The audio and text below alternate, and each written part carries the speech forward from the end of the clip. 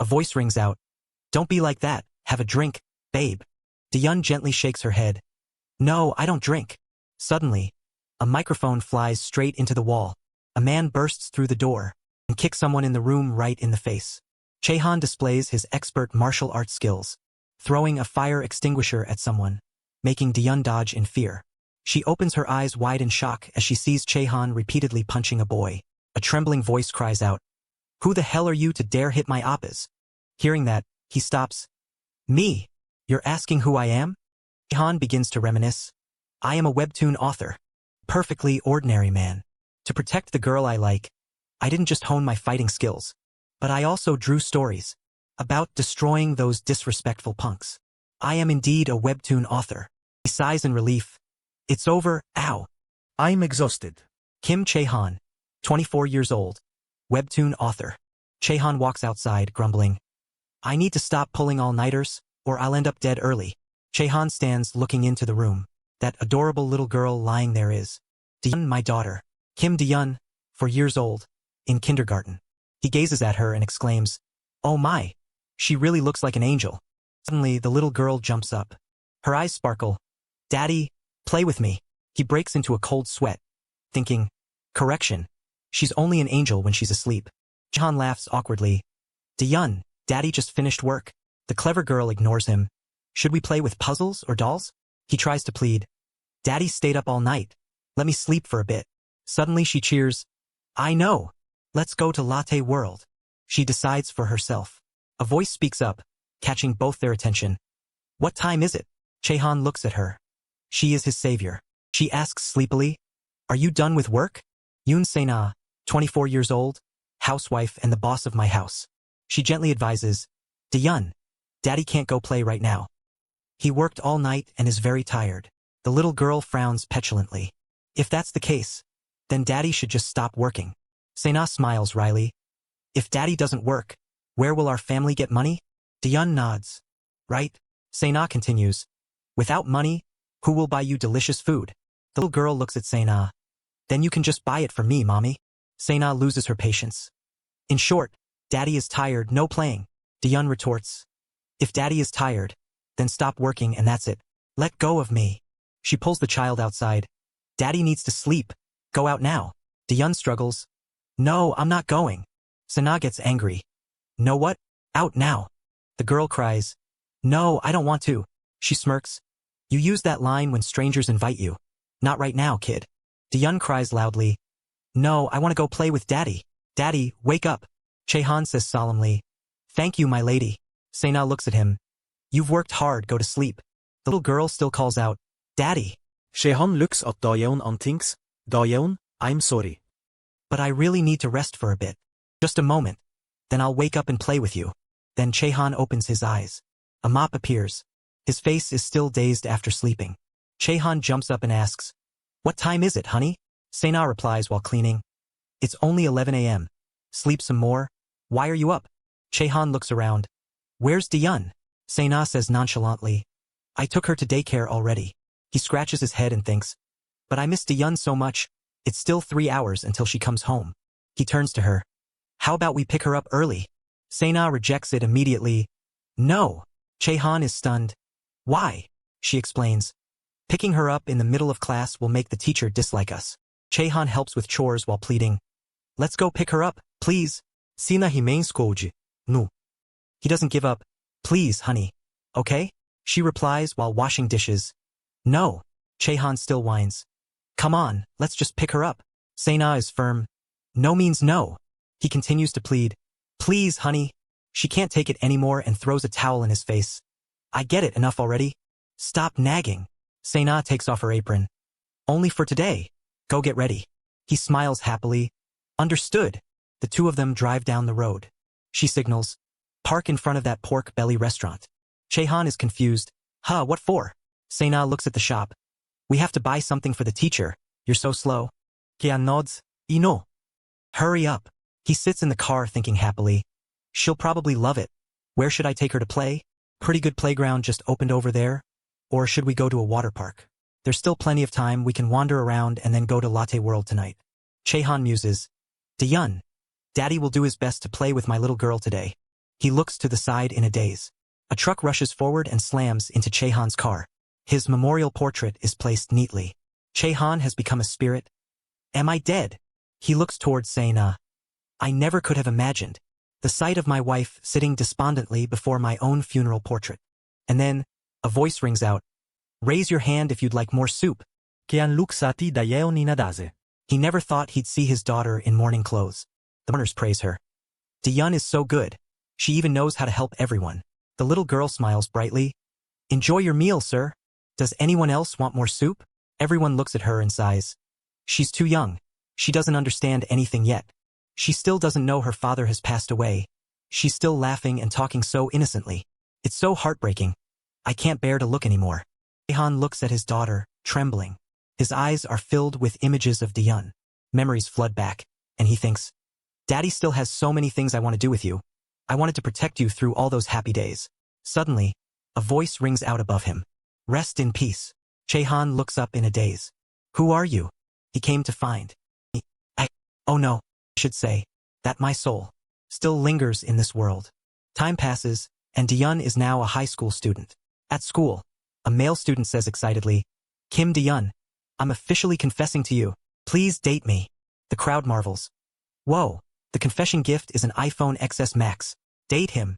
Diyun says softly, I'm sorry. That guy's friends freeze. He suppresses his anger. I'm speechless. Damn it. I only did this because I felt sorry for you, but you don't know how to appreciate it at. From today, you are officially on this school's blacklist. 1 month later, in the classroom, the teacher's voice rang out. I am very disappointed. Whoever took Jimin's wallet, raise your hand now. It's not too late. A kid at the back raised his hand. Teacher, during P earlier, Kim Diyun was in the classroom. From inside her belongings, a wallet fell out. The teacher said coldly, Kim Diyun, bring your parents to see me tomorrow. The bullies mocked. Teacher, her dad is dead. Maybe call the neighbor? That's a lot of dads, isn't it? Chehan witnessed it all. I knew it. I suspected it when I saw her bruised last time. I could only stand by and watch her get bullied. Unable to do anything. Being a father is so useless. No, I have to do something. Just wait, you bastards who dare to touch my daughter. Just you wait.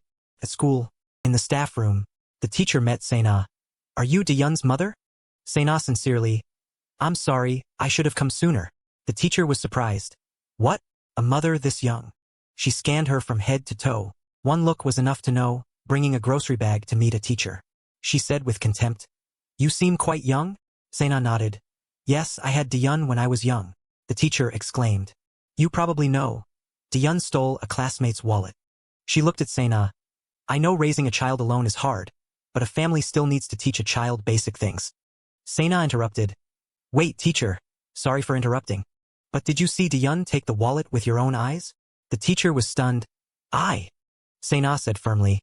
I cannot entrust my child to someone who lacks basic life knowledge like you. Excuse me. Cana turned to Diyun. Why are you standing there? Say goodbye and let's go. Diyun looked at her mother in confusion. The mother and daughter walked silently across the schoolyard. Diyun trembled. Mom, it really wasn't me. Cana stopped. Asked gently. Diyun, do you know how many people are on this earth? The girl opened her eyes wide. Yes, about 7 billion. Cana nodded. Even if a few people at school turn their backs on you, it doesn't mean the whole world does. Cana smiled. Let us transfer schools. Chehan looked at her. My wife is truly a strong woman. Diyun looked at her mother happily. Chehan's spirit was proud. So cool, my lady. He thought about the days Cana struggled to raise their child alone, enduring criticism. Where's the baby's father? A single mom? I heard she's promiscuous. This world is so cruel to a young woman like her. But my wife, she never ran away. We worked hard to save up for this home. Ignoring the gossip, my wife was determined to protect our home. My office is still kept as it was. Thanks to that, my spirit can rest here. Sina shote, King Dayon. Kian jumped. She continued. Are you planning to be late on your first day? On the first day of the new school, Diyun argued. I'm already up. Cana was cooking.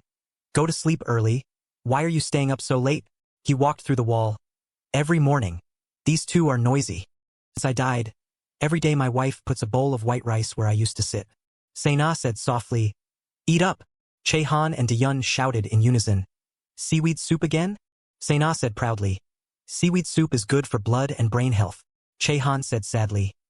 After all these years, she hasn't changed. She stood outside the door and called in. Mom's going to work. Don't be late for school. Dayoung nodded.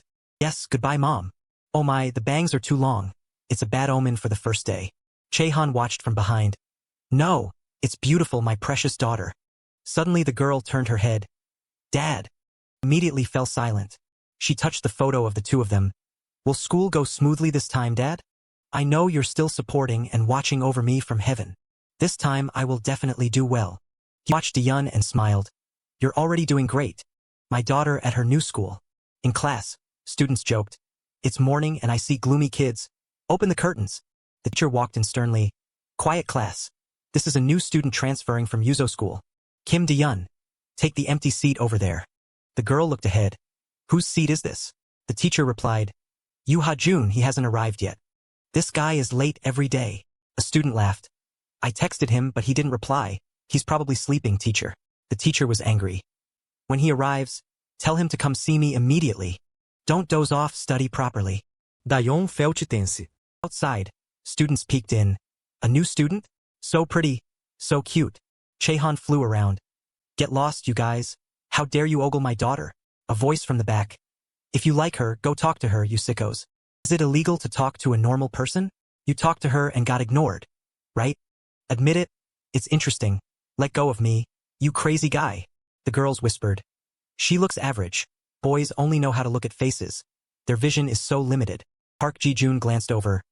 What's beautiful about her? How can she compare to our Jo-ji? The cheering started again. Yo-yi. The three of them froze. Sejong gritted her teeth. These guys are crazy. Ji-jun quickly said, Sorry Ji-ji. I forgot you don't like being called by name. A male student approached Diyun. The class is a bit noisy, right? Hello Diyun. I'm Hong Jae-ho, class president of 1 to 2.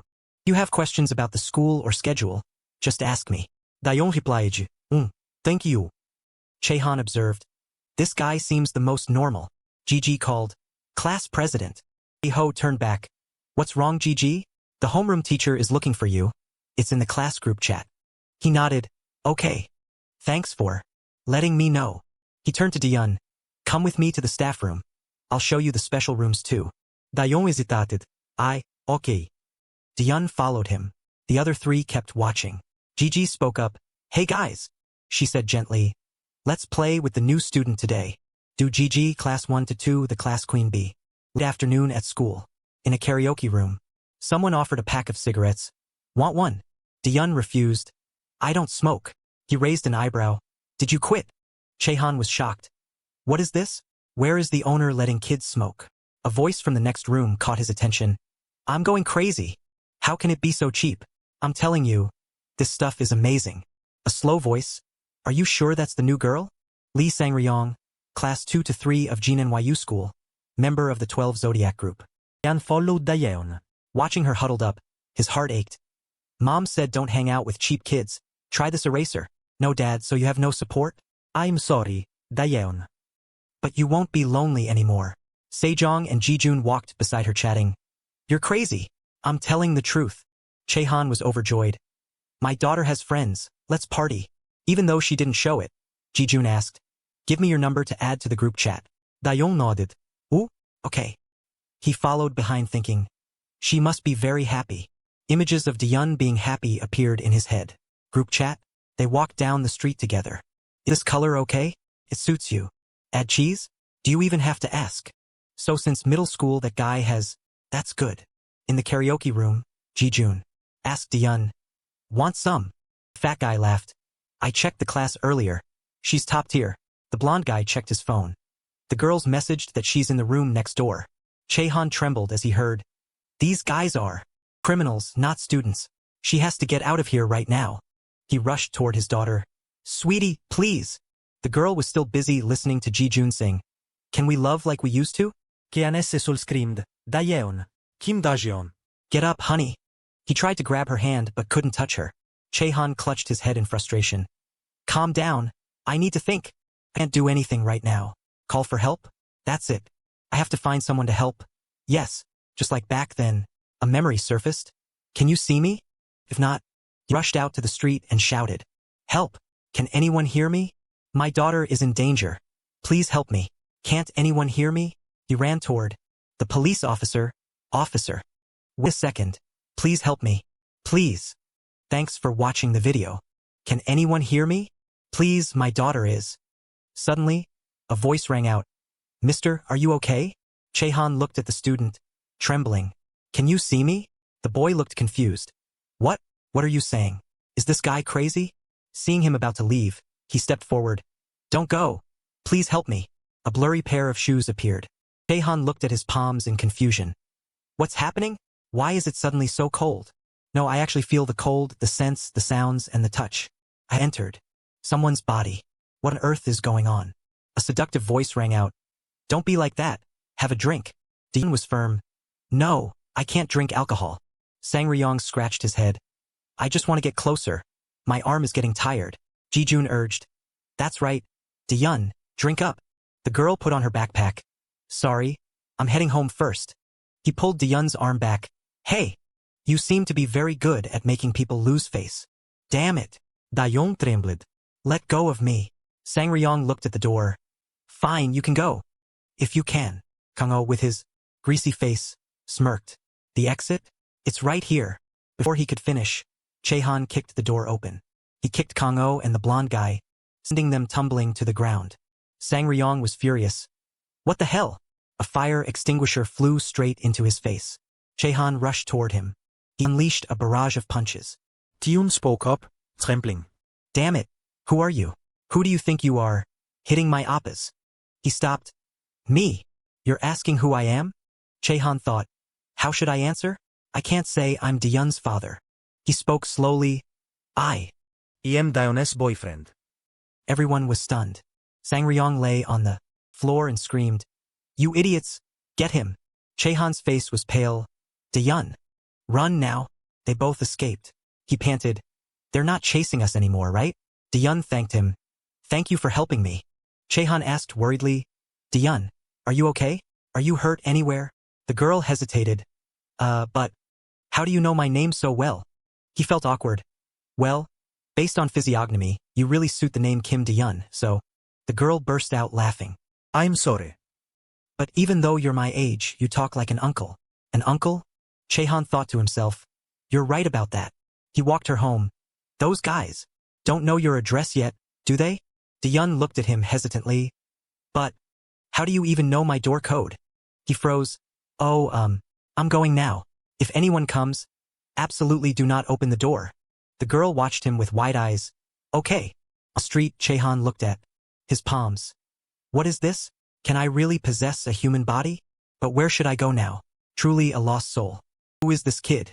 Anyway, he doesn't even have a decent phone.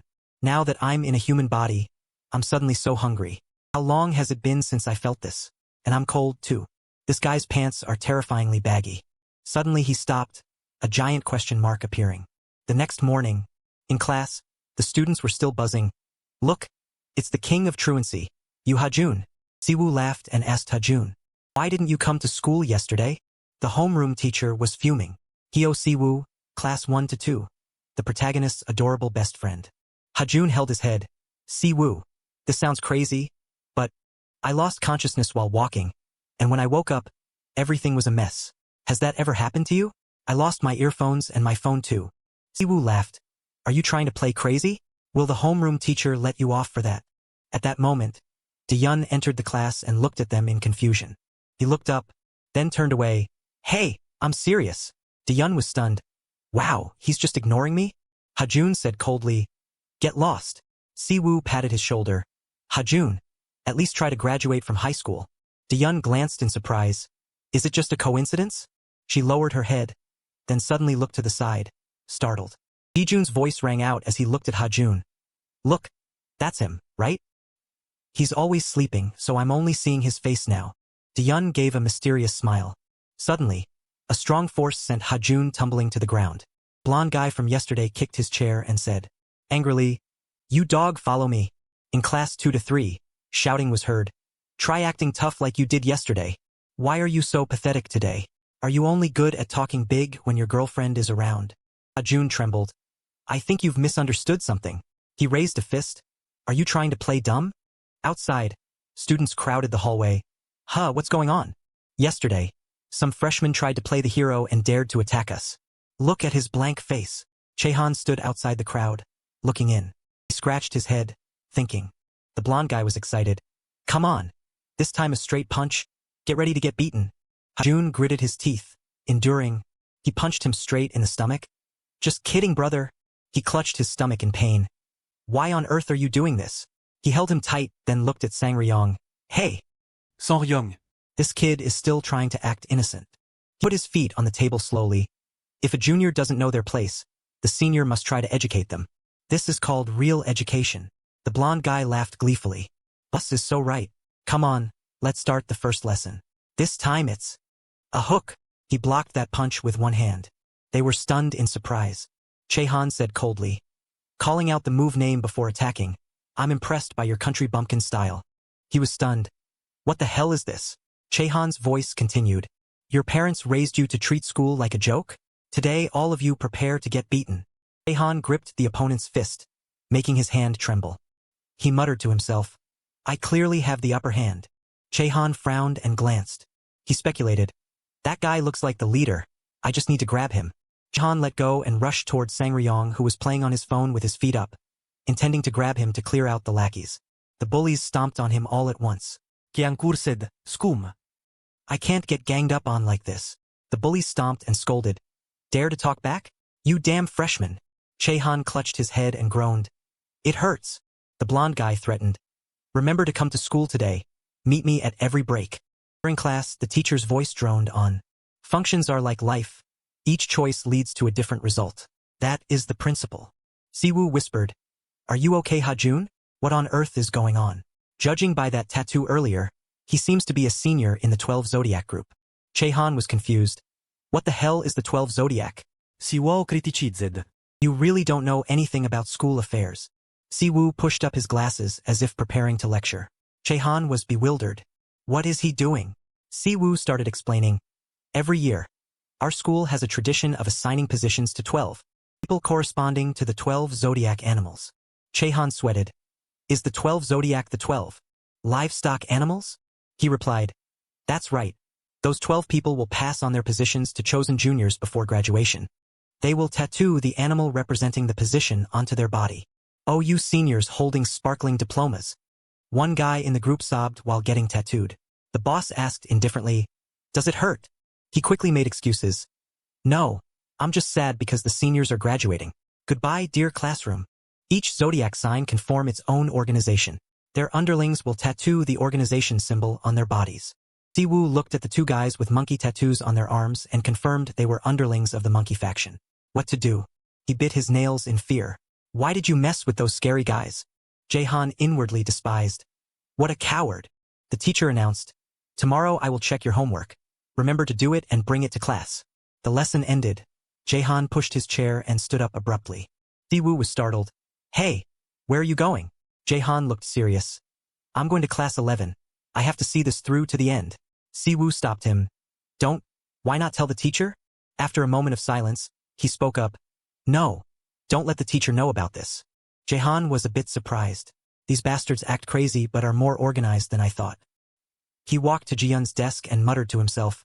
If I don't nip this in the bud now, then my Ji-yun will keep getting bullied. The girl looked up curiously at him. Seeing Jaehan so determined, Ji-yun turned away in fear. She was truly terrified of having to go to school. Jaehan patted Siwoo's shoulder. Anyway, thanks for worrying about me. Siwoo was uneasy. Hey you idiot, what are you planning to do again? Jaehan walked aggressively down the hallway. He calculated. When fighting a large group, positioning is most important. The anchovy-faced guy seems to be the leader, but physically he's the weakest. Jaehan planned.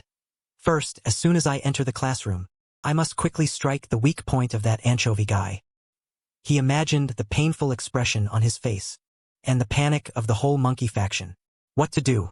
Call the nurse. Nurse. When their attention is distracted, I will take advantage of that opening. To rush straight to the real leader. Jaehan thought to himself, if I can take him down, then I will have a chance to win. Back to reality, he opened the classroom door and cursed, You damn anchovy! Jaehan raised his leg to kick but suddenly stopped. Ah! In front of him were Sangryong's underlings sitting as if preparing to watch a movie. The underlings saw Jaehan appear and cheered excitedly, while Sangryong sat behind, indifferently playing on his phone. This is the Colosseum mode that the anchovy guy mentioned. They sat in a circle simulating a Roman arena to watch the gladiators fight. A muscular guy put Jaehan in a headlock and said excitedly, "Come on, let's do round 2. It was Baek Kong-ho, 18 years old, the leader of the monkey faction in the 12 Zodiac. Jaehan stared blankly at Kong-ho. He was helpless, cursed softly in his throat. In class 10-2, a student complained, "Have to study boring subjects from middle school again. Which country is Belgium?" His face was full of wounds with bruised eyes, clothes disheveled. The teacher reminded, "Korean companies evaluate very quickly. Prepare your PPTs carefully." The lesson ended. Jaehan pushed his chair and stood up again. Siwoo panicked. "Hey, are you going again?" He walked decisively. "If I'm going to do it, I have to do it to the end." Siwoo worried. "Look at your battered state. Going there now is clearly seeking death." The wounds on his face became even more severe after returning. Jaehan scratched his head helplessly. With a chaotic mind like this, how can I accomplish anything? Jaehan determined, "I need to make a more specific plan." Another lesson ended. The teacher instructed, "Next period is a discussion. Prepare arguments for and against." The lesson ended. Jaehan stood up immediately. "Siwoo panicked. Ay, yo ajun. If you keep going like this, you'll really die. Don't go." Siwoo reached out helplessly into the air. "Oh, Im Garyong. Why are you still sitting here?" Jiyoon mocked. "Didn't your boyfriend leave already?" Hayeon was confused. Yeon. "Boyfriend?" Sejong stepped up. "I heard she dared to touch my appas." Jiyoon remarked. "What a speechless couple." Jiyeon lowered her head in fear. She remembered the time at the karaoke room. The person who saved her then. Was it that person, right? Yeon felt guilty. If so, it's all my fault. He got beaten because of me. Is he being beaten by the upperclassmen? Jiyeon frowned and placed her hand on the edge of the desk. She pushed her chair, trapping Sejong's hand, causing her to scream, "Ah!" She left. Jiyoon and Sejong screamed from behind. "You brat! Don't you dare stop there!" Jiyeon was determined. "I have to save him." In the hallway, Jaehan walked decisively. "You trashy scumbags, just you wait." His eyes were full of confidence. "This plan of mine will definitely succeed." In the monkey factions classroom, someone wondered, "Hey, why hasn't he arrived yet? Break time is here. Did he run away?" Sangrion refused. "That won't do. I'm busy studying hard. I'm not participating." The blonde guy chuckled. "All right, wait for it, Sangrion. I'll personally go fetch him." "Well, that's some good equipment." A sinister laugh rang out. He asked Sangrion, "Now it's just you, isn't it?" Outside, the school still looked peaceful, but something earth-shattering was about to happen. Just then, in Jiyeon's classroom, the two girls' voices shrieked, "Hey, you brat!" While Jiyoon and Sejong scolded Jiyeon, Siwoo bit his nails nervously. If Hajun keeps this up, he's really going to die. He was about to stand up and tell the teacher when he spotted a notebook on Chaehan's desk. He picked it up curiously. "What's this?" "A plan to suppress the enemy." Contents read, "Must stay calm. The one sitting in the back is Sangrion, the leader. I must catch this guy, but I can't infiltrate the 11th grade class through the back door because his lackeys will catch me immediately." Jaehan had underlined the conclusion in red. "Therefore, I must attack from the front door. But the distance from the front door to his seat is far. I'll 100% be caught before I can reach him."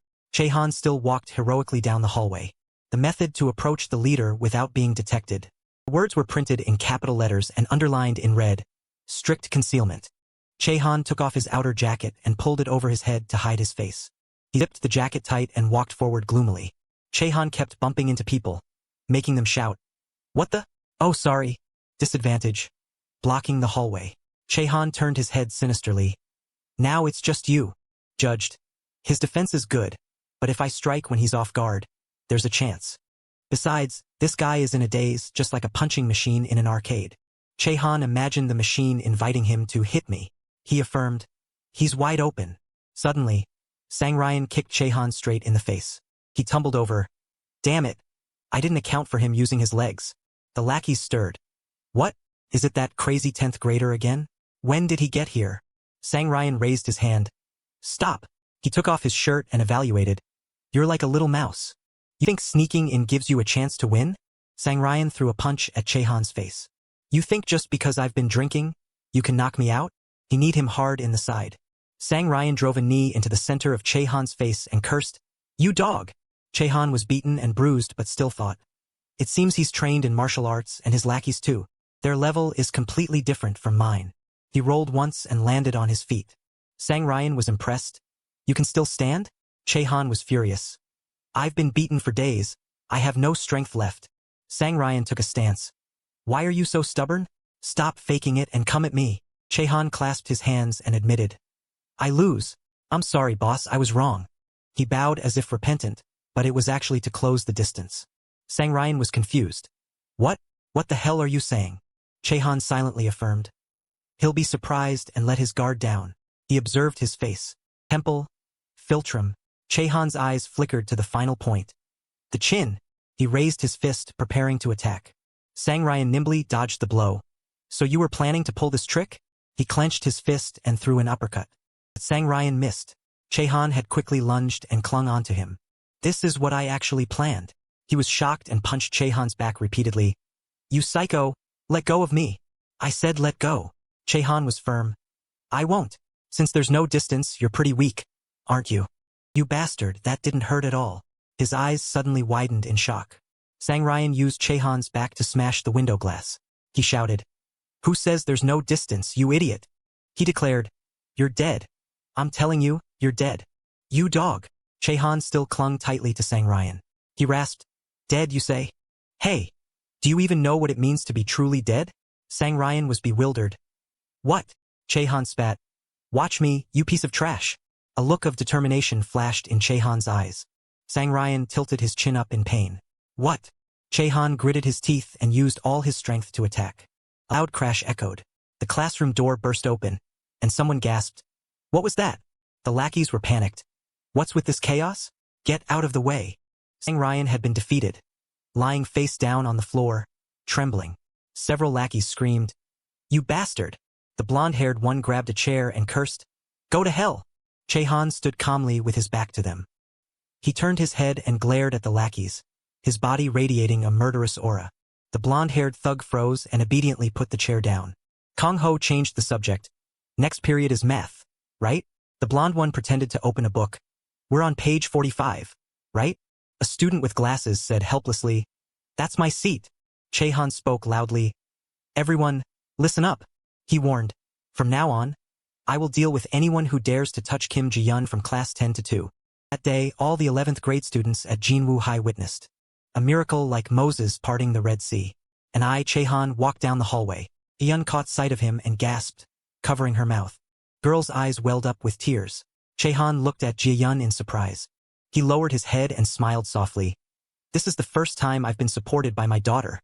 While supporting Chehan, Ji-yun said gratefully, "Thank you." She burst into tears. "I'm sorry I didn't know about this sooner." He sobbed. "I'm sorry." Chehan thought to himself, "No, I'm the one who should be sorry for not being able to protect you all these years." Kian suddenly stopped. Ji-yun looked up in confusion. Ha-jun had returned to his body. He slumped down, clutching his head and screaming, "It hurts! It hurts!" Ha-jun looked up and accused Ji-yun. "What are you doing? Why did you hit me?" The girl's face was full of question marks. Chehan opened his eyes in shock. His soul was lying in the middle of the road. "This is the crossroads near the convenience store." Kian pondered. "Come to think of it, every time I possess Ha-jun's body, I always wake up in the place where I died." He sighed. "It seems if I sneeze, my soul gets ejected and returns here, right?" "Wait a minute." Chehan suddenly realized. Then is it already the next morning? He called out his daughter's name and ran off. At Jae-yun's school, teacher was lecturing, and the classroom was pin-drop silent. Ha-young glanced sideways in confusion. She remembered the scene in the hallway and was completely baffled by Ha-jun's change in attitude. He had walked away first, wondering, "What's wrong with me lately?" Yun wondered, "Is he mentally ill?" Back in the present, she looked at Ha-jun. Do mentally ill people usually look that normal? Ha-jun's condition was not good. He clutched his head, searching for information about his abnormal symptoms. Kian watched anxiously. He looked at Ha-jun and Jae-yun and breathed a sigh of relief. Fortunately, those 11th graders didn't come to cause trouble. Both of them are okay now. Suddenly, there was gossip. "Did you hear the news?" "What news?" A guy holding a cigarette asked. "You're saying Sang Ryan from the 12 Zodiac was defeated? How is he now?" A student spread the word. Sang Ryan and Kang Ho had to crawl for the seniors to ride on them. How humiliating. The one smoking ordered, "Let's head to class." Kian stood silently watching. Because of what happened with the underclassmen, Sang Ryan's tattoo was forcibly erased by the boss, and he became a laughingstock. Sang Ryan trembled as he propped himself up. The tattoo on his arm had been crossed out. Chehan was annoyed. "I told you not to touch my daughter, you villains." Lunch break arrived, and students cheered as they went to eat. Siwoo asked with concern, "Hajun, aren't you going to eat?" Hoeun replied dismissively, "Yeah, I'm going to sleep." Chehan looked at Hajun slumped on the desk and felt repentant. "Because of me, this kid got beaten for nothing." "I'm sorry," he thought, "but he still needs to eat." Chehan possessed Hoeun again. In the cafeteria, the atmosphere was very lively. Jiyun was panicked. "Iji, what do we do now?" Sejong reminded her. "Act natural." Jiyun cursed. "Are you crazy? Is that important now? The appas have become a laughingstock, and now it's our turn." Chehan set his food tray down at the three girls' table. Jiyun and Sejong were shocked. "What? Who said you could sit here?" He began to eat ravenously. Sejong was helpless. "Seriously." Jiyun scolded. "Go eat somewhere else, you psycho." Chehan felt blissful. "How long has it been since I've had a real meal like this? The cafeteria food is delicious." Chehan finished the tray and was satisfied. "I'm so full." While picking his teeth, he spoke up. "Hey, you too. Is bullying others really that fun?" Sejong was surprised. "What?" Chehan reminded them. "Your actions are a violation of the law. You grow up, even if you want to fix your mistakes, this stain won't be erased." Sejong cursed. "What the hell is this sicko talking about?" Sejong said smugly. "We're minors. We're protected by the law." Jiyun added, "Worry about yourself. Who was the one who caused violence at the karaoke room? I wonder who's the one who'll end up in prison." Chehan mocked calmly. "I'm a minor too, an accidental minor." Chehan stood up and warned. "From now on, I'll be watching you. If you keep bullying Jiyun, I'll make your school life miserable." Chehan turned to leave, then suddenly stopped and whispered, "Oh, and you too. Don't be a picky eater. Finish this bowl of seaweed soup." He whispered into Yiji's ear, "Eat seaweed soup. It's good for your blood and makes you smarter." He walked away and casually asked a student, "Excuse me, where do I return the tray?" Sejong and Jiyun grumbled. "What a psycho. I'm leaving the seaweed soup behind too." Yiji, who had been silent, suddenly blushed. At OK Entertainment, fans cheered. "Appa, keep it up." Countless fans encouraged him. "You'll definitely debut next time. You should only walk on a path of flowers." Junho replied, "Thank you, everyone." A girl with glasses complained. "The company is so unfair. Can't your dad just let you debut?" Kwak Chi-ho said politely, "Thank you for waiting, but I want to debut fairly through my own merit." He affirmed, "I will definitely work harder." That was Kwak Chi-ho, 19 years old, a 12th grader at Jinwoo High. Fans exclaimed, "Oh, that's so touching. I have to record what Chi-ho said." A shy girl stepped closer. "Appa, I'll keep sending you letters. It's okay even if you don't read them." Chi-ho was friendly. "I know, you're from Cheonan, right? It's late. Go home carefully so you don't miss your bus." Chi-ho waved goodbye. "I'm going to practice now." The girl was so happy she fell over, and everyone rushed to help her up. The screaming didn't stop. Chi-ho walked away coldly, muttering, "Such hypocrites. Someone call an ambulance." Chi-ho sighed in disgust. "Seeing them so obsessed with me is sickening." Then he cursed under his breath. Behind that handsome face was the leader of the monkey faction in the 12 Zodiac, Kwak Chi-ho. After school, the bell rang, signaling the end of the day. Students joked, "Let's go eat spicy rice cakes." Chehan was sad. "School's over, but where should I go now? Where does this kid live? I want to sneeze to get out, but I can't even do that." Suddenly Jiyun ran up. "Wait a minute." Chehan was delighted.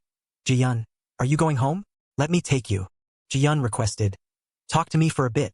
Chehan was flustered when she led him to a deserted spot. Jiyun was serious. "I've thought a lot about your change." She looked down. "You help the weak but hide your identity. You're a superhero, aren't you?" Jae-yun made a superhero pose. "With great power comes great responsibility." Jaehan was exhausted. "What on earth is she saying?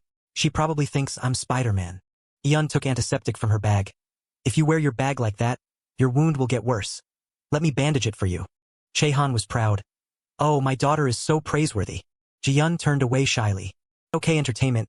Chi-ho smiled and greeted fans. "I'm going to practice. Thank you for coming all this way to see me." Chiho walked away angrily. What a bunch of creeps. Someone call an ambulance. Yua called out, Chiho, I told you to park in the garage. Why do you always have to use the main entrance? Chiho said nonchalantly, just passing by to talk to the dogs for a bit. Yua was surprised by his personality. Tonight's schedule is dance practice with the group. Kyo was indifferent, yet sweating. Yua was in a difficult position. But the director said he's coming to check this week. Chiho asked back, what? Then he gave a radiant smile that made Yua shiver. Do you think I'm not working hard? In the Rainbow Boys practice room, the leader ordered, let's take a break and then sync the chorus. Chiho opened the door and walked in. Hey guys, I'm here. Everyone welcomed him happily. He was flustered. Sorry I'm late. The other members were generous. It's okay. We just started our break. Chiho asked. Then I'll go to the office for a bit. I have some private business. They nodded in agreement. Chiho left, cursing in his heart. You bastards, your attitude is so obvious. He knew they were mocking him for being a privileged kid and the parasite of the group. Chiho's father had also scolded him for being useless, afraid he would embarrass him. Chiho leaned back in his office chair and laughed coldly.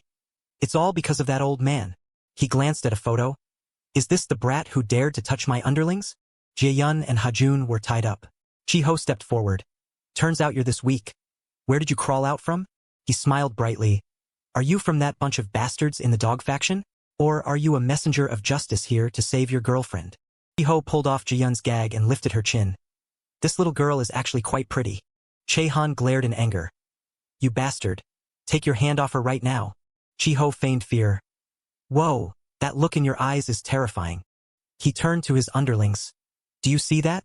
I'm so scared I almost peed my pants. Chiho challenged. You want to hit me? But what can you do with your hands tied like that? Suddenly, a punch landed squarely on Chiho's face, sending him tumbling. Chiho scrambled to sit up. What? I clearly tied him up tight. Jae-han clenched his fists, radiating killing intent. Let's begin, Jae-yun remembered earlier. She had given Jae-han the lighter the bullies had planted in her bag. Thanks to that, he burned the ropes to escape. Jae-han grumbled. Why did you keep trash in your bag for so long? Jae-yun snapped back. Are you my mom? Why are you nagging? Chiho screamed. You idiots! Get them already. The atmosphere grew tense as Jae-han and Jae-yun took their fighting stances. Jae-han calculated. If it were one-on-one, I'd have a chance through sheer grit, but this is different. The opponents aren't just students anymore. They're real gangsters. Chiho's underlings worried. Boss, stop the bleeding. We'll handle this guy. Jae-han was shocked to see the executives of the Shin organization appear. Kim Won-sung, 17. Dong King Kong, 18. Do Sammo, 19. And Monkey Magic, 17. Each had their own special ability. Jae-han felt a chill. Where on earth did these guys come from? A sudden kick aimed for Jae-han, but he blocked it just in time. Sammo smirked. Tense, isn't it? Jae-han noted. This bastard's surprise attacks are real. Ga-yeon trembled. Jae-han reassured her. Don't be afraid. Just stay behind me. He recalled his true job as an action webtoon author. To write his stories, he had visited martial arts centers for research. The instructor had taught him many professional fighting techniques. Jae-han had refused to spar for fear of pain, but he observed the movements closely. I haven't fought since I had a child, but now it's time to apply what I learned. Jae-han extended his leg, stopping the enemy's momentum before making them lose their balance. Putting his weight on his front leg, he threw a powerful punch that sent King Kong flying. The others were stunned. How is this possible? Jae-han was also surprised. Could the techniques from my stories have seeped into this kid's body? If not, then... Chiho stepped closer to Jae-yun. Are you some hero of justice here to save your girlfriend? He ripped the gag off Jae-yun's mouth. Chiho lifted her chin. This brat is actually pretty cute.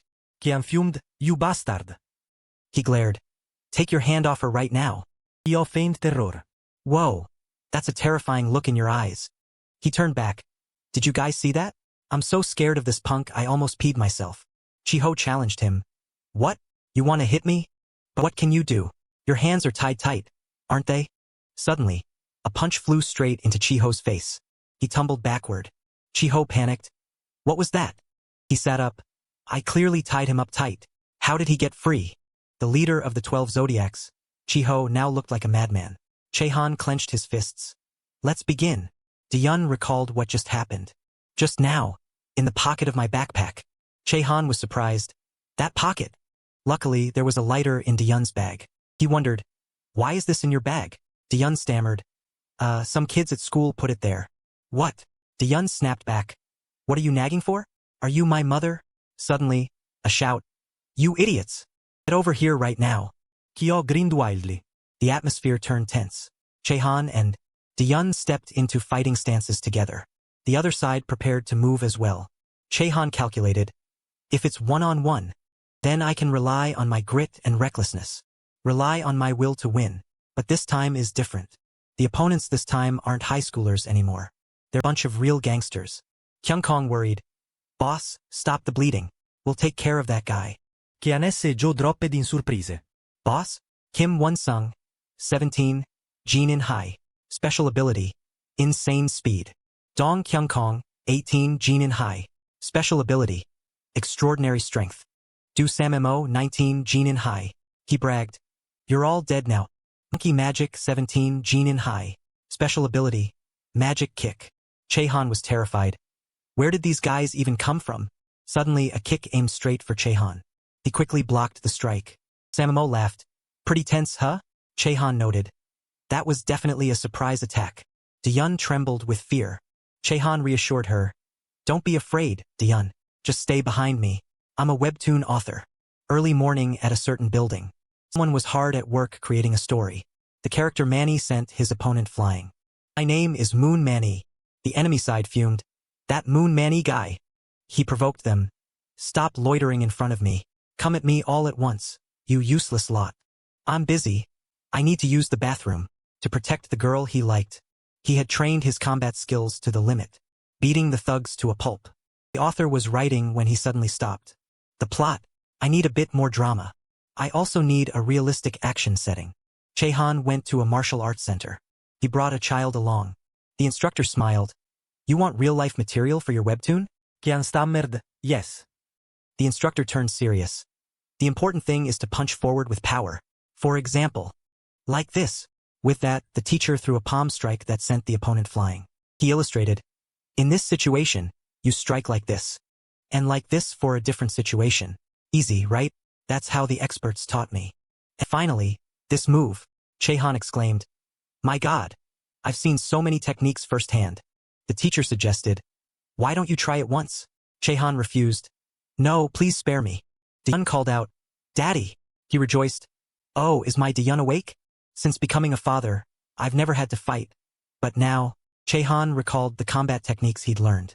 Could they be applied to reality, I wonder? Chehan extended his leg, stopping the enemies before they could gather their strength. Then he made the opponent lose their balance. Taking advantage of the opening, he put his full body weight into the kick. Chehan clenched his fists. He landed a finishing blow that sent Kyungkong flying. The rest were shocked and amazed. How could this happen?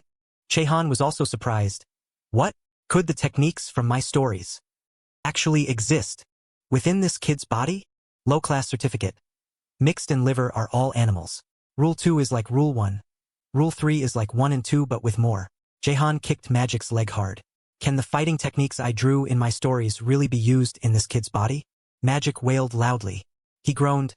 My leg! Monkey Magic 17, Magic Kick. Won-sung screamed.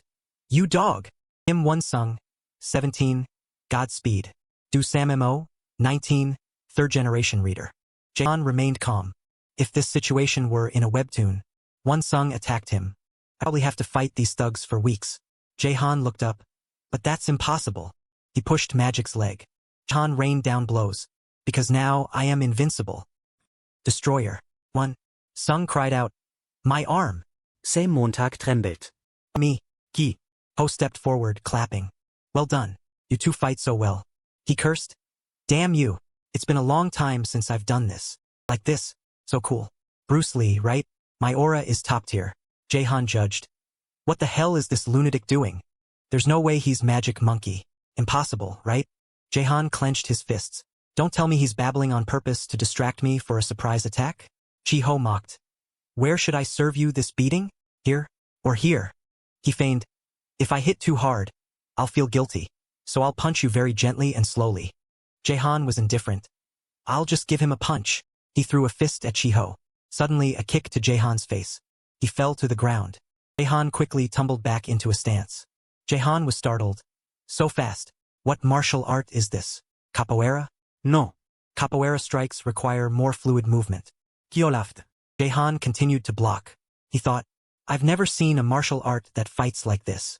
Then, Chiho bragged, You dog, are you sure about this? Why aren't you dodging my attacks? Why aren't you fighting back? I asked why you won't fight back. Why do you keep coming forward, you dog? Jaehan shouted.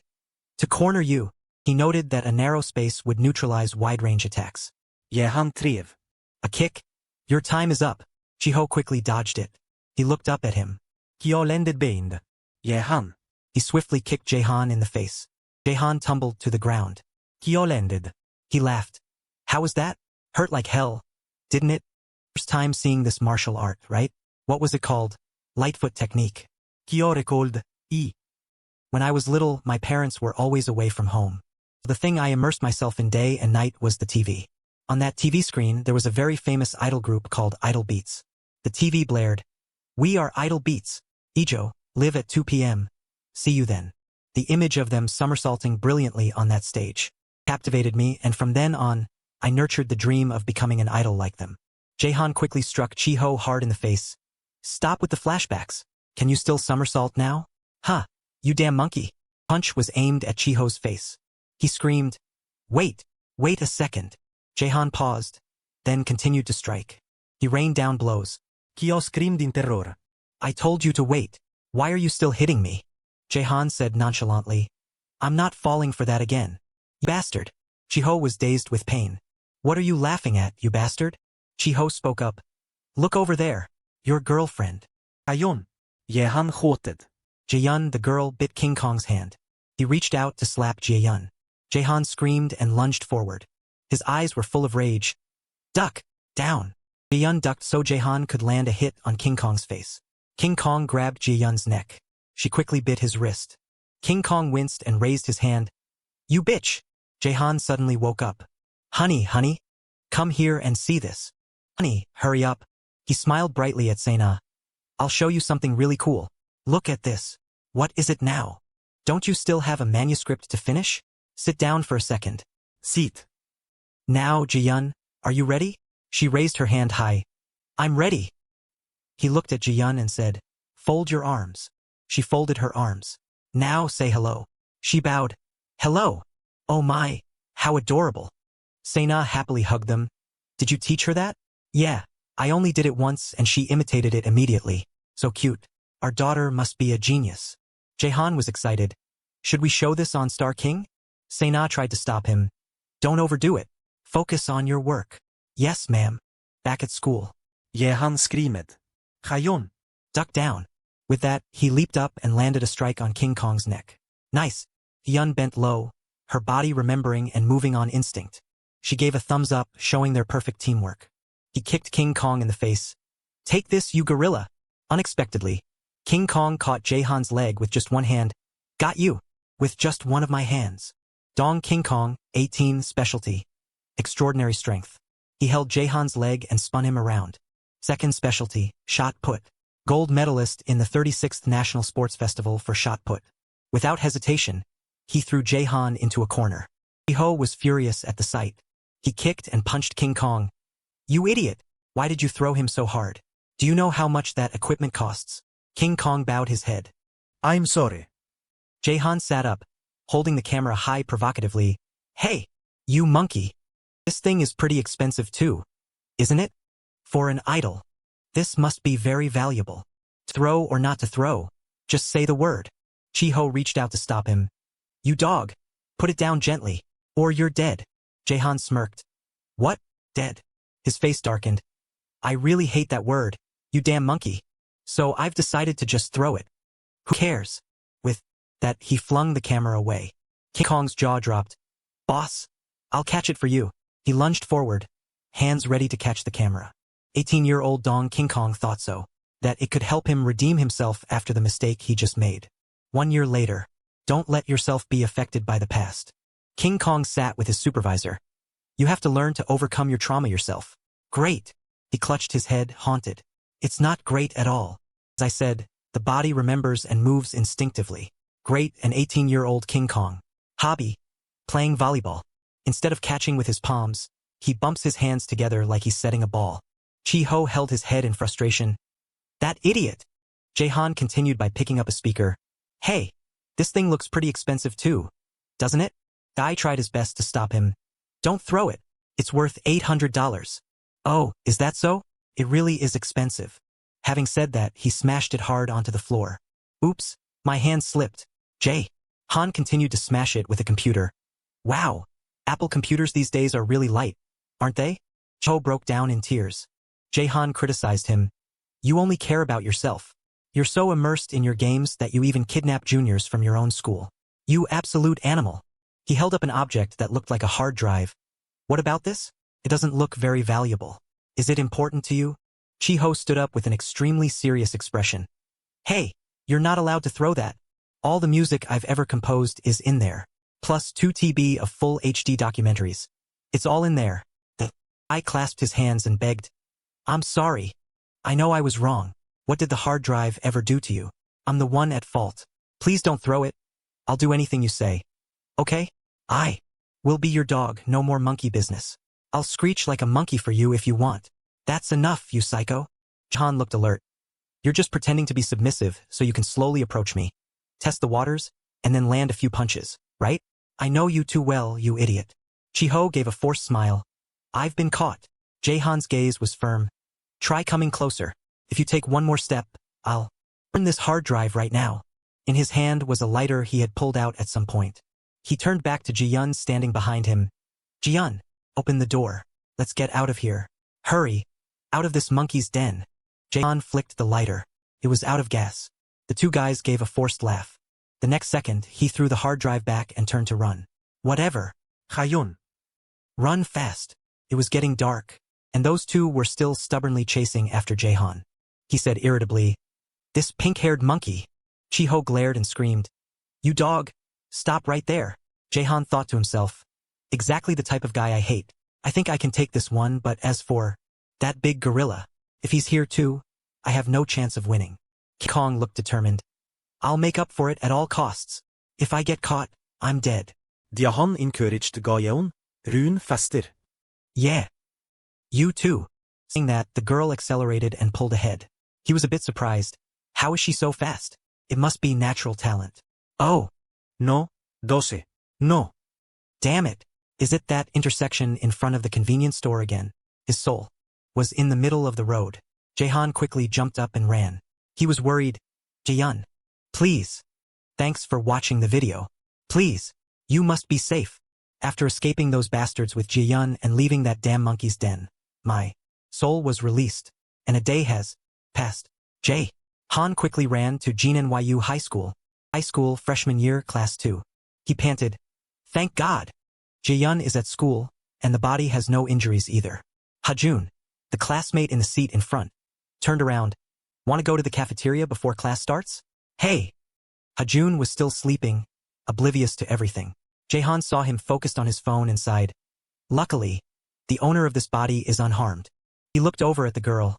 Jaehyun. It seems she made it home safely last night. Jeho slowly mocked up to Gaeon. Gaeon. Here. These are the notes from last time. The girl smiled. Ah, thank you.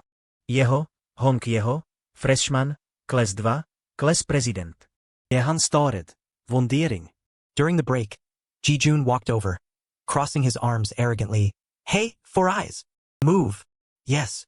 She sat at the desk in front of the sleeping Hajun. Hey, Lee Hajun. Meet me after school. You hear me? After a while with no response, he was still asleep. Tiun trampel. Hey. 4 eyes. Is this guy still alive? He's just sleeping. She screamed. Wake up. I have something to say to you. The atmosphere remained silent. A voice from behind rang out. Furthermore, the only person in this school who can wake up Lee Ha-jun is me. Hyo Si-woo, freshman, class 2. I handle the cute and explanatory roles in this story. The protagonist's friend, and only me. Eun Hyeon blushed in admiration. Strange. What's with this style? So cute. He put his hand over Ji-jun's mouth. She challenged him. Fine. Then wake him up. Si-woo gently sat down. Ho E-yun. School's over. His tone was a bit sweet. Immediately, Ha-jun raised his head. The two girls gasped. He's awake. Seriously. Hajun grabbed his backpack hanging by the desk and prepared to stand up. The three of them watched in astonishment. The next second, Eun-hyeon stood behind and pressed her hand on his shoulder, forcing him to sit back down. Si-woo pushed up his glasses, satisfied, just like how only King Arthur could pull Excalibur from the stone. Only I, Hyo Si-woo, can wake Hajun up. Ji-jun pushed him aside. I get it, move. Hey, Lee Ho-eun. Let's meet for a bit after school. Later, Hajun was surprised. What? Is school not over yet? Eun-hyeon replied wearily. It's still morning, you idiot. Ji-jun rested her chin on her hand. Anyway, someone wants to have a word with you. That person is Yahello. Ho-eun was surprised. Daddy? Si-woo wondered. What is a JG? Meanwhile, JG was busy staring in the mirror and applying lipstick. Ji-jun and Eun-hyeon turned back to look with disbelief. Do these guys really not know who JG is? Hajun sat up straight. Si-woo. Yeah. Jaehan was currently huddled in a corner of the desk, hiding because Lee Hajun could see him. Wake me up when school is over. Having said that, he slumped his head back on the desk to sleep. This guy must be mentally deficient. Bell rang. Time's up. Jae-ho came up from behind. Hey Si-woo. It's your turn to clean this week. It's tiring, right? Let me help you with the rest. You go back to class and rest. Si-woo said happily. Okay, thanks. Yahan was surprised. Jae-ho is damn kind. But I feel like I've forgotten something. What is this feeling? Hajun was sleeping in a corner, drooling. Jun walked in holding a box of snacks. Yeho. This is for you. Jae-ho turned his head. Jian. Thanks a lot. How did you know I like mint chocolate flavor? The two sat down, and Jaehan also sat behind them, observing. She spoke up. Thank you for taking me all the way home this morning. Jae-ho sighed.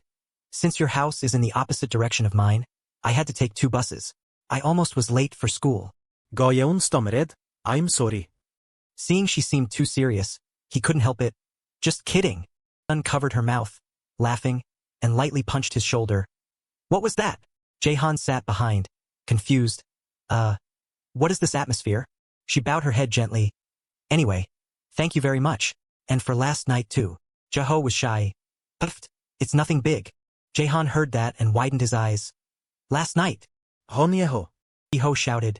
You son of a bitch. Jae-ho chuckled, preparing to swing his fist. I'm sorry, senior. What the hell happened last night? Jae-ho tossed the ball up. Class President Hong Jae-ho. Teacher, let me help you carry that. The teacher was happy. Thanks, Jae-ho. Is it heavy? He smiled and replied. Yes, it is. Good-natured personality. Jae-ho, are you a spy or something? He sat playing games with 2 friends. Not at all. Want to know who it is? Sure. Stand in the middle of the cafeteria and shout really loud. Then I'll tell you. Then who are you? He was loved by friends. The homeroom teacher exclaimed. Jae-ho ranked first again. Let's have a round of applause. He stood up, shyly scratching his head. His grades were always first or second in the class. Great throw. Jae-ho was also great at sports. All the girls in school admired him. I wish I could date Jae-ho. Then confess, what are you waiting for? What are you saying? Don't you know Jae-ho is the dream guy of so many girls? He doesn't even know who I am. And he was also extremely popular, a flawless guy. Jaehan thought to himself. He's like the embodiment of those characters only found in movies. But you can't fool me. Activating the eyes of a webtoon artist. Perfect character with a sunny smile. Guys like this in stories usually hide something shady behind that handsome face. And above all, Jae-ho said in a slow tone, Thanks a lot, Dan. It's delicious. How did you know I like mint chocolate flavor? Gayeon spoke shyly. Heyeho. Thank you for taking me all the way home this morning. Jaehan was surprised. He took her home? Just looking at his face is enough. What are you saying? I already know he intends to flirt with Jae-yun. She bowed her head. Anyway, thank you very much. And for last night too. Jae-ho smiled awkwardly. It's nothing big. Jaehan was frustrated. And what the hell happened last night? Saying that, he quickly stood up. Enough. Owner of this body. I know you're sleeping, but sorry. Let me borrow your body for a bit. After school, Jaehan approached from behind. Class president. Jae-ho turned around, smiling. Hajun, you finally woke up? Are you going home now? He didn't care and continued. I want to talk to you privately for a bit. The two walked to a secluded spot. Jae-ho asked shyly. So, what do you want to talk about? Suddenly bringing me to a place like this. Why do I suddenly have a familiar feeling? Déjà vu. Jaehan scratched his head. The thing is, I don't mean to pry or anything, but last night, what happened to Kim Ji-yeon? Jae-ho was surprised. Ah, you don't remember anything? I mean, maybe you don't remember anymore. Scene changed to last night. Jaehan and Ji-yeon were running frantically. Run fast! Jaehan's body suddenly stopped. One foot tripped over the other. The next second, he fell flat on the ground. Ji-yeon turned back worriedly. Ha-jun! Eun. Wake up! Just then, Chi-ho caught up. You dogs! I caught you! King Kong lunged forward, preparing to grab Ji-yeon, when suddenly a foot swept across, causing him to fall flat. Kyo screamed. King Kong, what bastard dared to do that? A voice came from behind. Sorry, senior. Jae-ho smiled brightly. Are you okay? King Kong lunged up. Motherfucker! Jae-ho threw a heavy punch at his neck, making him spit blood, losing consciousness and lying limp. Kyo stood from afar, bewildered. What happened? Why are you here, you son of a bitch? Hong Jae-ho. Jae-ho smiled awkwardly. I just happened to pass by. Didn't expect to meet you here, senior. But it seems you are threatening. My classmate, right? He laughed loudly. You animal! Where did you learn that style? Of grinning with 10 teeth showing? Jae-ho didn't back down, replying, Didn't you teach me everything, senior? Saying that, he quickly dodged Chi-ho's attack. I'm sorry, senior. It hurts a lot, right? Chi-ho knelt on the ground, but his mouth was still smiling. You've crossed the line. You dog. Why are you so hot-headed? Jae-ho scratched his head, confused. I'm sorry. Please forgive this junior who is still lacking. Ah, there's one more thing I want you to forgive me for. Throughout this time, every move of yours, I have recorded it all. Chi-ho squinted at the phone. A student's food tray was thrown onto the floor by him. He sat leisurely, filming, forcing that student to eat like a dog, laughing with delight. This guy is a real animal, and yet he's still eating. This guy, he's really plump. He took off another student's pants and filmed it. He raised his hand to hit that girl. You girl, you've got guts. When the hell did I date you? Why do you keep making me play the villain? Fuck you. Chi-ho beat another student black and blue. Do you think I crave your shirt? Just a trade. Jae-ho said in a challenging tone. Senior, you're planning to debut as an idol, right? If I accidentally post this on my account, what do you think your future will be like? Chi-ho laughed loudly. Cute. You son of a bitch. Do you think I'm afraid of those bullshit threats? Du Seung-gi-jeong. Chi-ho said, breathless. What the fuck? You still remember that name, right? You murderous bastard. 14. jeho tremblet. Not believing what he heard, Hae-jo said in a low voice, Chi-ho's classmate from 2 years ago. Surely Chi-ho still remembers. Hae-jo recounted it for him to remember. Chi-ho's face turned pale and darkened. Scene changed to 2 years ago. One morning at Jinenyu High School. In class, the teacher is announcing this year's school festival. She asks the class with a smile to choose a representative, and the room erupts into a noisy chatter. Oh my god! What are you saying, teacher? They all shout in excitement. It has to be Chi-ho, of course. He's a global star. Everyone in the class nominates Chi-ho. Chi-ho sits in the corner, a forced smile on his face. He thinks to himself, these idiots. At this time, Chi-ho is a first-year student in Class 4 at Jinenyu High School. A student suddenly says, but I think Sung-jan knows how to make music too. Chi-ho looks displeased, his body trembling slightly. The class agrees that Sung-jan is their school's YouTube star. Everyone agrees he sings very well. Suddenly, someone nominates him as well. Sung-jan smiles faintly, scratching his neck awkwardly at the nomination. The teacher says cheerfully, oh my, does our class have 2 stars? Then both Sung-jan and Chi-ho will participate in the festival. The teacher suggests, how about a duet performance? Both Sung-jan and Chi-ho force a smile upon hearing this. But deep down, both are dissatisfied with the suggestion. The scene shifts to a beautiful sunny sky, clear and blue, with clouds drifting gently in the breeze. Kyo sits watching Seung-jeon's video. This is your channel, right? Sung-jan nods slightly, his voice humble. It's nothing special, really. In Chi-ho's hand, the phone is playing a video made by Sung-jan. The video shows Sung-jan recycling household items to create music. The video cuts to a bottle filled with hard beads. Sung-jan shakes it gently to make a sound. Then it shows drums made from used paint buckets, and a guitar recycled from a mop and an old water jug. Chi-ho watches with interest and says, this method of playing a song with multiple sounds simultaneously. Laughs out loud. That's insane. He curiously asks Sung-jan how he made the drum sound. Sungjan replies that he used empty paint buckets. Chiho looks at him. His eyes are full of mockery. A person who turns useless junk into instruments? You must have way too much free time. Sungjan smiles softly, touching his neck, and explains shyly. Nothing is useless. Everything that exists in this world has its own meaning and value. He says that's what his father told him. Chiho's eyes show surprise, but also sadness. Chiho recalls his own father always shouting, "You useless brat! Stop bringing shame to my face." Chiho's face darkens as he mutters, "He's nothing like the person I know." Chiho quickly changes the subject, asking what song Sungjan is covering in the video. Sungjan smiles again, his face full of bashfulness. "I actually composed the song myself." Kyo asks in disbelief. What? "You wrote this all by yourself?" Sungjan nods slightly in confirmation. He touches his neck, smiling as he replies, "Though to a professional like you, my skills must seem pretty terrible." Chiho quickly responds, No, it's actually amazing. Doing this much is impressive." Sungjan shyly thanks Chiho for the compliment. Chiho thinks, where on earth did this guy come from? Chiho turns and suggests that Sungjan should visit his studio sometime. They could discuss the upcoming school festival there. Sungjan asks in surprise, "A studio? Ah, Chiho, you have your own studio." Suddenly, out of nowhere, a foot kicks Sungjan hard in the head. The kick is so powerful that it sends Sungjan crashing down right in front of Chiho. Chiho immediately turns around. A voice calls out, "Chiho, what are you doing here?" It's Ju Cheon, speaking with pure sarcasm. "With this singing clown?" Eunbin chimes in from behind. "What kind of singing clown is this?" Beside them, Dong Ho adds fuel to the fire. "A clown who knows how to sing, obviously." Ju Cheon is a first-year student from class 3. He looks at Sungjan with a mocking gaze.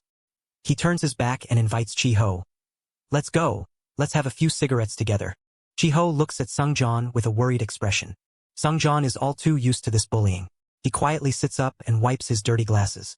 Chiho agrees and follows Ju Cheon's group. Scene shifts to OK Entertainment. Du Ie looks toward the door. "You're back. Chiho, your schedule for today." Before he can finish, Chiho says, "Hyung, I brought a friend today.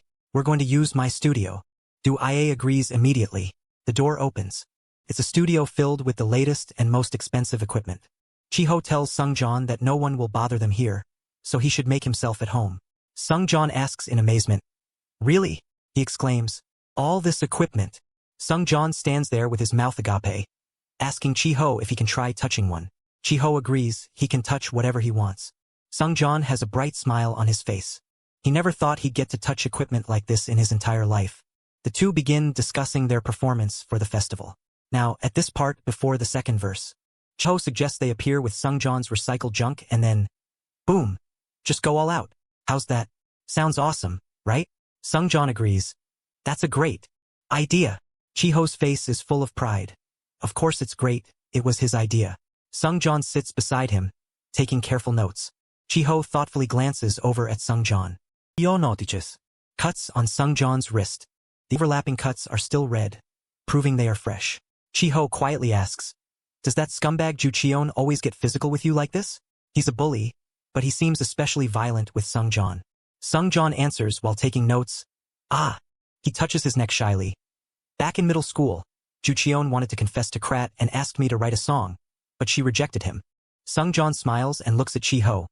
"So Ju Cheon has had a grudge against me ever since?" Chiho quickly replies, "That scumbag is truly pathetic." Chiho says Sungjan should have just written some random song for him so Ju Cheon wouldn't torment him like this. Sungjan quickly says, "But," he explains to Chiho that music without heart isn't really music. Sungjan says softly that since she wasn't even someone he liked, he couldn't write a confession song. Chiho bites his lip and forces a smile, thinking this weirdo is always preaching. Sungjan turns and asks Chiho if he isn't quite close to Ju Cheon's group. Chiho scowls and denies it, saying they aren't close at all. He says bluntly that they only value him because of his father. Chiho explains further that they think by befriending the chairman's son, they might get close to other celebrities one day. They both burst out laughing. Sungjan says, "How pathetic." On the table are sandwiches and fries. As they eat dinner, Sungjan opens up about not having a mother. Sungjan says softly that he only lives with his father and younger sister. Chiho, who was wolfing down his sandwich, shouts, "You crazy guy!" He was eating happily when the guy suddenly brought up his family situation without any warning. Sungjan smiles, feeling like he's the only one talking about himself. Chiho says they've only been talking about Sungjan so far, so he starts to open up too. Chiho's face is full of mockery as he says he has 3 mothers. Sungjan asks in surprise, "Really?" Chiho sneers and laughs loudly, saying his father is a damn womanizer. Sungjan laughs along, and Chiho asks, "Is it that funny?" This makes Sungjan quickly apologize. At the end of the session, Sungjan politely thanks Chiho for inviting him to the studio. He's happy they got to compose and discuss things together, and for the sandwiches too. Chiho says Sungjan should treat him next time, and he agrees immediately. Sungjan has a radiant smile, as if this was his happiest moment ever. He invites Chiho to his house if he ever has the chance, because his father's cooking is delicious. Chiho smiles brightly and agrees. Suddenly, old memories flood back to the present. Chiho's current face is stunned, his gaze vacant.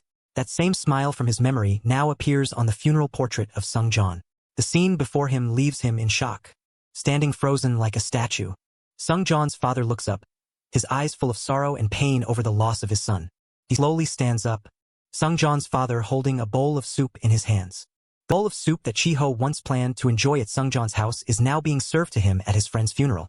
Chiho is stunned, staring blankly at the steaming bowl of soup placed on the table. Sungjan's father asks in a low voice, "You're Chiho, right?" The scene shifts to a clear morning. In the building's cafeteria, Jucheon is shouting and talking loudly. "Is this a funeral? Why are we having spicy beef soup for lunch?" According to custom, spicy beef soup and alcohol are often served at funerals. Jucheon laughs and mockingly asks who just died. Hyunbin says he's going too far, while Dongho laughs along. Dongho takes a tray of food and dumps it out, saying it needs some extra seasoning like this. Jucheon curses at the idiot for putting cigarettes in it, but Dongho says he'd smoke after eating anyway. Jucheon laughs, calling Dongho crazy. Dongho asks proudly if it looks cool, and Jucheon replies that this isn't fit for humans anymore. Hyunbin shouts when he sees Sungjan approaching, telling him to clean this up. Jucheon orders him to their table. "Hey, you singing clown. Come here." He hands the messy tray of mixed food to Sungjan and says it's the chef's special recipe. Hyunbin sarcastically says it's full of nutrition, even saying Dongho promoted himself from server to head chef. Jucheon disdainfully says that if he wants inspiration to sing, he needs to eat nutritious food like this. Dongho laughs, saying he'll give Sungjan a huge discount. Jucheon mockingly demands 100,000 won, and then forces Sungjan to eat the entire tray of food. Chiho stands up and says in a low voice, "Hey, that's enough." He grabs the tray from Jucheon's hand and shouts, "Stop it right now." The tray of food crashes to the ground. Food scatters all over the floor. The whole group freezes, and a heavy silence fills the room after what just happened. Jucheon looks at the food on the ground and then at Chiho with a suspicious gaze. He forces a smile. "Hey Chiho, you mean guy?" He asks in an amused tone, implying that just making him eat it would have been too ordinary. Chiho is confused, not understanding, while Jucheon laughs and says he's impressed. Jucheon looks up and tells Sungjan, "Hey, you idiot. Lick all of that up." He emphasizes that he must lick it like a dog. Sungjan's face darkens with worry. Chiho, standing nearby, is also afraid because of what he just caused. Jucheon shouts, asking why everyone is silent and ruining his mood. Dongho and Hyunbin chime in, asking if everyone is just going to stand there and watch. Dongho laughs and asks if any of them want to be a hero and lick it up for Sungjan. Everyone in the cafeteria quietly continues eating as if nothing is happening, not wanting to get involved in trouble. Jucheon mockingly calls them idiots. Sungjan doesn't resist. He obeys and leans down to lick the food off the floor. Jucheon watches and laughs out loud with delight. Chiho watches silently, unable to do anything to help Sungjan. The scene shifts to OK entertainment. In Chiho's private practice room, his voice rings out. Chiho is shouting, "You idiot!" He tells him to spread his arms and legs and take wider steps because his movements are too stiff. He asks Sungjan if he's Mongolian or something to be that stiff. Sungjan shyly apologizes for not practicing well enough. Chiho frowns helplessly, wondering how this left-footed guy can ever get on stage. Sungjan says softly that this is his first time learning to dance, so he'll try even harder. And so, they continue practicing together. Sungjan says that learning to dance is more fun than he thought. Chiho scowls and says there's nothing fun about his pathetic moves, leaving Sungjan with nothing to do but laugh awkwardly. Suddenly, Chiho seems to remember something. He hesitates, about to bring up the cafeteria incident, but Sungjan cuts him off and says he's fine.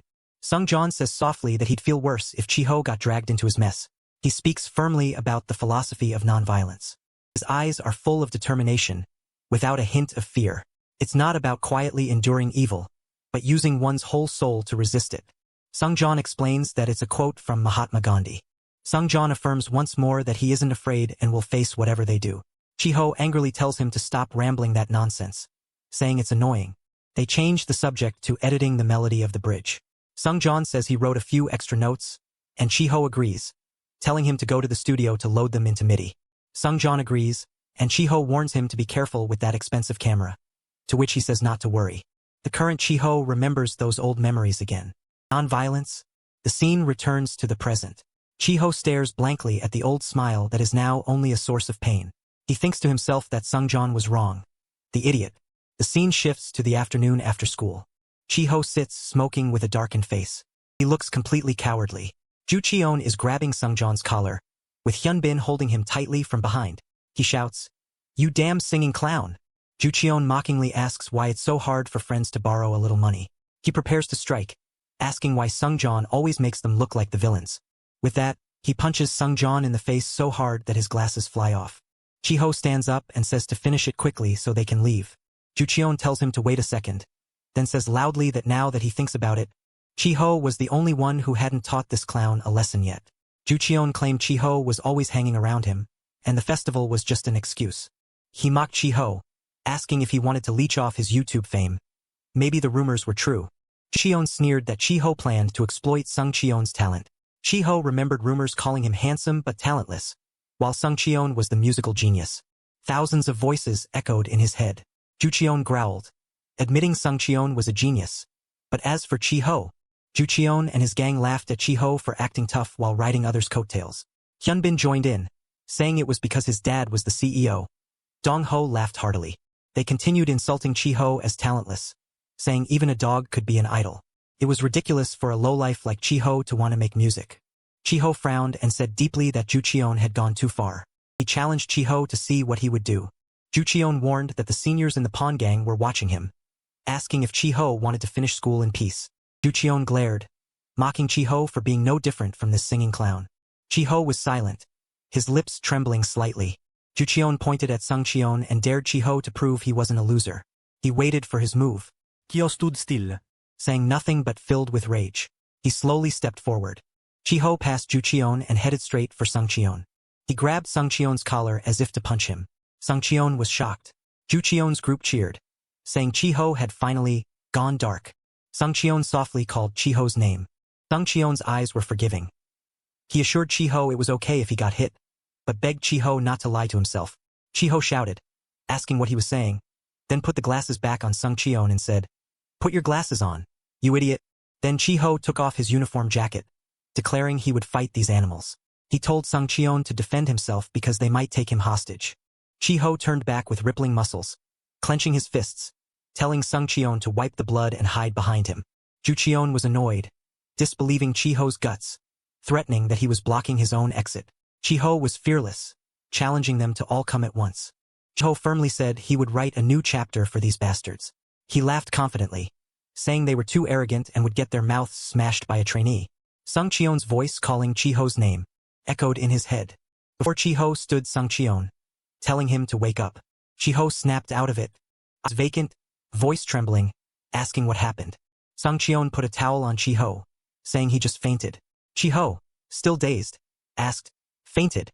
Sung Cheon confirmed and recounted what happened. Chiho had confidently declared he would smash Ju Cheon's mouth and rewrite their lives. After saying that, he got beaten up. Chiho angrily said he remembered, "So don't bring it up because it was embarrassing," then asked where Ju Cheon was. Sung Cheon said after he begged them to stop, they laughed and left. He thought that method worked, leaving Chiho speechless. Sung Cheon softly said he didn't want Chiho to fight ever again. His eyes were sad, saying violence shouldn't be met with violence. Chiho silently cursed Ju Cheon and vowed to teach him a lesson. He would definitely have his revenge. Sung Cheon gently continued, saying he didn't mean to offend. He pushed his glasses up, saying Chiho's moves looked good for a performance, but in a real fight, Chiho snapped at him to shut up. Chiho claimed he only lost because they ganged up on him. One-on-one, he would crush Ju Cheon. He told Sung Cheon to worry about himself. Chiho glared, asking if he wanted a beating for staring with that innocent look, making Sung Cheon apologize awkwardly. Sung Cheon smiled, explaining that's why they shouldn't fight, but Chiho acted indifferent. Chiho's face darkens with worry, asking if Sung Cheon has the strength to keep practicing for the school festival. Sung Cheon smiled and confirmed he did. Chiho shouted with determination to get up, and Sung Cheon responded with spirit. Sung Cheon looked at Chiho, asking why he hadn't stood up yet. Chiho asked softly. Help me up. Scene shifts to the 15th Jinyu School Festival. Stage lights flash. Ready for great performances. The crowd below cheered wildly. Chiho was backstage, constantly checking his phone, sighing as he waited for Sung Cheon. He couldn't reach him, wondering where the idiot disappeared to since he hadn't picked up all day. The organizers announce it's his turn. His eyes were full of worry. Finally, he stepped onto the stage.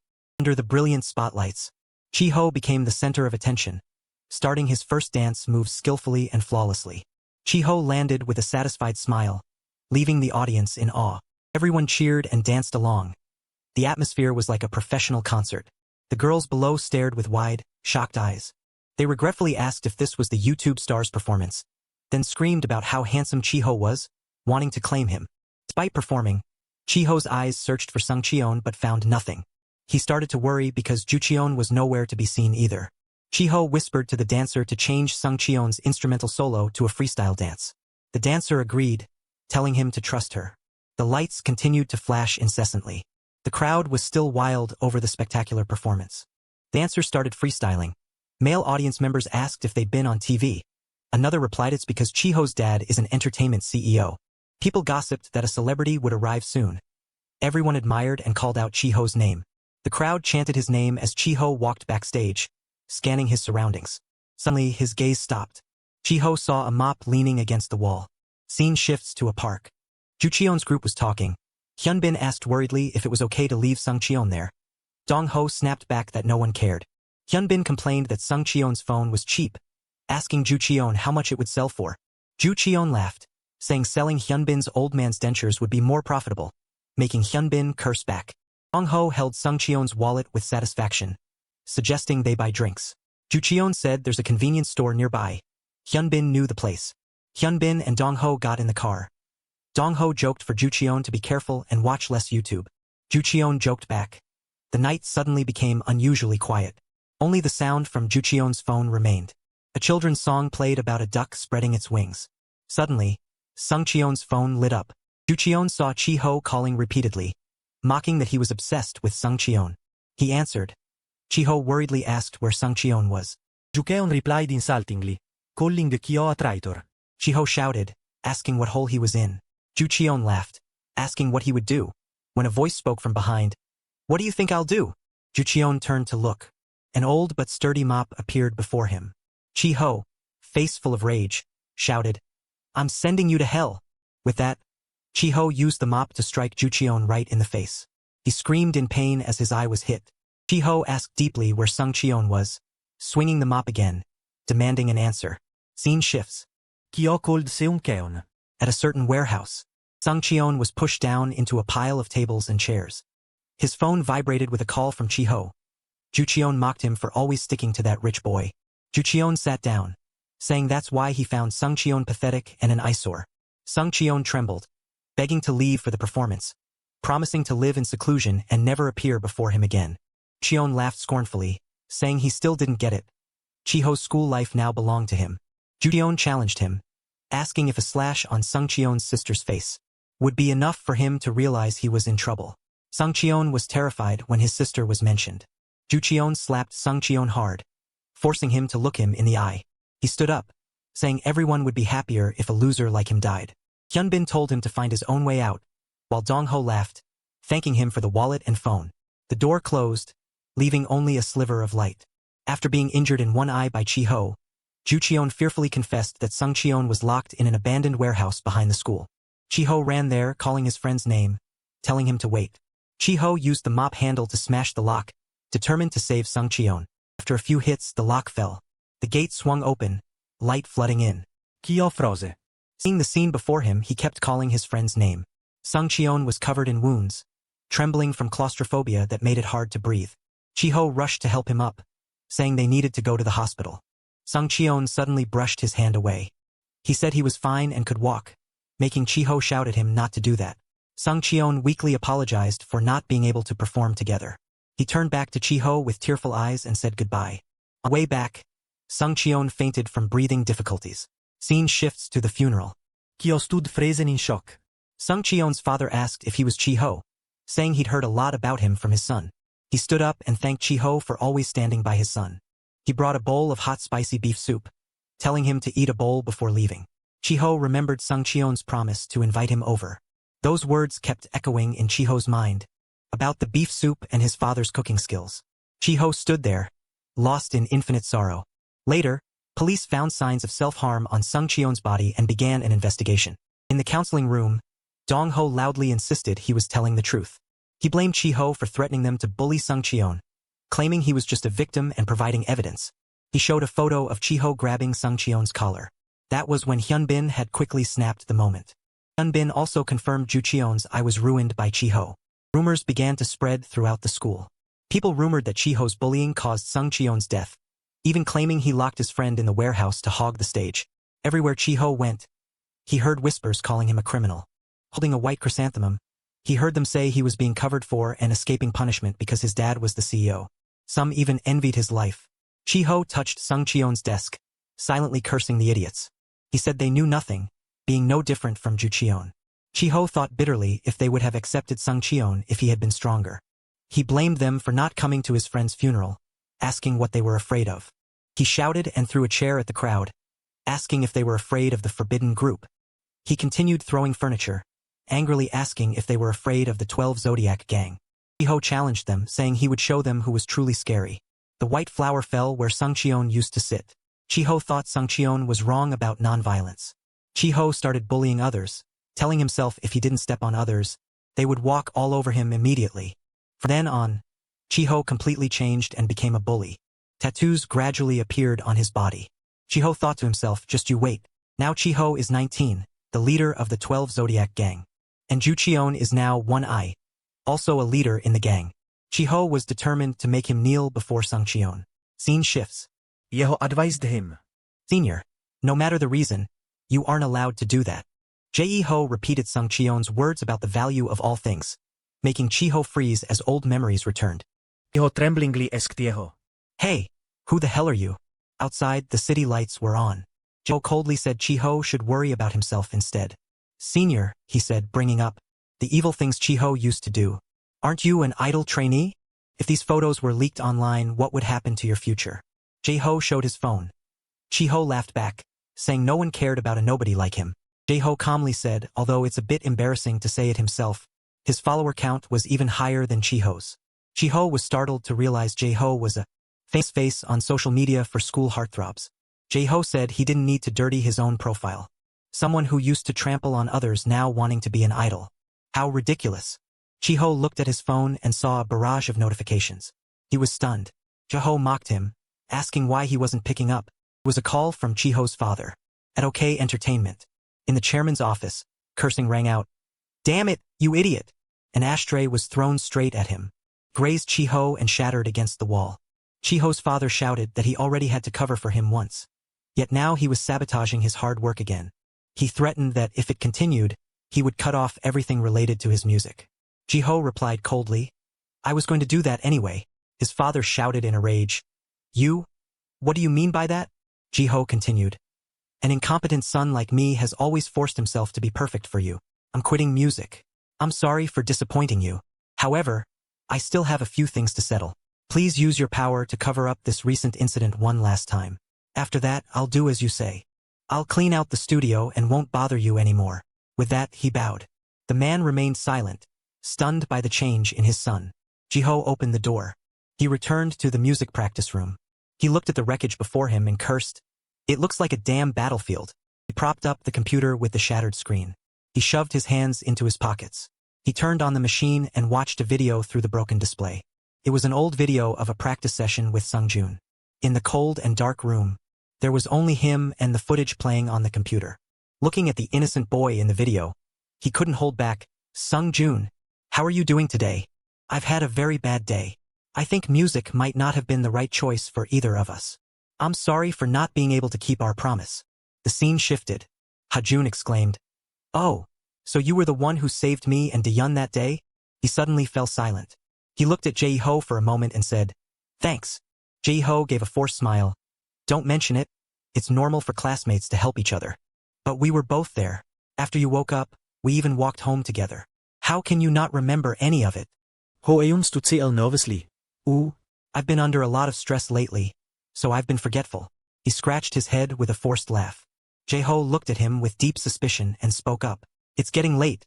Let's go home, Ha-jun." As he turned to leave, Ha-jun said, "I can't ignore a father's intuition." Jae-ho stopped and turned his head back in confusion. Ho-eun suddenly stepped forward. He grabbed Jae-ho's shirt and pulled it up, revealing a wolf tattoo on his back. Ha-jun said, "I thought you were suspicious from the very beginning. What is that on your back? You're a member of the 12 Zodiac gang too, aren't you? You bastard, Hong Jae-ho, the dog of the 12 Zodiac." Ha-jun demanded, "What was your goal in approaching Kim De-yeon?" Jae-ho asked back calmly, "I have a question for you as well. Ha-jun, how long has it been since you died?" Ha-jun stammered, "What the hell?" Jae-ho replied, "Forgive this late introduction. De-yeon's father. I am Sung-jun's father. Yoon-sik." He began to tell his story. "After Sung-jun's death, I realized my son had been tormenting himself all along. I felt an overwhelming sense of guilt. As a father, I didn't even know what my child was enduring." In his memory, he wept, "I'm so sorry, Sung-jun. I came to realize that the reason behind my son's death was school violence. Gyu-cheon, Ji-ho, Dong-ho and Hyun-bin, they were the ones who tormented that poor boy. Even Ji-ho, the one behind everything, dared to show his face at the funeral. How shameless. That day, the rain was pouring down. I spent a day struggling in agonizing pain. Then my body couldn't take it anymore, and my heart stopped beating. I collapsed while passers-by watched in a panic. So I have also died in this world."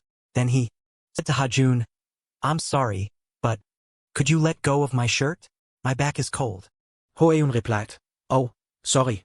"Why don't we sit down and talk for a bit?" "Sure, let's sit here." After saying that, Yoon-sik continued, "But I couldn't just leave Sung-jun like that. My Sung-jun, that poor, short-lived child. I will find the truth about his death." Yoon-sik recalled what he had seen in the busy city. Gyu-cheon shouted, "What? That dog on the nerd side is suddenly acting up." It startled me. Hyun-bin and Dong-ho joined in. 3 of them sat chatting at a street stall. Hyun-bin said, "During the interrogation, he even pretended to be a victim." The 3 discussed, "At this rate, we'll be accepted into the gang sooner or later. A complete success." From a distance, Sung-jun's father was watching them. Hearing those words, my heart twisted with rage. However, I could do nothing as a mere wandering ghost. My second child was fortunately adopted by my ex-wife. Fate is truly ironic. The second person responsible for Sung-jun's death enrolled in this very school. My soul wandered all over the school, and that day he met a student who could see him. The boy screamed, "What is this?" He was just as surprised. A human and a ghost stared at each other in stunned silence. English, Ho-eun understood somewhat. He said, "So that's how you entered this body?" Sung-jun's father didn't answer but changed the subject. "This school is rotten to the core. We can't let another case like Sung-jun's happen again," he declared firmly. A few days later, the base of the dog faction nicknamed Kenno. At the base, there was a loud crashing sound, then a voice rang out. "In short, I think, you idiots have brought shame to the 12 Zodiac." "Oh, it's Samamo and the Great Trio." Dong-ho said to Samamo, "Freshmen still in diapers think they can fight me? Your boss Ji-ho is about to be blacklisted." Hyun-bin recorded a video while raising his voice. "We have to show them a real festival. Ji-ho must be hiding in some corner." The King Kong group was beaten up. Big Nasha said, "You bastards, boss Ji-ho will handle you." Dong-ho and Hyun-bin mocked, "Hey Gachon, did you hear these guys barking? I'm so scared." Gyu-cheon said, "Ji-ho has already betrayed you. We'll just throw you away and replace you with others. You idiots." Then he said, "All right, boys." The lackeys behind him immediately replied, "Yes, boss." He ordered, "Erase all their tattoos and put them on the trash list." Samamo cried out in fear, "Wait, Ji-ho? I'll go catch Ji-ho and bring him back here." Cheon sneered, "Oh, our Samamo flipsides as fast as a pancake. No hesitation at all." Yoon-sik possessed the body of one of Gyu-cheon's lackeys and witnessed it all. He thought, "De-yeon's father, how ironic.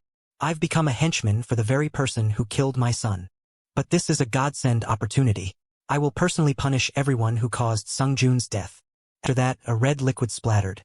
The scene shifted to Jinanyu High School. Sunlight shone across the school campus. A brown-haired girl looked out the window, her face flushed with excitement. "Oh, what is going on here?" A black-haired girl asked blankly. "What's what?" The other girl kept her eyes glued outside. "The two hottest guys in our class are sitting together. They're practically radiating an aura. The photo is low quality, but the guys are top quality. This is unreal. Look at Jae-ho's jawline. Our class president's smile is like a painting. Since Hajun is always sleeping, I didn't notice, but now I see he's just as good as Jae-ho." The black-haired girl crossed her arms and muttered, "Are you slow?" The other girl shyly hid her face. "They're coming this way." The black-haired girl looked down at the two in the yard and nodded in agreement. "But they really do look warm sitting together." The brown-haired girl nodded dreamily. "My heart is melting. I wonder what those two are talking about?" In the quiet schoolyard, a long, heavy sigh suddenly rang out. Jaehan looked at Yoon-sik. "So you're older than me.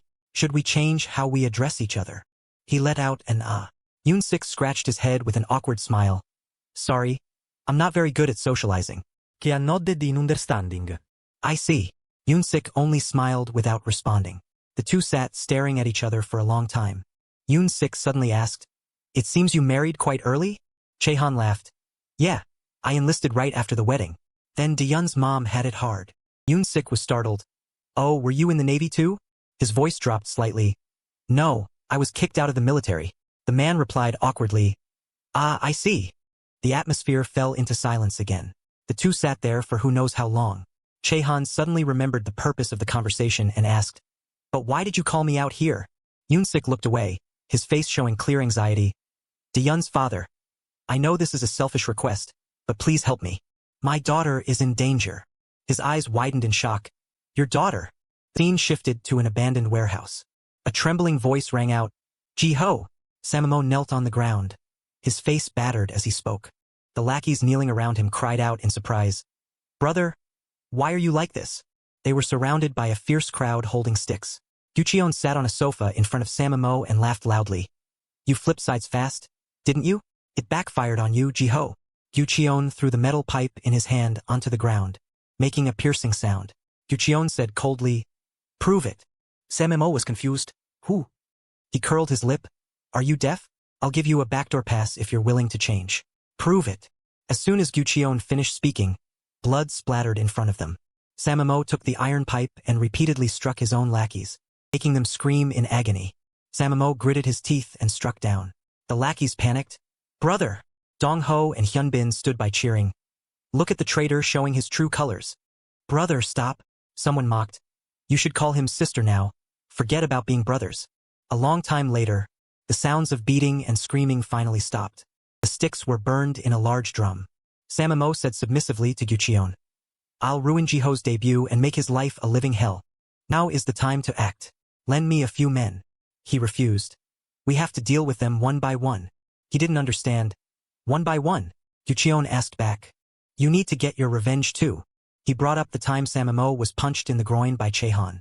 That moment he was in too much pain to speak. Gucheon's voice cut through the memory. "First is that freshman who dared to look down on the 12 Zodiac. Hajun, we have to deal with that guy first. And, since we won't be getting our hands dirty, it's your turn now. The other sister has no one to look after her, right?" He was stunned. "Who?" Seongyun's sister. He nodded. "Yes, Sungjun's sister." Yihie. Yoon-sik, hiding among the lackeys, trembled upon hearing that. Gucheon laughed pervertedly. "Bring that girl here." The scene shifted to a night street with few people passing by. Inside the gym, a young man said, "Manager, I'm heading out first." Ji-ho put on a baseball cap, carrying a bag as he slowly walked down the stairs and left the building. Just as he stepped onto the sidewalk, a voice called out from behind him, "Brother Ji-ho." Ji-ho turned around, surprised. Yihie. "How did you know I was here?" Seeing Ji-hai's face clearly, he was startled. "What is this? What happened to your face?" She stood before Ji-ho, her face bruised as she pleaded in a low voice, "Brother, please help me." At Jinanyu High School, Jaehan sat with Yoon-sik on a schoolyard bench, listening to him say, "My daughter. Ji-hai, she's in danger." He gasped in horror. "Ji-hai is your daughter?" Yoon-sik recalled when Diyun first transferred. He had acted friendly. "Nice to meet you, Diyun. Feel free to ask me if you need anything." Diyun replied with a smile. "Oh, thank you." Suddenly a voice called, Hey, class president. Yoon-sik turned and asked, "What is it, Ji-hai?" She kept her eyes on her phone. "The teacher is looking for you." Let out an but in his heart he felt suspicious. Why would she lie? Yoon-sik said to Chae-han, "I could guess what Ji-hai was planning." At that time, he gave a polite smile. "Thanks for the reminder, Ji-hai." Yoon-sik confessed, "I thought I should protect Diyun." So he invited the girl to go to the office with him. Yoon-sik muttered about his daughter's immature behavior. That day, Diyun leaving the class with him caught the attention of Ji-jun and Se-yun. Ji-hai also glanced after them with cold eyes. The scene shifted to the karaoke room on the day Diyun first transferred. Jae-han pointed at Dayeon in confusion. I am her boyfriend." Everyone was shocked. Sang-won fell to the ground and shouted, "Catch them!" He quickly grabbed Diyun's hand and yelled, "Diyun, run!" Chae-han pulled the girl toward the door, leaving the cashier stunned and confused. Near the door was a young man wearing a mask choosing a drink. That was Yoon-sik. And Diyun dashed past him. Dong-ho and the thugs chased after them, shouting, "Stop right there!" Yoon-sik's hand, which was opening the refrigerator door, stopped. He used great force to slam the door into the face of the blonde thug rushing toward him, knocking him backward. Yoon-sik pretended it was an accident and asked worriedly, "Oh, are you okay? That must have hurt." The blonde thug jumped up and swung a punch. "What's wrong with you, you bastard?" Yoon-sik lightly dodged the blow while spinning his body, striking the blonde thug right in the face with his elbow. He delivered another kick, straight to the guy's chest. Blonde thug was kicked backward, falling onto Dong-ho and knocking them both down. Sang-won chased after them and was furious at the sight. "Is this guy having a seizure?" Yoon-sik didn't even bother to look. He just threw the fire extinguisher over. The canister struck him hard in the head.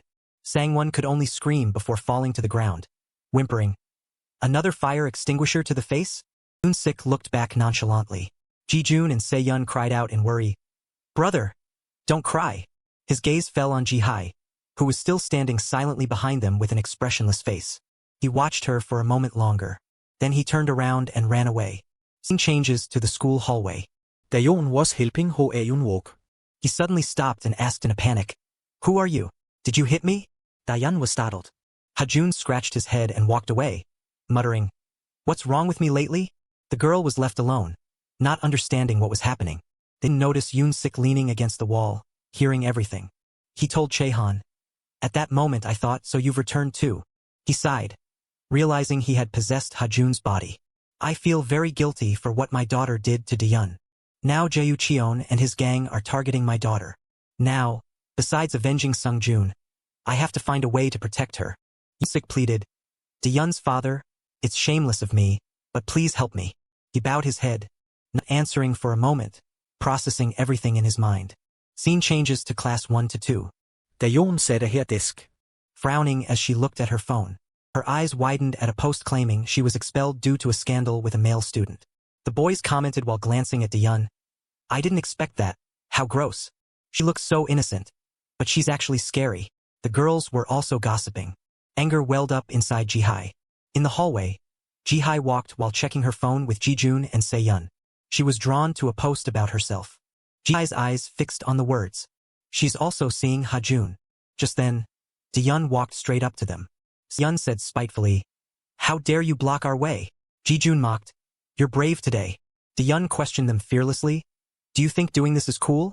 Ji-hai shouted in anger, "What did you say? Do you have proof I posted that?" Please, thanks for watching the video. Subscribe to the Go channel so you don't miss any exciting videos. Thanks for watching the video. Ji-hai seemed to want to say something, but then she stopped. She was still thinking about the line about seeing Ha-jun. Finally, Ji-hai just said coldly, "It's nothing." Se-yun quickly called after her. Diyun watched her go with wide eyes, not understanding.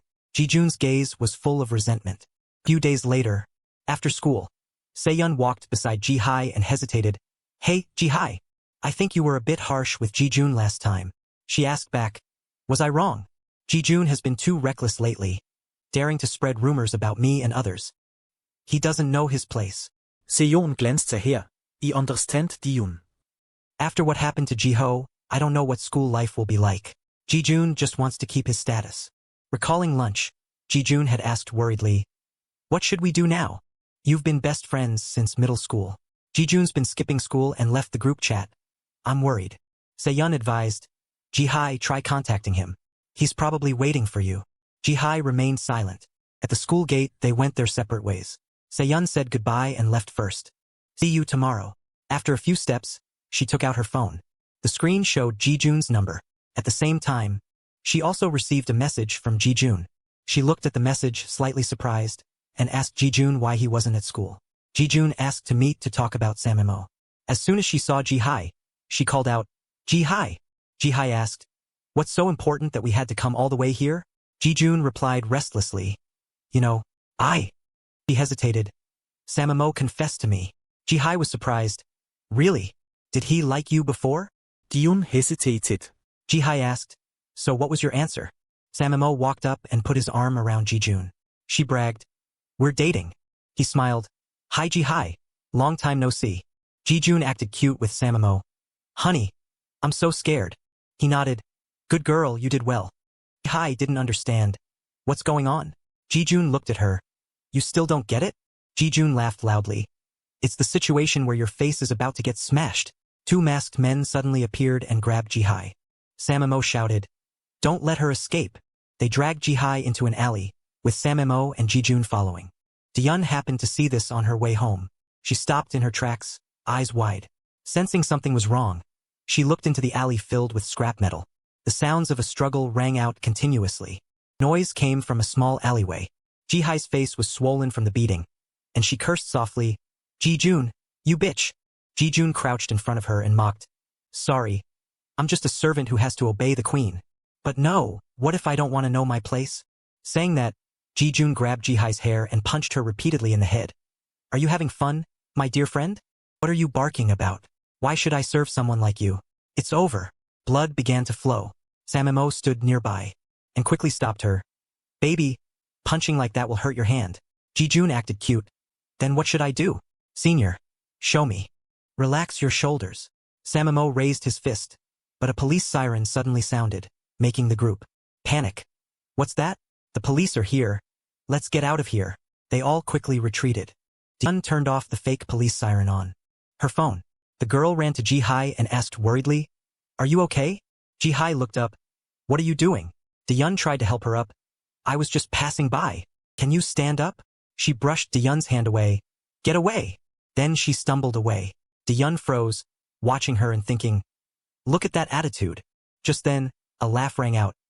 You surprised us? Did you think you could trick us with that fake sound? Samimo and Ji-jun had returned. It's like letting the small fish go to catch the big one. Ji-yun covered her mouth in fear, while Ji-hai remained expressionless. Scene changes to a cafe. Yoon-sik grinned with his eyes squinted. Chehan's face was as heavy as lead, his teeth grinding.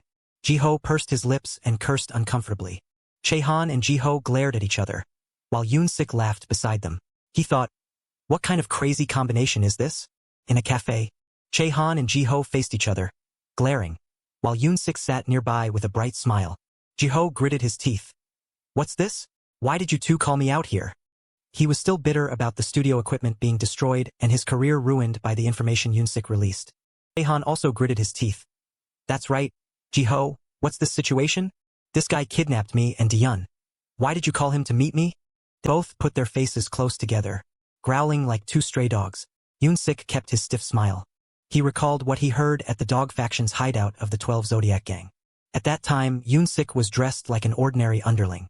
Standing in the crowd, Dong-ho, who was lounging on the sofa, suddenly spoke up. But why is Gwak Chi-ho so obsessed with Sung-yun? Are they in love or something? Hyunbin, playing on his phone, laughed and replied, it's obvious they're gay. Jayu Cheon also laughed loudly. He must feel so wronged. He got beaten up because of that guy. Young-sik was startled to hear that. He remembered Chi-ho appearing at his son's funeral and thought to himself, Gwak Chi-ho, that kid.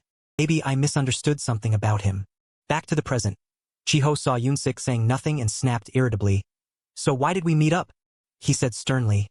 I have a plan I want to tell you too. To take down Kim Jayu Cheon. Let's cooperate. Senior. He burst out laughing. Gwak Chi-ho, are you high? Do you think I trust you, you dog? Young-sik was silent for a moment and then spoke slowly. This time, Kim Jayu Cheon and his gang are targeting Jo Yi-ji. In the deserted alley, Ji-jun's mocking laughter rang out. Oh my god. I can't believe. You thought we'd be fooled by that fake trick. Sungyun was still holding her phone. Hearing that, she froze. Samamo grinned mischievously and exclaimed, "Oh, another uninvited brat has arrived. Letting the small fish go to catch two big ones. Let's go have some fun." He had two underlings restrain Sungyun and Yiji, wanting to take them both away. Samamo called Jiayu Cheon, his face full of pride. "Hey Jiayu Cheon. We caught Joe Yiji and that freshman brat Kim Sungyun. It was easy. I'll bring them to you right away." Jiajun grabbed Yiji's elbow, his voice threatening, "Get ready to eat through a straw, you brats." Yiji glanced at Sungyun beside her. The girl also looked back at her. Yiji suddenly spoke up. "As the saying goes, an eye for an eye." After saying that, she jerked her head back. Jiajun, unprepared, was hit hard, and blood gushed from her nose. She clutched her nose in pain and screamed, "Damn it, my nose job!" In her head, Jiajun seemed to hear a bank notification of a 200,000 won deduction. Tax not included. Samamo turned to look at Jiajun in shock, and Sungyun also ducked down in sync, whispering, "I didn't want to have to do this. I'm serious." Then, the girl kicked up hard, hitting him right in the groin. Samamo was stunned, feeling as if his soul had left his body. His eyes rolled back in pain, and he vaguely thought, "Dear God, if I were a character in a story, the author must really hate me. Why does it have to be me?"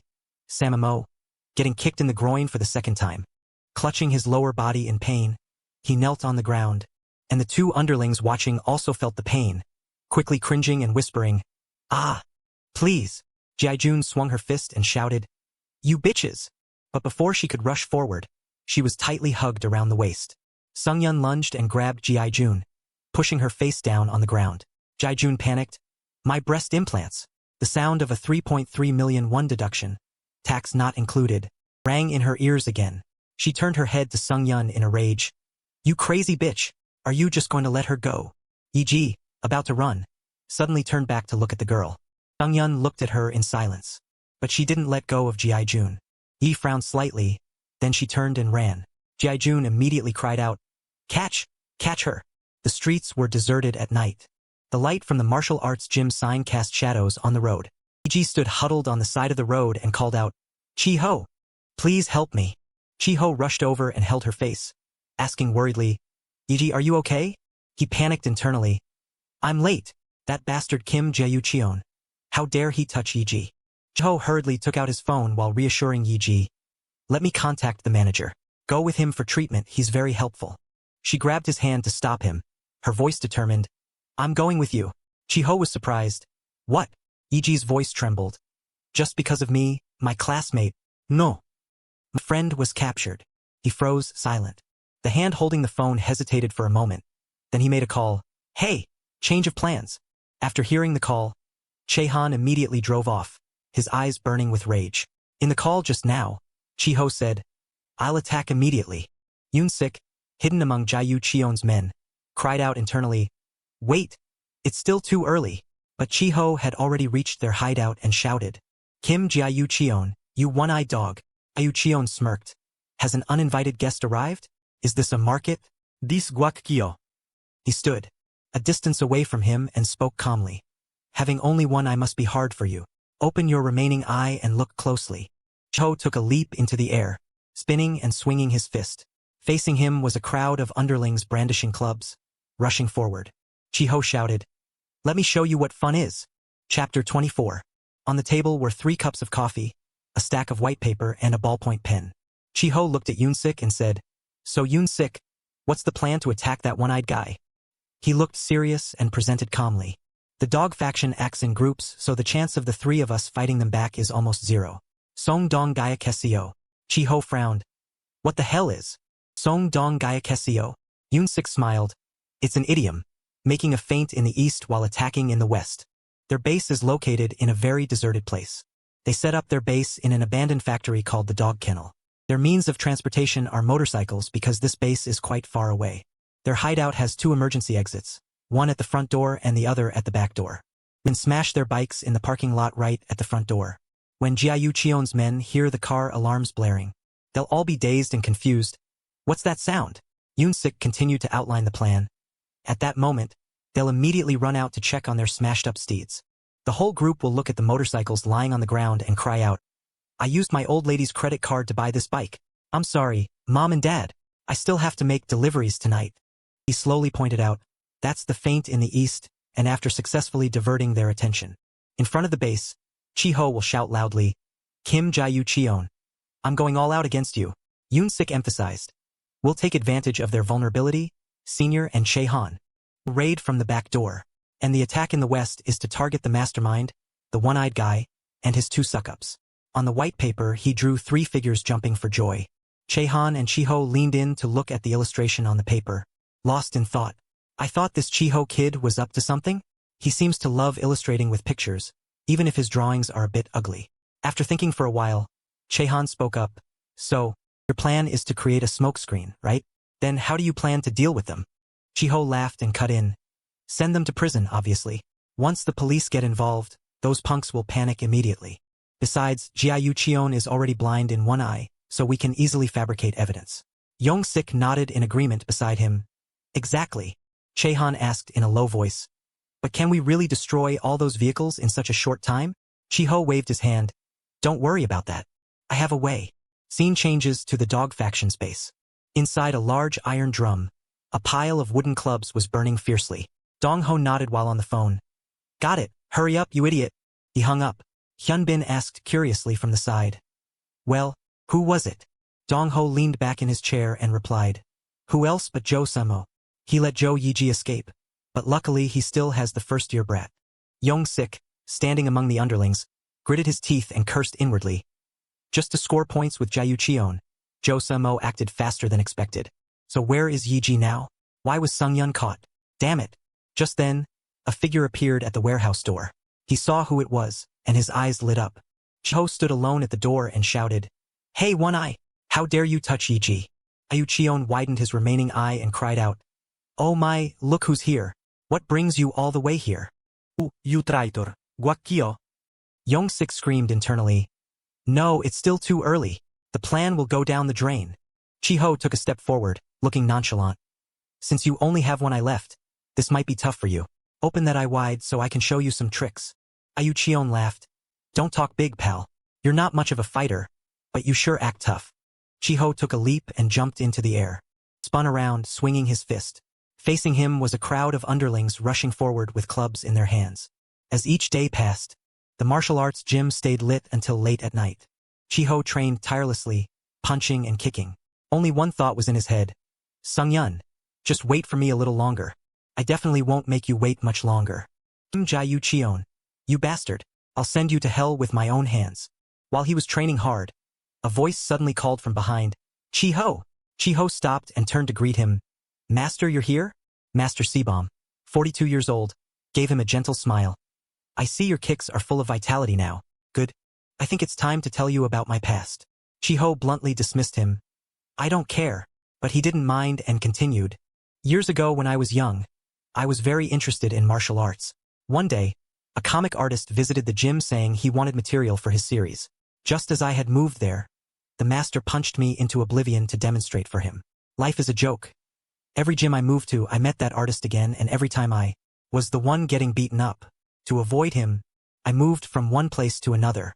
Finally, I got into mixed martial arts. It's the best.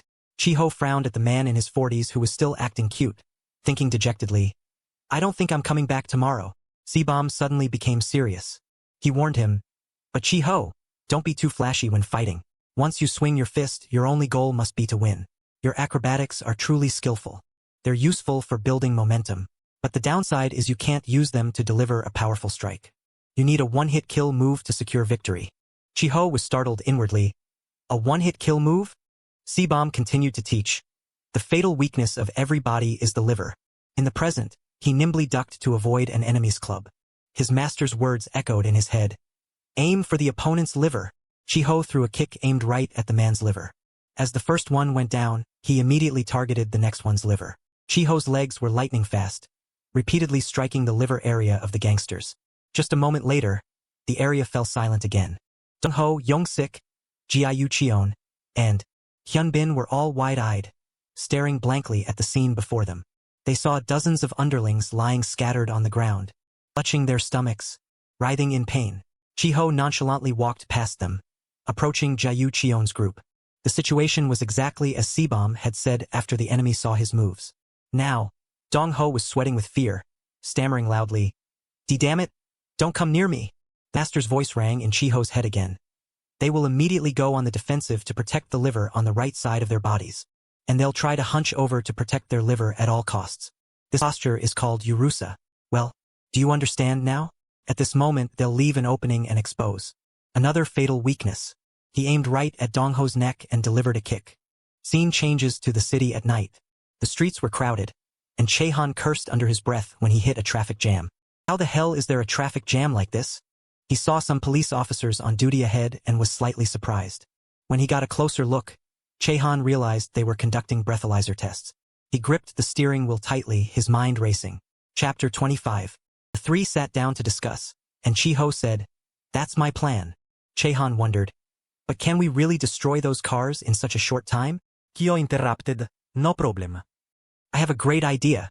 He gave a mischievous smile. At Guak Chiho's luxury apartment, in the underground parking garage, there were many types of cars with different designs and styles. Kian stammered in amazement. Are all these cars your father's? Is he a car importer? Kyo replied disdainfully, El no. Chehan kept talking. Then you must be from the noble Guak clan, right? No wonder your last name is Guak. Chiho said irritably. What the hell are you barking about? Just shut up. My idea is for you to use the pickup truck to crush their junk cars. This is the toughest vehicle here. Seeing the fierce red car nearby, Chehan couldn't help but tremble. That's not the issue. Do you think this car will make it back in one piece? Chiho also broke into a sweat and shared honestly. To be honest, my old man loves his cars second only to women. But whatever, he won't even notice if one goes missing. Chehan thought. I can already hear your father's cursing echoing from here. Holding out the car key, Chiho asked seriously. In short, can a first-year kid like you even drive this thing? Chehan thought silently. I have to try. And that was how I borrowed Guak Chiho's car. Actually, no. I borrowed Guak Chiho's father's car to go to their base. But why? Is the traffic jam so long? Waiting in the car, he calculated. If everything goes according to Yiji's father's plan, they should still be at the base. I should have some time left. But now it's completely jammed. Suddenly, he saw traffic police standing all over the road ahead. It turned out they were doing breathalyzer tests. An officer came to Chehan's car and requested, Please blow into this for me. Sorry for the inconvenience. Chehan put his mouth to the breathalyzer and said, You've been working hard. The officer replied, Thank you for cooperating with us. Yes. I wish you all the best with your work. After speaking, Chehan drove off. The officer stood still for a moment as if thinking, watching Chehan's car. Wait, something seems wrong. Turned out the car Chiho lent Chehan had no license plate. The base. Seemed a brawl had just occurred. Chiho had just dealt with Jiayu Chion's underlings, leaving them scattered all over. Chiho walked up to the two leaders, recalling, Well, do you understand now, Guak Chiho? That's when the opponent leaves an opening and exposes another fatal weakness. Ending his train of thought, Chiho looked right at the opening on Dong Ho's neck and delivered a powerful kick. But he wasn't affected at all. Instead, he mocked, Wow, that kick was quite something. Thank you for curing my stiff neck.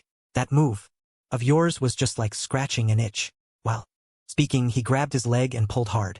He shouted excitedly, Don't think you can take me down like those weaklings. A rat who only knows how to kick like you is finished once he's caught. You idiot. Chiho immediately used his other leg to lock his neck and said, You think I only know one technique, you blockhead? He pulled him down with force while tightening his grip on the neck, making him lose balance and fall. He retorted, Besides kicking, I know plenty of other tricks. Thank you very much, master. Chiho recalled his master teaching him this move and how well he had practiced it. He thought, To be honest, I always thought my old master was a bit lacking in communication skills. I'm sorry, and thank you for teaching me this move. Back in reality, Dong Ho couldn't stand the pain and pleaded, All right, I was wrong.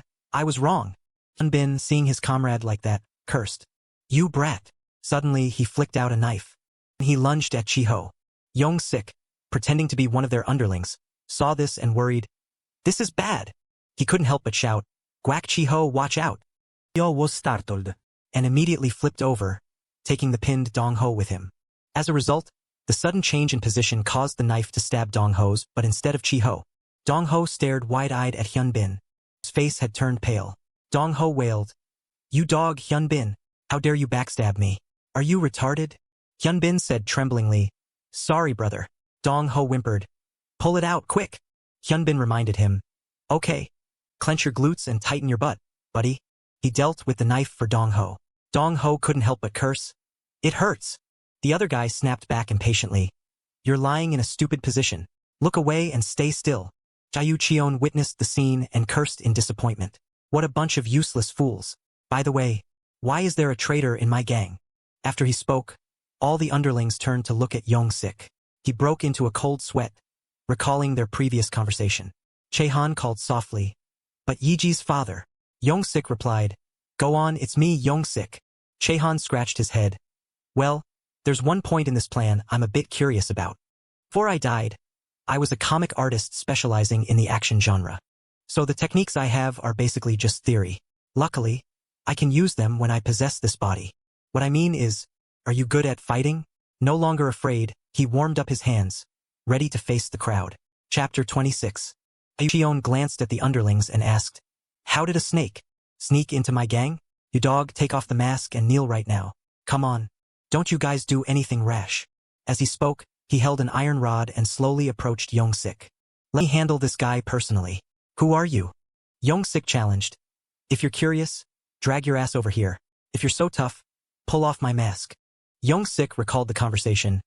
When I was alive, I was a parcel delivery worker. Jaehan wondered. So you were a delivery man? I wonder what you can do in this fight. Recalling the time before a delivery, he looked at a customer's message and sighed. Due to the nature of the job, I often had to deliver at the speed of light. Thanks to that, I trained my ability in speed. Back in reality, Jayu Cheon raised the iron rod, preparing to attack him. However, quick as a flash, he repeatedly dodged the attacks, making him scream in rage.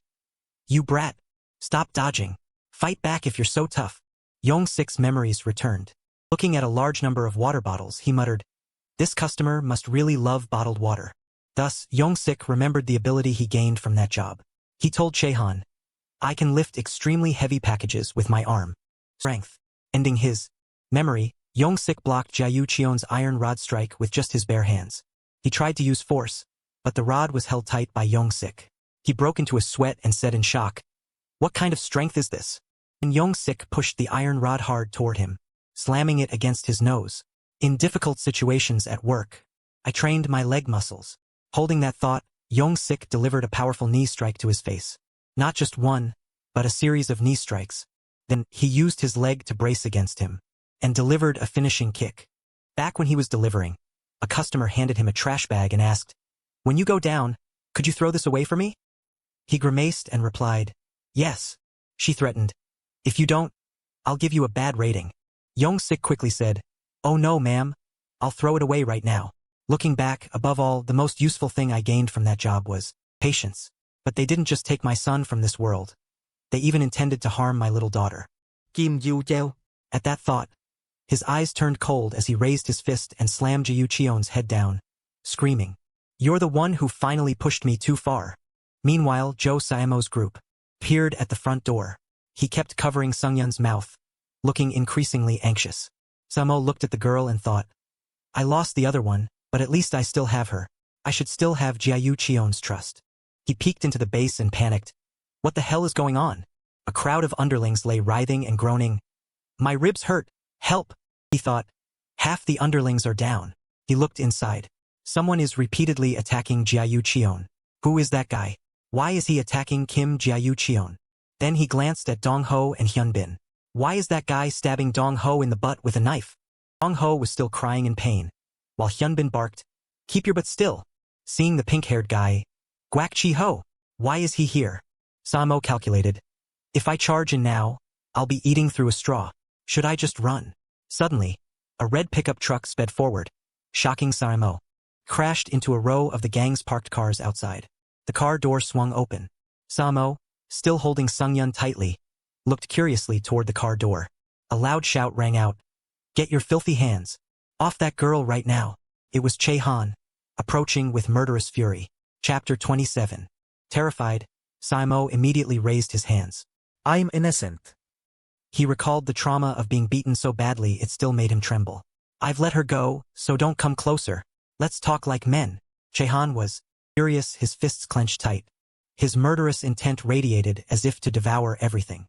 Saimo trembled, reliving the trauma. You've got it wrong. I haven't done anything to her. I'm the one who just got kicked by her. Before Chehan could even get close, Saimo turned and ran away like a scared puppy. Oh, shit. On the other side, Chiho was also furiously questioning him. Joe Saimo, you bastard. Are you trying to pick a fight with me again? Saimo trembled, holding his hands up to block while explaining. Chiho, I didn't mean to. I had no other choice. I was threatened by Kim Jae Cheon. Hearing that, Chiho grew even angrier. How dare he touch Yi-ji? He cursed. Bullshit. Chehan was just as furious beside him. How dare he touch my precious daughter? I'll wreck his ass. A voice suddenly rang out. Damn you all. You're surrounded. He laughed hysterically as the underlings surrounded them. He laughed triumphantly. I'm sure you both know what happens next, right? He said. Group 1 is positioned in front as a shield. In the middle is the boss and his 2 right-hand men, sitting in the most prestigious positions. And finally, at the very back is Group 2, which consists of the gang's veteran members. He continued, and since the lower group was taken out earlier, the main force arrived immediately. He acted tough. Just so you know, the level between these groups is completely different. But a voice suddenly interrupted Saimo. What took you so long? Ignoring everything, Chehan replied. I got stuck in traffic. Also, you should change your engine oil. Chiho riplit. Oh, Zai. I'll change it next time. Seeing himself ignored, Saimo shouted. You bastards! Don't just ignore people like that. Suddenly, something stood in front of Chehan and Chiho, surprising them. 2 giants stood before them, at least a meter taller than both. Sungyun said nonchalantly, I'm heading back then. You 2 handle this. Jan pulled down his mask and cursed. Kim Jibok and Kim Jibuk are 18-year-old twins. Saimo looked at them and said, Oh, my dear friends, you're outmatched in both strength and numbers now. Suddenly, a voice interrupted him. There's no way we'll lose. A muscular man moved so fast he created afterimages. He threw an underling like a bowling ball. Just when things were hanging by a thread, the 2 received backup.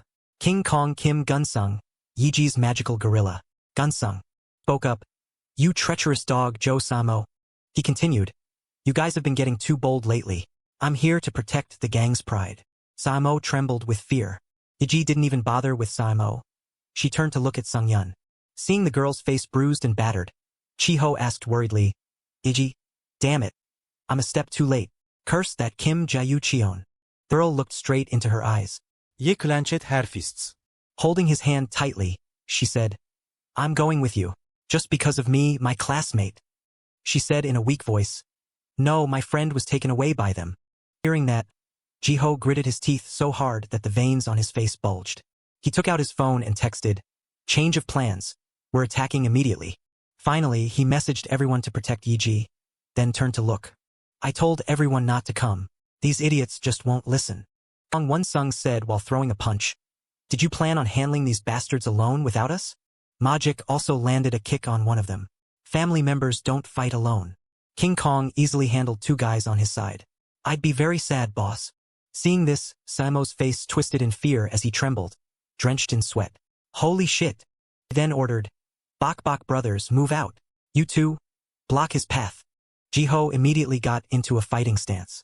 Can they win against these 2 heavyweights? Scene shifts to the factory area. Jiho was pinning Kim Ki-woo Cheon to the ground, repeatedly punching his face. The time to finish you has come. He shouted. I can't wait any longer. Suddenly, something made him pause for a moment. Ki-woo Cheon said, Aren't you the first-year representative of the Nguk area? You think I don't know, you dog? I'm never letting you go. Before he could finish, Jaeho punched him in the mouth, making him spit blood. But he played dirty, biting down hard on Jaeho's hand. He pulled away and punched his chest, but it seemed ineffective. He still held his hand. One Eye, nicknamed Mad Dog, said, One of your hands is caught. I definitely won't let you off that easily. He grabbed Jaeho's arm with one hand and struck back. He landed a punch on the jaw, sending blood flying. Does it hurt? He delivered a painful overhead strike. While Jaeho tried to free his hand, he quickly kneed him straight in the ribs. He gloated. That bite hurts, doesn't it? He yanked hard, tearing his hand, and a scream of pain echoed through the warehouse. Jaeho clutched his bleeding hand in agony. He looked at him with a smug expression. Well, he reached out to remove his mask. Let's see who this bastard is. He decisively ripped the mask off. But behind the mask was a face that shocked him. What the hell? The only first year in our gang. The face revealed was Hong Jae-ho. Thinking back, there were times. Ki-woo Cheon trembled as if possessed by a ghost. Suddenly something made him terrified and he suddenly backed away. What the hell is this? Why is he standing behind this dog? Why is that bastard there? A face appeared. It was Sung-joon. Remembering the first days of the new semester, everyone was standing around Ki-woo Cheon. Iji asked Ki-woo Cheon, "Are you treating us tonight?" He replied, "If I do, what do I get?" She pouted. "Whatever you like. I'll do it." At that time, Yong-ho was asking his underling, "Have you found any decent freshmen yet?" The bald guy Kim Ju-bai, 18 years old, a member of the dog faction, respectfully replied, "Not yet, boss. I'm sorry." Hyun-bin, standing nearby, hearing that immediately, angrily shouted, "Hey you idiot. We have to recruit them before those bastards beat us to it." Suddenly, there was a loud door-opening sound. A guy with his hands in his pockets walked in confidently. "Who's the leader of the dog group?" A handsome guy walked in with a slightly grumpy expression. The whole group just stood frozen at what was happening before their eyes.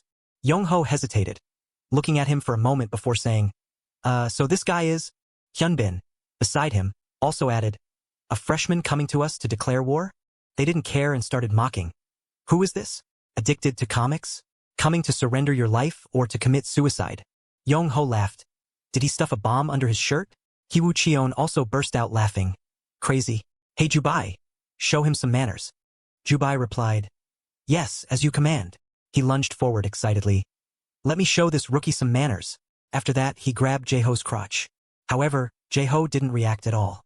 Ju-bai was surprised by Jae-ho's reaction. He said angrily, "It's probably too early to be surprised, you idiot." After that, he twisted Ju-bai's arm, making him tremble in pain. He easily controlled Ju-bai and shouted, "You weaklings, get out. Call your boss out here." Ju-bai screamed in despair. "Oh my god!" Hearing Ju-bai's miserable scream, everyone turned pale. This guy is so cruel. Does he have no humanity left? Yi-ji stood beside, looking at him. The corner of her mouth smiled slightly, but she shouted loudly, "Hey stupid freshman, do you want to live the rest of your life disabled?" Seeing himself being insulted, not letting himself be weak, he cursed a stream. "You ugly woman, are you retarded? Want me to kick your ass? Please subscribe to the channel so you don't miss any attractive videos." Seeing himself overwhelmed by that confidence, Yong-ho said, "Look at this confidence." Woo Cheon laughed. "It's really attractive." Hearing that, Yi-ji pouted. "Why are you laughing? Do you know what he just said to me?" He said loudly, "I'm the leader here. Fight." Then put his arm around Yi-ji. "The prize will be this girlfriend." Seeing herself being used as a prize, Yi-ji was annoyed. "Are you crazy?" He was a new student enrolled at Jinan High School to destroy the entire 12 Zodiac gang. However, that dream of his was crushed immediately after. Eating a beating from Kim Ki-woo Cheon, he sat down opposite Jae-ho. "I like that look," he offered. "Join my group. I'll turn you into someone more ruthless." Thus, Hong Jae-ho became the strongest freshman of the dog group. Not long after, there was a voice calling from behind the school, "Ju-bai." Some guys were questioning Ju-bai. "Why is the money collected from the freshmen so little? If we handed it to Hong Jae-ho to manage, it would probably be better." Ju-bai scratched his head fearfully. "I already let him handle it. He completed it very excellently. It was excellent in academic achievements. He is the symbol of kindness. Is a talented diplomat. Is someone always willing to help anyone.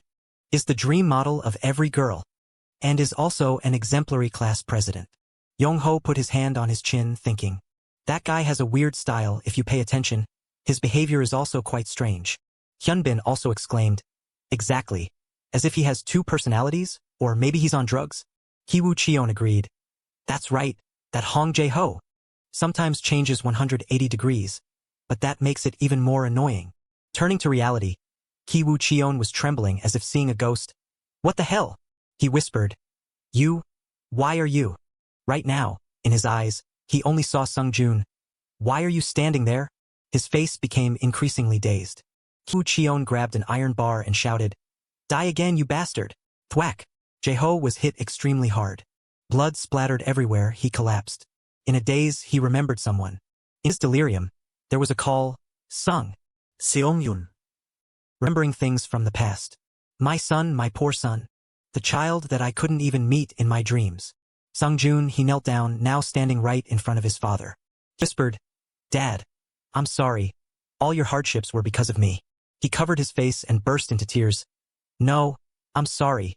It's all my fault," he replied. "Dad always taught me that everything in the world has its own meaning and value.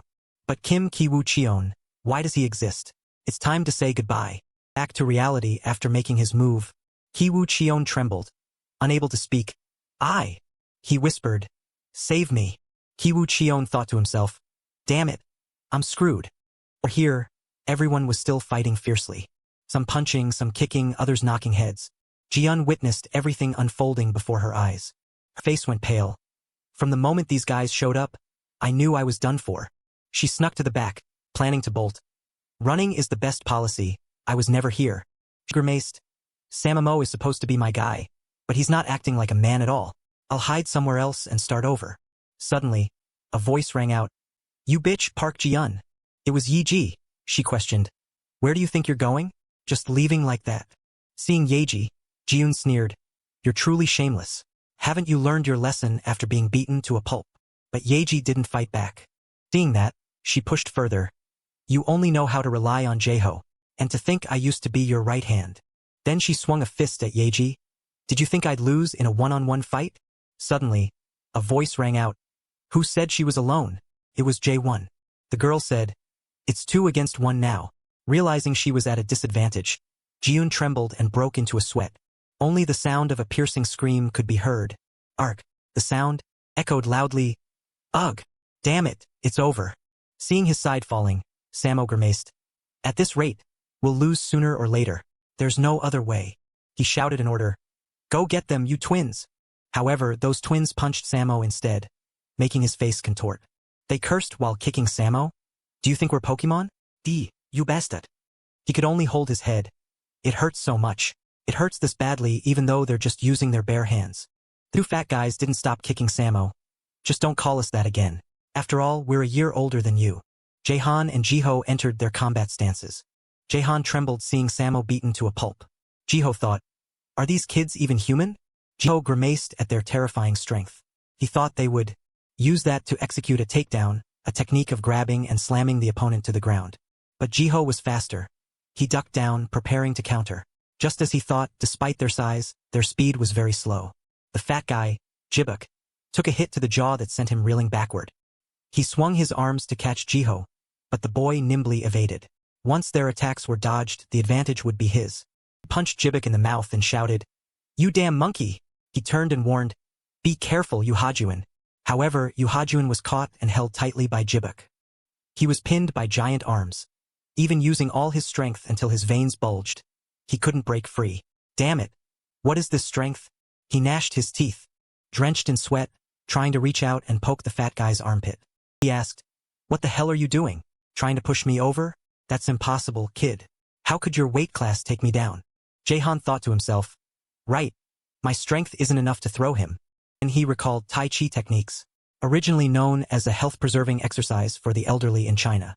But its techniques are also applied in close-quarters combat, helping to restrict movement and deliver powerful strikes. He rotated his wrist, thrusting his shoulder forward, causing the opponent to instinctively flinch and unconsciously move his upper body. He spun around, placing his foot against the fat guy's pivot leg, shifting his weight to his hips and shoulders to sweep the opponent. That guy's head pitched forward. Thud! Thanks for watching the video. Easily slammed the fat guy onto the ground. Seeing himself defeated, the guy turned his head, but Jaehan was already prepared to deliver a flying kick. After taking a beating, the henchman lay on the ground moaning. The 2 massive guys were also neutralized and easily taken down by Jaehan and Jiho. The bowl-cut guy, Samo, knelt obediently, and beside him was Ji-yeon, whose mouth was swollen from the hits. Jaehan's team emerged victorious without suffering much damage at all. "Get away!" Ki-woo Cheon's voice rang out. He lay flat on the ground, crawling away as if seeing something terrifying. "Get lost! Don't come near me!" The shouting caught Jaehan's attention. He turned back. "What's going on? What the hell is wrong with him?" Ki-woo Cheon turned and fled, screaming as he ran. "Help me! Save me!" He rushed forward and grabbed the car door, then sped off in the red car, leaving everyone stunned. One-eyed Kim Ki-woo Cheon is getting away. Catch him! In the pouring rain, he sped away, driving down that dark village road, alone in the car. Ki Woo-cheon trembled as he drove. I don't want to die. I have to live. He muttered. I will live. I'll definitely survive. Suddenly, he saw something. Something that caused him utter panic. It was the ghost of Sungjin standing right before his eyes. He slammed his foot harder on the gas. As the car drew closer, the boy's face became clearer. He looked at him and suddenly burst into a mad laugh. He floored the accelerator even more. However, the scene revealed the red car and a police car heading toward each other. There was no chance to correct the mistake as the fronts of the two cars were already very close. What appeared before him wasn't Sungjin, but a police car. His face turned pale. The police! Ki Woo-cheon swerved sharply to the right. The car lost control, plunging straight off the road. Backtracking to yesterday, the police were setting up a sobriety checkpoint. An officer noticed a student in uniform driving a pickup truck and became suspicious. And so they began tailing that pickup truck. Inside the car, the officer reported, There's a pickup speeding with its lights off. Yes, that's correct. The officer turned on the loudspeaker. Pickup truck ahead. Please pull over. Repeat. Stop the vehicle immediately. But the driver didn't listen and even sped up, surprising the police. He's actually accelerating. Suddenly, the car swerved and flew off the road. The car fell under the bridge and was crushed. It was likely a junk car. If it were a luxury car, it might have stayed intact. At the police station, the officer was taking Choi Jiho's statement. Is it true you drove to the abandoned factory area? Jiho replied, Yes, sir. He showed his license. I got my license right after my 18th birthday. He recalled, I borrowed my father's car to meet some friends. But not long after I parked, Ki Woo-cheon stole it. The officer replied, That matches his statement. Two officers talked. Is this the student who passed the sobriety checkpoint? Yes, it's this uniform. The officer looked at Jiho hesitantly. But is his hair pink? At OK Entertainment. In chairman's office. Chairman, if you sign here, we can proceed with scrapping the vehicle. Jiho stood before his father, who looked at him and clutched his head in frustration. Agu. This kid. Jiho politely apologized. Though angry, his father didn't use harsh words and only thought to himself. This foolish Jiho. Yua stood nearby, worried. He gets beaten up every time he causes trouble. He'll probably have to be hospitalized this time. I should book a room in advance. Contrary to everyone's expectations, Jiho's father said, Cancel all schedules for this weekend. Then arrange time to relearn driving. He continued, As a father, it's my duty to personally teach my son how to drive properly. Thanks to the accident, the relationship between Choi Jiho and his car-obsessed father had somewhat mended. Jiho replied, Yes, I'll cancel my practice schedule. Yeji's father, who had been hit in the head with an iron pipe, had fainted immediately after and woke up in the hospital. Jiho woke up. What's going on? Why am I here? Hong Jiho, whose body Yeji's father's soul had possessed, had lost all memory of the recent time. He shouted loudly, Who are you calling class president? You pieces of trash? He barked at everyone. I told you to call my seniors here. Everyone was speechless upon hearing that. Jaehin's soul, standing nearby, heard everything. He recalled their conversation. So Yeji's father is older than me? Jaehan asked. Should I use honorifics? Yeji's father replied, It's fine. I'm not used to being addressed like that either. Seeing that, Jaehan said, Oh, I see. The awkward atmosphere made them both freeze, unable to say anything. Silence continued until Yeji's father suddenly let out a loud sneeze. Jaehan was a bit startled seeing that, because previously, when he sneezed, his soul had been ejected from the body. He hesitantly asked, May I ask, are you? Jaeho. The question confused the man. It turned out Yeji's father hadn't been ejected. He scratched his head. Why are you asking such a strange thing, Jaehan? Jaehan was quite surprised and thought, Unlike me, Yeji's father doesn't get ejected from the body even when he sneezes. He remembered his words. From the moment I entered Hong Jiho, I've been trapped in this body. Yeji's father sighed. To be precise, I can't leave this body. His expression saddened. It's as if I've been cursed. Back in the present, Jaehin's soul thought, Did Yeji's father's soul really leave Hong Jiho's body after being knocked unconscious? He looked toward Jiho. If that's the case. Jaehin's face turned serious. Yeji's father is just like me. He recalled. Did he also make a contract with the Reaper? Furthermore, his thoughts shifted to the emergency room door. Ki Woo-cheon was severely injured after the accident. He lay on the hospital bed, his leg in a pathetic brace, destined to be crippled if he survived. He had fallen into a coma, his bruised face covered by a ventilator to maintain his life. Meanwhile, the two who had stabbed their friend in the back were Bae Yongo and Jo Hyunbin. Those two had withdrawn from the 12 Zodiac gang and disappeared. They only knew how to hide behind Kim Ki-woo-cheon to exploit his power. That was the tragic end for useless pawns. And that was how the gang of masterless dogs collapsed. According to the rules of the 12 Zodiac gang, those expelled in just a single day immediately turned into the school's losers. Mocking voices could be heard everywhere in the school. Sit, dog, where's your hand? Pick this up. And the troubles Jae-won once faced had been erased. Park Ji-eun, the one who spread false rumors, also disappeared. But this time the rumors targeted Yeji. I'll be leaving here soon, so I must expose that bitch Yeji's true face. Title: Yeji, considered the freshman goddess of our school. Our goddess was abandoned by her own mother when she was young, having to live with her father and brother, but unfortunately, both have passed away. And the question being asked is, how can Yeji afford her life when she's all alone in the world? How does she make money? That was a post by an anonymous person online, which now everyone in the school could read. The scene shifted to Yeji, as someone stood before her and called out, Yeji? It was a perverted-looking guy holding a glass of wine. We're all family, so it's fine, right? The group chat was buzzing with talk about Yeji's truth. I'm leaving soon, so I have to expose her. The freshman goddess was abandoned by her mother, and her father and brother are dead. How does she make money to live alone?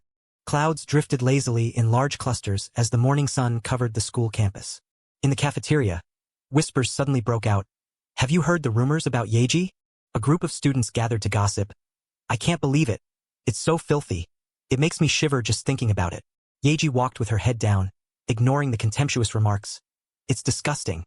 Breathing the same air as her makes me nauseous. That Nam Sejong she hangs out with is probably no good either. Sejong couldn't control herself and turned back to shout. You bastards, I know what you're barking about. Yeji's hand quickly held her back as she whispered, Sejong, from now on, let's sit separately during lunch. She frowned, looking at Yeji with pity. Yeji! The students continuously mocked her past. That group that used to sit by the window, and that Yeji girl who always acted so superior. She sat there amidst the insults, alone in the corner reserved for losers. I didn't expect the day she'd be isolated like this. Life really has its ups and downs. Suddenly, a hand carrying a food tray appeared in front of Yeji. Without waiting for the other to sit down, Yeji tried to drive her away.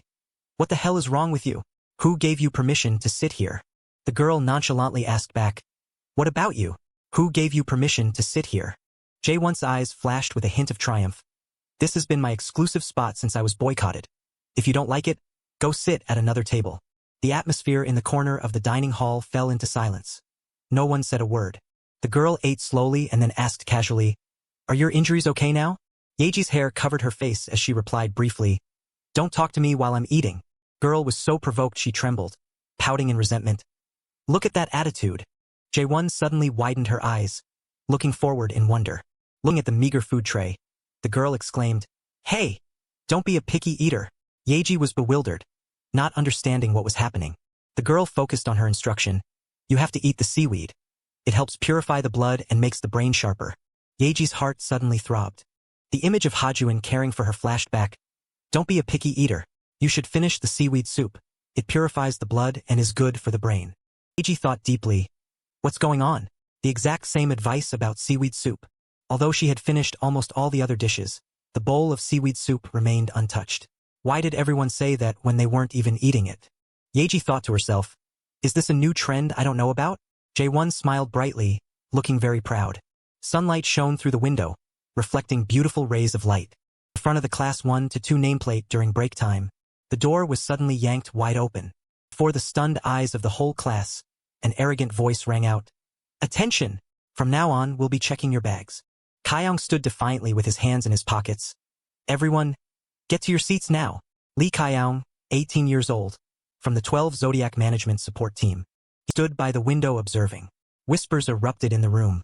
What's going on? Aren't they second-year seniors? Saiwoo thought worriedly. The 12 Zodiac Gang has a tradition of collecting fees from students every week.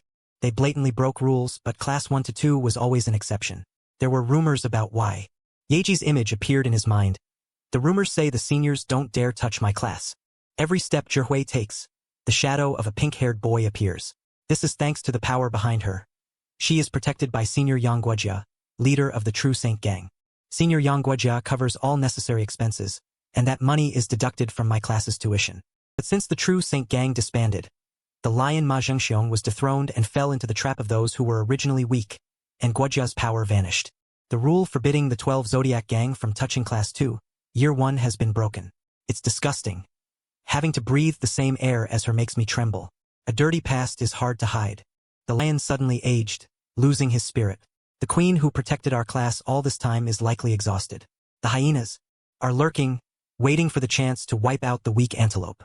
Eventually, we will just become food for the hyenas. His eyes flashed with an eerie red light, bearing sharp fangs to threaten. For today's inspection, everyone pays 30,000 won. Put the money on your desks. Back in the classroom, everyone was whispering in panic. This is crazy. Why does our class have to pay too? Jingyi used his large frame to oppress a classmate. Who are you? A basketball player. The classmate replied, trembling, No, sir. The brand new Jordans caught his eye. Why are you wearing Jordans? Confiscated. The classmate worried. What? Jingyi raised the price.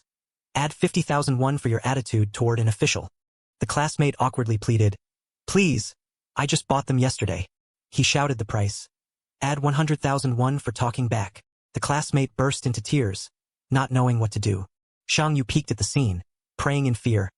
Someone has to stand up against these bastards. Desk was empty. The person who usually sat there was gone. Class president Jaeho hadn't come to school for days. Elsewhere, someone slumped over the desk, ignoring the world. Hajun was still fast asleep like that. Suddenly, he remembered the fierce battle from before. That's right, Hajun, you were cornered and slammed hard against the glass wall behind you. Recently, Hajun had strongly strangled his opponent to finish them off after the encounter with the True Saint Gang. Every time he walked by, people instinctively moved aside to make way. Those boys didn't bother him anymore. They whispered in fear. That's the crazy first year. Be careful. He reassured himself, lifting his spirits. I can do it too. Be strong, Hu Shengyu. I will stand up from now on, right here in Class 2, Year 1. Sunlight through the window brightened the room. He made a firm resolution. I, Hu Shengyu, will protect this place. Excuse me. His body was much smaller than Jingyi's, but he still spoke clearly. Senior, you're not a teacher, and even teachers don't do this. What were you thinking? Searching our bags. As Shang Yu said the last sentence, his glasses suddenly fell. He spoke plainly. Are you extorting money from us? Jingyi slapped him hard out of displeasure. What's wrong with this idiot? Get back to your seat. Shang Yu was so frustrated that his whole body kept trembling. A rough hand continued to slap his face. Students just stood and watched. No one bothered to help. Go back. Just go back to your seat. The room was filled with the sound of slapping and Jingyi's command. Back to your seat. He kept repeating that phrase. Shang Yu clenched his fists, suppressing his anger and cursing under his breath. Shurjin boldly rushed up to block him. Senior, stop. How dare you use violence right here? She turned back worriedly. Shang Yu, are you okay? 4 eyes. That moved him deeply. Shang Yu's eyes sparkled. His face flushed. My Lady Joanna, he mocked. Now this fat girl too. Shurjin screamed as she was knocked to the ground. Jingyi calmly put his hands in his pockets. You brought this on yourself. Shang Yu rushed over. Are you okay? He smirked and signaled his lackeys. This whole class looks high. Maybe we should drug test them?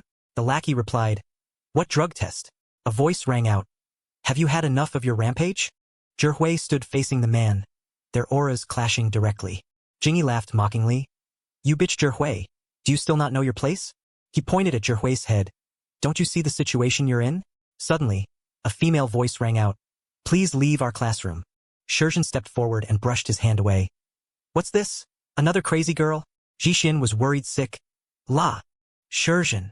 He watched anxiously, not missing a single move. Jixin's heart was full of thoughts. That's right. Adults are no longer allowed to interfere in this. However, he still ran over, so hurried that he even lost his slippers. You're finished, you disrespectful punks? Jixin stepped into the room, suddenly noticing the host body. It's time to appear. He had disappeared by then, leaving only a puddle of drool on the desk. What the hell? Where did he go? The group stood there proudly, led by a determined Shurjin. He laughed. Have you all gone mad? A loser alliance? You're just a useless squad, aren't you? He put on brass knuckles. Fine. I'll be Thanos for you. Once I put these brass knuckles on. Jingyi took a stance, putting strength into his arm. I'll show you what a real festival looks like. Suddenly, A hand grabbed a clump of hair on his head. Jingyu and Shizhen stared with wide eyes. Zhihui was stunned, her eyes unblinking as she watched in shock. Jingyi grimaced in pain. He also shouted in surprise. What is this? You, the host body kid. Hajun's aura was overwhelming as he gripped his opponent. Too noisy. I can't sleep, he panicked. Is this day-sleeping kid hiding his strength? The apartment building flickered with lights in the middle of the night at Hajun's house. On the shelf were sneakers of all styles and colors. Study corner in the room was arranged very neatly. Next to the shoe shelf was an area for hanging clothes according to his preference. Rough fingers did push-ups on the floor, dripping with sweat. Because of what happened recently, Hajun thought while doing push-ups, I have a reason to train and become stronger. He blended into the crowded street. Once while walking, I suddenly felt dizzy. Hajun clutched his head, trembling. Then when I woke up, my whole body was in extreme pain. Sometimes he was bullied for no reason, even beaten by seniors at times.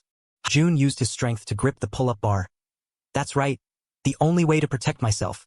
While seriously doing pull-ups, he silently concluded, is to become stronger. The rubber band pulled back and forth, making a powerful sound. Training. Must train. Hajun persisted in training his arm muscles without rest. I just sleep all the time at school anyway. Sweat ran down his cheeks with every arm movement. Hajun's gaze was firm as he threw a punch. I'm not sure if this is okay, but recently my body seems to move as I wish. As soon as the opponent made a move, he easily caught the incoming arm. Hajun flipped his hand, slamming the opponent to the ground. It makes me feel much more confident. In class 1 to 2, Jingyi's challenging voice rang out. If you want it, you've got it. I'll be the Thanos for you losers. He leaned forward, slumping face down on the desk. And finally, as Jingyi smirked a warning, once I put these brass knuckles on, he put strength into his arm and threw a powerful punch forward. Hajun instantly grabbed his hair. The chance to test my strength has come. His face hardened as he grabbed Jingyi's head. Too noisy.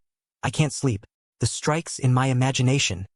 He decisively threw a punch, thinking, will this work in real life? But the opponent's iron-like fist flew in, smashing Hajun and drawing blood. No! Laughter rang out repeatedly while he attacked. Zhang Yui grabbed his collar, looking at his bruised face mockingly. Guys like you are usually all talk. He struck without mercy. Only when you get punched do you finally wake up. A slipper suddenly flew in from somewhere. It hit Jiang Yui square on the head and bounced back. He shouted to stop them. Don't hit Hajun. He momentarily darkened, silent and speechless. A moment later, Jiang Yui let out a sharp breath, laughed and threw a punch, shouting, You idiot! Your time is up. Another slipper flew in from behind. It landed precisely on Jiang Yui's head. He froze, then flew into a rage at Chihian's challenge. You've got the wrong number. You're the one who needs to wake up, you dog. His face was more serious than ever. Shall we start round 2? Just then, scolding echoed from outside. What the hell is this round 2 nonsense? Teacher Gukja was dripping with sweat. School just started and you're already fighting? Suddenly he shouted in surprise. The teacher urgently questioned. Who are you?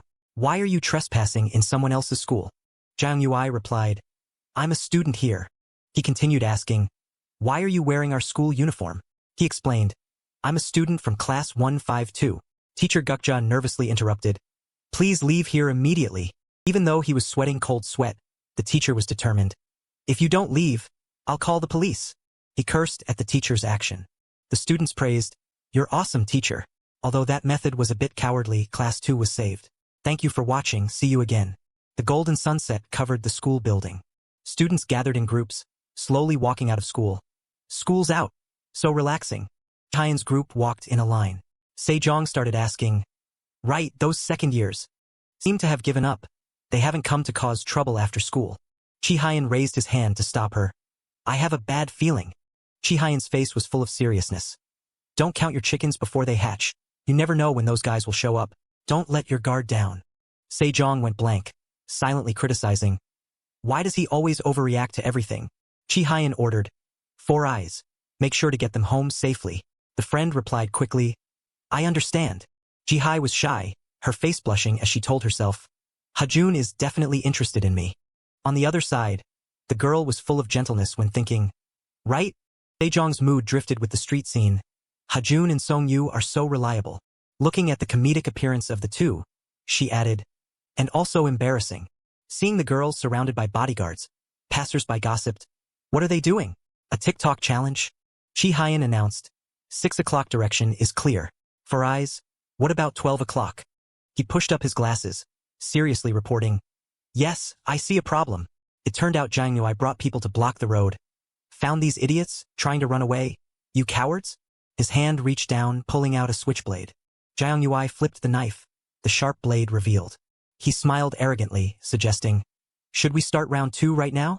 As soon as he finished speaking, a hand suddenly grabbed Jiangyui's head. He slammed his head into the ground, making him scream, blood splattering everywhere. Song Yuigi looked at him like a child. Is this your kitchen that you're acting like a boss with a knife? Jiang Yui shouted when he saw the captain of the Gangseo gang. He kept holding his hand, advising, when school's out, go home, wandering kids get beaten up. Song Yu broke into a sweat. They're a real gang. He grimaced, warning, what are you looking at? That was Kang Minsuk, captain of the Gangseo gang. He threatened before the eyes of the whole group. I'll gouge your eyes out and turn them into sugar candies. The whole group had veins popping, whispering to confirm. These middle-aged guys are from the invincible gang, right? The sunset covered the city. The group decided, that's right, run fast. If they remember our faces, we're done for. Jihayan awkwardly thanked them. Thank you for saving us. Suddenly, Yuigi and Minsuk each grabbed one of Jihai's hands and declared, let's go. Hajun was angry. Wait, who are you to take Jihai like that? Jihai was surprised. My name, she said nonchalantly. This is the first time you've called me by my name. Oeun trampled. What? Jihai interrupted. Forget it. I'll be fine, don't worry. Song Yuigi ordered. Let's go to your stepfather's place. Song Yu and Sejong were surprised. Jihai was also surprised. All four were stunned. Stepfather. At that moment, Ajun glared. At that time, oh, I shouldn't have let her leave like that. Recalling 2 years ago, a group of delinquent students was gathering at the playground. Jihai, 15 years old, Bamjin Middle School. Jijun puffed on a cigarette. Senior, how old are you? Park Jijon, 15 years old, Bamjin School. Jiju smirked. 142 years old. What the hell? Kim Jiiju, 142 years old, Jinin High School. He laughed. So young and already rotten. Jijun asked, will you buy us alcohol? He replied, if I buy it, what will you give me? She sighed. Jiiju said confidently, wait a bit, my th is coming. Jijun was surprised. What the hell is th? He laughed loudly. The servant, what else? Song Hyan trembled as he approached. Sorry Jiiju, I'm a bit late. Jiiju shouted. Too late, you idiot. I told you 10 minutes max, and you took 30 minutes? He teased. You ruined the mood. Take responsibility. Dance to KT music and I'll let you off. Song Hyan was scared. I'm sorry. The whole group was disgusted. You ruined the atmosphere. Still don't get it, you dog? Bark. The girls teased. Your boyfriend is getting beaten up. Yiju cursed silently. I'm going crazy. Early morning at Jihai's house. Young-sik smiled brightly. Is our princess awake? Do you want soft-boiled eggs?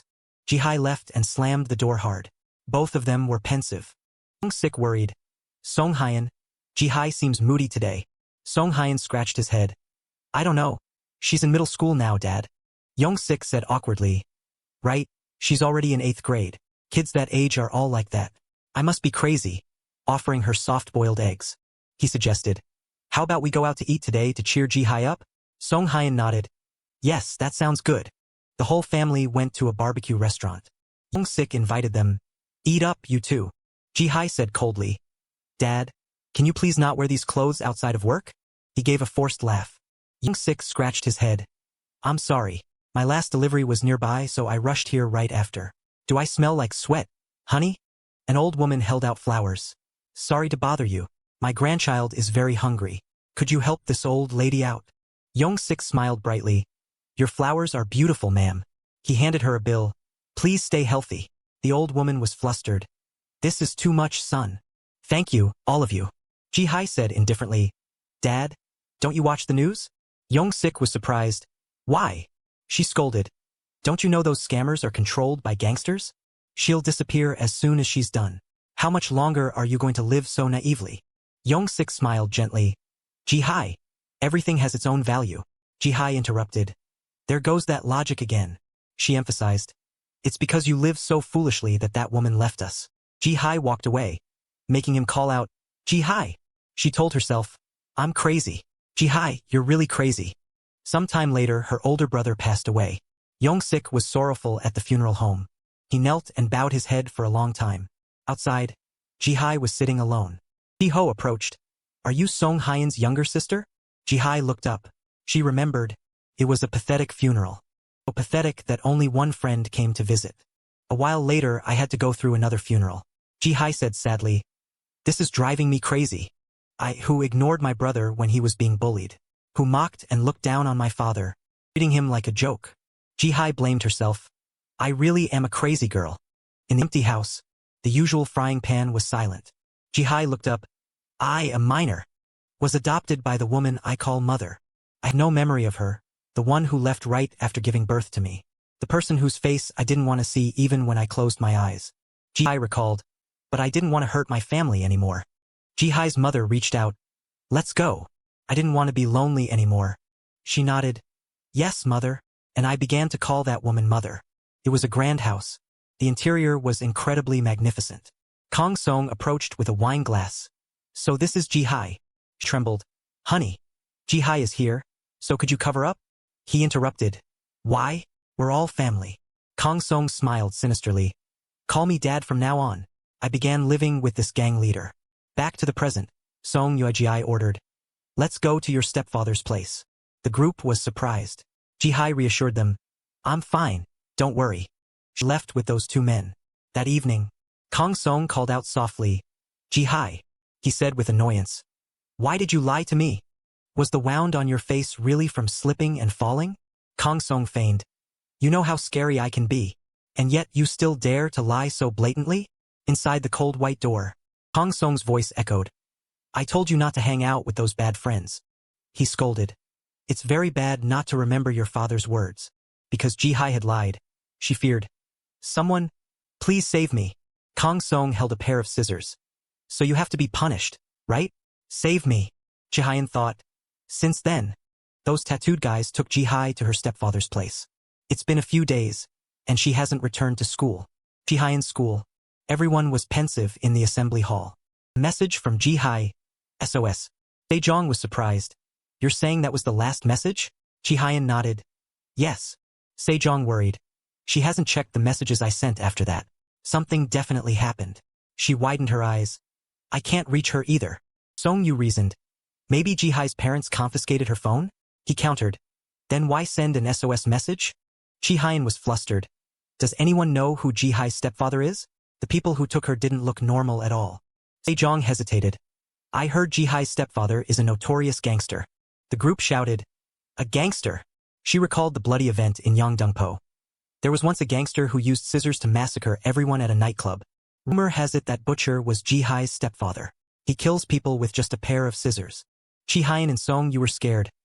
Let's wait a few more days. She'll probably come back. This is too scary. Sejong was determined. Should we try stopping by Ji-hai's house? Why do you have such an idea? I don't know who this child gets her meddling nature from. Sejong was fearful. The door opens automatically just by pressing the bell. Do you know the way in and out? Ji-hai lives in a high-end villa area. Her house, the one located deepest inside. She said timidly. But it seems Ji-hai is grounded. Will we even be allowed in? Sejong calculated. Is there a way to break in? She explained. The security system is very tight, so I don't know. Ji-hai was curious. Is there no other way besides being a resident? She hesitated. They have a security team. No one is allowed in except for the servants. Jiwoo was silent and then suggested. Should we pretend to be servants to sneak in? Sejong scolded. Are you crazy? Have you watched too many movies? What company would hire students like us? Ji-hai and Jiwoo looked at each other. We can just pretend to be older than we are. The three turned to look. Sejong was shy and scared. What are you guys looking at me for? She disguised herself as a servant but was terrified. The most important thing to the chairman is security. Everything in this house must be kept an absolute secret. Sejong cursed silently. Damn it. Pass the interview with Mom's ID card. Misu instructed. Don't touch or peek at anything. She was confused. Then how am I supposed to clean? Misu continued to drone on. Absolutely nothing must be leaked. Not even the smallest thing. If you violate this, pieces of your body will be scattered across Korea. That was Kim Misu. the head of Power PMC Security Company. Sejong was flustered and terrified. She wiped the floor. Sejong cursed silently while wiping the paintings. A voice came from the other end. Sejong, how is it? Did you find Ji-hai? She said softly. No, she's nowhere to be found. I found the room, but she's not there. Sejong observed. But there are many strange things in this house. There were many surveillance cameras in Ji-hai's room. As for Ji-hai's mother, no matter how thick her makeup was, the bruises on her face were still clearly visible. And the strangest thing was Ji-hai's stepfather's office. Sejong muttered, I feel like I hear someone behind the bookshelf. Misu asked suspiciously, What are you saying? She turned around in a panic. Misu was standing right behind her. She said angrily, How disappointing. She thought because I was speaking cheerfully earlier. Dusung hersiyor. You can take my words lightly? In the basement, Kang Song joked. Forgetting your father's words is a big mistake. Because Ji-hai had made a mistake. He held the scissors. So you should be punished, shouldn't you? Ji-hai's mother screamed, Honey, please. He knelt down crying, Please don't touch her. I'll take the punishment for her. Kang Song turned around. What's this? You crawled down here yourself. Golf clubs and other items were scattered around. Ji-hai's mother's face was battered and bruised. Kang Song picked up a lock of hair and brought it close to his nose. He blew them away. Kang Song criticized. Truly a withered flower. No scent left at all.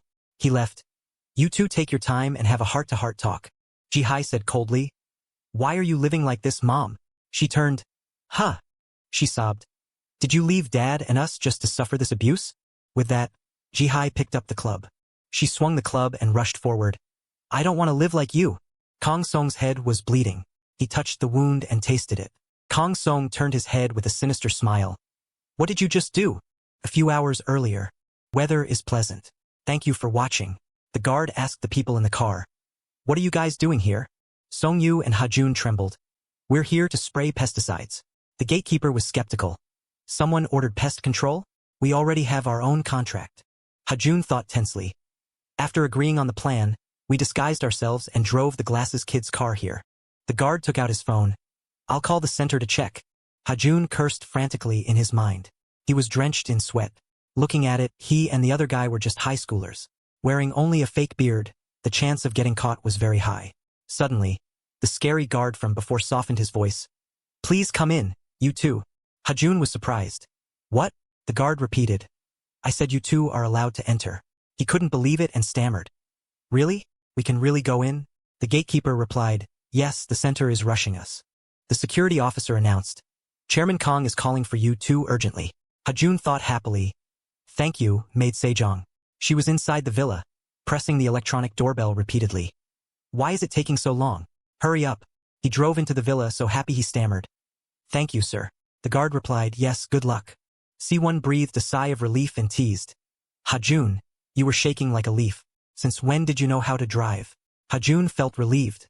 They finally got in. Car slowly entered the villa they were looking for. He thought happily. Successful infiltration into the villa area. The luxurious main hall of the villa appeared with an elegant and majestic appearance. C1 announced through the headset.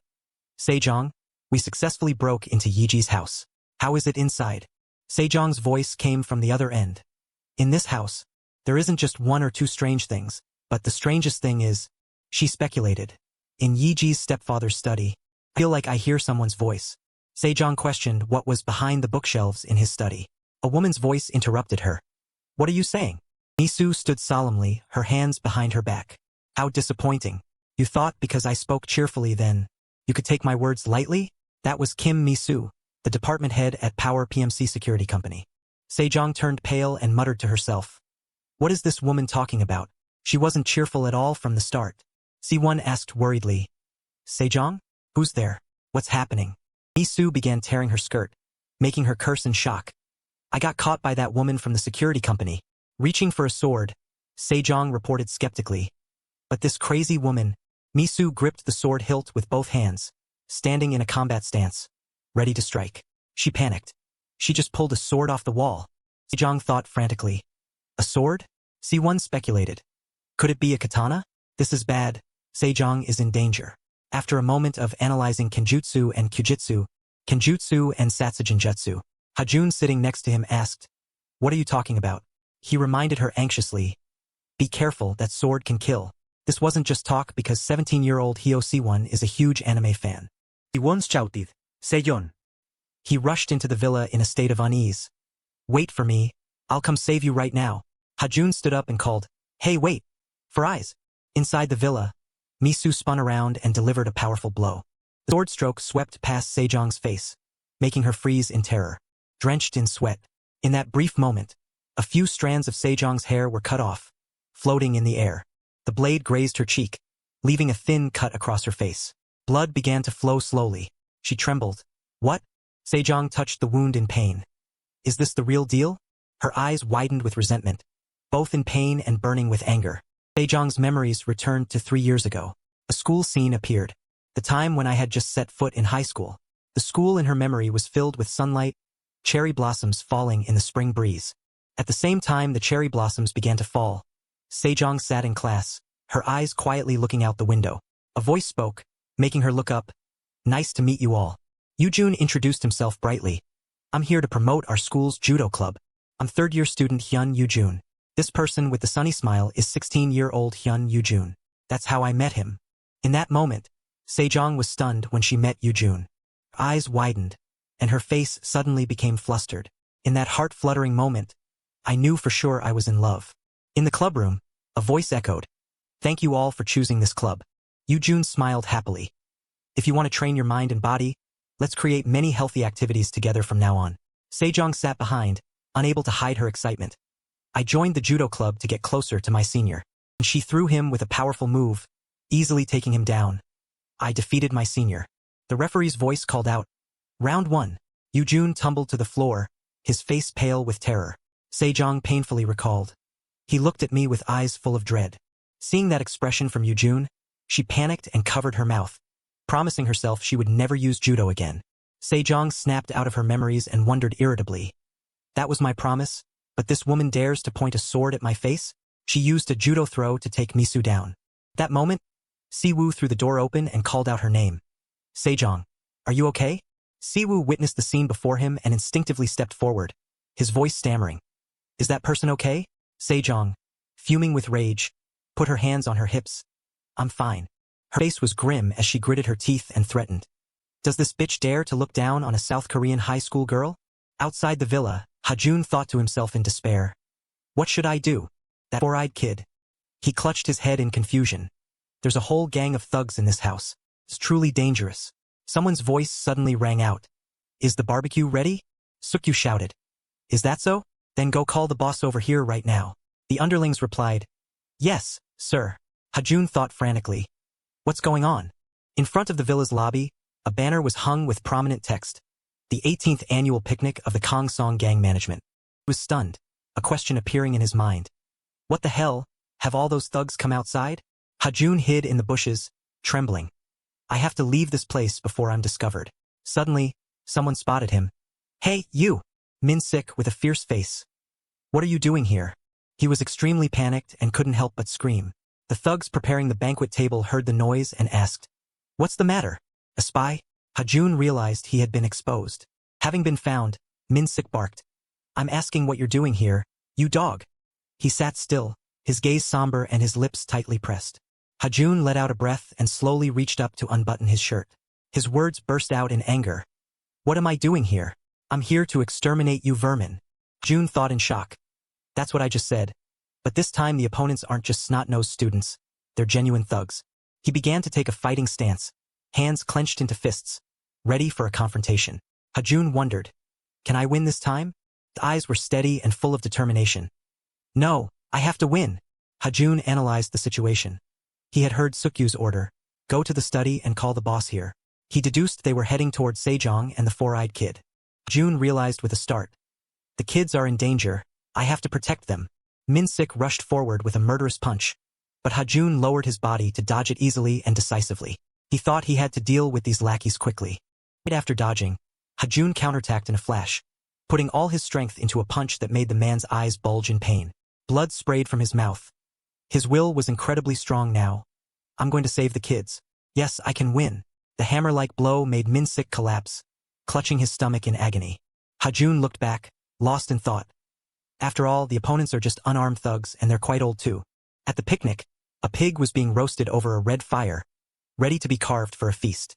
A thug holding 2 sharp knives walked straight toward the pig to prepare the meat for the table. The fierce-looking gangster took a big bite out of a meat skewer. The Kong Song gang members looked tense, holding knives and swords, while some munched on meat skewers. One thug pulled out a blowtorch, letting out a threatening burst of fire. The man had a fierce face, arms crossed, each hand tightly holding a blowtorch that was spitting roaring flames. He froze, drenched in sweat, cursing under his breath. The house was eerily quiet, the lone ceiling light casting shadows on the iron bars. Kong Song, with a back as wide as a wall and bulging muscles, exuded a cold aura that terrified anyone who saw him. Yi gripped the golf club in her hand, preparing to spring up and attack. The sound of the strike echoed throughout the room, making the entire space hold its breath for a moment. His voice was raspy and full of rage. "My dear daughter," blood flowed from his forehead to his eye socket, but Kong Song still wore a twisted smile. "What are you doing?" Having put all her strength into that strike, Yi was stunned to see him remain unfazed. His cold gaze made her whole body freeze. Kong Song stepped closer to Yi, one step at a time. The sound of footsteps made Yi's mother, whose face was bruised from being beaten, sit and tremble. He slowly walked toward her, each heavy footstep feeling like it was treading directly on her fear. A loud noise erupted as if tearing through space, and Kong Song's heavy frame fell face down on the floor. Yi shouted. "He fainted. Mom, let's get out of here quickly." She hurried away, her breath coming in gasps. "We have to leave this place immediately." Yi tried to turn the doorknob, her hands shaking. "What's going on? Why won't the door open?" "Mom, you just came in a few minutes ago. Do you know a way?" Yi's mother explained. "It's easy to enter this place from the outside, but to get out, the only way is to enter the password into that device." She turned around sharply. "Do you remember any numbers?" The woman sat helplessly on the floor. "I've been locked in here by him many times and tried to escape countless times, but I always failed." Seeing her daughter collapse and sigh as if she had no strength left to resist, she spoke up. "When he wakes up, try to beg and say we were just too panicked. If we just let him hit us a little, he'll let us go." Yi closed her eyes and questioned her in anger. "Why are you so resigned? If you abandoned Dad and my 2 brothers, shouldn't you at least be living happily?" Yi's mother made excuses. "Don't think too negatively of him." Her voice sharpened. "What did you say?" With her bruised face, she tried to justify herself. "If I had continued living with your father, living a poor and struggling life, doing laundry and cooking every day, then what would those who once looked down on me say?" Yi's mother remembered the admiring looks when she dressed up in a luxury gown. Now they could no longer look down on her. She still asked, "And what about you?" Yi, in the end, your friends only surround you because of your glamorous appearance. That's how this world works. Ultimately, the most important thing is our appearance. Yi's mother looked straight at her. "I can't even understand what you kids think these days. Weaklings like us must always hide under the protection of men." Yi was hurt by every word her mother said. "Fine, if you've accepted such a life, then I have nothing left to say. At least I hope you can live decently instead of being beaten like this." She gently reassured herself. "I'll think about it in a more positive way. Thanks to this, I can have my nose surgery again next week. I think I should have breast surgery too. Do you want to do it?" Yi didn't even bother being modest. "My measurements are already perfect." Her mother was surprised. "Look at this girl, so confident." She sighed wearily. "A girl like you doesn't even have a boyfriend to rescue you from this house? When I was your age." Suddenly, the door burst open, cutting off the conversation between the two. Hajun's face unexpectedly appeared behind the slightly open door. Yi was overjoyed and rushed to hug him, her voice trembling slightly. "Hajun!" She whispered tearfully. "I knew it. You came to save me." Hoeun bluntly denied it. "No. I was caught too." Before he could finish, he was kicked from behind by Minsik. He said gloatingly, "Got you, you idiot." Sukyu asked worriedly, "Boss, is your head okay?" Kong Song had just woken up, his face contorted in intense pain from his forehead. He held an ice pack tightly against his head. "My head." Sukyu stood beside him with his arms crossed, his tone respectful. "We've carefully disinfected the wound. Boss, don't worry." Kong Song's cloudy eyes were filled with rage. "Those brats." Kong Song's cold words rang out. How should I deal with them? In the main hall of the vast villa, 2 underlings were standing there smoking. One took a deep drag and said skeptically, "Hey, don't you think the boss is overdoing it? Suddenly making us guard these brats." The other was also very dissatisfied. "I know, right? The barbecue party was cancelled too, and I haven't even stuffed a single piece of meat into my mouth yet." A loud noise came from the other side, like someone had just thrown a punch. The thug was horrified to see his comrade knocked out, lying flat on the ground. A man choked the gangster from behind, making him turn blue from suffocation. He could only make a faint sound before losing consciousness. In a large and luxurious living room of the villa, an underling was looking at his phone, the video sound playing. Now, 10 portions of ramen have been added. The man laughed gleefully. Is this idiot really eating it? Suddenly, a man's silhouette slowly appeared behind him. The gangster was attacked unexpectedly, dropping his phone. The video continued playing. I can't do it. I'll dance to HKT music for everyone to see. The underling's hand gradually went limp right next to the phone. Soft footsteps approached the door ahead. All the underlings had been completely defeated, lying motionless on the floor. Footsteps rang out again, heading toward a door where light was shining through. The thugs were attacked one by one, lying scattered everywhere. The mysterious man walked past the room as if searching for something. His gaze stopped at a door with a numeric keypad. The mysterious person approached the door, his hand clenching tightly. Footsteps rang out again, heading toward a door where light was shining through. The thugs were attacked one by one, lying scattered everywhere. The mysterious man unlocked the door and entered. The door didn't close completely but remained slightly ajar. Inside the gloomy room, lights cast a dim glow. Kong Song held an ice pack to his forehead, gritting his teeth. Those brats. How should I deal with them? His gaze was fixed on the tied-up Yiji and Hajun. Kong Song ordered, call the others and tell them to bring all the tools to me. Sukyu bowed in obedience. Yes, boss. He turned to go out and encountered the silhouette of the mysterious man. Sukyu growled. Who the hell is this? How did you get in here? Hajun was surprised, his eyes lighting up as if recognizing who it was. Yiji, beside him, was also startled to see the person who had just appeared. Kong Song smirked with clear contempt. Good grief, it seems my dear daughter is quite the flirt at school. Look at these snot-nosed brats. Coming here one by one. It was Jae-ho, his eyes bloodshot with rage. Hajun and Yiji realized in shock. It's Jae-ho. A few minutes ago, in the room where Sejong was attacked. That was the moment Misu was swinging her sword, preparing to attack her. Siwoo narrated, the one who ran straight to the study. He ran into the room, his face dripping with anxious sweat. Sejong, are you okay? Siwoo recounted the moment he saved Sejong from a dire situation. He witnessed the scene and asked in confusion. Is that person okay? Sejong replied irritably. I'm fine. Siwoo narrated. But the one truly in danger wasn't Sejong. He looked toward the door. The footsteps of the thugs were getting closer and closer. Siwoo panicked. What do we do now? Sejong was also scared but tried to stay calm. Let's find a place to hide first. Then both immediately hid inside the closet. The two sat trembling, huddled in the closet, hands covering their mouths to stifle their breathing. A thug's voice rang out. What the hell is this? Why is manager Kim Misu sleeping on the floor? Her face is so red. The other cursed angrily. Is she drunk? What a mess. Take her to another room and let's go. The underlings replied, yes, sir. Remember to bring the tools to the boss to deal with that new pest control guy we just caught. The underlings replied, yes, sir. Siwoo turned to Sejong impatiently. What should we do? It seems they've caught Hajun. Should we go save him? She objected. Are you stupid? A combo of a high school girl and a dorky Four Eyes trying to fight real thugs? Sejong's voice whispered. First, we have to hide and observe the situation carefully. Siwoo narrated. Time passed, and we're still stuck here. Both sat squeezed in the cramped closet, the stifling heat making them irritable. It's so hot. Siwoo was dripping with sweat, and he said awkwardly, it's really hot in here. Can I take off my shirt? Sejong frowned. You're only wearing one shirt, so take off my foot. Siwoo stammered, sorry. He added. Then do you want to take yours off? Sejong was startled by Siwoo's question, thinking to herself, huh? She growled. Do you want me to beat you to a pulp? He said in terror, stammering sorry. Siwoo made a suggestion. Should we just go out? It seems quiet outside now. Sejong agreed. Try opening the door a crack and peek out.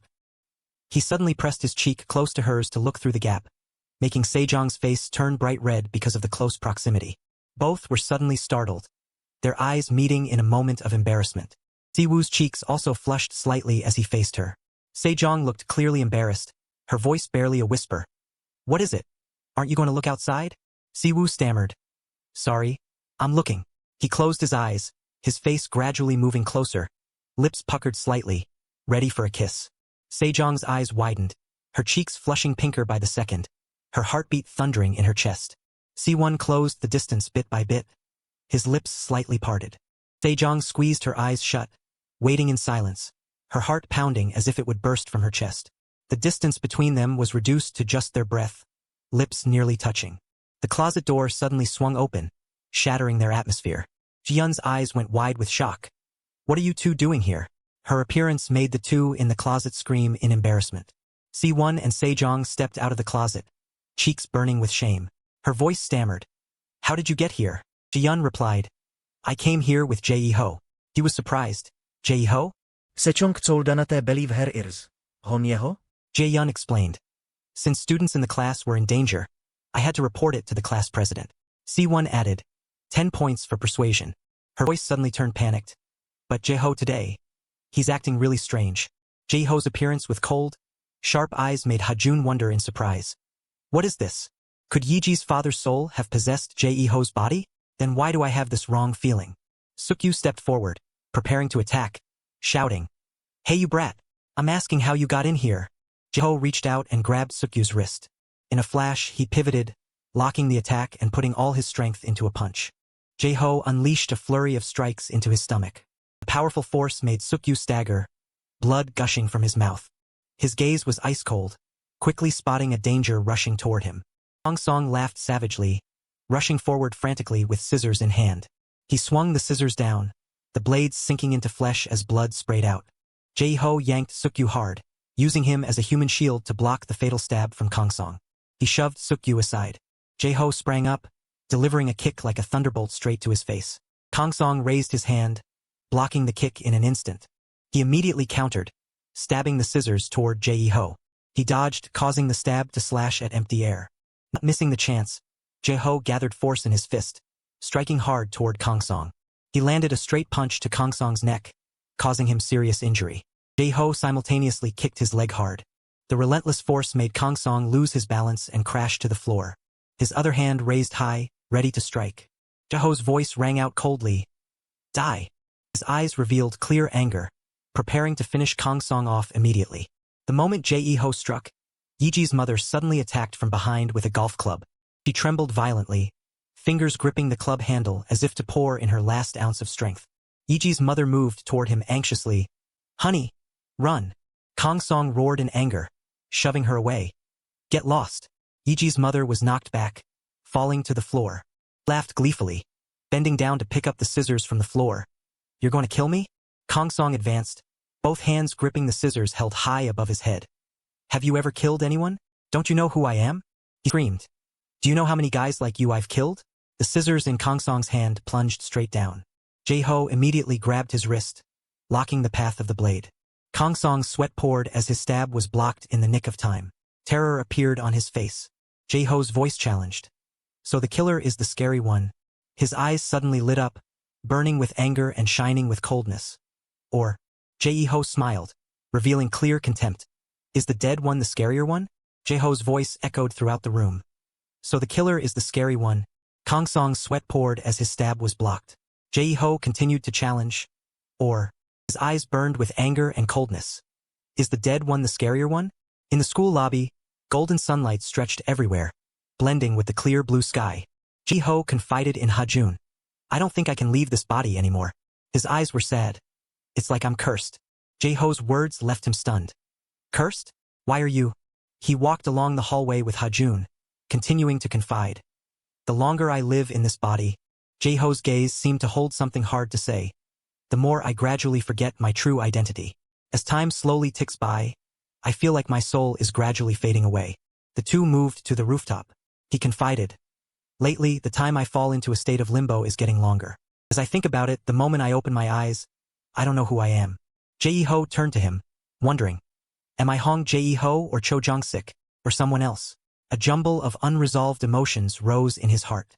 Ha-jun suddenly recalled the moment his eyes shone with madness and a contemptuous smile when facing Kong Song. This isn't good. He witnessed the whole scene while tied up with Yeji. That's not Yeji's father. If this keeps going, Ha-jun realized with a start. His hands will be stained with blood. I have to stop this. Memory returned to the moment Jae-ho grabbed his wrist, locking the scissors. His voice challenged. What the hell are you doing? Jae-ho's terrifying gaze looked straight at Kong Song's face. Didn't you say you'd killed many people before? Face turned pale, showing terror. Kang Song cursed. You bastard. Jaho gritted his teeth. You have to bet your own life. Finishing his words, he bent the scissors in his hand backward, the sharp tip pointing straight up, making Kang Song let out a scream. Jaho lifted his legs, locking them together. He clamped his legs around his neck, preventing escape. Jaho roared. Like this, he put all his strength into tightening his legs. Forcing Kang Song's head down, he pressed the scissor tip into his chest. Blood spurted from Kang Song's mouth. His face contorted in pain. Moans escaped along with ragged breaths. He gritted his teeth, tensing his whole body, ripping the scissors out of his chest. Blood-stained scissors slipped from his hand and fell to the floor. Kang Song collapsed to the floor, making Yiji's mother scream in fear. Jaho's face was held high, cold, with eyes rolled back ferociously. He snapped around when he heard her scream. Ji-yun's mother trembled, hands clasped in plea. Please, don't. She collapsed before Ji-ho. Don't kill me. She tried to beg for mercy. I was abused by this man. I am a victim. Ji-yun's mother's face pleaded. Her voice choked. Even my face like this is because of him. Please save me. Jaho looked down with cold, red glowing eyes. You haven't changed a bit. Ji-yun's mother froze, uttering in confusion. What? Memories flooded back to the old apartment years ago. Yong-sik questioning his wife. Why are you going out at this hour? Ji-yun's mother crossed her arms, annoyed. Can't a woman go out late at night, when I have to stay home cooking and watching the kids all day? He trembled, explaining. You know that's not what I meant. Yong-sik tried to lower his voice. Honey, I meant. He gritted his teeth, revealing the truth suppressed for so long. Do you think I don't know you're going out at this hour to meet that person? She was nonchalant. So you knew already. Ji-yun's mother spoke bitterly. A failure who can't support his family. I think you should realize that yourself. She replied in a shameless tone, turning a blind eye. Yong-sik gritted his teeth, enduring it. If you tell me to just turn a blind eye, then I will. He pleaded. Our Ji-yun isn't even 2 years old yet. Do it for the sake of our daughter. Ji-yun's brother quickly pressed his hands over her ears to block the sound of the argument. Ji-yun's mother laughed with contempt. Someone like you, incompetent and oblivious. Her shameless tone revealed. Do you think she's really your daughter?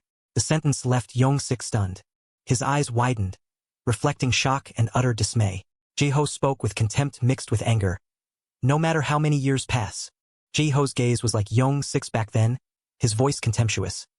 No matter how many times you fix your face, that personality of yours never changes. He gritted his teeth. A woman like you. He lunged at Ji-yun's mother, preparing to swing his fist.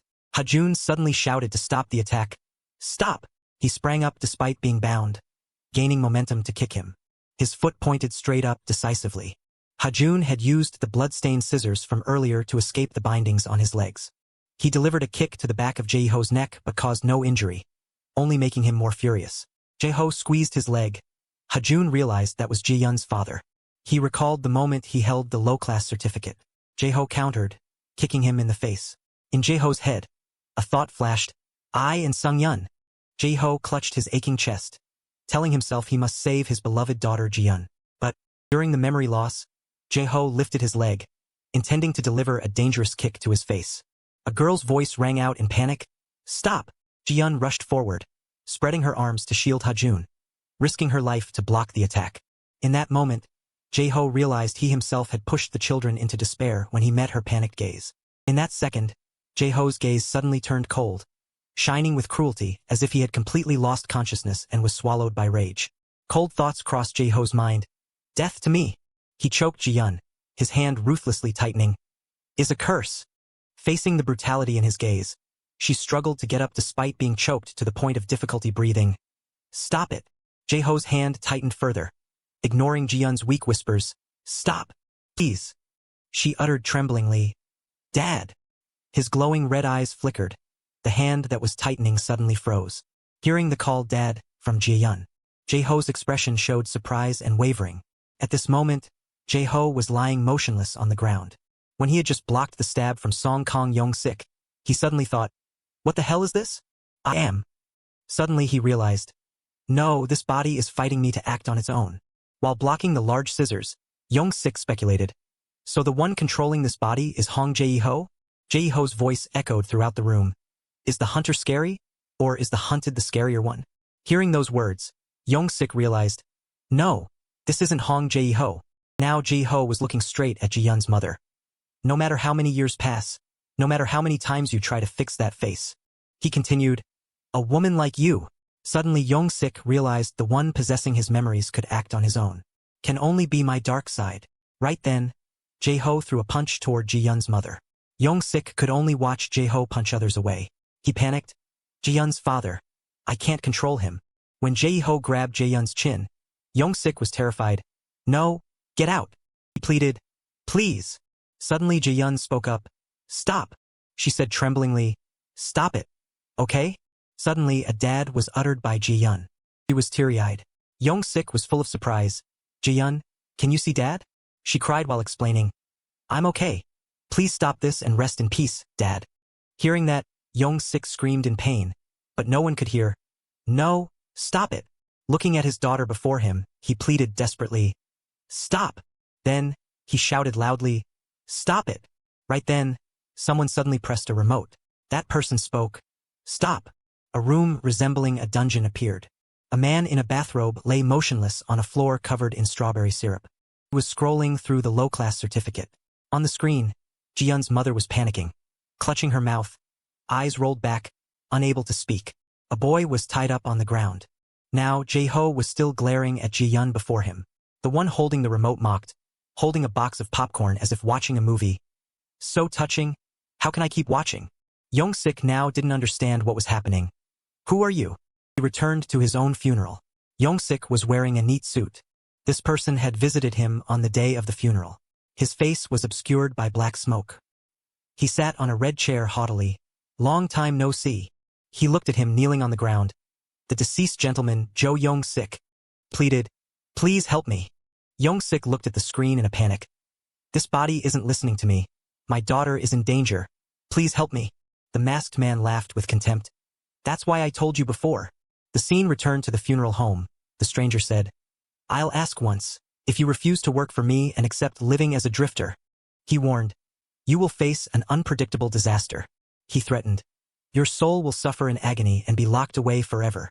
The person asked, do you still want to stay here? Young-sik bowed his head with a thoughtful and painful expression. He was determined. I must find the truth about my son's death, Sung-yun. He remembered Ji-yun. And I must protect my daughter Ji-yun.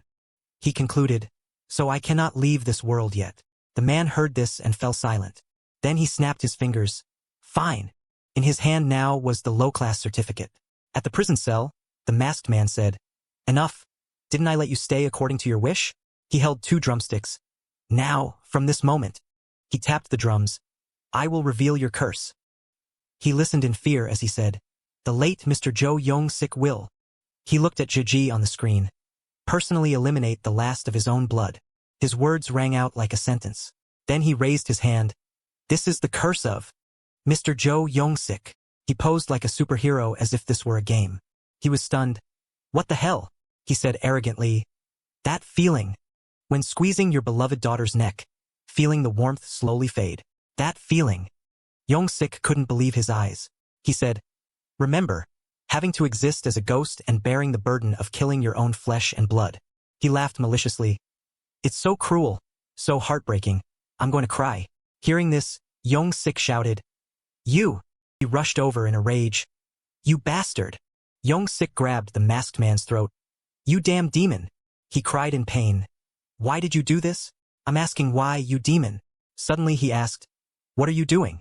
At this very moment, Young-sik was reaching out to choke his own daughter. Ji was enduring it, 2 streams of tears rolling down her cheeks. The masked man laughed. You could slowly destroy her, you're too impatient.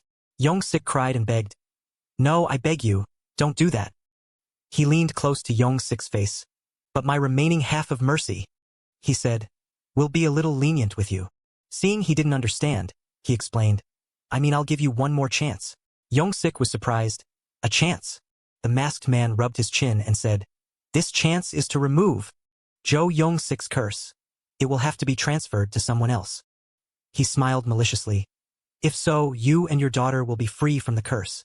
The man in the suit made a funny gesture. So, what do you think? An enticing offer, isn't it? He glanced around and said, It seems there's also a deceased person nearby.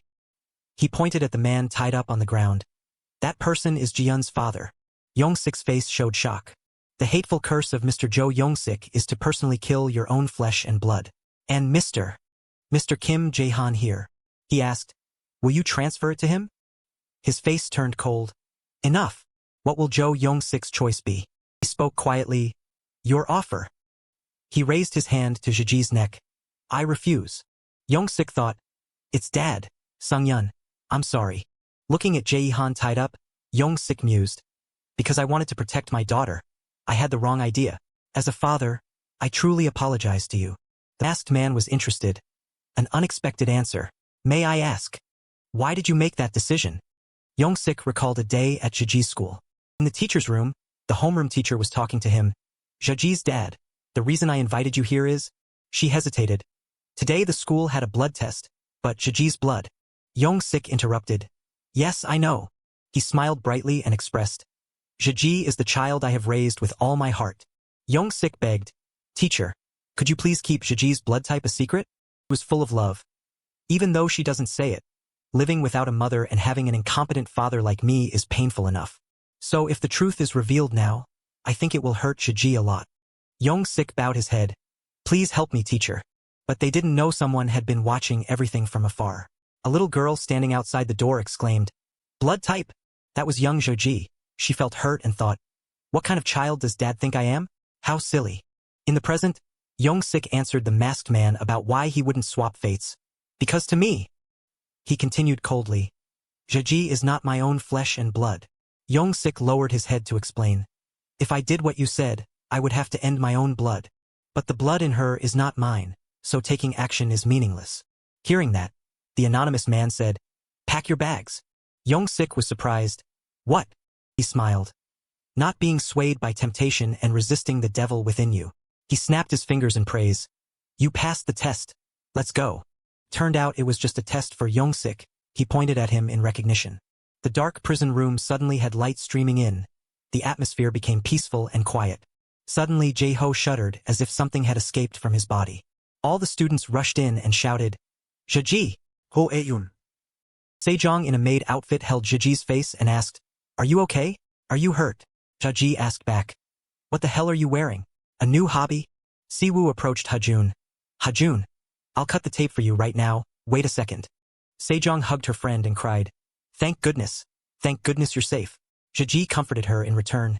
Sejong, I'm fine. She hugged her friend and whispered, thank you.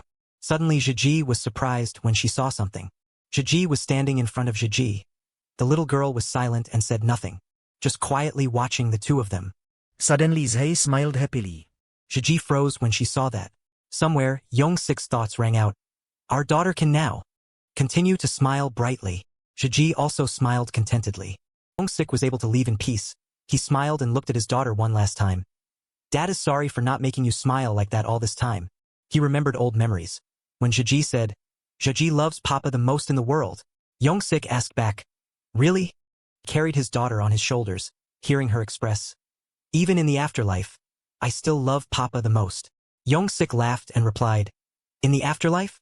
The little girl replied, yes, brother said when we die we will go there to live. So even when Papa dies, Jeji will still. The little girl shouted loudly, affirming, love Papa the most. The two walked together under the beautiful sunset. Young-sik said his last words, Papa too in this world. Tears rolled down his cheeks and in the afterlife too, my beloved daughter.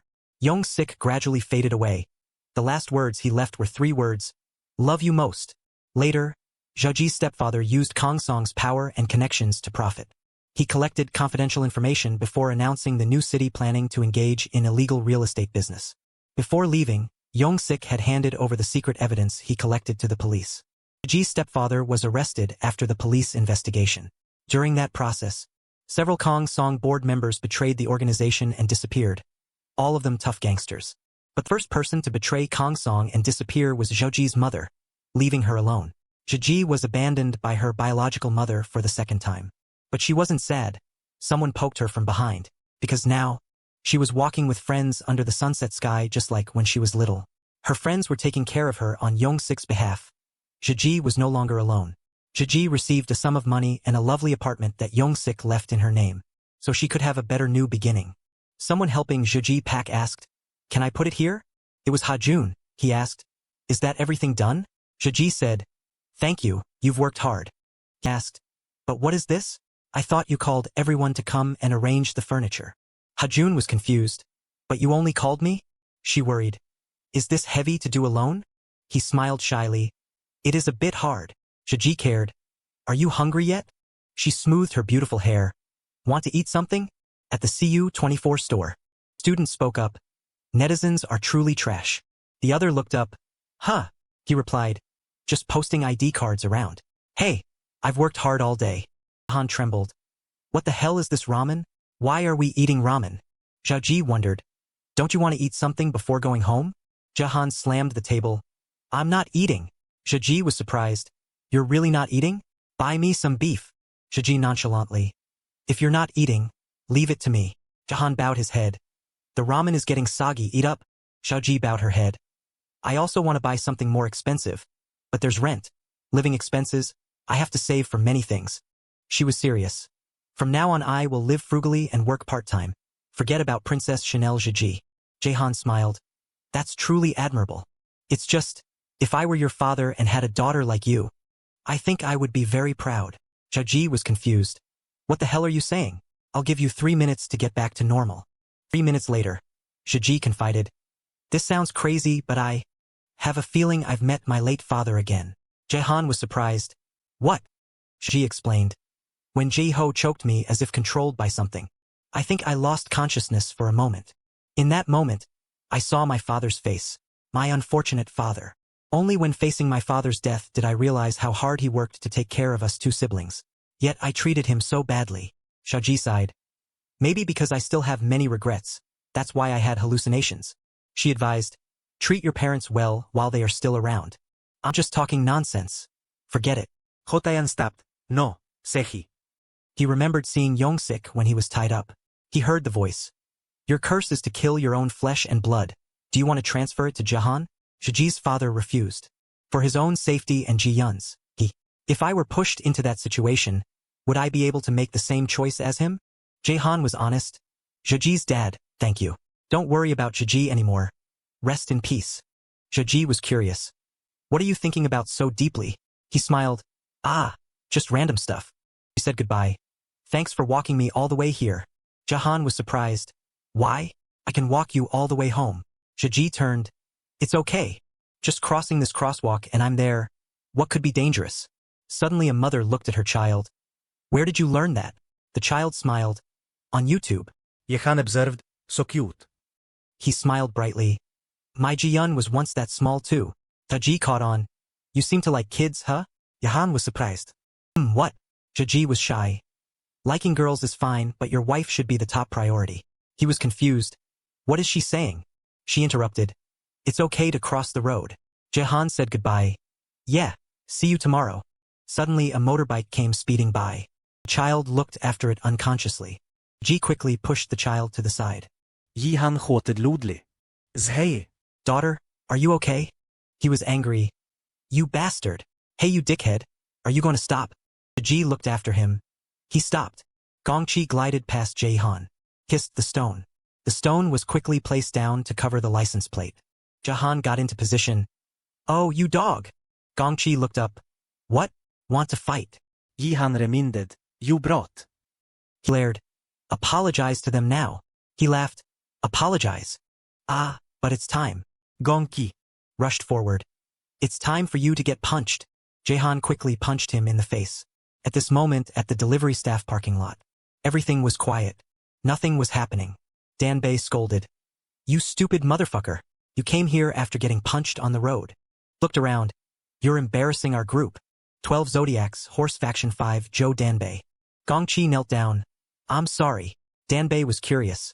But why did you try to hit the child? Even though you're the one injured now. Okay, Hyan looked friendly. Do you know who that guy is? 12 Zodiacs, Horse Faction 5. Okay, Hyan. Gongchi trembled. No, but I recorded him on my phone. Here. Jahan shouted. What are you doing? Why are you holding a phone? He glared. Hurry up and apologize to those three. Danbei was surprised. Wait, isn't this guy the one who took down the monkey faction? He was angry. You crazy first-year bastard. Ma Dongqion stood up holding a weapon. He ordered, "Put on your helmets." Gongqi trembled. "What?" "I didn't hear clearly." Dongqion reminded, "Don't make me say it a second time." Gongqi grabbed the helmet. He quickly put it on. Dongqion shouted, "Racers like us are only allowed to fall." He emphasized, "On our war horses." Danbei and OK Hyen looked with pity. "You idiot. Is that what you say when you pushed him to the floor like that?" Gongqi regretted. "I know I was wrong. Please forgive me." Dongqion threw the weapon away. "It's time to teach that first year who doesn't know his place a lesson." He ordered, "Start the engines." 12 Zodiacs, Horse Faction 5, Ma Dongqion. The next morning, Jaehan was walking. Suddenly there was a call, "Ha!" Both Shiji and Jaeyun simultaneously, "Ha-jun!" Gabonion smilat. Shiji was awkward. "Hi, why is she here?" Suddenly a motorbike came speeding by. Both of them saw it. Isheutzit. Ho Eyun. Danger. Jahan was surprised. "Danger!" Gayon trembled. She shouted. "There's gum stuck on the ground." Shiji was confused. "Gum." A baseball bat swung towards him. Hotayan shouted loudly, "No!" "My Jordan X Travis Scott X fragment." The guy holding the baseball bat turned his head and clicked his tongue. Jahan tremblingly checked. "Safe." Almost stepped on it. Ji observed. "Good thing he dodged in time." "But..." Jaehan smiles. "Thanks for saving my shoes. I always try to keep them so clean that I can barely walk properly." Ji-yun surprised. "But how did you get these rare Travis Scotts? Did you buy them yourself? You must be rich." He smiles. "Not at all, Lady Luck helped me win them." "Do you like shoes too?" Gigi observes. "There's something between those two." Jaehan concerned. "Have you tried signing up?" Ji-yun sadly. "I couldn't prepare the dress code in time, so I missed out. So jealous." Gigi jealous. "They seem close, don't they?" Jaehan concerned. "There are too many lately, so I just look. I don't dare buy." She curious. "Why is Ha-jun so interested in shoes?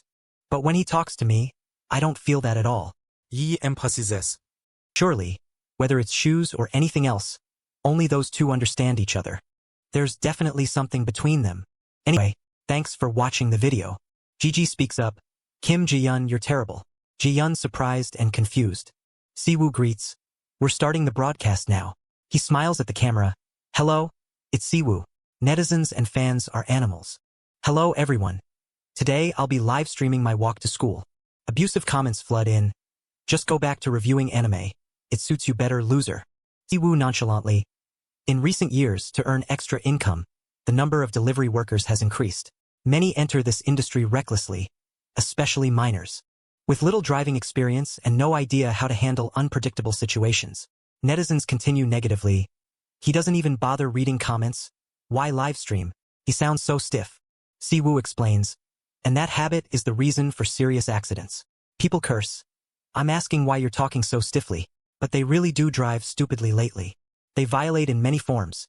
Driving against traffic, lane hogging, running red lights, using objects to cover license plates, sticking gum, dirt, or damaging them, using transparent tape on plates to reflect light, intentionally altering plates with markers. Some even have no plates." Siwoo emphasizes. Constantly honking, revving engines. Furthermore, using LED lights, stealing customers' food. Damn it, not wearing helmets. Cutting off cars, weaving, driving in pedestrian lanes, speeding. Siwoo sighs. "There are so many." He confidently. "I, Hyo Siwoo, want to personally experience this injustice by recording the behavior of some irresponsible drivers." Siwoo smiles. Netizens curious. Is this bastard aiming for the bounty? Looks like anime reviews aren't attracting views, so he had to change topics? You're only doing it for money, right? Siwoo smiles. "I'll perform a secret technique." Netizens curious. Is this guy aiming for the bounty? Super challenge. So why don't we go catch them now? People are still discussing, probably won't even read comments when turning off the live. Anime review. "Look at the glasses kid. Go for it." Siwoo trembling. They shouldn't cross the road lines like that." Comments continue. "Suddenly talking like that? You think you're a TV reporter or what? Nothing interesting about these people. What a bunch of jerks. 1 against 3. That's exciting." He observes. Using the pedestrian lane, even driving against traffic. He's not even wearing a helmet. People agree. "This generation is so boring, rotten, terrible. How much have you earned?" Planning to become a bounty hunter. Siwoo signals to everyone. Netizens curious. "Can you hear us talking?" What's up? He continues commenting. There are many motorcycles violating regulations here. Many don't even have plates. Public angry. So how many are there in total? You could win a pretty good reward. He hit the jackpot. Siwoo, I'm your long-lost brother. Can you give me some money? Siwoo decides. Let's go inside to get a better look. I'll try to go see. Comments cheering. Cut them in half. Look at those exhausts, noisy bastards, hashtags like shit. Cut them in half. Siwoo wipes the plate. I'll take pictures of these plates. Below, comments are cheering. Report them. Report those criminals. I'm starting to get curious about our country's education. But what are you doing there? Isn't that where gangsters hang out? Suddenly the screen goes black, making everyone worried. What's wrong? Why is the screen black? This idiot must have forgotten to plug in the charger last night. The phone falls to the ground. A foot steps on it. Gongchi glares. Hey, what are you doing here? The whole group stands looking at him with contempt. Gongchi shouts. I asked what you're doing? You like being a busybody? Siwoo scared. What the hell is this? The tattoo on his arm. Is it the monkey faction tattoo? So then, touch and go, call and ship. Monkey faction base. Danbei usually calls. Horse owner. Sivoav vard. He screams. Catch him. Quickly get on their bikes. They bring weapons. A baseball bat. 3 Swan brothers assemble. Catch him. Siwoo runs while screaming. They are chasing behind. Siwoo focuses on running fast. Suddenly a bike stops. That person hands him a helmet. Get on the bike. Siwoo worried. Where should I sit? I mean, who are you? The helmeted person shouts. Hurry up. Keep stalling and they'll catch us. They run and shout. Almost got them.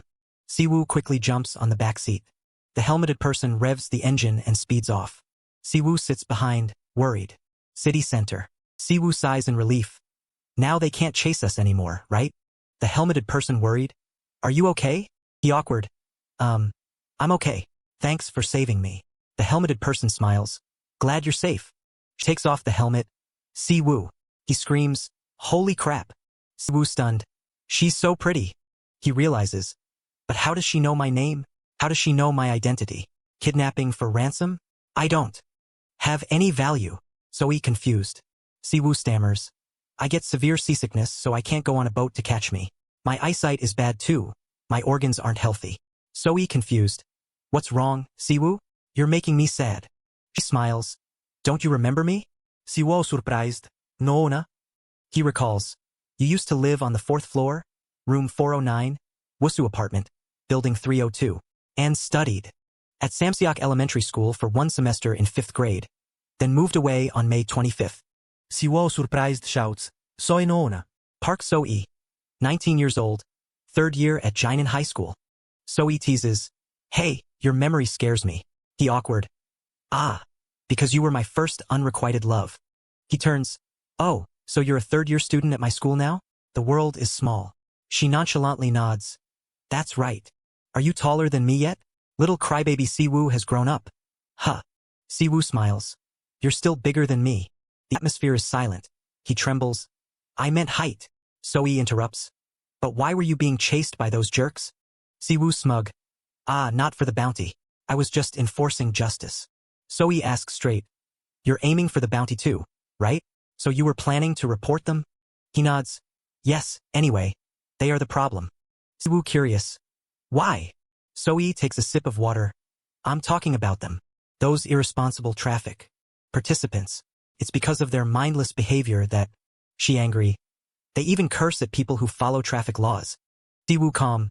May I ask Nuna? He's scared. Aren't we going to school? It's almost lunchtime. So-e remembers. Ah, right, school. She orders. Put on your helmet. Yes.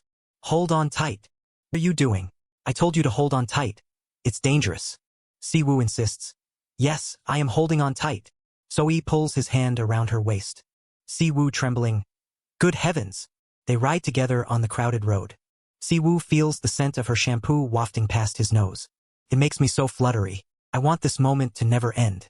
Siwoo dreamy. To be by So-e Nuna's side. Forever. Thanks for watching the video. School. Thanks for watching the video. Both enter the school grounds. Siwoo happy. I'm so happy to see you today. So-e smiles. It's nothing. Ah, let me borrow your phone. He wonders. My phone. He remembers. My phone is broken. So-e suggests. Then let me borrow your hand. Siwoo asks back. My hand. He is overjoyed. Soi confused. What are you smiling at? Siwoo scared. Ah no, it's just ticklish. Soi nonchalantly. Just endure it. Siwoo continues to smile. She explains. This is my phone number. Whenever you're in trouble, just call me. Siwoo freezes. He blushes. Yes. The two stand looking at each other for a moment. Someone is watching. Sejong glances. Who is that bitch? Nam Sejong, 17 years old. After school. Unsurprised. Oh, you listen to hip-hop too? Lil Nas X's new song is good, right? Me too. Ever since the pregnancy prank, I've been watching him promote his new album. Gigi annoyed walking beside them as they talk. Lil Nas X looked cool then. Exactly. She frustrated. What the hell are these two talking about? Just listen to pop music. Gigi observes. These two talk to each other so excitedly all the time. In the morning they talk about shoes, now it's music. Those two. Suddenly a scolding voice. You guys are having fun, huh? Very fun, right? After making my brother's handsome face look like this. That guy scolds Hajun. Hanging around with these girls, you can still smile? Danbei emphasizes. Huh, you dog? 12 Zodiac faction. Monkey faction. Choi Danbei here. Hajun sighs when seeing the convoy. Chehan from afar tired. Why is this kid's school never peaceful? He looks at that punk. So that's why you brought the whole gang here? Chehan frustrated. There are too many. These bastards are all driving. So first I must get Jiyun and Gigi to a place where vehicles can't easily enter. We need to run into that alley. Chehan dashes out. Let's go, host body. Switch. Surprised. Switch. What the hell? Where did that kid go? The gang screams. Catch that bastard. Chehan angry. Coward. How dare he run away alone? Danbei grabs Jiyun. Hey. Don't forget these girls. If we hold them, that dog will come back immediately. Chehan worried. Ga je un? The gang warns. Boss danger. Danbei arrogant. Damn these idiots. What's dangerous about a few high school girls? Beside him. He surprised. Beside. Suddenly a foot flies towards Danbei's face. Jiho kicks Danbei's face hard. He falls back in pain. Danbei panicked. What was that? Che also watches in surprise. The person lands. Leader of the God faction. Jiho with pink hair. Third-year student at Jinan High School. Jeho worried. Ye, are you okay? Are you hurt anywhere? Jiyun curious. Wait, I'm the one who was captured? He turns to Choi Danbei. You dog, how dare you? Get blood on my shoes? Danbei shouts. You kicked me first, you dog. Hayom clash. That bastard Kwak Jiho. You betrayed the 12 Zodiac faction, yet you still dare to act up? Jeho nonchalantly. Ye, screw me. Worry about yourself first, dog. Because from now on I'm going to beat you to a pulp. Danbei smug. Beat me to a pulp? Still keeping that loudmouth trait, huh? He interrupts. Did you forget how I beat you to a pulp last year? Jiho challenges. Is your brain a jellyfish brain? Don't remember. In the second-year classroom, send the account number via text. I'll transfer the money. Forgotten memory. Danbei scared. He screams. Fine, if you want to fight. Let's fight. You rich kid. Ah, say hello to your wallet for me. It's been a while. Let me earn some pocket money. Right? Jeho smiles brightly. Okay. Danbei scolds. Don't hit that spot. Hey. Wait, time's up. Stop. It hurts. Stop immediately. Gang behind confused. What now? Should we rush in? The opponent is Kwak Jiho. They run away. Suddenly I need to go to the bathroom. I forgot to turn off the gas stove at home. Danbei screams. Someone save me. My fault. I'm sorry. Send me your account number. I'll transfer the money back immediately. Jiho smiles. Give my regards to your leader. He screams. Get lost. Get out of here. Hoeun ronsoa. Gayom. And the girl beside you too. He hugs the weapon. Are you two okay? I brought weapons here. Gigi surprised. The girl beside you? You finished fighting. Why bring weapons now? Jiho sighs. Monkey faction. A bunch of idiots. He sits down. They really are a bunch of scum. Jiho explains. The monkey faction belongs to the 12 Zodiac faction. They run a delivery service at the scrapyard. Because they do delivery, they have to use motorcycles. Oh, look how beautiful it is. Danbei challenges. Want to try riding it? Yes. He provokes. So do you want to earn money while riding? Gongchi and his gang raise their hands high. Awesome. But how are we supposed to afford more bikes? Danbei replied nonchalantly. I'll be the one to supply them. He added excitedly. Really? Think of it like an installment plan. You get the bikes first, then run delivery services. The monthly interest will go toward paying off the bikes. Even you could own one. Gongqi was delighted. Oh, that's great. Here's the contract. Jiho emphasized. That's how he recruits dozens of lackeys. They profit from delivery services, and those bikes are either discarded junk or stolen. That's why they make so much money just from deliveries. As for those idiot lackeys, if they don't bring in money every month, they'll be saddled with massive debt. Jiho stressed. In the end, no matter if they run 24/7, they still won't earn enough to cover the payments, creating a contract they can't afford. Jiho said angrily. The ones who created this exploitative system are the 3 leaders of the horse faction. Member Choi Dan-bae. That guy is a joke. Member Uikyun, as far as I know, he can fight too. Jiho remarked. Slanted eyes, wears stupid-looking flip-flops, talks like he owns the place. He's the type to overwhelm others with his presence. And I'd say he's pretty smart too. Han said nonchalantly. Sounds just like you. JG teased. Whoa, same style, huh? Gio trembled in embarrassment. He continued. But the person we need to watch out for is the leader of the horse faction, Ma Zhangqion. The scariest thing about this guy, besides being a ruthless bastard, is that he has never let any information slip. Jaehan worried. So what do we do now? Don't you have any ideas? We can't just sit here. Jiho replied indifferently. What do you mean, what do we do? If we don't want to be oppressed by them, he smiled. We just have to step on them first. The next morning, at a Starbucks. Siu Aztecs boy, Nuna.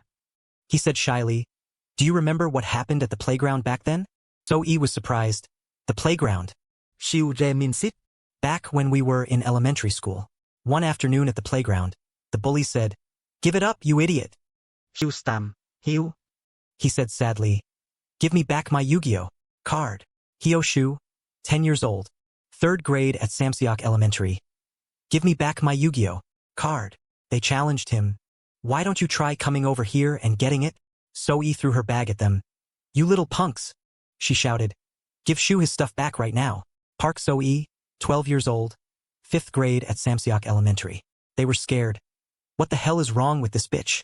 Then they left. Let's go back. We don't hit girls here. So-e laughed. Oh really? Well, as for me. He kicked up. I do hit boys. Hector Pascal's kick. So-e laughed. Oh right, so that's what it was. It's similar to what happened yesterday. Shu said shyly. I'm always in your debt like that. So-e reminded him. If you're in my debt, you just need to pay it back. Shu was surprised. How? She said happily. I won the racing club prize. So-e smiled brightly. I got a 2-day, 1-night ticket to Chuncheon as a reward, but going alone is a bit. She suggested. Do you want to go with me? Shu mused. With So-e Nuna. A 2-day, 1-night vacation. Shu was happy. Just the 2 of us. He shouted. Yes, I'd love to. At Shu's apartment in the evening. He said happily. Chuncheon. Aha. Shinchan, 5 years old, the future of the world is in your hands. Live the way you want. So touching. He was moved. The superhero transformation episode, My Bride, is truly a masterpiece. So-e approached. Shu. So-e Nuna? Yeah. I'm a bit scared sleeping alone, so. So-e said shyly. Do you want to sleep together? Shu worried. He stammered. I'm sorry, So-e. I'm the type who doesn't like being bothered while watching anime. So-e said sadly. I understand. Sorry for bothering you. So-e laughed and spoke up. But what are you thinking about? Shu was surprised. Yes. So-e said nonchalantly. I asked what you're thinking about so intently. Fantasy over. He was flustered. I'm sorry, So-e Nuna. So-e was confused. Sorry for what? Shu shouted. Sorry for everything. That moment the sky was crystal clear. By evening the sky turned golden. Shu bowed his head. Thanks for taking me home. So-e hugged her helmet. Yeah. Feel free to talk to me anytime. The atmosphere was awkward. He laughed. So-e said happily. Get home safe. See you next time. Shu was happy. Yes. He ran off in high spirits. 2 days and 1 night with So-e Nuna. So-e stood there smiling, watching him. Suddenly, a hand grabbed her collar. Excuse me, can we talk for a second? Nam Se-young, 17, was extremely angry. So-e stammered. Who are you two? Want to talk to me? Sejong replied indifferently. You're asking who I am? She explained. I've been watching your every gesture, every action. I know. Your identity clearly. You could say I'm that girl. So-yi was scared. Huh? That girl. Sejong revealed. Park So-yi. 3rd year at Jinan High School. You're wearing a mask as an ordinary student but... She shouted. Actually, you're a bitch. 12 Zodiac faction. Horse faction. Ma Jongcheon's lover. Leader of the horse faction. So-yi was confused. Huh? What do you mean? Sejong sneered. Playing innocent now? She grabbed So-yi's shirt. Sejong tackled So-yi down. Sejong took off her jacket. Sejong shouted. There must be a tattoo on your body. You're the leader of the horse faction. This is the proof. Sejong panicked. What the hell? Why is there no tattoo? She knelt down. I'm sorry. I've committed a crime worthy of death. Please punish me. So-yi sat up tiredly. Are you Shu's classmate? Looking at your face, I wouldn't have thought you were a student. Sejong cried. I got carried away after hearing false rumors. Please punish me. So-yi laughed. It's okay. It's understandable. She looked up. Huh. So-yi explained. Saying I'm the leader of the horse faction isn't true. But... So-yi said seriously. It is true that Ma Jongcheon and I are dating. 2 years ago at high school. The bell rang, it was break time. The first time I met Ma Jongcheon was when I was a freshman. Displacement up to 1,200 cubic centimeters. Max torque 99 Newton meters at 3,500 revolutions per minute. Awesome. Yongcheon was excited. Ma Jongcheon, 17, freshman at Jinan High School. He dreamed.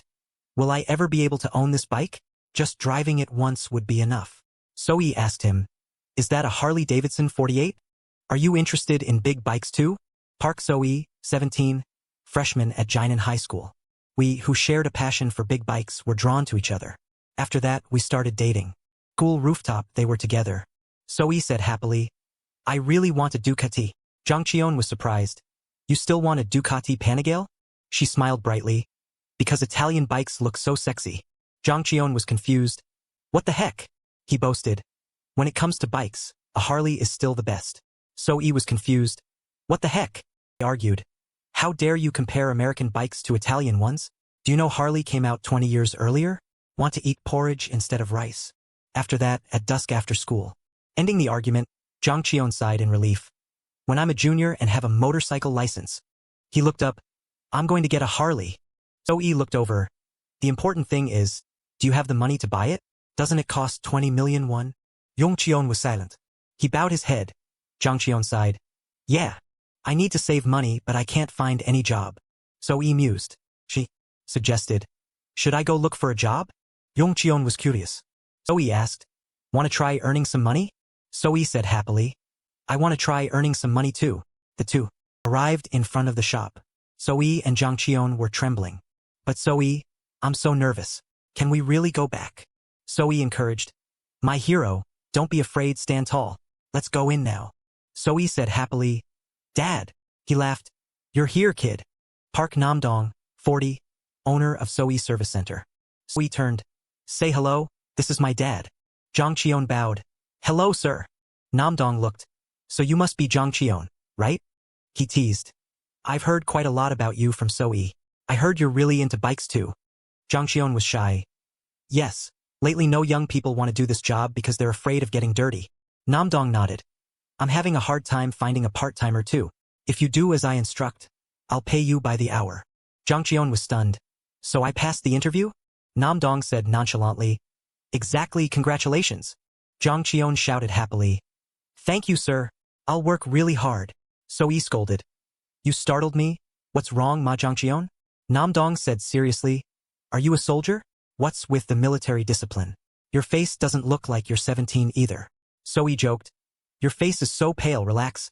That was how he started working as a part-time maintenance worker at my dad's company. He instructed. Now if you turn it like this. See, it's easier, right? Jongcheon shouted. Yes, I'll try to learn more. Namdong was annoyed. You startled me. He smiled brightly. This kid. We've been living under the same roof for almost a year, and you keep calling me boss over and over. Relax. Namdong ordered.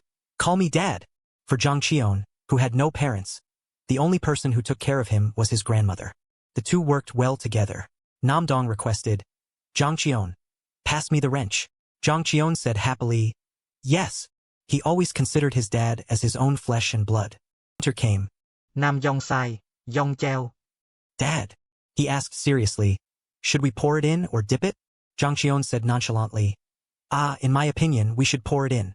Namdong praised. Our Zhang Qion really knows how to eat. He teased. Look, daughter. Pouring it in is always the right way. Isn't it?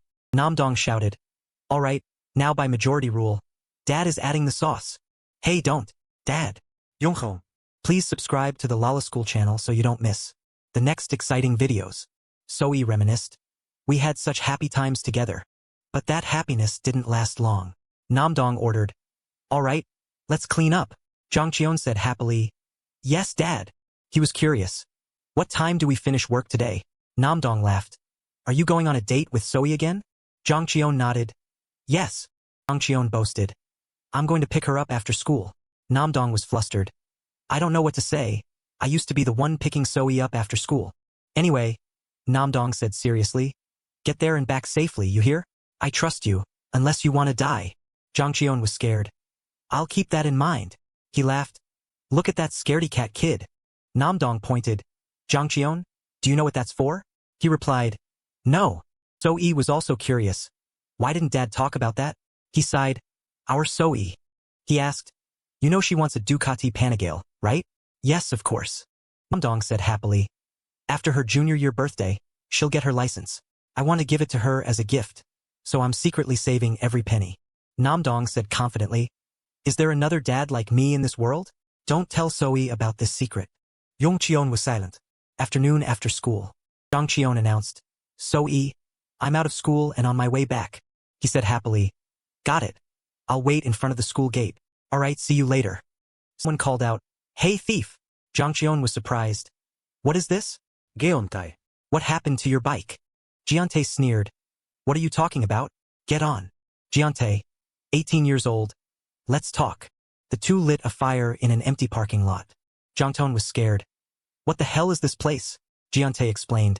This is the scrapyard my uncle used to manage before he went bankrupt. He said confidently. Maybe because of that, I guess you could call this my workplace now. He was curious. Workplace. Giante explained. There's a business model I really want your support on. Want to hear it? There are a lot of delivery industries trending right now, right? So seize this opportunity. You should set up a delivery business of your own. Qion wondered. A delivery business? Can a minor do that? Giante tempted. To talk about that, we just need to borrow the names of the big guys. Don't worry. He explained. Gather other guys who like motorcycles and provide them with information, after using them as delivery boys. Giante laughed loudly. We'll sell all those bikes to those idiots. He invited. What do you think? That deal. Isn't it sweet? Zhang Qion worried. But doing that requires a lot of motorcycles. Motorcycles aren't a big problem for me. Giante said seriously. That's why I was wondering. When I met you last time, I saw a lot of motorcycles at the repair shop you work at. He ordered. Take them all. Zhang Qion walked away. I'll pretend I didn't hear anything. I'm leaving. Giante called after him. Why? Because it's your girlfriend's dad's shop. Provoked. How's the romance going? What else? Even love is like a pile of shit when you have no money. Giante complains. How long are you going to keep that grease on your face? If you succeed in this with me, I promise you'll be able to sit comfortably and make money, you idiot. Zhang Qion hesitates, thinking. Giante adds fuel to the fire. If you want to buy the bike you want, we need a lot of money, at least for now. Zhang Qion remembers. After the third birthday party of Sohee, and after she got her license, I wanted to give her a Panigale as a gift, so I saved money in secret. That was what she wanted. He recalls speaking to Sohee. I also wanted Sohee's Panigale. That was also what I wanted to give Sohee as a gift. Late at night at Sohee's repair shop. Hand opens the gate. Get in. They quickly sneak in. Geontai orders. Hey, manantai Yongheon. He points up. That camera is lit up. What is that? So we've been recorded this whole time. Zhang Qion nonchalantly. It's just a dummy. Don't worry about it. Giante orders. Hey, you guys drag the bikes from the warehouse over here. They reply. Okay, Giante. They chatter noisily. Hey, but will our fingerprints be left behind? Like when you watch those American series like CSI, you can see all the fingerprints under the blue light. This is Korea. You idiot. Korea has cases like that too. That's the court department, you moron. Anyway, what if we get caught by the police?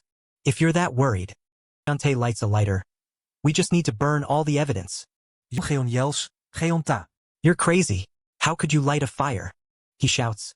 Hurry up and get out of here. Hey! Keep the necessary stuff. Jang Cheon leaves and looks back. The safe in the center. Jiante scolds. What are you doing, Jang Cheon? Let's go. He yells. What is that? Is someone else in there? Namjoon stund, Jonggeon. Jiante terrified. Wah! What is that? He is scared yet scolds. What are you standing there for? You're as stupid as a pig. Hit him, that old man saw everything. Do you want to go to jail? Jonggeon. You guy! I told you to hurry up and smash that old man's head. Jiante sternly. Hit him with that muffler. Suddenly Jiante turns around. What are you doing? Why are you walking this way? Jiante shakes with fear. You guy, you're crazy. What are you doing? Why are you walking this way? Taegang shakes with fear. This guy is really crazy. Taegang yells loudly. Manantai Jonggeon. You dog. I told you to hurry up and smash that old man's head. Taegang looks at Jang Cheon confused. Go handle him already. The fire flares up fast, making him suspicious. What? Damn it. Which way did Jang Cheon go? Jang Cheon lunges and strikes him. Taegang only manages to say, Damn it, he's crazy. Jang Cheon hits him hard on the head. The sound of impact echoes through the fire. Taegang collapses. Jang Cheon turns toward the safe. Namjong is pinned to the floor, not understanding what he intends to do next. Jang Cheon opens the safe. Just as expected, the password is his birthday. Namjoon yells, Jonggeon. Jang Cheon says slowly, You know, I should have been the one to buy the bike for So-hee. He slowly puts money into his backpack. So-hee is grown up. When the time comes, you must know when to let her go. Those words leave Namjong in disbelief. Jang Cheon shouts, How long do you intend to coddle her? So-hee is. So he already belongs to me. Amidst the fire, Jang Cheon thanks him for taking care of So-hee all this time. Saying that, Jang Cheon kneels. Please accept this bow, father. Namjong begs him, Jang Cheon, don't do this. Before leaving, Jang Cheon adds, You will have to accept my bow one more time. His voice is cold, because you are about to die. Echoing back is Namjoon's desperate cry, Jonggeon. After that fire, so he thinks, her father is injured in both legs and will be crippled for life. So he guesses her father is hiding something. The police investigate to find the culprit, but Namjong always answers that he remembers nothing. Looking at her father's pained face. So he cannot stand it and tells the police, Sorry, please leave. After a long time, the investigation results show that the Taegang gang broke into her father's factory to rob it. It was an intentional arson, but even if they caught the culprit, it wouldn't change anything. Because now So-hee cannot find the old smile on the face of the father who lost everything. During that painful time, the thing that saddened her father most was the bike he loved so much. He was in pain because from now on he could never ride it again. At an apartment building, it's time for his daughter to get out of school. Namjong sits in a wheelchair intending to pick up So-hee when a loud voice rings out, I told you to be honest. Jang Cheon fiercely asks where So-hee went. She loses patience and replies, How many more times do I have to say it? I went to the hospital to visit my father. Jang Cheon doesn't believe it. Aren't you hanging out with those losers? Don't think I don't know, you bitch. So-hee angrily, Who are you calling a bitch? Okay, Hyan stands nearby giggling. Watching them argue is funny. Jang Cheon is too obsessed. Jang Cheon viciously, What a bitch. Just because those losers complimented you on being pretty? So-hee's voice trembles. Let's break up. He is surprised. What? So-hee is firm. I said let's not see each other anymore. So, he says while crying, Your suspicion and obsession make me shudder. Please stop. Before she can finish her sentence, Jang Cheon slaps So-hee hard. He yells, You want to break up over just that? You bitch. Namjong cannot hold back and rushes toward So-hee. She exclaims in surprise. Anbei nonchalantly, What the hell? A mummy? Gross. Okay, Hyan teases. It probably took him 4 days and 3 nights to crawl here. Namjong cannot speak. He just cries bitterly. Jang Cheon looks back coldly. Finally, he dismisses it. Damn it, let's go. Back to the present, So-hee tells Sejong about it. That was how she broke up with Ma Jang Cheon. Sejong's eyes are sad. She looks at So-hee with concern. The teacher says, You've worked hard, class dismissed. Don't go anywhere to play. Go home early. A curse rings out. That's right, you bastard. Jang Cheon listens to the phone. The other end reports someone standing next to So-hee. He mutters, That Damn bespectacled loser. Siwo. Cut this guy in half for me. Hajun appears and declares he will finish him off if he dares to touch that bespectacled student. With an angry face, he curses, You loser! The underlings shout. This first-year lunatic. One guy lunges to punch him. Hajun mutters, this thug. The elders were right. Once this black-haired monster gets angry, no one can stop him. But there is an even bigger monster here. Zhang Qion's underlings are blown away. Hajun lunges, delivering a powerful knee strike. He thinks, I have to beat this bastard unconscious. You orphan puppy. The sound of beating rings out. Try barking again. It's a kid. You lunatic. I told you to bark again. This Ma Zhang Qion at 10 years old. The children are shocked. Someone stop him. Class president. Go call the teacher. Nothing more than an orphan. Since birth, Zhang Qion was abandoned by his family. At the teacher's office, Zhang Qion's grandmother apologizes repeatedly. Sorry, teacher. I'm really sorry. My Zhang Qion has to live with this uneducated old woman. At that time he thought she was the only one who cared about an abandoned child like him. She kept bowing. It's all my fault. Her voice is warm. My puppy must be scared. Let's go home for dinner. Suddenly a classmate calls out, Zhang Qion, are you going home?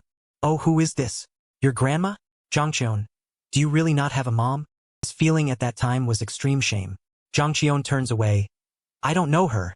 Let's go. Her expression at that time was the first time he saw it. Someone revealed such a look again. He scolded himself for being a piece of trash. From that day, he started writing letters to her. Entering the house, Zhang Qion says, I'm home. Emma is on the phone. Don't say that. The kid gets more ungrateful as he grows, just because of the government subsidy. She doesn't see him. I should have chosen a smaller one at the orphanage. Little Zhang Qion freezes. Turns out she adopted him just for the subsidy. That is the truth. The letter he wrote wasn't delivered in time. Grandma, I'm sorry for pretending not to know you. Zhang Qion remembers meeting Namjong. At that time he said, feel free to call me Dad. Zhang Qion remembers that smiling face, the person he thought would also abandon him after using him. When he was no longer of value, he would stab him in the back, so Zhang Qion created that fire. At that time, Namjong looks at him in shock. Zhang Qion, damn it, this was heaven's will for him. Completely possess his woman. Zhang Qion was just clearing the obstacles. Hajun punches Zhang Qion, bringing him back to reality. Try it, you bastard. Ho-eun gains momentum and lunges. He scolds, blaming family, the past, and others for everything you do. Hajun shouts while hitting, Zhangton, you're an adult. Your life is for you to decide. There are so many orphans out there living decent lives. He kicks Zhang Qion. There are plenty of people in your situation, you bastard. Hajun tackles Zhang Qion to the ground. He growls, if you dare touch that bespectacled student, then you will truly be finished at my hands. Zhang Qion taunts, oh, I'm so scared, what should I do? That bespectacled kid must be in trouble. Hoyun panics, what? Back at the school gate, sister, I'm out of school. I'm coming out to the gate. In the distance, Gongqi is parking nearby. Ho-eun suddenly remembers Yongxeong's words. At that time he ordered, Si-woo, follow him and beat him to a pulp for me. Gongqi thinks while walking, if I do this well, I'll be recognized by boss Zhang Qion. Gongqi hits the gas, thinking about becoming the gang leader next year. Back to Si-woo, he sees So-hee and says he will go over to her. A revving sound catches Si-woo's attention. Huh! Gongqi is speeding towards him. So-hee and Si-woo are stunned. Just as Gongqi crashes straight into Si-woo, So-hee lunges to shield him. The two vehicles collide violently, sending So-hee flying, covered in blood. Si-woo screams for his sister. At the hospital, inside the recovery room, Si-woo thinks in fear that Sister So-hee is still in a deep coma. He still has injuries from the recent accident on his body. He sits dazed in the hallway. The next morning at the hospital, Si-woo sits talking to Sechong. Si-woo remembers the events of the past. What happened to Namjong and So-hee. All of it was caused by Zhang Qion. Si-woo heard it all. He couldn't keep calm and stood up abruptly, his hands clenched tight. Si-woo tells Sejong he's going ahead. Sejong hesitates. Si-woo. She comforts him. Sister So, he will wake up soon. Si-woo is silent for a moment then thanks Sejong. That evening at the hospital, Hajun runs up to Si-woo, asking with concern. Are you okay? Si-woo replies calmly, I'm fine. Si-woo changes how he addresses him. Uncle, teach me how to fight. Hajun's voice trembles. Why does Si-woo call me uncle? I don't understand. He already told Si-woo Hajun fighting well like that only happens when he loses consciousness. Ho-eun remembers nothing. Si-woo is calm. Now you really have to become Hajun. Jaehan hides behind and thinks, what on earth? Why does this bespectacled student know about my possession ability? Hajun still knows nothing. After Sohee fell unconscious, Hajun knows what Siwoo is thinking. But what Siwoo is brewing in his head shouldn't be acted upon. Siwoo wonders, why? He says to Hajun, because I'm a loser? Siwoo continues, Sister Sohee is in a coma because she saved me, but I couldn't do anything for her. Siwoo yells, can I really not do anything for Sister Sohee?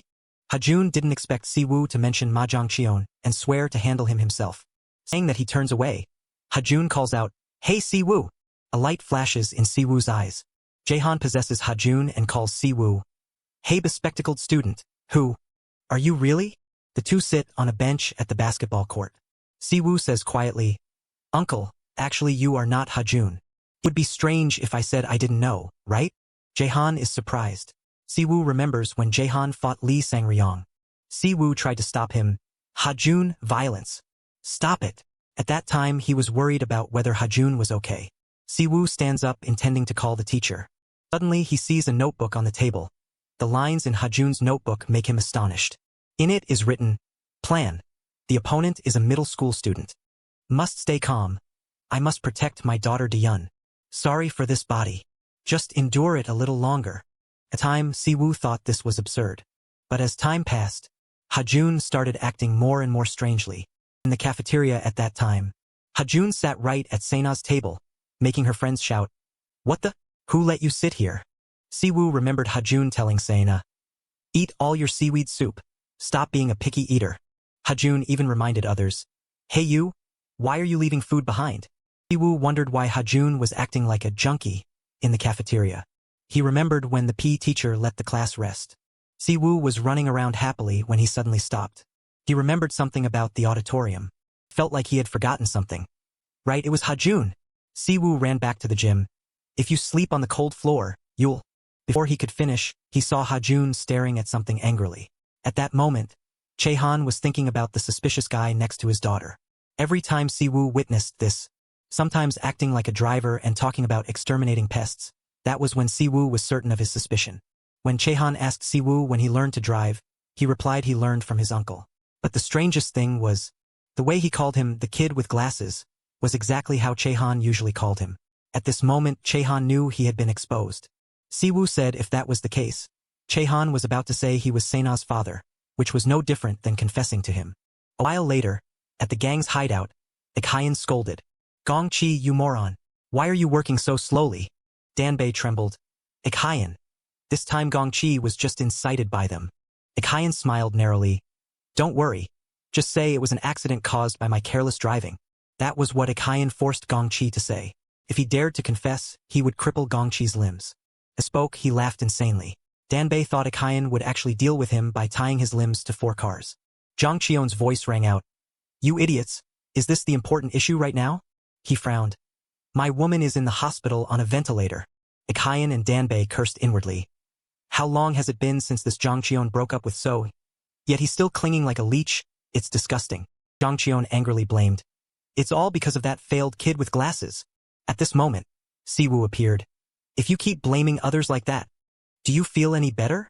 Zhang Chion shouted. You bastard Siwoo, do you know where you are? Ikhayan stood up and sneered. He held a burning piece of wood. If you want him to shut up, you have to lock his mouth first. Before he could touch Siwoo, a figure flew in and kicked the piece of wood away. The person landed lightly. It turned out to be Guk Jiho. Jiho scolded. Ikhayan, you dog. I heard some kids could fight well. Turns out it's you. Ikhayan replied. Oh my, the great Guk Jiho. What wind brought you here? After leaving the gang, and then failing to debut.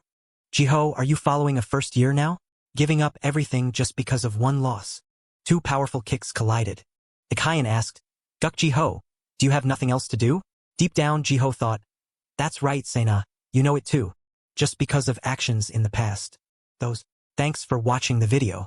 Times of bullying, humiliation, and beatings. Although they cannot be proven. But damn it. Jiho answered Ikhayan. It's such a shame. Ikhayan was surprised. What?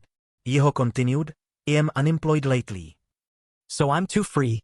Can't I come here to play a bit? As soon as he finished, Jiho kicked Ikhayan straight in the face. Huh, you dog. The underlings lay scattered. Chehan said, "Kid with glasses, I'm sorry. I don't have time to teach you how to fight. But I definitely won't let Siwoo see bloodshed." And shouted towards Yongkeon. "You dog!" Before he could rush in, Siwoo stopped him. "No," he said coldly. "I'll only say this once. This is my fight." Siwoo rushed out with his fists. "Watch carefully, Ma Jongcheon." Something crazy happened when a loser flew into a rage. Chehan approached. "Kid with glasses, let me handle this."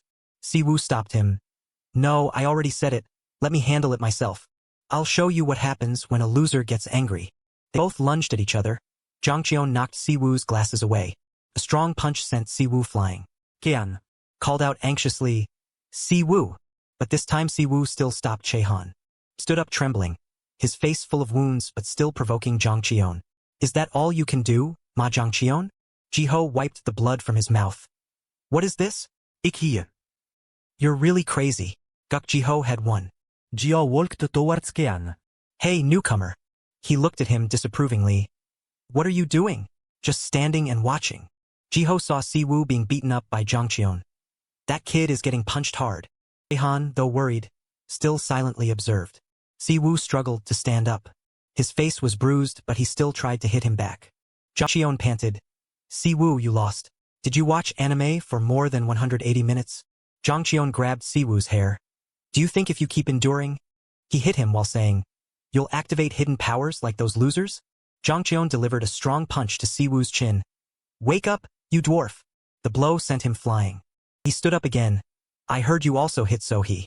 You're not any better. Any man who hits a woman is a coward."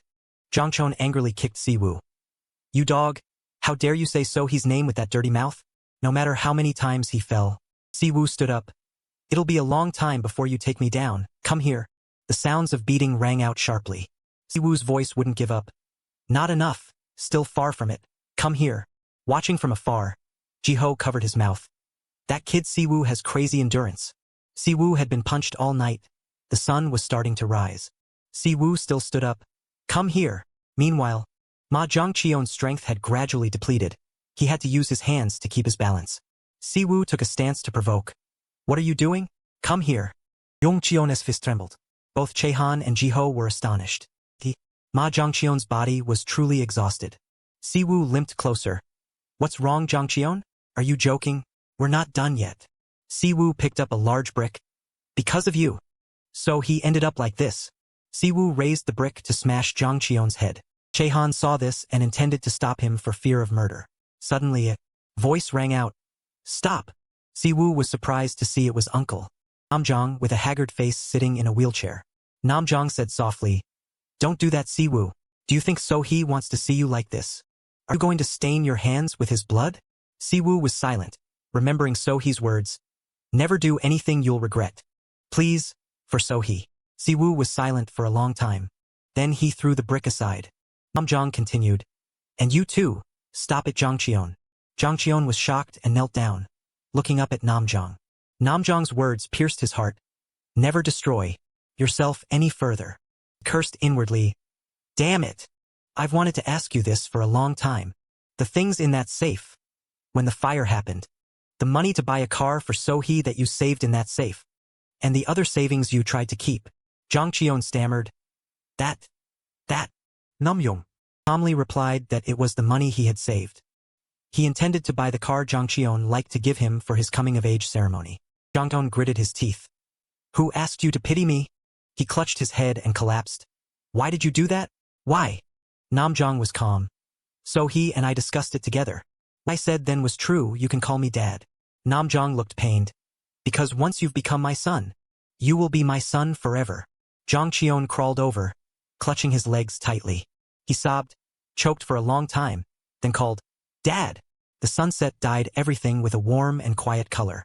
The gang wore a helmet, hiding behind the car, his cold eyes following Jongcheon. Without hesitation, he rushed towards Jongcheon with a knife in his hand. Blood sprayed from Jongcheon's mouth, his eyes widened, his face stiff with pain and shock. The gang closed in. The decisive attack from behind made Jongcheon collapse. Manantai Yonhyeon, Taigen kalled invargli. His helmet visor was covered in blood. The sunset dyed the sky red. Taegang suppressed his anger. "You bastard! The afternoon scene brought back old memories. Hey, Ma Zhangqion. Taegang's call echoed. Car. Taegang rode a motorcycle towards him in the sunset, his wild smile making Zhangqion ask. Ta igång. Yongqion shouted. Taegang only replied with an arrogant, confident smile. Night gradually fell at a deserted scrapyard. I'm thinking of a business deal. Do you want to hear it? Taegang sat in front of the fire and said to Zhangqion. A business I thought of myself. Delivery agency. Can we do that? We're still young. Zhangqion hesitated and asked. Taegang smirked. I intend to borrow the senior's name. Zhangqion's eyes flashed with a strange look as if calculating something. The city under the blue sky. A few days after the conversation between Taegang and Zhangqion. Let me meet the boss. A voice rang out in the small office. Good morning, senior. Zhangqion's voice rang out clearly. The man mocked. A student? Coming here to sell a kidney? I'm Ma Zhangqion, your junior from Jinwu School. Zhangqion stood straight and replied. The man looked suspiciously at the kid in front of him to see what he wanted. The office space suddenly became silent for a moment. This deal, if you trust me with it. Yongqion stammered nervously. I'll give you 10%. More than the money Taegang contributed. Zhangqion decisively bet on his offer. Laughter echoed throughout the room. Damn! The boss laughed loudly. You bastard! Who are you trying to bargain with? The boss gritted his teeth. 20%, deal. Taegang recalled. Ma Zhangqion. As soon as he heard my plan, he intended to steal it. Taegang thought about the huge amount of money Zhangqion had earned from his idea. He tried every way to take the boss position in the gang. Meanwhile, himself, Taegang looked at Zhangqion's tattooed back. Damn it, the person who caused the fire and ruined my work, it was all caused by Ma Zhangqion. Ta igång screamed. The police replied. What are you saying? We checked the CCTV. The police officer looked sternly at Taegang. Taegang trembled with anger, cursing inwardly. Ma Zhangqion, you bastard. His eyes stopped at the door of the Sohee Service Center. Go in. Cold voice rang out, and at the same time the rolling door was pulled up. Masked people entered. Hey Zhangqion. That CCTV over there is on. Zhangqion glanced. Damn it, is it working? Zhangqion was knowledgeable about technology. He knew the security system well. Taegang said, that's a fake. Ignore it.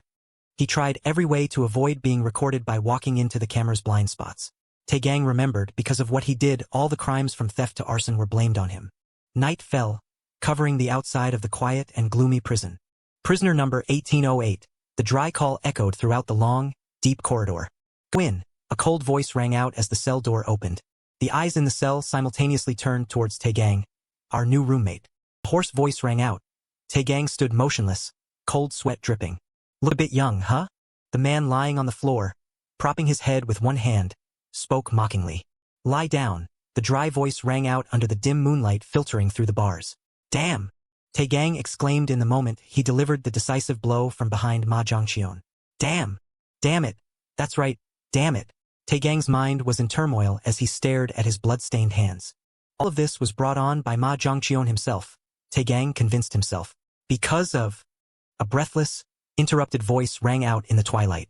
Zhangqion. The name just uttered was also when the wheelchair collapsed to the ground. Zhangqion groaned in pain. The man next to him also gasped. Cough! I wonder, when did everything go wrong? Zhangqion lay gasping on the ground, mixed between pain and broken memories. Was it from the moment he was rejected by his parents, he recalled the winter night he was abandoned? When he discovered he was adopted just for the subsidy. Every cold word in the phone call Zhangqion heard still tore his chest apart. No! The beginning of all this was his own presence. Zhangqion concluded inwardly with bitter tears. Everything in the summer. The image of the old summer day flashed through his mind. It all smelled of oil paint mixed with sweat. He remembered the happy moment of crawling under a car to repair it. And every winter, the scene of falling snow appeared before Zhangqion's eyes. There was the sound of the kettle on the stove, the images and sounds of that day playing in his mind, along with Dad's smile. Zhangqion imagined the smile of the parent he always yearned for. The lame jokes, the rare moments of genuine happiness between him and his father came rushing back. The warm feeling Seoa brought. The image of gentle Seoa flashed through his mind. You gave me. Thinking of this, Zhangqion remembered Seoa's tight grip. I always thought everything was someone else's fault. But the root cause was me not knowing how to cherish precious things. Just as it should be. The truth is I realized it too late. Thoughts raced through his mind. I'm sorry, Yongja whispered. Don't move, Zhangqion. The ambulance is coming. His father reached out to hold him, choking back tears. His father's hands placed on Dong Cheon's body. Dad. Thank you for everything. Dong Cheon used his last bit of strength to grab his father's hand. 4. Being the first and last person to give me a home. He was drenched in tears and pain. He whispered the final words. Yongjiao, Yongjiao. The father's painful calls did not stop. Dong Cheon. The painful cry tore through the space. Ma Dong Cheon. Taegang silently called that name. On. He looked toward the setting sun to say goodbye. This crowded city, the small office in the working-class neighborhood, the empty basketball court, the desolate junkyard. Taegang was the one responsible for Ma Dong Cheon's departure. He was arrested shortly after the incident occurred, and he received the court's verdict. Oh, is this fate? A mocking voice echoed in the prison hallway. Lie down. The commanding voice continued inside the cell. Furthermore, back to the hospital. Soa, who had been in a coma for a long time, was looking out the window. The hospital room door swung open. The younger brother with a bruised face rushed in. No! A cry of surprise upon seeing the familiar back. Sister! Seoa turned her head toward the call. The boy threw himself into his sister's arms. Seoa had woken up. The boy hugged Seoa tightly. Seoa's expression was also extremely happy. Jaehan, Jiho, Namdong, and Jiyun looked toward the two of them, smiling.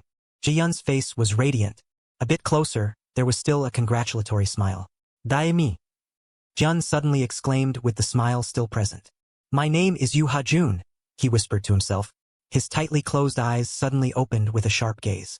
His eyes emitted a brilliant purple hue. Purple light flashed violently, lightning surrounding him like a source of power just awakened. Yu Ha-jun, the first-year student at Jinyu High School. The mysterious purple light continued to radiate around him. And these guys are the idiots of the 12 Zodiac, Ha-jun thought. A guy wearing a black mask lunged forward, throwing a murderous punch toward Ha-jun. Throughout my meaningless life, I always slept in class. Ha-jun tilted his body to dodge the blow, a thought flashing through. But now, everything is different. Ha-jun whispered to himself and gently placed his hand on the one who had just attacked. A surge of power exploded from his body. The attacker was thrown far away. I am no longer the kid I used to be. That thought echoed in his head, his cold eyes flashing with a magical purple light. You're done for, you dog, another masked guy shouted. The whole gang rushed in to surround Ha-jun. You've got the wrong guy, Ha-jun thought. He lunged in, throwing decisive attacks and knocking down several guys rushing toward him in succession. Memories of 2 years ago suddenly appeared clearly in his mind. It was a quiet morning at Baeksu Middle School. My name is Yu Ha-jun, a second-year student at Baeksu Middle School, Ha-jun reminisced. And this guy is... The flashback continued. He remembered the lazy yawning in the classroom. I really want to be famous. Lee Jin-gu rested his chin on his hand, complaining lazily. He was also a second year at Baeksu Middle School. They had been friends since elementary school. What are you saying, man? Going through puberty. Ha-jun replied distractedly while playing with his phone. They're filming a romantic scene, Jin-gu said longingly. Shake it, my famous chicks. The singing echoed throughout the class, mixed with laughter. The phone was propped up against a pencil case, recording the lively moment. Dance and shake that peach. You damn brats. Shouting rang out accompanied by laughter. 2 female students and 1 male student swayed to the music. I'm getting emotional here. I want to film TikToks with girls too, Jin-gu exclaimed as if grieving a youth lost. Ha-jun. Living an invisible life. Subscribe to the La La School channel so you don't miss any interesting videos. He continued with a tear-streaked face. Even if I disappear from life, no one cares, right? Jin-gu lamented. Who's this? Don't know. But it looks terrible. Jin-gu imagined his tragic scenario. One day someone flipping through the yearbook, pointing at his photo and sighing. My mom made tteokbokki today. Want some? Ha-jun asked. Are you listening, man? This bastard too. Jin-gu laughed in response. Obscene laughter rang out. Ju Pyo. The hoarse, broken call rang out immediately after. Scene unconsciously attracted Jin-gu's gaze. Stop it. Soo-hyun pleaded desperately. Choi Ju-pyo. You're crazy. He's marking his territory in the classroom. Oh my. Look. The retreat gesture. The 4 bullies laughed and mocked. I thought this was the bathroom.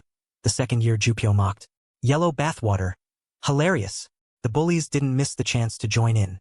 Hey Soo-hyun, Ju-pyo said in a threatening tone. Yes. Soo-hyun replied, head bowed and trembling. You know I'm very sensitive if I don't get to smoke when I go to the bathroom, right? Ju-pyo continued. Yes. Soo-hyun replied again without looking up. So, why didn't you buy cigarettes for me? Jupyo gritted out each word. Each word spoken was a merciless punch into Soohyun, who was trying to endure it. Gross. He's peeing on Soohyun's head. So disgusting. The mocking sounds continued to ring throughout the classroom. I take back what I said earlier. I'd rather live invisibly than get beaten up like that. Jingu rested his chin on his hand, his voice sounding like he had just grasped a survival truth. Hey! Choi Jupyo. Subscribe to the Ginmi Go channel so you don't miss any interesting videos. Let's go eat, Hajun. Seeing Soohyun being tortured, Hajun looked on and let out a contemptuous remark. Soohyun, Hajun called, holding a tracksuit toward his friend. Go to the bathroom and clean yourself up. Change into this tracksuit too, Hajun said softly, handing the clothes to Soohyun. Thanks, Hajun, Soohyun whispered, his face covered in wounds. Jingu watched the scene without saying a word. Hey, yo Hajun. The call echoed in the schoolyard. Are you that good at fighting? Jingu asked, still surprised. Just a bit better than you, Hajun replied indifferently, his fingers still scrolling on the screen. No man. I'm asking if you can really beat up Choi Jupyo. Jingu's voice was agitated. Who knows? Hajun replied. Choi Jupyo, that crazy guy, he's been acting really arrogant lately. Jingu continued grumbling beside him. There's a rumor that seniors have been backing him up lately, Jingu recounted, images of tattooed seniors appearing in his head. So? Hajun replied curtly. Aren't you afraid? Jingu asked uneasily. Afraid of what? Hajun was calm. Afraid of getting beaten, Jingu said, voice full of worry. Then how many times do I have to get punched to disappear? Worrying like that won't change anything. Hajun continued, his voice still even. It's just like a weak puppy barking more, Hajun said, that image flashing through his head accompanied by a growling sound. Huh. Jingu was surprised. He's just a bit bigger than his peers, and has an old-looking face. That's all. Hajun thought about Jupyo. If we stick together, no bastard will dare touch us. So don't be afraid anymore. If he bites you, bite him back. Hajun's voice remained calm. Do you understand, Soohyun? Hajun suddenly spoke up. Jingu turned around reflexively, startled. Surprised to see Soohyun had joined the group at some point. Oh, okay Hajun, Soohyun replied softly, his eyes reflecting gratitude mixed with a little hesitation. Why did he bring this Soohyun guy along? Walking together, the whole group looks like a bunch of losers. Jingu thought irritably. Lee Jingu, you're the loser, Hajun suddenly said sharply. Stop reading people's minds. Jingu was stunned to be caught. Sunset covered the apartment building. All three moved toward Hajun's house. Auntie's tteokbokki is top tier, Jingu praised. This dish would sell like crazy if you sold it in front of the school gate. I'll help serve, I don't mind low pay, Auntie, Jingu continued, fork in hand, his face radiant and enthusiastic. Oh my, this Jingu kid, you sure know how to talk, Hajun's mom replied shyly. Unlike some kid, right? Hajun's mom said, looking toward Hajun. Shrimphead Lee Jingu, Hajun teased. Ah, let me wash the dishes, Auntie. Jingu quickly stood up to clear the dishes. Hey Gu, I wish I had a son like that, Hajun's mom said regretfully. It's your turn again, Mom. You always say strange things, Hajun sighed. Ah. You must be Soohyun, right? Hajun's mom asked gently. Yes, Soohyun replied softly. Even though this Hajun kid is a bit rude, she continued. But when you get to know him, you'll see he doesn't mean anything by it. Please be understanding with him. Hajun's mom was gentle. Like mother, like son, right? Hajun teased with a curled lip. And please help each other out, Hajun's mom advised. Yes, Soohyun obediently replied. After that day, the three of them went to play video games together. Memories continued to flow in Hajun. Soohyun. An exclamation rang out in the internet cafe. Is it really your first time playing? You're such a pro. Hajun prized. Shooting like a top 2 god. Jingu added. Thanks, Soohyun replied with a shy smile. On weekends they also walked together. Hajun reminisced about the old days. Lee Jingu, are you really an elementary student? Hajun teased. We really have to take you to a hair salon? You're not a kid anymore, Hajun grumbled. Can I treat you guys to burgers? Jingu replied calmly. Let's go, my big boss, Hajun said in a ridiculously respectful tone. And eventually they became a close group of friends. What the hell is this? Jingu's shocked exclamation rang throughout the house. Oh my god, I did want to change my hairstyle, but how the hell did it turn into such a disaster? Jingu whined. Great, at least the beauty filter still works. Jingu looked at the edited photo and clicked his tongue. Time to upload to IG. Jingu relaxed, putting his feet up on the chair, his voice light. Jupyo's comment left under the post startled Jingu. He asked about the barbershop and said he hadn't had this style in a long time. Choi Jupyo? What am I reading? Jingu's eyes were glued to the comment, stuttering. The second-year boss of our school, Choi Jupyo, just commented on my post? Jingu shouted, his voice mixed with surprise and a bit of panic. Lunch break had arrived. In a hidden corner among old desks, a group of male and female students gathered. Whoa, Jingu! An exclamation rang out when they saw Jingu with a lighter and a pack of cigarettes in his hand. You came out here to smoke too? Jupyo, with his arms around Minji and Eunhyun, spoke up. Who's this? Minji glanced over and asked. Don't know, but he looks ugly, Eunhyun replied mockingly. Ah, Jupyo. What a coincidence, meeting here. Jingu tried to stay calm, but his voice trembled uncontrollably. Well, just as I thought. All the big shots in school are gathered here. Jingu thought triumphantly. My first time smoking. I just have to inhale, right? Jingu held the cigarette in his mouth, lighter in hand, feeling tense inside. Cough. Jingu coughed violently, tears streaming down. What's wrong? You okay? Jupyo looked over and asked, half surprised, half mocking. Ugh. Jingu bent over and vomited. What the hell? Why are you vomiting like that? So groß. Eunhyun mocked. Ew. Minji exclaimed. Oh man, I'm so dizzy. Jingu groaned in his head. I'm fine. I drank a bit too much yesterday, haha. Jingu's mouth was stiff, but his voice couldn't help but tremble. Well, Jingu, I didn't think you liked drinking too, Jupyo said mockingly. Take care of your health, or the consequences will be severe. Jupyo's voice was sarcastic. But isn't that better? Minji tilted her head and asked. Don't know, but it doesn't look good. Eunhyun frowned. Oh right, you said you used to go to Dongnam Elementary, right? Jupyo suddenly said, his gaze sweeping over Jingu. So do you know Kim Se-hoon? Jupyo's question stirred something Jingu hadn't faced yet. Kim Se-hoon? The school he ate like a pig and then dropped out. That fat Kim Se-hoon. Jingu thought to himself, sweat beginning to run down his face. Ah, Se-hoon. The name trembled out of Jingu's mouth. Ho! Do you two know each other? Jupyo asked, squinting one eye symbolically. Se-hoon? Yeah, we were pretty close. Jingu tried to keep his voice calm. Man, this reminds me of the old days. Jupyo said slowly, his gaze boring into Jingu. We were close because we used to punch each other until we bled. You see, my school and your school were rivals. Jupyo said lightly, I know. I mean, yeah, that's true. Jingu trembled. But that's all in the past now, so don't worry. We're going to the same school now, aren't we? Jupyo said gently. Let's keep in touch, buddy. Jupyo patted Jingu's shoulder and turned away. Yeah, sure. Jingu tensed up. This is crazy. Am I dreaming? Choi Jupyo, the most famous guy in school. Did he just call me his friend? Oh man. My life is about to bloom. Jingu screamed internally, his face beaming as if he'd just won the lottery. Oh, I'm going to karaoke. Jupyo announced casually. I can't stop drooling, Minji said. Look, a drool swing. Haha. Eunhyun chimed in. With these girls today, Jupyo said, glancing toward the two girls. Want to come along? Jupyo asked. With girls? And at karaoke too. Jingu was overjoyed. Oh, Jingu. The voice echoed in the karaoke room. You're here. Wow. Look at that mess. Haha. Did you just grab whatever you could find to wear? Jupyo laughed, scanning Jingu from head to toe. Jingu's got full armor on, guys. What slum do you live in? What's this style, a rapper? Mockery erupted throughout the karaoke room, mixed with laughter. What's happening? Jingu thought, rooted to the spot. You said you were close with Se-hoon, right?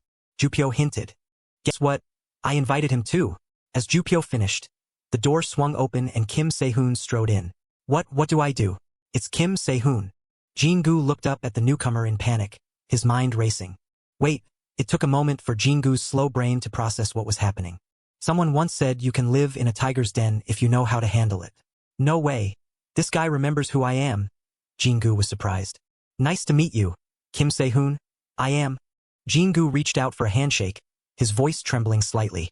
Hong Seoke's mushroom head. Lee Jingu. Jingu finished his introduction. I can survive if I know how to hide my identity well, he told himself. It's all good. Thanks for watching. See you next time. Jingu blurted out as he received a massive punch from Se-hoon. Jingu, since you're close with Se-hoon, I invited him too, Jupyo said. his arm still around Minji and Eunhyun. His eyes flicked toward Jingu meaningfully. Jingu looked up at Sehun, his whole body freezing up. Nice to meet you, Kim Sehun. I am. Jingu reached out for a handshake, his voice trembling slightly. Kang Suk's mushroom head, Lee Jingu. Jingu finished his introduction. A massive punch from Sehun landed straight on Jingu's face. What the hell are you doing? And now this guy I've never met or heard of is using my name everywhere. Seon Rordinanger.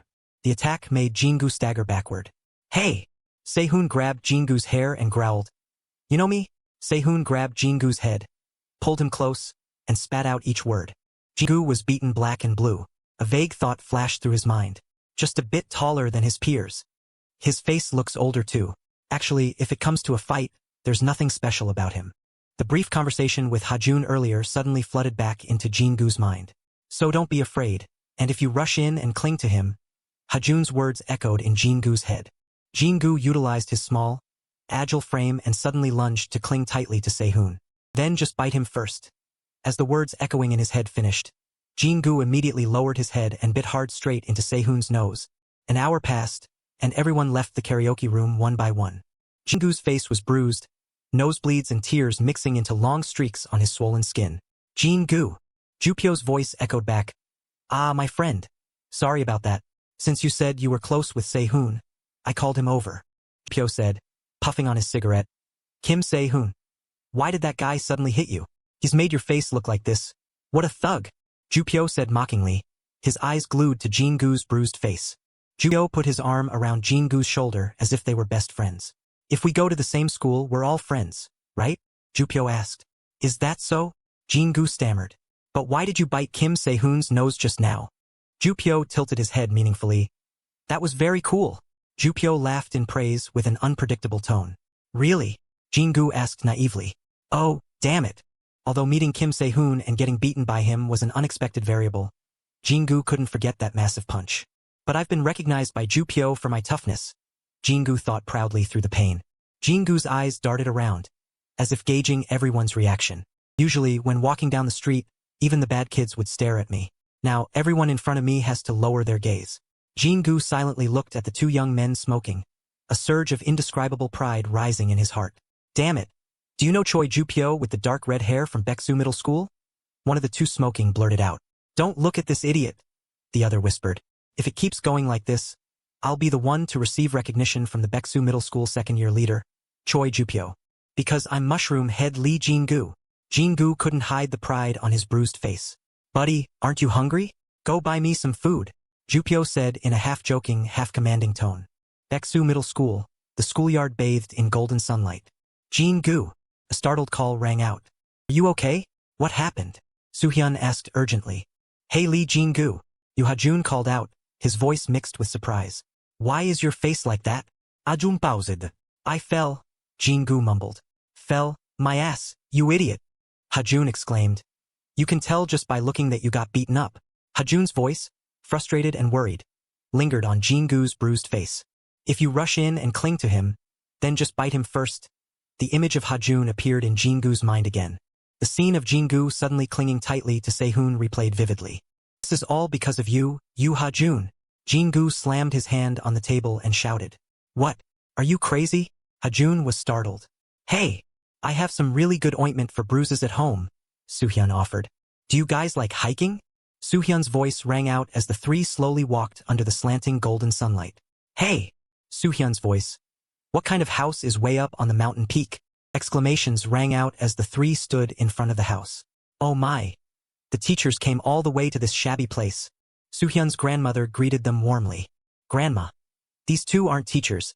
They're my friends. Soohyun laughed and reminded her gently. Oh my, Soohyun's friends.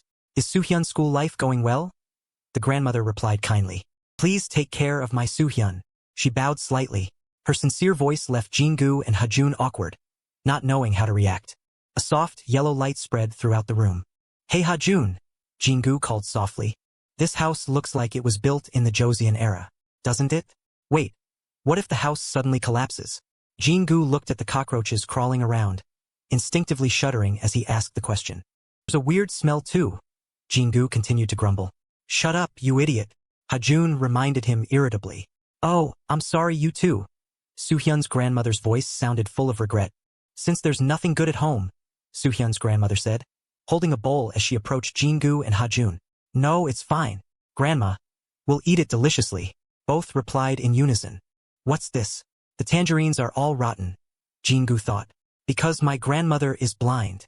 Soo-hyun's voice sounded slowly, so she often bumps into things and gets hurt. Plus, you guys know. Soo-hyun scratched his hand to hide his embarrassment, his voice wavering slightly. There isn't a day I don't get hurt. Soo-hyun laughed, recalling the beatings.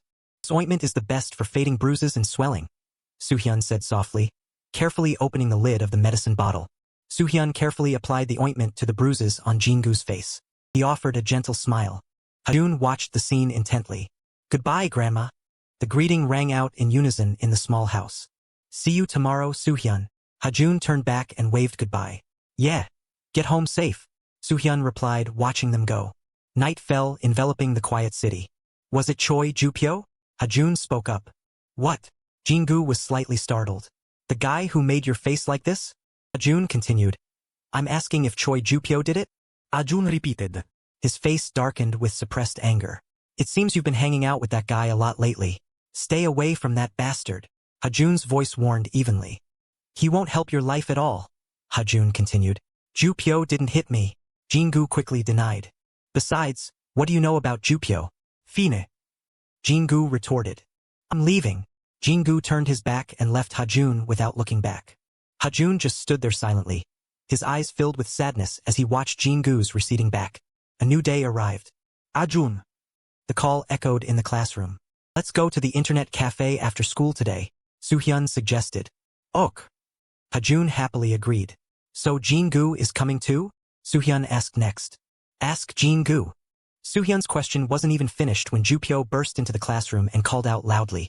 Buddy, let's go do something after we eat, he said as he walked toward Jin-gu. Yeah, sure, Ju-pyo. Jin-gu immediately agreed. Since when did Jin-gu's time? Ha-jun watched Ju-pyo and wondered. Hanging out with Ju-pyo, Ha-jun's train of thought didn't stop. Ju-pyo glanced at Ha-jun and Soo-hyun. JMO booked a room today and invited us to hang out. Jin-gu. Come along too. Ju-pyo laughed heartily, putting his arm around Jin-gu as they left the class. It's more than the time he spends with me and Soo-hyun. Ha-jun continued comparing silently. Night fell, and loud music blared in a motel. JMO. A shady voice rang out in the room, blending with the blaring music. JMO, a member of the 12 Zodiac gang, a first year at Jinan High School, was swaying to the music with a strange, intoxicated expression. Bro, you're dancing so badly. I can't look anymore. These 2 minutes have been so long, please understand us. Please. The others in the room groaned while covering their eyes. I know, you dogs. Start whatever it is you want to do, JMO ordered. Min-ji, with her hair flowing, danced to the music playing in the room. Wow. As expected of Kim Min-ji, the one JMO likes. Sister-in-law dances so well. May you two have a beautiful love. Cheers erupted from the underlings sitting on the floor. These guys are so embarrassing, JMO muttered, unable to hide his smugness. Who brought the grill? JMO asked. That's me, sir, Ju-pyo said proudly. Take a reward sticker, JMO continued. Hey, go buy some more soju, and get some Marlboros too. JMO's order was followed by laughter in the room. Let's camp out here together, Yahoo. Noisy, chaotic. The room was like a crazy festival. Police. The voice rang out, making everyone in the room freeze. We received a report of noise. Please open the door. The police officer's stern voice rang out again, more urgently, accompanied by banging on the door. Which bastard dared to report us? We were having fun. This is so annoying, JMO hissed, gritting his teeth. He walked to the window and grabbed the handle. Hey, underlings. JMO climbed through the window and turned back. Yes, sir. The underlings replied in unison. The title of juvenile delinquent. Use it as a shield, JMO said in an even tone, but his eyes were sharp as knives. Yes, sir. Don't worry about the rest. You guys just go. Ju-pyo raised his glass toward JMO confidently. Not opening the door? The police officer's voice rang out again with urgent banging. There are clearly people inside, the officer muttered. Hey, Officer Kim. A call came from behind the officer. Yes, senior. Yoon-sang turned back to look at Inspector Gong-soo and replied. This is obviously just some students coming to a motel and causing trouble. Inspector Gong-soo's voice deepened with a hint of weariness. Why did you bring a taser too? Inspector Gong-soo frowned. looking at Yunsang's exposed taser. Jupyo. The voice. Jingu trembled. It's the police, what do we do now? Jingu panicked. Watch closely, Jupil replied with a smirk. I know the Korean police. Jupil thought for a moment and headed toward the door. A dry crash rang out as the glass liquor bottle shattered under the force of his hand. What kind of agency are they? He thought confidently, then grabbed the broken bottle as a weapon and headed toward the door. Jupil thought for a moment and headed toward the door. No. A shout rang out in the room filled with cigarette smoke and broken glass. Is it illegal for a group of boys to come to a motel? One drunk guy slurred. I'm asking if it's illegal for a group of boys to sleep at a motel? Another guy, holding a cigarette, looked at the two police officers and spoke up. You are students, yet you're drinking, getting drunk, singing loudly, and breaking things. Inspector Gong Young-soo spoke coldly. One of the group challenged. So what? What the hell is this? Oh, so what are you going to do? The leader clenched his fist and stepped close to Inspector Gong Young-soo's face. Hey, can't you stand still? Inspector Gong Young-soo felt a brief moment of fear. Let's see what these brats are planning to do. Dong-soo spoke up indignantly. What? You want to hit us? One guy said provocatively. Hit us, go ahead and try. It must hurt a lot. Try to make us disappear. Make us disappear. I said make us disappear. Provocative jeers erupted in the cramped room. Hey, can't you stand still? Can police just hurt people whenever they want? The glass bottle shattered dryly under Jupil's grip. Try doing something to me. We're juvenile delinquents anyway. He held the broken bottle shard, laughing gleefully. Hands up. Dong-soo pointed his taser at the group of youths, his voice full of authority. I'll shoot if you move. Dong-soo didn't blink, his voice ringing out decisively. Hey! Officer Kim, why did you suddenly rush in like that? Put the gun down. You idiot! Inspector Gong Young-soo's voice rang out in panic from behind. Dong-soo remained silent, keeping his gaze fixed. Memories from 20 years ago began to flood back. Back then, I was still a student, because I was smaller than my peers. Images of the school and Dong-soo's lonely figure appeared in his mind. I'm not curious about your past. You idiot! Put the gun down. Gong Young-soo shouted anxiously. Korean police are so scary. Jupil sneered, making a mocking remark. Shoot! Jupil continued to hold up the broken bottle shard in defiance. Without warning, Dong-soo pulled the trigger. A sharp click rang out. I told you to try shooting. Jupil's challenging voice rang out just as a blue current streaked through the air, hitting him directly. Hey, Kim Sun-kyung, what if you actually shoot him? Panicked voice called out. Jupil's face turned purple from the electric current sweeping over him. Jupil's pants are all wet. Jinwoo's face was covered in tears, his voice choked. Juvenile delinquents are above the law. Another guy was crying while trying to shout loudly. Oh, I have to write an incident report again. Inspector Gong Young-soo's voice was full of misery. That day, Choi Jupil's group returned home without facing any punishment. Few days later. Hey guys, have you heard the rumor about Pikachu? Whispers buzzed around the school grounds. Park Hongbyum stood first, Lee Sang-moon second, and Choi Hyundong third at Big Co High School. All three were puffing on cigarettes.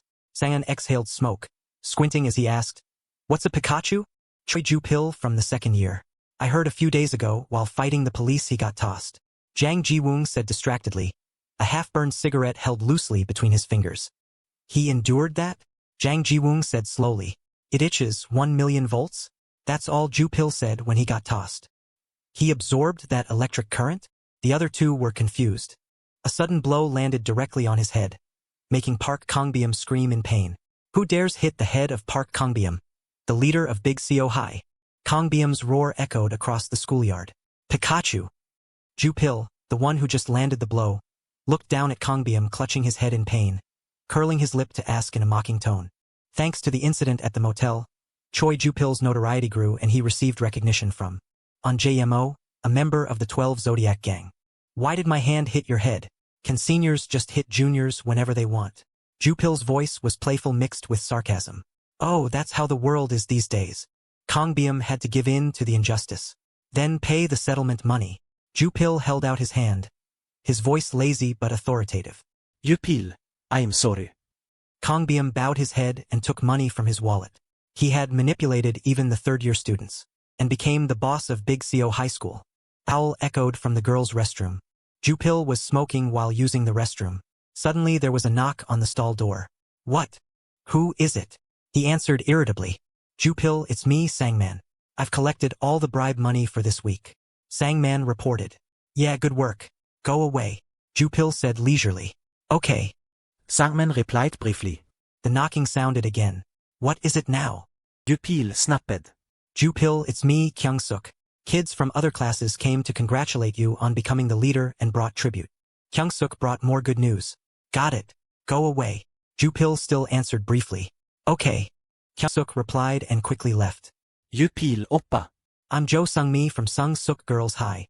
A flirtatious female voice echoed from outside. Why are students from a girls' school calling me Appa? Jupil muttered. Tonight, do you want to go with the girls from my school? The invitation wasn't finished. Write the number on the door and get lost. Jupil's voice was cold. Okay. The female student replied gently. Jupil. His name was called again. Get lost, you bastards. Let me use the bathroom in peace. Jupil yelled in anger and frustration. Yeah, I'm leaving. A slurred voice replied and quickly scurried away. These shameless guys keep blabbering in front of the bathroom door. He muttered angrily. Jupil sighed in the bathroom. What is this? This feeling? Although he could order the whole school around after becoming the boss, for some reason he felt empty and bored. The thought had just crossed his mind when there was a voice outside the door. I'm a teacher. The sentence was cut off before it finished. Get lost. Jupil replied. Isn't there anything interesting? He asked himself, looking into the void outside the window. 1, 2, 3. The counting echoed in a corner near the Beck building. 4, 5. The counting continued, accompanied by the sound of Soo-hyun choking. His face turned purple water. See? Passed out in 5 seconds. Give me 50,000 won. Jupyo tilted his head, demanding money. He's asking for 50,000 won? A bystander shouted angrily, his face pouting as if about to cry. It was definitely this feeling definitely came from Soo-hyun. Jupyo gleefully remembered lifting Soo-hyun up. Do you know this Soo-hyun is about to be dirt poor? Looking at Soo-hyun's closed eyes. Is he dead? Jupyo replied curtly and indifferently. The 3 male students watching suddenly froze. Kim Min-ji is so sexy. What a reward. The male students clamored, eyes glued to the hot figure. Get lost, you bastards. The one who passed out should be our Soo-hyun. He's the most interesting one. Jupyo's voice was full of satisfaction. Right, Jingu? He said while observing Jinwoo. Why aren't you answering, good friend? Seeing Jinwoo silent, Jupyo continued to provoke. That thing. Jinwoo stammered. Do it, Jupyo ordered, not giving Jinwoo a chance to hesitate. Jinwoo was startled. I told you to try doing Soo-hyun's voice when he passes out. What? You don't like it? Jupyo pressed. No, I'll do it. Jinwoo looked down at Soo-hyun and affirmed. Saying that, Jinwoo suddenly tightened his grip on Soo-hyun's neck. Soo-hyun's tears rolled down. Veins popped all over his face. He struggled to breathe. Ahun sabe me. Soo-hyun whispered in desperation as he was choked by Jinwoo. Suddenly a folding table flew through the air from somewhere. The table hit Jupyo's face hard, causing blood to flow. Extremely strong impact knocked Jupyo off the ground. Hajun appeared with a blood-stained folding chair in his hand. Choi Jupyo, you bastard! He shouted and swung the chair hard at him. The blow carried all his rage. I already told you. I'll wipe out anyone who dares touch Soo-hyun. Hajun gritted his teeth in anger. Ich Hoyun crazy? Stop! Voices from the crowd. But no one dared to intervene. Stop it, Hajun! Jinwoo stood in front of Jupyo to stop Hajun from continuing his attack. Jinwoo, what the hell are you doing? Hajun asked, gritting his teeth. Jinwoo paused for a moment. He glanced at Jupyo's blood-covered face. Oh my head! Jupyo groaned, clutching his head when he saw Jinwoo looking at him. Jinwoo thought to himself, I was just recognized by Jupyo. If I want to continue on this path, then I have to show something. Thinking that, Jinwoo regained his courage. Damn it! Friends joking around a bit. Why are you overreacting? Jinwoo's fist was aimed at Hajun. Friends? Joking? You consider this a joke? Hajun asked back, full of anger. You see Soo-hyun suffering like that and you can still say that? Hajun's voice grew even angrier. That's because that pathetic Soo-hyun is too weak. That's why he collapsed like that. Jinwoo shouted. Hajun grabbed his collar. Are you crazy? Apologize to Soo-hyun right now. Hoeun was furious. Jinwoo questioned. Did I say anything wrong? You're just pitying him. Pitying that orphan Soo-hyun who lives with a blind old woman? Jinwoo still hadn't stopped. Shut your mouth. Hajun ordered, his face showing clear anger. Don't order me around. Jinwoo snapped back and suddenly punched Hajun in the face. Punch made Hajun stagger back a few steps on the dusty ground. You think you're superior for helping that pathetic guy? You're even worse, Jinwoo shouted. Hajun was standing with his back to him at this moment. Jinwoo's face was tense because he had gathered all his courage to answer Hajun. Hajun's face darkened. He slowly turned around. Jinwoo still hadn't realized the terrible rage about to descend. Hajun's eyes were burning, looking sharply straight at Jinwoo. Without a word, Hajun grabbed Jinwoo's face and delivered an extremely powerful blow. The blow made Jinwoo collapse to the ground. But Hajun's anger still hadn't subsided. Chehan remembered. Was it because of Jinwoo's thoughtless words, or because he punched me? Things that happened after that. I really don't remember anything at all. Until I regained my senses. Suhayan hugged him tightly. Hajun, don't hit anymore. Stop it. Chehan's face was full of dust after the scuffle. Jinwoo lay motionless on the ground. Everyone around was shocked. What is happening here? The other three were scared. Hajun, is that guy that good at fighting?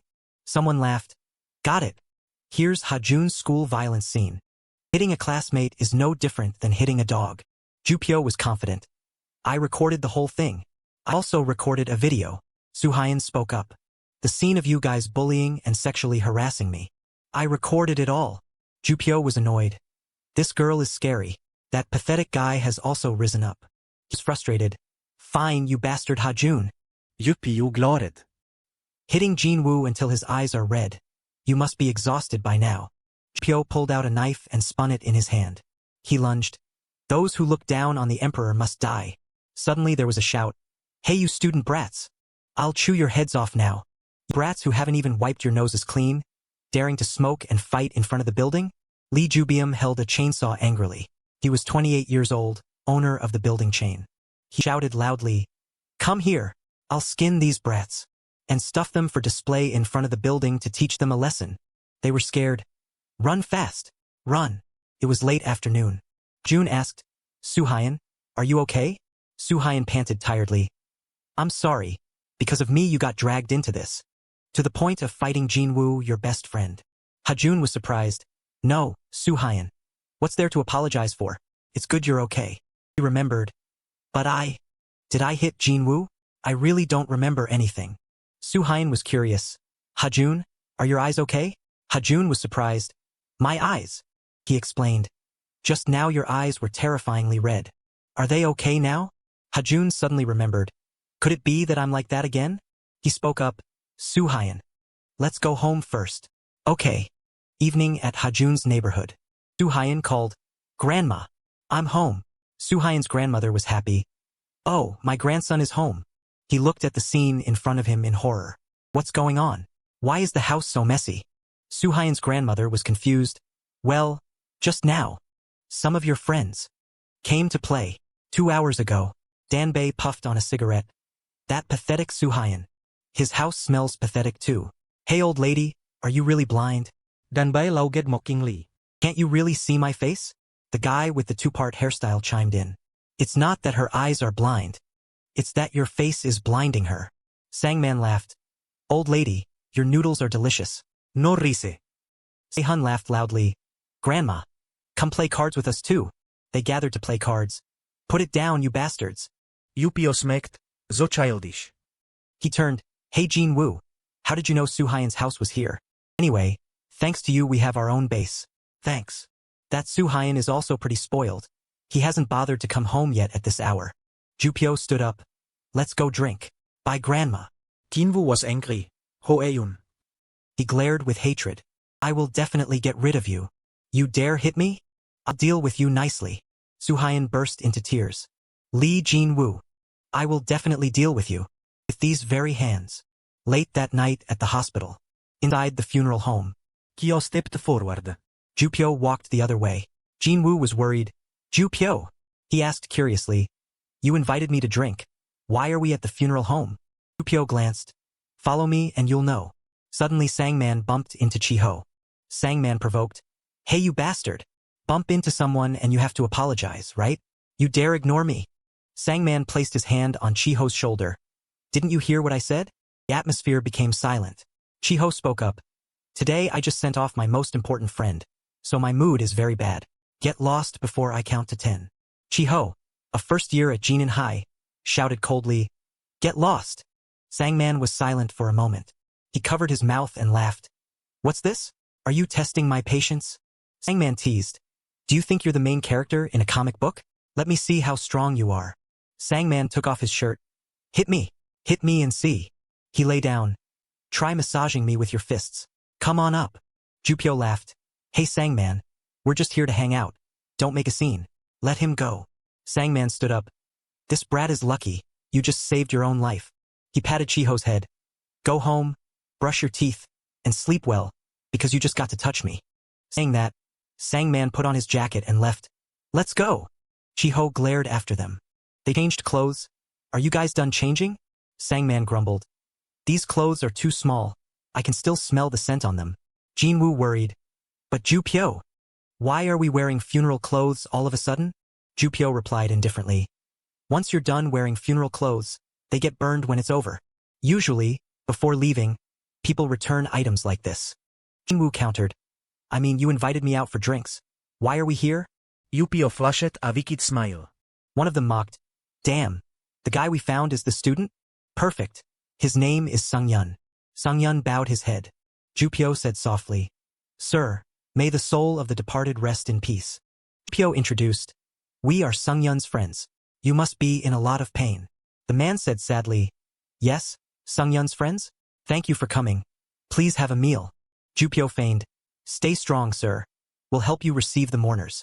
In the kitchen, where there was plenty of alcohol and snacks. They cheered. Ma'am, more snacks please. Bring more soju too. Oh my, this is from the room next door. I think I took it by mistake. Let me return it. The guy with the 2-block haircut. Sir, let me hang your coat for you. You've worked hard. Most of the preachy old guys who come to pay respects usually bring a lot of cash. Oh, Gucci shoes, guys. Take them. Organizing shoes is truly a lucrative job. And the highlight is, Jupyo pretended to be sad. Sir, he explained, someone at the office wants to talk to you about the funeral procession. You should go there quickly. The man worried. Now? What about the condolence money box? Jupyo acted sweet. Just go. Don't worry. I'll watch it for you. Sangman praised. Jupyo is truly a scary guy.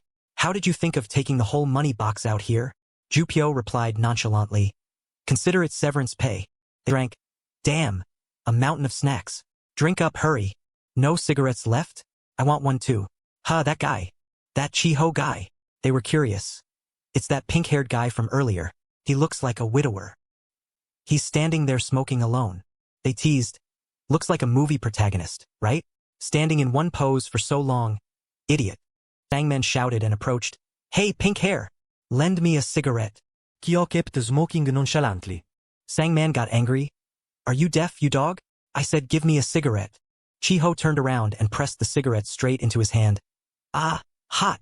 My hand. This noble hand isn't for you to touch. Chiho kicked him straight in the face, followed up with a kick to Sangman's body. The rest got angry. What the hell is this? Damn it. They couldn't see anyone. Did he disappear? Chiho was jumping in midair. Chiho, an entertainment company trainee. Special ability, acrobatics. He landed and knocked out the other two. Seung grabbed Kyo shirt. He laughed. To catch this jumper, just lift him up and it's done. Suddenly, Kyo clamped onto Seung's head. Chiho challenged. Can you handle this? If you meet a fat guy, after being lifted, turn around and lift him back up. Jupyo held a beer bottle and shouted, You monkey-like bastard. Chiho kicked the beer bottle up. The beer bottle spun in the air. Chiho launched a kick, preparing to kick the bottle straight into Jupyo's face. 1, 2, 3. Chiho prepared to hit Jinwoo. He was surprised. What's this? Not blocking. Jinwoo stood still, taking the hit. Chiho was surprised to see Jinwoo was so scared he peed his pants. Chiho said nonchalantly, Hey, if they wake up, tell them not to let me see them again. Otherwise, next time you'll be in a coffin.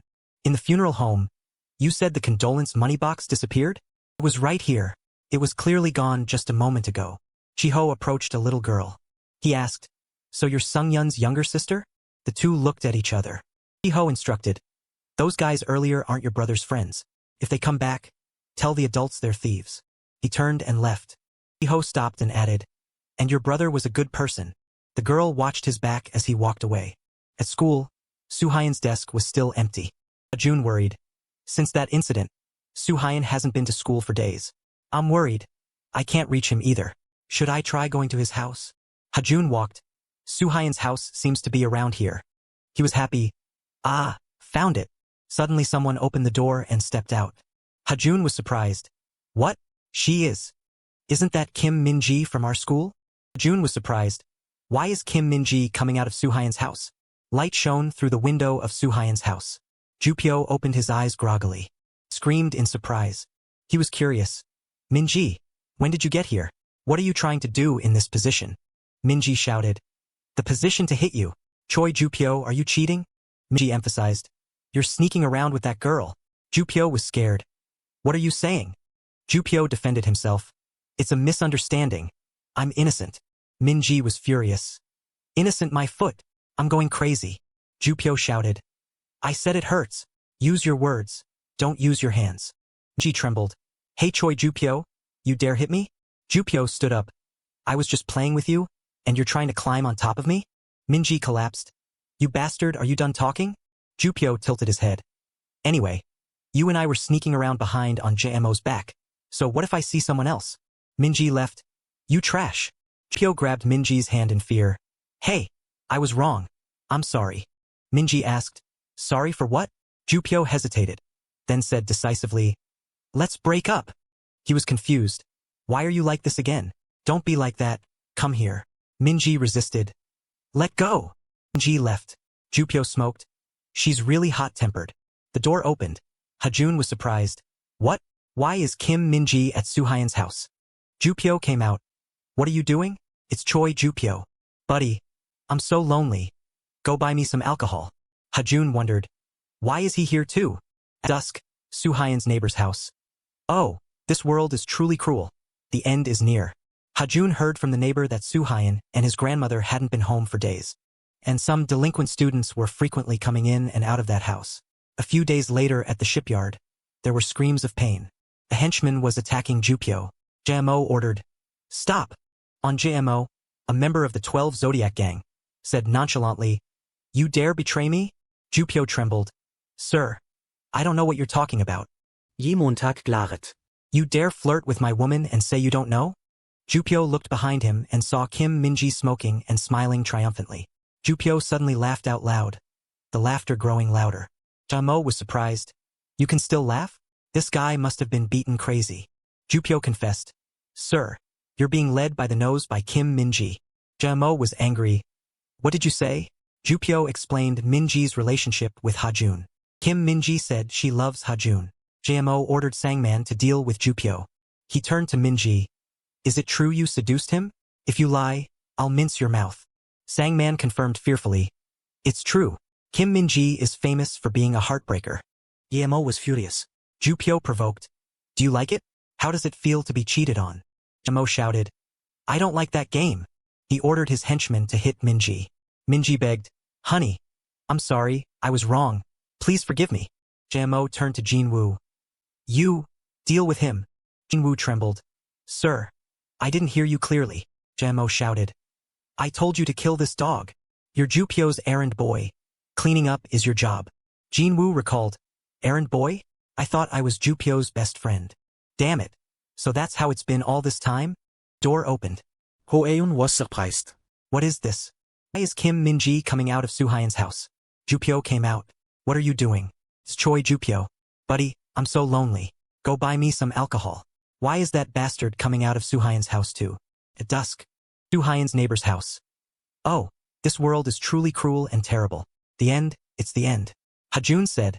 I heard from Suhyan's neighbor that Suhyan and his grandmother haven't been home for days. And some delinquent students are frequently coming in and out of that house.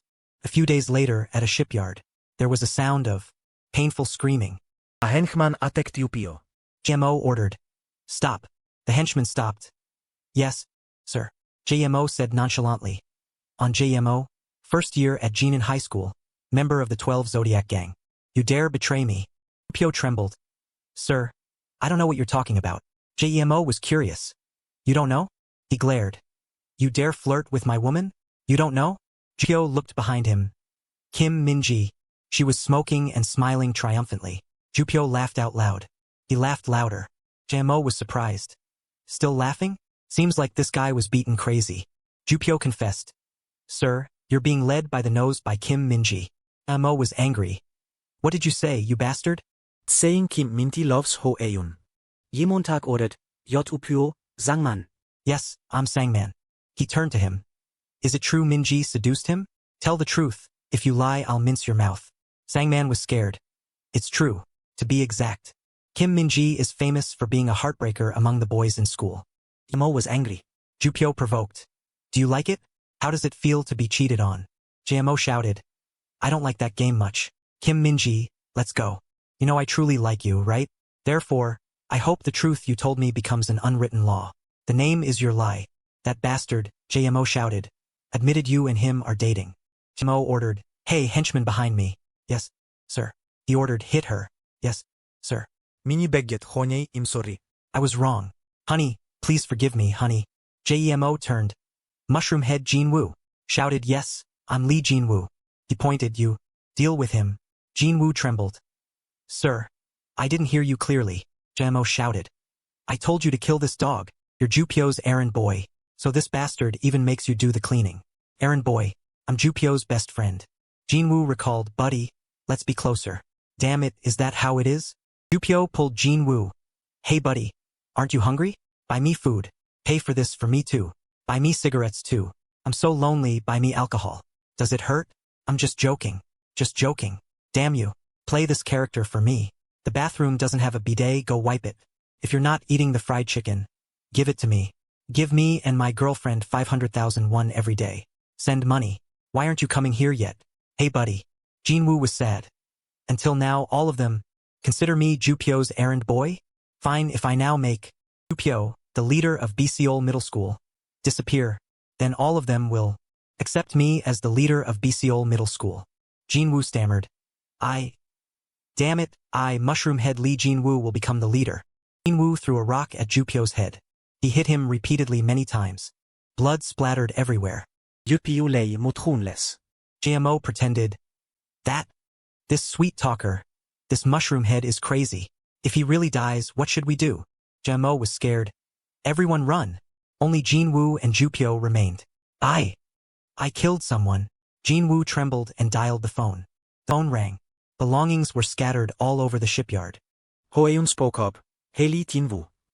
What's the matter that you called me out to the construction site in the middle of the night? Jinwoo trembled. I'm sorry. You're the only person I could contact. Ho Eun was surprised. Jupyo. He was scared. What is this? What's wrong with you? Why is he covered in blood? Why is he lying there? I'm asking why Jupyo is lying there. Jinwoo stammered. Juvenile delinquents must receive heavy punishment. They are forced to transfer schools. He handed the brick to Hajun. You haven't had your birthday yet. Ho Eun. Please save me this time. Hajun remembered when he first entered middle school. Look closely, you have to hit the punching bag like this. Hajun was beaten to a pulp. Jupyo quoted. Hey marker. Go. I suffered terribly because of Jupyo. Two guys behind laughed. But why does Jupyo hate that Hajun guy so much? Jupyo quoted. Bullshit. His eyes look like shit. They continued mocking. What's this? Choi Jubium, that's a lame reason. Are you a bully in a teen movie? Just because of a look. You psycho. Jubium smoked. But actually, the biggest reason I find him annoying is because his mom is my type, but I can't be his dad. Damn it. In that moment, they kept joking. You have a thing for his mom too? That bastard Yu Hajun is glaring. Like he's about to shoot lasers. His eyes are bloodshot. They kept laughing as Hajun swung his fist. Eyes are so red. I don't remember anything. Ho Eun lunged extremely fast. The other guy was scared. Hajun punched his stomach hard. They clutched their stomachs in pain. Jubium was terrified. What is this? You dog. Don't come closer. Jubium stammered and got beaten up. He begged. Stop hitting. I'm sorry. Grabbing Jubium's hair, he threw him hard against the wall. A while later, Hajun recounted. When I regained my senses, Choi Jubium was already covered in blood. Since then, Choi Jubium was always awkward. When shall we have a match? Ho Eun replied casually. Next time, you psycho. He couldn't bully me anymore. But he bullied Song Suhayan, my friend. as if to tell me to watch. Even approached Jinwoo, my best friend. The sweet temptation of the delinquent Choi Jubium was enough to satisfy the childish ambition of Lee Jinwoo, who always craved popularity. That ambition crossed the line and became greed. Finally, thanks for watching the video. Jinwoo said casually, "It's not your birthday yet." He suggested, "Save me, Hajun. Just this once, Hajun." Hajun threw the brick down. "Save you? Save what?" "Lee Jinwoo, you bastard." He intended to hit Jinwoo, but he begged for mercy. Suddenly a painful moan rang out. Ho Eun stopped. He turned around. Choi Jubium was still alive. "Lee Jinwoo, what are you standing there for? Hurry and help me take him to the hospital." Jinwoo trembled. Ran away. "Hey, Lee Jinwoo." Afterwards, Hajun recalled, "I carried Choi Jubium to the hospital. I was very confused then. Betrayed by my best friend. Then I had to save the person I despised the most. But I'm not the type of person to see someone dying and pretend to know nothing." When things settled, Choi Jubium's brain was severely damaged. Jubium laughed foolishly, calling out vaguely, "Mom!" Now he doesn't even remember his own name. Morning in the city. Court, Hajun said sadly.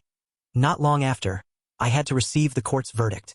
Lee Jinwoo had conspired with the friends present when the incident happened, making me the perpetrator of the assault on Choi Jubium. Finally, I had to bear the charge of attempted murder, and I, a juvenile delinquent, had to do 40 hours of community service and undergo short-term protective supervision. Also mandatory school transfer." Hajun said indifferently, "At the new school I transferred to, I couldn't make friends with anyone anymore. Just when I thought being alone like this was comfortable, that was also when I started high school." Sure enough, high school life was no different from middle school before. Siwoo turned back. "Hi, I'm Hyo Siwoo." Hajun was tired. "Wake me up when class is over." He built a defense mechanism to not get hurt again. Hajun emphasized, "I want to live closed off. I don't want to know or talk to anyone." Then one day, I accidentally met the ghost uncle on the street. After that, every time I regained my senses, I had the nickname Mad Dog who beat the 12 Zodiac Gang. And every time I was sober, important people who always worried about me appeared. Hyo Siwoo, Jinin high school student, obsessed with the movie Mad Max. Nam Sejong, Jinin high school student, Dejong's close friend, former judo talent. Du Dejong, Jinin high school student, very smart. Jiho, Jinin high school student, former leader of the body gang. Kim Dejong, strange transfer student. Among them is someone I like. Currently, Daeshayong exit spoiled. Yo Ho Eun. Hajun was startled. "Ah, what is it? You scared me." She hugged his arm. "Let's go together, Jiho Appa." Jiho reminded, "I don't know when the 12 Zodiac Gang will attack, so at least 2 people must go together." That's what was said. Hajun worried. "Going together like this? This doesn't seem like the right way." Suddenly a voice said, "A beautiful picture, isn't it? Typical lines of a thug." Ryu smoked. Yongsung vocational high student. "Sure enough, Jinin high girls." Park Cheon-min continued. "Very beautiful. Yongsung vocational high student." Kim Mong-chi, Yongsung Vocatina High Student. They ordered, "Hey you, leave your girlfriend and get lost." Dejong was scared.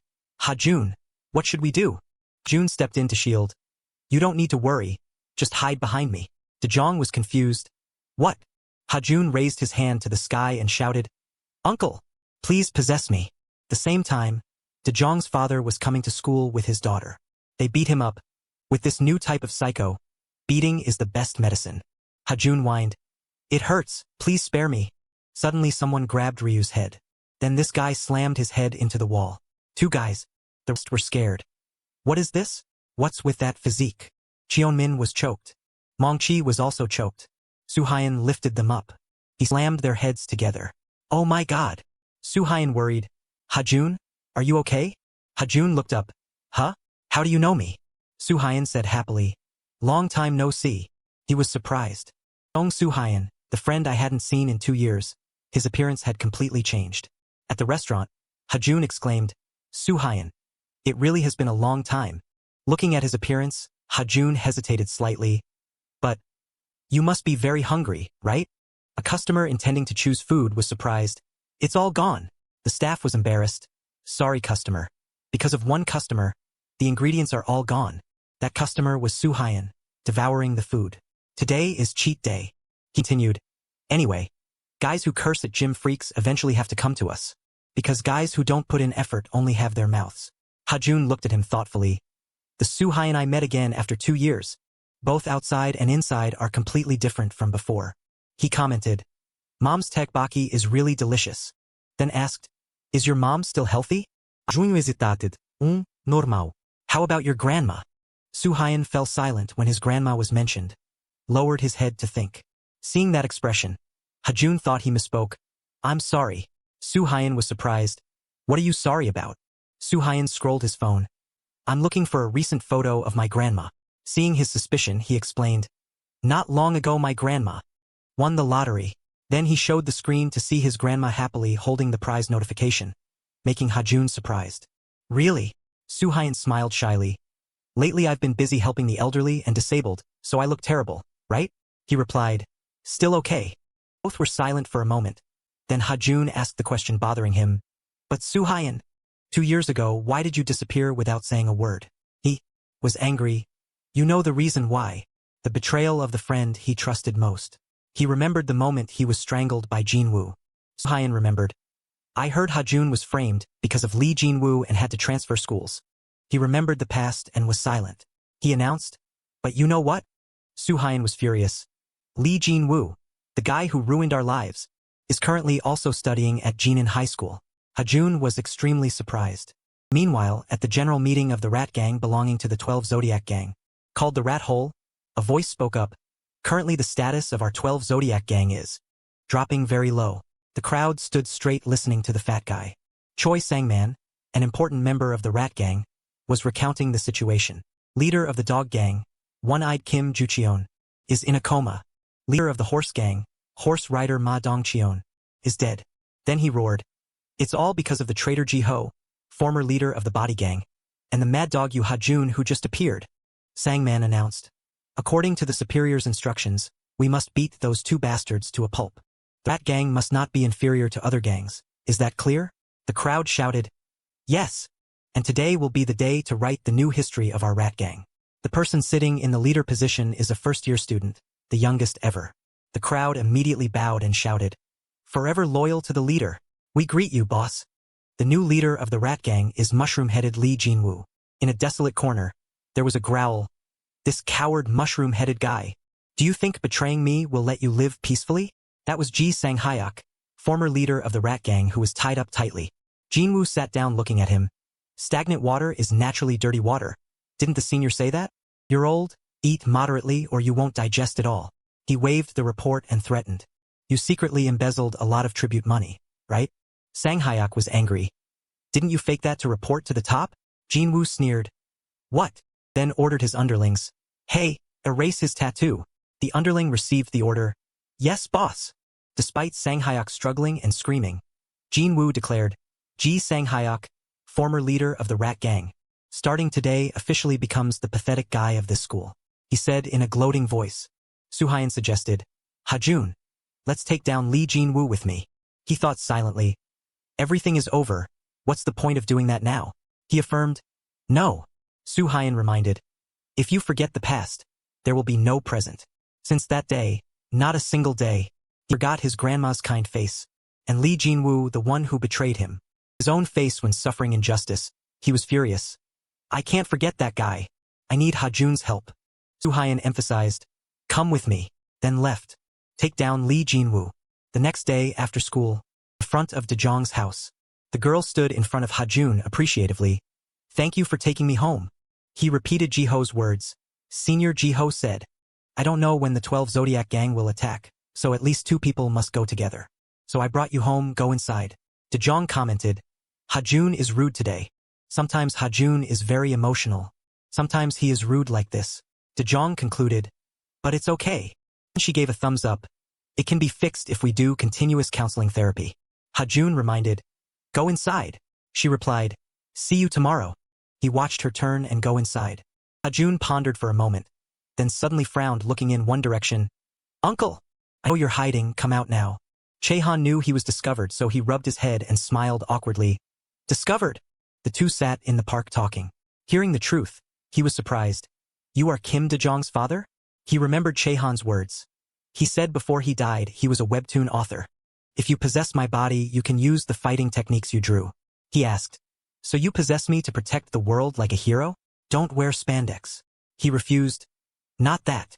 I used this power arbitrarily, so I was once controlled by evil. Chehan was serious. I won't borrow your body if not necessary. I just want to protect my daughter. Suddenly there was a scream. Both looked up, seeing a big guy holding a girl's hand. He teased, "Oh ho, so soft. Let's party at my penthouse. Do you know how many buildings I have in this area? This person is Lee Jubium, owner of the building chain." Girl panicked. "Someone help me. This psycho wearing underwear and Crocs wants to harm me. Please help me." The two looked at each other silently. Chehan said, "I don't know." A light flashed. He started possessing Hajun. The two gradually merged into one. "Let's go." He jumped up, swinging his fists towards Jubium. He shouted and lunged towards him. But the distance was too far, so Chehan couldn't land the hit. He landed right near the two. Jubium was surprised. "What is this?" "A student." Chehan tried to be serious. "It was too far, so I jumped." He laughed. "What are you saying?" Remembering 2 years ago meeting in a brawl, he once rushed into a crowd of students with a chainsaw. Chehan recognized this bearded guy. He pointed and shouted, "Doing this despicable thing in the park at midnight? Let that girl go." He swung his fist. "Don't want to." He thought. Against. A guy not worth an insect like this. He gently leaned back to dodge the blow, then continuously attacked the head, chest, stomach and, damn it, he jumped into the air and rotated his body. Chehan shouted loudly, delivering a powerful kick to Jubium's face, making his head tilt to one side. The kick was so strong that Jubium flew far away. He ran over and asked, "Are you okay?" The girl immediately stopped him. "Run away, student." Chehan barely dodged the chainsaw blade coming at him. Jubium was furious. "You brat!" He panicked, looking at the thing in his hand. "What is that? An electric chainsaw?" he shouted. "Dare to hit me." He swung the saw again. He was confused. Can I really win against that chainsaw? The sound of the chainsaw echoed throughout the area. He worried. He probably won't really cut, right? Just trying to scare me? He swung the chainsaw horizontally. Luckily, he dodged in time. He was flustered. He's actually using a chainsaw. Damn it. Jubium kept going crazily without stopping. Chehan dodged and shouted, "Hey, are you crazy? What if you actually cut someone?" He worried for Hajun's body, which was in danger. Now, he wasn't just by himself. Jubium laughed sinisterly. "Then I'll help you split into two, you freak." He was suspicious. Is this guy on drugs? Looking at his unfocused eyes, he realized the guy had completely lost his mind. Even though it just grazed him, a few strands of his hair were already gone. Chehan realized, but slowed down. Because of the chainsaw's weight, his movements were sluggish. Jubium laughed triumphantly. "You think I'm slower because of the chainsaw?" He was flustered because he was backed into a corner. He didn't hesitate to swing the chainsaw. Die! Chehan was calm. Because he was in the corner, he knelt to dodge the attack. The chainsaw hit the wall with a piercing sound. "Actually, I'm the one with the advantage." Jubium was furious. "The chainsaw is stuck in the wall. I can't pull it out." Taking this chance, Chehan swung a punch straight at his face. One hit, fell down with a thud. A huge noise, breaking the silence of the park. He hurriedly advised, "Miss, what are you still standing there for? Run." She worried. "I can't, he stole my handbag." Meanwhile, Jubium was getting back into position. The bag around his neck gave Chehan an idea. He backflipped to dodge the attack and calculated. He grabbed the bag tightly. The guy wouldn't be able to stand the strap tightening. In a back-to-back position, Chehan tightened the bag strap and pulled hard, making him unable to breathe. Jubium lost his footing, tried to grab the strap to defend himself but gradually lost strength. A loud noise rang out. Jubium fell to the ground unconscious. He jumped off him. Chehan was overjoyed. "I won!" Sound of police sirens broke the quiet space. Lee Jubium, owner of a building chain, was arrested for sexual harassment and suspected drug use. The girl was overjoyed to get her bag back. "Thank you for helping me," he sighed, speaking like an old man. "You must have been scared, right? Are you okay?" She looked at that expression silently, then he suddenly sneezed. Hajun woke up, knowing he had succeeded. His tone changed. "Are you okay?" She was startled. "What? This guy?" She was confused, handsome, but really scary. The next morning, on the way to school, the two talked. He understood. "So that's why. If I sneeze, your soul will be ejected, and the next morning, wake up where I died?" Chehan replied, "Yeah, the respawn point is the intersection by the convenience store." A school class had started. Math class. This calculation is a basic high school formula. You all must understand that if you don't memorize it, you won't be able to solve any problems. That's Mr. Gujiology. In the lesson, the door was kicked open with a shout. Who is you, Hajun? Two young men walked in.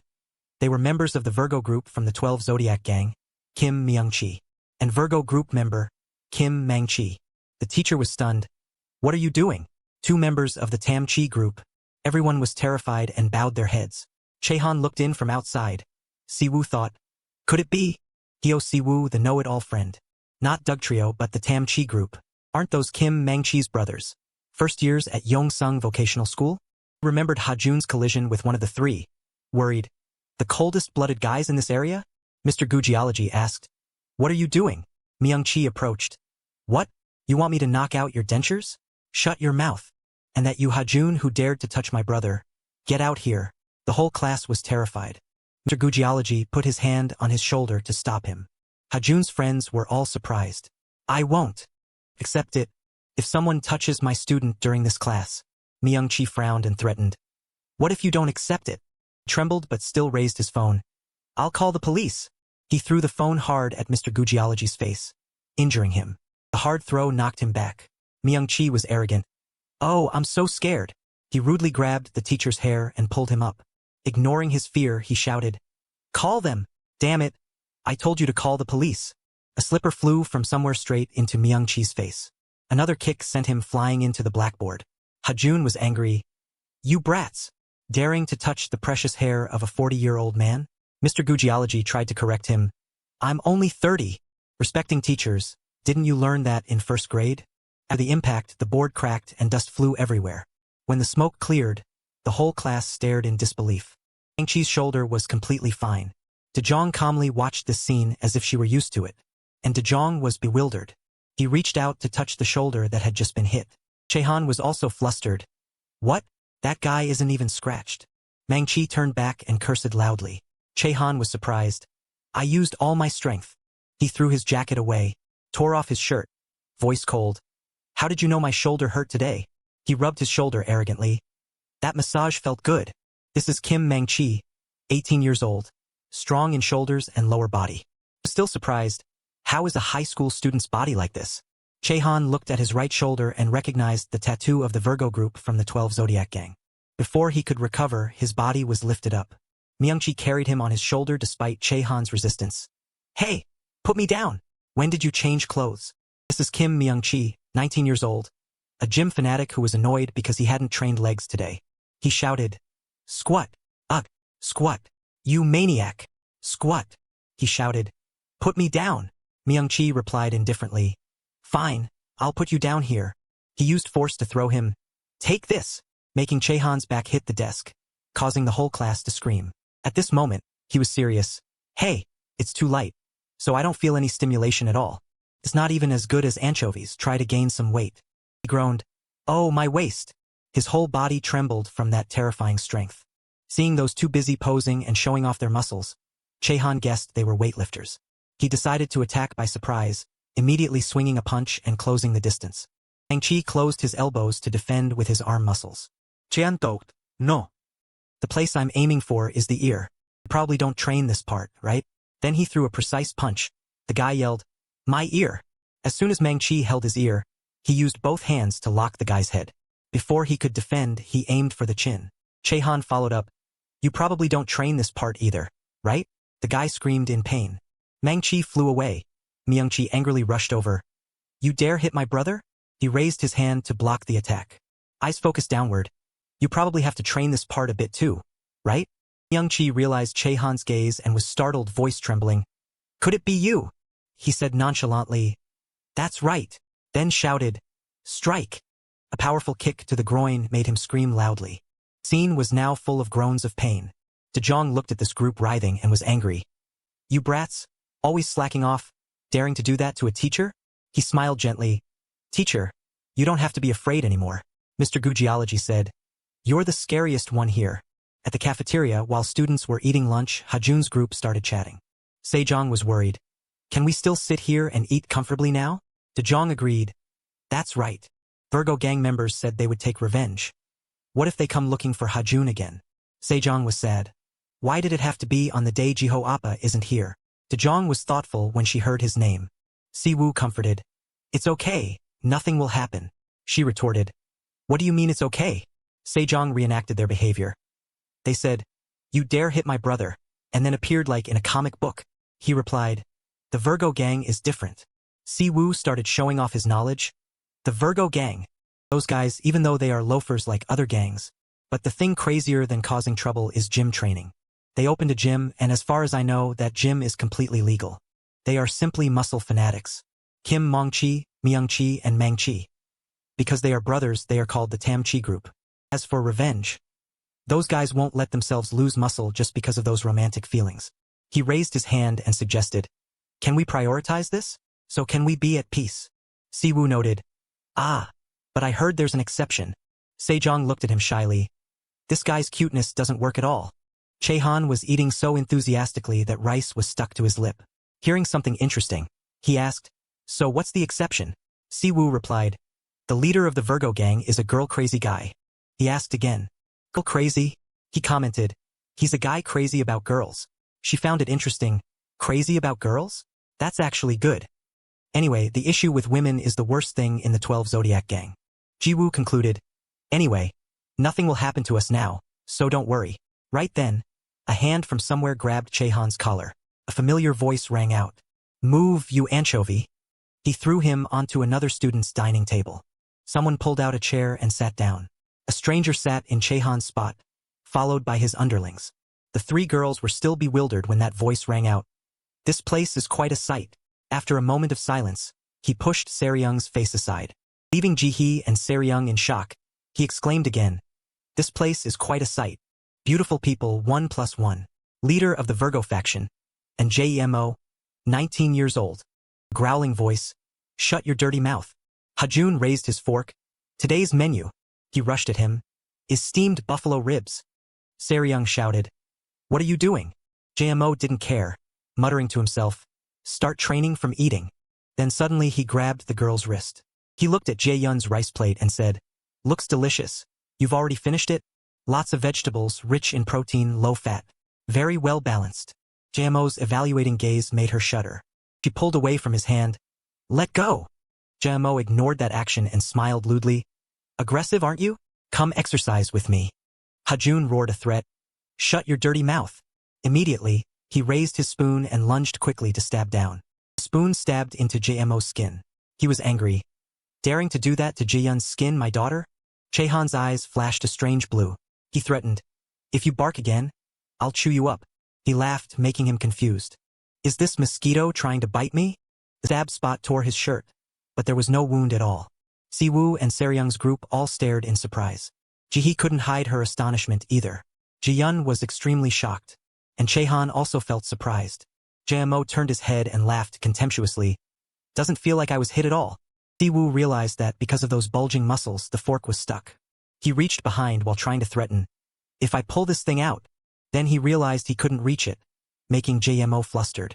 Siwoo saw the key point. Because the muscles are too bulging, he can't touch his back. He roared and rushed at him. Chehan had prepared many forks behind his back. He moved quickly behind JMO, continuously stabbing the remaining forks into his back. Chehan dodged the attack, slipped behind his back, and said contemptuously, so what if your back is thick? Just need to stab one spot, just like hitting a punching bag. Then he jumped away to keep distance. Good. He calculated. Keep distance like this and hit with all my might. Mo angrily scolded. You loach-like guy. Seryung praised him. Well done, Hajun. The Virgo faction leader isn't that impressive at fighting, is he? Meanwhile, Jiwoo adjusted his glasses to analyze. No, that's different. And JEMO isn't just a simple gym rat. Those muscles were formed through CrossFit. And JEMO was originally a CrossFit coach. CrossFit isn't just about muscle training, but comprehensive training to improve one's overall capabilities. At this moment, he started getting into a fighting stance. Его варнет, Hajun be careful. Mo rushed quickly to choke him. He lifted him up, making Hajun struggle to breathe. He sneered, do you think I'm stupid? Say it again, who's the punching bag? Jamo used more force, while he raised both hands to grab his wrists. Hajun, voice struggling, replied, you say I'll die? I have to refuse. 'Cause He gripped tighter, making JMO confused. I've already died once. Now, learn my technique. Then he pulled his legs in, clamping his arms. He was aggressive. Come on, you think a loach's technique works on me? Hajun kicked hard with both feet into JMO's chest. He didn't understand. You? What the hell are you doing? He was being choked until veins popped, but his voice was still calm. To get pushing force? Haven't you heard of it? Fly away. Hajun pushed hard, making both of them separate. JMO flew backward. His back hit the wall hard, making the fork stab deep into his skin, creating large wounds. He screamed in pain, hands bracing against the floor to support his injured body. You think I just stuck those forks in for no reason? He raised his fist. Let's finish this. Suddenly a voice cut in. Stop right there, you brat. He turned his head and saw Jihyun held by a thug threatening. If you move, I'll slash this girl's face. Ayuni was conflicted. Chayon. JMO calmly advised. Don't move. He approached and shouted. Drop the knife. You idiot. The underling was confused. Boss. JMO reached out to touch her face. If a single scratch appears on my woman's face, it would break my heart. He screamed in fury. Get your hand off her. He laughed loudly. Are you this girl's protector? JMO spoke like an adult. Don't interfere in other people's love life. Weren't you taught by your elders? He turned to look at Jihyun. This kid has no manners. Actually, our beauty here is very well behaved. Seeing her gaze, JMO suddenly felt awkward. She kept that same look, making him even more uncomfortable. He spoke up. Today that's enough. He turned to his underlings. Let's go. Hajun ran over anxiously. Jihyun, are you okay? She replied. Yeah, I'm fine. Seryung was confused. Why did that monster just leave like that? Sunset covered the entire city. At a certain gym, the lights were already on. JMO was doing arm curls but felt very annoyed. Recalling Jihyun's look. What the? That expression was like she was looking at trash.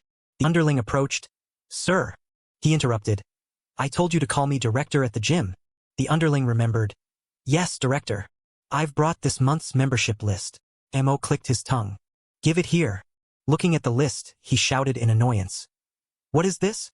All men again this month. The guy explained. Director. And he flexed his muscles. That's because I don't accept women. Do you need more equipment? I want to train more. He was speechless. You idiot. Why don't you accept women? What am I training for? You damn fool. JMO sighed. What do you think the reason is? The guy didn't understand. He was a bit frustrated. I can squat, bench press, and deadlift over 500 kilograms total. That helps me make money and get famous. Why aren't there any women around me? The underling looked at his shiny bald head and hesitated. That is, he was choosing his words. That is because. JMO got angry. Speak up. I told you to speak. The guy stammered. That is. Then he pointed in one direction, sweating and suspicious. That topic? Isn't that the mushroom head Lee Jinwoo? He wondered. Did you just say you were changing the subject? The two clung to the glass looking down. Indeed, they saw Jinwoo passing by, leading two hot girls. JMO was surprised. What? What is this? He showed an incredulous expression. What is this scene? How can that guy have girls following him? Under the pale pink light of late afternoon, the building stood out with a brightly lit sign. Fitness Center. Someone spoke up. Hey! Mushroom Head. How did you do that? That was in JMO, 19, leader of the Virgo faction of the 12 Zodiacs.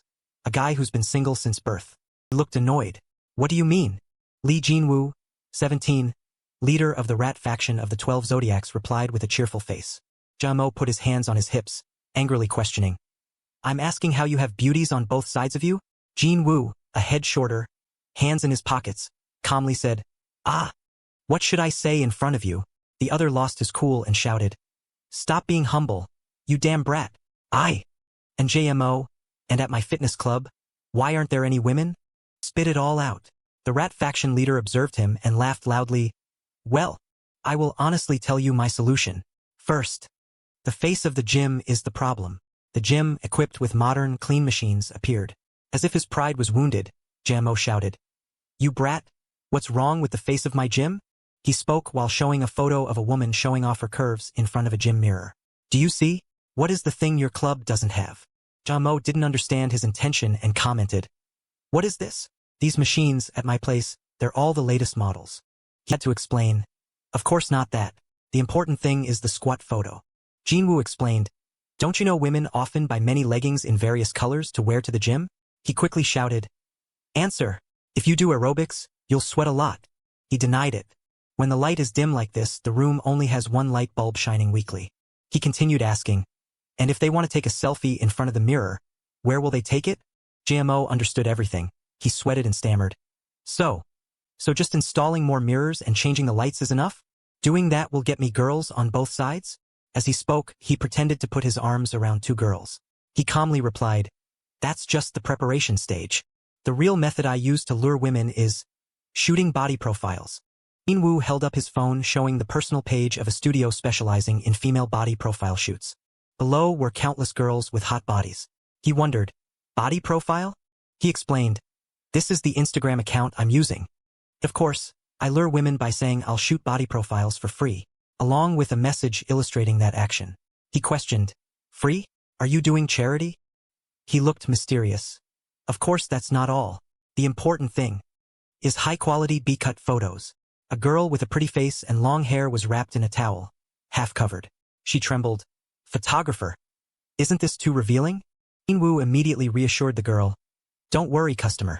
Anyway, besides the photos you choose, I'll delete the rest." She seemed not to believe it. Really? It was all a lie. Behind her back, he was secretly doing bad things. "And I will contact you with these photos." After that was a chat log where Jinwoo used the photos he took to force the girl to do what he wanted. Jimo saw this and said fearfully, "That's against the law, you bastard." He calmly replied, "Bro. So if you don't get caught, it's still legal." His face was extremely scary along with a cunning laugh. "If you have a gym like this there, it's even easier." The other could only stay silent. He persuaded, "First, create a place to take photos and attract women's interest. Then make the offer to shoot a body profile." "You interested?" Jamo's eyes contained many thoughts. He stammered, Surely you have a photographer, right?" Lured, "Of course, at my place.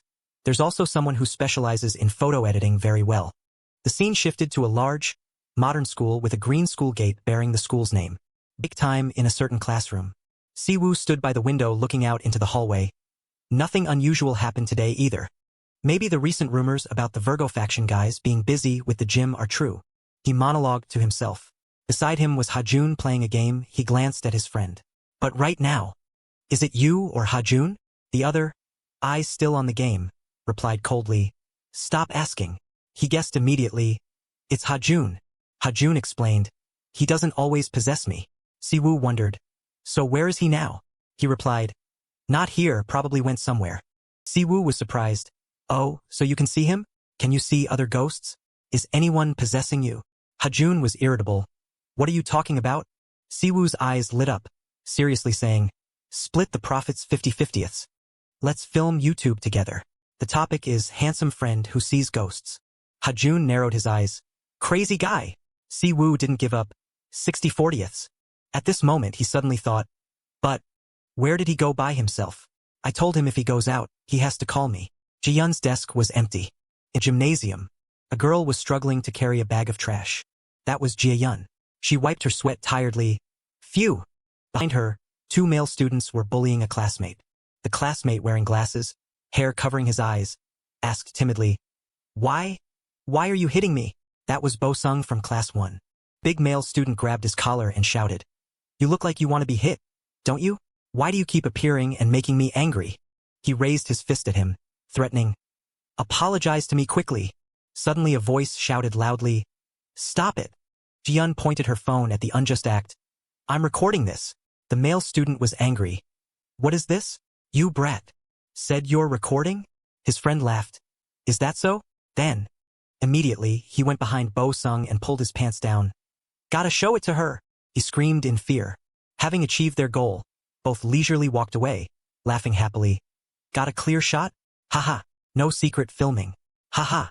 Ji-Yun only dared to close her eyes tight to avoid seeing that scene. She asked worriedly, "Hey, are you okay?"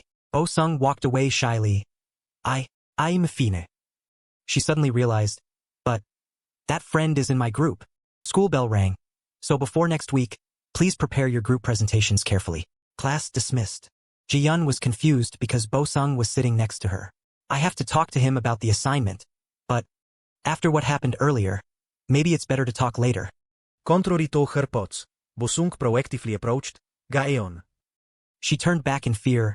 Huh. He hesitated. About that. The photo. She trembled. I deleted all the photos I took earlier. You don't have to worry. Bosung scratched his head. No. Not that. The image materials needed for our assignment. Now she realized. Materials? He gently suggested. Because at home I have many image materials that I want to find but can't. So maybe if we look at them and organize them together it would be better. A long silence. Seeing she didn't answer, he was shy. No. Never mind. I made an unreasonable request.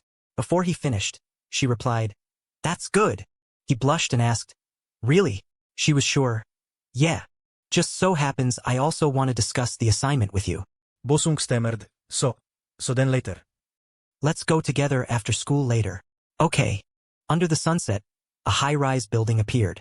Yun observed the house. Is no one home at your place? He followed behind. Yeah. My parents are abroad. She exclaimed. Living alone, but it's really clean. Is that so? Below was a shelf full of various cameras. Bosung picked up a camera, silently saying, But you are not clean. She wondered. Kim Garyong. You saw that of mine earlier, right?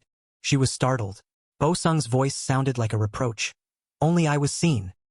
He laughed in an extremely scary, perverted way, holding a camera pointed at her. We have to be fair. Ji-yun was scared. You? What are you doing? Bosung laughed sinisterly. You saw that of mine earlier. The shameful incident at school appeared. That's not fair to me. We have to be fair. As he spoke, he raised the camera. She trembled and backed away. You? Stop saying those strange things. Bosung wondered. Strange things? Then why did you come to my house? Coming to a boy's house alone at night. He got into position. Is it because you like me? He looked through the lens and laughed wickedly. She fearfully grabbed the tripod and shouted, Don't come near me. What's this? Bosung pressed closer. What's this? Playing hard to get. Are you really going to hit me? Really hit me? She swung the tripod hard into his face and shouted, I told you not to come near me. Bosung was knocked backward. Nose blood sprang out. He stood up calmly and laughed. Unbelievable. You dare to hit me? You like hitting like that? I like it too. His face was extremely perverted. Hit me more. Hit me more. Suddenly the door burst open. A loud voice rang out. Fine. Let me hit you. That was Chehan in Hajun's body. Flew in from the door, unleashed a kick that sent him flying. He grabbed his head and shouted, My Ji-yun is not a child for a guy like you to touch. Immediately, he smashed his face into the floor. Blood splattered. Bosung pressed his face to the ground. Shocked. He raised his fist. Hajun! At this moment, his face was extremely angry. Back to the incident at the gymnasium. 2 male students laughed gleefully and left. Gaeon cared for Bosung. It turned out Chehan had followed her and witnessed the whole thing between the two. When she walked away, he came face to face with Bosung. He said something that made him unbelievable. Slut. You saw everything, what are you shy about? He walked past Chehan, laughing with amusement. On the school rooftop, 3 male students were standing and talking. Bosung was acting. Why? Why did you hit me? I'm asking why just now you hit so hard. This bastard. Now he didn't bother acting anymore, revealing his true face and laughing gleefully. The other 2 exclaimed, This guy acts really well. I want to hit you for real. Cigarette in hand, Bosung asked. But that girl is really pretty, isn't she, guys? Just now, I almost couldn't hold it in. You pervert. Hearing the whole story, Chehan standing nearby was furious, clenching his fists. His face darkened with anger. Back to the present. At this moment, he repeatedly struck Bosung's face, shouting, Die! D. He lay on the floor being beaten mercilessly, unable to resist. He still didn't stop. D. D. D. Suddenly he stopped his fists. A voice rang out, You're still the same, aren't you? Still haven't fixed that bad habit. A person with hands in his pockets walked up, making him freeze. Attempted murderer, Ho Eun. That was Lee Jinwoo, leader of the rat faction of the 12 Zodiacs. He stood up and looked at the other person. You? You, he said calmly. Friend. Long time no see, right? Down. Chehan didn't recognize the other person. Who is this? So strange. But immediately his body reacted strongly. His eyes turned red, he roared. A scene from the past appeared. It was when Hajun witnessed Jinwoo holding a blood-stained brick, while Jupyo lay unconscious on the ground. He handed the brick to Hajun. "It's not your birthday yet." Chehan was confused. "What is this?" Jinwoo's face was covered in blood, tears and snot mixed together, his eyes desperate. "Jin, please save me." Hajun held the brick in his hand, bewildered. Chehan realized, is this the memory of the boy who owns this body? The scene of Jinwoo standing among a group of large male students appeared. All of them pointed at Hajun. Chehan was dizzy. "Ugh, my head." He clutched his head and collapsed, shouting. Jinwoo looked down from above and mocked. "You bastard, why are you suddenly pretending to be in pain? Does meeting me again shock you that much? How sad, old friend." Bo-sung slowly took off his shirt, revealing a rat tattoo, swearing, "Got blood all over my shirt." Cheered. "Why did you just arrive now, leader?" It turned out this guy belonged to the rat faction of the 12 Zodiacs. Adjustment specialist Bo-sung, 17 years old. He stepped on Chehan's back. This guy is truly a psychopath. Just now he really wanted to kill someone. Jinwoo laughed hearing that. This friend of mine is exactly like that. Before, this guy also almost killed a friend of mine. The scene of Jupyo covered in blood lying on the ground returned. That friend now can't even be considered a human. Gives me goosebumps. Can this criminal pretend to be clean? Jupyo sat in a wheelchair, broken, drool dripping, looking very scary. Jinwoo lowered himself next to Chehan. Of course not. He grabbed his head. Must do exactly like that guy. Before he could finish, he had already reached out and grabbed his throat, squeezing until he couldn't breathe. His face turned red, mouth wide open. Because of the height difference, he easily lifted him up with one hand. His eyes were murderous. His mind was extremely confused. What is happening? Body is moving on its own. Is the boy who owns this body controlling it? Jinwoo was now turning purple, tears and snot streaming as he called out, "Hey, reinforcements! Why are you standing there instead of coming in?" From outside the door, 3 large, muscular men were entering. That was a member of the Ox faction of the 12 Zodiacs, Park Minhyuk. Member of the Ox faction of the 12 Zodiacs, Taehwan. And member of the Ox faction of the 12 Zodiacs, Choi Daehun. Daehun quickly swung his fist towards Chehan. From within, he was still shouting because he couldn't control his body. "Why are you still standing there?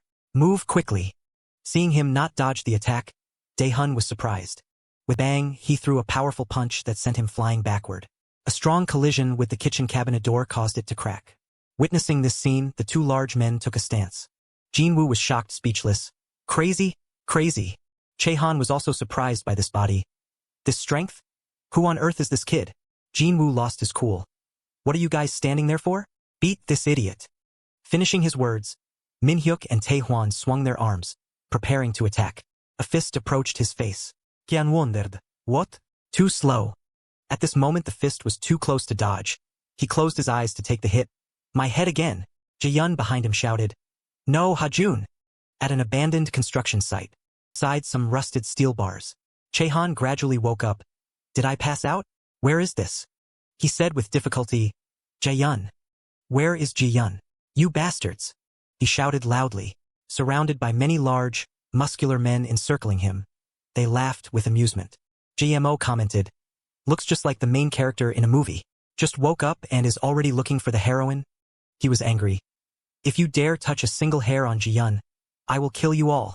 GMO said gently, "Probably will touch a little, huh? That mushroom head guy took her away, so don't look for her anymore. I also have to go meet that girl, so let's finish this quickly," he said to him with a scowl. He ordered his underlings, "Guys, handle it." "Yes, sir." 3 guys who appeared at Bo-sung's house approached. Chehan was tied up tightly and couldn't move, cursing under his breath. "Damn it!" His head was dizzy. A headache in this situation again? Taehwan rushed up. He tried to dodge the move. Suddenly a large hand grabbed the guy's throat. Taehwan breathed with difficulty. That person spoke. "You trash. Have no right to train." Finishing the sentence, he threw the guy straight to the ground. Seeing their brother beaten, the other 2 also rushed up. "What are you doing, you bastard?" He caught their 2 fists easily, always showing off. He squeezed tightly, making them scream in pain. Jong Soo-hyun declared, "You guys with bulging muscles, don't touch my friend." JMO from afar also rushed up. Kian warned, "Hey, be careful." Their fists collided, creating a large resistance force.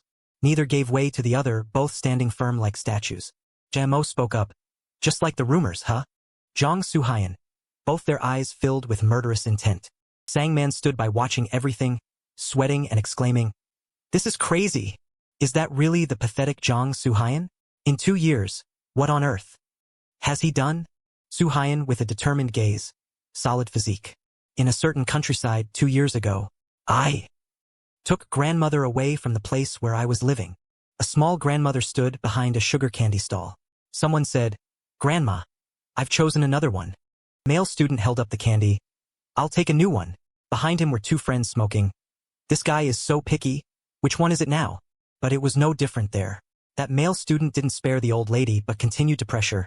Succeeded again. "Hey, do you see, Grandma? I'll take another one." 2 friends behind laughed. "How can a blind old woman see? So don't do business by choosing. Trash like you still exist." On the ground were countless broken sugar candies scattered. A voice shouted, "Stop! Stop it! Don't touch the things my grandmother made." That was Jong Soo-hyun, 15 years old, a high school dropout. He looked so small and weak now, completely different from the image just now. A guy stepped up and asked, "What kind of bag of bones is this?" The customer said he would eat it. "Why are you making a scene and hindering business?" Soo-hyun was visibly annoyed. "Look at him glaring, guys. Why don't you lower your eyes?" That guy raised his hand and slapped his face repeatedly. "Let me make your eyes look like your grandmother's. Kneel down, you bastard." "Not kneeling, huh?" The guy hit him continuously while he could only take it. "Kneel down. I told you to kneel down." His grandmother worriedly cried, "Oh my! I was wrong. Please forgive me." The old lady knelt at the guy's feet begging. He could only stare. The guy seemed even angrier. "What is this? Get out of the way, old woman." A guy from behind walked up and touched the guy's shoulder saying, "Kneel down." However, that meeting that day changed my life. "I told you to kneel like this." The student, that person used force to press the male student down to the ground, making him scream in pain. The bald man with a thick beard ordered, "Take out the wallet." The guy stammered, "Yes, the wallet." The other person squeezed his hand tighter. "Don't make me say it a second time." In too much pain, he hurried, I will take it." The man ordered, "Take all the money out and give it to the grandmother, then go home." "Do it." The male student was confused. "All of it?" Not receiving a satisfactory answer, the hand squeezed tighter again. "Don't make me say it a second time. Do it." Unable to bear the pain, he quickly replied, I will give it." 3 male students ran away. The mysterious person said in a low voice, "Instead of doing these useless actions, use your time to train. A healthy body leads to a healthy mind. So I'm leaving." As he turned his back to walk away, Soo-hyun knelt down. He called, Sir. That day was the first time He pulled his shirt to reveal a birthmark. "Please teach me how to fight. I don't want to have to rely on anyone anymore." He turned back to look at him, then turned on his heel and left. "I don't teach those things." A flyer was pasted on an electric pole. The bottom part with the phone number had been torn off. In a gym, equipped with modern equipment. The bearded man said bluntly, "I already said I wouldn't teach." That was Choi Hyuk, 43 years old, gym manager. Soo-hyun held the flyer and begged, "I will do anything. Please let me stay here." He was surprised. "Do anything?" "Yes." After thinking for a while, he still refused. "No, go back. I'm not free to order a kid around. Go help your grandmother." Even if I die, I must do it. There is one thing I must definitely accomplish." His eyes were extremely determined. Choi Hyuk seemed to have been moved. Light from high-rise buildings shone down. Someone asked, "Can you really do it? Can you distribute this whole pile of flyers?" Beside him was a bag heavy with advertising flyers. Soo-hyun used all his strength to carry the bag. His body was trembling, but he still answered loudly, "Yes, I am confident." Choi Hyuk stood behind with a muscular man. He called him, "Hey kid, just started and you look like you're about to fall." He walked tremblingly. "I won't fall, I can do it." He trusted. "See you later then." Muscular man standing next to him asked, "Why did the manager give the kid so many flyers?" He observed, "Let's see." The two continued to chat. "But that kid isn't very flexible, not complaining at all about a bag as heavy as his own weight." Back to Choi Hyuk's gym. He gave Soo-hyun an envelope of money and said, "Good work, kid." He could barely walk now, looking very tired. "Thank you, sir." Watching him walk out, he called after him, "If you need work, come back tomorrow." His younger brother also had to exclaim, "You really trust people with a kid who can barely stand. Anyway, you probably won't see that kid again." Soo-hyun walked slowly step by step. The sunlight shone on the high-rise buildings again. He came again? Choi Hyuk's younger brother was very surprised. while he was quite calm. Oh ho. Since he's an experienced employee now, he should carry another bag, right? He braced himself to carry 2 bags bigger than himself. Manager, but Soo-hyun was extremely determined. See you later. He answered happily, yeah, work hard today too. At the end of the day, Choi Hyuk gave him an envelope of money again and asked, good work? Can you do it again tomorrow? He answered quickly, yes of course, see you tomorrow. He wondered, wait a minute, you said you would do anything, right? Soo-hyun was worried. Yes. Drink it. In his hand he held a 2-liter bottle. He was curious. What is this? This chicken breast I brought to the gym, the expiration date is today. He hugged the large bottle. We can't throw away food that is still good, drink it all in one go. Finishing his words, he lifted the bottle to his mouth. He said gently, I also blended it and added some leftover food from home. Hearing this he choked.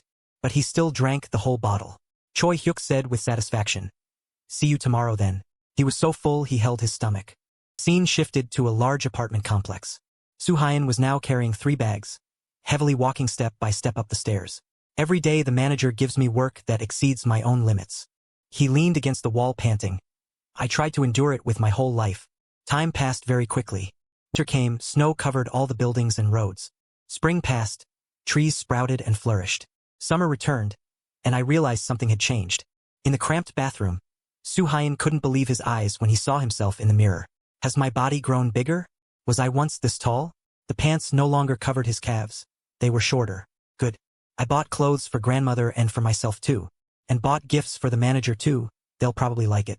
He happily held the gift bag and walked away when he met a familiar face. He said, haven't seen that old woman lately? Dead yet? Still the same 3 male students who bullied his grandmother, smoking across the street and chatting. I live for the joy of bullying that old woman. Eyes can't see anything but still. Before he could finish, he was pressed to the ground by a large hand. He was furious. What is this, you bastard? Soo-hyun said extremely angrily. If you insult my grandmother again, I will kill you. Kill? Another one held a knife and rushed towards him. Do you really dare to kill someone? He circled behind, raising the knife high. Stabbed down, Soo-hyun was injured in the chest. Night covered the building. In a dilapidated room. In the old room, Soo-hyun, bandaged around his abdomen, sat looking at a photo. Choi Hyuk approached. You're awake? Brought you to my place because I was afraid your grandmother would worry. Soo-hyun looked at him seriously. He had realized something. In his hand was a photo Choi Hyuk took with someone. He clenched his hand, shattering the photo frame. He lunged to punch him. He immediately raised his arms in an X shape to block the blow. But he couldn't avoid being pushed back. He spoke up. Uncle. With serious eyes, Choi Hyuk observed him. Who exactly are you? Choi Hyuk silently looked at the crushed photo. It was a photo of 3 people, including Choi Hyuk, a woman, and Choi Jupyo. He spoke. That's right. I am Jupyo's father. Soo-hyun gritted out, Choi Jupyo. What is my relationship with Jupyo? You know everything, don't you? Why on earth? Why did you do this to me? He shouted. Choi Hyuk lowered his head and explained. I was reckless. I should have asked for forgiveness sooner. His voice was full of remorse. Please forgive me. The image of Jupyo sitting in a wheelchair, broken and ruined. Jupyo became like that, so I went to the school to pack up his belongings. Yinwu comforted. Surelieu. He handed Jupyo's personal box to him. Don't be too heartbroken, sir. In the parking lot, there was whispering, crazy? Did you see that earlier? That crazy guy Lee Jin-woo is the real criminal. He crippled Jupyo and pushed Ha-jun onto a path of crime. Choi Hee-wook rushed over and asked, what did you just say? Who is the real criminal? The boy was startled. I don't know anything. He pleaded. I am Jupyo's father. Please tell me. The 2 boys walked away. He brought it on himself. He always bullied others. Honestly, I hate Jupyo. Choi Hee-wook was shocked to learn that Lee Jin-woo was the one who caused his son's condition. He also learned that his son was the ringleader of the school violence. Even knowing his child was wrong, as a father, he still feared his son would suffer. Knowing that painful truth, I could only silently let it go. Regarding the kid Lee Jin-woo and you, painful scenes appeared. Choi Hyuk knelt before Soo-hyun. Jupil still couldn't take responsibility for his actions. He might have to pay for those sins. Please let me pay for it with him as a father. I will do anything to be forgiven by you. Soo-hyun was not appeased. Forgive? I have no intention of that. But, you said you would do anything, right? Then, make me stronger, he said seriously. Choi Hyuk looked at him with determination. At Choi Hyuk's gym, the training with the manager began like that. Su Hyun was straining with all his might to push the weights. Choi Hyuk shouted, "One more time." He groaned as if he were about to die, but he brushed it off. "You won't die again. Good. Again, get up." He collapsed to the floor, panting. "Why is it just gym training all day? Teach me how to fight." No, impossible. He replied coldly. He wondered. "What? You promised." He said, "I mean you can't learn to fight." "What are you saying?" He complained. He explained. "Aggression is innate, it cannot be created. You are not the type of person who can beat someone to death." Su Hyun argued back. "That's not true. I can do it." Before he finished, he took a full punch. Choi Hyuk dropped a line. "Then beat me to death. If you can do it, I will train you." Su Hyun was stunned. "Uncle, what are you saying?" He asked again. "Can't do it." He got into position. "I can do it." He threw another punch to his face. "Can do it." Then came a barrage of blows. He could only take the beating. "Is that all talk? When will you fight back?" "I can do it." "Do you intend to just keep getting hit like this?" Outside the eatery, someone pleaded. "Just one more time. Please give me another chance." Su Hyun was beaten black and blue, his face swollen. "I really can hit people." In front of a table full of food, Choi Hyuk asked, "What do you think is the strongest animal in the world?" "Huh? A lion? A tiger?" He interrupted. "An elephant. They look like slow and weak herbivores. But in reality, they are the kings of the earth with skin so thick that bullets cannot penetrate. The strongest bodies weigh up to 7 tons. He continued. "But why are you saying that all of a sudden?" He said bluntly. "I will turn you into an elephant, making it so no attack can penetrate you. If you don't like the feeling of physical fighting, just skip it. Training like this is enough." He was skeptical. "But can you get stronger just by going to the gym? Everyone goes to the gym these days." Choi Hyuk was confident. "What we are training is not bodybuilding, but weightlifting." Weightlifting. He was confused. Although similar, they are actually completely opposite. If bodybuilding is increasing muscle size, then weightlifting is functional training, helping to cultivate strength and explosive power. "Don't worry, just follow me. I will make your muscles so strong that even bulging muscles can't compare." He marveled. The staff shouted, "Food is here." He instructed, "Eat it all. Think of yourself as an elephant." He looked at the table full of food, surprised. "Huh? Eat all of this?" He ordered coldly. "I won't say it twice. Do it." The sky was blue with a few drifting clouds. Still at Choi Hyuk's gym, a spirited voice. "All right, one more time. Hard training. Good, last time." He ignored Su Hyun, who was trembling. Every day, hellish training lasted from early morning until late at night. Choi Hyuk's face was stern. "I'm counting the reps, you kid."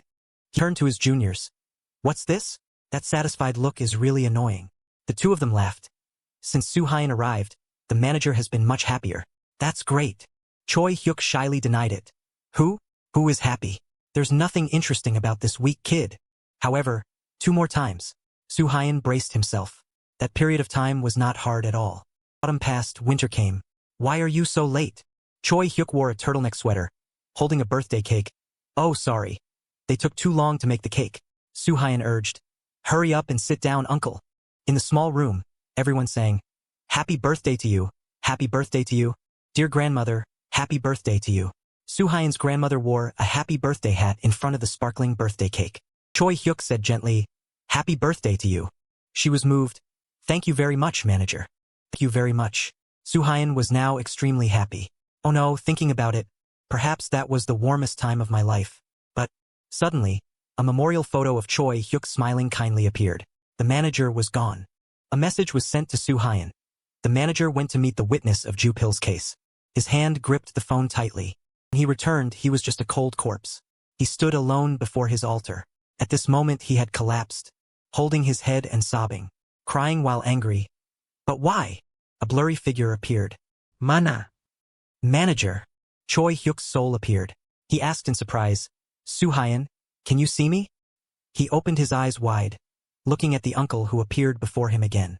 Su Hyun exclaimed, "That level is almost equal to the world record, isn't it?" Choi Hyuk was indifferent. "I don't know. Is the record that important?" He explained, "If you set a record, you will earn money and become famous too." Su Hyun suggested, "You should compete." Choi Hyuk explained, "I already competed 10 years ago." Choi Hyuk, unofficial record total of 1,500 kilograms, world number 1 in weightlifting, but I failed. Compared to the current world record, Choi Hyuk said nonchalantly. Because the achievement was too high. I was slandered for using stimulants. He was confused. Unbelievable. Why did they do that? He interrupted. It's just karma. Soo-hyun was bewildered. Huh. Choi Hyuk explained. Because I was too immersed in sports, I didn't care about anything else. I didn't even pay attention to how my son grew up. That's why I was punished. Soo-hyun was surprised. This? Choi Hyuk looked at the envelope. These are the documents for the International Weightlifting Certification Exam. The person taking the exam is not me, but you. I will be the one supporting you. Choi Hyuk was serious. After you succeed, I want you to take over this gym. Stop thinking about fighting. Soo-hyun was flustered. Manager, how can I do that? Choi Hyuk smiled. If I tell you to do it, just do it. I won't say it twice. Choi Hyuk shouted. Do it. That's what the manager said. Yet now he is no longer here. Soo-hyun was confused. But why? The manager was gone. Choi Hyuk was surprised. Soo-hyun, can you see me? He appeared seriously before my eyes. At night in the hospital, Soo-hyun was worried. What exactly happened to you? Choi Hyuk sat down. I haven't told you, but I was still secretly investigating Ju Pil's case. I received contact from someone who had the scene video, so I immediately arranged to meet them. However, it was a trap to murder me. Soo-hyun worried. Who did it? Suddenly a loud voice. Yes, dear customer. He said nonchalantly. I went to the funeral home to check. Choi Hyuk, the person the customer requested, has definitely been taken care of. Oh my, I'm exhausted. That guy was tough. I had to stab him repeatedly with a sashimi knife. Soo-hyun was annoyed. Manager? Is it them? The guy in the suit kept rambling. At this level, then you have to pay extra. Right, customer? Choi Hyuk was silent. Soo-hyun stood up to leave. Choi Hyuk tried to stop him. Soo-hyun, what are you planning to do? The guy in the suit was busy on the phone. Yes. Just send the remaining amount to the account. Soo-hyun punched him straight in the face painfully. He was flustered. What? What is this, you bastard? Soo-hyun prepared to throw a second punch. Suddenly he froze, making the guy in the suit curious. He provoked. What's this? Hitting yourself and then getting scared. You bastard. Suddenly, the guy in the suit pulled out a knife and slashed Soo-hyun's face. He was smug. This guy is funny. He made me jump. He swung the knife. Try killing everyone here. Choi Hyuk shouted. No, Soo-yeon. He ran over. Don't do it, Soo-hyun. Suddenly Soo-hyun grabbed both of them by the throat. He lifted them into the air. Soo-hyun's eyes were red with anger. He remembered. Can I really become a professional athlete? A weakling like me? Choi Hyuk was surprised. You weak, he explained. It only took you a year to build a body like a monster. Choi Hyuk encouraged. You are in the top 0.01%. A genius at developing muscle. Soo-hyun worried. But I'm still not as good as you. Strength isn't just in the muscles. Choi Hyuk explained. Bruce Lee once held a 30 kilograms dumbbell with one hand for 5 seconds. A person weighing only 62 kilograms did what the whole world couldn't. Soo-hyun was curious. How is that possible? Choi Hyuk smiled. Muscles are just like the brain. Muscles have memories of how to use power effectively. Just by accumulating that memory, you will be the strongest in the world. Soo-hyun was surprised. Manager. He realized his body was moving on its own against his will. Are you in my body now? Can you hear me? Manager, do you see this number too? Please stop. Soo-hyun reminded. The number is decreasing. Soo-hyun trembled. He was surprised. Manager. Where are you? The phone rang. Client Lee Jin-woo. The other end. I've transferred the rest of the money. The rest is up to you. Soo-hyun was angry. You? Are you Lee Jin-woo? The manager was gone. All of this was Lee Jin-woo's plot. That night, at the harbor, Soo-hyun and JMO confronted each other. Choi Hyuk confirmed. They are all witnesses to when the incident happened. Right? He called. Soo-hyun. He nodded. Yes, that's right, manager. JMO scolded. What are you muttering to yourself about? Soo-yeon kerst, trash. JMO shouted. Shut up and come at me. Soo-yeon. The two lunged at each other fiercely. JMO quickly dodged the blow. The two quickly collided heavily. Once again, both were thrown far away. JMO remarked. This bastard knows how to use power. But fighting requires experience, amateur. Choi Hyuk instructed. Soo-hyun. How many moves left? Since you've used 4 moves. Soo-hyun emphasized. Only 1 move left. Choi Hyuk said nonchalantly. Then you don't need to fight now. Just regulate your power. Soo-hyun closed his eyes. Remember this, you're dead meat today. He opened his red eyes wide. Do it! Suhayan got into position to throw a punch. JMO approached, his fist aimed straight at his eye. Suhayan quickly sent him flying into the air. JMO fell backward. The gang worried. JMO fell. Suhayan panted and collapsed. He muttered. Did the manager use his last strength and leave? Jihan was surprised. Could it be? Is this kid Suhayan also possessed like me? Even the monologue and the posture at that time. And the posture now, it's clearly two completely different people. Maybe this will be a clue to find the reason. Chehan emphasized. Why did I become like that at that time? He suggested. Call Lee Jinwoo immediately. Tell him to release Jaeon. JMO silently stepped back. He turned on the phone. Lee Jinwoo greeted. Yes, the photos you sent. JMO ordered. Hey Mushroom Head. Release Kim Jaeon. I lost. Lee Jinwoo was surprised. You lost? If so. Lee Jinwoo laughed wickedly. I guess I have to take care of you too. JMO was surprised. What? He ordered. Guys, take care of you Hajun, Suhayan, and on JMO. Take care of them all. JMO looked on in fear. What is this? What are you doing? Betraying me? The glasses-wearing guy hesitated. To be honest. He looked up. The rat group is nominally part of the 12 Zodiac, but what good does it do us? You think we only know how to train? We've decided to join the rat faction. They rushed forward. Sorry boss. Die comfortably. Chehan thought. Damn. Not enough people right now. He shouted. Run. JMO was confused. What? What? The gangsters shouted. Catch them. Suhayan ordered. Follow me. I have a car. The three quickly got into the car. Suhayan was surprised. Is that coward giving orders? JMO was angry. You mushroom head. I'll kill you. Speed up. Kian shouted. Shut up. If it weren't for you knowing Jaeon's location. He glanced over. I would have killed you first. Suhayan was curious. Hey on JMO. What do you know about the rat faction's combat strength? JMO remembered. The rat guys have the weakest combat strength in the 12 Zodiac. However, they are just as cunning as the snake faction, so be careful. At the rat group's basement hideout, the 12 Zodiac, the place known as the rat hole, Suhayan and Chehan arrived. Jinwoo laughed. You're here, he provoked. It's been 2 years, hasn't it? To have all three of us together again. Thinking back, those days were really fun. Jinwoo faked. Suhayan, you've changed a lot.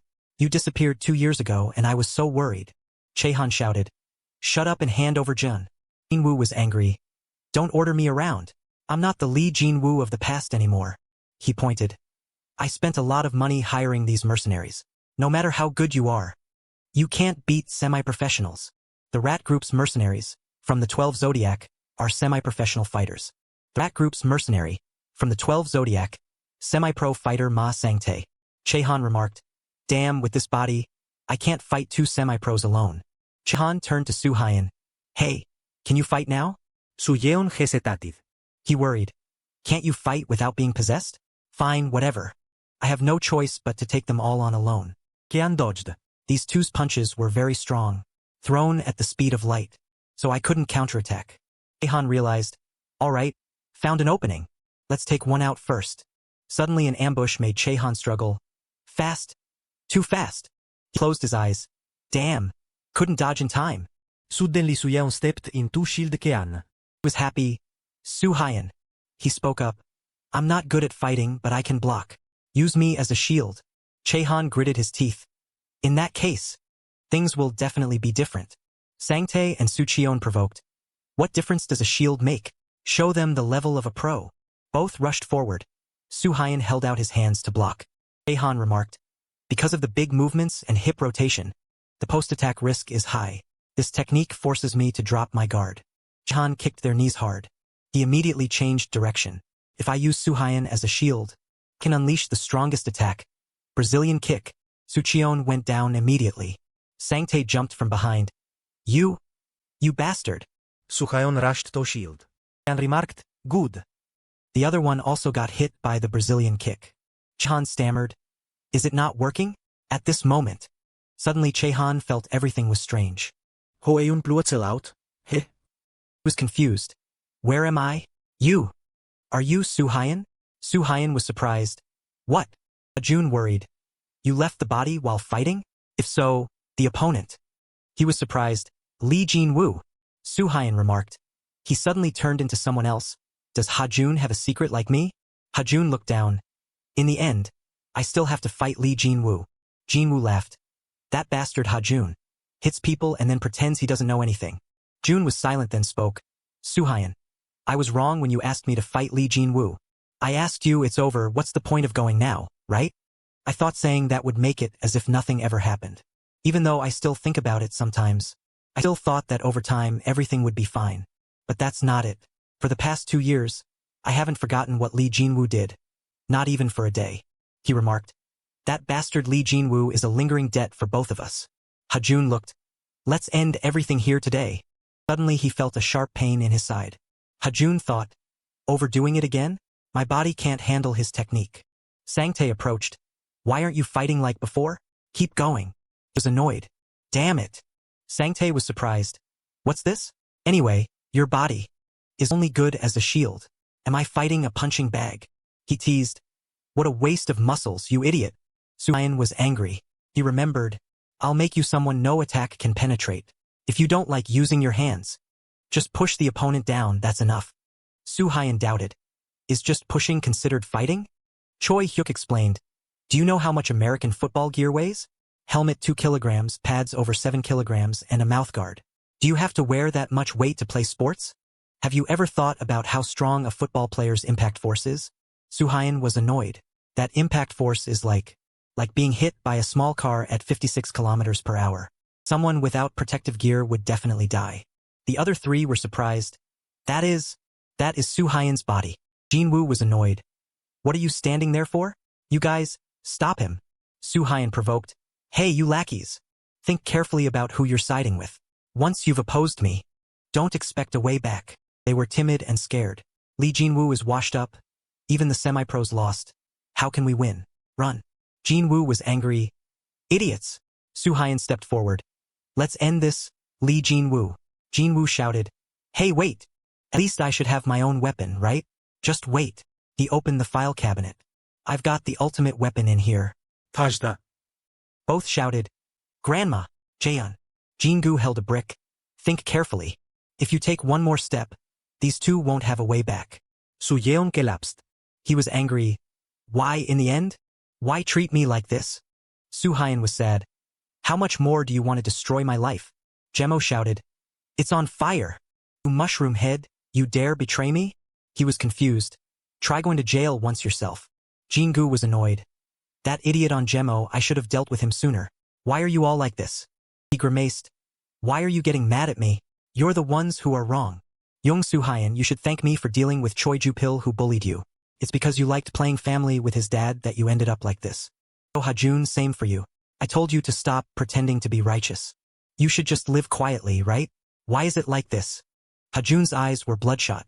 Jingu stammered. What? Isn't he injured? Hajun ordered. Suhyun, take Grandma and John out of here first. I still have business to settle with this bastard Lee Jinwoo. Daeon covered her mouth. Ho Eun. He looked over. Jaeon, don't worry. I'll be out soon. Suhyun shouted. The fire is getting bigger. Let's go. Jingu jumped up again. What nonsense are you guys doing? He was angry.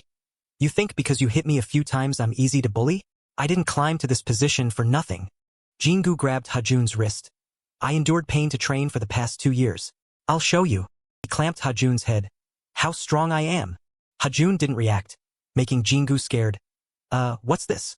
Hajun slammed his head to the ground. It's not like that. Hajun shouted. I'll also show you. Suffering I've endured for the past 2 years.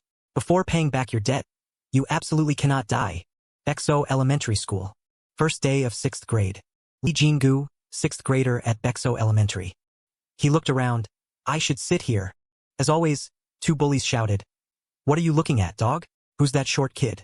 I don't know, probably a country bumpkin. There's always an invisible food chain here, and I'm always at the bottom. I'm sorry. Someone called Jingu, but 2 friends waved. Come here, we saved a spot for you. I always had friends by my side. Jingu laughed. Let's go to the PC Bang after school? Friend with glasses laughed. I'm not going. Last time you made us lose everything. The acne-faced friend joked along. Jingu boasted. Today I'll show you my skills. Suddenly a voice called, Hey, country bumpkin. The bowl-cut kid glared. Who are you to dare wear the same jacket as me? Take it off now, you pathetic loser. I said take it off. Jingu trembled. Okay. Okay. Bolcut was confident he had regained his status. Jingu was scared. Give me back my jacket. Bolcut threatened. What are you babbling about? It's just a jacket. He scolded. Your jacket is torn, and it's a fake. What's with this? Bolcut was angry. What do you mean fake? Are you saying my family is poor? You dog. You dare insult my family. Two friends joined in. That's right. Li Jingu just said something wrong. He's taller and weighs over 100 kilograms. How dare you say that? Bolcut punched Jingu. Did you hear that, country bumpkin? Shut up and get out of my sight. You low-class country bumpkin. When class ended, the teacher said, all right, everyone close your eyes. Whoever witnessed the fight, raise your hand. The homeroom teacher received a report about school violence, but no one raised their hand. He said casually, see, there's no school violence. If you want to report someone, just come see me. Jingu was stunned. No one stood up to report. At Beksu Middle School, I won't accept that anymore. No matter where, the strong always win, the weak always lose. No one bothers to help. They only know how to forgive and sympathize with themselves while letting others suffer. The truth is, bad people always pretend to be innocent, that's why I need to be stronger. Jingu was confident. I must stand up and protect myself before being trampled. That's my principle. Jingu shouted. You're pathetic. Hajun scolded. Don't make excuses for yourself. He scolded. You'll never understand me. What do you know? You were born with everything. This world has always treated you well. Don't lecture me. You've never experienced what I've endured. Hajun was cold. The world is friendly? You say I've never experienced that. He remembered being accused of attempted murder in the Choi Ju-pil attack. I had to do 40 hours of community service and was under supervision for a while. I had to transfer schools and squeeze onto crowded buses. I had to take 2 buses because the new school was too far from home. But those things weren't hard to endure. The thing that made life truly difficult was... Hajun spoke up. Mom, I'm home. The house was full of trash, pills scattered everywhere. Hajun's mom smiled. Oh, you're back. Her son was accused of attempted murder. She constantly received terror messages. Hajun's mom said, I'm sorry, Hajun. Our family went bankrupt because I was implicated too. My mom lost her job and locked herself away, separated from the outside world. I thought about finding Li Jingu and beating him to death thousands of times.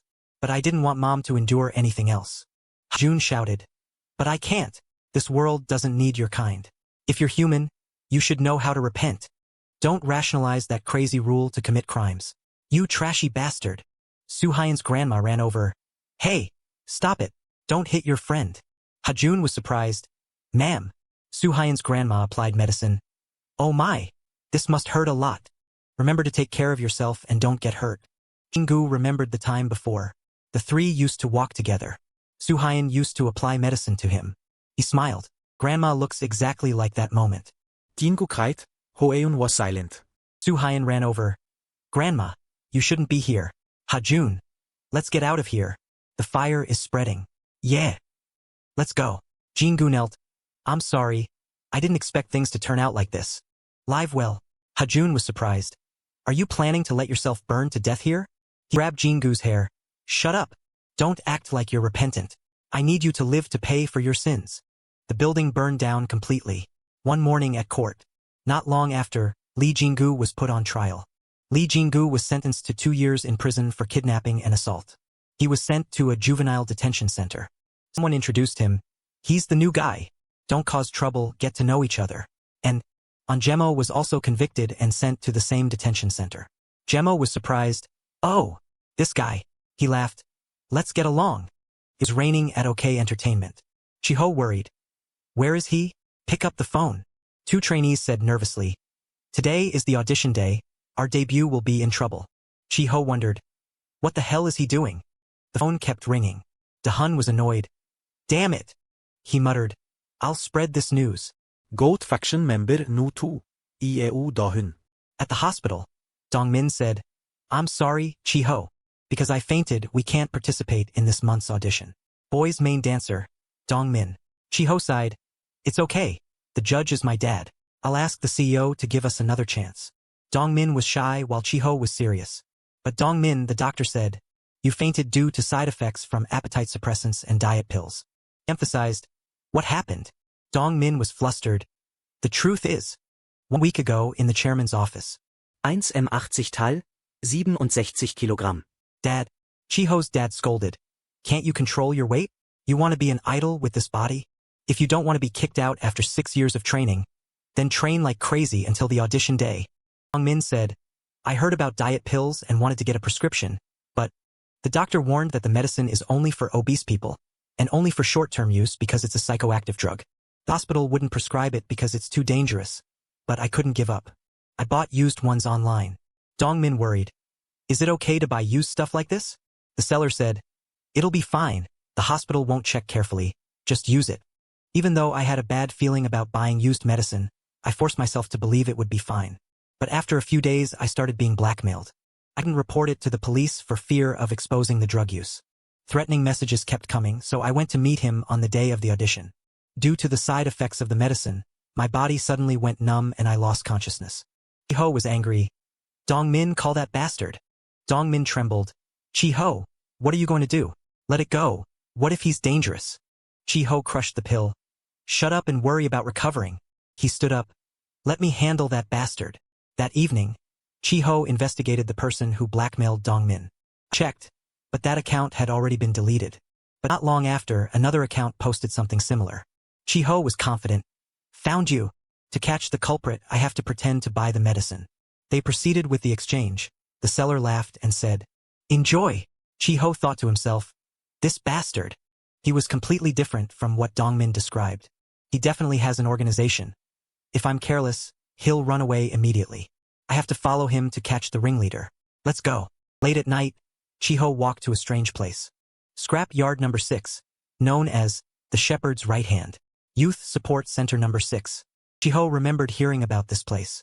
Out of the 10 youth support centers, this is center number 6. A place for delinquent kids who aren't bad enough for prison but too unruly to stay at home.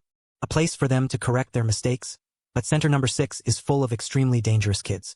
Are they all criminals? Inside the center, the seller greeted, Hyung Nim. He said politely, I just sold a pack of diet pills.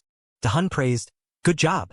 Goat faction member number 2, Yeo Dahun, 19 years old.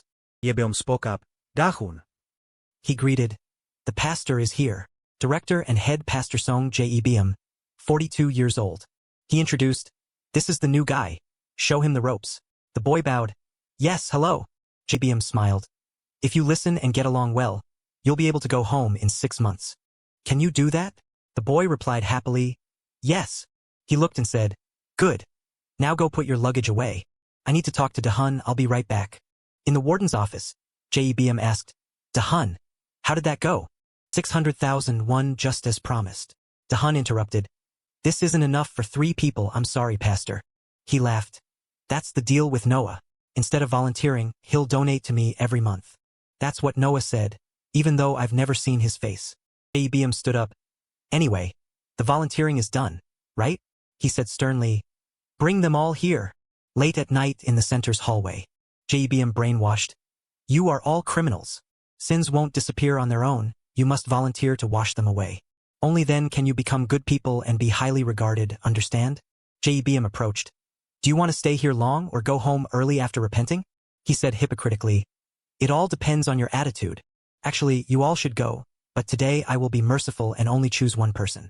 Everyone asked fearfully. Who will it be? Jebeom said excitedly. Let's see. That's right, the new boy. He signaled. Come here. Tonight, I will show you how. As soon as he finished, Chi-ho slapped him. He said coldly, Hey, you cunning bastard. Let me send you to meet your ancestors. Jebeom was angry. Who are you? Chi-ho shouted. What kind of pastor are you to do these things to kids? He swung his fist. Die, you bastard. Suddenly someone intervened. Stop. Chi-ho was confused. Who are you? The other guy shouted. Don't hurt our pastor. They approached. We won't forgive you if you dare touch him again. Get lost. Chi-ho was scared. What the hell is this? Dahun said calmly. Here, everyone's future depends on their own attitude. Whether it's going home, staying, or being thrown in jail. Chi-ho was surprised. What? He explained. That's why they are so obedient. Here, the pastor is God, the God of salvation. Goat faction member nu 2, Ieu Dahun. Dahun looked at Chi-ho. You can't do anything. Just leave quietly. Kyo wo stand. Chiho was scared. He knows me? No, even more than that. His appearance is very similar to what Dongmin described. He glared. Is it you? The guy who sold drugs and blackmailed Dongmin? Dahun asked curiously. Who is Dongmin? Ah, the trainee who wanted to lose weight? Your friend. Said coldly. That idiot used my medicine and still isn't dead? Chiho kicked hard. You bastard. Dahun fell onto the table, his shirt ripped. Chiho approached. Say that again, you bastard. Police entered. I received a report. Chiho was happy. A report? I hadn't even thought of that. Pointed at Jebm. You guys came just in time. It's this man. He's the one who made that damn fake medicine. Two police officers grabbed Chiho. What are you doing? The police announced. You are under arrest for trespassing and intentional injury. Chiho was in deep shock. He struggled. It's not me, it's these bastards. The police reassured. Hey kid. We know what kind of person the pastor is. He's very well liked by the neighbors. Jebm pretended. You guys worked hard. Surely someone reported it by mistake. The police looked at his face worriedly. He smiled. I'm fine. Don't punish that child. Jebm patted his head. Don't worry. I accept the apology. Chiho shouted. You crazy old man. I'll kill you. The police scolded. You should be grateful to the pastor, kid. You fake bastards. Chiho was suddenly surprised. That is, the 12 zodiac symbol, a goat tattoo? The center door slammed shut. Late at night, someone entered. Everyone cheered happily. Wow, Hyung. Where have you been? Did you bring us anything good? Noah reached out his hand. Goat faction leader. Noah, 19 years old. Dahun said calmly. Oh, you're here, Noah. Let's talk for a bit. Then they went outside. Dahun gave money to Noah. He praised. You've worked hard, Noah.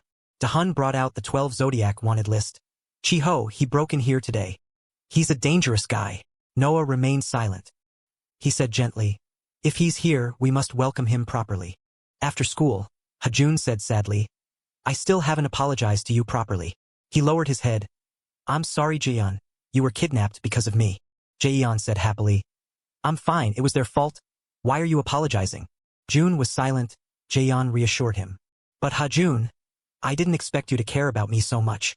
She happily repeated. When you saved me from that crazy editor, didn't you say? My Jaeyeon isn't the type of girl for a slowpoke like you to talk to. He acted it out. Hajun smiled bitterly. I didn't say that. Who would do that? Jaeyeon said gently. Anyway, thanks for saving me, Hajun. They walked home together. Arriving at Jaeyeon's neighborhood, she said shyly. Thanks for walking me home. Hajun warned. Did you see Chiho's message?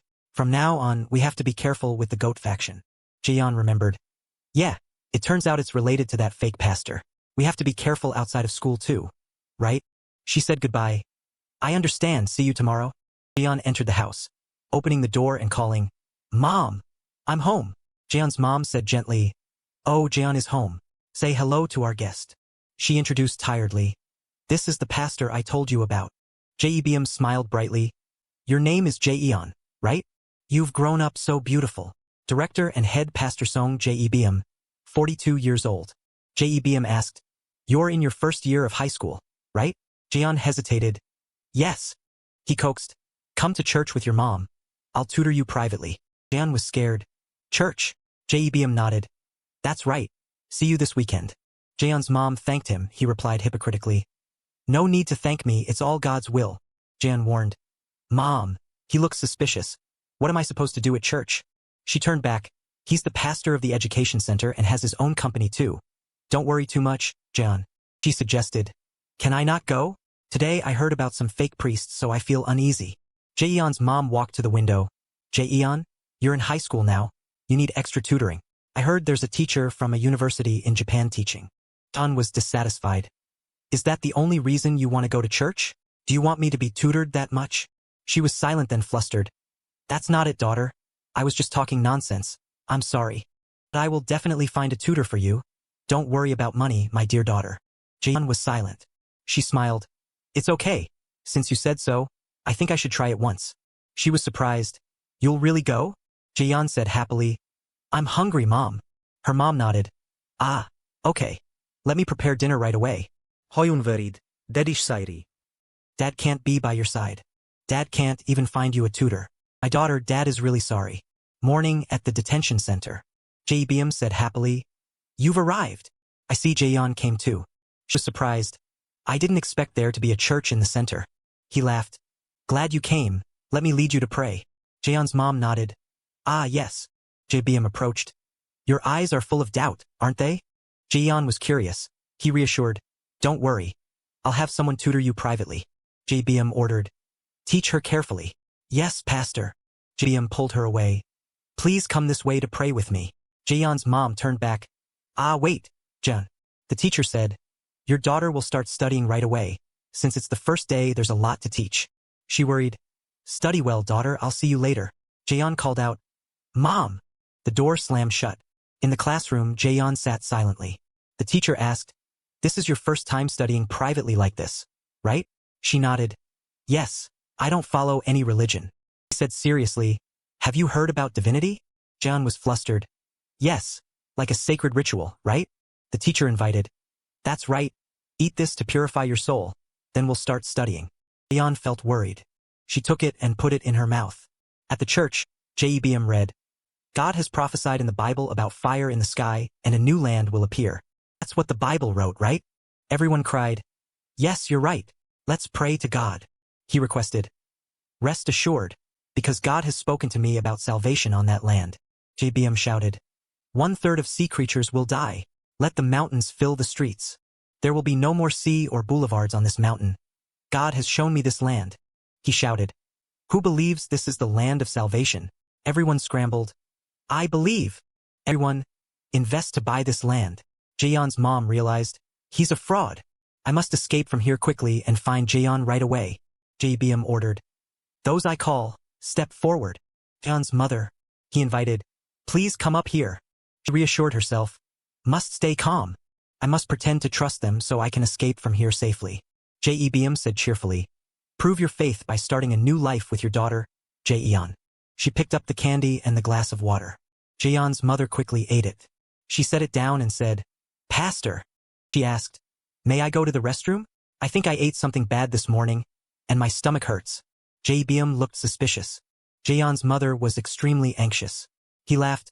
Of course, go ahead. There was someone guarding the restroom. Jaeyeon's mother looked at the pill. She thought in fear.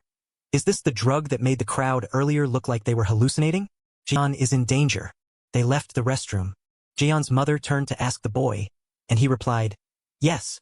She asked anxiously, Do you know where my daughter is? She's in high school and came here with me. The guy said nonchalantly, I know. Jaeyeon's mother rejoiced. Really? She asked anxiously, Can you take me to her? I need to see her urgently. I'll repay you later. He grabbed her wrist tightly. I can't. The guy dragged her away, and she pleaded, Hey kid, please, I'm begging you. He punched her in the stomach. You're too noisy. If I go to jail, can you save me? Not. Shut up and follow me. She called out wearily, John, for mom's sake.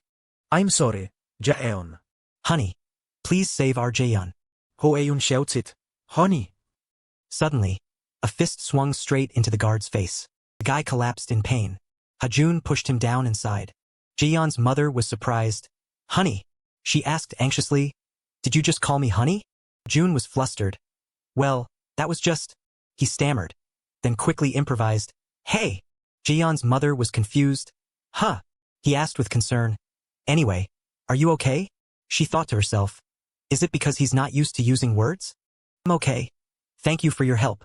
Hajun scratched his head. Yes, that's a relief. Jaeyeon's mother trembled. You're not a follower of this church, are you? He said seriously. Don't worry.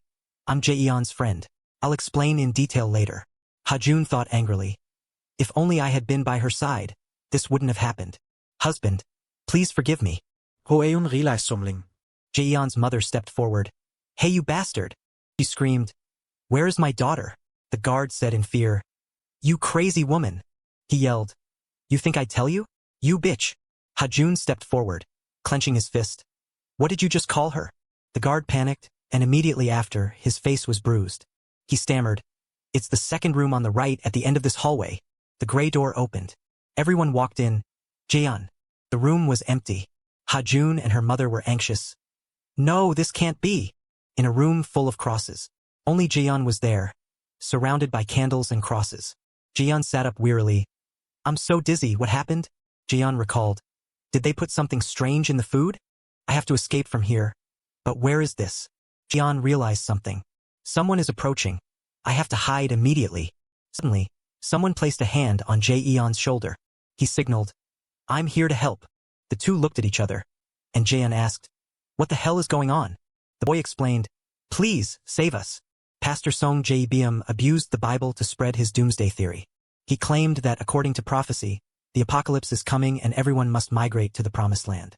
He taught that only the chosen ones know that location, and the only way to escape disaster is to obey him.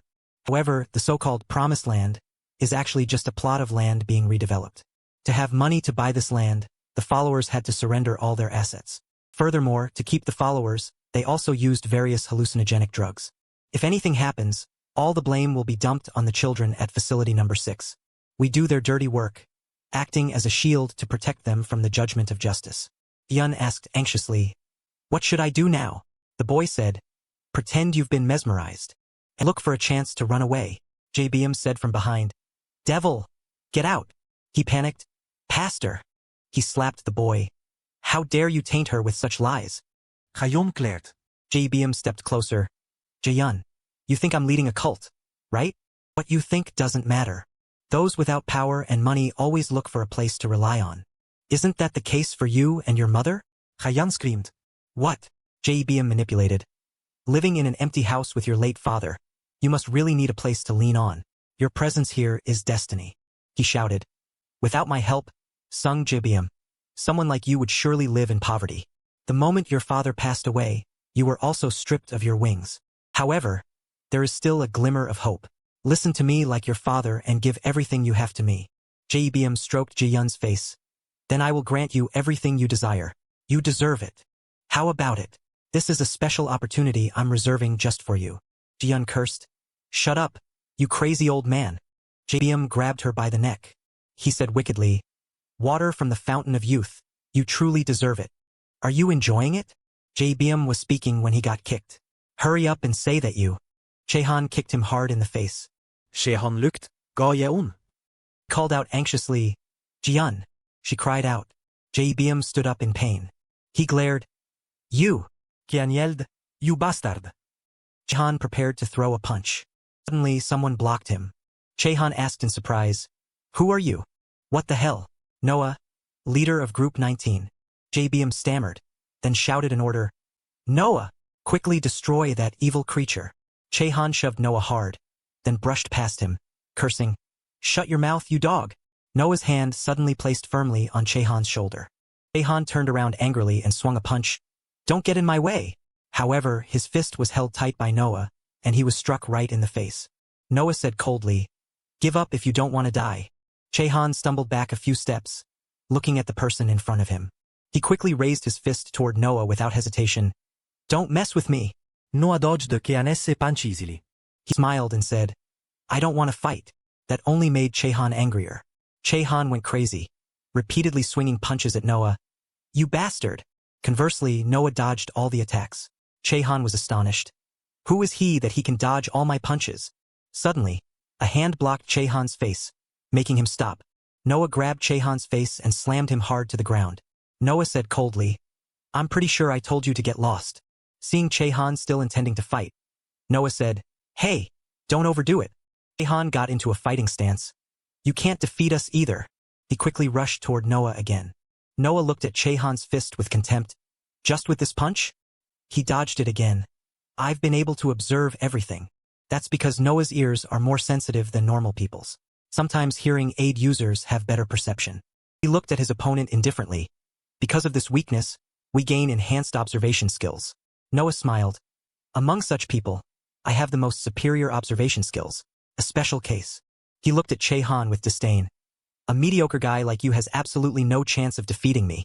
Noah seemed to have started getting bored. Let's end this. He was still happily dodging. Dodge his left-hand punch. But Noah sensed something different. He's punching faster. He stepped back hurriedly. But they still can't touch me because I already know your reach. Noah easily guessed the distance. This is your reach. He also realized the change. He just increased his reach.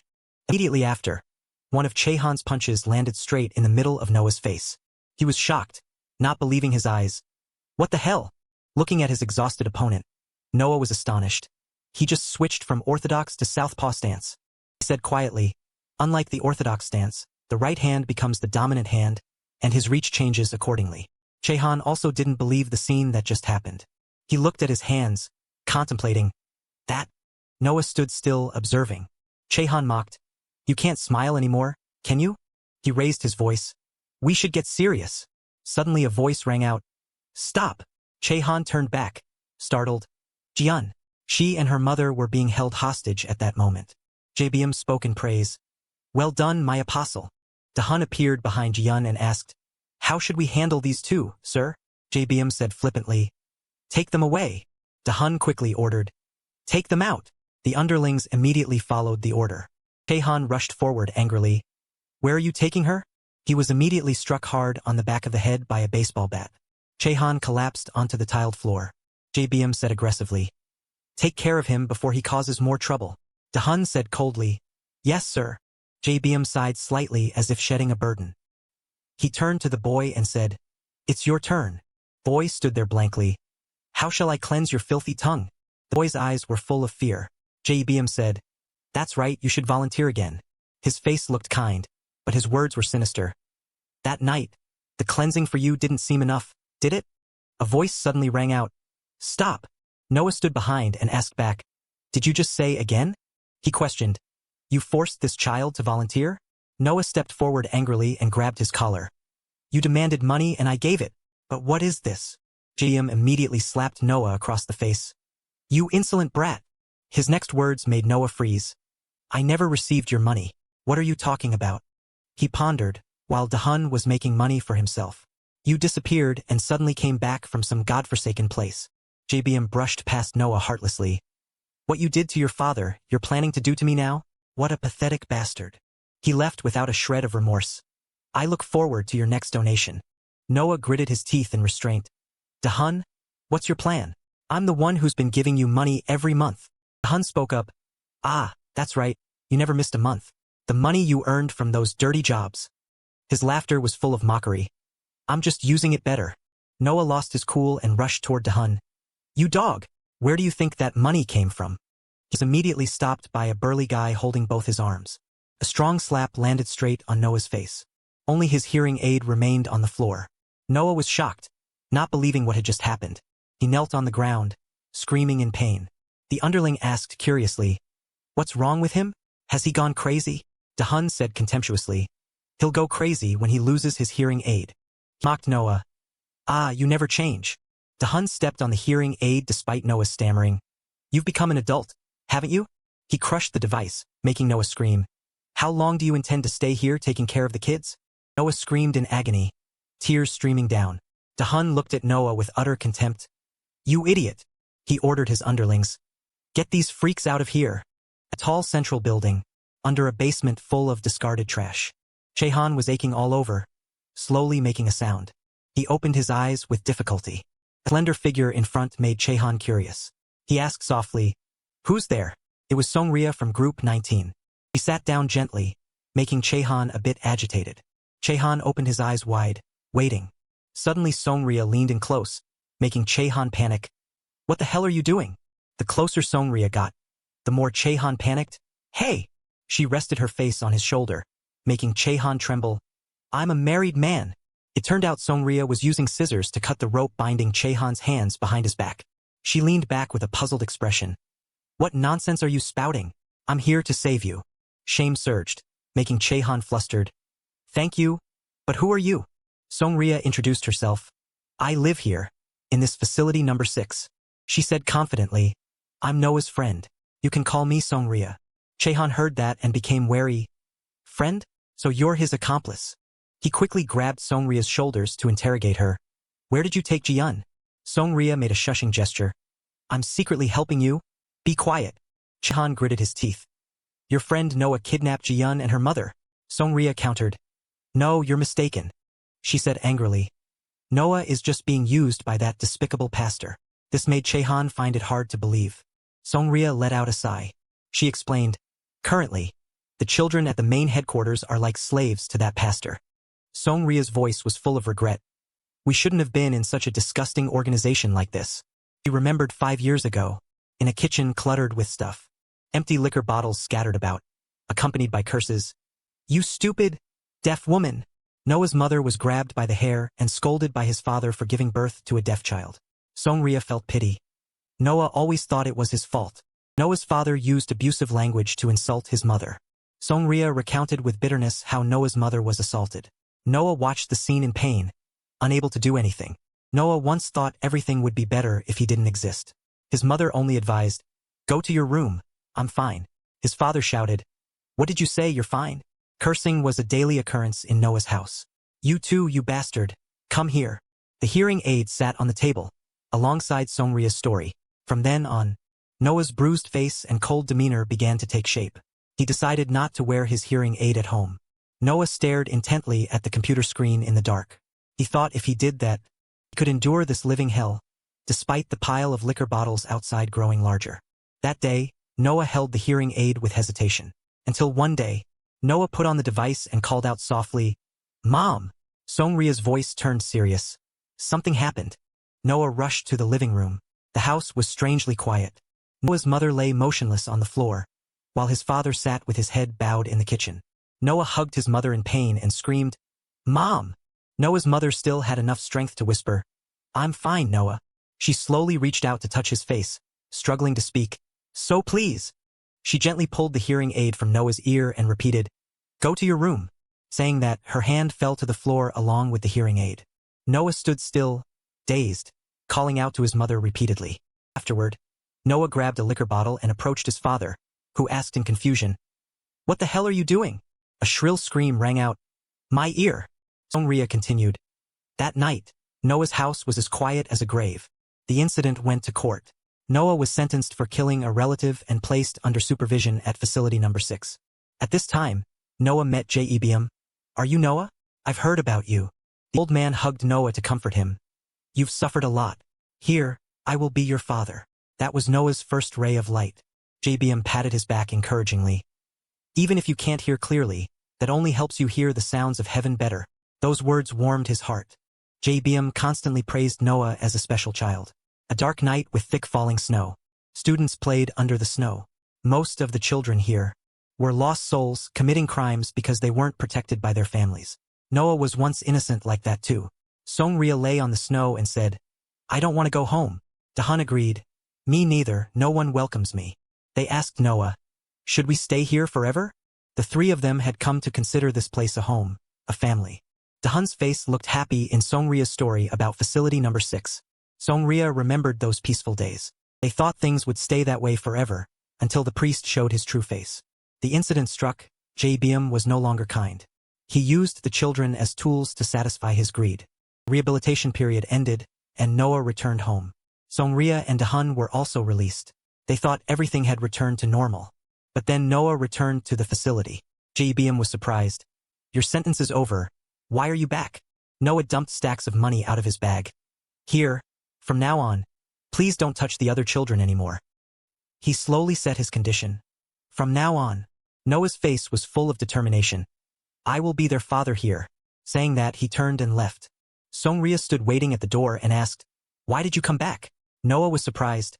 "Ria, didn't your time expire too?" Songria replied nonchalantly, "You said we would live here forever." Throat-clearing sound was heard. Noah was surprised. "Dahun." "You too." Dahan rubbed his head awkwardly and smiled at his friend. The three returned to their carefree days. Noah had protected the children for the past 5 years. In the corner of the dark storage room filled with cleaning supplies, Songria defended her friend. Noah created the goat faction to protect the children here. She remembered Noah's kindness. He didn't want the children to be bullied for having been in a juvenile facility. Chehan listened to the whole story in silence. Songria suddenly bowed her head low. She begged earnestly, "Please help me save Noah, and I will help you." Kiam pondered carefully in silence. Night fell, covering the sky with bright stars. In another dilapidated room, Jaeyun and her mother were still tied up in the corner. The burly underling whistled as he brought in water. He sat down in front of them. "Hey old lady, wake up. It's time for your medicine." Seeing no movement, he touched Jaeyun's mother's face. "Is she asleep?" He squeezed her mouth, intending to force the pill in. "Here, open your mouth." The white pill was about to be put into her mouth. Suddenly, the underling cried out in pain. 2 arms suddenly appeared and locked him tight. The underling was pinned down by Ji-yun, causing him to curse. Ji-yun was confused. I've locked him in a chokehold, what now? 10 minutes ago, Cana reassured her. Ji-yun, wait for mom a little longer. She lay down, trying to bite through the rope tying her daughter's hands. Mom will untie you. Back to reality. The guy tried to pry Ji-yun's hands off, threatening, let me go. A chair smashed straight into his face. Someone shouted, what a rude young man. Blow knocked him unconscious. Turned out to be Cana. She was tense. Let's go, Ji-yun. The girl jumped off him and replied, yes. In the hallway, Songria and Chaehan observed carefully. No one's here. Let's go. 2 rushed to save them. She opened the room door and called out, Noah. He was tied up sitting alone, and was surprised to see Songria. Ria. She sat down and asked anxiously while untying him. Noah felt guilty. I'm sorry, Ria. I didn't realize that priest was hurting the children. She comforted him. This isn't your fault. Songria scolded. You idiot. Don't take all the responsibility on yourself like that. Just then, a voice called out, Songria. She turned to see Da-hun with a few underlings. What are you doing here? He asked further. Did you untie him? She Frau Ned, Da-hun. Noah questioned. Why did you do that? I treated you like a brother. Why did you treat me like this? He replied. Me too. I used to consider you a brother. We have a lot in common. Both attacked our biological fathers and were sent here. Noah shouted. But why? You shouldn't have come back here if you've become like this. Da-hun's voice dropped. I had always thought about not coming back. 5 years ago, he recalled the time he returned home. Da-hun called for his mother, but the house was completely empty. A neighbor's voice was startled. Oh my, is that Da-hun? He wondered. Auntie, where did my mom move to? Why is there nothing left in the house? The neighbor hesitated. Well, that's because... Da-hun realized the truth. That family abandoned me. They moved away quietly.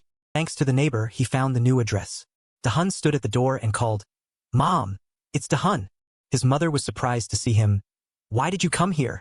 Da-hun was confused. Mom, why are you like this? You moved without telling me anything. She gave him some money and said, take it and go. If you come back, your stepfather will kill us both. She begged. I have my own life too, don't I? To save my mother, I returned to the juvenile facility. My mother abandoned me. He clenched the money in his hand. At that moment I realized, those without power aren't allowed to have a normal family. I came back here just because I had nowhere else to go, no other reason. Songria didn't know how to react upon hearing the story.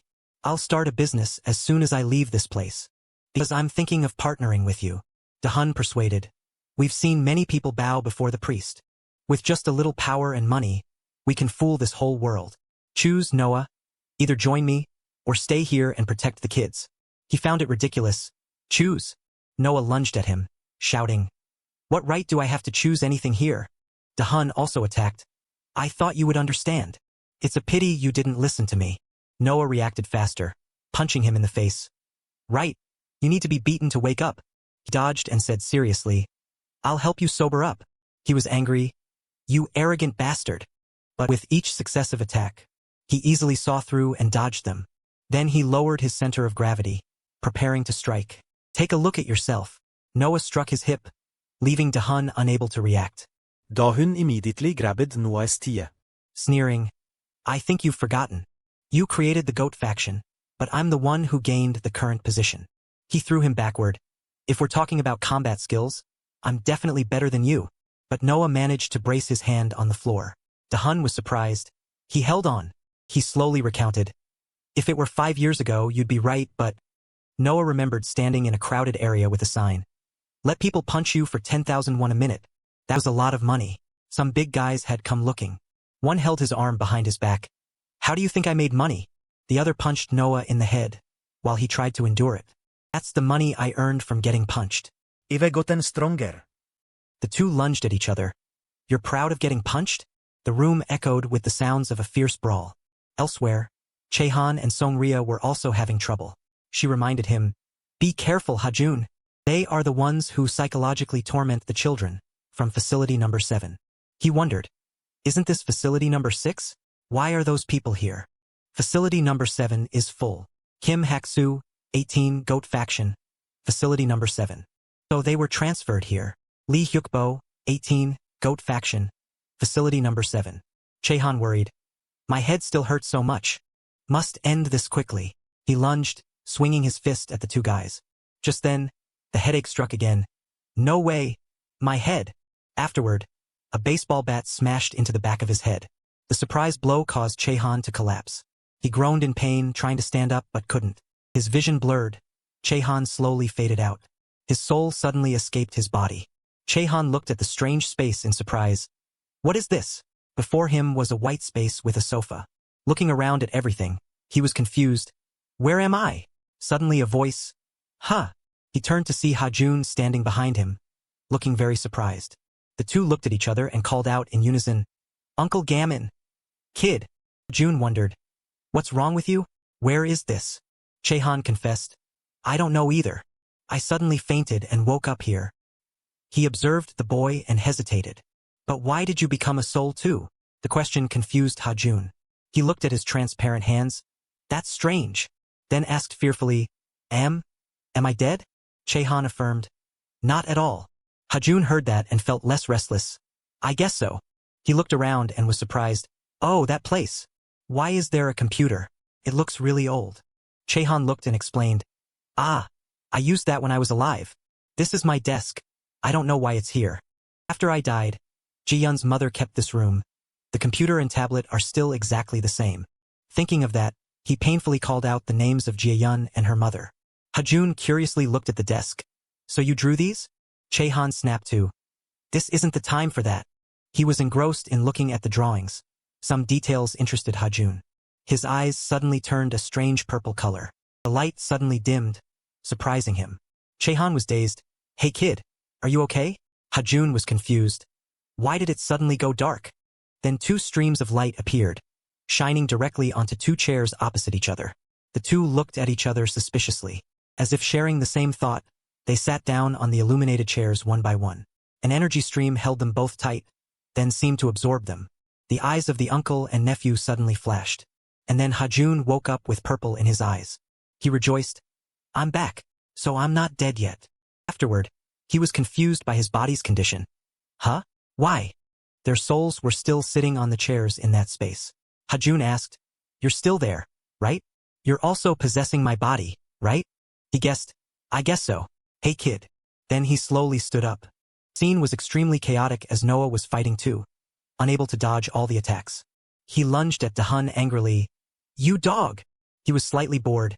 You again! But Haksu ran over to block the attack for Dahun. In that other space, Chehan reassured. Host kid, leave the fighting to me. I can use the techniques I drew in the comic. But then he realized after fighting him for a while, this guy is strong. Chehan was gradually losing ground. Not one, but two guys. He stood to the side observing.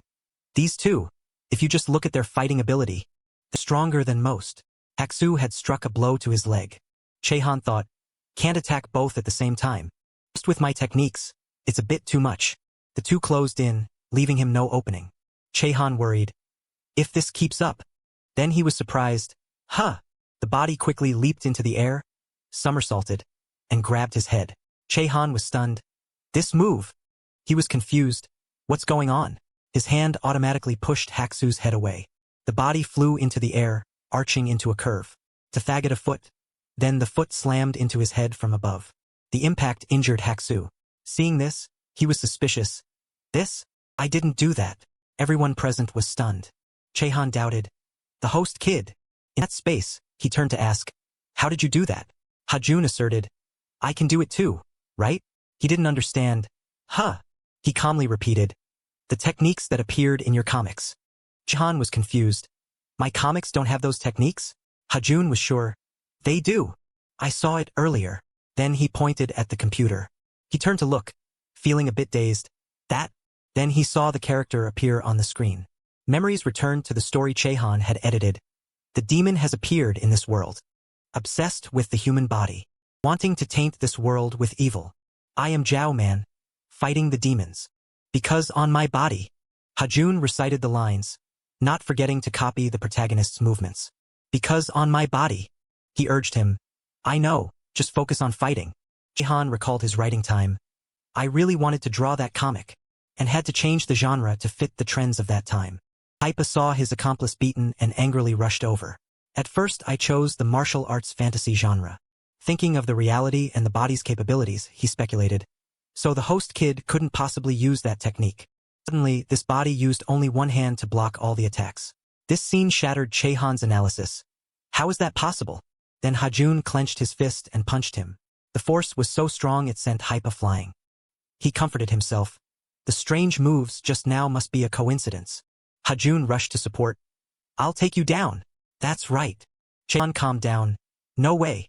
While this body slowly lifted its leg high. And the protagonist's power in the manga, that power. To Thagat a foot. His foot descended quickly and stomped right on his shoe. Then he stomped several more times, making Hakusu scream in pain. No! He broke into a cold sweat, veins popping on his neck. He was surprised. No, unbelievable. Really, thanks for watching the video. Hajun's hands began to perform the moves from the comic, and ended just like the Buddha hand seals. Chehan saw this and fell backward. Trying to use my power? A large, modern high-rise building.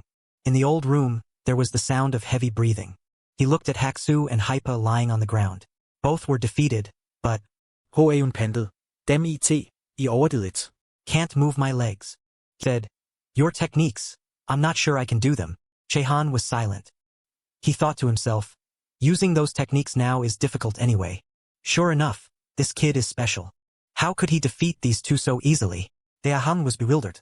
But in this state, fighting more would lead to exhaustion. Let's finish this. H.A.un rushed to attack. To Thagat a palm. He struck his chest hard. Dahun was pushed back, falling hard to the ground. H.A.un knelt, panting heavily. Seonria worried. Are you okay?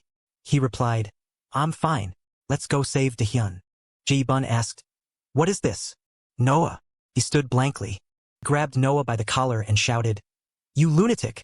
What are you playing at again? Why are you suddenly like this? Why do these things, you evil person? Hajun punched Jae-bun in the face. You bastard! He was furious. I'll kill you. He panicked. Stop. Noah, stop him. He stood in front to protect Jae-bun. He said, fine, fine. Hajun gritted his teeth, enduring it. Jae-bun ordered, good job Noah, my child. Now, deal with him. He threatened in a low voice. I don't know why you changed your mind so quickly. Think about the younger ones, right? You've done well until now. You aren't planning to send them away just because of a small mistake, are you? Noah grabbed his chin. Jae-bun was excited. That's right, I trust you. Seonria tried to stop him. Noah! He and Hajun glared at each other. She panicked. I can't stop him. Noah, what should I do now? A shout rang out. Stop it! The boy and the others approached. Stop it, Noah. Don't listen to this priest for our sake. No matter what the priest does, we will try until the end. He was angry. You guys, so you already knew something. Jae-bun moved to hit him but was blocked. He shouted, you rude criminal, let go. If you continue, I'll send you to the orphanage. Not just you, but all of you. You plan to do that selfish thing, you trash? Yebun.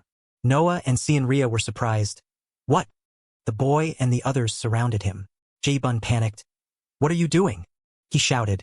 Don't you understand what we mean? The boy punched him straight in the face. Nothing at all, you bastard.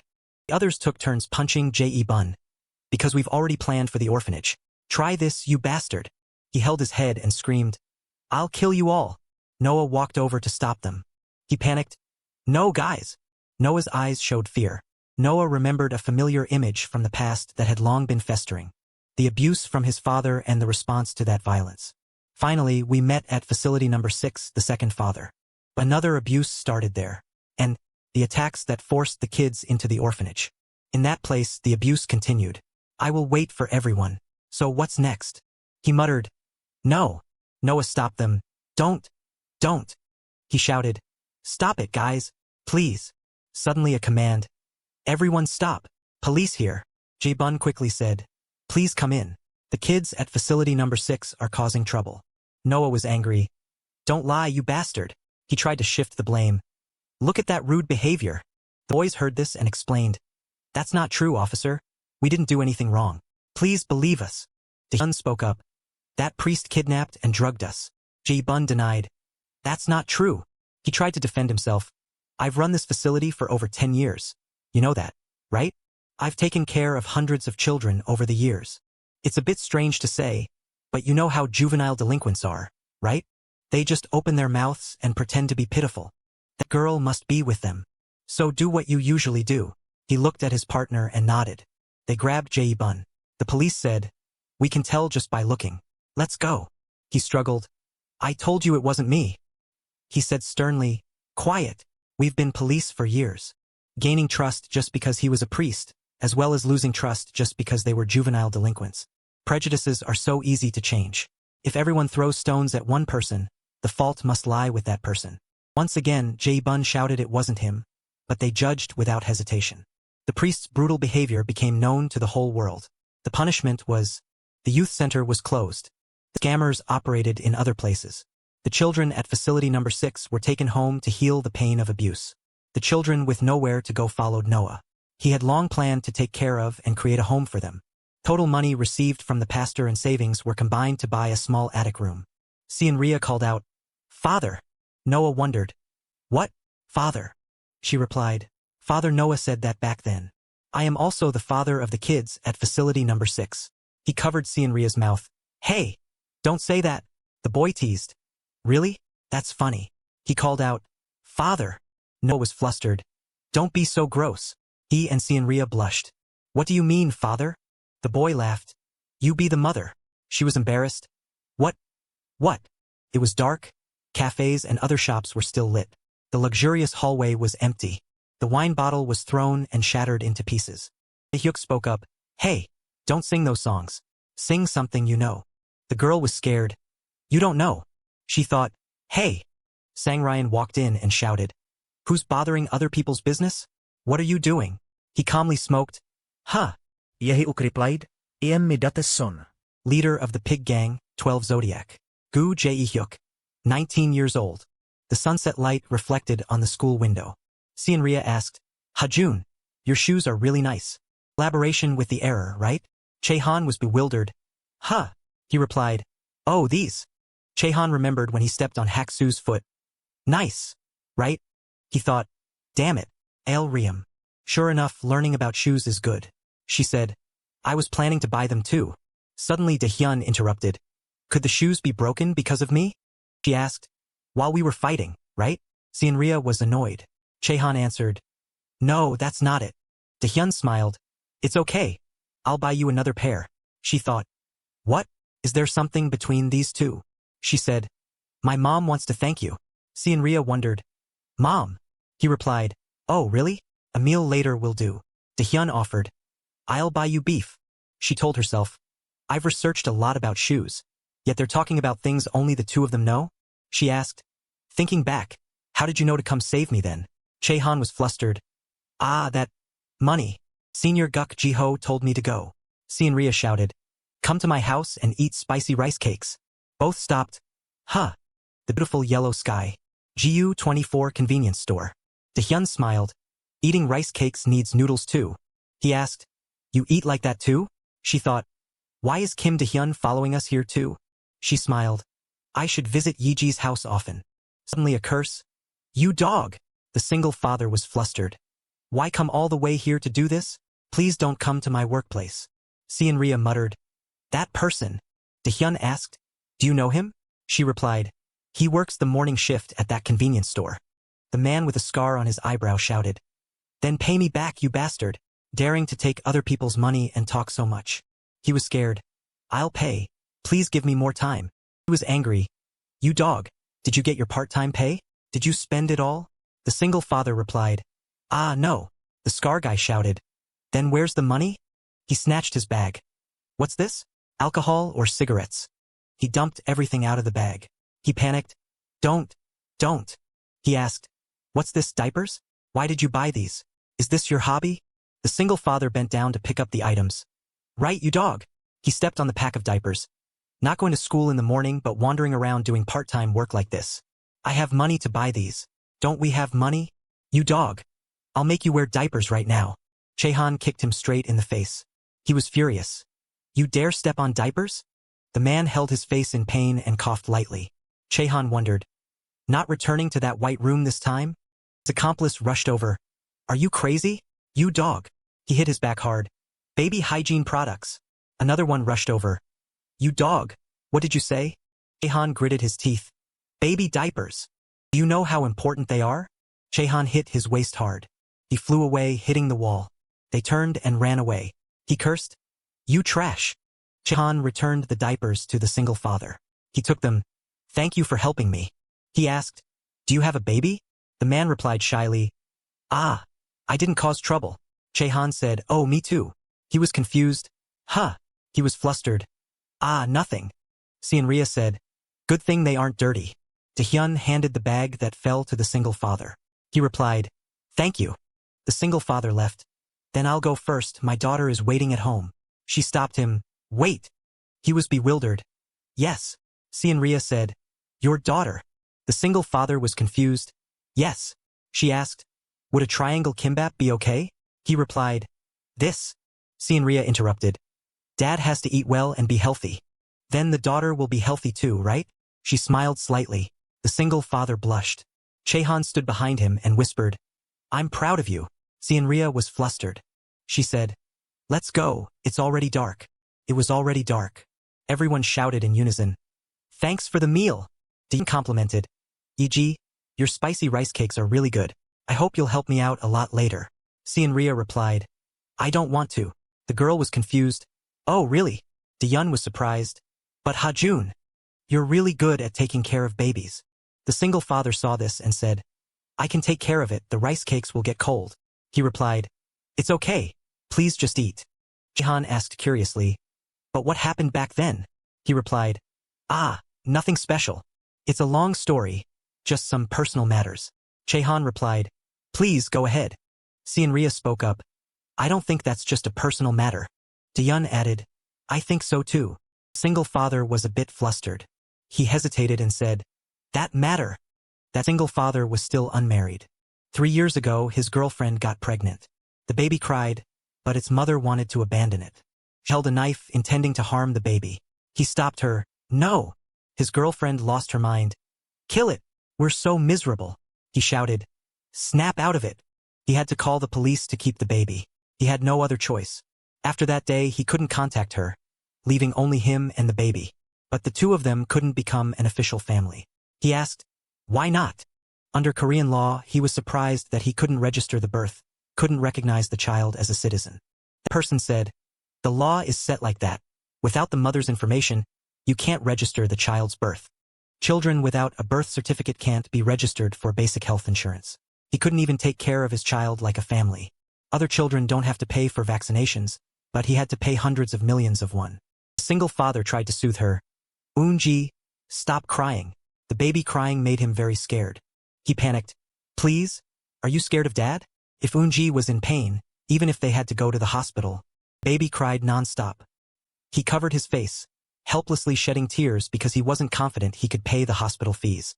One day, Eunji had a high fever early in the morning. He took her to the emergency room at a university hospital. The doctor said she had to be hospitalized for a few days. In his mind, there was only one worry left. He asked, how much is the hospitalization cost? He replied indifferently, the HR department will help you. Money. He really needed money. He called to borrow money. Sorry, we don't lend money to minors. Also, nowhere lends to underage single mothers. No friends or parents would lend him money.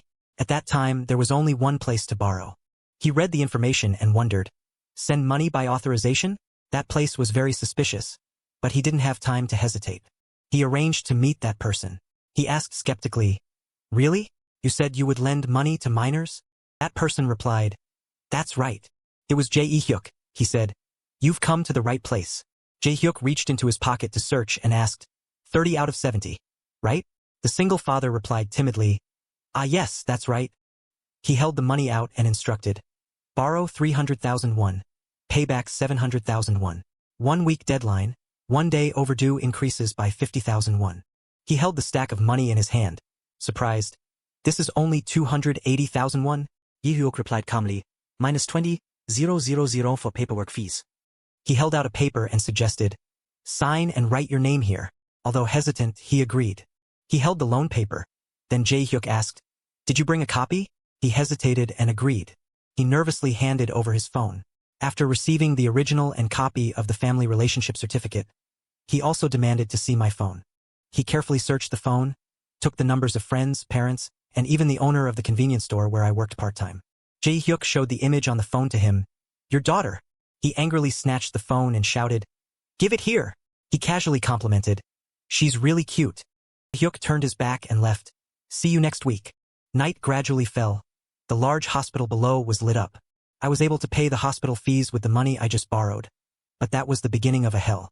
He was shocked when looking at the amount to be paid, because having to pay double the principal meant living expenses weren't enough either. In the poor little alley, he was helpless. I have no way to buy food for her to eat. Jae-hyuk held out a stack of money again and said, Life is difficult. Isn't it? Everyone is like that. He stood sadly in silence for a while, then had to go borrow money again. He was scared but still tried to reassure himself. I will pay the money back. It's okay. I should work more jobs. Curled up under the blanket. Get well soon, please. He was helpless because he had the flu, so he couldn't go out for several days. One full moon evening, he was flustered because he couldn't keep his promise to pay on time. He listened to the phone while begging, Please understand me. The other end shouted, I'm just doing what was promised. What do you mean? He trembled. It's not that I don't want to pay, but I'm sick. The other side still didn't sympathize.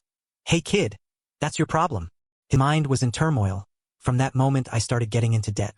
While dozing off, the phone ringing startled him awake. He just picked up, Hello. The other end cursed. You annoying brat. Can't you pick up the phone faster? He stammered. I'm sorry. I'll pay tomorrow. One day he received dozens of threatening calls. If you don't keep your promise, I'll take your daughter away. He opened his eyes wide in shock. The single father panicked and jumped up. Hey, wait a minute. Early the next morning, there wasn't a soul in front of the kindergarten yard. There was a greeting. Hello, teacher. The teacher immediately asked, Unji's dad. Teacher worriedly explained. Today, a strange phone number called asking for Unji. The teacher worriedly asked, Unji's dad? Are you okay? Suddenly he covered his face and sobbed, making the teacher confused. Inside the small room, there was a voice. I paid the 50,000 won I borrowed a month ago. He held his child in his arms and calculated. The amount to pay now is 1,550,000 won, and there's over 200,000 won of principal left. Diyun panicked. Borrow 500,000 won but have to pay 1,500,000? Can we report it to the police? The single father said sadly, That's not possible. If they do something to Unji. He looked down at the baby sleeping. Absolutely not. Chehan worriedly requested. Let me meet that bastard. He quickly refused. No, you don't need to do that for me. He looked scared. That's the very famous 12 Zodiac gang. If you get involved with them, school life will be very difficult. Kian wondered, 12 Zodiac? He worriedly said, Right, these guys. Then he explained, members of the 12 Zodiac gang, the pig faction. He recalled the posts. They lend money illegally to students. There are many such places online, especially for girls who want to buy concert tickets or idol goods. A black-haired girl wondered, 10,000 won is probably fine, right? The girl next to her looked confused. The truth is the amount is usually under 100,000 won. The person next to her instigated, It's fine. Everyone does it. The black-haired girl was still skeptical. Really? Because no one around her had any problems. The girl asked about transferring money, not knowing how dangerous it was, and easily stepped into it. The sunset light shone gently on the deserted area. A voice said, I'll send my student ID card. Give me your SNS. Jae-hyuk held the phone in his hand. Friends or which school you go to doesn't matter. Subordinate asked, Boss, they said they can't pay back the loan again. Hearing that, he walked away and exclaimed, Huh! Jae-hyuk calmly demanded. Tell them to go sell, otherwise find those centers. He was afraid. I heard behind Gu Jae-hyuk there's even a criminal gang. Chehan gasped, Criminal gang? He was terrified. I heard his dad is the owner of Black Boar. Iji was surprised. Black Boar? Diyun was curious. You know that place? She replied. I heard a little bit from my dad. Diyun listened and thought. Yiji's dad was also in a criminal gang. She recounted gently. That organization is linked to the Black Tiger Association. It's a national organization. I heard he withdrew from it. Chehan speculated. Then there's nothing to worry about. Not like when catching those bullies. A voice countered. It's not a gang problem. Ji continued. That group has been famous from the start. Not because of illegality, but because of one person. A burly man appeared in his thoughts. Boss, Gu Tae-san. Outside a majestic white castle. Before the memorial meal, the older man shouted. I told you to leave before the 49th day ended. Tae-san was angry. Your grandfather is gone. Now in this house, no one wants you here. Jae-hyuk held out a test paper. This is a DNA test result. Take a look. He went crazy. I don't care. Jae-hyuk wondered. Isn't it because of this? He was also angry to the point of veins popping on his face. Isn't it because you think I'm someone else's child? Tae-san asked back. How many times do I have to tell you to understand? He shouted in Jae-hyuk's face. Your mother snuck into my family register and left after giving birth to you. He also angrily replied. Regardless, I'm still your son. Tae-san couldn't control himself anymore. Clenched his fist, punched Jae-hyuk straight in the face, and shouted. You brat, who are you arguing with? Why did your mother give birth to someone like you? He fell to the ground but still talked back. Annoying. Why hit me? A loud shout. Dad only has one son, me, Gu Tae-san. He screamed frantically. I, Tae-san, will continue the family business. Understand? Tae-san despised. This house has nothing for you, you dirty brat. Jae-hyuk gritted his teeth. Damn it! He stood in front of the memorial portrait and yelled. Tae-san reminded. It's the BP business, not that association. I don't know a guy who only knows how to fight like you. Jae-hyuk gripped the test paper. It's a loan company anyway. I know how to do that work too. Tae-san retorted briefly. Noisy. Then he turned away. I'll give you a private room. Take care of the rest yourself. If you're still here tomorrow, Tae-san emphasized, I will kill you. Hearing that, Jae-hyuk's face became ferocious. He clenched his fist. It's true that besides grandfather, Jae-hyuk bitterly realized that no one was his family. The sky gradually turned to evening, covered in a pitch-black color. Outside the luxurious white building, it was strangely quiet. There were soft footsteps gently opening the door. Just like that, Jae-hyuk walked slowly, making no sound. He raised a sharp object, looking scary as if wanting to harm someone. Without hesitation, Jae-hyuk quickly stabbed the sharp object down. Go meet the king of hell. Tae-san suddenly woke up anxiously. What is it? He jumped out of bed, went crazy and shouted. Are you trying to stab me? Jae-hyuk raised his fist and shouted. You don't consider me your son anyway. But right after that, Tae-san's fist was right in Jae-hyuk's face. As expected, you're not worthy. He pushed Jae-hyuk down. Weakling. He trembled, kneeling on the ground. A weakling like you. Tae-san waved his hand in refusal. You're not qualified to be my son. Former sumo wrestler of the Black Boar Gang, Gu Tae-san, 45 years old. Jae-hyuk scrambled to his feet. Tae-san didn't stop cursing. Pathetic. You still have to try a lot harder if you want to harm me. He mocked.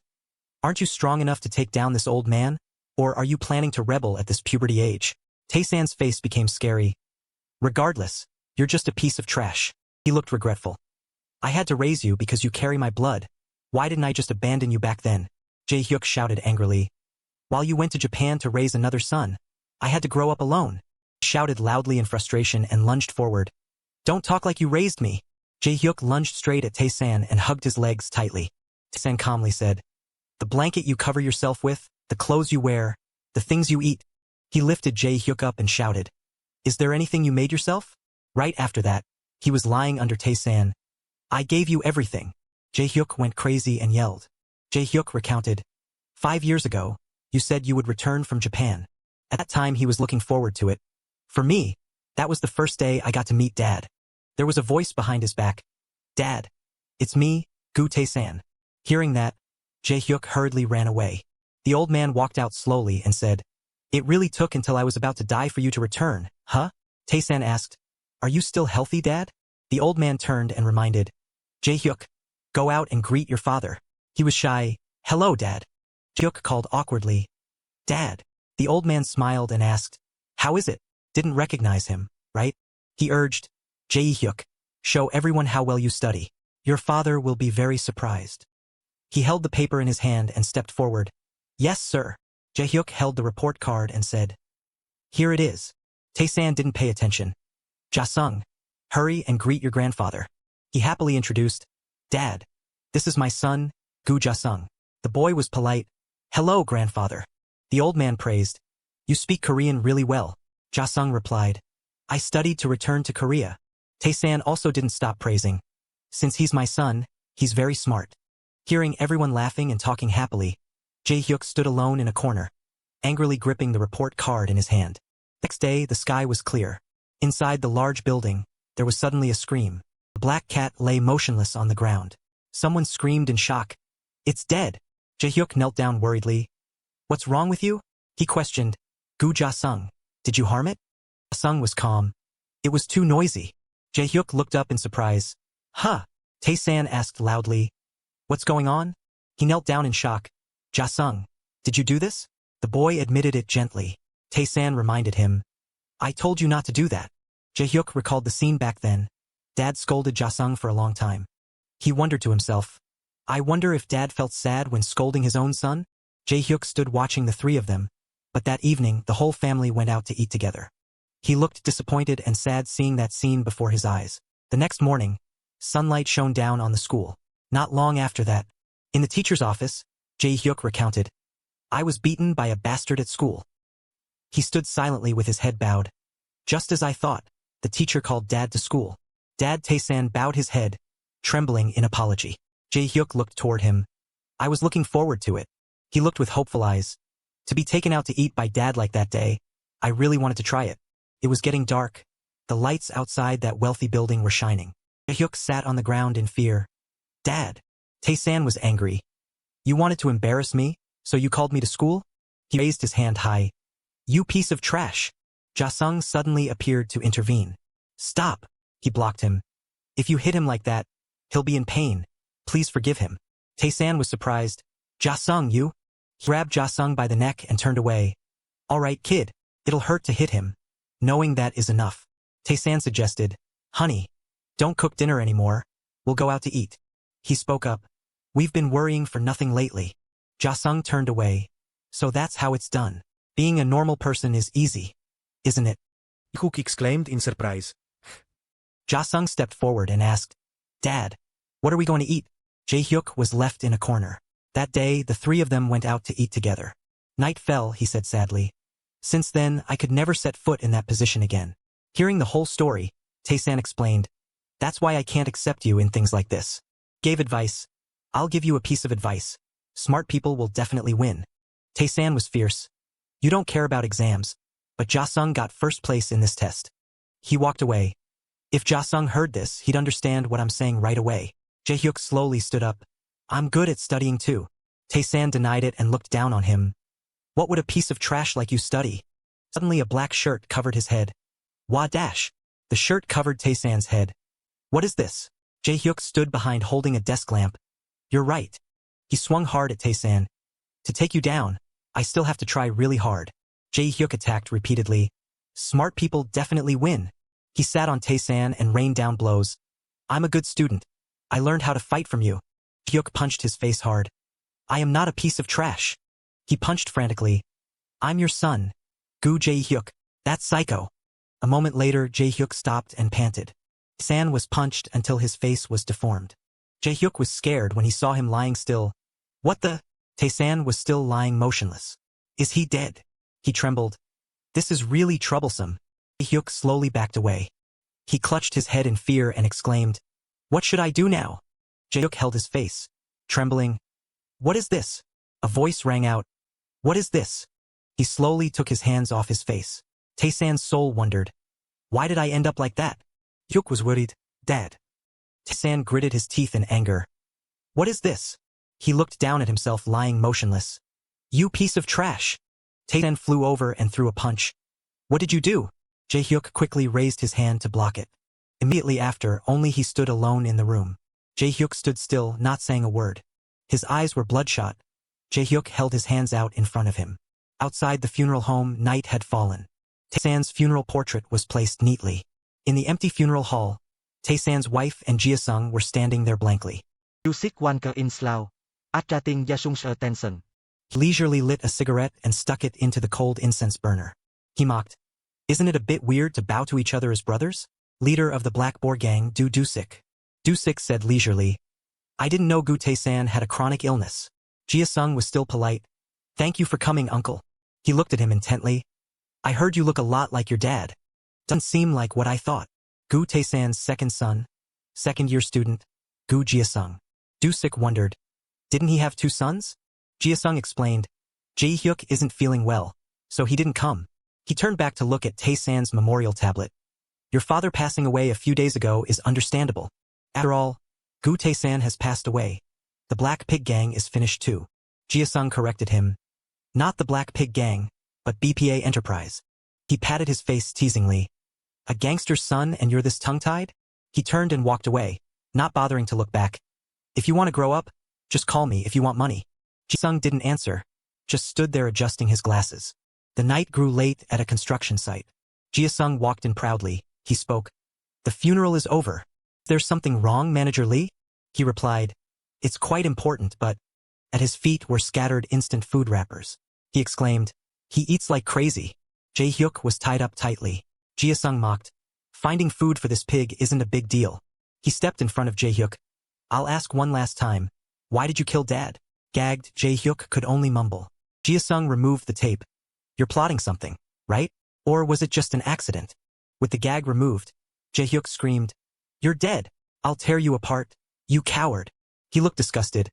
I still don't understand. Are you still sane or have you gone crazy? He cursed repeatedly. Damn it. You psycho. Is this how you treat me? He leaned down. I really want to deal with you, but taking out 3 people in a row is a bit much. I'll let you live a few more years. Jae-hyuk raged. I'll take your life. He said coldly. Keep quiet about Dad. Don't worry about family matters anymore. Just live like the parasite you were before. I will help you go back to being the useless person you were before. He shouted. I will be the master of the Black Pig Gang. Where are you going? I'm hungry. Bring me food. He didn't care, just left a sentence. Whatever you want to do, sober up, you pig. Jia-sung instructed. Manager Lee, give him some more food. He obeyed. Yes, director. As Jia-sung's car left, Jae-hyuk kept shouting, I'm hungry. Not long after, at an abandoned construction site. Jae-hyuk stood leisurely smoking. Suddenly a voice rang out. Long time no see. Jae-hyuk, Kang Chi-yun, Ki-chun, and Pyong-soo approached. He teased. You've grown up a lot. Last time I saw you, you were still a kid. Ki-chun stepped up and patted his face mockingly. I raised you. His hand tried to touch Jae-hyuk's head, but was brutally swatted away. Chi-yun spoke up, breaking the atmosphere. So what's up? Anything you want to say to us? Jae-hyuk got straight to the point. You probably know the Black Pig Gang has been handed over to Gu Jia-sung. I have a plan to take it back. Now we have to gather everyone. Can you guys contact them? Ki-chun gritted his teeth. Ah, this idiot. You have to be polite when talking to adults. You're the only one thinking about the gang after Dad passed away. Jae-hyuk warned. Don't interrupt me. You're always so hot-tempered. Pyong-soo, who had been silent, suddenly chimed in. Teach him a lesson. Ki-chun's face darkened. Damn this brat. You won't wake up unless you get beaten, you uneducated punk. Before he could touch Jae-hyuk, he was struck by a thunderous blow to the face. Chi-yun and Pyong-soo witnessed it and froze in place. Jae-hyuk crouched into an attack stance. Then, quick as lightning, he landed a blow to Ki-chun's stomach. Then followed a barrage of blows to different parts of his body. He was beaten to the ground, the mark of the previous punch still on his face. Jae-hyuk spoke. Stir-fried tofu. Aspic fried meat. Join me, let bygones be bygones. Pyong-soo stammered. This kid gives me goosebumps. Chi-yun was calmer. Did Tae-san tell you about us? When asked, he clutched his head and shouted. I don't know. My body feels strange, that's all I know. That's not important. What's important is that I must take down Gu Jia-sung to get my Black Pig Gang back. Chi-yun asked back. Let's assume that's true, but what do we gain from it? Making money from violent organizations is outdated. The gang disbanded for that reason too. Jae-hyuk interrupted. Next will be the Black Boar Gang. We will take over the Black Boar's business. To maintain business, what we need most is strength. Pyong-soo nodded. If it's related to business, that's true. Chi-yun hesitated. But gathering people and maintaining an organization costs a lot of money. You were robbed of everything by Gu Jia-sung, weren't you? He replied slowly. I've already thought of a way. Not long after, night fell on the street sparkling with lights. In a small room, a voice rang out, Please sit. The single father was cautious. The person I spoke to on the phone called me here. The bald guy continued. Now we will work with you instead of them. He watched the Kean warily. But who is this person? He hurriedly explained. He's my friend. We're going together later. Can he sit here? The bald guy relaxed. Is that so? Go ahead. You're a student, right? Chehan wondered inwardly. Did these guys leave the organization? Looking at the 2 big guys standing nearby, he thought. I'm not an ordinary student. Are these thugs from the Black Pig gang? The single father pleaded in a low voice. I'm paying. I sent the money back today too. Please give me a little more time. Okay? The bald guy acted generous. No need for that. The single father was stunned. What do you mean? He picked up the paper. Let's see, you haven't paid off the principal yet, right? That's difficult. Having a daughter, parents rarely in contact. The single father was scared. I will pay on time. The bald guy smiled slyly. No need to do that. I'll make you an offer like this. Clear all debt at once. Then I'll give you a lot of money. Want to try? The bald guy used a seductive tone. Simply put, we will lend you money through a financial company. The single father panicked. Borrow money? I'm still a minor, so I probably can't. Seeing him hesitate, he lured. We will borrow money under your parents' names. He was stunned. You mean I secretly use my parents' names to borrow money? The bald guy agreed immediately. That's right. He tried hard to persuade. You can't just hold out your hand and ask your parents for money now, right? I will definitely help you borrow without needing much information. And of course, your parents won't know. The single father was worried. How can I do that? The bald guy interrupted. Just listen to me first. Borrow money to pay off debt first. Then plan for the future with the remaining money. Isn't paying monthly interest better? Do you have to pay the company debt unreasonably every day? The single father was suspicious. That's true, but anyway, why are you offering this to me? Are you planning to ask for something? He said nonchalantly. Acting like a kid isn't good at all, right? Catching students and calling to threaten them. Besides, we don't do it for free. We will get a 20% commission. People call that making money. The single father was stunned. 20%? The bald guy interrupted. But you need a lot of money, right? Your daughter is sick. Are you planning to use company bonds again? You need to have some money in reserve. He stepped forward, clutching his hands together, and replied in a low voice. That's right. Chehan, who had been silent, suddenly spoke up to advise. But you can't borrow your parents' names. Faced with his concern, the single father said firmly. No. If I continue like this, I'll just keep getting into debt. It's just using my parents' names, it'll be fine. Just need to work hard and pay it back. Seeing that he had taken the bait, the bald guy was eager. The most important thing is your parents' ID cards. You just need those too. Install the app on their phones, and complete the confirmation procedure and you're done. Chehan was suspicious. An app? A banking app? He denied no, but it's similar. Chehan was alert. It's definitely suspicious. Maybe it's not a normal loan. Thinking that, he turned to the single father to stop him. Anyway, you shouldn't. The single father replied firmly. Of course not. No matter what, I can't use my parents' names. No matter how hard it is, I will do it. Thinking he had tricked him, who would have thought he didn't fall for the trap? The bald guy hurriedly explained. Huh? No, it won't cause any harm to your parents. Don't they always help their children when they are in trouble? The single father was dejected. But I am also a father. I'll go first. He quickly grabbed his hand. Where do you think you're going? The single father was terrified. What are you doing? The bald guy stopped pretending, he threatened. You borrow money from others, and what kind of attitude is that? Whether you pay back the money you borrowed now or follow my suggestion, you still need to show some sincerity to the person who lent it to you. Chehan couldn't hold back anymore. He punched him straight in the face. The bald guy cursed. You little... Chehan was furious, punching and shouting.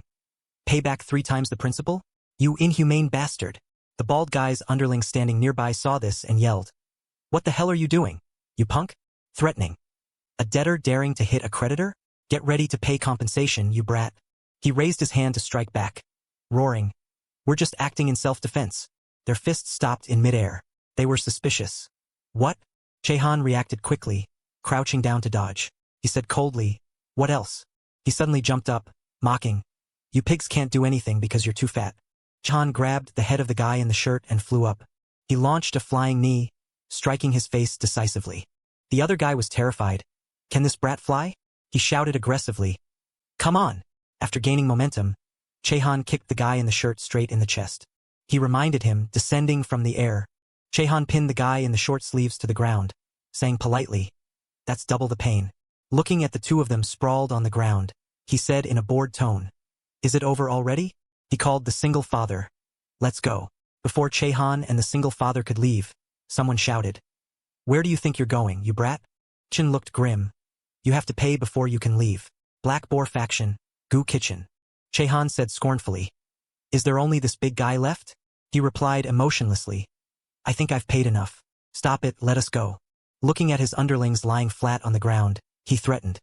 You beat my brothers to a pulp and you still want to leave? A brat like you, and you're even talking back to your elders. Chehan was disgusted, punched Kitchen straight in the face, and shouted, "You're done for! Are you a thug who knows nothing?" Kitchen cursed in pain. "You guys!" He rushed forward to counterattack, still shouting. This is truly unacceptable. Chehan put his hands up to block, but Kitchen's strength was no joke. He knocked Chehan away. While floating in the air, he exclaimed, "So heavy." Kitchen said aggressively, "Sooner or later, I'll be the winner, you insolent brat." Chehan stepped back, alert, just as I thought. This guy is different from the other two. He's in a weight class, but he has a lot of experience. But he's just a normal person. If I fight with technique, I might win. If I plant my front foot and shift my body weight to attack. Keep distance. Lower my center of gravity. Kitchen provoked. I can hear your thoughts. Fighting is about using your body, not your head. He swung his fist hard at Chehan, who easily dodged, making him extremely angry. Chehan thought to himself, as expected, normal people all plant their front foot without any defense. Kitchen suddenly changed his stance, and Chehan decisively kicked his knee. The kick collided hard with Kitchen's knee, making him wince in pain. He couldn't believe it. Was it really that accurate? Kitchen countered immediately, shouting triumphantly.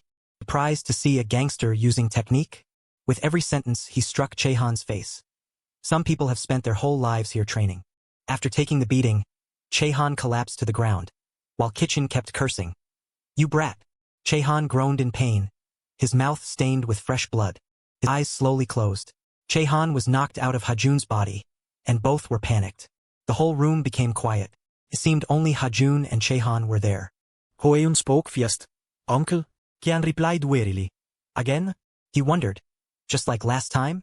Chehan was confused. "I'm sorry, I fainted in the middle of the fight." Hearing that, Hajun suggested, "Then let's go sit over there like last time. Go back and beat him." Chehan was serious. "All right, we don't have much time to overthink. Let's just go back first." TSK. Both he and the boy were panicked. Chehan stammered, "What is this?" The two of them moved forward one after another, looking at the glowing computer screen. They were stunned. This? Chehan was extremely tense, his pupils dilated, and Hajun couldn't hide the confusion in his eyes. The young man's face with a smirk appeared on the screen, but after a while the image gradually blurred. In the end, half the face was almost gone. Only a blurry white shadow remained. Hajun quickly reminded, "Your story is fading." He was immediately suspicious when the screen went blank with no images left. Did it disappear completely? Hajun leaned forward to carefully assess the screen. "It seems the ones I saw before are gone. The remaining ones are fine." He was suddenly terrified and screamed. "The computer is transparent too." Chehan stood to the side, unable to help but exclaim in doubt. "What is happening?" He was stunned, unable to take his eyes off the scene in front. "The desk too, your things." Chehan broke into a cold sweat, and after a moment, he spoke. "It's not completely gone, just turned transparent." He suddenly called out, "Uncle." Chehan heard that and immediately replied, "Yeah." He hesitated for a moment before stating his opinion. "If every time I read the story, your head becomes transparent and disappears." Hajun's eyes flashed with fear. His lips trembled as he spoke. "What if what you do in real life also disappears?" A drop of sweat from Hajun's extreme tension ran down his cheek to his chin. "Like you were never here to begin with?" After hearing that, he couldn't say anything. Seeing this, Hajun hurriedly changed the subject. "Oh, that's not it, Uncle. I was just thinking nonsense." Even his broken glasses couldn't hide the anxiety radiating from Chehan. The clear blue sky was now completely covered by dark clouds. Lights from the rooms lit up the buildings in the complex. A voice suddenly rang out. "You go to sleep first, I'll lull Diyun to sleep." He smiled gently, holding Diyun in his arms. "Good night, sweetie, good night." Chehan cherished the little girl in his arms, singing a lullaby softly. "Sleep well, Diyun." Blue sky and white clouds. Somewhere a joyful cry rang out. "Honey, look at this, hurry up." Chehan beamed as he watched the little girl toddling towards him. "Our Diyun can walk now." Dayon bableda pili, daddy. Hearing that, his heart exploded like fireworks, filled with unparalleled pride. Diyun excitedly suggested, "Daddy, let's go play." But he could only stammer a refusal. "Diyun, Daddy is very busy." Remembering the past made Chehan deeply emotional. He smirked, smiling proudly while lost in thought. Chehan immediately reassured him. "It's okay." Hajun couldn't help but call out in surprise. "Uncle?" He tilted his head to the side, facing Hajun's gaze, and analyzed. "I'm already dead anyway. The living are more important. It's just a hypothesis, right? Finishing his words, he turned and left quickly, not forgetting to urge Hajun. There's no other way. Kid, owner of the body, let's go. The boy still had concerns and announced, oh, wait a second. Hajun quickly walked towards the computer screen to check. You go ahead, I'll take a look and follow. He immediately agreed without looking back. Okay, hurry up. Hajun was highly focused on the main issue, so he replied perfunctorily, yes, yes. Suddenly, his eyes flashed with a strange purple light. A flash, the two returned to sit on the chair. Hajun suggested first, let's go back. In an instant, his soul and Chehan's were torn violently, as if in extreme pain. The single father fell to his knees on the ground, begging and pleading. I will do whatever you say. Please let us go. He looked grim, smiling with contemptuous mockery. As expected, you have to get beaten to learn. Hajun appeared with fiery spirit, shouting, it's not over yet, you pig. He was instantly enraged, veins popping on his face. Damn this brat. Kitchen put his hands in his pockets and declared arrogantly, this time you won't faint like last time. Seeing him crouch and lower his knees into a stance, Kitchen asked suspiciously, what's that stance? I feel like I've seen it somewhere. Chehan leaned over to observe carefully and evaluated. Hey, is that stance to block him? Good idea. His eyes flashed with a cold light, muttering to plan. He intends to use a supine stance to focus on the upper body, grappling to attack. Hajun rushed to grab his calves, intending to take him down. Witnessing that, Chehan didn't spare any praise, saying he did very well. His eyes suddenly widened, his voice stammering from shock. Kitchen reacted quickly, grabbing his waist to block the move with a sprawl technique. He muttered, contemptuously saying he had practiced martial arts since he was young. Kitchen recalled his illustrious past. The Black Boar faction had 4 former national wrestlers, including him. He softly reassured Hajun that it was okay. They would be stronger fighting together. He agilely grabbed Kitchen's thighs to defend, confident that he was not inferior in strength. He realized Hajun's intention and asked scornfully, looks like you want to test strength with me? Hajun exerted too much force, sweating profusely. How could he win a strength contest against a professional athlete? The next second, he shouted that he had to use technique, but when he tried to counter, he was pressed to the ground in pain. Hajun gritted his teeth and calculated. He just rotated his hips to press my shoulder down. I must escape quickly to regain the initiative. He immediately rotated his leg for a 180-degree sweep, saying it had been a long time since he fought seriously. Kitchen took the opportunity to rush and attack from behind, asking if he should wrestle with him. Chehan saw this and broke into a cold sweat, shouting a warning not to get caught. Immediately after, Hajun quickly gained momentum and rushed forward. In the nick of time, he dodged the attack. He roared in resentment, cursing him as a rat. Kitchen sprang forward with burning rage, telling him to try blocking this.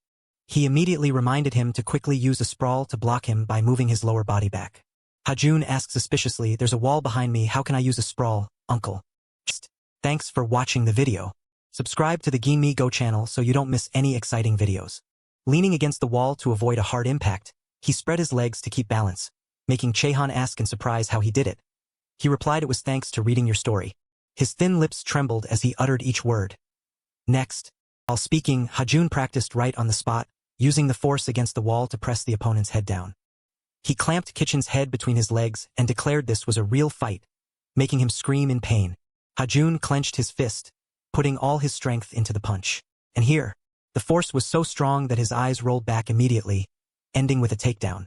Hajun gritted his teeth, continuously putting effort into throwing a series of punches at him. Kitchen's miserable groans rang out incessantly. In his heart, he turned to ask for his uncle's opinion on whether he was doing it right. Chehan thought to himself, it's true that I drew those skills, so why did I forget them? He suddenly remembered that, over the past time, he had also fought using the techniques he could still remember. The image of the mighty young man continuously attacking the bald guy appeared clearly on the screen. The full moon and twinkling stars shone in the middle of the dark night sky. At night, from the high-rise apartment, a call rang out. Diyun, come in and eat, dear. Diyun suddenly looked up and called her mother softly, who replied gently.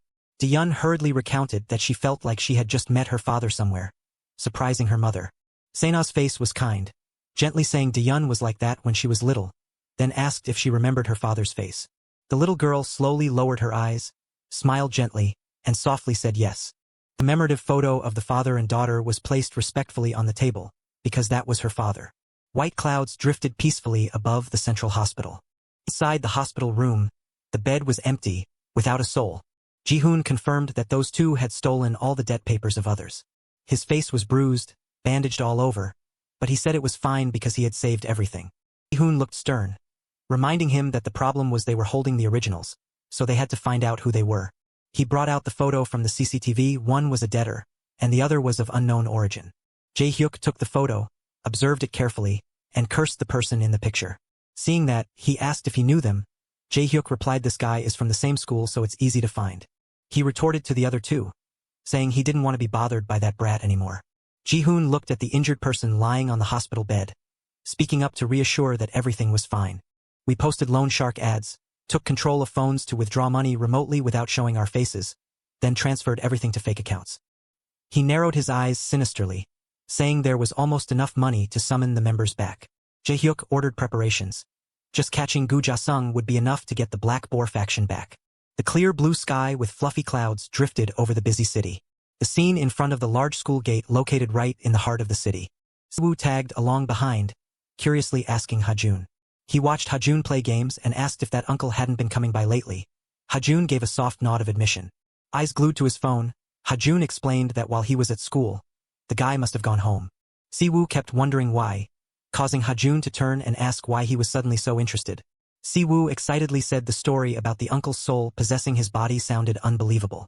He rambled on excitedly, wishing he could also have that special ability. Suddenly, a punch flew straight in, attacking from behind.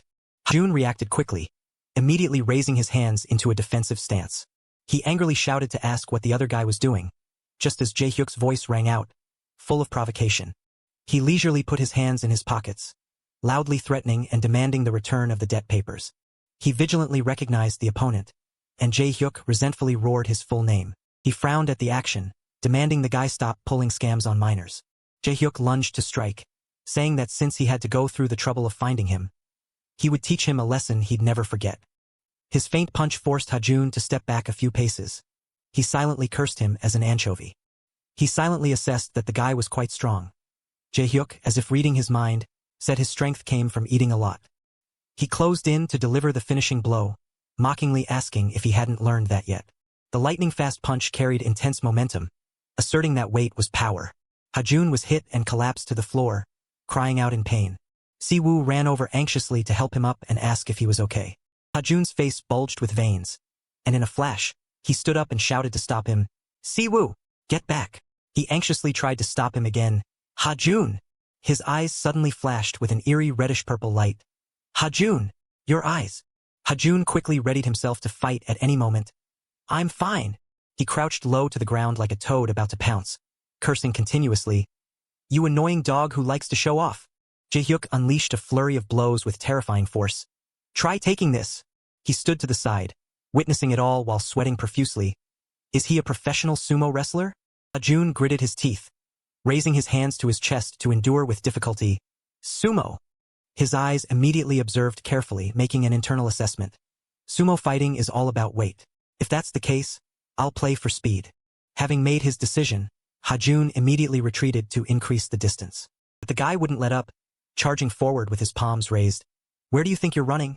Hajun lowered his body to dodge the strike, simultaneously landing a blow to his stomach, dodging and attacking at once. Seeing him dodge so nimbly and fluently, Jae-hyuk yelled in resentment. You bastard! At the same time, another punch landed swiftly on his face, twisting Jae-hyuk's features. Try this again! He stomped hard on the floor and sprang backward. Increase the distance. A look of firm determination flashed in Hajun's eyes. All right, let's keep it like this. Unfortunately, his palm strike was lightning fast and reached Hajun's chest, making him wonder, huh? Hajun closed in to block the strike, silently exclaiming, too fast! He couldn't help but cry out. Hajun staggered backward, his mind racing.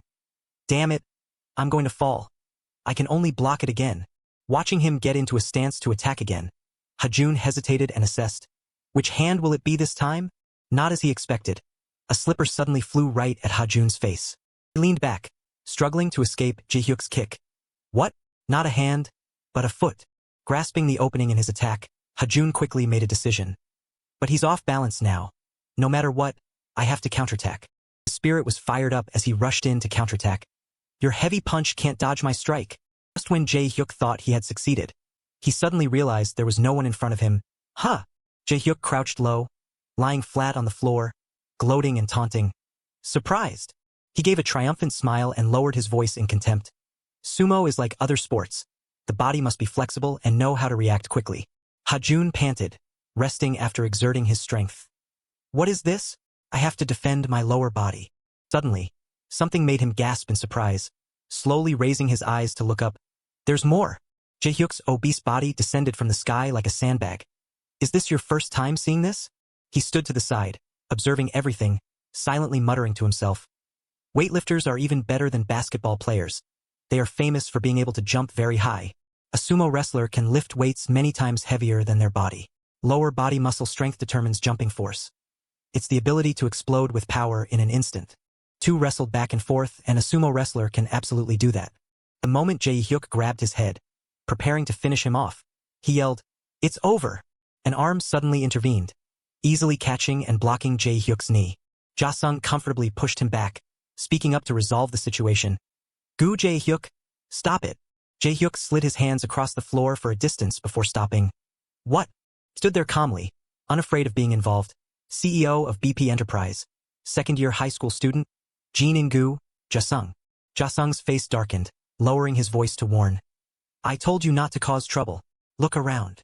The crowd surrounded him, constantly whispering and discussing. "What's that? Did you see? That guy with glasses is really fast." Ja-sung continued to criticize. "You have to think before you act." Hearing that, Jae-hyuk's hand clenched. "You bastard! What did you say?" The two locked eyes, neither willing to yield an inch. After a moment, he turned to leave, not forgetting to add a warning. "Hajun, I'll send you the time and place. If you don't bring the stuff." He watched Jae-hyuk's back as he left with the words, "Then I'll deal with that unmarried bastard." Siwoo panicked and spoke up to advise, "Hajun!" His sweat poured like rain, panting heavily as he gasped for air. Damn it! The night changed continuously. A pitch-black night without a glimmer of light at a construction site without a single guard in sight. Hajun stood solemnly with his hands in his pockets, standing firm without backing down. He asked Chehan beside him, "Are you ready?" He quickly replied, "Of course." A series of footsteps, neither fast nor slow, approached. "Why are you muttering to yourself?" From the opposite side, another pair of feet slowly walked forward. Pink hair stood out in the night, the 12 Zodiac Monkey faction, monkey leader Guak Chiho. A man with blue hair also appeared right after the 12 Zodiac Goat faction goat leader Noah. Hajun flew into a rage, leading the group. "Let's go! Let's go catch that pig!" The sky was clear.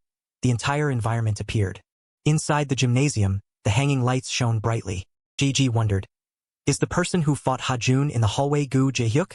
Kian replied, "Yeah." He speculated, "I think he still intends to keep fighting Hajun." Gu Jae-hyuk said he would give him the address and time. Gigi said sternly, "There must be a way, right? It's probably those thugs from the Black Boar gang." Diyun said urgently, "We can't let him go alone." Chehan suggested, "Then let's ask Senior Guak Chiho." Gigi agreed, "I know, let me call him." He was anxious. But just the two of them is still very dangerous. Suddenly Diyun remembered, "There's one more person who can help us." At a factory area stacked with crates. From the darkness, 3 boys appeared coldly. Hajun led the way, thinking, "I didn't expect Guak Chiho to call Noah along." Chiho turned and asked, "Noah, how's that kid No-Hai from the Goat faction? I still have a lot to say to that bastard." After base number 6 disappeared, "I haven't seen Yu Da-hun anymore." Noah said in a low voice, "I'm looking for him too." He probed, "Guak Chiho, do you know who the head of the 12 Zodiac gang is?" Chiho was surprised. "The boss? Is there such a person?" Noah hesitated. "I'm not sure because I'm not involved in the gang's affairs. It seems someone is backing Yu Da-hun." He concluded, "We have to slowly find out who that is." The 3 were walking when they suddenly stopped. In front was a tattooed crowd. Jae-hyuk mocked, "You're here? Anchovy.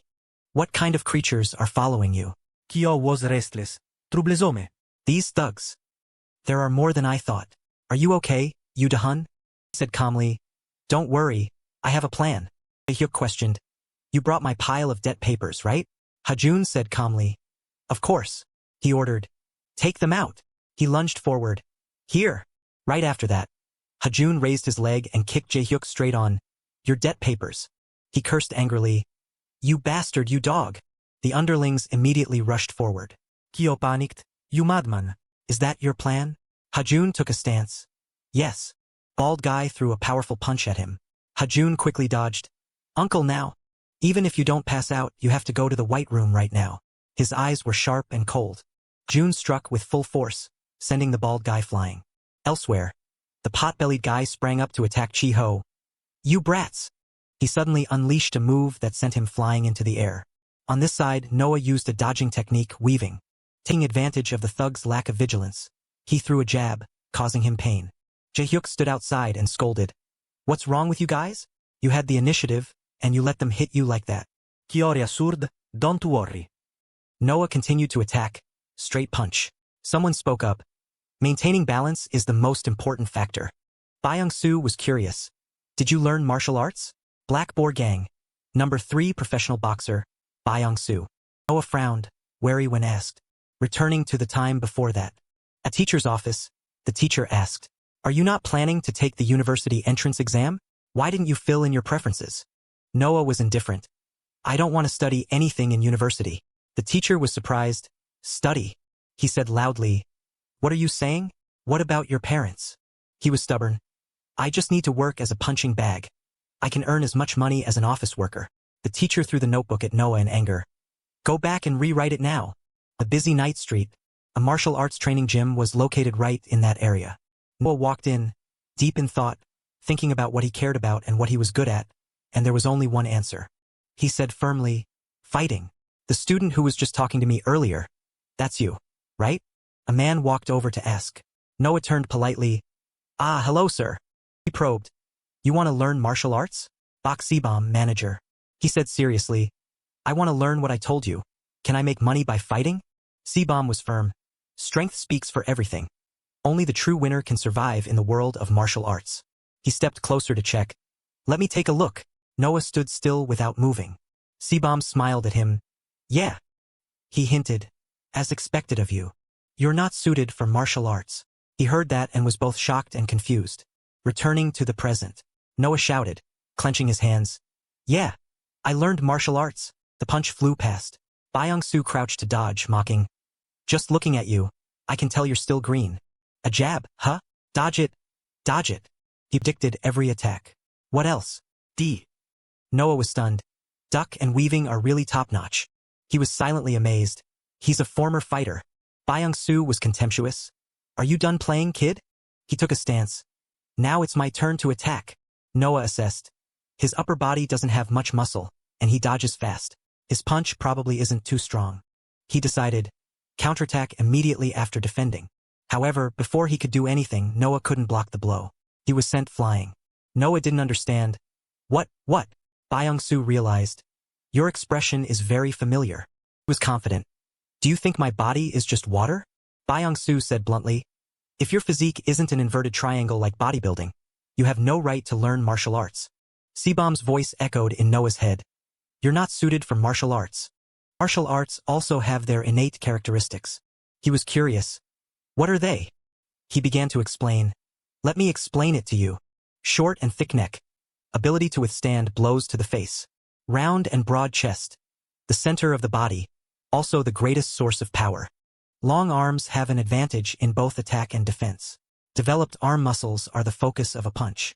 Noah recalled. The manager mentioned innate characteristics. What about him? Byung-soo clenched his hands into a punching stance. The reason I don't train muscles as much as others is because it's not necessary. He lunged forward. Noah thought to himself. Again. Don't block dodge. He was startled. What? A counter. Byung-soo used a feint. He loaded. So instead of training muscles, you should practice reactions more. Noah was hit unexpectedly and could only cry out in pain. He was knocked back again. What is this guy? Noah was unwilling to accept it. In those few short seconds, he redirected his punch to my liver? No, it must be luck. Byung-soo approached. Let's finish this, shall we? Suddenly he looked at Noah. Confused. What are you doing? Lowering your body? Planning to dodge sharply? Byung-soo despised. This bastard has read too many comics. Do you think anyone can do that? Noah asserted. I'll show you my ability. The two stood facing each other in an atmosphere filled with tension. Byung-soo silently assessed. Noah is definitely advantageous for expanding one's vision. Dropping your arm is great for movement, attacking from any angle is fine. But no one fights like Noah, because if you can't dodge, it's over. He takes a stance, preparing to attack. Bionkesus mirket. Aproes fist. Is faster than your eyes can see. Then he rushed in, throwing a powerful punch at Noah. He froze, realizing the fist was right in front of his eyes. A memory from the gym surfaced. Inside, Noah was training with C-bomb jab. Counted the rhythm, 1 to 2, 1 to 2. Noah followed seriously, up, to the decisive punch. Noah put all his strength into the pad. C-bomb reminded him, "Why are you using force? I told you to be precise." He complained, "Doing 1 to 2 every day, when will it end? Let me spar." C-bomb laughed. "Learn to crawl before you walk. I only jumped rope and did 1 to 2 for 6 months. To be a pro, you must learn the basics." Noah nodded. "I know everyone does that. But you said very few survive. Do you do the same with others?" He challenged. He mused, "Noah, you might be right. No matter how hard they train, most are just average athletes." C-bomb frowned. "But training with average people is meaningless. Still, we need a spar." He immediately took off the pads. "All right, I'll spar with you. Get ready," Noah confirmed. "Really?" C-bomb warned. "Don't regret not wearing your hearing aid." He replied, "Yes." As soon as he finished, he glided his feet quickly. Speed now. C-bomb rushed in with a flash attack. Noah slightly turned to dodge. He said calmly, "Oh, quick reaction. But it's not over yet." Combine left jab and right hook. C-bomb attacked Noah again. "Watch closely." He remained calm, unmoved. He advised, "Fighting isn't easy, unless you're fully trained.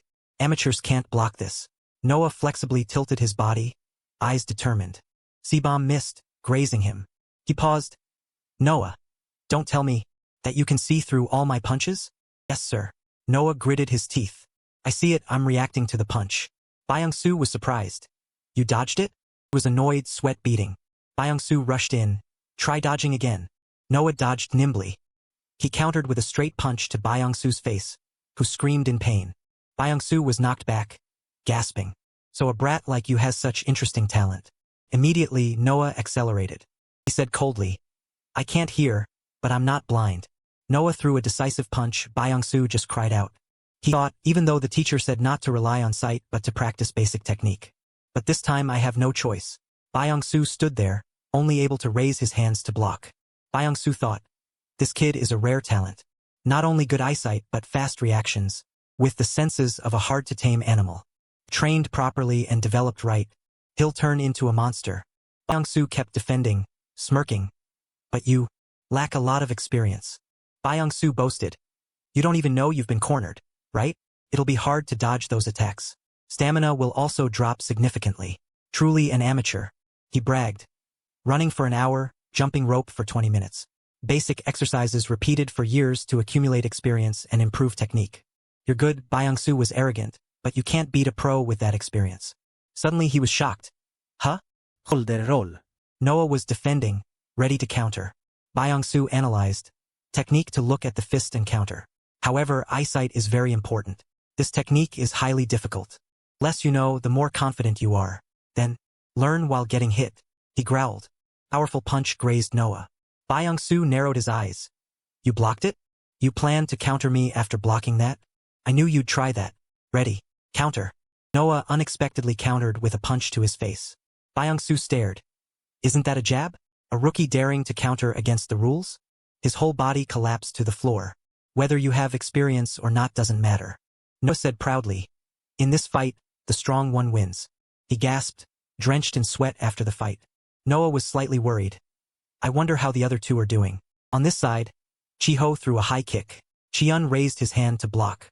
"This guy," he focused, immediately retracting his leg. Chiho turned and threw another kick. "This guy defends very solidly, making my attacks ineffective."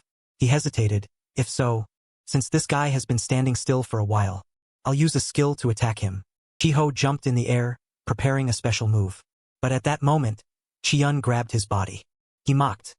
"Attacking a judo fighter like that?" Chiho was slammed hard to the ground. Chiyun smirked. "You're done for."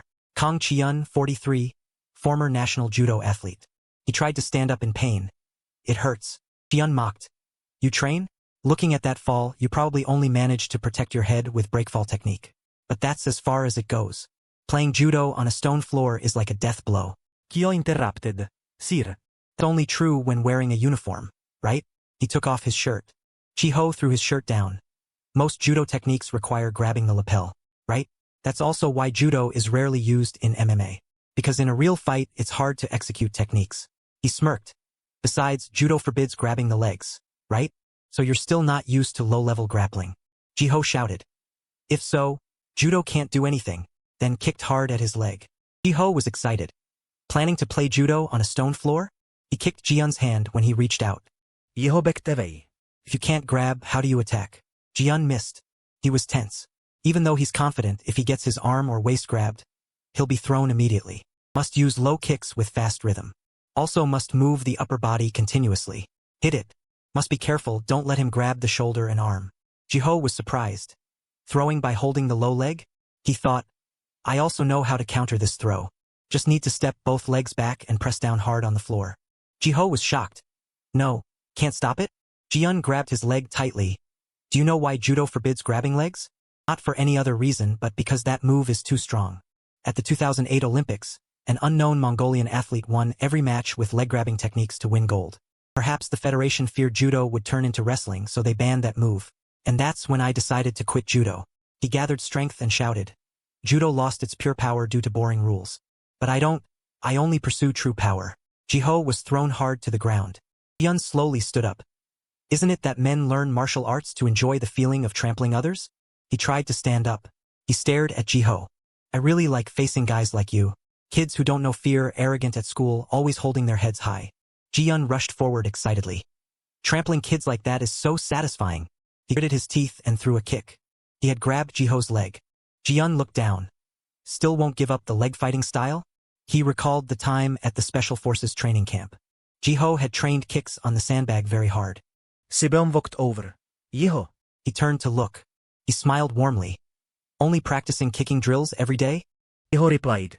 Don't worry, I am practicing accurate kicks. CBM said. But that's not enough. Just knowing how to kick can't beat those good at grappling. I will teach you a technique that can be combined with your kicks. If the opponent grabs you, you must grab them back. Grab Jihyun's wrist, then rotated while kicking, directly transitioning to an arm lock. He was surprised. Jihyun smiled faintly. Not bad. But, planning to use an arm lock on a judo fighter? Don't you know judo also has arm locks? Jiho focused on observing carefully. He remembered CBM's words. If the opponent is good at grappling, your sloppy lock will be easily undone. You must wait for that exact moment. Grab the arm he's using to push you away. Rotate your hips quickly, then hook your leg. Transition the lock to the other arm, that's the real move. Jiho provoked. How's that? How does it feel to be arm-locked for a judo fighter? He was surprised. Blocked before I could straighten my arm? Okay. Can't hold it long, pressure will always beat endurance. Jiho cried out in pain. What is this? Jihyun was biting his leg hard. Jiho clutched his leg. He's biting me? He had escaped. He was angry. You madman, you're playing dirty. Jihyun threw a knee straight into Jiho's face. Dirty? He felt dizzy. He mocked. Still not awake? You think this is an MMA match?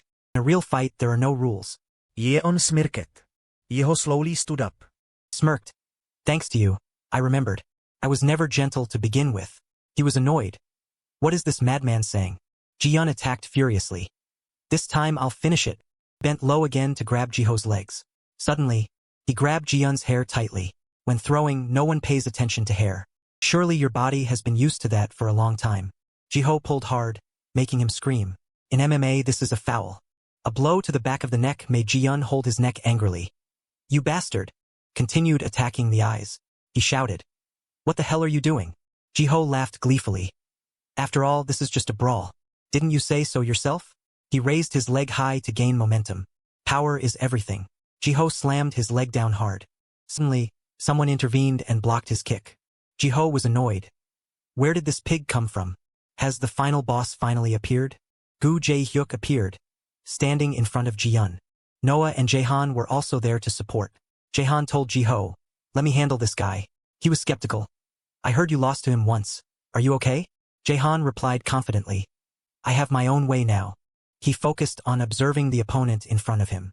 2 days ago at school, everyone was in class. Yoo-ha-jun was sitting deep in thought. He should have been here by now. Jun asked, is the injury from the fight okay? Yoo-ha-jun replied, yeah, it's fine. Sky was late afternoon. It was time to leave school. He walked and thought. He didn't come after all, I guess I have to go meet him. Ji-yeon asked. Is the injury from the fight okay? Yoo Ha-jun replied, yeah, it's fine. She silently observed him for a moment. Ji-yeon stopped. Wait. Yoo Ha-eun wondered. Her expression suddenly became very serious. He was tense. What is this? Yoo Ha-eun shouted loudly. Ji-yeon grabbed his wrist. See, you're hurt. Yoo Ha-jun reassured. It's nothing. She worried. It's not just once. Ha-jun, do you think you're a hero? Not for others. He replied, it's not for others. It's just that there's always trouble around me. In middle school, I even had to transfer schools because of a big incident. Yeon wondered. You cause trouble too? He was flustered. No, I was framed. Ha-jun laughed it off. I'm just talking nonsense. She replied, me too. He was bewildered. Huh? Ji-yeon smiled lightly. I also had to transfer schools even though it wasn't my fault. We're really alike. Yoo Ha-eun was confused. He replied shyly. Is that so? They had reached Ji-yeon's neighborhood.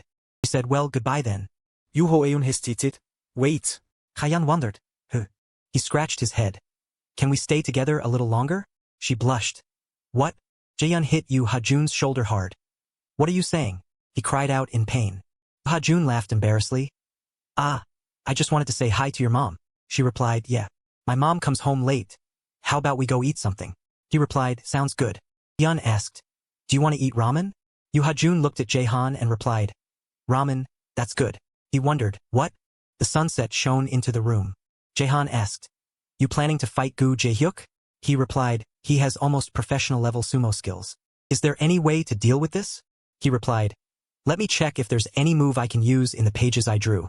She wondered, Ha-jun, what are you doing alone? It's done, let's eat. Jaehan said, just eat first, we'll talk later. Yoo Ha-eun felt shy. Okay. He sighed in relief. Jaehan muttered, sumo. Back to the present. He shouted, let's start. Jaehan didn't back down at all.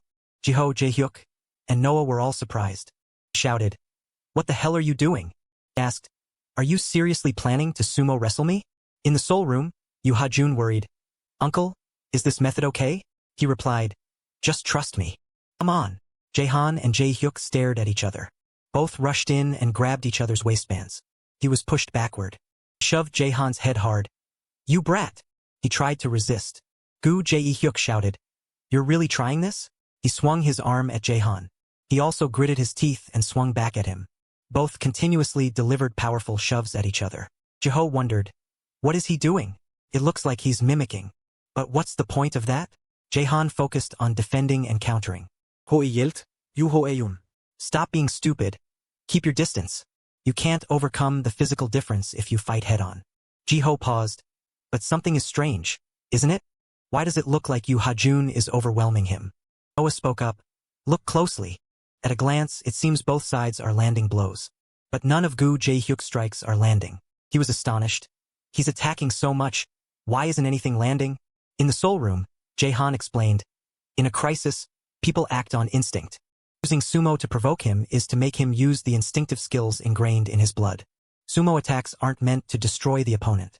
The main purpose is to throw the opponent off balance.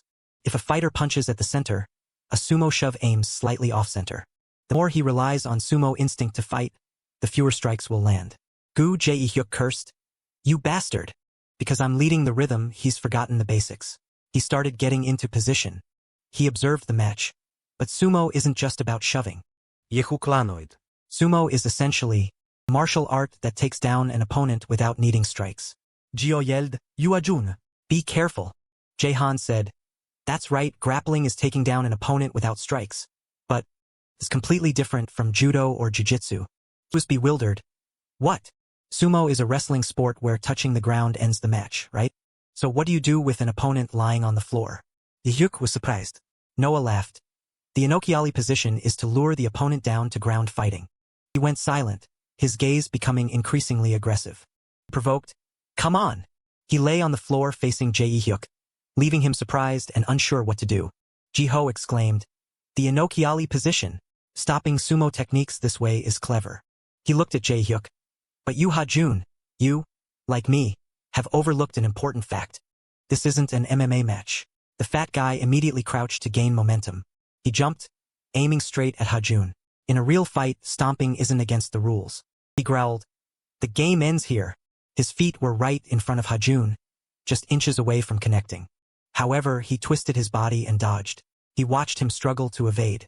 He turned back to look at him and said, "From now on." He shouted and threw a powerful punch at Yu Hajun, but he managed to block it in time. Jiho was surprised. What is that pig doing? Everyone is good at punching. He threw a roundhouse kick at Hajun's head, making him struggle to block. Why is his kick so strong? Noah stood nearby and exclaimed, "Is it thanks to the power from his calves and hips?" He continued, "To support hundreds of pounds of weight, sumo wrestlers need extremely strong calf muscles. Those leg muscle groups help increase stability for kicks." He intended to throw another kick. The destructive power lies in the pelvis, hips, and lower back muscles. Blocking that blow, Hajun winced in pain. Those are specialized muscle groups for sumo wrestlers, so Gu Jae-hyuk's kick being strong is obvious. Yu Hajun's pained expression showed just how strong that kick was. Before he could stabilize, he lunged forward with clenched fists. Instinctively, he raised his hands to guard his face. Jaehan saw that and asked, "What's that?" Then threw an extremely powerful punch into Yu Hajun's stomach. He shouted, "You useless bastard!" He took the punch fully without being able to resist. Seeing him retreat, he asked, "Is it over?" Nothing left to show. Even after taking a punch, Yu Hajun was very tough. He said, "Just wait." Saying that, he lunged straight forward. He threw a punch and yelled, "I'll show you," but Jae-hyuk blocked it easily. He immediately followed up with a kick. Luckily, he reacted in time to block it. However, the force of the kick was enough to send him flying a distance away. He prepared to throw another blow. "Giving up already?" A thunderous kick straight to the back of his neck. He said, "I thought you said you'd show me?" Seeing him dazed, he laughed smugly. "Only good at talking big?" Another fist aimed straight at his face. "You little brat." Jiho realized, due to the weight class difference, he's leaning towards defense. He threw a barrage of punches. If he fears risk and doesn't seize the opportunity, Yu Hajun will lose. Despite taking many hits, he remained very focused, seemingly preparing to do something. Jae-hyuk raised his leg to kick again. Seeing him expose an opening, he ducked down very quickly. He raised his fist and he challenged, "Come on!" He hugged him tightly. "Come here to me." He had grabbed his waistband. "Got you." Everyone still didn't understand what was happening. Noah wondered, "Got him?" Jio yelled, "Yu Hajun." However, his hands had wrapped around the fat guy's neck. Noah realized something. "Huh? That's the clinch position in Muay Thai." Jaehan's soul observed, "I told you instinct is very scary. That's a sumo wrestler's reaction." He continued, "To gain leverage, the arms will immediately grab the opponent. And to expand the contact surface with the ground, the legs must be spread wide." Hajun whispered, "Opened up." He raised his leg. The weak points on the human body cannot be trained. He saw him intending to do something that seemed a bit confusing. Jiho, watching, also yelled, "Yu Hajun!" He swung his leg the moment he was grabbed. Then decisively threw a knee strike to Jae-hyuk's groin. Is he aiming for the groin? However, he still managed to dodge his strike in time. That speed made Jiho astonished. He dodged it. Noah said, "Kicking the groin isn't easy." He explained, "The body protects vital weak points instinctively, so it's very hard to land a hit." Jahan also said, "That's why I said instinct is a very scary thing. Precisely because of that instinctive defensive reflex." Yu Hajun tilted his head back, exposing another weak point. He used all his strength to headbutt Jae-hyuk's chin. The powerful headbutt made him dazed and forced him to let go. Jahan explained, "That's where the motor and sensory nerves on the face are concentrated." Noah also implicitly understood Hajun's action if the blow landed on the chin. The opponent will have their motor nerves paralyzed for a moment. Sure enough, the fat guy Gu Jae-hyuk collapsed. He now had the upper hand, looking down at him like a tiny ant.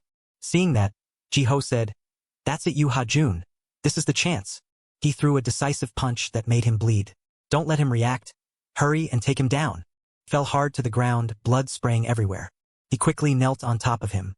Raising his fist, he said decisively, "It's over." He unleashed a barrage of punches at his face. Putting all his strength into it, Gomu Gomu no Gatling. He was hit repeatedly from left to right. After this fight, he'll probably have to get his jaw realigned and get new teeth. Suddenly Jaehan realized something. He told Yu Hajun, "Wait." He looked at Gu Jae-hyuk. But before he could finish speaking, he added another punch right to the bridge of his nose. Now he calmed down. "What's wrong?" Juho Eun stopped. Jaehan thought to himself, could it be that he, looking at that bruised, distorted face, Could he also be possessed? Yoo Ha-jun looked at him and stopped. In a hidden corner, there was someone secretly recording the whole thing. Said, Case G076, Gu Jae-hyuk. Determined unsuitable for possession. That was Hyo Sung-e, 18 years old, action captain of the Snake Gang. The night was quiet, the sky had few clouds, and the moon was high. The repair shop where the battle took place. Gu Jae-hyuk woke up with a dazed look on his bruised face. Around him, his underlings lay flat on the ground. He was confused. What happened? He jumped up. Why am I here? Wait. Clearly at that time, he remembered when his father lay on the bed full of blood. Jae-hyuk looked at his trembling hands. Damn it. I don't remember anything. He clutched his head and shouted. Damn it. What the hell is going on? Hyo Sung-e still stood there observing. Looking back, it's still strange. Possessed. He took out his phone and called someone. The other end asked, How did it go? He replied, Gu Jae-hyuk has woken up. Is it confirmed? Sung-e replied, Yes, clearly confirmed. He is unsuitable for possession. The process has ended and he doesn't remember anything. Suddenly, as if remembering something, and about. He looked at the screen. Yoo Ha-jun. He looked at Yoo Ha-jun and confirmed. It seems true that he was possessed. Back to the city at an apartment building. Yoo Ha-jun stood in front of the door, seemingly still hesitant to enter the house. Worried. If I go in now, I'll definitely run into Mom. Remembering what happened then, he became even more hesitant. Should I wait a little longer before going in? Yoo Ha-jun told himself. He still stood there weighing his options, wondering what would happen if he went in. Suddenly a voice called out, making him snap out of his circular thoughts. It was the group of friends including Jae-yun, Yi-ji, Sejong, and Si-woo. Yi-ji rushed over and hugged Yoo Ha-jun, asking with concern, Are you hurt? Seeing Yi-ji's concern, he felt a bit shy. It's okay. I'm not hurt. His gaze became gentler when he heard the call. Yoo Ha-jun. Turned out to be Jae-yun. She said, I was so worried about you. Hearing that, his face flushed red with shyness. Ki-chun, Sejong, and Si-woo immediately burst out laughing and teasing, making Yoo Ha-jun blush. Being teased by his friends, Ha-jun became even shyer, his face red like a tomato, voice stammering. What's there to be shy about? His expression made Sejong even more certain. A trait of someone flustered is suddenly getting angry. He flusteredly shouted, It's not like that. Jaehan's soul stood far away smiling when seeing his daughter had good friends. He sighed in relief, but he suddenly thought if Gu Jae-hyuk was really possessed. Up until now, the people possessed include Jiho, Eunsu, and Gu Jae-hyuk, a total of 3 people. Jaehan clenched his fists. This certainly wasn't a coincidence. With a serious expression, something must have definitely happened. Morning came. The sun rose high, sunlight shining through the clouds. The school. Yoo Ha-jun walked with his group of friends laughing and joking. Not long after, news of the Black Pig Gang disbanding arrived. He took out his phone. It was a thank you message from the single father and his daughter sent to him. Seeing him smile, Ji-yun said, You look so happy today. You're not the grumpy Ha-jun anymore, are you? He looks cold, but when teased, he stammers, What? Ji-yun smiled. That's really good. She hugged Yi-ji's shoulder. Yi-ji said she'll make tteokbokki at home today. The statement surprised her. What? Turned back and playfully choked Jae-yun. The group of 5 walked together. It seemed everything had returned to its rightful place. Scene changed to Yi-ji's house. She seemed to witness something very shocking, dropping the bag in her hand. She couldn't believe her eyes. What is this? Belongings were packed into cardboard boxes thrown messily outside. Why are my things here? Everyone was stunned. Yi-ji, what's wrong? She approached and picked up the paper placed on the box. It seemed to be a note left behind. The letter said because her mother needed money, she rented out the room. They would return the deposit soon, so don't worry. After reading, her whole body stiffened. The letter fell to the ground. Yi-ji collapsed to the floor. Everyone worriedly called out, Yi-ji! Afterward, Yi-ji went to the real estate office where she signed the contract. They said a contract signed by a minor can be cancelled by parents at any time. Even though Yi-ji tried her best to explain her situation. Jae-yun also helped, but personal matters of a minor. The real estate side was also confused, but before the law, every explanation was meaningless. In the quiet of the night, back to Jae-yun's place. Both were lying next to each other, but Yi-ji turned her face the other way. Yun called out, Yi-ji. She asked, Are you asleep yet? She heard but didn't reply, her expression becoming even more sorrowful. She gripped the mattress tightly. Suddenly, Yi-ji felt something. Yun had hugged her tightly from behind. She comforted her. It's okay. Ji-yeon also cried, I will always be by your side. Everything will be okay. That statement moved Yi-ji to tears. She sobbed but had to cover her mouth to keep from making noise. Are you okay, Yi-ji? Ji-yeon asked, but Yi-ji couldn't stop crying. She wiped her tears, but they kept falling. They comforted each other until dawn. Another day began. Soon after, Yi-ji rented a small room, but by the next month, she couldn't pay the rent. Yi-ji had no choice but to find a part-time job. The manager read the application. Minors under 18 cannot work without parental consent. She spoke up, I don't have parents. Can my friend's parents sign it?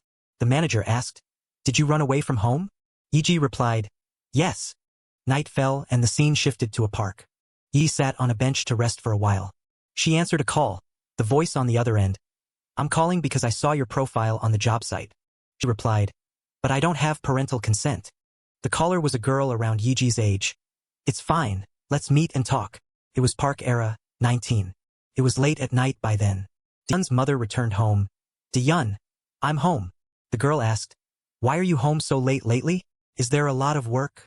Mom replied, Not really. I'm just not used to the new job yet, so it takes a bit more time. The girl wondered, What kind of job looks so exhausting? She said, If you knew, would you help me? Focus on your studies. Di-yeon complained, You always tell me to study. Mom asked, What else should a student do if not study? Di-yeon replied, Like det, drawing webtoons. She replied, You're being cheeky again. The girl hesitated. I like drawing too. Mom tiredly, All right, enough. Help me put this on my shoulder. The girl asked, Here. She replied, Yes, right there. Mom asked, By the way, how is Yi-ji doing lately? The girl replied, She's been skipping school for a few days to find a job. I'm worried. She said, I must pack some food to take to her. At the same time, Yi-ji was also applying for a job at a cafe that was still open late. She said, Hi, I'm Park Era, the manager here. Yi replied, Hello. Era explained, Since the previous person quit suddenly, we need someone urgently. She asked, Is it okay if I don't have parental consent? I didn't run away from home. Era replied, It's fine. I'm not prejudiced. Just do a good job. Yi-ji excitedly, I will definitely do a good job. She asked, Can you start tomorrow? Yi-ji replied, Yes, I can. Era reminded, Wear black pants, neat shoes, and be here before 6. She replied, Thank you. Era said, See you tomorrow. Yi-ji bowed. Yes, I'll be there tomorrow. A colleague asked, Era, are you sure? She's only in 10th grade and wears heavy makeup. She doesn't look trustworthy. She said, You're in 10th grade too. The other replied, Era is a different case. The address is a Gaziwan. Isn't that strange? The other replied, She probably ran away after causing trouble. Era said, Just get to work. It's almost time. The colleague continued gossiping about Yi-ji. The next day, when the sun just started to rise, the city was still quiet. Yi-ji was sleeping dreamily. She thought, I couldn't sleep today either. They said it was soundproof, but it didn't work at all. Yi-ji sat up sadly, touching the wet clothes hanging nearby. Yi-ji thought to herself the clothes still weren't dry at all. The room faced inward so there was no sunlight, and drying them on the rooftop felt a bit scary. She felt so helpless. Nothing was going right. Afterward, Yi-ji went to the welfare center. The person in charge said, You don't qualify for basic living subsidies. She wondered, Why is that? I'm a minor, and my family is struggling. He replied, Because your parents are still alive, and your current income doesn't qualify. Yi asked, What about support for single-parent families? The person in charge checked and replied, The system records that both your parents are alive. She was stunned and replied, Oh. Afterward, Yi-ji hurriedly called her mother. She muttered anxiously, Why isn't she picking up? Yi texted her mother, Haven't you divorced Mr. Yong-ah yet? Pick up the phone. Do you know how miserable I am? Yi-ji thought, I wanted to register for housing support, but as a minor, I can't establish an independent household. No matter how angry she was, she couldn't sever the legal relationship. Korean law didn't allow it. A while later, her mother texted back, I haven't received the compensation yet, so I haven't divorced. I'll pay you. Don't rush me. Just wait a bit longer. Yi-ji thought disappointedly. For a minor, parents are both guardians, and shackles that cannot be removed. When dusk fell, she was working at the cafe from yesterday. Colleagues asked each other, It smells a bit strange here. Must be the rag. Hearing that, Yi-ji quickly said, Oh, sorry, my clothes aren't fully dry. I'll be more careful. The colleague replied, the hostel you're staying at has a dryer. She wondered. Yes. That person said, it costs 1,001 each time you use it. Era came over and asked, Yiji, is work okay? She replied, yes, it's fine. Era reminded, remember to wipe the tables when there are no customers. Yiji replied, yes. A while later, an incident occurred. Era asked a customer, did you lose your phone? He replied, yes, I left it on the table. She said, try using this phone to call that number. He took the phone and dialed. The colleague asked, I hear a vibration. It seems to be in the back. Era said, let me go check. Yiji suspiciously thought, the customer's phone is vibrating in the staff room? Era returned and asked, Yeah, ape-line yourself. why is the customer's phone in your pocket? She wondered, how could it be there? The colleague gossiped, I felt uneasy. She really is the type to run away from home. Yiji replied, I really didn't take it. Manager, please believe me. The colleague interrupted, but you were wiping the table earlier? Then Era grabbed her arm. I need to teach this type of person a lesson. Come with me to the police station. Yiji said, I really didn't do it. Era replied, who would believe someone like you? Suddenly someone spoke up. That's not true. Yiji said it wasn't her. Era asked, who's that? Kim Ha-jun firmly said, let go. Check the CCTV. Afterward, at Yiji's workplace, everyone gathered at the monitor. Era opened the CCTV and said, there's a blind spot, so it didn't record who stole it. Era suspected Yiji was the most suspicious. Park Ji-jun pouted. This has never happened before. Era sternly, since the customer doesn't want to report it to the police, I won't make a big deal out of it, but I can't let it slide. Yiji, you're fired. Ha-jun irritably. Yiji didn't do it. The CCTV didn't record anything. Why are you blaming her? Yiji spoke up. Let it go, Ha-jun. Let's go. It's over anyway. I'll take my leave, manager. Are you worried about me? He frowned. Check the group chat. She blankly followed instructions. Ha-jun continued. Diyun said she'd bring food to your hostel. She immediately checked her phone. Scene shift to Yiji's house. Diyun stood there with a bag of food and thought to herself, is Yiji not back yet? At this moment, she saw a woman carrying 2 large bags of trash. So she thought sympathetically, she must be working very hard. When that woman rubbed her tired shoulders and turned around, Diyun turned away with a shocked face. Mom! And that woman stood in front of someone's door calling, landlord, can I talk for a moment? The man came out and asked, what is it? She asked, why did you say before that you only clean the hallway, and cleaning the rooms returned wasn't much? He replied irritably. He gently recounted, today too many rooms were returned and they were very dirty. I couldn't finish on time. He angrily, I didn't tell them to move out. Having rooms returned is tiring enough. Are you adding fuel to the fire? She patiently, if so, you should pay overtime or hire more people to handle it. He mocked, working is natural. Who demands to do things their own way for comfort? She frowned, I just want to receive fair compensation. He shouted, quit, a useless person like you demanding to work. On the other side, Diyun was surprised to see her mother facing this kind of person. The girl tremblingly approached and called, Mom! Suddenly Jaeha came and grabbed the girl's shoulder. Diyun was surprised and called his name. Yiji stepped forward to question the landlord. The woman saw her and asked, Yiji. The man crossed his arms. What? Ye replied. The contract states the tenant must clean up. If it's dirty, it will be deducted from the deposit. He didn't care and asked back, so what? Yiji smiled coldly. Why don't you use the cleaning penalty money to pay her extra? Why are you keeping it all? She continued. So you collect cleaning fees but make her do it for free? He was startled and shouted, what are you saying? I didn't receive a penny. If you don't want to work, quit. Don't cause trouble. The woman was dazed, and Yiji's hand clenched tight. She turned away. I'm moving out. I'd rather die than live in this place. He shouted in surprise. What? Hey kid. Hey student, where are you going? Diyun's mother looked at her back and called, Suddenly, thanks for watching the video. Truly unlucky. She was stunned when hit. Then she looked down, frowning and asking, you.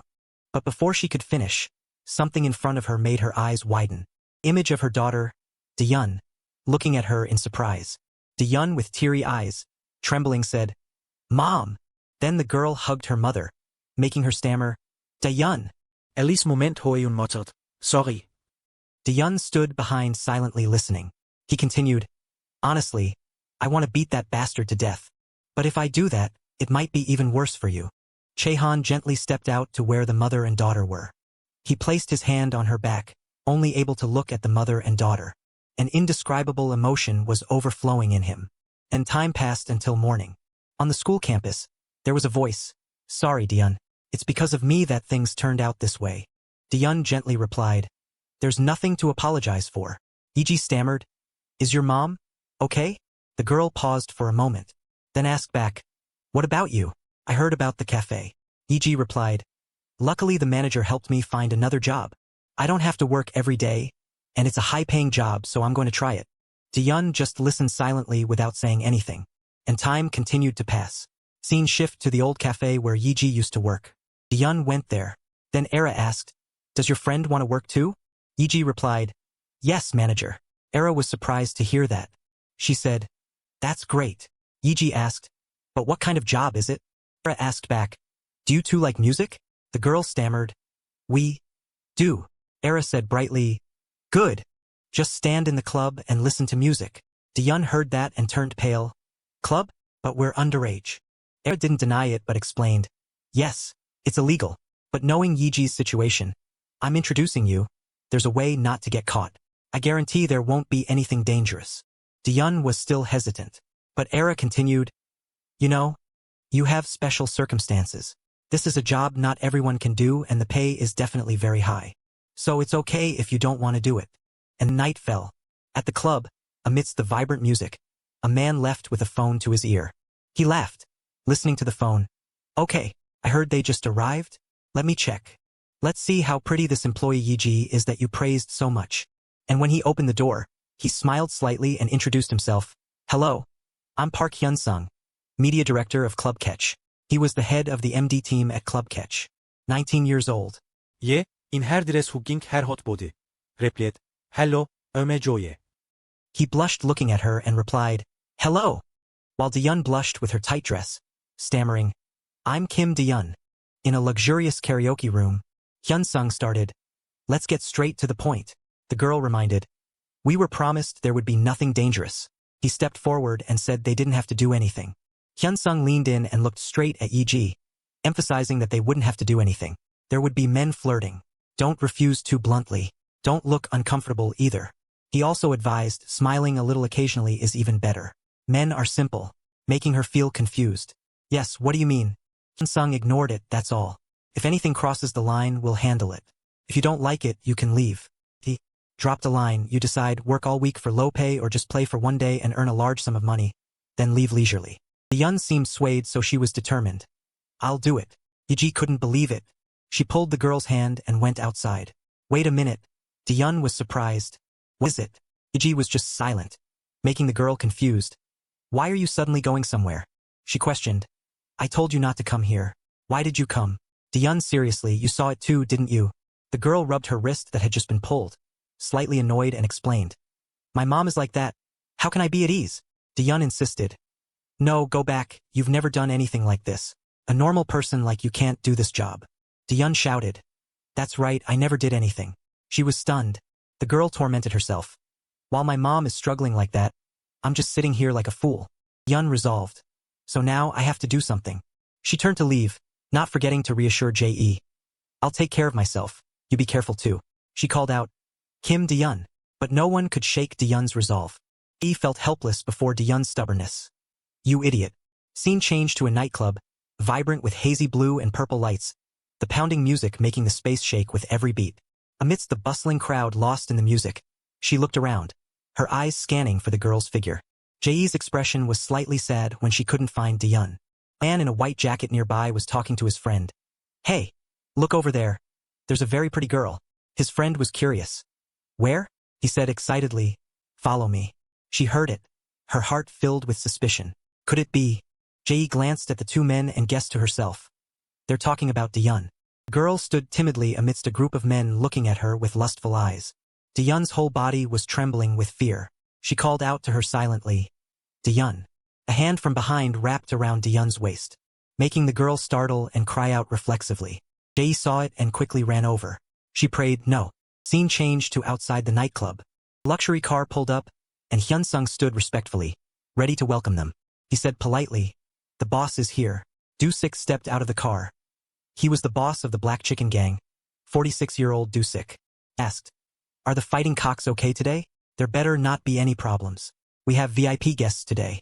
Hyunsung replied firmly, "There won't be any problems, but the quantity seems a bit low." Dusik's expression was briefly annoyed. "Because that guy messed things up, we don't have enough fighting cocks now, no other way. Just proceed for now." He reminded, "Is the merchandise okay today?" Hyunsung said confidently, "Don't be surprised. I've prepared some top-tier young hens." Dusik instructed, "All right, duazuzuao. Tell them to have drinks ready." In the staff room, a voice sounded full of dissatisfaction. "This is a bit different from what you said." "Was Diyun?" she questioned. "Didn't you say I'd just be on the dance floor? You didn't say anything about going into a private room." Hyunsung explained, "Calling it a room sounds a bit strange." He justified, "VIP guests prefer playing in a private, quiet space. It's nothing, just go in and say hello." Diyun refused. "I won't do it." Hyunsung tried to hold her. Then, he offered a price. 10,000 won per minute. "How about that? 30 minutes is 300,000 won." Hyunsung added, "Just sit and leave, you don't have to do anything. If anything happens, we'll come in immediately." The girl hesitated again. Diyun thought silently. 10,000 won a minute. She remembered the scene of her mother being beaten. It seemed her heart had been swayed. Diyun clenched her fists until they made a sound. The girl made up her mind again and emphasized to him, "Exactly 30 minutes." Scene changed to a VIP room. Dusik was happily raising a glass with his men and turned to coax Diyun. "Just relax." Dusik enticed, "You came here today to have fun. If you can have a drink." The girl refused. "No, I don't drink alcohol." He acted friendly. "Is that so? If you're thirsty, drink the water over there." A henchman spoke up. "Boss, who is the VIP today?" Dusik replied, "It's someone at the highest position in the business world." Henchman was curious. "Someone of that caliber came in person?" He answered, "I don't know about that." Dusik glanced at Diyun and affirmed, "Regardless, today must be the most amazing stage." Meanwhile, the girl was lost in thought. "Do I really not need to do anything?" Diyun looked at the water bottle beside her. So thirsty. She picked up the water bottle and told herself, "Just a little longer. Just need to endure 30 minutes. But Dusik's expression suddenly became very strange. He was plotting something with Diyun. Scene changed to the dance floor now. Jae was still searching for the girl's figure. She called out loudly, "Diyun, Vai sirchet everhere in the Nichtclub. Kim Dajeon. where are you?" She suddenly stopped. It seemed she had seen someone. That person was... It was the two men talking earlier. Jae approached to inquire, "Have you seen Diyun anywhere?" The man in the white jacket was confused. "Who are you talking about?" Seheye hesitatet. Kim Dajeon. "The very pretty girl." Hearing that, the man realized, "Ah," he said. They took her into the VIP room. Jae became worried. She quickly ran towards the VIP room to stop them. No. Jae tried to run very fast. Her heart was uneasy. "Diyun." She gritted her teeth. "I will definitely..." A guard blocked Jae. "Only VIP guests are allowed in this room." She tried to explain, "My friend is in there." The guard was firm, "Go back." Seriously, Jae was still stubborn. "I said my friend is in there," making the guard feel annoyed. The guy yelled angrily, "Get lost," then pushed her very hard, making Jae fall to the floor. No. She struggled to get up. "Diyun." Then Jae ran somewhere very fast. She only saw the entrance of the club in front of her. Jae was vague, not knowing where or how to find help. Then she shouted loudly to ask for help from everyone around. "Is anyone there? Help me. My friend is in danger." Two guards watching the door saw this and were stunned. "What's going on? Hey, catch her." One guy restrained Jae. "We'll help you," making her uncomfortable. "Hey, let me go." The other one tried to clear the scene. "It's nothing. Everyone just keep going." Suddenly, someone's figure appeared to stop them. "Wait." The guard holding Jae tried to shoo them away. "Nothing's wrong. We can handle it ourselves." The person spoke up. "At least let her go and then talk." Seeing the guard squeezing her painfully, causing her to cry out, the person reminded, "It seems she's feeling uncomfortable. Unable to be patient anymore." The guard physically assaulted the man roughly. "Get lost." But the man wasn't weak either. He immediately grabbed the guard's wrist, making him angry. "What? You won't let go? You bastard." The man decisively twisted the guard's hand, making him scream out loud. It was Soo-hyun. He growled, "Let her go. Right now." The night sky stretched out. Thick black clouds covered the moonlight. Only a few faint rays of light glimmered on the horizon. At an apartment building. A message from Jae was sent. Diyun is in danger. She also sent the recipient the location. The person said in surprise, "Damn it. It was Hajun." He read the message and immediately called directly, wondering, what is it this time? Hajun worriedly planned to go out. "Why aren't you answering the phone?" Hajun's mother saw him and wondered, "Hajun? Where are you going again?" Hajun replied, "I have urgent business now. Whatever it is, let's talk later." She questioned him, "Are you hanging out with that bad crowd again?" Hearing his mother say that made Hajun surprised. Again, Hajun's mother complained, "This isn't the first or second time. Every time you come home late with wounds all over." He couldn't explain clearly, only could brush it off. "I have my own reasons." She started complaining. "Back in middle school, even though that happened, I still trusted and waited for you. But now my trust is starting to waver. My son." Hajun was a bit annoyed. "What are you saying? Is telling that middle school story really my fault?" Hajun's mother hurriedly clarified. "I mean, you should show me a better side of yourself. Are you studying at all?" He was firm. "I have my own thoughts. I'm not a child anymore." Saying that, Hajun ignored her and turned to leave. "I really have to go. Let's talk next time." She stopped him. "You should think about your father too." Hajun's mother reminded him. "Don't you see how hard your father works?" Hoeun stopped, dead. His face darkened when mentioned. Hajun's tone was full of resentment. "Because of Dad, I've had to suffer enough. Now you're telling me to think about Dad too?" She called him sadly Hajun. Hajun was angry. "Please don't take Dad's side in front of me. At least I'm not causing trouble for anyone." A voice rang out, interrupting the conversation between him and his mother. "Hajun." That voice made Hajun freeze. It was Hajun's father. It seems he heard what just happened. He didn't say anything, just lowered his head and left. Hoeun's father called out, "Hoeun." But in return was Hajun's coldness, so he could only remain silent. And Hajun's father's face flashed with an indescribable sadness. Scene change at the club. Jae led Soohyun rushing inside and straight to the VIP room to rescue Diyun. Over there. Two guards watching outside the room shouted. "Stop him. If we let him in, we're done for." They threatened. "Buddy, if you take another step, you're getting beaten up," he said to Choi Hywook, who was in his body. "Manager, let me handle this myself." Guard was confused. "What are you babbling about?" He raised his fist and charged. But he was just a small fry. How could he do anything to Soohyun? With just one hand, he gently pressed the guard's head into the wall. The other guy saw an opening and punched straight into Soohyun's face. Cursing, "You bastard!" That punch didn't affect him at all. He looked at the guy. Soohyun grabbed the guy's neck, making his veins pop. He lifted the guy up extremely gently and threw him right into the room. Soohyun and Jae rushed in. She shouted, "Where is Diyun?" Diyun was surprised with an incredulous expression. "Jae, what are you doing?" He asked the girl. "Are you Hajun's friend?" Jae was worried about Diyun. "Kim Diyun, are you okay?" The girl spoke up. "You're the Soohyun I met last time? Why are you here?" Hyunsung was annoyed and raised his voice. "What are you guys doing?" She questioned. "Bringing Diyun into the VIP room? What are you planning to do to her?" He acted as if he didn't understand. "What do you mean what?" "Look clearly. She's completely fine." Diyun just stood motionless, only speaking up to stop Jae. "Jae, stop. I was the one who asked them to bring me here." She couldn't believe it and stammered. "What? What is this about?" Hyunsung made them compensate. "Got the situation now? How are you going to take responsibility now?" He approached Dusik to check on him. "Are you okay? Are you hurt anywhere?" He rubbed his wrist. Then Dusik said while holding up the broken watch, "I blocked a flying wine bottle earlier, so this happened. It's nothing big." Seeing it was a very expensive watch, Hyunsung was anxious. "Isn't that a Rolex? It's shattered. If you have to compensate, how much would it be?" "Probably around 50 million won." Hearing that they might have to compensate such a large amount made Jae and Diyun's expressions stunned. He turned to demand from her, "Jae, how do you intend to compensate?" Jae trembled. "I will pay it off somehow." Hyunsung looked down on her. "How are you going to pay such a large amount?" He even suggested in a vile way, "Why not use your body to pay? Try to make good use of your talents, maybe you'll pay it off quickly." Seeing she was being targeted, she covered herself and was firm. "Shut up. I'll find a way to pay it myself." Dusik suddenly spoke up, "Wait, I have a rather interesting proposal." Hyunsung was a bit stunned. "Boss?" He targeted Soohyun. "This kid looks strong. Have you ever trained?" He was confused. "What do you mean?" Dusik proposed, "Try participating in the cockfight tonight." Soohyun was suspicious. "Cockfight?" He explained it was a betting match in the club's basement.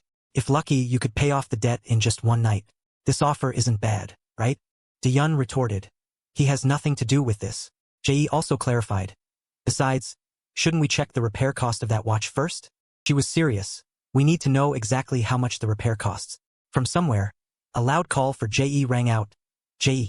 Chiho appeared from who knows where. He launched a flying kick towards Dusik. What are you bastards planning to do to a minor?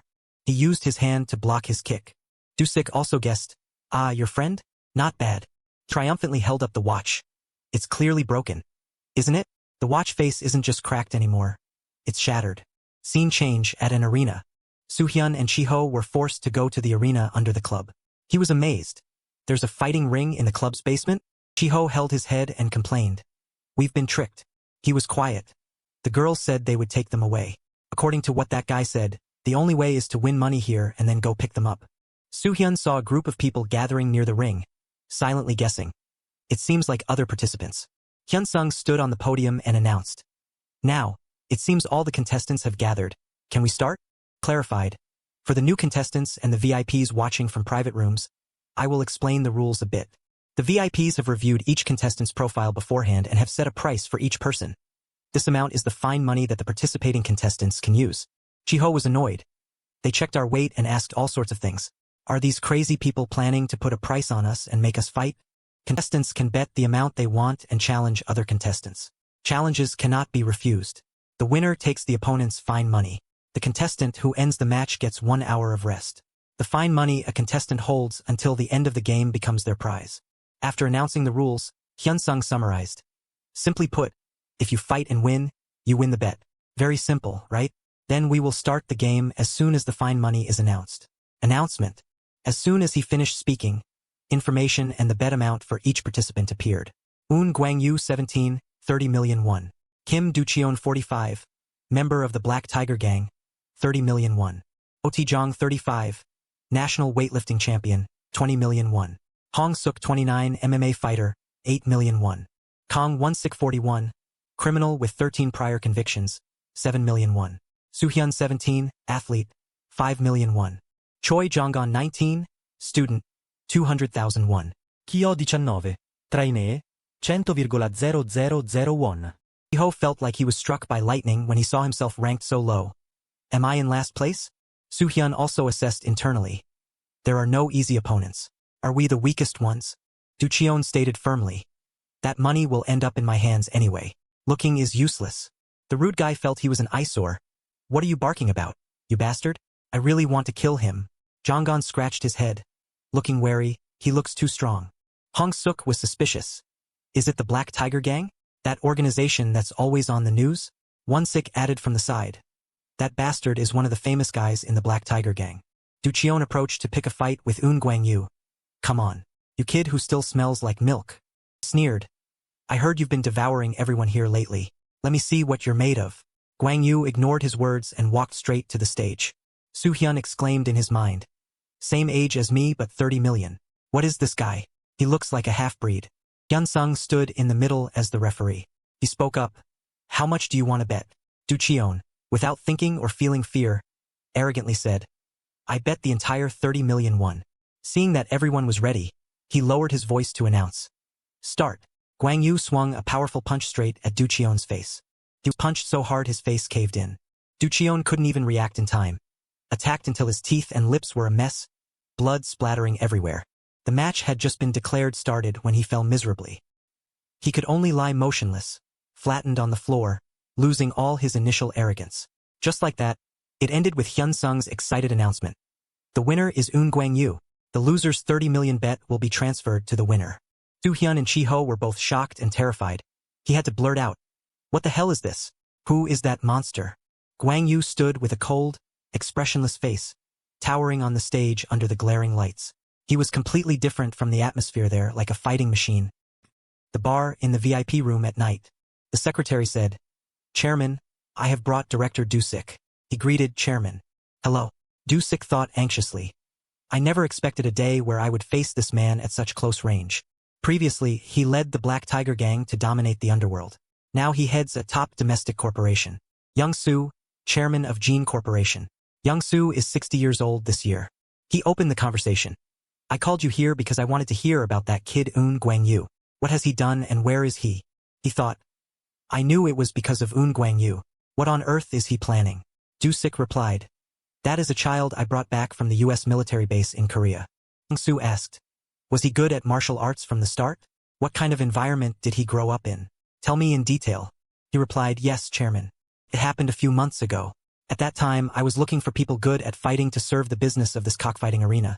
Because even in this world, we need faces with star potential.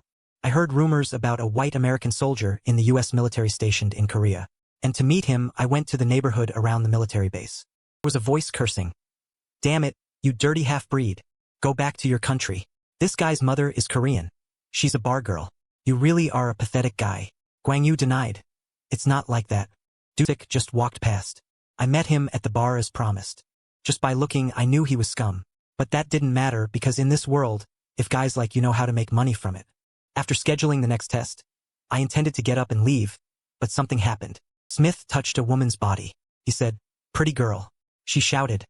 Stop it. Smith asked, how much do you want? Are you free today, babe? The woman said fearfully. This is not the place for that kind of thing. Let me go. Decided to stay and observe for a bit, while checking his violent tendencies. Someone shouted, Mom, and then, right at that moment, Guangyu screamed. Let go of my mother, you bastard. I met Un Guangyu again. Smith acted cocky. What's this, you little brat? She worriedly said. Guangyu. He threatened. Just stand there and watch carefully. Guangyu's mother pleaded. Please stop. He hadn't finished his sentence. I touched your mother. Before he was punched by him, spurting out red liquid. Smith was punched relentlessly. Dusik, standing from afar, was also very surprised, his mouth agape. His two teammates, Edward and Matthew, worriedly called out. Smith, do you want to fight? He said fearfully. This guy, do something to him. Matthew shouted angrily. What the hell are you? But then both of them were also punched relentlessly. Guangyu acted so fast that neither of them could react. I really felt a chill. He is exactly the type of person I am looking for. He asked worriedly, Are you okay, Mom? The scene that followed was something I witnessed for the first time. Even his own mother had to tremble in fear. Gangu hesitated. Mom. Superior violence. Korean law sided with the stationed U.S. military. Un Guangyu needed money to avoid punishment. I gave him money and brought him here. Because he is too strong, there are no opponents. This actually became a problem. Back to the match. The results were displayed on the board. The winners are Hong Suk and Guangyu. The losers are Du Cheon and Won Sik. The second match has ended. Chiho, 19, preparing to be an idol 100,000 won, said to Soohyun, 17, an athlete 5 million won. Since 4 people can't fight in 1 hour, currently only the 2 of us can fight and the other 2 people too, that is Choi Jonggon, 19, student 200,000 won.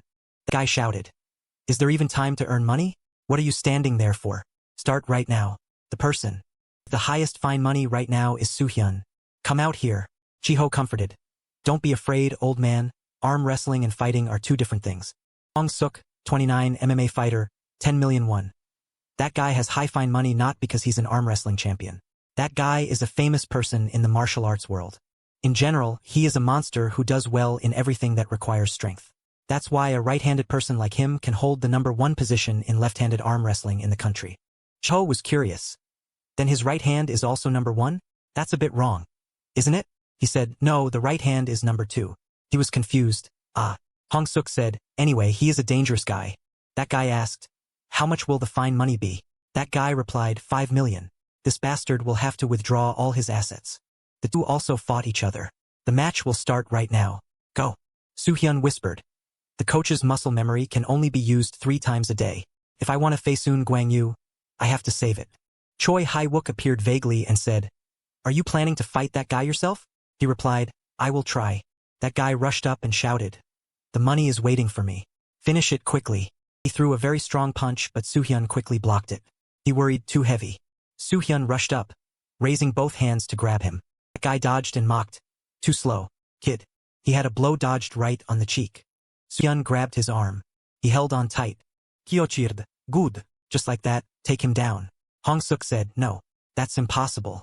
The arm area is too large, surely you can't use grip strength. Is Soohyun a martial artist? Does he not know how to attack at all? He got hit again. Soohyun backed away, then quickly bent down to hug Hong Suk's leg. He shouted, trying to take me down again? Stupid. Chiho said, "Old man, even taking him down is clumsy like that? What the hell are you?" His knee hit Soo-hyun's nose hard. Hong Suk mocked. "What's this, you dog? Are you scared? It's really funny. Damn it, you said you were an athlete. Could it be that you're just a student playing sports for fun? It's a waste of time. Finish it quickly. What have you been muttering about since earlier? If you have mental problems, go to the hospital. You dog." There was a voice cheering, "Well done, Soo-hyun." Immediately there was a punch to the top of his head. Hong Suk was quickly defeated. Soo-hyun despised. As for this part, still green. Brat.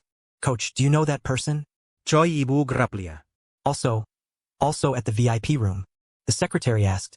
"Chairman, could it be that he is also a possessed person?" Young-soo replied. "Often the case. Superior power appeared in the blink of an eye. Hopefully among them is the one I am looking for. The person truly suitable to be possessed that I am looking for. The win-loss ranking board has added 2 more people. The winner is Soo-hyun and the loser is Hong Suk." Chiho crossed his arms and thought. Right now, the only one who can compete is me. And it seems that guy too, that is Choi Jonggon, 19 student, 200,000 won. The total fine money of both is only a mere 300,000 won. The organizers said they could lend the missing fine money. But it seems neither I nor that guy have any intention of borrowing. Well, let's observe the situation first. Guy said. The VIPs watching the match seem a bit bored. One of them made an interesting offer. The match of the weakest ones. Everyone was surprised. Between Chiho and Choi Jonggon, who is really the weakest? The winner will receive 5 million fine money. Chiho was angry. These bastards really treat me like a joke. Weakest? Me? Choi Jonggon. Get out here right now. The guy said. Start. Go. He suddenly ran away. Chiho was furious. What the hell? Hey, wait there. Hey, fight, it's already embarrassing enough. Don't make me lose more face. Then he raised his leg to kick, but luckily Jonggon dodged. He was annoyed. Dodging? Yonggon was terrified, crying tears. He couldn't even run anymore. Chiho said, Caught you, you bastard. Still trying to run, then raised his hand to punch. He luckily dodged that punch again. Not giving up, Chiho shouted. This, try dodging again, and raised his leg to kick. The kick went over his head, but Jonggon still avoided it. He asked, Wanna try touching once? Chiho was confused. What the hell is this, you crazy guy? What are you doing groping people? Then immediately kicked Jonggon. Smiled. Jonggon used his hand to chop right at Chiho's leg. His leg still kicked straight into Jonggon's chest. He got hit and sat down, collapsing. That guy said, Chiho wins. He muttered. Just now. Hic.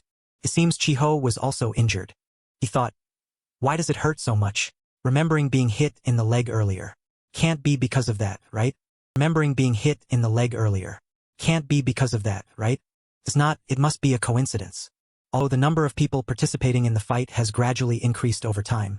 But no one rushed to act, but everyone was observing the situation. Everyone had confirmed each other's abilities and thought there was no benefit in using strength in a rush.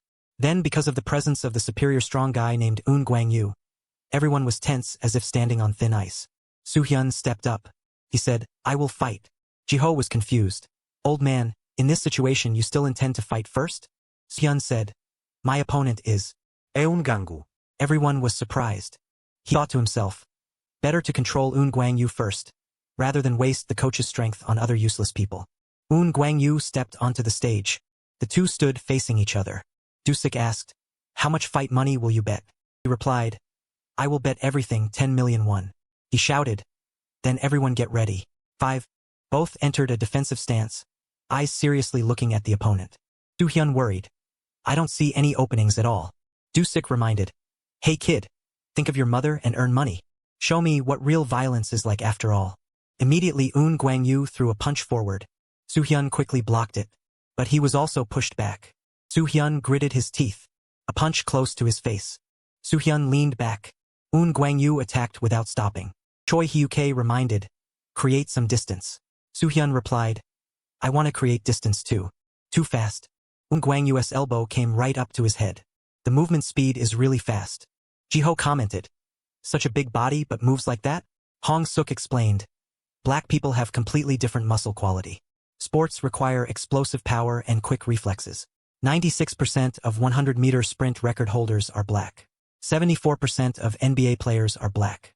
59% of NFL players are black. Can be said that black people dominate these sports. Conversely, in UFC history, There has never been an Asian champion. Perhaps that monster is a special case, inheriting superior talent even among black people. Soo-hyun asked, Coach, what should we do? Choi Hyuk replied, just as I predicted. We only have 2 strikes left. There's no way to win normally. We'll execute the strategy one mentioned earlier. There's only one chance, can you do it? He replied, yes. He shouted. Now is the time. Jiho squinted, confused, wondering. Is he sane?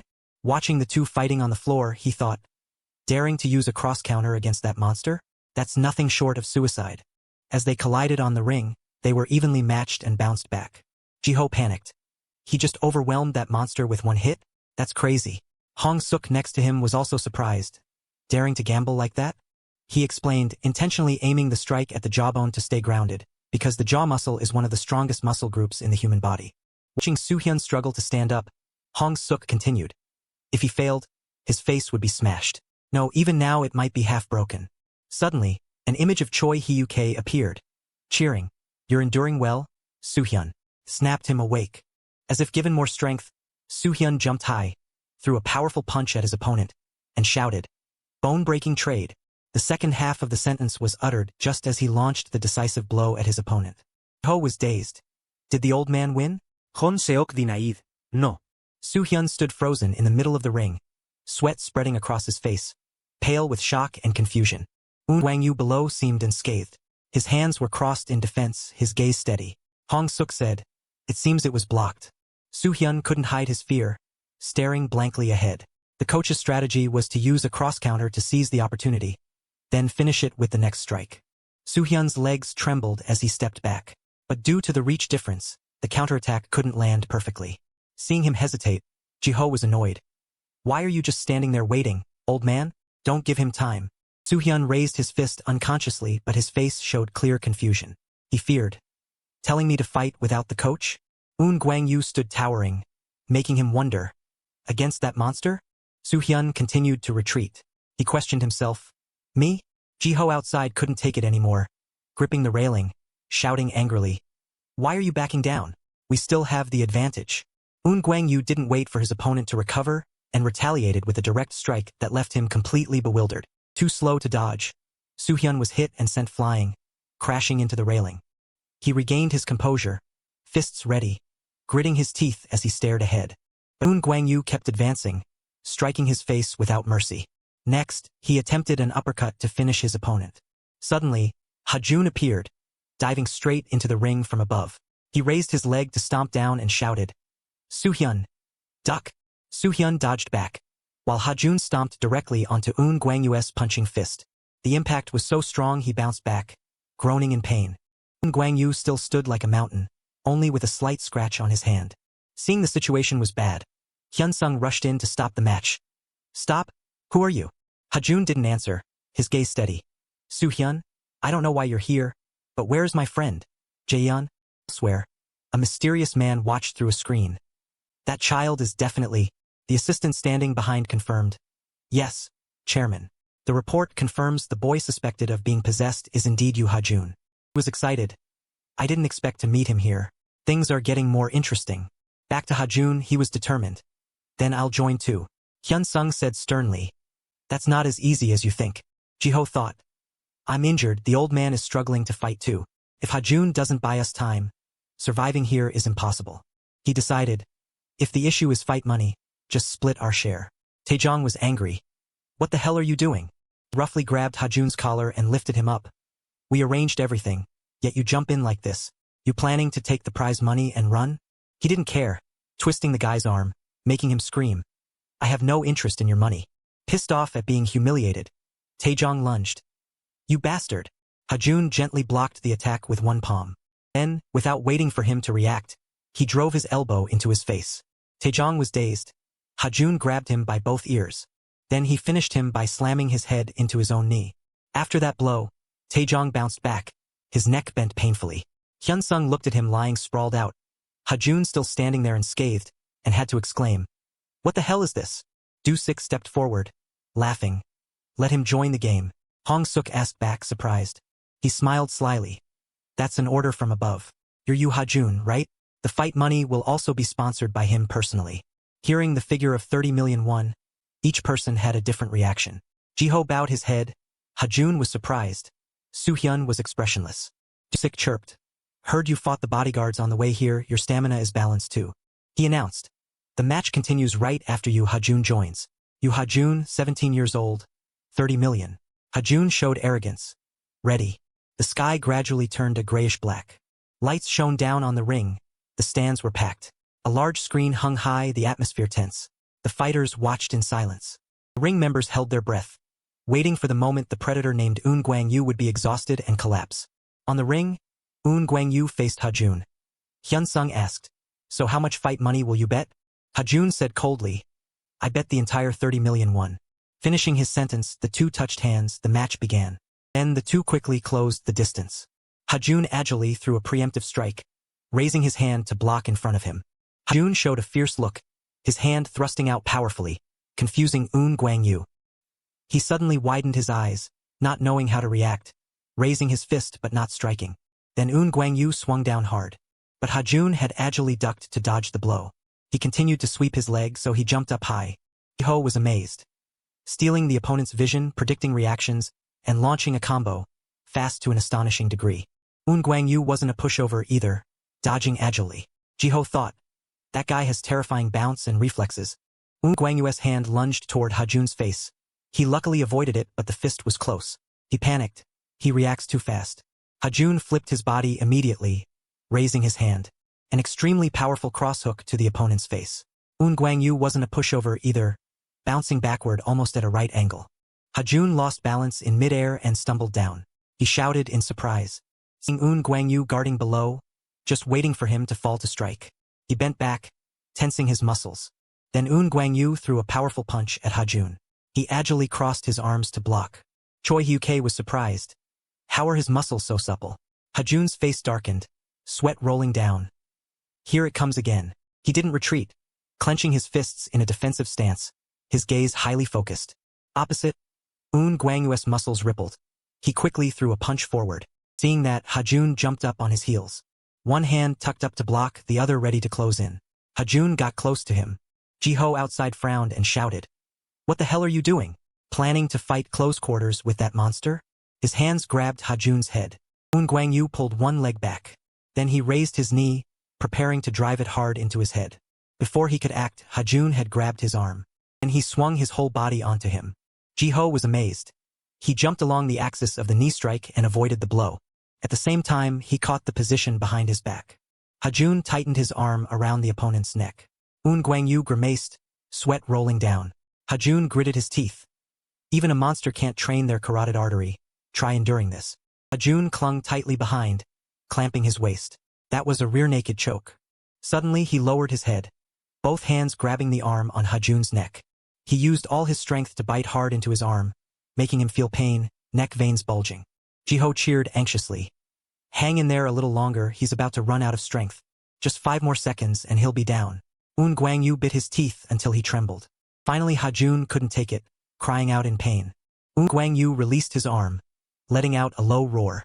Jiho was astonished. This monster, he just broke the lock with pure strength? Both released each other, panting from exhaustion. Choi Hyuk said, I anticipated this situation. To catch a monster, one move isn't enough. But the next move he won't be able to block. While Eun Gwang-yu was hunched over, Hajun quickly reached down to his legs. The source of black people's explosive power is also their weakness.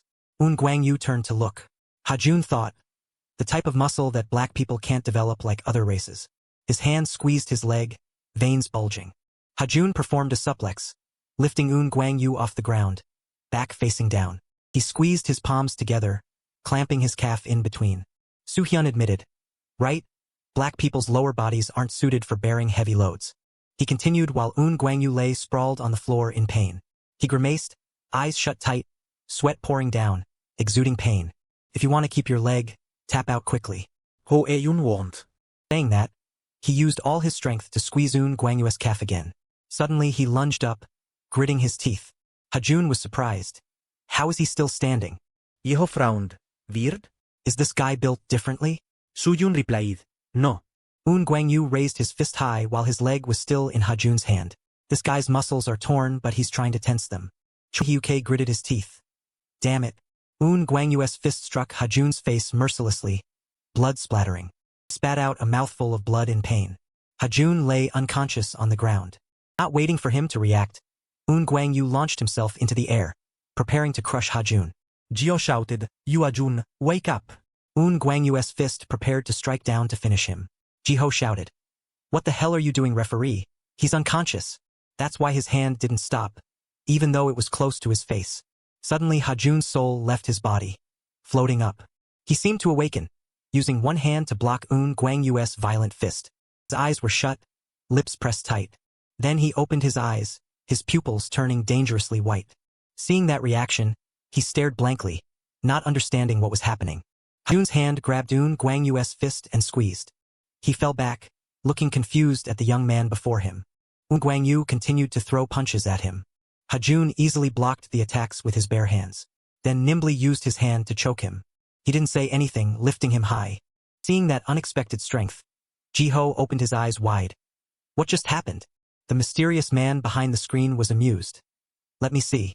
What kind of strength are you still hiding inside?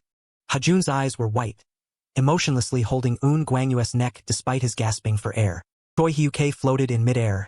What now? What is this space? Why am I the only one here? Damn it, can't control anything. The ring.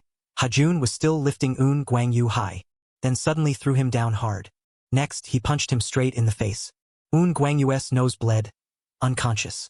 Hajun raised his leg, preparing to finish him. As his leg was about to descend, a foot appeared from nowhere to block it. Stop here. Two streams of power collided, creating an earthquake. The terrifying power sent Hajun flying back. Jonggun smiled faintly. Un Guangyu, if this guy breaks, it'll be troublesome. Hajun couldn't hear anything, crazily lunging to punch his face. Jonggun nimbly dodged. I thought you were only good at jiu-jitsu. Turns out your fighting is decent too. He still smiled, hand curled into a fist, intending to hook under Hajun's jaw. He still dodged that blow. Jonggun suddenly widened his eyes. Oh? Suddenly Hajun switched from standing to crawling, then lunged, then switched to wrestling. Jonggun was interested. Huh? Then he raised his knee, preparing to ram Hajun's head. Then I'll play Muay Thai. He was hit and bounced back. But Hajun managed to land on his hands, then spun to kick his jaw. Jonggun touched his face, excited. You know capoeira too? You learned all those martial arts? His expression gradually distorted, smiling sinisterly. Just like me. Saying that, Jonggun raised both hands. Let's see if you can withstand this? He curled one hand to attack, the other ready. Zingyiquan. Jonggun ran quickly toward Hajun. This is probably the first time you've seen this, right? But contrary to his thoughts, he easily blocked it with the exact same move. He was excited. Then the two punched each other at the same time. Who the hell is this guy? Currently, both are at a stalemate.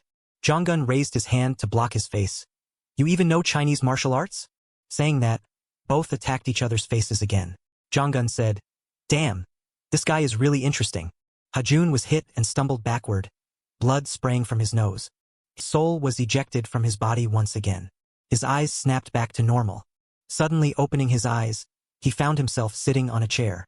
Next to Hajun was Choi Hyuke. He blankly recalled, I was clearly fighting Un Guangyu. Why is Choi Jonggun in front of me? Choi Hyuke reminded him. As expected, you don't remember anything. After being hit in the head by Un Guangyu, you lost consciousness and went crazy. Remember last time? Choi Hyuke recalled. The fight with Li Jinyu. You lost consciousness then too and unleashed strange power. He mused. It seems the same this time. Everything around went dark, only I was left here, completely unable to control the body. Again? I thought it was fine. Choi Hyuke. Put this aside for now, let's worry about putting out the fire first. The image of the aggressive Jonggun appeared. Now he had to deal with that monster first.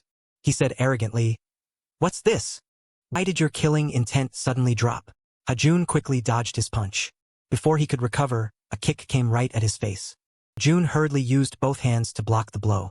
He fell backward, his hands still trembling from blocking that kick. Another blow slammed straight into Hajun's cheek. This blow. Was it that fast? That direct hit left him dazed. Jonggun arrogantly mocked. Your reflexes have clearly slowed down. What's the matter? Blood trickled from the corner of Hajun's mouth. He asked casually, Were you kicked out of the possession state? Or is there a switch that activates it? A switch that can toggle the possession state. That seemingly harmless question made Ha-jun anxious. This guy, how does he know about the possession? I can't move. Jung-gun still wouldn't give up. I guess I have to try hitting you to find out, right? Because you changed when you got hit earlier. He raised his leg, preparing a powerful kick, and shouted, "Switch on!" Ji-ho and Soo-hyun jumped onto the ring simultaneously. "Stop it! You bastard!" A powerful blow struck both of them in the face. Jong-gun reacted very quickly, delivering a kick that took them both down. He looked at Ji-ho. "You're that Ji-ho guy, right?" Ji-ho cursed in pain. "You bastard!" Jong-gun stomped straight onto Ji-ho's face. "You have zero value." Just then, Do-sik stepped in to stop him. "Stop!" His heel was less than a hand's breadth from Ji-ho's face. He announced, "Stop immediately. You're breaking the rules by interfering halfway." Jong-gun wondered, "Is that the only reason you're stopping me?" It was getting fun. Suddenly grabbed Do-sik by the throat. He didn't understand yet. "What is this?" Jong-gun repeated. "I'll ask again, is that really it?" Do-sik panicked. "I don't know who you are, but someone up there is looking for you." He kicked him flying straight into the steel mesh. "Wouldn't it have been better to say that from the start?" In the VIP room, a voice rang out. "Didn't we agree to only fight moderately?" Too excited, Jong-gun. Black Tiger gang member, Choi Jong-gun, 19 years old. Jong-gun didn't hesitate. "You know it, sir. I can't control myself when I see something fun." Ji-ho asked curiously, "Who are you?" The man explained, "You owe Do-sik a sum of money, and I've bought that debt, meaning you officially owe me." Ji-ho said angrily, "Cut the crap. The prize money from the match is enough for us to pay off the debt. Ha-jun beat Eun Gwang-yu, so we collected 60 million. He said calmly, "Do you really think you can hold on to that money?" The three of you barely managed to deal with Jong-gun alone. He was silenced by those words. Ji-ho said angrily, "From the start, that debt was a scam. Weren't we forced to take on that debt?" The man wondered. FCTV. And the testimony from those schoolgirls confirmed everything. "On the way here, I didn't force you to do anything either." The more he spoke, the more absurd Ji-ho found it. "Damn it, but that." The man reassured. "Rest assured, I don't intend to make you pay. What I need isn't your petty money. Set a condition. Just participate in my little game, and I'll wipe out that debt." Ji-ho asked, "Game?" The man explained, "In 100 days, I will organize a survival match. It will take place in a place more interesting than this and much more brutal." Ji-ho, "You think we'll fall for your trap again? Who knows what other tricks you have?" "Then what now?" He offered the final term. "Put the debt aside. Just participate and I'll pay you. If you perform well, there's even a bonus." Suddenly he mentioned Ha-jun, reading information about his family. "You Ha-jun, your mother had to quit her job due to a history of mental illness. Your father is a criminal with a record. Your family is drowning in debt." Ha-jun shouted, "Who the hell are you to investigate me?" The man's voice threatened, "Think carefully. I am giving you the chance to earn money your father couldn't make in a lifetime." Ho-eun was silent. Ji-ho advised, "Don't listen to him. Don't get tricked. You Ha-jun." He didn't explain further. "Details will be announced later. You guys, take them back." Another replied, "Understood, Chairman." Ji-ho was still angry. "Damn it, don't just decide on your own."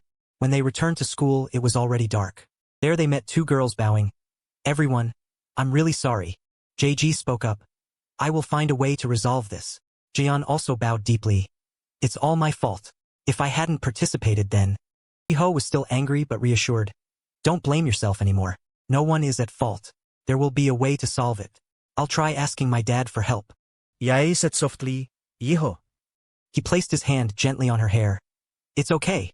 We didn't have any other choice back then." Ji realized something. "Ah." She moved toward Soo-hyun. "I didn't get to thank Ha-jun earlier. Thank you so much." "Ah." He replied softly. "Yes." Taeyeon, "I'm sorry, Ho-eun."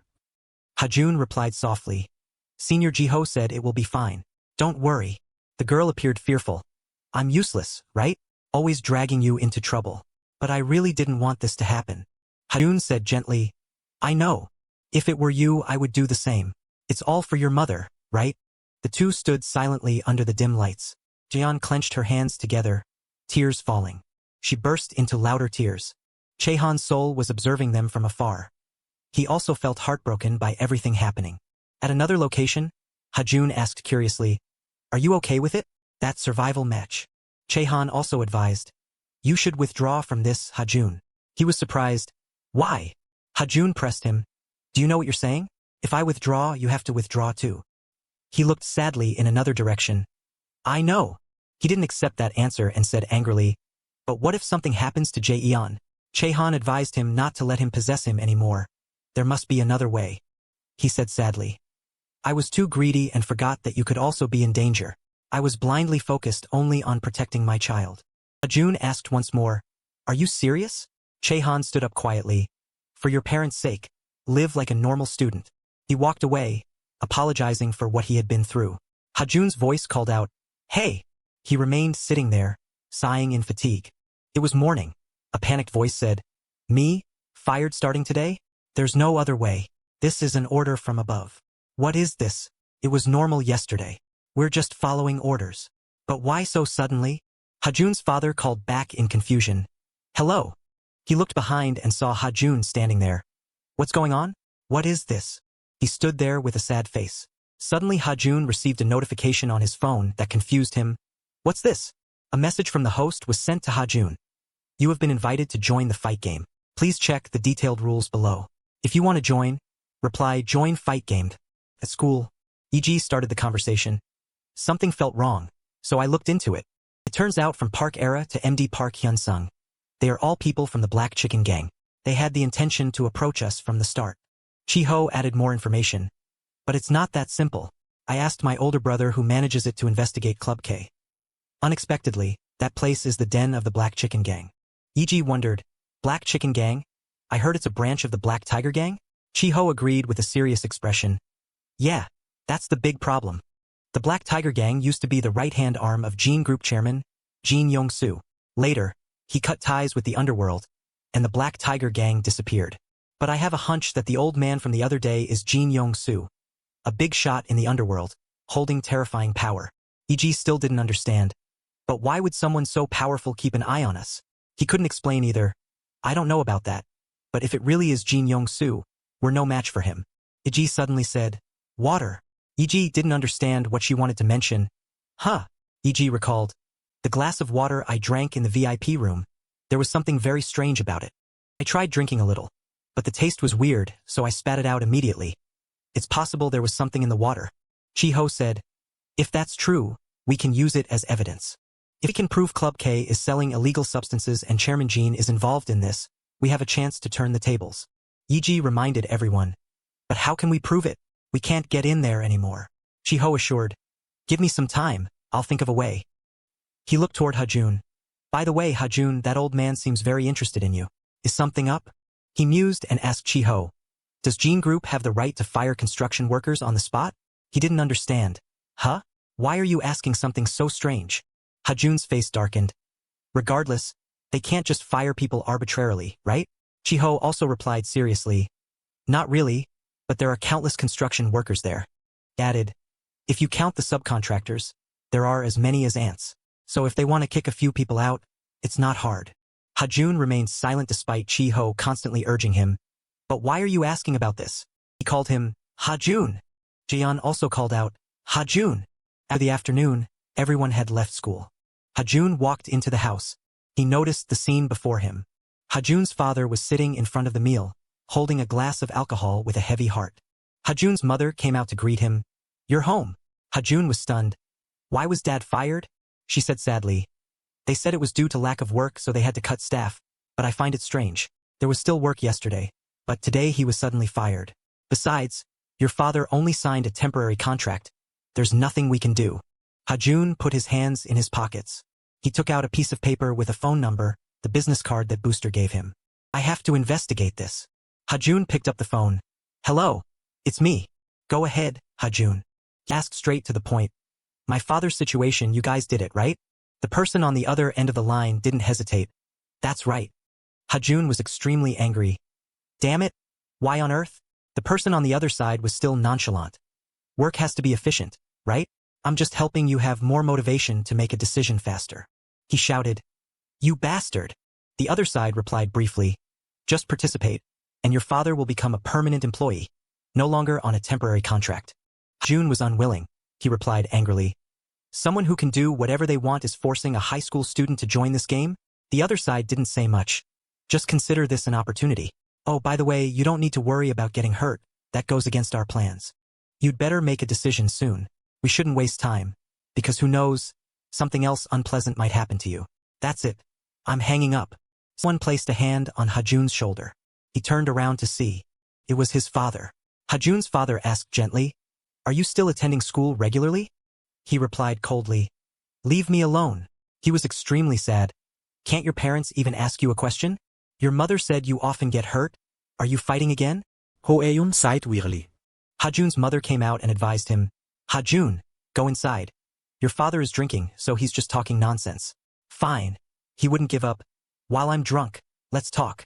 Hajun didn't hold back anymore. "Do you even have the right to lecture me? Worry about yourself first." Hajun's mother panicked and stopped him. "Hajun, don't talk to your father like that." He replied, "He's right." Hajun's father admitted frankly, "I owe you a lot, but if even you are like this, what will your mother do?" He raised his voice. "What did I do wrong?" He criticized. "All you do is collect expensive shoes, then you go around fighting." At this moment, Hajun's mother shouted loudly, "Hajun's father, stop it." He was like crazy now. "Do you know I'm studying shoe design? If you don't know anything, don't judge me arbitrarily." He rushed away amidst her calling, "Hajun!" He hung his head, extremely disappointed. It was dark. Hajun sat alone on the swing. He silently recalled childhood memories. "I don't have many memories of my father. When I was young, he caused an accident and a man lost his life in it. I was only 4 years old then. My father was sentenced to prison. Since then, he has been absent from our family's life for many years. The only memories I have of him are the blue prison uniform that day and his face, pale with fear." Hajun was led by his mother to visit his father. "Please. Since that day, the only image that filled my memory. Please forgive my husband." It was the sight of my mother bowing her head to apologize to others. "My husband has made a terrible mistake." At the park playground, June was playing with a friend. Then that child's father came to pick him up. The child cheered, "Dad!" He ran toward his father. The father kindly fixed his shoelaces for him. Hajun could only stand and watch, unable to say anything. He looked back at the dirty, worn-out laces on his own feet. The child asked him, "Hajun, want to come over to my house for dinner?" Perhaps from that moment, I became obsessed with sneakers. It was already dark. Hajun had just returned home. His heart was heavy with sadness. Hajun's eyes caught sight of those old sneakers. He reassured himself, "It's just a pair of shoes. What's the big deal?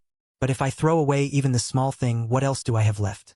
Hajun stood still, holding the shoes. "Dad!" The image of Hajun's mother kneeling to apologize to others appeared again. "I am truly sorry." The other person helped her up by the shoulders. "Get up." The two children without fathers looked at each other. Perhaps that was the first time Hajun and Jaeyeon met in such an awkward situation. To Jinil High School, Chiho discussed strategy with the group. "Tonight, we're breaking into Club K." Chiho said seriously, "There are 2 targets in our plan this time, the drugs and CCTV. Iji asked in surprise, "CCTV?" Chiho frowned, his face tense. "The club only has 1 entrance, so everyone who enters or leaves is recorded by the camera." He crossed his arms and declared, even if Chairman Jean didn't show his face, his assistant was definitely filmed. He walked them all the way to the door. Iji analyzed with a serious face. "But if it really is Chairman Jean, is that CCTV footage enough to confront him?" Chiho replied, "It definitely won't take him down immediately." Chiho added, "But at least it will make Chairman Jean nervous, and he'll have to deny any connection to Club K. And then, he'll have to deny his relationship with them too." Chiho, with a determined look and a confident voice, said, "Then there will be no reason for Chairman Jean to mess with them anymore." Don wondered, "But how can we get into Club K?" Chiho smiled confidently. "He has a way." Cut to Chiho and Hajun dressed as beer deliverymen. Chiho smiled friendly and said, "Delivery is here." They were able to disguise themselves because Chiho's company happened to partner with the distributor supplying alcohol to Club K, so Chiho asked the manager for a favor. As a result, they could cover a shift for a day, posing as alcohol delivery staff at Club K. The problem was that, afterward, they didn't know where the drugs and CCTV were. They also didn't have access to restricted areas. Chiho pulled his cap down and pretended to ask, "Can I use the restroom for a moment?" The unsuspecting employee pointed him toward the restroom. Chiho and Hajun moved quickly, slipping past the staff supervision. They snuck into the main hall and took off their caps. Chiho said, "We have to start searching." Chiho and Hajun began searching every nook and cranny. From below to above, the two coordinated smoothly together. June used a lighter to trigger the fire alarm system. The fire flared up, but it seemed the alarm system had issues. Hajun said, "Is the fire sensor here this slow?"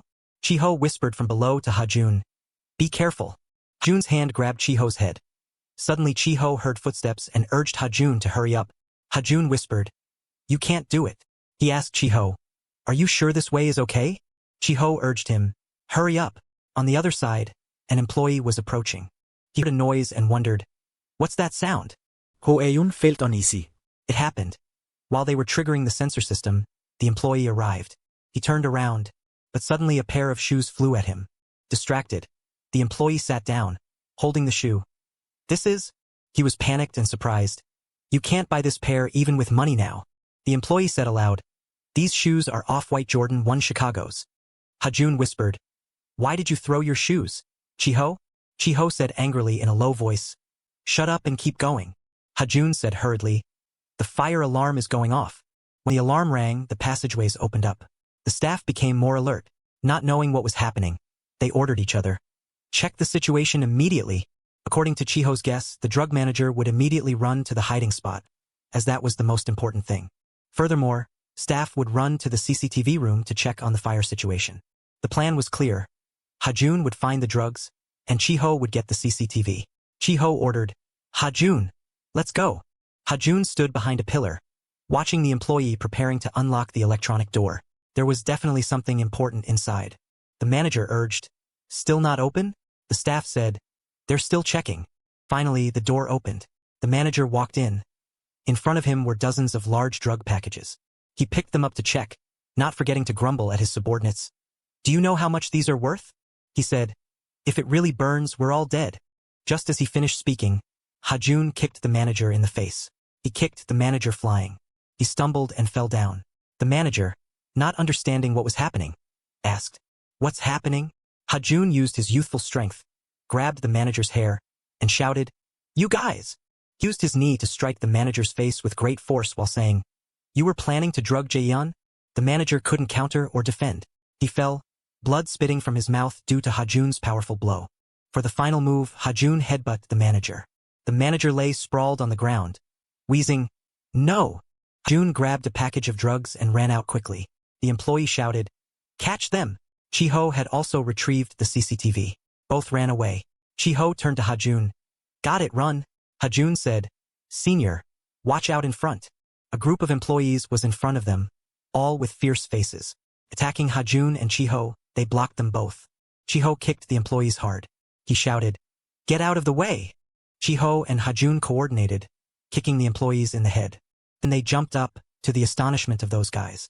Chiho and Hajun kicked them hard in the face, giving them no chance to counter. Both landed without a single wasted movement. Suddenly Chiho and Hajun looked ahead in astonishment. In front of them was another group of employees, extremely tall and numerous. Hajun knew they couldn't fight them, so he asked Chiho, "What now?" With no other choice, Chiho said, "Go back the way we came." But they didn't expect to be surrounded from behind. Chiho didn't know they were blocked from behind. He urged, "Chiho, hurry, run." On Hajun's side, the employees rushed forward, preparing to take him down. On Chiho's side, it wasn't any better. Both were being attacked. Suddenly, a deep voice shouted, "Everyone, stand down." It turned out Jaeyeon and Yiji had called the police. Two officers said, "We received a report about drug trafficking." Cut to the police station. They said they understood what Chiho's group reported. The police said, "Based on Chiho's group's testimony, we will send the confiscated evidence today to the Forensic Institute for investigation." Yiji asked anxiously, "How long until the forensic results?" The officer replied in a low voice, "About 4 days. If it's indeed drugs, this case will be investigated clearly." He said seriously, "We will contact you later, so Chiho's group should go home. And if anything happens, remember to report it immediately." The officer asked Officer Lee to take Chiho's group home to ensure their safety. Officer Lee frowned and asked, "Is he really planning to investigate this?" The officer asked back, "Is there a problem?" Officer Lee warned the officer to be careful because of the drugs, the underground fighting ring, and even the conglomerate chairman. These words came from the mouths of students. The officer didn't back down, saying passionately, "But even so, we still have to investigate." The officer's eyes were full of determination. The Black Chicken Gang has a ton of criminal records involving illegal activities. Officer Lee warned him, too much enthusiasm isn't good. Having said that, Officer Lee bid farewell to the officer and walked out of the room. Officer Lee made a phone call while walking. He grumbled while saying, "What a pain." He spoke to someone on the other end of the line. He called that person's secretary Kim. 4 days later, the police informed Chiho's group. The Forensic Institute has the results of the ingredient analysis, and what they gave the police was not drugs. Chiho shouted angrily, "A pile of white powder hidden in the club's warehouse, and it's not drugs?" E.G. also insisted, "The drinks there clearly tasted strange." Jaeyeon added, "There was even an underground betting ring in the basement." Suddenly, a familiar voice called Ha-jun's name. Hearing his name, Ha-jun turned around. His eyes suddenly widened at the person appearing before him. It was Ha-jun's father, along with Officer Lee. He asked him, "Why are you at the police station, Dad?" His friends and Ha-jun were stunned. He asked anxiously, "Why is he here too?" Officer Lee seemed to realize something. He gripped Ha-jun's shoulder and asked, "Is this your father? What a coincidence." Ho Eun nodded. Officer Lee recounted, "Last night, there was a hit and run." He continued, "And in that case," with a serious tone, Officer Lee recounted the event. Ha-jun's father was arrested on suspicion of being involved in the case. Ha-jun couldn't believe the truth. He asked his father, "Did you really do that?" Officer Lee said seriously, "I'm sorry, but all the evidence and circumstances show that Ha-jun's father is involved in this incident." Beside him, Ha-jun's father just kept his head down. He could only stand still. Ha-jun stepped forward anxiously to confirm, telling him to say something. "Did you really cause the accident and run away?" Ha-jun's father called his name in a sad voice. He forced a smile and explained that he didn't do it. Officer Lee grumbled, "Silent before, but now changing your tune in front of your son." He urged, "Go inside and keep talking." Ha-jun's father said to him as he walked, "Don't worry about me. I really didn't do it." Ha-jun's face showed an expression full of worry. The officer came up to Ha-jun and suggested, "Can I talk to him alone for a bit?" Cut to the meeting room. The officer crossed his arms and advised Ha-jun. "Currently, there is no official conclusion that Ha-jun's father is the perpetrator. The police are still investigating." Ha-jun looked serious and asked the officer, "You said earlier it was a truck accident?" Ha-jun said with a determined look, "But my dad was fired a while ago. How could he still be driving a truck? Moreover, that truck belongs to the company my dad worked for." The officer crossed his arms and explained, "Last night, Ha-jun's father went to the company. He said he was getting the keys to clean out his personal belongings in the truck. Ha-jun still didn't think his father did it. He asked, "But then he drove off and caused the accident?" The officer recounted the event. Ha-jun's father claimed he returned the keys right after and went to drink alone at a roadside bar. But in the company's records, he continued, the keys were only returned after the accident happened. Also, your father has no evidence to prove he is innocent. Ha-jun asked skeptically, "But why would my dad do that?" The officer looked determined and analyzed the motive. He said it was very clear that Ha-jun's father did it. Ha-jun was shocked by what he heard. The officer explained, Ha-jun's father might have been angry about being fired. He advised him, "Of course, this is just a theory, so don't think too much, Ha-jun." The officer mentioned an important detail. The dashcam recorded a figure very similar to Ha-jun's father. Additionally, footprints matching his shoes were found at the scene. Officer explained thoroughly, "I'm sorry, but the current situation is completely unfavorable for Ha-jun's father. I'm truly sorry to have to say this." Ha-jun listened, then went silent, his face expressionless. Ha-jun said coldly, "It's okay. This isn't the first time." He turned his face away as if used to such things, just not expecting it to happen again. The officer asked further, "But do you think this case is related to the club incident? Both happened at the same time. It's a bit suspicious." Ha-jun listened and agreed. "It's possible." But he said in a low voice, "Let me think about it more." Cut to a quiet evening, at the apartment complex where Ha-jun's family lives. Ha-jun's mother's voice called out anxiously, "Ha-jun, you're home?" Ha-jun replied hurriedly, "I just heard everything from the police about Dad." She reassured Ha-jun, telling him not to worry. Everything would be fine. Ho Eun replied coldly, "Worry?" Ha-jun, with an emotionless and cold face, "Why should I worry about someone who caused a hit and run? If you do something wrong, you have to pay for it. That's only natural." Ha-jun's mother tried to convince him, "Your father didn't do it." Ho Eun. Ha-jun replied in a hopeless voice. He told her not to use the excuse of being family to cover for him. He said, clenching his fists, "Look, all the evidence points straight at him. It's very clear. And besides, he was drinking before it happened. You keep bringing up how Dad had a similar criminal record back then. Hajun's mother's face is full of worry and fear hearing him bring up the past. Hajun's mother keeps approaching him, trying to convince him that Dad didn't do it. The previous truck accident was just due to brake failure. Now, every word is useless to Hajun. He brushes her hand away and shouts, "That's just an excuse," he says angrily. If he wasn't at fault, why did he lose the lawsuit? Why live like a loser, always bowing his head like that? Isn't it all his fault? Hajun lowers his tone and says coldly, "So this time, Dad could also be the culprit." Hajun's mother looks down, silent for a long time. Hajun's mother starts confiding in him. When Hajun was in middle school, something like this happened too, right? Hajun asks in surprise. What? Hajun's mother says gently. Actually, back then, she confides all the worries in her heart. She had doubted Hajun. Hajun hears this, his brows furrow, his face worried. Suddenly, he seems to remember something. Scene change to the morning at Hajun's apartment years ago. Hajun's father says in a low voice to Hajun's mother, "Eat. Worries, you need to eat to have strength." Hajun's mother asks worriedly, "What if Hajun really hit someone? If our son really did that?" His father reassures her, asking what she's talking about. Didn't Hajun say he was framed? Hajun's mother says, "But everyone says so." She bows her head, her voice full of anxiety. In real life, on the internet, everyone says Hajun caused trouble. Hajun's father convinces her. Hajun couldn't have done that.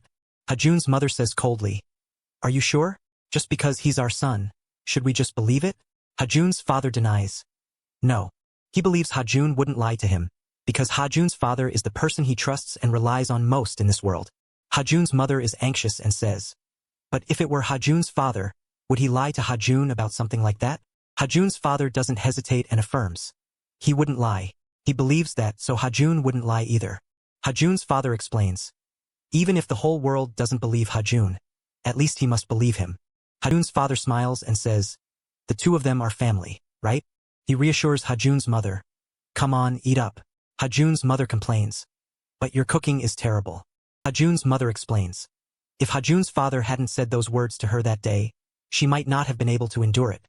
Hajun's mother asks Hajun, "Did your father tell you he didn't do it?" Hajun's mother smiles reluctantly. If Hajun's father said it, it couldn't be a lie. Ho Eyun. She explains. Because the person he trusts most is Hajun.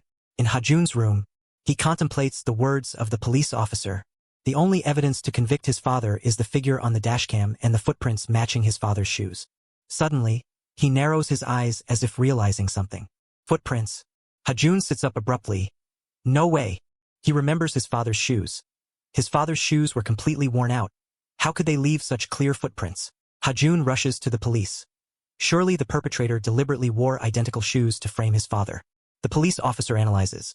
If what Hajun says is true, then Hajun's father is definitely not the culprit, because the footprints at the scene were still very clear, like new shoes. He asserts. It's possible the person who caused the accident is the same person behind the club case, but since no illegal substances were found, the police couldn't expand the investigation. The police officer muses. Without concrete evidence, just suspicion, we can't start an investigation. Hajun asks, is there no other way?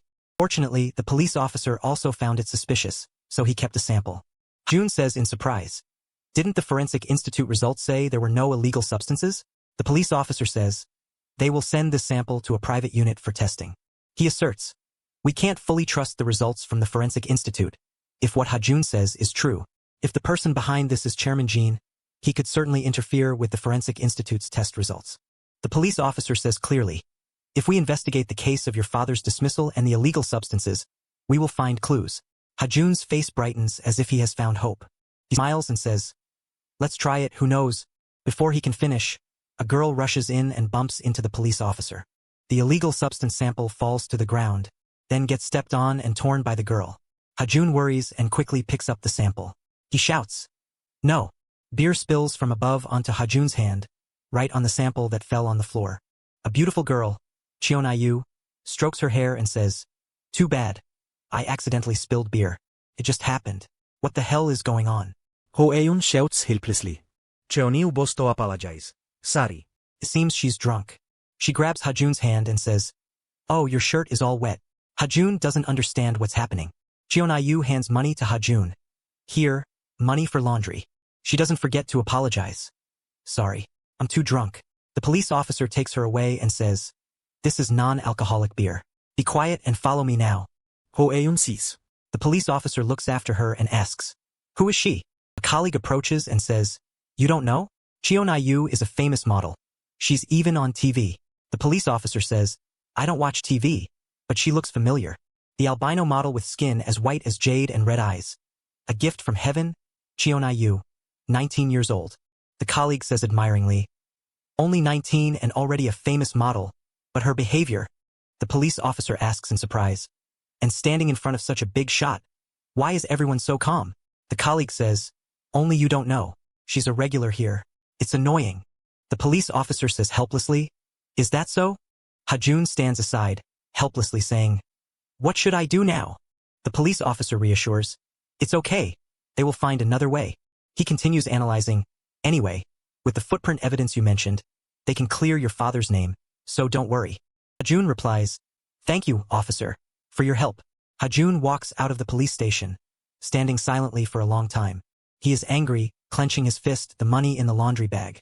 Hajun looks at the money and says, what a strange person. Suddenly he discovers a piece of paper inside the money.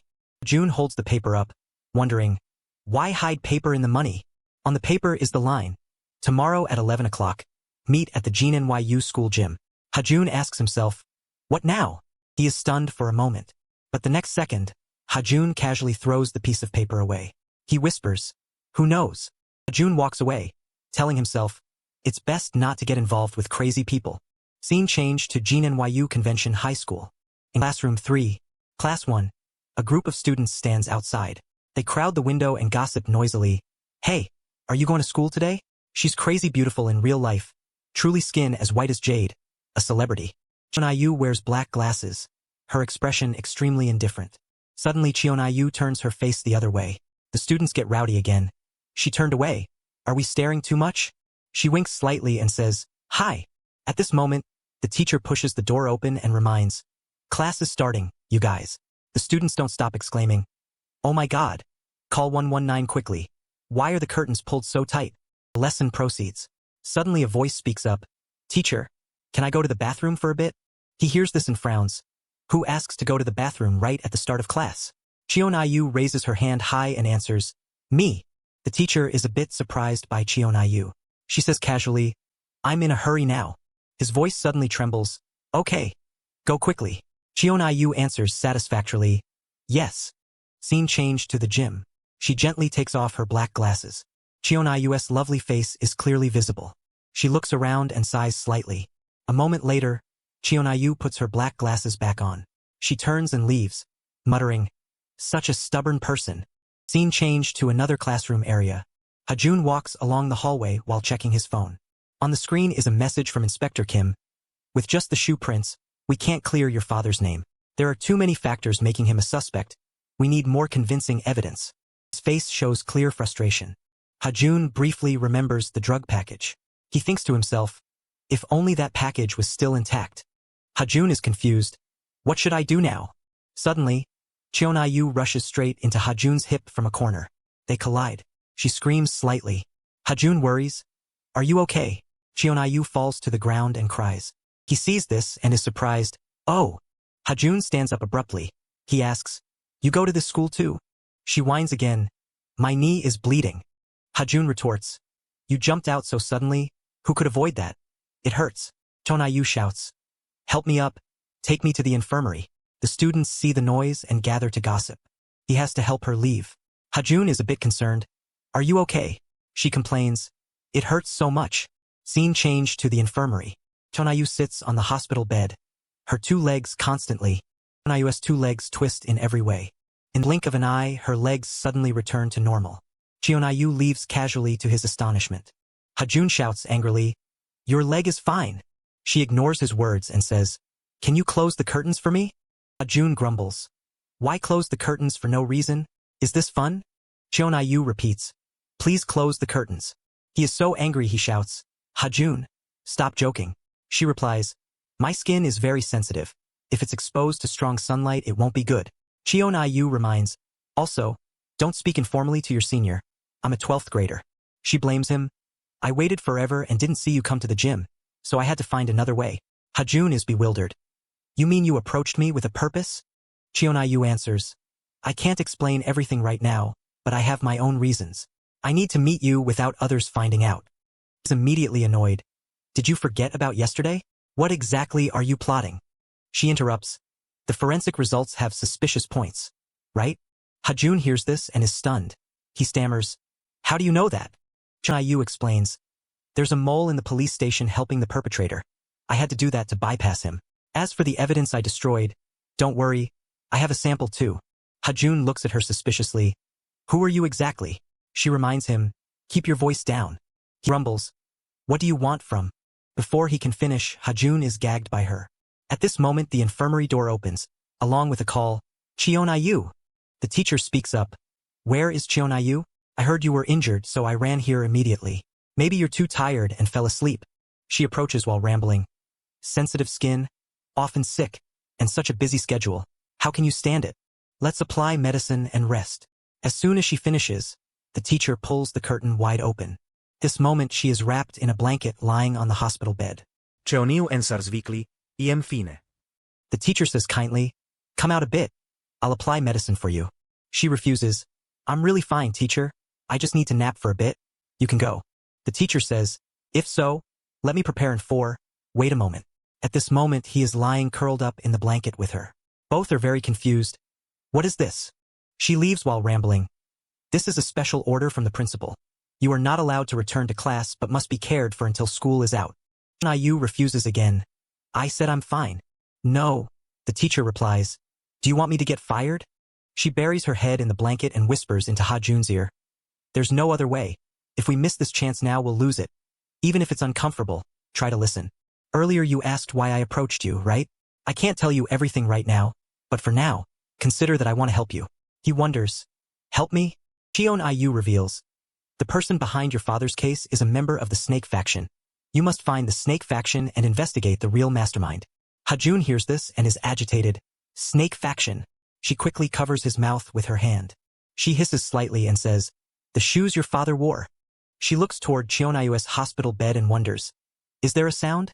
She whispers. That was an old shoe model, but it was a limited edition released. Not everyone could easily buy it. He thinks to himself that it was the pair he used to wear and then discarded, which his father later used. Cheonayu recounts. If someone bought those shoes now, they would definitely leave traces. And I have tracked those traces, and even identified the buyer's characteristics. The man who bought those shoes is the person bearing the mark of the Snake faction in the 12 Zodiac organization. Hajun asked curiously, but there's almost no information on the Snake faction. How can we approach them? She replied, I have the information right here. Just then, the teacher approached the hospital bed. You're not asleep yet, right? All right, let me give you your nutritional injection. Cheonayu, still hiding under the blanket, whispered. Within the 12 Zodiac organization, there's a leading group, while the others are just puppets manipulated to their will. Originally, the 12 Zodiac was established for the tiger subjugation lineage. He asked softly, Tiger subjugation lineage. She stood in front of her bed. Cheonayu didn't notice. She said quietly, and I am one of the people who can hold information about the Snake faction. I am Cheonayu, leader of the Rabbit faction. At this moment, the teacher's voice rang out, Wake up now. He pulled the blanket off her. The teacher said gently, Sleep after this injection. Cheonayu whined again. I hate injections, teacher. Hajun quickly crawled under the bed to hide. Scene changed to the school hallway. Hajun shuffled down the hallway. Suddenly, Hajun's eyes flashed with surprise. Called out softly, Uncle. Before Hajun's eyes was Chehan's spirit. He said urgently, I was just looking for you. This is very important. I need to be possessed. Approached Ahun Chehan refused softly. No. He wondered, Uncle, what's wrong? Hajun stared at his fading back. He called out helplessly, Uncle. The sky gradually turned to dusk. At this time at the police station, Chehan's face showed clear contemplation. He stood outside the detention cell. Chehan looked painfully at Hajun's father sitting huddled in the cell. It was also getting dark. Hajun walked alone through the crowded streets, holding a piece of paper in his hand, wondering, what's so secretive that every time we meet, you leave a note? On the paper was a message. Tonight let's discuss information regarding the Snake faction in a more private place, and someone else will join this meeting, trust me. The address is on the back. Hajun thought to himself, Although it seems suspicious, for now, there's no other way but to go to that meeting place first. He slowly entered a small building. He walked towards the restroom, thinking, can I change clothes here? Hajun opened the restroom door. A moment later, he had changed into different clothes, wearing a hat and mask to cover his face, then left the building. He wondered, maybe they just hung the sign up for show, right? Scene changed to a luxurious building. Hajun looked at the scene before him, stunned. Cheon-i's voice rang out. You found the right place. She asked, did you shake off the tail? He was confused. Is this really a massage parlor? Hey, didn't you say we would talk in a private place? Cheon-i declared confidently. Don't worry because this facility is run by the rabbit faction. The kids in the rabbit faction are like family to me. This is the most reliable place.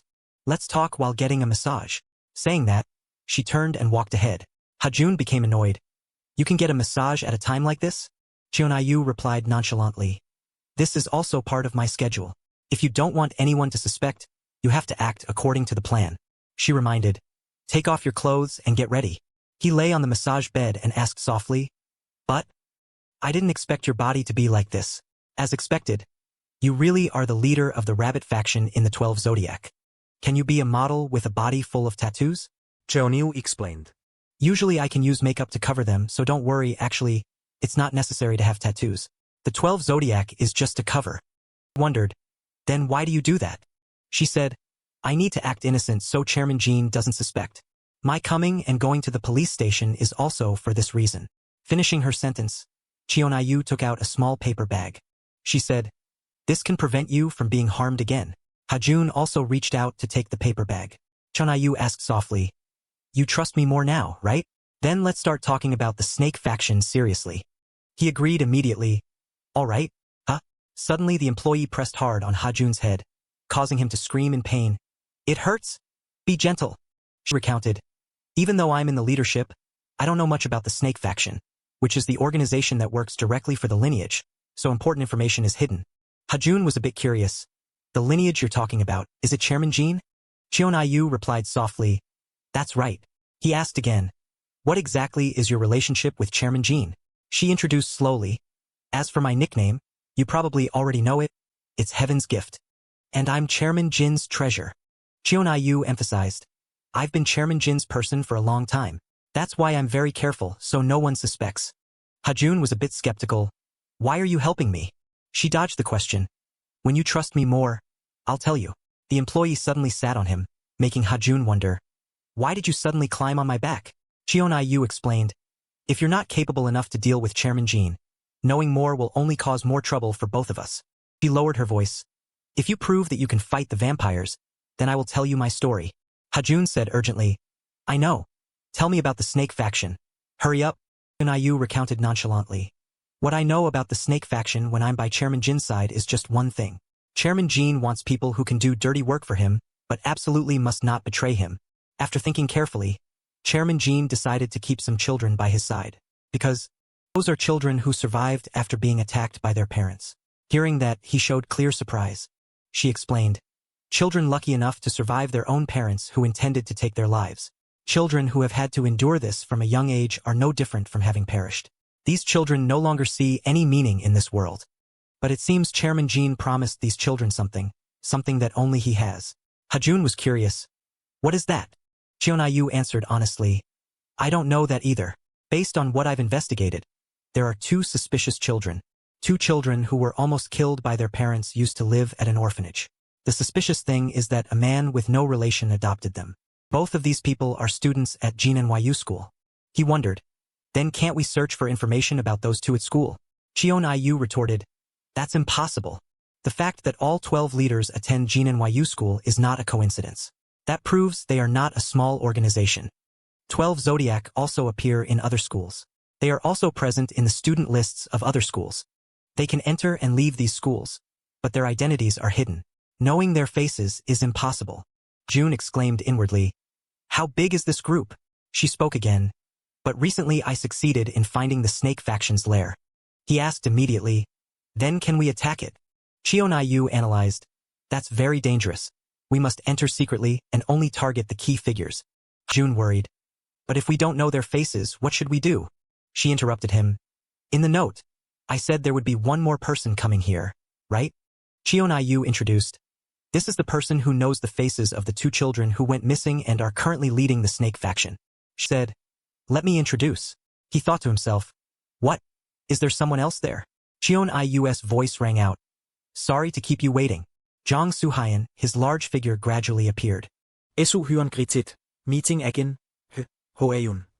He saw that and was agitated. You? Why are you appearing here? Cheon-Yu reiterated. The two children who survived after being attacked by their parents are now leading the snake faction. When those two children were at the shelter, there was another child living there too. That child is Jong Soo-hyun. He also recounted. And took me out of there.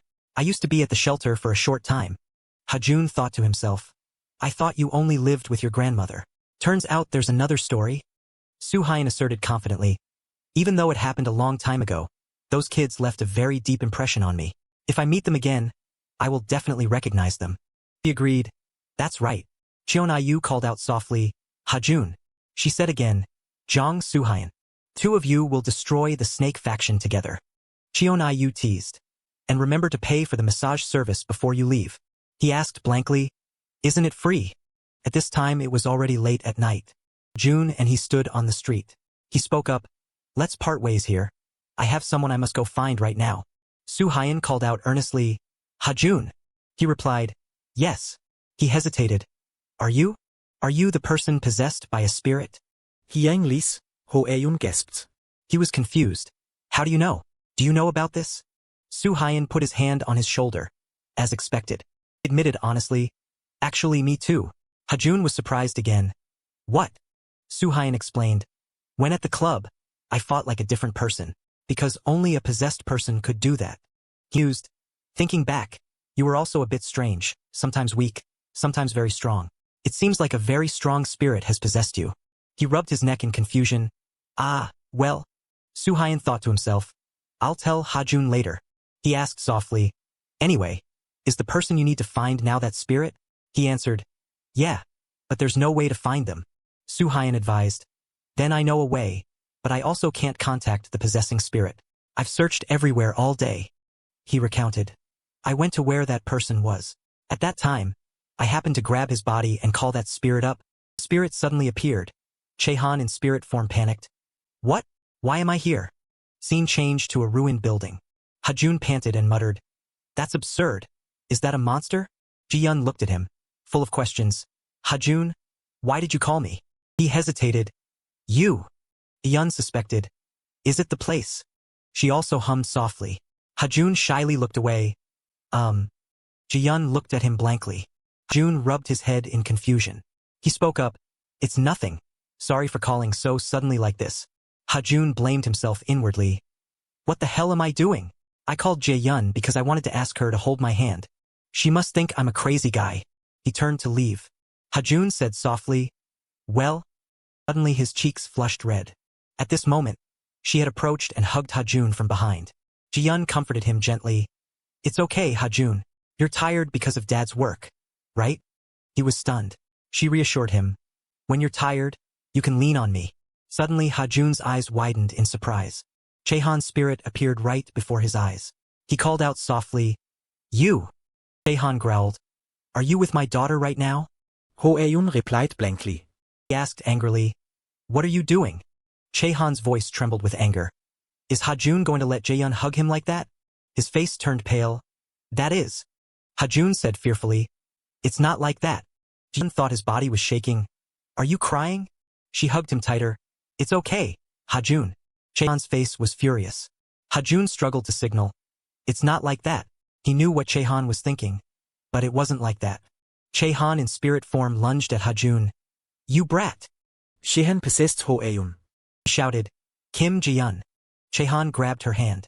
He yelled, Go inside. It's midnight, what are you doing outside with a boy? Ji-yun? Your mom is worried. Ji-yun was full of question marks.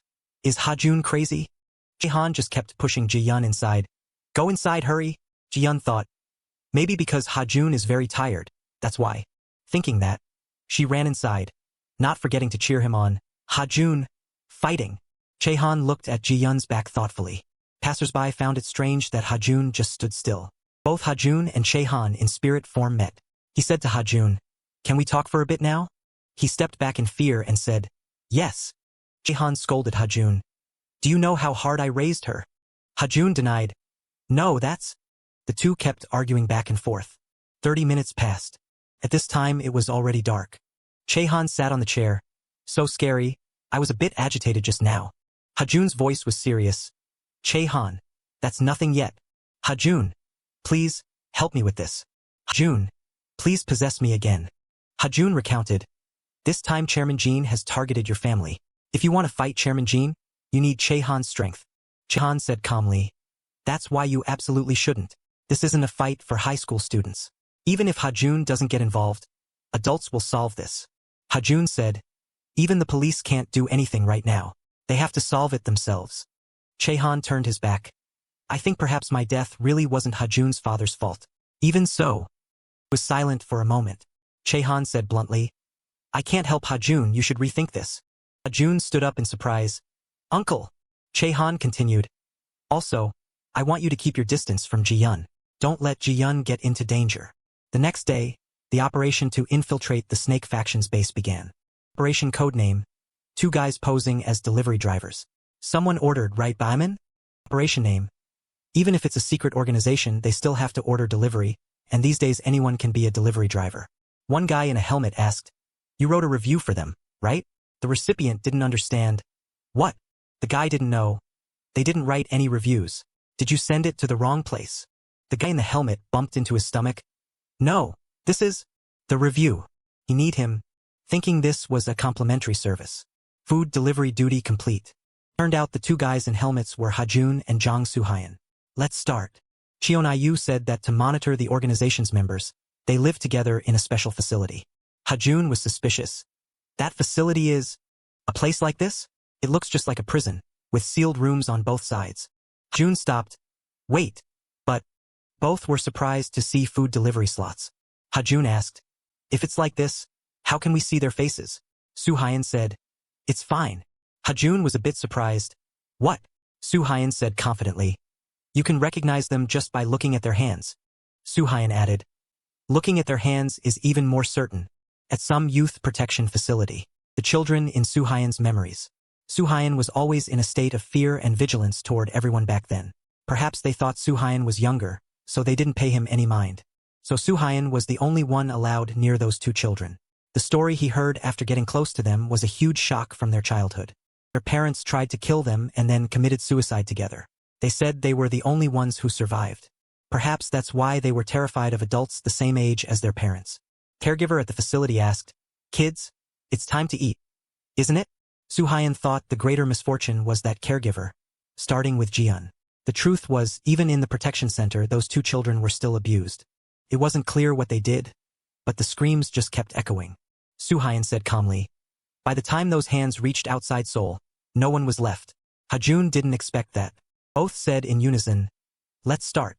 The 2 of them just kept posing as delivery workers, knocking on every room, observing the hands reaching out to take the food. Just kept going, repeating, observing. Still didn't see it. 30 minutes had passed. One room, Hajun called out, "Time for food delivery." He was shocked. "What? Wearing gloves?" Both looked at each other and nodded. The person in the room was confused. Hajun and Soo-hyun kicked the door open. "Found you." The bald guy was surprised. "What is this?" Soo-hyun pulled the glove off. "Good. It's not him." A pair of slender hands appeared. Hajun and Soo-hyun couldn't help but exclaim, "First time seeing hands this beautiful. You could be a hand model." Soo-hyun grabbed his throat and pinned him to the wall. "Suyeong Groleth, Tok." Soo-hyun asked him, "Your captain?" His voice trembled. "Where is he?" Hajun saw this scene. That. He thought this was the first time seeing Soo-hyun act like this. The 2 walked to the last door. They stopped. Hajun said, "Speak quickly." Both cursed. "Thought we were there, but..." Hajun sweated. "If we don't know the password, we can't get in. What do we do? We've never been inside. What do we do?" Soo-hyun cut Hajun off. "Wait, there's a number you remember." Soo-hyun continued. "The number that person often mentioned." While speaking, Soo-hyun pressed it. The number was 5. Door opened. Hajun was overjoyed. "It actually opened." Soo-hyun whispered, "Let's go." Both their faces were serious.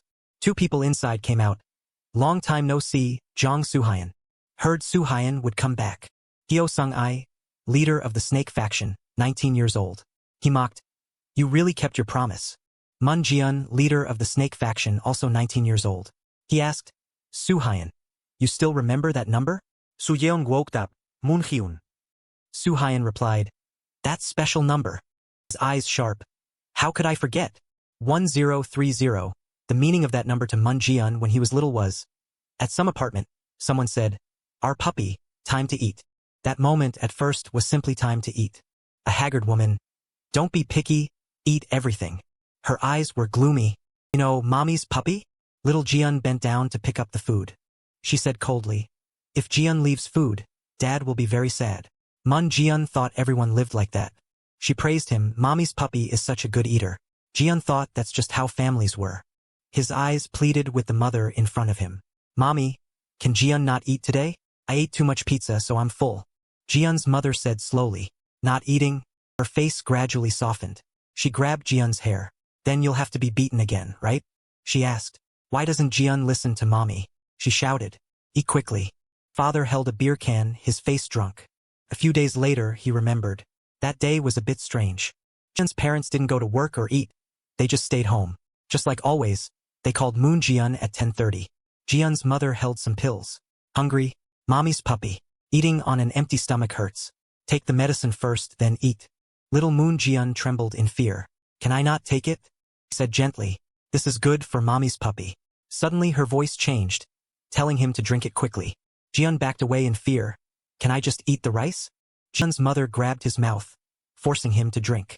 Her face was haggard, holding the pill in her hand. I told you to drink it. Moon Jian struggled. I don't want to. Sobbed, calling for his dad. Dad, mommy is acting strange. The father with a chubby body walked toward him. Jian trembled. Dad, his eyes at that moment seemed to see something terrifying. He kept calling. Dad. Jian backed away in terror. Behind him was his mother's face. The two of them abused Jian. At that moment, the clock struck 10:30. The hospital a few days later. When Moon Jian woke up after nearly dying, his parents had already passed away. That day, what Moon Jian lost wasn't just his family. The kids from the facility came to visit. They said, Jian, we're here again. They asked, have you eaten, Jian? His eyes blurred. He imagined the kids' faces turning into his mother's disgusting expression. Our Jian needs to eat properly. He broke out in a cold sweat in fear. The kids just offered him water. Do you want to drink some water? Moon Jian screamed, resisting. After that day, his world changed a lot. Afterward, Moon Jian gradually found stability and was taken to a protection center. There, Jian met a boy his age, Sung-ai, who shared his situation. The two quickly became as close as brothers. After some time, Suhayan also entered the protection center and became close with the two of them. Back in the present, Suhayan asked seriously, why are they doing this? After Suhayan left the center, what on earth happened? Sung-ai replied nonchalantly, just like Suhayan followed his grandmother and found a new life. The two of them were just looking for a new life too. Suhayan was furious. He clenched his fists, ruining the lives of innocent people. Is this what they call a new life? Someone spoke up, teasing, about the new life Suhayan was curious about. A bunch of punks appeared. Do you want to get beaten up before we tell you? June scolded in surprise. Suhayan's and his eyes both became serious. At this moment, Jian said, guys. He ordered, attack. Meanwhile, outside on the road, a black car was speeding away. Go Ja-sung exclaimed. How strange. BP final president Go Ja-sung, 18 years old. He said in a low voice, another person in school has had their personality changed. Like Gu Jae-hyuk? Go Ja-sung looked at the file of Hong Jae-ho, the dog member of the 12 Zodiac. He said calmly he has a lot in common with Gu Jae-hyuk, doesn't he? Part of the 12 Zodiac. Go Ja-sung remembered the image of Gu Jae-hyuk suddenly changing his personality. Furthermore, he said quietly, both of them are missing. Go Ja-sung asked his secretary, is all the information about the 12 Zodiac group just what's written here? He replied, yes, that's right. Go Ja-sung pondered, on the surface this is a group of delinquent students. However, all information about the leadership of this entire organization is unclear. He pushed up his glasses. The information is hidden so well that we can't find it. Go Ja-sung looked into the car window. There must be a major power behind it directing things. It's been a long time since I've encountered something like this. The car window reflected his twisted smile. I wonder what secrets are being hidden. How exciting. The two of them arrived at the location. The secretary announced, "We've arrived." Go Jasung stepped out of the car. He said slowly, "So this is the place." Go Jasung said to the secretary, "This is the last location recorded by the GPS tracker." He replied, "Yes, that's right." He looked up. "This is the lair of the snake faction. Is Gu Jae-hyuk here?" Scene changed to inside. Hajun clicked his tongue. Damn it. He and Soo-hyun were surrounded. If it ends up like this, what was the point of the raid? One guy proactively lunged and punched at Hajun. Ugh. Ho-eun remembered. Cheonyu said that the combat power of the snake faction is far beyond the 12 zodiac. He looked at the guy in front of him. Without borrowing his power, fighting at this level is too much for me. Hajun quickly dodged his attack. Immediately, another guy jumped down from above. He punched him straight in the mouth. Ho-eun was knocked backward. He licked his tongue. Damn it. Hajun looked around. The blonde guy swung his arm and lunged. Hajun was startled. I'm done for. He closed his eyes and threw a punch. Whatever, take this. Surprisingly, the punch landed straight on the blonde guy's face. It was sent flying backward. Hajun stared. My body moved out of habit. The brown-haired guy lunged. This idiot. Hajun swung his leg and kicked the back of his neck. He was surprised. Aren't these the moves he usually uses? Hajun remembered. Ever since sharing consciousness with him, he pondered. It feels like the memories of the battle are deeply imprinted in my consciousness. Hajun took a breath. It's not my imagination. He got into position. My body has memorized his moves. Hajun looked at the fat guy rushing toward him. I can't throw moves exactly like him, but just that is enough. By reflex, he punched him, and it wasn't just fighting. Hajun exclaimed, my physical strength has also improved. He looked at his hands. After the possession, I feel intense pain. Because of the immense pressure, my physical strength suddenly got stronger. Have I evolved? The guys in the snake faction looked at Hajun timidly. Victory is certain. He rolled his eyes. But, Ahun worried about Soo-yeon. Is it okay over there? Soo-hyun was trembling right now. Without the possession, he couldn't throw moves properly. The guy in front of him shouted, can't you look me in the eye? He threw a punch at Soo-hyun. Are your eyes on top of your head? As soon as he finished speaking, his large fist slammed straight into his face. Choi Hyuke's voice rang out. Well done, Soo-hyun. He stood behind Soo-hyun and asked, are you okay? He replied, yes, master. Soo-hyun clenched his fist. Throwing punches is still clumsy. But, I did it. Choi Hyuke nodded slightly. Good, keep going. Don't use my power. Fight with your own strength. Another guy holding a stick shouted angrily. Try dodging this for me. He swung the stick at Soo-hyun, who ducked his head. Soo-hyun swung an uppercut that hit his chin, held the stance, and threw another hook. He was punched until he fell backward. The remaining guys of the snake faction were stunned. What the hell? They all rushed forward, knocking out an opponent with just one attack? Soo-hyun panicked. Master, what do I do? Choi Hyuke instructed. Hold your stance and follow the instructions. He shouted. Let's start. A series of punches headed straight for Soo-hyun. Choi Hyuke ordered. Now is the time. Tech. Soo-hyun rotated his body to gather force. He slammed into two guys at once. The crew-cut guy panicked. Damn it. What the hell? A monster? He said in a low voice. But the crew-cut guy tensed his muscles. Special defensive stance. Remembered. For many years I have trained this defensive stance. Stronger. Defending with a handstand stance. Hey student, what are you doing with the parked car? The crew-cut guy shouted. I've bet my whole life on it. He gritted his teeth. I am a guardian warrior. I will use all my strength to defend. As soon as Soo-hyun's strike arrived, he acted weak. My arm. Choi Hyuke touched his shoulder. What are you worried about, Soo-hyun? He's calm. It's just an elephant stepping on a snake. Why make such a big tactical fuss? Sung-ai crossed his arms.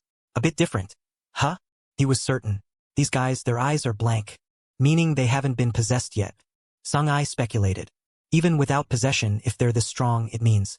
His tone was certain. They are possessed but unaffected. They're evolving. Sung-ai frowned. You guys aren't bad. He looked at Hajun and Soo-hyun. Then we'll have to handle this personally. Sung-ai's voice dropped. Don't know if you guys are tigers. He sneered. Or just some ordinary rabbits. Soo-yeon frowned. Ho-eun. He was decisive. You handle Hyo Sung-ai on the left. I'll take Moon-jian on the right. Hajun moved forward. Frowned. Captain Action Hyo Sung-ai. Hajun observed Sung-ai. Doesn't look like a fighter. Stance seems loose. Like he's not used to it. He thought to himself. Is he scared? Suddenly Sung-ai lunged. Wait, something just changed. Hajun blocked his attack. He was startled. What the hell is this? Sung-ai rotated his shoulder. This guy. Every time we fight he drags me out.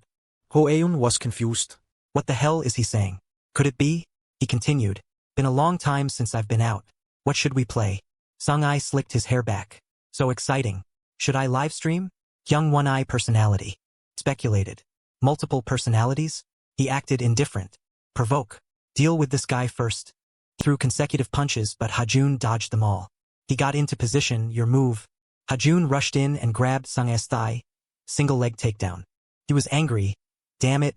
TCH, Hajun coughed up blood. Sung, I need him straight in the stomach. Hajun backed away clutching his stomach. Damn it. He was annoyed. Used the old man's move. But the execution isn't perfect yet. But after that exchange, I'm sure of one thing. Hajun clenched his fist. Now, my strength is equal to his. He raised his fist. Or not. Sung-ai didn't hesitate and rushed in too. Looking closely, two fists struck each other's faces at the same time. Me. He was sure of his thought. Getting the upper hand. Sung-ai fell backward. He glared. You dog. Hajun immediately sat on him and prepared for the next fight. His eyes turned red. Sung-ai muttered. Him. His voice suddenly changed. Come here. Ho-eun was confused. What nonsense are you spouting? Suddenly Sung-ai's hand gripped his throat. He gently lifted Hajun into the air. Ho-eun froze. What the hell? Who did he turn into now? Hajun's eyes were lifeless. Personality unclear. He noticed Sung-ai's body suddenly became more muscular. Personality changed. Does the body change too? Ho-eun frowned. Damn it. This is crazy. He found it harder to breathe. J1 shooted. Moon J1. Sung-ai's body stiffened. His hand went limp. At the same time, Sung-ai's body shrank. He collapsed to the ground. Soo-hyun turned around in surprise. Him? What? Did I see wrong? He was stunned. Why suddenly? Moon J1. Soo-hyun looked at Ji-eun's deadened eyes, calling his name to himself. He thought he's had psychological issues since he was little. Could it be he hasn't escaped it yet? Soo-hyun said, after I left, it seems you guys haven't gotten any better. J1 replied coldly. From the start, you were different from us. You'll never understand us in this lifetime. He clenched his fist. So, Ji-eun shouted. Get lost, don't block the way anymore. Soo-yeon muttered. Master, what should I do now? Choi Hyuk replied. If you hesitate when attacking, you won't be able to beat him. He looked thoughtful. From now on, Choi Hyuk possessed Soo-yeon. let me handle it. J1 asked. Possession? He blocked Choi Hyuk's attack. Ji-eun was also calm, knowing what, if your possession power is only that much. He said nonchalantly, then this test. You fail. Choi Hyuk was calm. Soo-hyun, one more hit, you can take it. He flexed his muscles. Since your muscles developed at an absurd rate anyway. Ji-eun provoked, swallowed by possession? Or just a loser. Choi Hyuk swung a punch straight at his face. J1 staggered backward. He widened his eyes. What? Using this monster power, the body will definitely be overloaded. Choi Hyuk gripped his wrist. Raised the power one more level. Soo-hyun tried to endure it. He swung his hand up, starting the punch. Struck straight into Ji-eun's face. He flew backward and hit the glass door. The glass shattered. No, at the moment Ji-eun was about to fall, Soo-hyun grabbed his hand in time. He clung to the window frame. Both were suspended in mid-air. Damn it. Soo-yeon shouted. Used all my strength. Not enough to pull you up anymore. Seong-yi walked over. Jeonsu, Soo-yeon. He was surprised. Hyo Sung-ai. Soo-yeon struggled. Pull us up quickly. I can't hold on anymore. Sung-ai looked down indifferently. Look at this Jongsu, Soo-hyun. His voice was cold. Moon Ji-eun, you knew him when you were young. The one behind everything. The leader of the snake gang. Sung-ai took off his shirt to reveal a tattoo. It's me. Soo-yeon shouted. What are you saying? J1 advised. Ji-eun, pull him up first. Sung-ai lowered his voice. Sung-ai? 8 years ago, the first time you called my name. He asked. What did you say then? J1 replied. You said. You would protect me. Sung-ai stepped on Soo-hyun's hand. Today is the day you keep that promise. Smirked. Goodbye. Soo-hyun and Ji-eun fell at the same time. No. At this time it was dark outside. Houses were lit up. Cana entered her daughter's room with a fruit plate. Oh Ji-eun. Eat some fruit, dear. Mom thought you were studying. What are these things? She looked up and replied. I'm drawing. She asked angrily. Ji-eun, don't tell me you're drawing comics again. Cana was suddenly surprised looking at the painting and said, This is. Ji-eun rested her chin on her hand looking at the painting and replied. It's the photo of Dad I like the most. Suddenly it's gone. I looked everywhere but couldn't find it. Strange. Seems like a few other photos are missing too. So I had to redraw it so I wouldn't miss it. She picked up the painting and evaluated it silently. The kid really inherited her father's talent. He handed the photo to Cana. Mom, look at this one. I was shocked when I saw it. This guy looks exactly like Hajun, right? Could it be I met Hajun back in elementary school? She was surprised looking at the photo and exclaimed, my goodness, it really looks like him. That kid is strange. I still remember. Jae-yun, do you remember? Ha-yun replied. Yes, I do. She started remembering the scene of moving to the amusement park, the day she got lost in the amusement park. He held a balloon and approached, asking, are you Jae-yun? Let's go. I'll help you find your mom. Seeing Jae-yun sadly crying, Hajun teased, what a kid. Lost for a bit and already crying. She asked back, kid, look again, who's smaller? He seemed a bit Hajun didn't dare to look and said, just follow me first. Jae-yun saw that and called him, you kid. Hajun sighed and said, I'm just the type that grows fast later. She went everywhere looking and suddenly called, Mom. Sen knelt down and asked, Yun, where did you go? Mom told you to stand still and wait. Mom was worried, you know? Then Jae-yun pointed at him. That friend helped me find Mom. Hajun stood watching then said, Hello, Mom. She looked at him and smiled then asked, oh my, is that so? Thank you very much. But how did you know I was Jae-yun's mom? Hajun pointed at Cheon-yu who was invisible and replied, this uncle told me. Right, uncle? He was startled and scared, quickly saying, shut up, kid. Sana looked blankly in that direction but saw no one. He continued, uncle said don't tell anyone about him. Cheon-yu quickly waved his hand as if wanting Hajun to stop talking. This kid. She thought to herself. That kid is strange. When the two stood next to each other, Sana complimented and asked, you two look good together. Want to take a picture together? Returning to reality, holding that photo, she thought to herself. So Hajun has been helping me since that day. She suddenly remembered and asked, by the way, how is Hajun's father's matter? Ha-yun replied. Seems like he's still locked up in the detention center. Must quickly clear his name. Sana suggested, how about you invite Hajun over? Mom will cook him a delicious meal. She replied, yes, I will definitely invite him over. Hajun always helps me. I want to do something for him. She smiled and said, that's right, always helped. Now it's our turn to repay. Behind his back, he heard everything. He remembered the events from back then and suddenly understood, so the kid in the park that day was Hajun. I've owed Hajun too much. Jae-yun's mom was kidnapped. When Jae-yun was in danger. If it weren't for him, everything would have definitely been much worse. Even though I can't erase Hajun's father's past. But I'm still very grateful to him. The body's owner then turned and walked away. Scene shifted to the building. Soo-hyun was holding Sung-ae's hand, suspended with nowhere to hold on. So he shouted, no. Suddenly, a hand grabbed his hand tightly. June leaned over and said, hold on tight, my friend. Then used all his strength to pull them up. Come up. After getting up, all three panted from exhaustion. He turned to Cheon-yu and said, thank you, uncle. He replied, sorry for being late. At this moment Hajun's eyes turned purple. Cheon-yu asked, is the opponent that guy? Hyun saw his eyes change color and said, glowing eyes. Possessed? That purple color, just like those monsters. Sung-ae after the scene just now didn't want to believe it, so he asked, Jian, is that action just now what you wanted to do?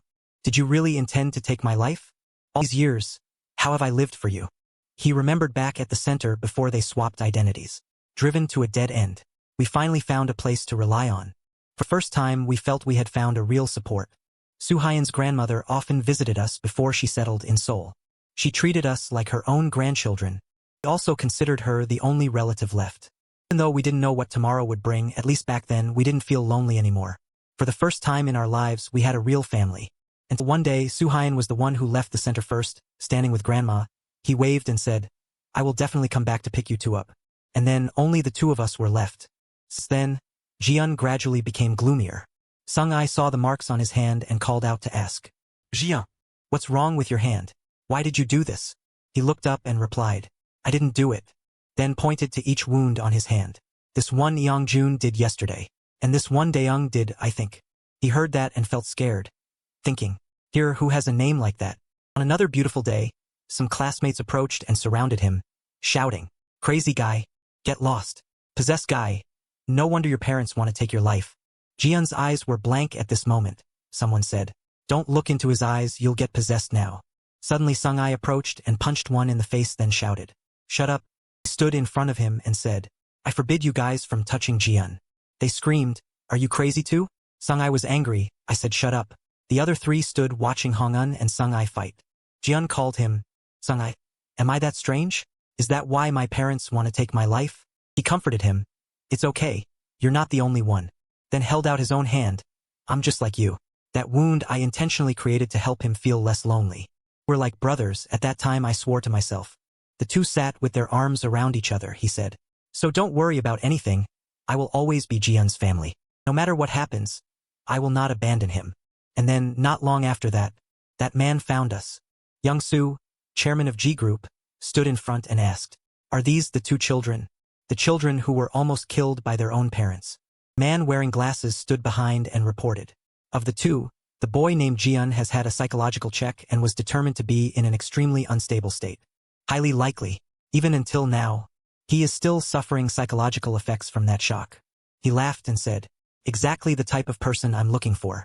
I want to meet him and see. He trembled anxiously when Young-soo looked at him. The child named Jian. At this moment Sung-ai stood behind and put his hand on his shoulder, saying, Don't worry, Jian. I will protect you. He walked towards the two and asked, of the two, who is Jian? He trembled, his mouth uttering, this. Then he stood in front and accepted. Yam-jun. From this moment he lied about his identity. At this moment the real Jian called softly, Sung-ai. Young-soo stepped forward and asked again, are you Jian? He replied, yes. He ordered, take both of them back. The man with glasses replied, understood, I will prepare immediately. Returning to the research center, Young-soo took the two to a room with many bottles and medicine. He spoke up, greet each other. From now on, these will be the people you live with. Cheon-yu is a treasure. Dunggon has the nickname Little Tiger. Young-soo also gave nicknames to the two. Sung-ai will be Rabbit. Hand over to Cheon-yu? Replied, yes, chairman. As for Jian, Dunggon will take care of him. Asked the old man, is he also a tiger cub? Young-soo said, no. One species will support the tiger, and later will be my right hand. The snake. He thought to himself, rabbit, snake, what the hell is this? Suddenly someone spoke up, catch him. Someone rushed past Jian. He thought in surprise, what now? It was Mi-young who rushed over and grabbed Sung-ai by the throat, making him both surprised and trembling as he raised his hands. His eyes were purple. Yusuk, the research director, stepped forward to explain.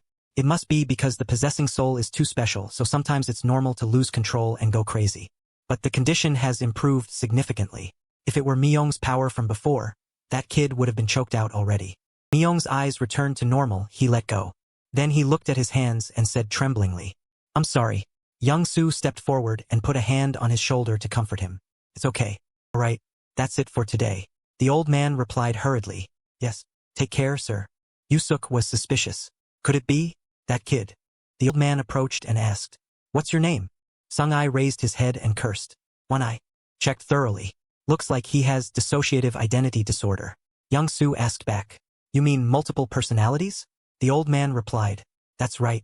People who suffer extreme psychological shock will unconsciously create another personality to protect themselves.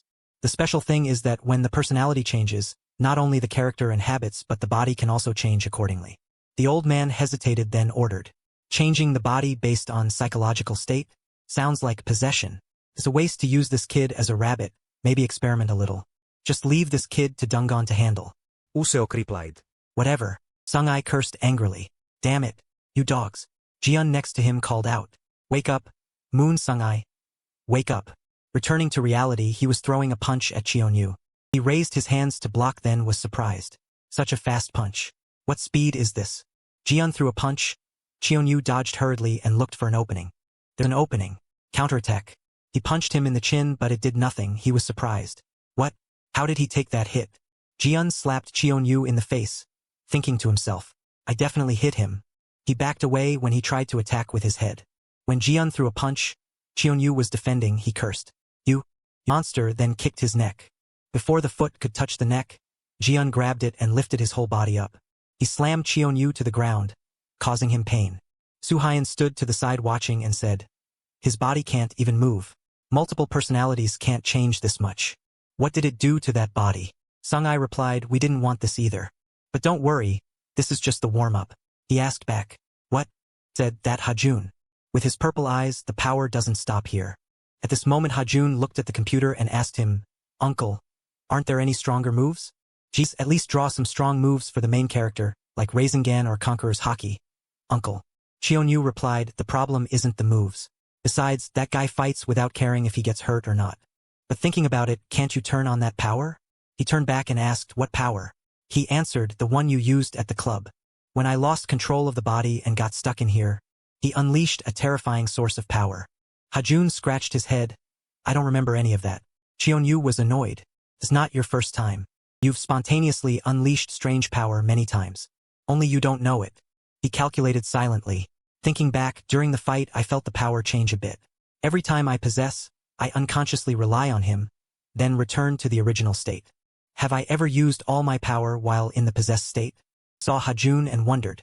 Found a way? He replied, not yet. But something flashed in my head. Chehan asked. What? He stood up and answered. So all this time, I've been relying on your power, locking my own limits. But in reality, inside my body there is a terrifying source of power being sealed. Chehan looked at Hajun, surprised.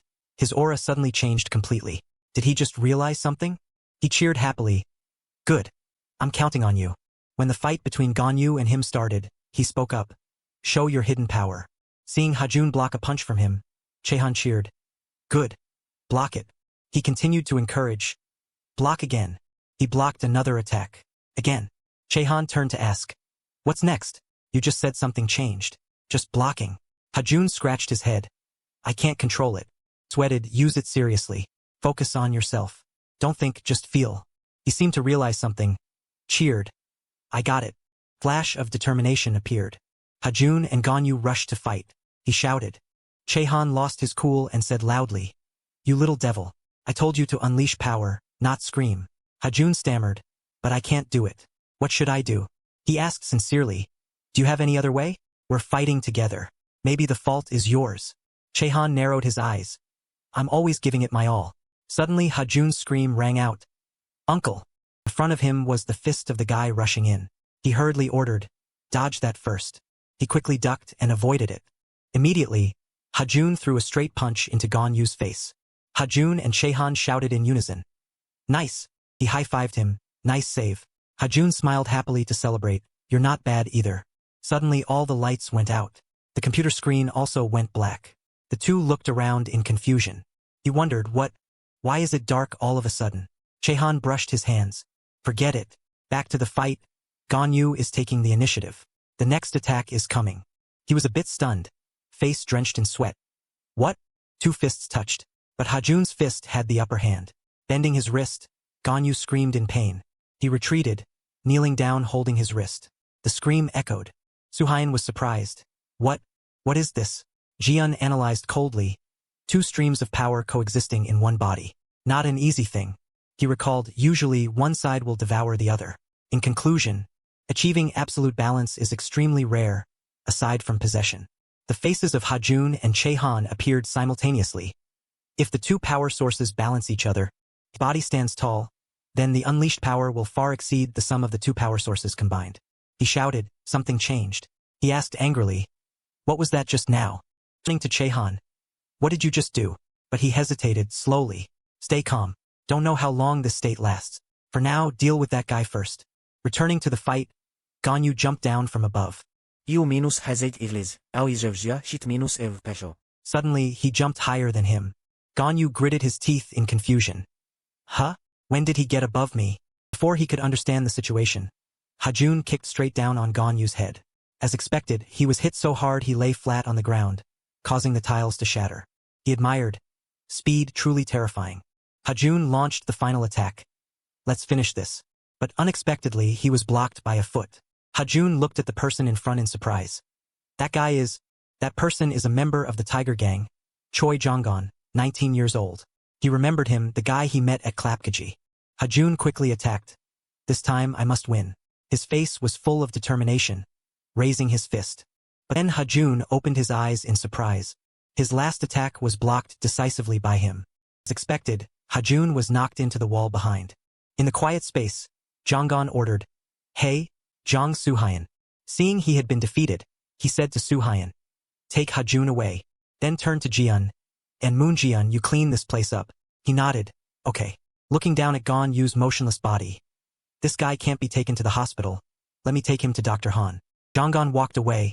He stood in front of Hajun. Try harder, that's still far from reaching me. Night fell. Outside the prison it was quiet. The scene inside earlier looked very desolate, but the people had been taken elsewhere. Jian sat in thought for a while.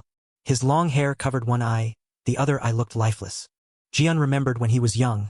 Iongsu looked at the two. From now on, you are dogs working for me. The old man said flatly.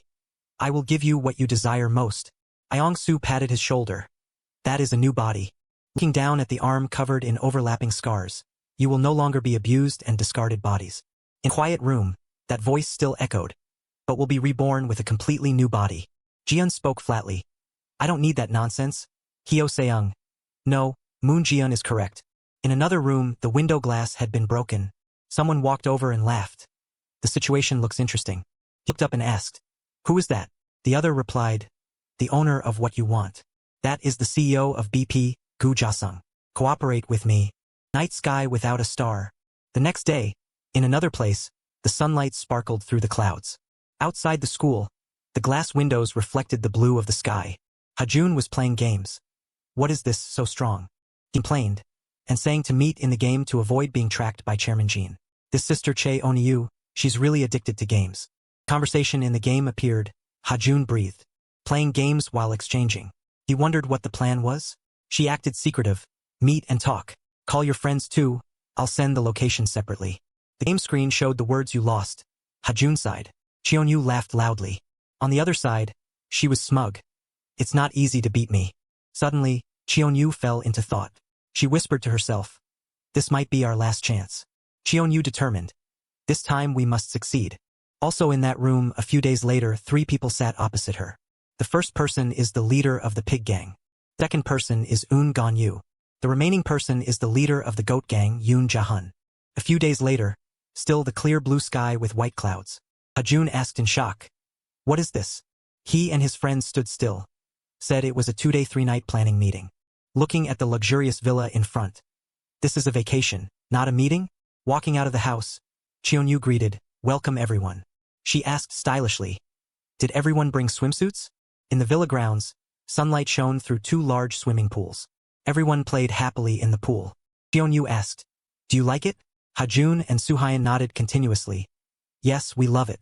But suddenly he remembered something. But it's not the time to ask. What is this place? You said planning meeting, why is there this whole resort? She crossed her arms calmly. If I don't want to be discovered by Chairman Jean, I can only call everyone to a place on my schedule. Hajun wondered. But why bring them along? Cheonyu explained. Consider it a stepping stone to help us prepare for the upcoming plan. He didn't understand and asked back. You mean? She recalled. The things you've been through now seem familiar, but remembering Zaeon's confused expression. That's not something normal people can endure. And the scene of them running away with their belongings. If not cared for properly, both body and mind will collapse. When Suhyun and Jian escaped, I witnessed that many times. Cheonyu looked at the 4 people playing. If I want to help everyone rest properly, I need the kids to help. She assured, trust me. Anyway, this is for me too. June spoke up. But at least you should tell me the plan. I don't want to be led by the nose anymore. He asked seriously. What does old man Jean want? And what's with that fight game? Without hiding anything, Cheonyu started to recount. As everyone guessed, it's related to the possession phenomenon. And this time he intends to play bigger. Returning to the scene of 3 people sitting in the room. Fight game is part of his experiment. She said seriously, our next plan is to destroy it and trace Chairman Jean. June didn't understand. But what does possession mean to him that he has to go that far? Humph, it's because we believe in it that we are targeted by him. But Cheonyu refused to provide more. Information only goes this far. I said it, knowing too much only hurts each other. He didn't accept, spoke up. But I kept my word, I cleared the snake gang, yet you say that? But she asked back, think about it. Remembering the fight between Hajun and Zigger at that time because he couldn't control the power, eventually he also, and the scene of him standing tall in front of him, defeated by the tiger. Hajun asked, you already know everything? Without answering him, Cheonyu announced, as for whether you'll join the next plan, I'll have to see. She proposed, prove it. Show me you can control your power. The deadline is 1 week. Before Cheonyu could finish, he interrupted. It won't take that long. Hajun's eyes were filled with determination. I'm ready. He asked seriously. How do I prove it? She sighed. You don't have a plan at all? Yu hesitated. How are we supposed to test it here? Then, suddenly realizing something, she pointed toward the pool. Jump across that. Hajun didn't understand. Huh. Yu explained further. Stand at the edge of the pool and jump all the way to the other side. He shouted in shock. What? How am I supposed to jump across that? But suddenly the image of a tiger appeared. No, I'll definitely be able to do it. Thinking about it, compared to those tigers, this is too simple. She said softly. At the very least, you have to be able to reach their heels. If you can't do that, there's no point in talking about the next steps. But he cut her off. I'll do it. Hajun's face was filled with determination. Chehan asked worriedly, Are you sure about this? He nodded seriously. Just trust me. The two touched hands. Let's start. Chehan took a serious running start. Then he jumped into the middle of the pool. Both Cheonyu and Suhayan were surprised. But suddenly Chehan's expression froze. Immediately, his whole body fell into the pool. She said dejectedly, All that showboating for nothing. About 3 minutes later, the pool surface remained calm. A call rang out, Hey! Both Cheonyu and Suhayan shouted hurriedly. I don't think he knows how to swim. She called out loudly, Suhayan, you can swim, right? The water is very deep over there. He stammered. Let me save him. After getting out of the pool, Hajun was pulled up, panting heavily. He lamented, I couldn't do it again. Cheonyu analyzed. You might have accidentally controlled it completely a few times, but getting two souls to reach absolute balance is extremely difficult. She turned and walked away. Don't waste your energy for nothing. Just rest here for now. Hajun held his head. Seriously. Outside the villa, the sunlight was still as bright as before. He and Suhayan sat silently without saying a word. It was the same for Hajun and Chehan. He looked at him and remembered his father's story, and other things too. This kid really hasn't had a single moment of proper rest. Chehan advised, Let's go play. Cheonyu is right, you need to rest too. He stood up abruptly, pulling Hajun's hand. Hurry up. He shouted. I know. Before that, Hajun needed to do one thing. Let me control the body for a moment. He nodded. Fine. On the other side of the pool, the four people were still playing happily. Suddenly he appeared. Watch this. Hajun walked toward them and splashed water. A huge splash. Everyone laughed and said, What is it, Hajun? Where did you come from all of a sudden? My legs are all wet. He scratched his head and laughed it off. Sorry about that. But an angry shout rang out. Hajun! You jerk! Sejong yelled with her makeup smeared. You ruined my makeup! Hajun looked at her smeared face and asked innocently, Huh? Who is that? She used a wrestling move to flip him backward. Take that! Everyone was amazed. A backflip move from behind? Someone asked, Hajun, are you okay? Then laughed loudly. I heard a thud. Another laugh rang out. He sank. Hajun asked from underwater. You dare laugh? Suddenly, he stood up from the pool and hugged Diyun tightly. Gotcha! Diyun! The girl was startled and screamed. Oh my god! You scared me! Hajun was stunned for a moment, stammering, Dad! Chehan gritted his teeth and frowned until he teared up. You little brat! Hoyun said, Uncle. Uncle! Then he immediately swam away while screaming, Help! The other three watched in awe. Since when did he swim so well? Sunset fell, and the whole sky was filled with a brilliant orange color. Inside the villa, you could see the sunset. Everyone's voices rang out. Rock, paper, scissors. Siwoo lamented. But why is it me? Sejong also disagreed. If we're carrying stuff, the strongest person should go. And the one carrying the stuff was him, while the strongest was her. On the sofa, Diyun laughed and handed something to Hajun. Hajun! Look at this! Hajun asked curiously. What is this? Is it us? And it wasn't hard to recognize that they were the winners. Diyun crossed her arms and said, Hurry up and finish, so we can go play. She turned to Suhayan and instructed. You just need to do what I tell you. And the rest, the cooking group, included Diyun and Suhayan. In the elegant and clean kitchen, fully equipped with cooking utensils and spices. She walked in and asked, What are you doing? He held the knife and replied, Peeling vegetables, what else? Gigi waved her hand, signaling Suhayan to move aside. I live alone, so I can do this. Stop getting in the way. Go wash the carrots. She skillfully chopped the vegetables. I know you want to help, but cooking should be left to those who know how. Suddenly, a knife stabbed Gigi's hand, making her scream loudly. Suhayan immediately turned around and tore his shirt. Are you okay? Gigi looked at the person in front of her, bewildered. You? What are you doing? He handed her the white piece of cloth he had just torn from his shirt. This is all we have for now. I have to stop the bleeding for you. Soo-hyun bandaged it gently. Just hold it like that for a moment. Then he turned back to the kitchen. Leave the cooking to me. Ji stared blankly at the scene, then quickly blushed. In the living room, the afternoon sun shone sparklingly into the room. Diyun brought out a picture and introduced it. This is my favorite photo. It's of my dad. Since he's gone, I redrew it. Ha-jun exclaimed in surprise. He looks exactly like you now, then laughed loudly. But the girl asked in surprise, Huh? He realized he had slipped up, scratched his head and explained, Oh no, I mean, you look exactly like him, especially the smile. Diyun understood and smiled brightly. The girl cherished the painting. I still remember my dad's smile perfectly. Diyun sank into her childhood memories. The last moment I saw my dad was when he was smiling. Ha-jun asked, not understanding. The girl replied with sad eyes. Because he passed away too suddenly, in a traffic accident. He repeated in surprise. A traffic accident? Diyun was shy. Oh, I'm sorry. I feel so comfortable around you that I ended up talking about unnecessary things. Is it weird to talk about things like this? He replied. Not at all. I think it's normal. The girl wondered. Then why are you covering your ears? If you didn't want to listen, you could have just said so. Chaehan stammered. Oh, right. Why hasn't the guy with glasses come back from the supermarket yet? I'll go find him. Ha-jun asked. Why are you covering my ears? Chaehan said. Oh, I just suddenly wanted to see the guy with glasses. He suggested. Stop doing weird things with my body. He thought. Mentioning the accident really startled me. The person who caused that accident was his father. But that's something he doesn't necessarily need to know. Sunset fell. Siwoo and Sejong walked home together. She asked, Is it heavy? He smiled and replied, Yeah, it's fine. Sejong thought, Did he really just take me out to buy ice cream like that? Remembering the incident at Diyun's house last time, it was clear he wasn't without feelings for her.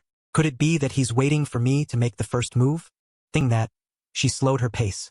Sejong said, Hey, nerd. Siwoo turned back and asked, Huh? She said, Let's go watch a movie together. Suddenly Chaehan called, The guy with glasses. Are you back? Siwoo ran over happily. You're here. Then they went home together. Afterward, everyone gathered to eat. After dinner, they gathered in the main room to chat. Cheonyu said, But, where is Soo-hyun? Someone replied, He went to take a shower. Diyun wondered, Are you and Ha-jun very close? Cheonyu asked, How close are you two? She replied, Well, you could say we're pretty close. Cheonyu recounted, We sleep in the same bed. And we even massage each other. He retorted, It's true that we massage, but it's not like what you're saying. She explained, We're just cooperating to investigate Ha-jun's father's case, and we called everyone here because of that. Everyone must keep this strictly confidential. At first, I intended to make up some excuse. But thinking about it, it's better to say it out loud to keep everyone quiet, rather than letting ridiculous rumors spread and then having to silence people. Understand? Thanks for watching the video. Now I have to go. Have a good evening, everyone. A while later, they had watermelon for dessert. The girl asked, Ha-jun, does the Kids Club incident have anything to do with your father's case? Sejong wondered. I thought that case was resolved. He replied, It's unrelated. The Kids case is all finished. As for my father's case, you don't need to worry. Diyun said, If it's because of US. Ha-jun replied, See, I told you. That's why I didn't want to tell you. He reassured them. Nothing is going on. Don't worry. We're hanging out like this. That should be enough to understand. Suddenly it went dark. Someone asked, What's that? The power's out. It's too dark. I can't see anything. At this moment, Cheonyu called. She announced, It seems Chairman Jean has sniffed out something. Hoeun was bewildered. Heh? Cheonyu shouted, There's an intruder in the villa. I'll find a way to handle it. Everyone hide first. Diyun asked, Ha-jun, what's going on? He replied, Hide. The girl wondered. Everything was fine. Why are you telling us to hide? Ha-jun said, There's no time to explain. Emergency situation. Everyone find a place to hide immediately. Everyone rushed. Hurry. Okay, I get it. I can't see anything. The room quickly went quiet. Diyun worried. Ha-jun, what is this all about? He replied, I'll explain it to you later. Suddenly Ha-jun's hand touched something. The girl wondered. What are you doing? Ha-jun replied, There's something soft underneath. He held up the object to see. Underwear. Diyun was scared. Why are you taking off underwear all of a sudden? Are you a pervert? Ha-jun denied. No, it's not mine. He explained. Soo-hyun went to take a shower and threw it here. Sejong ran very fast. She thought, where should I hide now? There, I'll just crawl in there. It was the bathroom. Sejong walked in, but a man was already standing there. She screamed, and her hand quickly covered her mouth. Soo-hyun was panicked. The atmosphere was extremely tense. Siwoo worried. I think there are footsteps. Can you hear them? Sejong replied. I can't hear anything. He thought, am I only hearing my heartbeat? Emergency situation or whatever. Forget it. Isn't this the perfect time to confess? No, it's not. Sejong said shyly. Hey, nerd. He replied. Yeah. This time she hadn't finished her sentence either. Let's go watch a movie. Suddenly Siwoo said. Sejong, someone's coming in. He exclaimed. Daeyeon. Inside the closet were Daeyeon and Hajun. He approached and was about to open the closet when Siwoo shouted. Daeyeon, run out quickly. The two quickly rushed out. The girl said, that guy has a knife. Run, Hajun. He shouted. Daeyeon, don't run that way. The girl replied, that way. Hajun asked, what did you say? Hoeyun shouts it. Hey. It's deep. Daeyeon jumped straight into the pool. Suddenly a hand caught the girl.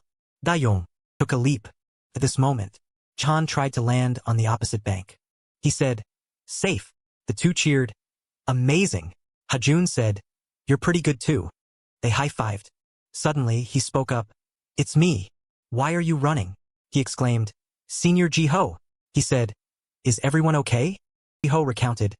Suddenly a stranger called, saying you guys were in danger. So I rushed over immediately. Hajun replied, could it be another one of Cheonyu's pranks? And why are you holding a knife? He said, well, when I walked into the kitchen, I saw a piece of cloth covered in blood. I was scared to death. So I just grabbed the melon knife. Sejong said, this guy. She pushed Ji-ho into the pool. You almost gave us a heart attack. He shouted, help. Suddenly spoke, Sejong. She asked, what? Siwoo hesitated. This weekend, do you want to go watch a movie with me? Sejong was surprised. He took the opportunity to hold her hand. Sejong replied, sure. Fireworks exploded brilliantly in the sky. Cheonyu said, yes, Chairman. Everything is still being prepared according to plan. Next morning, the sun was already bright. Siwoo woke up. He walked out to the living room. Siwoo said, everyone was exhausted yesterday. I guess no one is up yet, right? Gigi walked out of the kitchen. The two bumped into each other. Siwoo stammered. Yeah. Yi. She greeted back. Hi, nerd. The two were still quite awkward. He thought, turns out Gigi still doesn't know my name. Suddenly someone called, Siwoo, are you up? He replied, wow, Sejong.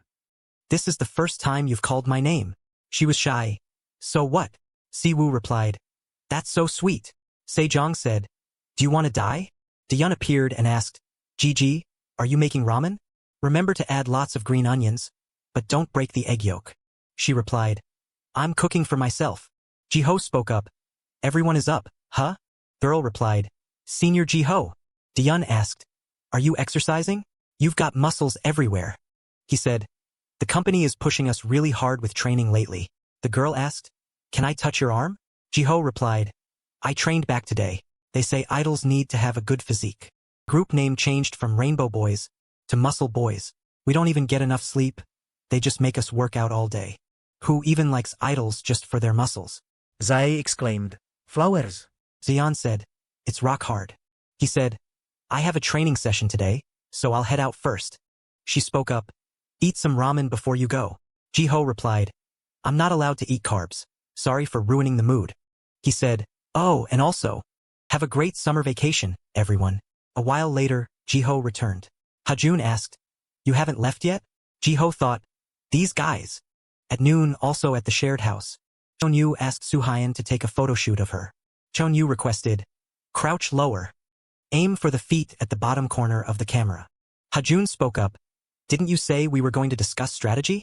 She replied, updating photos on Instagram is also part of my job. He complained, always work, work, work. Cheonyu said, yesterday I saw you jump over the pool, Hajun. If you're qualified enough, shall we discuss the next matter? Regarding possession matter. Chairman Jean researched possession and realized that humans are made of 3 elements. The human body made of bone and muscle is called the physical body. What we usually call the soul is the prime element and, finally, the crystal, the shell containing the prime element. Normally, Every human has one prime element and one crystal, and they live without being aware of elements outside their physical body. A possessed person is someone whose crystal contains 2 or more prime elements. However, very few people can adapt to that. People suitable for possession are born with an especially strong crystal. Ha-jun asked, "Aren't Gu Jae-hook and Hong Jae-ho suitable?" Cheon-yu replied, "According to Chairman Jin's judgment, up to now they are considered the most suitable, especially you, Ha-jun." He wondered, as of now, besides Chairman Jin, are there others like me? Is it the person named Choi Yong-an? Is that why he's so strong? She said, "Don't misunderstand, you don't only become strong when possessed. The person named Choi Yong-an you mentioned is not a possessed person." Ha-jun wondered, to be that strong without being possessed, it's true that possessed people have more power than normal people. Cheon-yu explained, however, a possessed person is absolutely not a superhero. If your own soul or body is strong enough, you don't need the power from possession at all. Soo-hyun wondered, the soul has power too? Why does that sound like something missionaries would say? She replied, we can only verify it through experiments, not entirely based on reality. Honestly speaking, just the fact of possession itself is hard to believe. Ha-jun asked, why would such an unbelievable thing happen around us? Did Chairman Jin create this intentionally? 15 years ago, Chairman Jin discovered that there was a special genetic factor causing the possession phenomenon, and he succeeded in artificially creating that genetic factor. However, there was a problem. The possession phenomenon didn't appear in all test subjects, but only in random subjects. Furthermore, no individual could maintain the possession state long-term. That incompleteness manifested in many different ways. We needed to conduct more clinical trials. Therefore, we planned to test on normal people. Cheon-yu asked, you two must have been vaccinated back in elementary school, right? What if we mixed them with the possession drug? Ha-jun panicked. Don't talk nonsense. How could you exploit government-issued vaccinations? She replied, the pharmaceutical company is where vaccines are made. Chairman Jin had a pharmaceutical company a long time ago. Back then, he also had some connections with the disease control agency. The vaccine was also distributed to children in this area. There's a high possibility that you two also received that vaccine. But that's not all. The possession phenomenon appears randomly. Long-term observation is needed. Therefore, an organization was established. He hesitated. That organization, could it be? Cheon-yu replied. That's right. Student monitoring organization with the snake at the center, the 12 zodiacs. Ha-jun asked, then what does that have to do with those thugs? If it's just for monitoring, the snake gang is enough. Isn't the rest just for show? She answered, because there needs to be conflict. He wondered, what? Cheon-yu explained. The possession phenomenon often appears during fights. Individuals suitable for possession will survive until the end. Soo-hyun couldn't believe it. You're doing those thug things just to cause those fights? She continued, at that time, Chairman Jin only created the 12 zodiac ranking system, but the construction and operation of it into its current form was done by students. Don't you guys know that already? Just because of that ranking, students can be so evil. He wondered. I can't understand it. What does Chairman Jin actually want? Why does he have to exploit students? Cheon-yu replied. Chairman Jin has never stated his purpose. The most important thing now is to stop the next experiment. Ha-jun asked. The next experiment? She answered. The experiment has entered the next phase. Our plan is to intervene in the experiment and collect evidence. But do we really have to go up against someone who can command the weather like that? Cheon-yu replied confidently. It's possible. Someone on the inside will help us. The operation will officially begin in a month. From now until then, you two had better train your strength hard. Ha-jun asked, can you stop just talking? Isn't there any way to make a possessed person stronger? She replied, I already said it. Maintain the balance of the two souls. Perhaps you are still having trouble even maintaining that state. That's it, I have another schedule. Cheon-yu spoke on the phone. Yes, director. I'm almost there. She had just crossed Mapo Bridge. Soo-hyun spoke up. The guys at home must be worried. Let's go back. He suddenly said, Soo-hyun, spar with me. He wondered. Huh?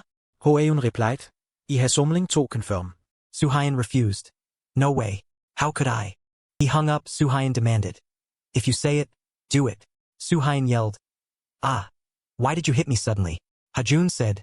Please. Soo-hyun replied. Then. He clenched his fist. Just 3 hits, okay? Behind the house. Ha-jun stood facing Soo-yeon.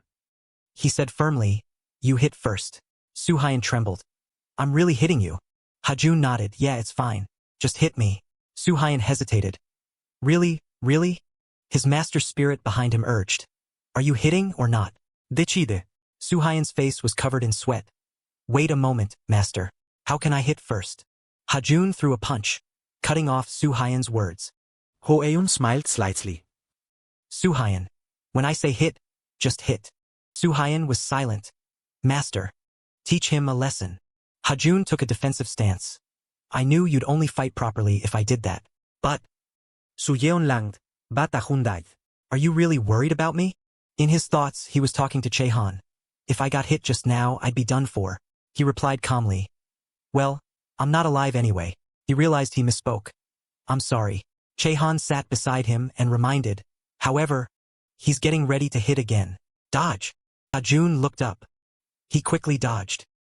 He kicked forcefully towards Suhayan. He blocked the attack while thinking. Hajun's speed is suddenly faster. But compared to strength, we are still better. Suyeon counterattacked. One of his punches sent Hajun flying back. Suyeon langed. Hajun looked at Suhayan's speed and thought, the monster inside Suhayan wants to attack again? Hajun was angry. Always welcome. His eyes were full of determination. I will only attack while still dodging all your blows. Lost balance again. A blow from Suhayan made Hajun fall. Hoeun pendled heavily. Suhayan asked worriedly, Are you okay? He sat on the ground looking down. Still not quite right. He looked at Hajun. You don't need to feel insecure. We still have a month left. Summer vacation is coming up soon too. We have to get stronger together. Ahun grabbed Suyeon's hand. Hajun slowly sat up. By then, I will definitely win. The sky was clear blue. Summer vacation at Jinyu High School officially began. At Hajun's house, Hajun was determined to train hard during the summer vacation. In Hajun's storage room, he sat on the bed talking to Chehan. This so-called soul balance is really not easy at all. If we understood the principle, maybe it would be easier to do. He said slowly, the principle. Back then we completely balanced both our souls, right? Because we both wholeheartedly wanted to save Diyun. It must be something that makes us of one mind. Could that be the principle of soul balancing? Hajun turned to look, imagining merging with his uncle. I've got goosebumps all over. He jumped. You brat. Who gave you permission to touch Diyun? Hajun immediately retorted. In that situation, how could I ask for her opinion first? You also use my body on your own all the time. Hajun's mother looked at him worriedly, talking to himself. He asked Chehan, in short, you mean we need to understand each other, right? He nodded. I hate it too, but what can I do? Junjun, why do you hate me? He turned to ask. What are your hobbies? He was startled, looking at sneakers and playing games. What the hell, are you on a blind date? Chehan was embarrassed. I'm awkward too, you know? Games. He replied, LOL and mobile games. He wondered, you don't play StarCraft? Hajun wondered, what game is that, uncle? The two fell into silence. He turned to ask, then what OTT do you usually watch? Oh, forgot you're a dead person. Sorry. The two looked at each other, sinking into silence. Both held their heads and screamed. So awkward. It's like we've forgotten how to communicate with humans. Suddenly his phone vibrated. Jiho's conversation about the newly released movie. Hoeun looked mesmerized. At CGV. A person in old uniform. Can't believe this famous movie is being remade. Siwoo looked around happily. I really like this movie. Seiran looked at him. Let's buy popcorn and go in. Get the regular set. 1 popcorn, 2 drinks. He said decisively, no. She was bewildered. Huh. He pointed at the screen, double combo, 2 drinks, 2 popcorns. We have to buy this set to get a discount on the bear. She froze. Kim Seiran, 17 years old, was imagining accidentally touching hands while eating popcorn. Seiran said tremblingly, whatever you want. Siwoo ran to the counter happily. I'll buy it quickly. Suddenly Seiran opened her eyes wide. But why is he here? Absolutely must not get caught. Hajun softly asked Seiran next to him. Ron, why are you hiding there? She shook her head. No idea. In the movie theater. Movie character. Which guy dared to throw a milk carton at me? A carton of fresh milk like this? While I'm still being gentle, step out here. Otherwise I'll crush your rice bowl. Boom. Hurry up to the rooftop. Hajun intended to reach for popcorn but couldn't touch it. He turned to look and saw Seiran teasing him. She looked at his face and laughed happily. Outside the city, The lights were bright. Seiran high-fived Siwoo. Finally, all four of us met up after the movie ended. Hajun asked, "What shall we do now?" Siwoo quickly, "Shall we go to karaoke?" Seiran nodded, "Whatever." "Okay." Seiran with a dissatisfied face. "This isn't a date anymore? Am I just being delusional? That idiot is one thing. Why are these two also being third wheels? I really want to punch them." Suddenly a voice rang out. "Help me." All four turned their heads back. In front of them was a woman. Hajun quickly asked, "Ma'am, are you okay?" Ariam trembled. "Help me." Behind her, a thug sneered. "Calling for help and you choose some kids you met on the street? You guys better not get involved." Black Chicken Gang number 4. Kim Sundan, 17 years old. Hajun looked at him in disbelief. Did the author make a mistake? This face is 17. Ariam pleaded. "Please help me." She called Hajun. He was surprised when she knew his name. "How do you know my name? This isn't a situation I can handle." Members of the Black Chicken Gang arrived. He worriedly thought, "There are too many of them. What now?" Siwoo came up from behind. "Does he know how to use this?" He looked at the item. "Then I have to try it to know." Sundan scoffed. "Nunchucks? You've watched too many movies. Let us teach you a lesson." Black Chicken Gang members who lunged were all struck painfully by his nunchucks. Sundan shouted angrily, "You chicken-headed guys, are you lining up for a roller coaster? Come at me all at once." They said in unison, "Yes, boss." Hajun closed his eyes and said to Chehan, "Let's start, Uncle." "Alance, thanks for watching the video." He jumped high, hitting one guy on the head. Kian jumped down. Behind him, the Black Chicken Gang members lay scattered. Sweated and thought, "Lost balance again?" From behind, a tall guy grabbed Hajun tightly. "Gotcha." Black Chicken Gang no. Peit, im hyuksu. He squeezed his hand. "Why aren't you playing with your toy anymore?" He answered his request. "If you like, I'll oblige." He tightened the nunchucks around the back of his neck, using the nunchucks to choke his opponent's artery. Hyaksu struggled in pain. Finally, he couldn't take it and let go. Seeing this, Sundan took a fighting stance. What a useless bunch. Black Chicken Gang number 4. Kim Sundan, 17 years old. Inside, Hajun urgently said to Chehan, "I'm running out of energy. We have to end this quickly." He looked at him skeptically. "We haven't fought that much. Why are you like this already?" He pondered for a moment and replied, "I think I can last about 5 seconds." His eyes blazed with power. "All right, let's go." Chehan rushed toward Sundan. He kicked at Chehan, but he quickly dodged. Chehan countered with a kick to the thigh, making Sundan collapse. His hands tightened around the nunchucks. He struck straight down onto Sundan's head, making him fall and hit his head on the ground. The underlings saw this and were terrified.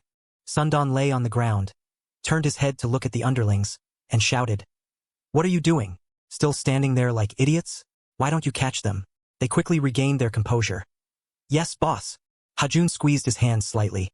"I'll distract them. You guys just run home as fast as you can. Contact me later." The sound of heavy breathing rang out. Hajun and Ariam were hiding from the Black Chicken Gang. Where did they hide? Ariam watched them run past and breathed a sigh of relief. "Lucky we escaped." He turned to look at her, puzzled. "But how do you know my name?" Ariam quickly introduced herself. "I am an employee at Chairman Jin's laboratory, medical doctor Ariam, 33 years old." Hajun quickly exclaimed, "You're one of Chairman Jin's people?" She nodded slightly. "Exactly, the one who reported from the inside. I need your help. The people in the laboratory are about to die." His face was full of worry. "Is it the experiment Cheonyu talked about? But there's still a month left. How can I believe you?" Ariam held out a video in front of him. "This is the evidence I risked my life to bring." It was a video from the laboratory. Inside the video, a cold voice. "Other failure? Remember to dispose of all the bodies." Research Institute Director Han Woo-suk, 53 years old. "We are running out of test subjects. Is everything proceeding smoothly?" Cheonyu smiled. "Don't worry, Director. Everything is still going according to plan." Woo-suk laughed loudly. "If our Cheonyu says so, then I'm relieved." I happily winked. "Of course, I'm a pro." Woo-suk put his arm around Cheonyu and left. Then, "Pro Cheonyu, shall we go have a meal?" I nodded immediately. "Yes, of course. Truly our director." The laboratory became cold. Inside, a furnace was burning fiercely. Inside were human lives. These were all the people who died in this experiment. Hajun watched, his face fearful. You are all truly insane. How many experiments like this have there been over time? Ariam looked at him sincerely. From now on, I will definitely stop it. Please help me. He bowed his head. Not right now. I need to discuss it with our people first. You are Cheonyu. Jun shouted. You knew? She immediately stepped forward and covered his mouth. Shuh. Keep your voice down. Ariam pressed Hajun against the wall. Hyaksu seemed to hear some noise and stopped. He stepped behind the wall to check. I clearly heard a noise right here. Ariam explained to Hajun. Cheonyu is a key employee in managing the test rabbits. Chairman Jean must have had Cheonyu supervise you. Hajun hesitated, but Cheonyu agreed to help. She interrupted. Many people have been tricked by her to their deaths. You must not believe her. Hajun was scared. I trusted her so much. She even said there was someone on the inside secretly helping us. Ariam calmly said. The fact that I know of your existence is thanks to the list of test subjects managed by Cheonyu.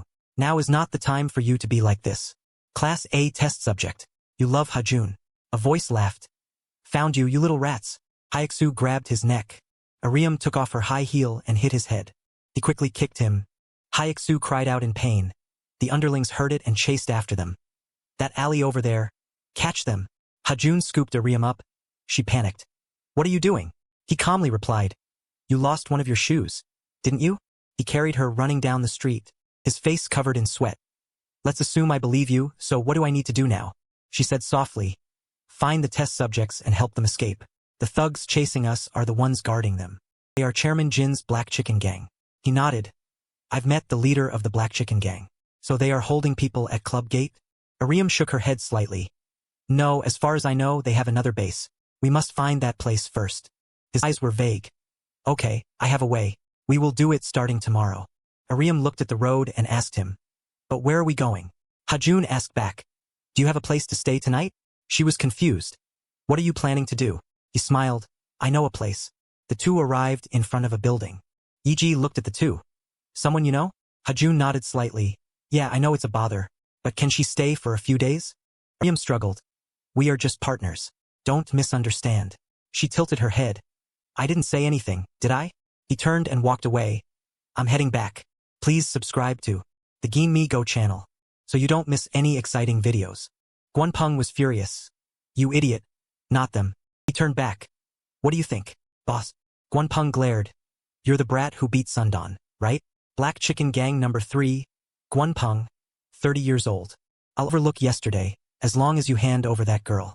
Go home and do your homework. He scratched his hand. Yeah, in your dreams, bring it on. He clenched his fist. Do you know why my name is Guanpeng? Because my fist is as fast as the wind. You won't be able to see it. A punch straight to his face. Noah said arrogantly. I can still see. Your fist. Goat Gang Leader number 1, Noah, 19 years old. Hoyeon looked surprised. Noah? How did you get here? Noah replied nonchalantly. Took the bus. He was a bit skeptical. Huh? Guanpeng wiped his bloody nose, annoyed, and ordered. Don't touch the long-haired brat. As for the rest of you, deal with that bowl-cut guy. Noah spoke up. Let's talk later. Okay? Hajun rushed in to attack, thinking in confusion. What do I do now, uncle? Should I handle it with one balance? A firm reply, no. Chan asked. Yesterday when we tried one more time, didn't you feel anything strange? Hajun hesitated slightly. You felt it too? After that, I had a headache, and I saw images flashing by too. Chehan carefully instructed. Then for now, we should limit its use. Hajun told himself.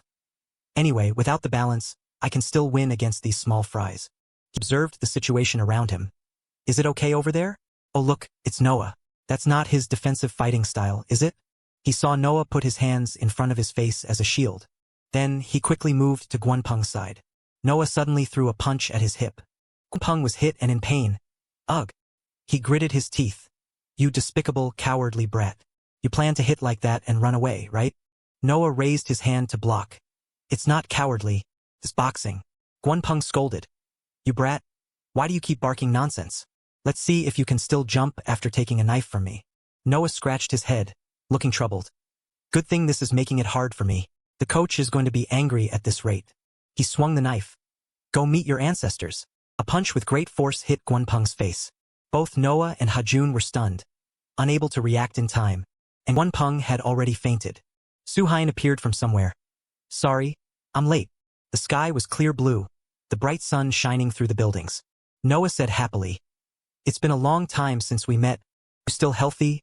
Any aches or pains? Hajun was startled. Were we ever that close? Noah replied as if it were obvious. We've met 3 times, so now you're like my little brother. Hajun showed his attitude. Is this why the goat gang follows you around all day? It's chilling. Hajun wondered. The match happened, what business did you have there? He replied. My underlings participated in a match and then all went missing. After investigating for a while, the clues led to the Black Chicken Gang. Ariam turned back. Are they all orphans or runaways? Noah was curious. How do you know that? She explained. Dr. Han Woo-suk tricked the victims, that he could provide light work with high pay. Noah narrowed his eyes as if calculating something. It seems there are many things I don't know. Are my underlings still okay? Ariam worried. Must find them quickly before they are taken to the laboratory. Hajun looked serious. You mean they have their own laboratory? Because Han Woo-suk's main laboratory is where all the secrets are kept.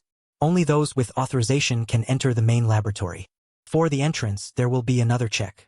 That is the base of the Black Chicken Gang. Hajun was determined. Just trust me. The car stopped where 2 people were guarding. Ariam held out her card. The Research Institute sent me. The 2 exchanged words. Were you notified about this? The doctor was reported to have arrived already. Should we call and ask? Forget it. No need. Everyone in the car was extremely nervous. The 2 guards discussed. We'll get yelled at for not knowing how to handle work now. Yeah, it's probably fine. The doctor is here. Come in. They were finally safely inside. Inside, there were areas under construction. They immediately planned the infiltration. We will target the vehicle transporting people to the laboratory. 2 of you hide somewhere and then hijack the vehicle. And 2 of you get on the vehicle with the other test subjects. The doctor held a list and checked. Are you 2 contestants for the competition? Noah and Hajun stammered, yes, that's right. That person asked again. Has everyone been checked? The 2 of them broke into a sweat. Yes. Hearing that, he let it pass. Then get on the vehicle and wait. They replied, yes. A phone call came to the doctor. I'm listening. Doctor, did the Research Institute send anyone else today? He replied calmly. No. The sent have already arrived. The other end of the line found it strange. Oh, is that so? Then it's an intruder. Noah and Hajun quickly fled. Run fast. We've been exposed. Dr. Ariam was quick-witted. Quickly returned to the vehicle. Dusik stood in their way. Who's this? Isn't it you, Hajun? They saw him appear and were worried. We're done for. Dusik's voice mocked. There's Dr. Ariam too. No need to ask, I know. Catch them. His underlings heard the order and attacked their group. Suhyan's hand quickly struck the faces of those attacking them. He only needed one hand to lift one guy up. Suhyan immediately threw that guy down without mercy. He said to everyone, leave these small fries to me. Noah observed. So this guy will be my opponent? Temi stood in front of Noah, towering. My name means big and beautiful. He assessed. This guy, he's not just big and tall. But compared to speed, Temi suddenly threw a punch at Noah's stomach. He couldn't react in time. Fast. Faster than me? Noah continuously endured lethal attacks from Temi. He was puzzled. How can a big guy be this fast? He glared. I think that's enough. Shall we end it here? Noah tried to regain his composure. The situation isn't looking good. If he breaks his promise, surely his master will understand, right? Noah suddenly took off all his clothes. Wait a second. Sneak attacking while someone is transforming is playing dirty. Temi froze. What? Again, you crazy guy. Why are you stripping all your clothes off? From Noah's body, countless blue bags fell. Sandbags. He looked very refreshed. Feeling much lighter. Noah and Sebam were training together. Noah skillfully dodged Sebam's blow. Hajun let out a few curse words. Sebam ran from somewhere. Mr. Bag, stop. Sebam glanced. Mother fetch girl. Noah stepped up and put his arm around Sebam. The coach is here. He looked troubled. You've made Coach Bag angry again. He said nonchalantly. It's because I dodged too well. Sebam replied seriously. No, he just wants to let you know what your weakness is. Noah was confused. My weakness? Probably my punching power. I practice hard but don't see any improvement. He smiled strangely. No, it's your eyes. Noah was bewildered. Eyes? Sebam immediately threw a punch at him. Noah dodged while wondering. The coach means, Coach, thanks for watching the video. Sebam stopped and asked, what are you doing? Noah replied gloomily. You didn't block the blow because you could see it all. Sebam threw a punch without warning. But this time Noah blocked it. The force of the attack made him step back a few paces. Sebam laughed. But I know how to block attacks too. Noah criticized. You only know how to dodge. so your ability to withstand hits is very weak. He retorted. Anyway, when it comes to fighting, just dodging is enough, right? Not really, your small frame is also a problem. Relying only on dynamic vision won't ever increase your combat strength. Right now, your eyes are your poison. Noah looked bewildered. From now on, think of yourself as blind and try fighting. Sebom immediately asked, Coach, do you want me to cover my eyes? Yeho. Noah approached and threw an arm around him. Hey buddy, you're getting better, aren't you? Jiho looked annoyed. Get lost, Sebom said to Noah. From now on, I'll make you wear 3 of them. These sandbags will be your first lesson. The sunlight seemed to grow increasingly harsh. Temi said scornfully, so what if it's a sandbag? I've been wearing them for 40 years of my life. Noah poked his belly. Belly fat, belly fat. Temi shouted. What did you say? He wasn't afraid at all. Read it backward, belly fat. Belly fat. Temi got angry, swinging his fist. You annoying brat. Dare to piss me off? This time, Noah was faster. He punched Temi in the face repeatedly. He was still extremely aggressive. You annoying brat. Temi had to endure continuous attacks from Noah without being able to resist. Finally, he collapsed to the ground. Noah was pleased. It's effective, isn't it? Speed and strength both seemed to have increased. Hey, little brother Hajun, need help? I'm done over here. His eyes were determined. No, I have a personal grudge to settle with this guy. Dusik wondered. Personal grudge? You mean those 2 little girls, right? Are they still doing well? Hoe unklärt. Shot your fill himel. Dusik's expression was extremely insolent. If you want to work at the bar, just come by. We always accept such obedient girls. June seemed to prepare a fighting stance. Were those things all ordered by Chairman Jean?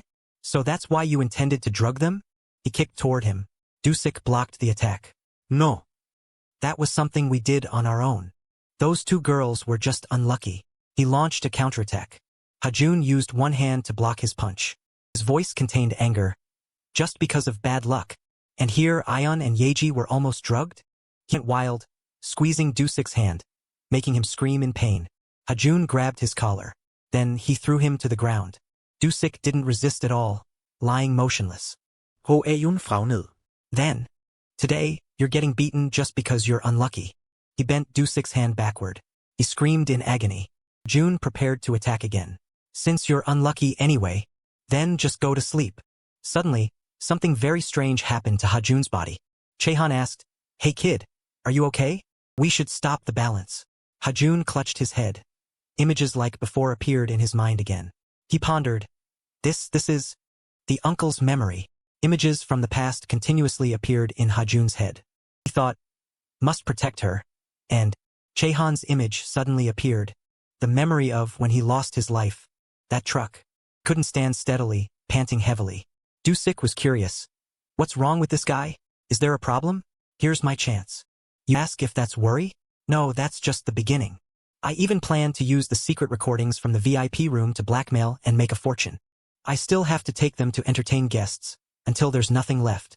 Dusik attacked, blood splattering everywhere. Hajun used his bare hand to block the knife. He used his other hand to choke him. Hajun thought to himself, this isn't good, uncle.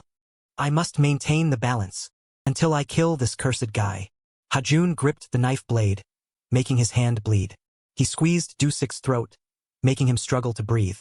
Hajun told himself, it's no good, uncle. I will maintain the balance, until I kill this bastard. He furiously squeezed Dusik's throat. Stop breathing, he struggled. Hajun couldn't control himself and yelled, die, you piece of trash. Dusik couldn't breathe, sweating profusely, his eyes rolling back. Suhayan intervened. Stop it, Hajun. If you keep this up, you'll really kill him. He lay on the ground. Yusuk said disdainfully, these useless thugs can't even handle transporting test subjects. And they cause trouble too. Ariam asked Dr. Han Yusuk in surprise, aren't those kids C-class test subjects? He replied, are you happy to see the kids again? Doctor, asked by Ariam. Yusuk laughed. I brought them here to experiment. After all, we have to utilize the failed test products, right? Suhayan was confused. Failed test products? Noah replied, let's talk about that after we escape from here. She worried, be careful. Those kids, their abilities are far different from normal people. He said unexpectedly, wait, you are. Yahun. Se no gang. Yahun. 19. Noah worried. Were you captured too? Is your body okay? What about the kids? Where are our younger siblings? He asked. Are you friends with this kid? But what to do? Now. Yusuk laughed gleefully. It seems he's no longer your friend. He lunged. Kill. He defended. Yahun. What happened? Ariam shouted. It's useless. He won't listen. He said. Back off, doctor. Hajun spoke up. They. Indeed, the atmosphere was very strange. Suhayan slapped his back hard. Wake up, you brat. Hajun startled and exclaimed. What? What is it? He said sternly. A man acting this weak. What kind of look is that? Train hard normally. Do more physical training. His men lunged to attack. Just hold on a little longer. Charge. The area contained many construction tools. Yahan punched Noah. He tried to defend. Noah thought to himself, this kid Yujahan. His physique has become extraordinary. However, I will return all that strength to you. He dodged to the side, causing his hand to punch the wall hard. Noah provoked. How about that, Jahan? With your fist smashed like that, can you still fight? Jahan's hand was bleeding. Calmly looked up. Jahan continued to attack. He was angry. What? This crazy guy. His eyes were very soulless and cold. Noah told himself, doesn't he care that his body is being destroyed? If we keep fighting like this kid's body won't be able to take it. If I want to deal with him. He remembered being in the training room. How is it, Coach Beck? Noah asked while attacking continuously. Now, even with the sandbags, my speed is quite fast, right? Bexian laughed. Good, continue. He replied happily. Coach is doing well too. Sebam called. Noah. Noah put an arm around his shoulder. You've arrived, Coach, he said shyly. All right, Noah. First take your hand off my shoulder. Then let's talk. Now I will give you the second shackle, something you must have. He wondered. The second shackle? Sebam declared. From today, you will be a close-range fighter. Noah was confused. What? But I'm originally a long-range fighter. He laughed and said, you must learn to fight with muscle strength and physical fitness. Once you've mastered that, your long-range fighting style will truly be complete. He thought, it's still too early to remove the shackles, but I promise you one thing, Coach. While lowering his guard, Jahan lunged. I won't let myself get hit even once. Noah dodged. He continuously avoided the attacks from him. Noah punched Jahan repeatedly. The bright sunlight shone onto the construction site. Suhayan slammed a guy's head into the ground. He said, these guys are like zombies, not normal at all. Even when hit, they keep rushing forward endlessly. There's no stopping point. Must take them down in a single blow. I only have enough strength for one more hit. Hajun, maybe you'll have to use your strength. Suhayan asked. You can do it, right? Hoeyun brilled heavily. He muttered. Uncle, let's use the balance one more time. Chehan replied. Continuing like this is too dangerous. You just complained about a headache, didn't you? Hajun replied. Using the power of balance to finish quickly will be better. Worried. Don't be stubborn about the balance. There's surely another way. He thought to himself. No, uncle, I must use it. I have to confirm what I just saw. If my guess is correct, then surely that truck. He called. Hajun, are you okay? Why haven't you answered for a while? Yusuk's men lunged again. Suhayan cursed. Damn it, here they come again. Hoeyun jumped high. He was extremely focused. Balance. Hajun kicked those two guys hard. He landed. In the room, Chehan shouted. Body owner, are you okay? I told you not to. Why are you so stubborn? Hoeyun woke up. He pondered. Memories of another uncle are surging within me again. This is. The day Dad was put on trial? That child is. Is this Yan? And the person watching us? Uncle. The screen. Turned off. He wondered. What? Dark again. Chehan worried. Hey, body owner, are you okay? He was confused. What? What is this dark thing? The body owner has disappeared. The construction site has many dangerous places. Chehan looked at his hands and thought, could it be like before? Am I the only one possessed? Chehan said, hey, big guy. Suyeon wondered, what? Ahun. He replied, it's an emergency. Hajun has disappeared. He was shocked. What? Suyeon panicked. What now? I only have one hit left. Continuing to fight in this state is impossible. Chehan called, hey Noah, can you help us a bit? He thought to himself, suddenly not using honorifics. Noah replied, You're asking me for help? That's exactly what I was going to say. He cried, "Save me." The four stood close together. Suhayan asked, "Doctor, what are those guys? Are you really creating zombies?" Ariam replied, "Soul containers, Young. When Young encounters a problem, the body strengthens as a compensatory reaction." Noah was confused. "Soul? What are you talking about?" Kian shouted, "Careful." "They're coming again. Damn it. Don't rush in anymore." Suddenly a car rushed over, knocking over the things blocking the road. Everyone and even Yusuk were astonished. That car rammed straight into his men, sending them flying. Jonglin shouted, "Get in the car quickly." He was bewildered. "Who are you? I think I've seen you somewhere before." Yusuk ordered angrily. "Catch them for me," she replied. "For now, get in the car." They climbed into the car. Chehan shouted, "Step on the gas. Behind. Watch out behind." Yahan was chasing. Suhayan saw him rushing toward him. He punched Jahan straight in the face. He tumbled to the ground. Suhayan laughed with satisfaction. "Because I had one last hit left." Chehan grabbed him and pulled hard. "Just get in the car first. We'll figure that out later." The sky had turned the color of sunset, reflecting light onto the glass windows of the high-rise buildings. The car drove on the main road. Cheonyu spoke. "Luckily we're still safe." Rabbit Gong Nu En. Keonyu, 19. Jonglin said indifferently. "Long time no see." Rabbit Gong Nu Tu. Yang Lin. Teen. He pondered. "That girl, where have I seen her before? Could she be the masseuse from that day?" Ariam asked Cheonyu. "Aren't you on the same side as Dr. Han Yusuk? What kind of conspiracy is this?" Chehan wondered. "We were told the experiment would start in a month, right? But the experiment started a long time ago. Furthermore, there is evidence that you are one of the masterminds behind that experiment. So you've been deceiving us all this time?" She replied. "That's right." He was confused. "What?" Cheonyu expressed. "To be honest, my goal from the beginning was not to stop this experiment." Chehan asked, "Then why help us and train us? Was that ordered by Chairman Jean?" Jonglin lowered her voice. "Shut up. Don't bring that fake-toothed guy and my sister into this. It's annoying." He was confused. "Why?" Chehan was annoyed. "Hey, who's the one who should be angry?" She interrupted. "My sister just wants to save the children in the rabbit gang. Don't know anything and keep talking nonsense." Cheonyu stopped her. "Stop it, Lin." Ariam wondered. "Save the children in the rabbit gang? What does that mean? Aren't you the ones collecting test subjects?" She explained. "The rabbit gang are not the masterminds of the experiment. We, the rabbit gang, are the first test subjects. Before the soul possession experiment, Chairman Jean conducted countless other experiments.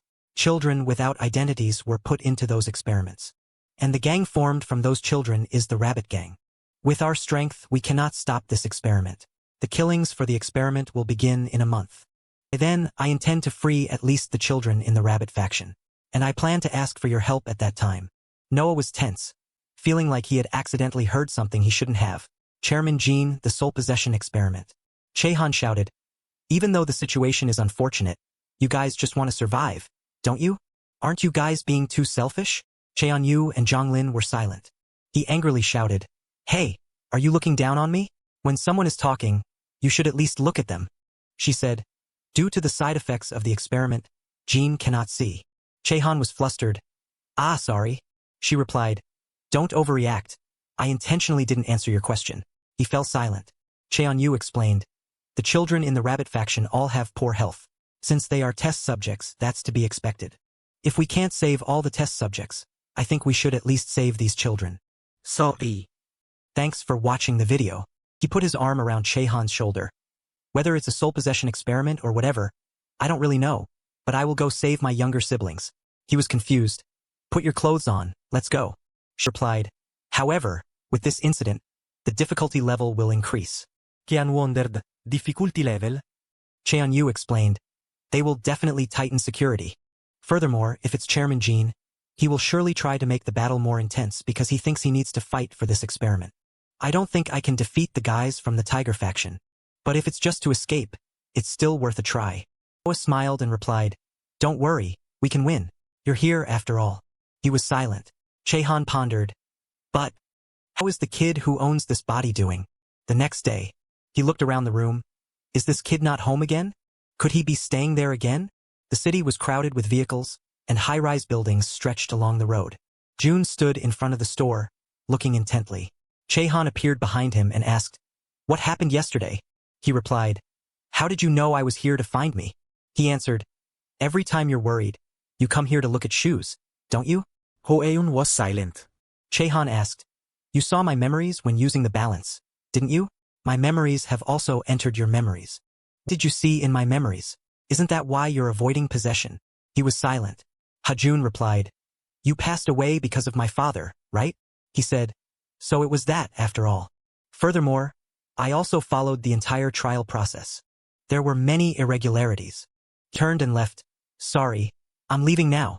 Chehan called out loudly, "Hey, body owner Hajun." He sighed, "What should I do with that kid?" The next day, Chehan poked his head in to observe. He saw Hajun lying on the bed. "Good, he's sleeping." Chehan ran over. "If you've done that, then I have no choice but to take action. It's been a while since I borrowed this body for a bit." Lucky Star Cafe. Inside the shop, someone asked, "What do you need to see me for?" Chehan excitedly said, "I need your help." The student with glasses was surprised. "Oh, is it you? Are you the only one possessing Hajun's body right now?" Chehan put his hands in his pockets. "That's right, because the kid is refusing to be possessed." He took a sip of water. "This brat doesn't listen to me at all. That's why I came to find you, student with glasses." Siyu showed agreement. "Hajun is indeed very stubborn. But what exactly happened?" Chehan calmly explained. "Ah, it's like this. Really? Thanks for watching the video." He affirmed, "Right now, I must clarify the truth about the traffic accident 13 years ago. The only way to free Hajun is to do that." Siyu looked worried. "Is it possible? It happened so long ago." Chehan was very certain. "The person in charge of the accident investigation that year seems very suspicious. I must find that person. I still remember their name. Is it possible to find them with just the name? That's why I came to find you, my glasses-wearing friend. Otakus like you are good at finding this kind of information, right?" The atmosphere suddenly quieted down. Kian felt guilty, he spoke a bit tactlessly. "Ah, no, I mean..." Siyu was amused, as expected of a possessor. He adjusted his glasses. "You've realized my hidden talent. If there's someone who needs to be found, then helping to find them is only natural," he said, then stood up proudly. Kian laughed, this kid, honestly. "In this matter, I know someone who can help. Let's go." Jeji's boarding house. "Want to ask for help?" Chehan and Siyu stood in front of the door. He spoke up to ask for help. "It's related to Hajun's father. We need to find someone." "Oh, is that so?" Jeji replied. Siyu was curious. "Among the scary uncles you know, isn't there anyone who does private investigator work?" She was shy. "After the gangster gang disbanded, I think they started doing other things. Let me try to contact them," she said, then picked up the phone. "Uncle Seosiju." "Oh, Jeji, what's up? Are you working at the errand center?" he shouted. "What are you saying that's so embarrassing? What errand center?" "It's a private detective office. A detective. Super cool. Formerly number 3 of the gangster gang. Currently, debt collection, adultery investigation, missing persons search," Jeji said in a gentle tone. "Ah. Basically, I want to find someone." "What? A favor?" "Even if it's you, there's no such thing as free. This world, who gives anything for free?" Jeji put the phone down to wait. "Do you guys have money?" Jeji looked at everyone. Kian, ghost. Siyu, student. Jeji seemed to understand the problem. She turned around. "Give me your account number. I'll transfer it right away." Okay. "Welcome, customer." Seosiju was pleased. "Send all information about the person to be found via message." "Yes." Waiting for news in the boarding house. The 3 of them went into the house. Jeji sat next to him and asked, "Hey Hajun, have you been in contact with Suhayan lately?" Chehan replied, "I don't know. Why?" She felt confused. "What do you mean you don't know? I was planning to meet her, but she said she was going to some island and then lost contact. I just wanted to ask if you knew anything. I sent a message this morning, but she didn't reply. What nonsense am I saying? Never mind. Just pretend you didn't hear anything." Chehan looked at Jeji and smiled. "Do you like Suhayan?" She blushed and punched him right in the face.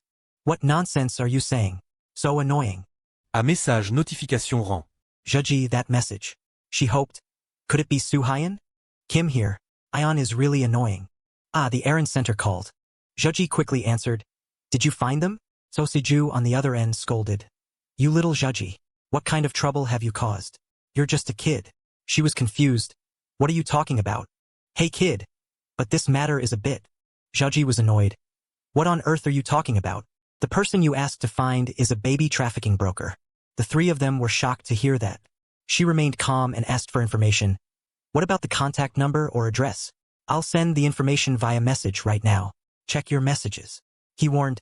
You little girl. Be careful with men. All men are the same. Chehan was confused internally. Something is very suspicious. He's not an ordinary person. Siyu blurted out. I didn't expect the news about baby trafficking to be true. We have the information, but how do we approach them? Zheji turned to look at him. A criminal like that wouldn't easily accept contact from us. Siyu came up with an idea. What about pretending to be a pregnant woman? The three of them sat looking at each other, seemingly sharing the same thought. Sejong's house, she shouted. Damn it! So that means now. You want me to pretend to be a pregnant woman? Is my face fake enough to fit this role? One of the three denied.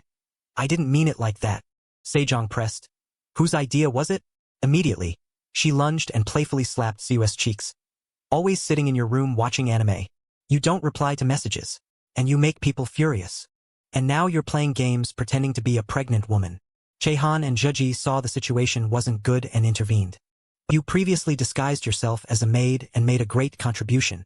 In our group, your acting is the best. Isn't it? Sejong saw Siyu lying on the floor and finally calmed down. Forget it. Give me the phone number. She started calling. Hello.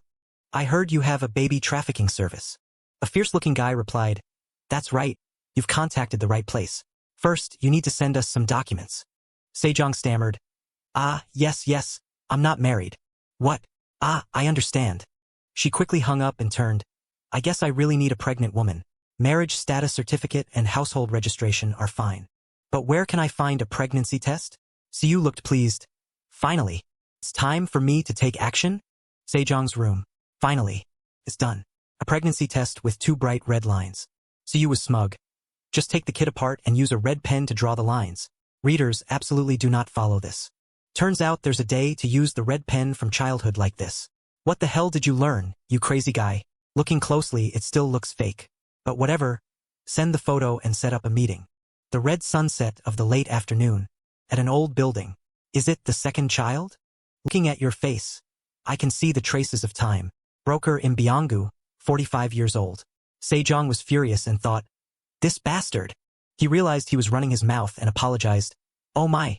Sorry. This mouth is just too talkative. If you give birth at the designated hospital, we will take care of it ourselves. Remember not to bring your family. Jealousy issues are troublesome. Sejong wondered. Is that all? He gave an okay sign. This. We'll pay you 300. Healthy mother, neat documents. Receive cash that day and it's done. We will contact you later. From now until birth, try to abstain from alcohol and cigarettes. She watched his back as he left. That bastard.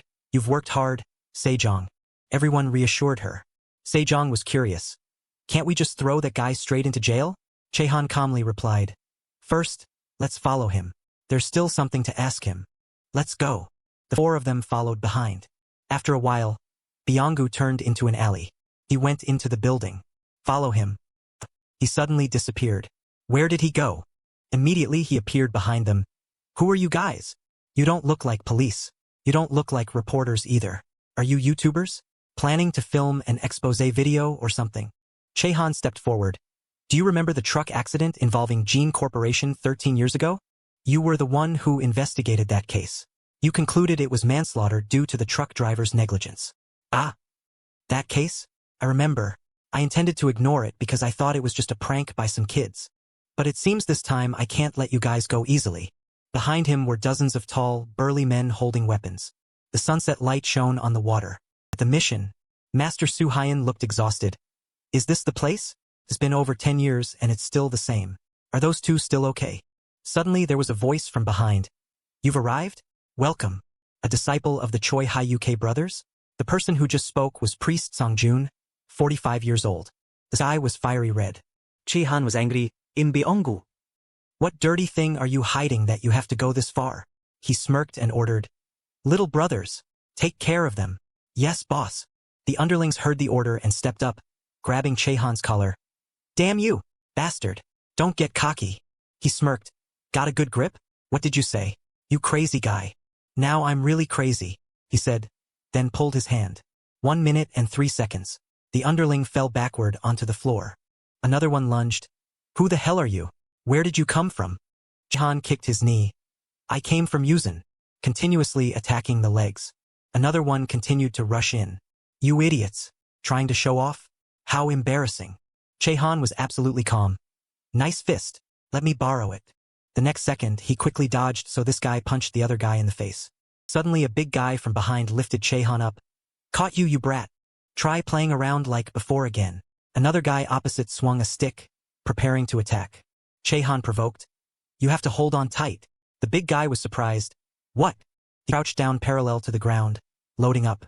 Used his right leg to blast away. The guy holding the stick. Next swung his body high up out. The giant's control. And finally, gathered force to drive his knee into his back. Landed. Groans echoed in the room. Siyu saw that and admired. Is your strength this terrifying? You said the possession was incomplete because Hajun wasn't there. Ariam worried. But even so, you're still very durable, they are really strong. Right? Just a while ago you were fighting NJEI in the cafeteria. At that time, there was still a lack of physical fitness. But now, both strength and combat sense are better than before. Byonggu's smile faded. Who the hell are you? Who sent you here? Chehan replied calmly. I don't believe in fate or anything like that, but this body is the son of a truck driver. Tell the truth. Was the traffic accident report forged? A man in black spoke up. You useless thugs. Prepare to meet your maker.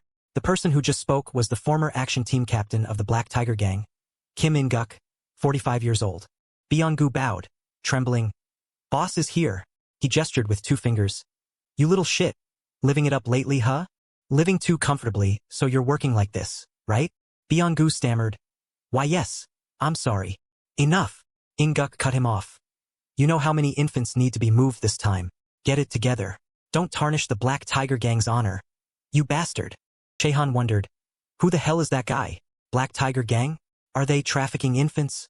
Boss, just trust me. In-guk stepped forward. Anyway, this guy is all talk. Step back. He stood in front of Chehan, pointed his cigarette at him. Chehan judged. His aura shows he's definitely no ordinary guy. Can't let my guard down. Need to deal with this seriously. The next second, his fist grazed his face. Kian exclaimed, so fast. Siwoo saw this and shouted. What? What was that? The punch came without any wind-up. But Chehan raised his thigh. I'll be out of breath soon. In-guk's hand blocked it immediately. Too slow. Chehan backed away. Damn it. Since when? What kind of monstrous strength is this? Guk challenged. Try blocking again. Chehan ducked to dodge his punch. Damn it. Immediately after, In-guk kneed him hard, sending Chehan flying. Wasn't even time to react. A barrage of blows hit him. His physique is on a completely different level. Everything in the room was scattered. Chehan fell to his knees, gasping for air.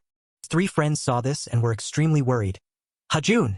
He raised his hand to stop them. Don't come closer. In-guk turned to leave, ordering. Clean this up. Don't leave any trouble. Understood, boss. Byonggu grabbed Chehan's hair. This brat, you don't look like a normal kid at all. Who the hell sent you here?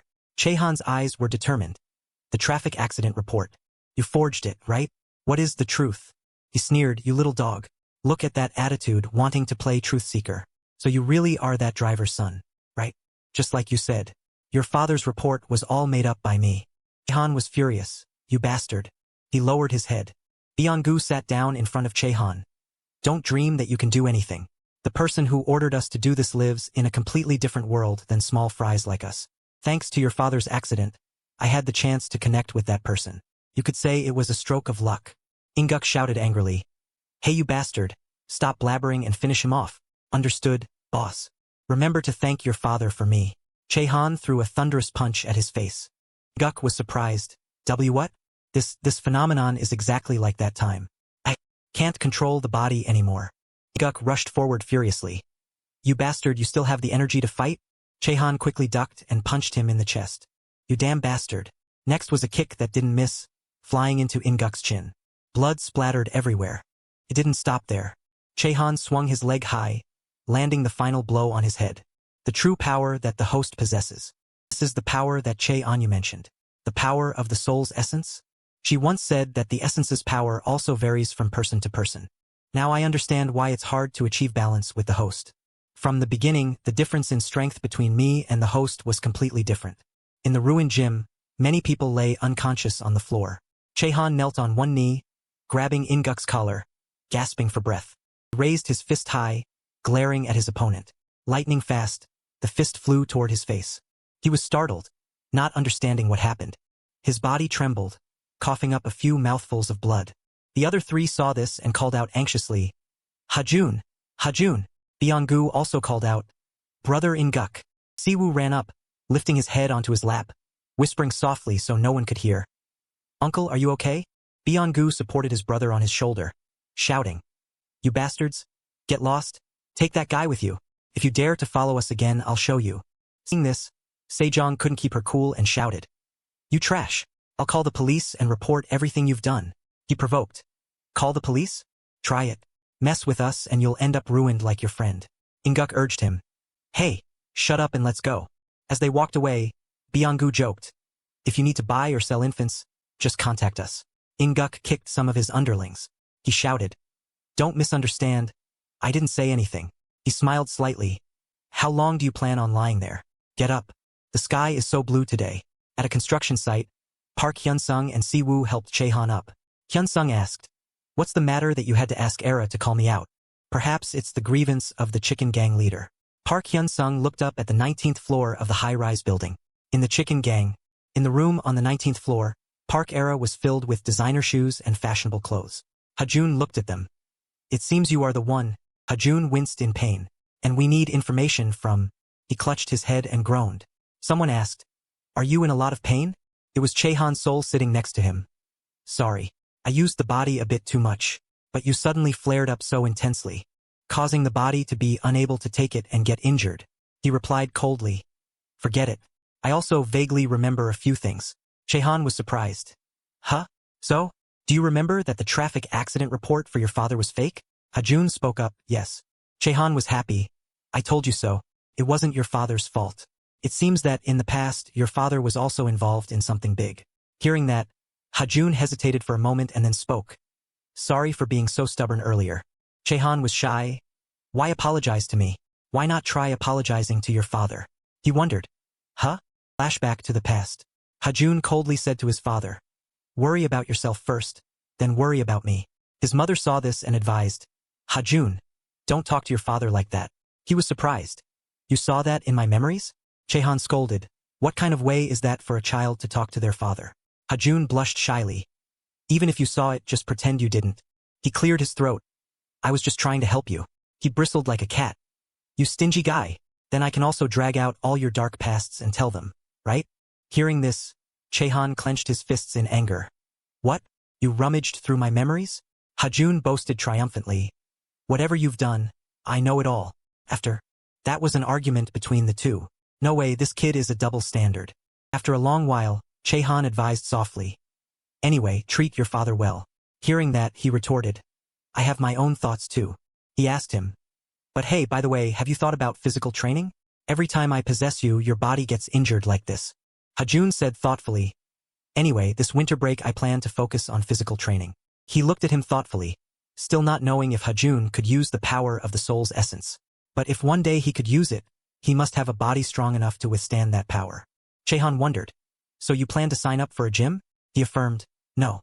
I have someone who will help me train," with a face full of determination. A few days later, under the sparkling sun and blue sky, a remote island in South Chungcheong province. A voice exclaimed, "Ah, this is my first time on an island like this," Ziji said happily. Behind her was Sejong dressed very sexily. Sejong wore a light dress, carrying a basket of food. "Don't tell me this is a deserted island. It feels like something is about to happen." Siwoo looked through binoculars with interest. "You're dressed like an explorer." Hajun stood by, regretting, "I should have come alone." He asked the person opposite, "But why is the senior here?" Jiho was dressed for vacation, smiling. "That grumpy old man rarely gives time off." Jiho's father's angry, scowling face appeared. "Once you've debuted, there's no more playtime." He comforted. "Consider this the last enjoyment." Senior, don't you have friends?" The conversation was interrupted by Su Hyan carrying a large bag of firewood on his back. "Everyone is here, right?" Ziji was happy. Suhayan. Seeing her, he was flustered. Suhayan looks like a jungle man. Zai, sorry. I couldn't contact you lately. The signal on the mountain is weak, and I had to train. She crossed her arms coldly. Who asked?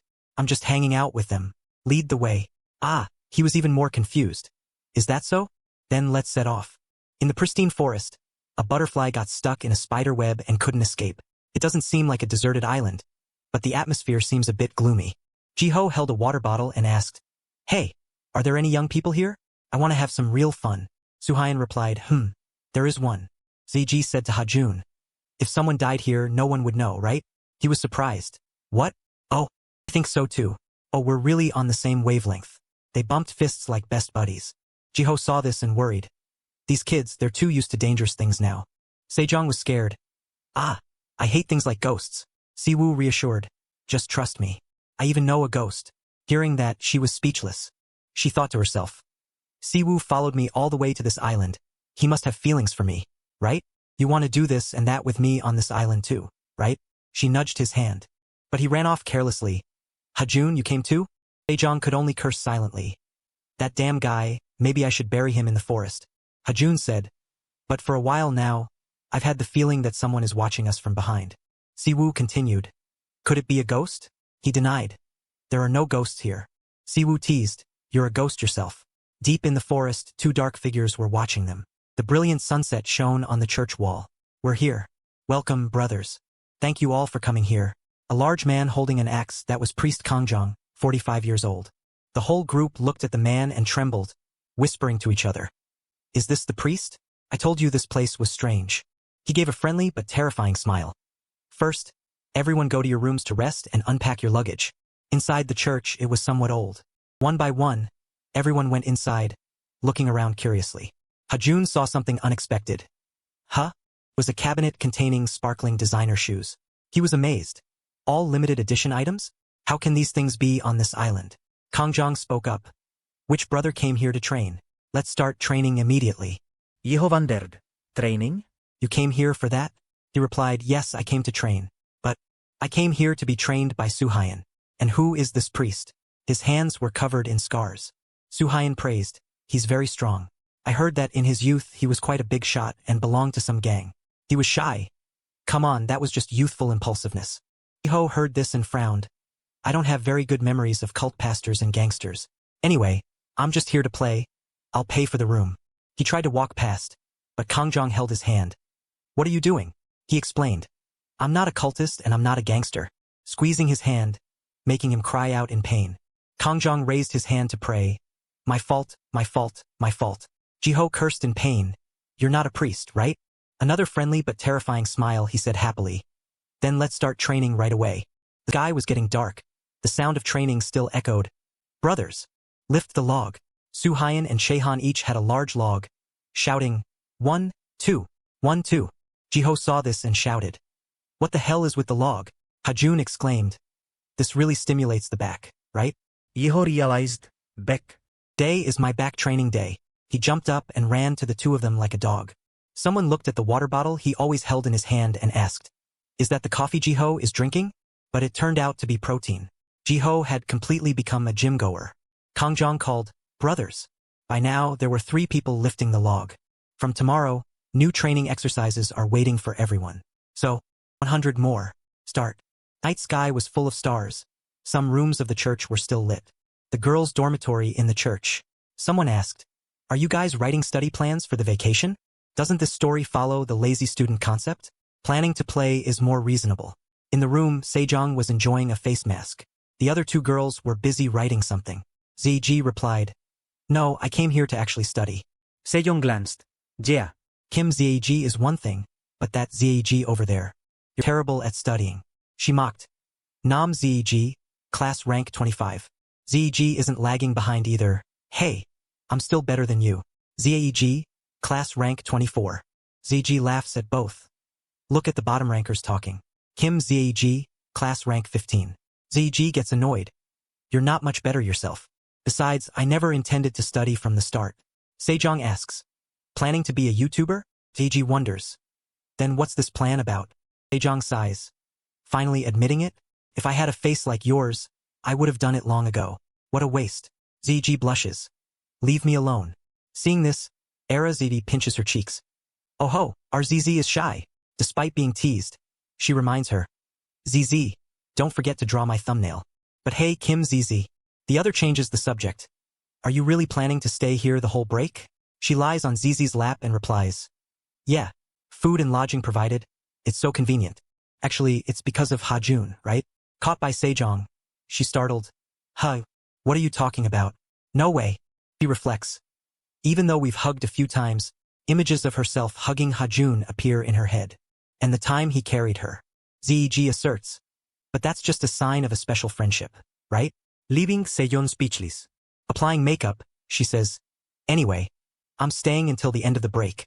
Gotta stay here and play with the nerd. Also, DEG is curious. You like Suhayan, right? The other just says, huh? Suddenly there's a loud noise outside. Sounds like there's movement outside. There's another room next door, but it's locked tight. Sejong jumps, grabbing her phone. Ah, scared me. Got a message to come down for dinner. Okay, let's go down. Two adjacent rooms have their doors closed. Suddenly, one door creaks open. The late-night scenery is quiet and desolate. There's a large chandelier on the ceiling. Man, the bulb is burnt out. Don't remember where the spare bulbs are. Let me try checking the storage. Everyone is already at the dining table. Only Kongjong and Suhayan haven't sat down yet. Seeing that ZAG offers will help. Kongjong replies, no need, Suhayan and I will handle it. Anyway, it's almost time for that ghost to appear. A single sentence makes the atmosphere heavy. Everyone is terrified. Suhayan advises, don't fight too much today. New guests are pale, confused. What do you mean? Siyu stammers. Honestly, isn't this place a bit creepy? Just now I felt like someone was staring at me. Even saw a white dress in the laundry room. Why would a woman's white dress be here? You must have seen wrong. Or is it the priest's taste? Everyone whispers. Sejong adds. Yeah, and I heard something in the room next door earlier. Siyu is scared. For real? Jiho says confidently. You scaredy cats, afraid of ghosts in a church. Suddenly, a woman's hand rests on his shoulder. All six scream in terror. Jiho is a mess of tears and snot. He turns around, using 2 spoons to form a cross to ward off the ghost. Ghost? Get away. The long-haired woman speaks. Nice to meet you. Are you the group from the mainland? Her face is mostly covered by hair. Who's that? A ghost with a local accent? But when she brushes her hair back, a pretty face appears. I'm Choi Hee. I live here. Choi Hee, 17 years old. Forgot to brush my hair earlier. Siyu exclaims. Whoa, so pretty, making Sejong jealous. ZZ realizes. So the white dress I saw earlier wasn't a hallucination. The priest should have told us. Choi Hee takes a spoon from ZZ's hand. Ho ho, let's live in harmony. Why are you using my spoon? Everyone's introduced now, right? Choi Hee lives in this church. She's like family to me. She's been here for almost 10 years. Kongjong explains calmly. This kid usually hides in her room, just glued to YouTube. Just pretend she doesn't exist. Hearing that, Choi Hee retorts. What's with that weird talk? Father? I'm better than the person who stares at Nike shoes all day. Bought them, wear them. Shoes are for wearing, not for worship. Hearing that, the priest just raises his hands in prayer. May God forgive my wayward path. Help me keep my soul from temptation. She turns to Hajun. How old are you this year? 17. Oh, so we're the same age? No need to be formal then. An ambiguous aura radiates from her. You're super handsome. Look like an idol. Jiho points to himself. The idol should be me. She smiles. Really? Look more like a gigolo. This side is better. Leaving him speechless. Choi Hee feeds him a spoonful. Here, try this. Kongjong is happy. Looks like Choi Hee likes Hajun. It's been a while since a young guy came here. She's clearly excited. Suhayan asks. A while? I'm the same age. Choi Hee is still enthusiastic. Here, eat this too, eat this. Her father laughs. Does Hajun like it? Face is red as a tomato. He just sits there eating every spoonful she feeds him. ZG watches them, looking unhappy. The laughter at the table continues until night. Next day, the sun shines over the island. A voice complains. Not training anymore. Gotta go have fun today. Jeho sigas. Suhayan announces. Today is chess day. Chest? He turns into Pavlov's dog. Woof woof. Hajun seems to see something. Over there. Choi Hee, she's doing yoga in tight clothes. Mutters in his head. Knowing she's being watched, she speaks. Look okay? Staring, you'll kill me. He's startled, no, not like that. Then quickly leaves. Boy, he teases. If you want to keep looking, just say so. She smiles meaningfully, unaware that ZG behind her saw everything. A sees her annoyed face and asks, looking at what? Let's go eat. An area filled with handmade training equipment. A heavy bucket of rocks is being carried by someone. It's Hajun, Jiho, and Suhayan training chest. The weights are replaced by buckets of rocks. Kangyong shouts. 22, 22, 22. One more. Others can do it. Come on. Hajun, face pale, screams while lifting. Good. One more. 22. Sunset falls once again. Tires are being dragged along, each tied to the three of them. Kangjong stands by praising. Good. Run one more lap. Hajun, drenched in sweat, begs. Let us rest. I'm dying here. Jiho cries out too. I came here to play. The trainer ignores them. Good. Last lap. Whoever finishes last gets no dinner. While the other two waste time complaining, Suhayan has already run ahead. Full speed, go. The screams echo through the mountains. At the same time, in Seoul, where skyscrapers and cars stretch out, at a gym, powerful fist slams into a punching bag. A middle-aged man speaks. Noah, that's the head coach of the gym where Noah and Jiho train, Park Sebom, 42. Good news for you. Noah is dripping with sweat, his solid physique looking handsome. He approaches and asks, is the Rookie King tournament schedule out? Sebom announces, yes, I just registered on the way back. He explains the rules. There will be a knockout round to select 4 fighters for the finals. Noah says, as far as I know, the winner gets to participate in the title match. Sebom replies quickly, exactly. The winner and MVP get a shot at the national title. A shining gold belt appears with a muscular body. A shortcut from rookie to title in the blink of an eye. Sebom lists the prizes. Prize money is included for both the winner and MVP. Qualifiers 200,000 won, finals 500,000 won, MVP 3 million won, Rookie King 5 million won. He observes Noah's expression, thinking, thought he'd jump for joy, or is he nervous about the tournament? Family breadwinner, Noah confidently shows the calculated amount on his phone. Enough to pay rent for a year, still good after taxes. Noah puts his arm around Sebom. If I win, I'll treat the whole gym to chicken. Where is Jiho? Jiho, it's on me. He waves him off, telling him to pay the gym fees first. Sebom thinks smugly, but with Noah's talent, he can definitely dream of the championship. The most formidable opponent is probably that guy. The sky has turned dark at other gym. An excited voice rings out. No rivals, so don't worry. Chansung. Chansung scratches his head politely. Coach, don't embarrass me. Lightweight super rookie. Chansung, 19. He acts humble. I'm not the only one from our gym participating. Guangjiang replies. Oh, that guy? Rival gym coach. Guangjiang, 42. He begged so much I let him go. But a foot is kicking the punching bag. Wet, Choi Jong-un, 19. He's training hard for the competition. Guangjiang judges Jong-un. Just don't get hurt and blame it on us.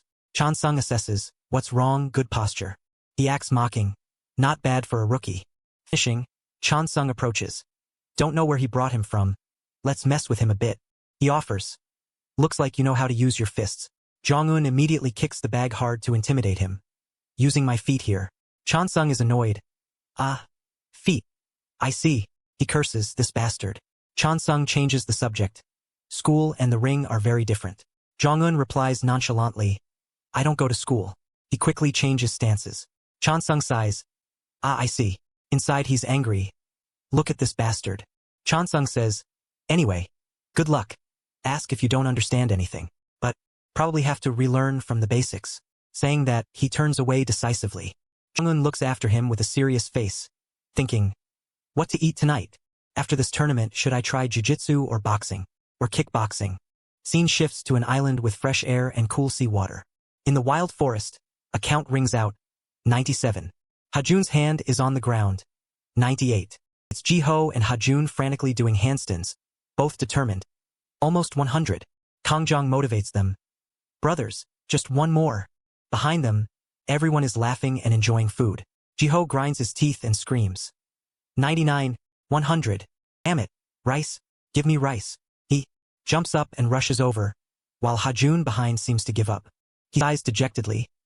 I'm dying. Kangjong speaks. Brother, he challenges, if you want to eat, do one more. Kangjong sees him turn away and asks. Brother, where are you going? To the bathroom? Hajun replies frustrated. Nothing in my stomach to shit. He waves his hand. I'm going back to Seoul. Giving up. This isn't training. It's torture. Kangjong is surprised. What? He provokes. You're a man, you came here, and now you're giving up? But he doesn't fall for the trap and keeps walking. Hajun speaks. Still trying to act like a man these days? Kangjong reaches out. Brother. He trembles. Brother. He starts imagining. Kangjong thinks of the vision of being alone on the island eating rice, watching the sunrise alone with his favorite shoes, sitting alone fishing with his blue shoes. The lonely island man, Kangjong, 45. He screams in fear. Hey, brother. The reward. I'll reward whoever finishes the exercise. Hajun hears that and rushes back to ask. What reward? Kangjong proposes.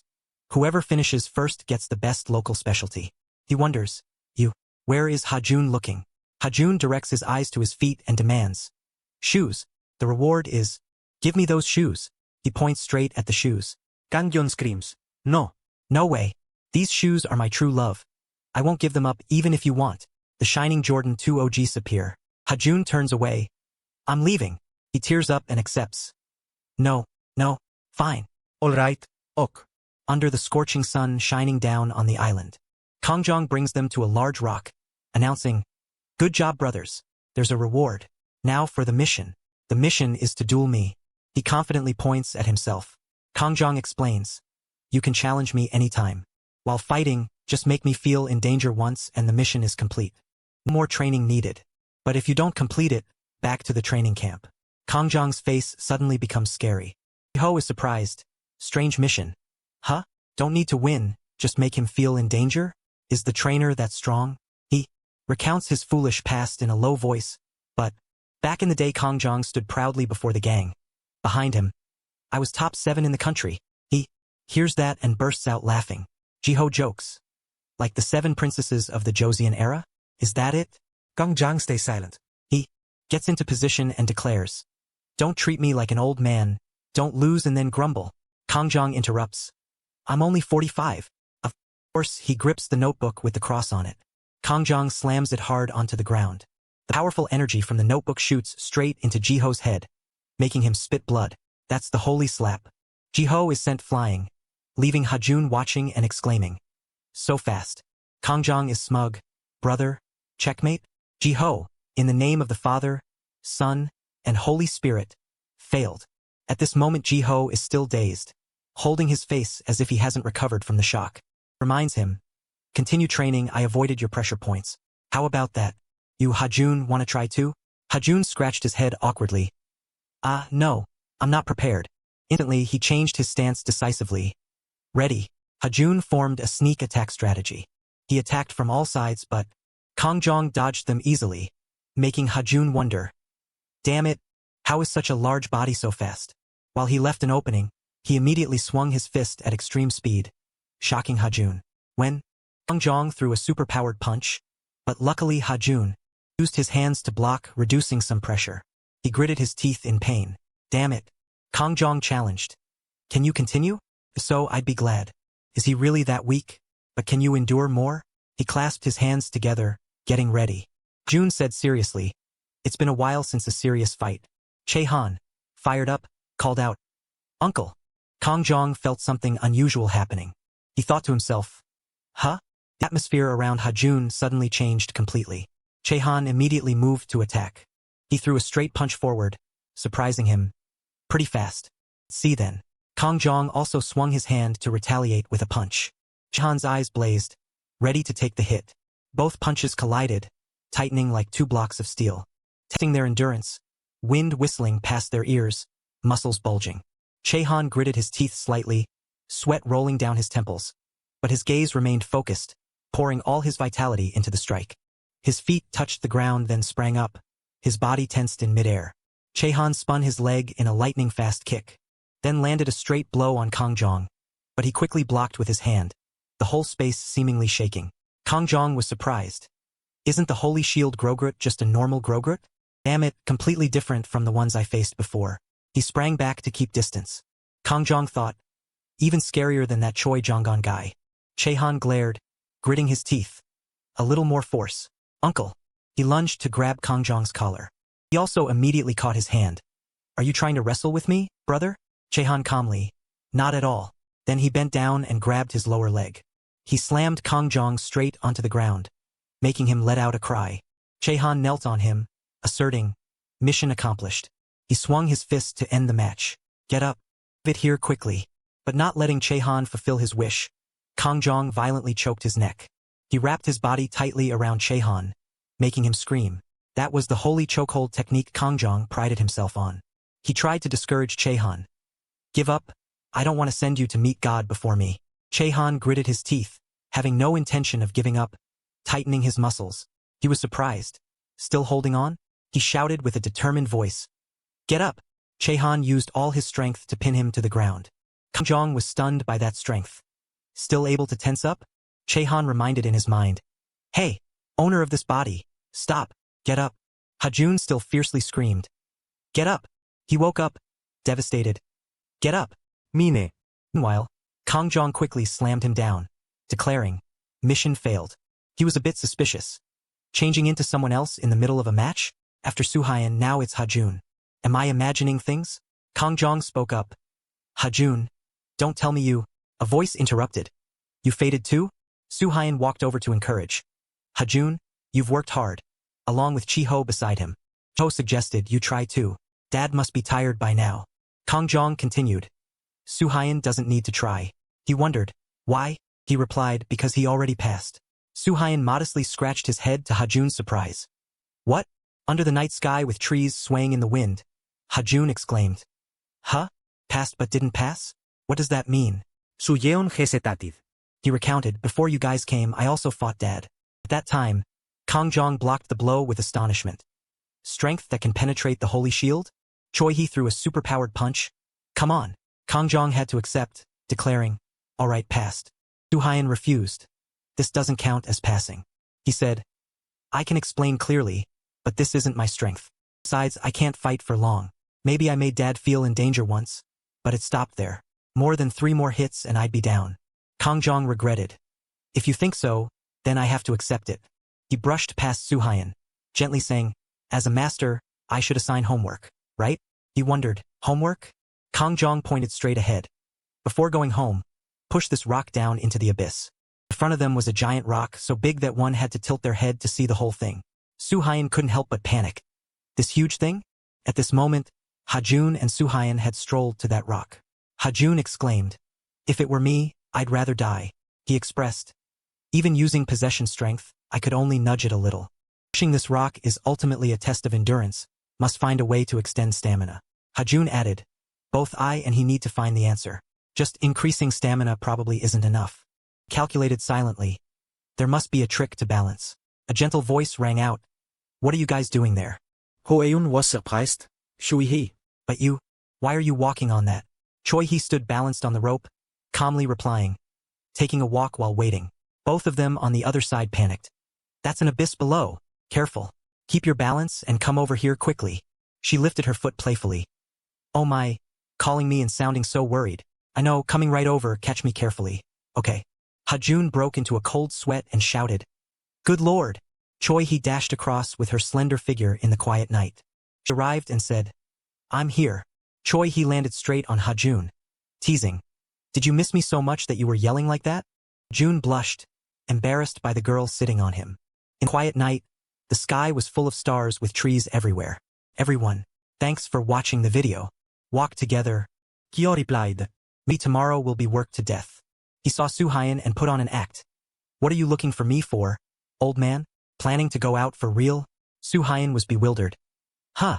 When did I look for you? ZZ beside him continued. Just accept the truth. You're addicted to training now. Kyo immediately retorted. Nonsense. At this moment, Suhayan glanced at ZZ, blushing shyly. He gallantly took off his jacket. ZZ, it's dark, it's cold. Wear this. Suhayan turned to drape the jacket over ZZ considerately, making her cheeks flush pink. A moment later, ZZ immediately recognized this jacket. Suhayan explained, yeah, ZZ bought this for me. Still wears well, thanks. She looked away, yeah, it suits you well. Chi-ho looked at this couple with some suspicion in his heart. Kang Jong suddenly spoke up. Hey nerd, what anime are you watching this season? That series about reincarnating as a queen and accidentally leveling up to a hero has an anime now. Siyu replied. Really? She started discussing. The ace is gorgeous, right? My voice actor is also excellent. Siyu was indifferent. Ah, is that so? He scratched his head, explaining. I've been so into gaming lately, I can't keep up with anime. Kongjong heard that and was dejected. What? Not watching anime? Inside, he was a bit angry. Because of you, I sat and binged anime until my brain was fried. Siyu suddenly took out his phone. Ah, wait a second, Kongjong. Let me take COE's call for a bit. He ran off excitedly. I'm listening, sis. Kongjong thought to himself. COE? She remembered the scene of Siyu and Park COE riding a motorcycle together with intimate moments. Silently confirming. Park COE, 19 years old, 12th grade at Jinyu School, CUS first love. Thinking of this, Kongjong couldn't hide his annoyance and scowled. Suddenly a shrill scream. Everyone concerned. Are you okay? Choi He acted weak. Agu, walking fine and suddenly got a cramp? What's up with that? Jaehyun asked. Han, can you walk? Choi He turned and asked. Hajun, can you help me walk? Hajun didn't say a word but helped Choi He walk along. She clung tightly to Hajun as they moved. Suddenly Choi He snapped her head back.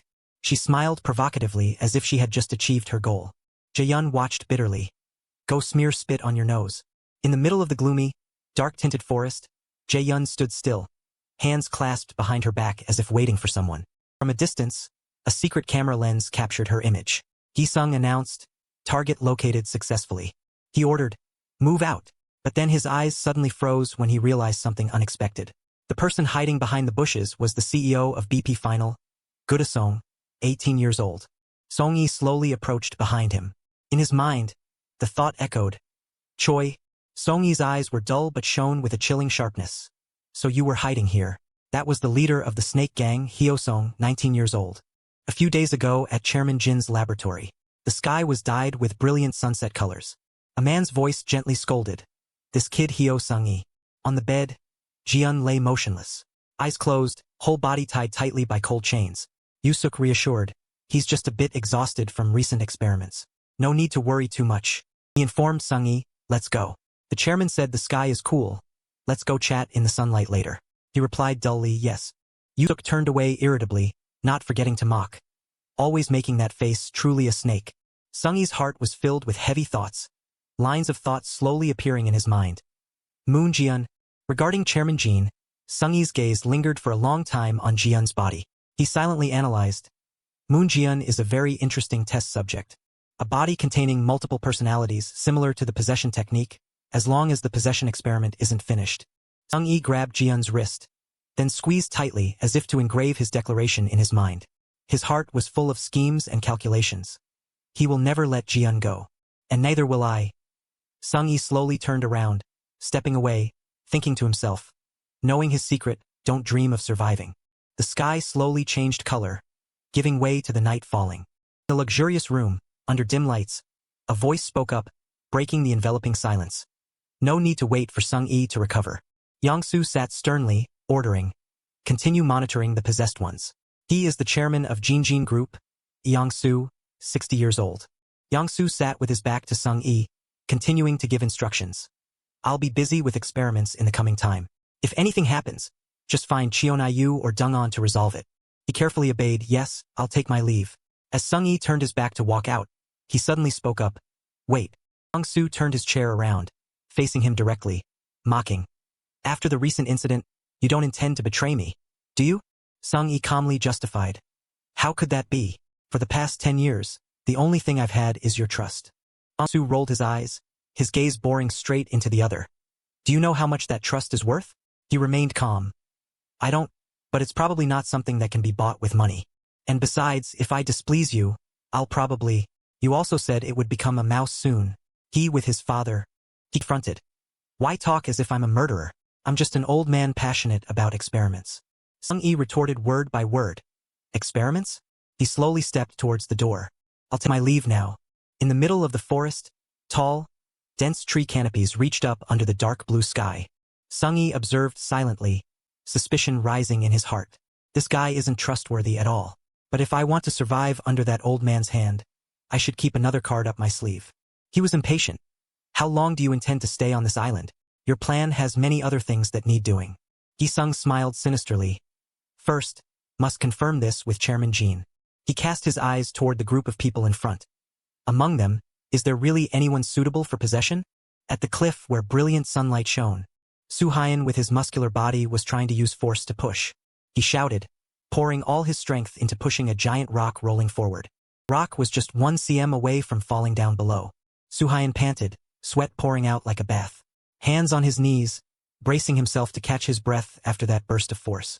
While everyone was spreading mats to sunbathe, Hajun and Chiho each lifted a log high. Kang Jong stood opposite, ordering decisively. Again, the terrible weight of the log made both of them roar. Even so, he still shouted. Last time. Kang Jong threw a punch straight into Chiho's stomach. The voice rang out without mercy. Tighten your abs, making him blurt out a curse. Then beat me, brothers. Hajun suddenly looked down, exclaiming in confusion. Solve? ZZ looked towards the training group. Seems like training is over, let's go too. Siyu was busy looking around. Did you see the towel I left here? Jaehyun stepped closer, holding a towel in her hand. This one? He immediately recognized. Ah, that's right. I'm bringing Lis for Hoeun. She smiled radiantly. Let me give it to him. You guys go ahead. Siyu felt relieved. Is that so?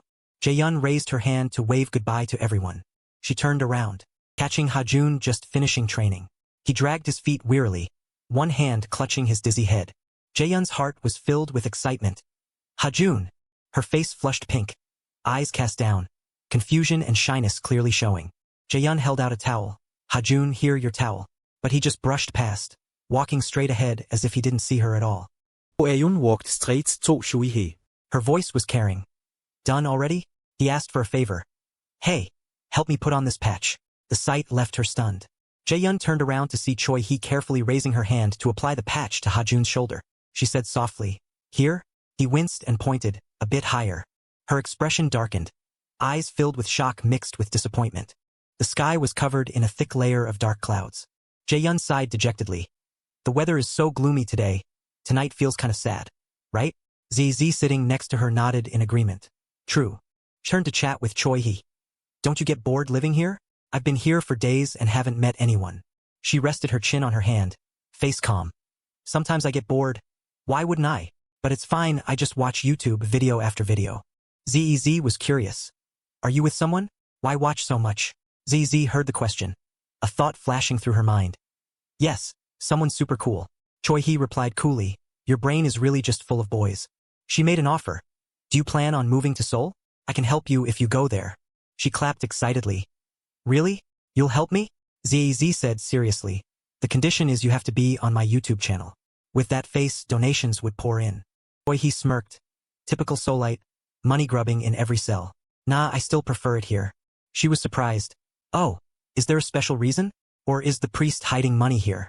Jaehyun sat next to them, eyes wide in surprise. She asked in astonishment. Come to think of it, how are you here? It's a bit strange for a 17-year-old girl to live alone. Jaehyun's question made Choi-hee freeze, her face quickly turning cold, the smile vanishing from her lips. She asked curiously, did something happen? She quickly changed the subject. Oh, it's raining. All three turned to look out the window. Jaehyun remarked, it's raining pretty hard. Choi-hee mused, with this rain, I suddenly crave savory pancakes. The sound of rain pounding on the roof made Jaehyun restless. It's raining. Hajun must still be at the training ground. Her eyes landed on an umbrella. Jaehyun had a clear idea. I have to take an umbrella to him. She reached for the umbrella and turned to announce. I'm taking this umbrella to Hajun. Suddenly, Choi-hee grabbed it quickly. I was planning to go, you just stay here, Jaehyun. Jaehyun's face showed frustration. Brows furrowed. No, let me go. But she didn't yield, uttering a cryptic remark. Are you good at flipping things? She froze, eyes momentarily blank. Flipping what? What are you talking about? Choi-hee slowly stepped closer, sarcastic and challenging. Flipping over things people have worked hard to arrange. She brought her face close to Jaehyun's, eyes showing arrogance, corners of her lips curling into a mocking smile. That's what I mean. Choi-hee's sarcastic attitude hit her like a bolt of lightning. Huh? Jaehyun's voice was confused and suspicious. I don't understand what you're saying. Choi-hee curled her lips in a provocative smile. Is that so? It's raining now. You stay here and fry the pancakes. Remember to flip them carefully. Don't let them burn. She turned and left, not forgetting to wave mockingly. She frowned, a feeling of frustration and confusion rising. What a strange thing to say. The rain grew heavier, swallowing the entire view before her. Golden, fragrant pancakes were being poured into the pan. Izzy sat with legs crossed, eyes curious. Those two have been gone for a long time, huh? ZZ remained focused on watching the pancake. Yeah, right. She felt uneasy. Could they have stopped somewhere? ZZ imagined the image of Choi Hee standing in the rain. Hair soaked, short shirt clinging to her skin, hands wringing it out as water dripped down. How beautiful would someone like that look standing in the rain? Saisei warned hurriedly. Hey, Saisei. The pancake is burning. She snapped out of her imagination. Jaehyun sighed sadly. It's burnt. She scolded lightly. The most important thing when frying pancakes is timing. Understand? She muttered as if thinking of another meaning. Frying pancakes. Timing. Jaehyun's eyes flashed as if realizing something. She jumped up immediately. She dashed away, making ZEZ shout after her. Hey, where are you going while frying pancakes? Amidst the heavy night rain, Choi Hee's voice rang out. Hajun. Come closer. Jaehyun hid behind a wet tree trunk, holding her breath, silently observing every movement ahead. Hajun hesitated. What are you doing, Choi Hee? But his words were cut short when his lips were suddenly blocked by something. The sight left her stunned, eyes wide, reflecting panic and pain choking her chest. Rain grew heavier, pouring down on the church roof. Hajun exclaimed. The pancakes looked delicious. As he prepared to pick up the first piece, he asked, where are the others? Jaehyun hesitated slightly. Probably still at the training ground. Choi Hee said she'd bring them later. Hajun noticed something unusual. But Jaehyun, what's wrong? Seeing his complexion wasn't good, and he was soaked. Hajun's caring words touched her heart, despite her sadness over what just happened. Her cheeks gradually flushed pink. Jaehyun waved her hand awkwardly. I'm fine. Don't worry about it. Eat up. Still probed. Is that so? Are you really okay? She hesitated. Yeah. Choi Hee brought a piece of pancake to Hajun's lips, her voice slightly coquettish. Don't worry. Eat it. Come on. Jaehyun interrupted the moment between them. Oh, you too. He turned in surprise. She opened her eyes wide, her gaze showing clear worry. Jaehyun's voice rose. Are you dating? The unexpected question made the atmosphere drop. Hajun froze, sweat beading on his forehead. He shouted in astonishment. What? While Choi Hee sitting next to him burst into laughter. She answered calmly. Dating? Not yet. Hajun jumped, face pale as if scared, sweat pouring down. What are you saying again? Jaehyun lowered her head, mind in a tangle. It was just sharing an umbrella. But why do I have to care about this? Choi Hee's eyes probed. What about you? She was startled. Huh? Her voice teased. What is your relationship with Hajun? Jaehyun hesitated. Hajun and I. Before she could finish, he interrupted. We're just friends. In the same class. Hajun's face scowled. Why ask about that? Choi Hee joked. Why? That's true, isn't it? Oh my, have to seize the opportunity when there is one. The teasing made Jaehyun freeze. Her heart felt heavy, sadness creeping into her eyes. In the cozy house, the yellow light illuminated the space. June and Jaehyun washed dishes together. He felt awkward. So sorry, you already made the pancakes. We should have been the ones washing dishes. She replied gently. It's okay. Choi Hee said she was a bit tired. Hajun felt guilty. It must be because of me that she got caught in the rain. Jaehyun blurted out. I was too. He was surprised. Huh? She quickly changed the subject. Oh no, it's obvious Choi Hee likes you. Don't you plan to try dating? Hajun explained. Because you two are always like that. Choi Hee keeps joking. Besides, if we go to Seoul, we won't be able to meet anymore. Jaehyun was curious. If Choi Hee comes to Seoul, do you plan to meet her? He said calmly. Well, if we meet, I'll probably answer her. Her heart was a tangled mess of mixed emotions. Her hands were still unconsciously scrubbing the fork in her hand. Jaehyun pressed. Like a man and a woman? He was annoyed. You've been acting a bit strange for a while. Why ask about that? She stammered. That. It's because. Hajun reached his hand toward her. He took the plate from Jaehyun's hand. June smiled lightly. Teasing me again, right? Jaehyun, you have so many tricks. She lowered her head shyly. That's right. I'm also a bit. A noise interrupted their conversation. Hajun said happily. Everyone's here? DZ scowled. What? Ate all the pancakes? Kyo was surprised. Pancakes? Jaehyun, with flushed face, turned back to reassure them. Don't worry. There's still some. She was suspicious. But why is your face so red? Jaehyun? Did something happen between you two? She stammered. What? Jaehyun dashed away. Must be a fever from the rain. ZZ called after her. Hey, where are you going? Sunbeams filtered through the dense foliage. Kang Jong stood in the middle of the yard and announced. You all, today is the day everyone must work to pay for the meal. He ordered. Now 2 people prepare, start washing blankets. Chiho immediately grimaced in protest. You said to wear swimwear? Isn't this for fun? AZ laughed teasingly. Are you stupid? You believed that? Kang Jong corrected. Quiet, shouted the demand. Do it now. Jaehyun shivered, hugging herself. I don't feel well. Did I catch a cold? But it's a pity to go inside and rest. She looked up, feeling dejected. Because it's been a long time since I wore a swimsuit. And yet, Jaehyun approached and spoke. Hajun. He replied, oh. She suggested, wash with me. Before she could finish, Hajun strode past, eyes directed elsewhere. He called Choi Hee's name. Choi Hee was also shivering from the aftermath of the previous day, voice gently complaining. Probably caught a worse cold from the rain yesterday. Hajun comforted. Let me do it, you sit there and rest. Jian was stunned, lips unconsciously uttering, oh. Siyu decisively ran after her to invite. Kang Jong, let's work together. She was blunt. Get lost. ZZ looked at Soo Hyun, calculating in her head. Maybe it's time to act. She started a conversation. Hey Soo Hyun. Kyo interrupted. Zai. He grabbed her hand. Let's do it together. Zai Z was startled. Who? She agreed reluctantly. Yeah, okay. The blue sky was dotted with fluffy white clouds. Siyu asked with concern. You really don't need my help? Soo Hyun was using his feet to stomp the laundry in the basin. Doing it alone is faster, finish early, go home early. He washed clothes very professionally. Siyu praised. Wow, just like Han Mabie KY. The body is top-notch, so jealous. Soo Yeon. Soo Hyun was modest. If you train hard, anyone can have a body like that. I'm actually more jealous of you. Be honest, I'm so pathetic I don't even dare talk to girls. Siyu put his feet into the water basin. Me too. He confided. I really don't know what to do when facing girls. Soo Hyun turned in surprise. Huh?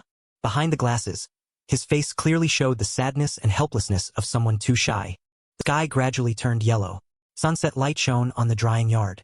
Jaehyun paced back and forth, mind spinning. Am I trying too hard? Exhausted to the point I can't walk. Wish someone would help me. Just then, the scene before her made her freeze. Oh. Jaehyun tried to get attention. Hajun. But he was only focused on helping Choi Hee walk. She shouted loudly. Hoeun. The distance between them grew with every step he took. Hajun asked her, Are you really okay? Jaehyun gritted out. I'm in pain too. Look over here for a second. The desperate call made him jump and turn back. Jaehyun? Only then did Hajun pay attention. What's wrong? Wait for me a second. A loud noise made him turn around to look. She lay collapsed on the ground, face flushed red, breathing heavily. Choi Hee. Hoeun hjælt Horsely. He. I'm coming. The church lights shone bright. Kang Jong announced. She has taken medicine, so she will recover soon. Hajun was still worried. She gets sick easily. But it's nothing serious, right? He reassured. It's just because of her weak constitution, no need to worry too much. Jaehyun remarked casually. But Choi Hee said she watches YouTube every day. It must be this person. She even put up such a big poster. On the wall was a photo of a beautiful blonde girl, the model Cheonayu. He confirmed in shock. Cheonayu? Kang Jong continued. That's right. That kid. No, she really likes this model. Everyone go back and rest. I'll call you when dinner is ready. He left the room, face full of suspicion. Kang Jong stepped away, preparing to return. He called out, trying to stop him. Father. He stopped. What is it, Hajun, Hyung? His face was serious. Father, I'm asking. I found this old photo in Choi Hee's room. But why is... In the photo were 2 little girls, Cheonayu, Choi Hee, and also, the presence of the child next to them was even more surprising. Choi Jonggon was also in it. He suspected Kang Jong was also involved with Eong Soo. Could you also be? All 3 moved to another room. Hajun urged. We're in a quiet place now. Explain clearly, what is your relationship with Chairman Jean? Kang Jong questioned. Just by looking at this photo you mentioned Chairman Jean? You are the ones who need to explain what this is about. Hajun explained. Chairman Jean Young-soo is targeting us. The 2 people in that photo, Cheon-yu and Jonggon, are also caught up in this. Kang Cheon frowned. Are they still there? Hajun urged. Now it's your turn to explain everything clearly. Kang Cheon turned away and wondered. But why is Chairman Jean Young-soo targeting high school students? Hajun hesitated. That is, he probed. Do you know anything about possession? Kang Cheon suddenly froze. He slumped into his chair, muttering, Possession? Could that be true? Hajun stepped beside him. It seems you already know. Then I don't need to say more. That is the reason. He explained. Soo-hyun and I are both possessed. Kang Cheon stepped back and gave a wry smile. So that's why you guys can fight like that. He recounted. I was always skeptical about possession. I used to be a henchman for Jin Young-soo when I was part of the 9 Black Tigers gang. Hajun was curious. The 9 Black Tigers? Kang Cheon's voice sounded calm. It seems we need to have a serious conversation. He began. Then first I will tell you my story. I was there when the 9 Black Tigers were struggling to maintain their footing. It happened over 10 years ago, in a neighborhood. A group of thugs stood smoking. One wearing an open-chested floral shirt scolded. What are you looking at, you punks? Another in a dress shirt cursed. Where are your eyes? Suddenly they spotted someone approaching. It was Kang Cheon of the 9 Black Tigers. The thugs said in unison, Boss has arrived. Few greeted him politely. The boss is here. Greetings, boss. Kang Cheon looked at his underlings. One threw a cigarette but right in front of his shoes. Kang Cheon looked down in silence. He growled, Are you guys thugs, or what? Kang Cheon approached his underling and reminded him. Hands out of your pockets. Pick up the cigarette butt. Now, hurry. The person addressed was Kim In-guk, an action squad leader under him. He retorted, I'm not your errand boy. You should have the underlings do such trivial things. Kang Cheon said sternly, I am one of the 7 leaders of the 9 Black Tigers. Clearly, you are a subordinate under me. Pick it up right now. In-guk mocked. Being one of the 7 leaders but ranked last, you're no different than a leader of small-time thugs. Kang Cheon was furious. Kim In-guk, it seems you need to be re-educated. Someone called out, Hey, Kang Cheon. Your big brother is here. The person who just arrived was the number 2, Kim Busong. Why so formal? Hey kid, are you still acting like you're in the military? Why so tense? The underlings immediately bowed low. Greetings, boss. Busong said casually. All right, stand up straight. For men, the back is the most important thing. He handed a card to In-guk and assigned a task. In-guk, run and buy me a coffee. I'll have chocolate. And for this guy, order anything, an Americano will do. Yeah, go ahead. Busong was generous. Buy some for the rest of you too. In-guk thanked him.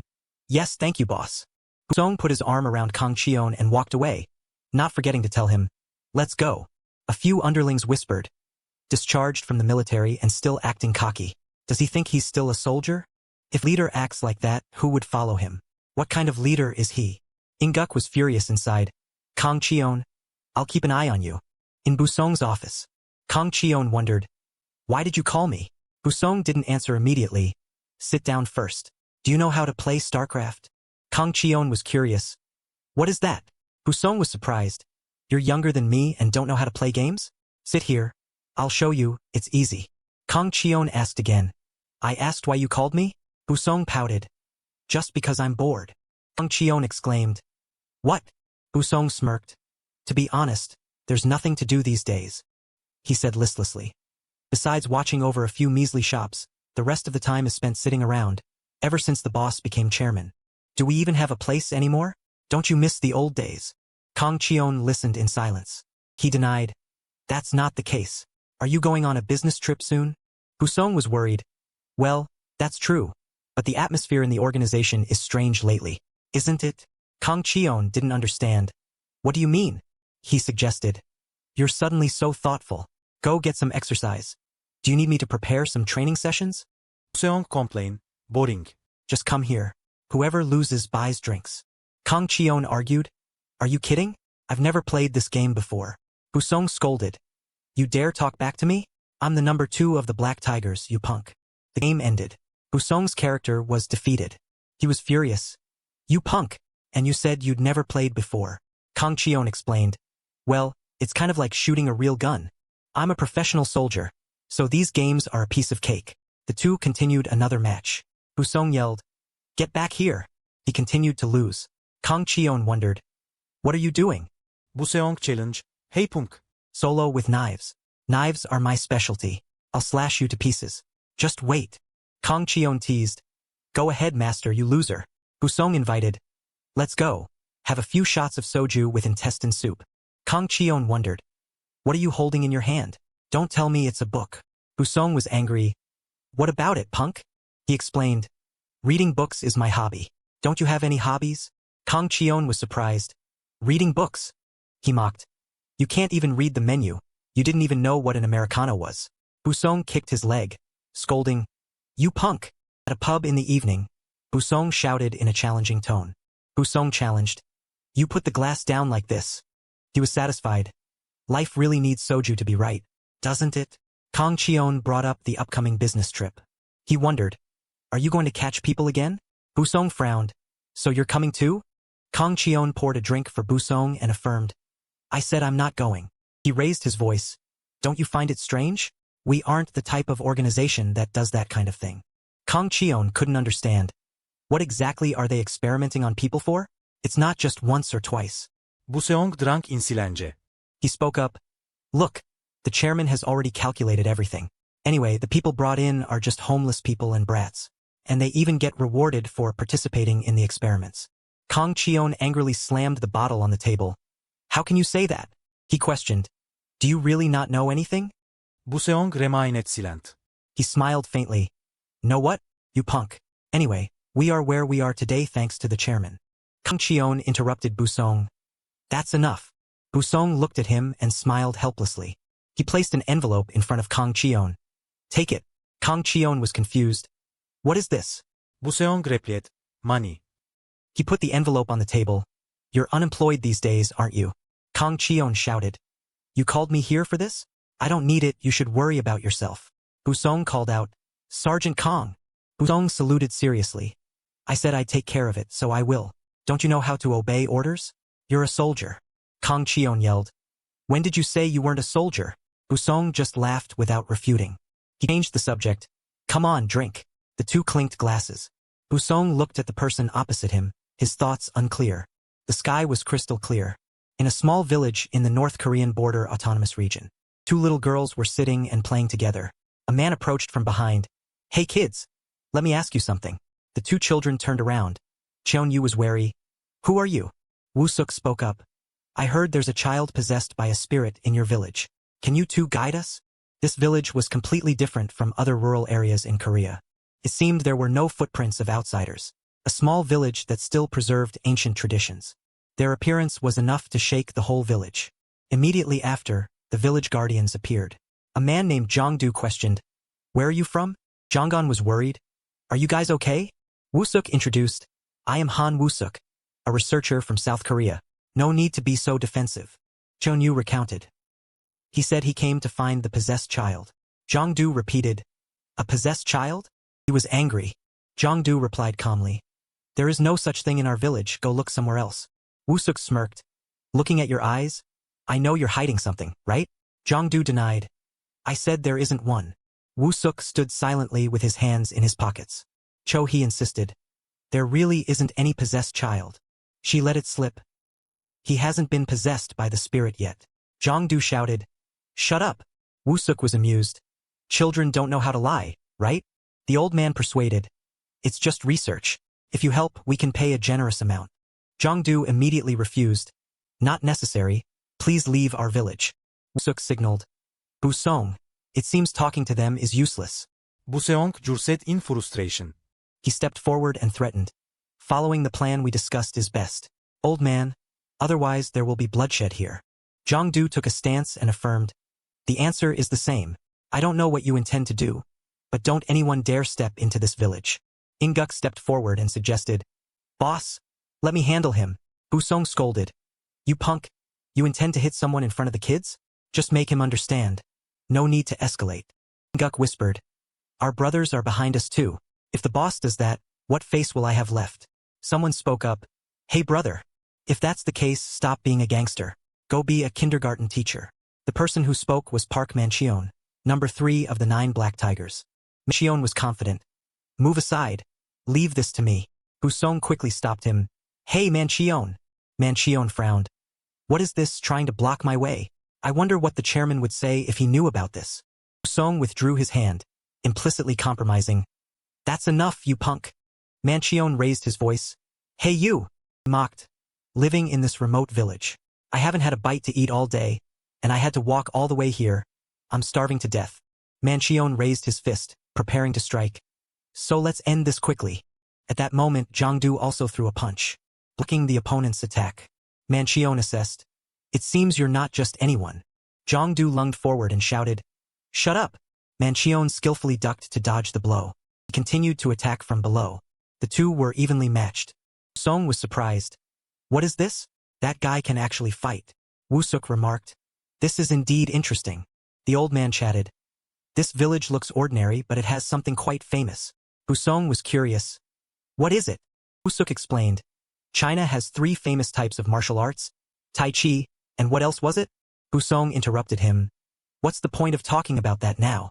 Wusuk said briefly. "I heard there are still successors to one of them in this village." Buseong pondered. He frowned. "Chinese martial arts?" Zhangdu took a deep breath. He took a provocative stance. "Come on," Manchion teased. "I'm so scared." The sky was cloudless. The sun was bright. Zhangdu and the village guardians all collapsed, panting. Manchion kicked Zhangdu right in the chin. "So you have to listen to me, right?" He put his hands in his pockets, pondering. "Let's see." Manchion grabbed Zhanggan by the head and ordered, "All right, kid, you lead the way. You know where it is, right, that possessed brat?" He trembled, tears streaming down. Manchion was smug. As the doctor said, children really don't know how to lie. The village seen from afar still looked peaceful. Zhanggan led the 9 Black Tigers gang. Busong scratched his head helplessly and cursed under his breath. Reassured the 2 girls, "Don't be afraid, kids. I won't do bad things like that guy." Cho, he wondered, "Mister, are you going to take Hong Xine away?" Cheonyu warned. "He." Busong thought to himself, "Is that Hong Xine the possessed child?" He stammered. Let's just say it's like going abroad to study for a while. Okay?" Cho, he was innocent. "Sister, what is studying abroad?" Cheonyu snapped. "You don't need to know." Busong made up a story. "It's a good thing." Cho, he repeated. "Sister, it's a good thing." Buseong similed helplessly. I was curious. "And what you said earlier, hasn't been possessed by the spirit yet. What does that mean?" She explained. "Xine's family has been chosen by the spirits for generations. But Xine still hasn't." Cheonyu quickly interrupted. "He." Cheonyu grabbed Cho-hee's shoulder and reminded her. "I told you not to speak. Don't you listen to me?" She burst into tears. "I'm sorry." Buseong sighed softly. He frowned in thought. "So it's passed down from generation to generation? Really?" "Not long ago in Seoul, in a high-rise building." Busong pressed. "Do we have to go on a business trip all the way abroad? What exactly are you looking for?" Young-soo replied. "That's right. I have discovered a supernatural possession phenomenon there." He was also the number 1 of the 9 Black Tigers. Busong hesitated. "But why are you mobilizing all of our people?" Young-soo explained. "It's just a small village. Even if a few people disappear, no one will notice. I've also secured a safe route." Busong was surprised. What do you mean?" He ordered. "Bring back the people who can be used for the experiments from there." Busong gritted his teeth. "Doing that again?" He worried. "Will the people brought in be released? Is this really safe?"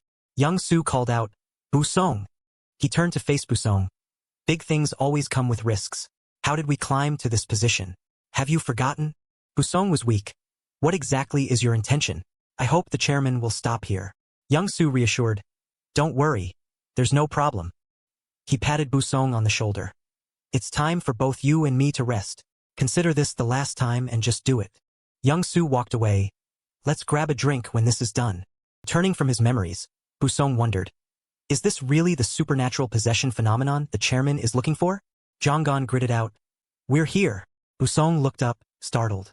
Zhanggan pointed with a trembling hand. "He's inside here. The master of this dojo is his father." Before them stood a closed dojo. Wusuk patted his head.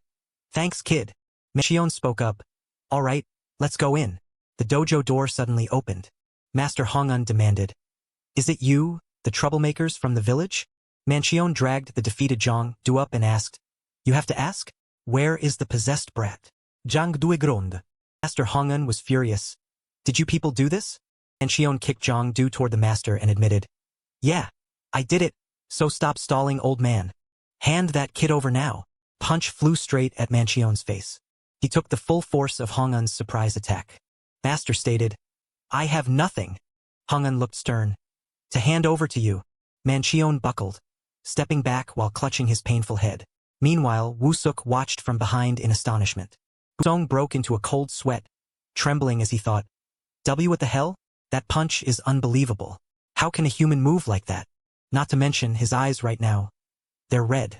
Exactly like in that damn possession experiment. Mancheon rested his chin on his hand and asserted, "This is the one.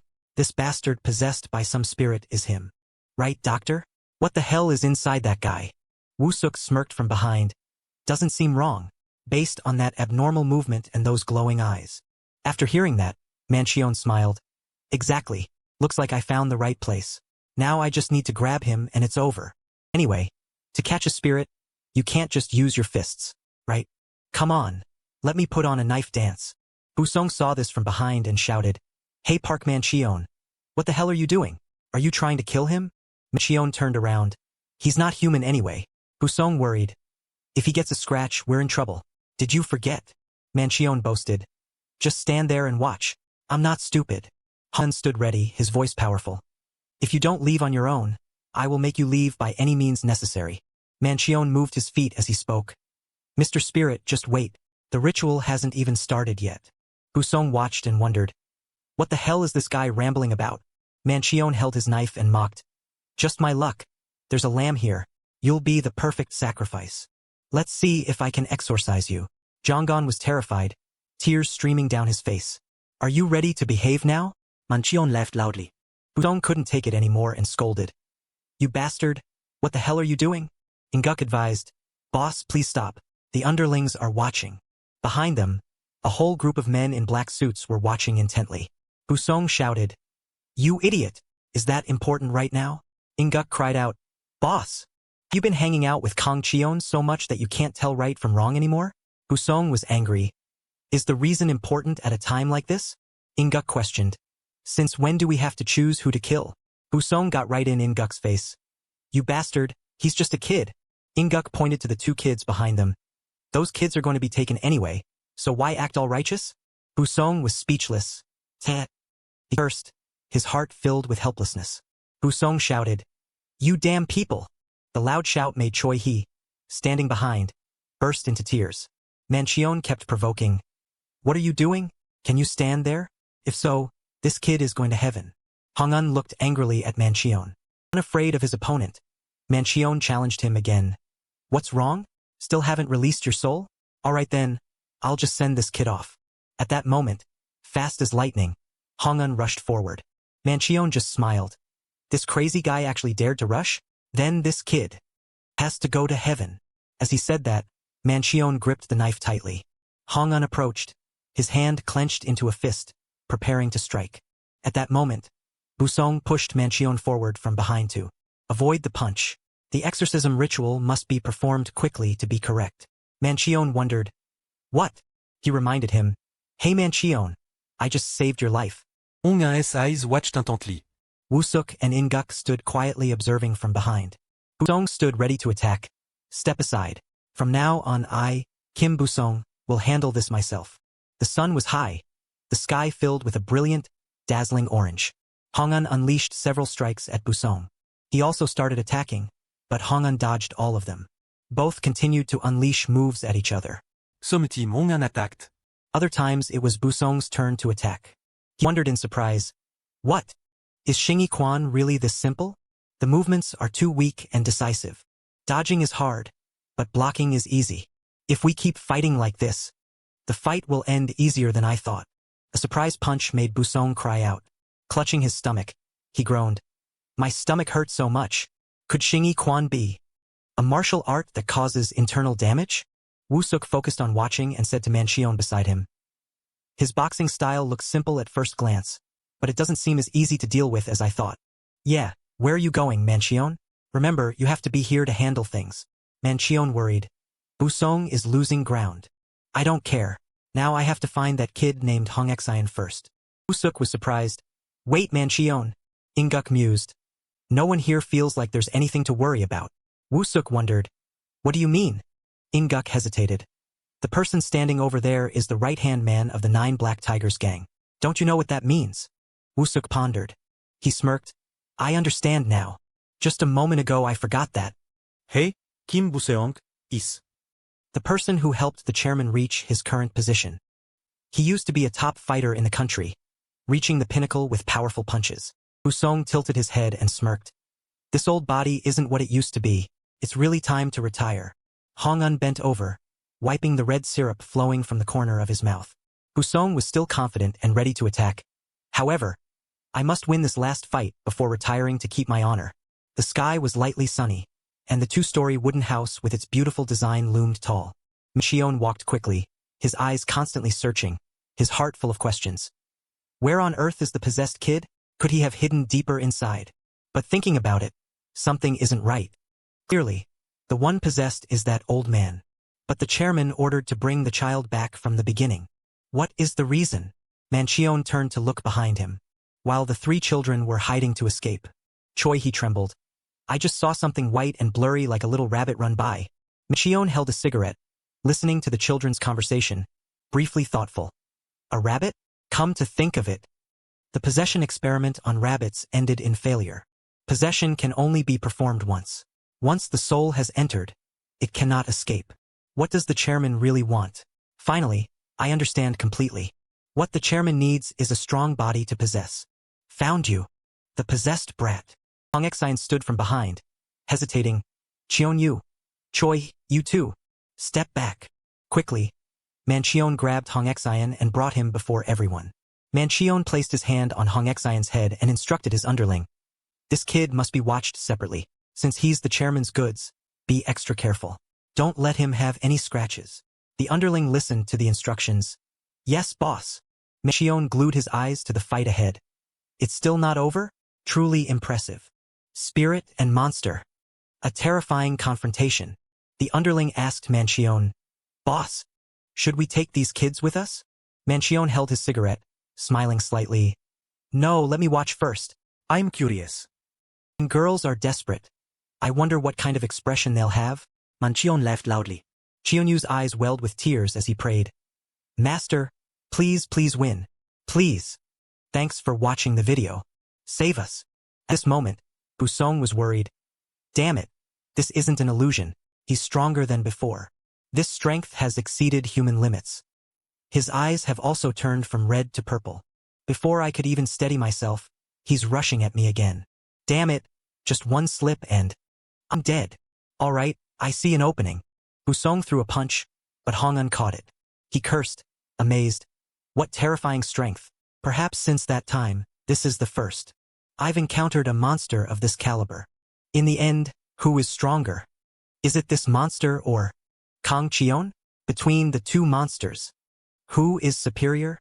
Busong was punched hard in the face. Hong-un was the same, a punch making his face bleed red syrup. Busuk and Inguk stood quietly watching. Manchion watched with interest. Choi-hee and Cheon-yu burst into tears in fear. Hong-un lay collapsed on the ground, his face full of injuries. Busong also had no strength left, collapsing with many wounds. Manchion laughed loudly.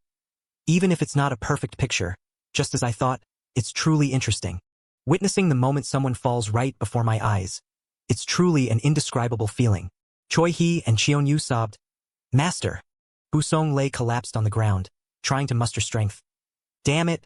The feeling before retiring.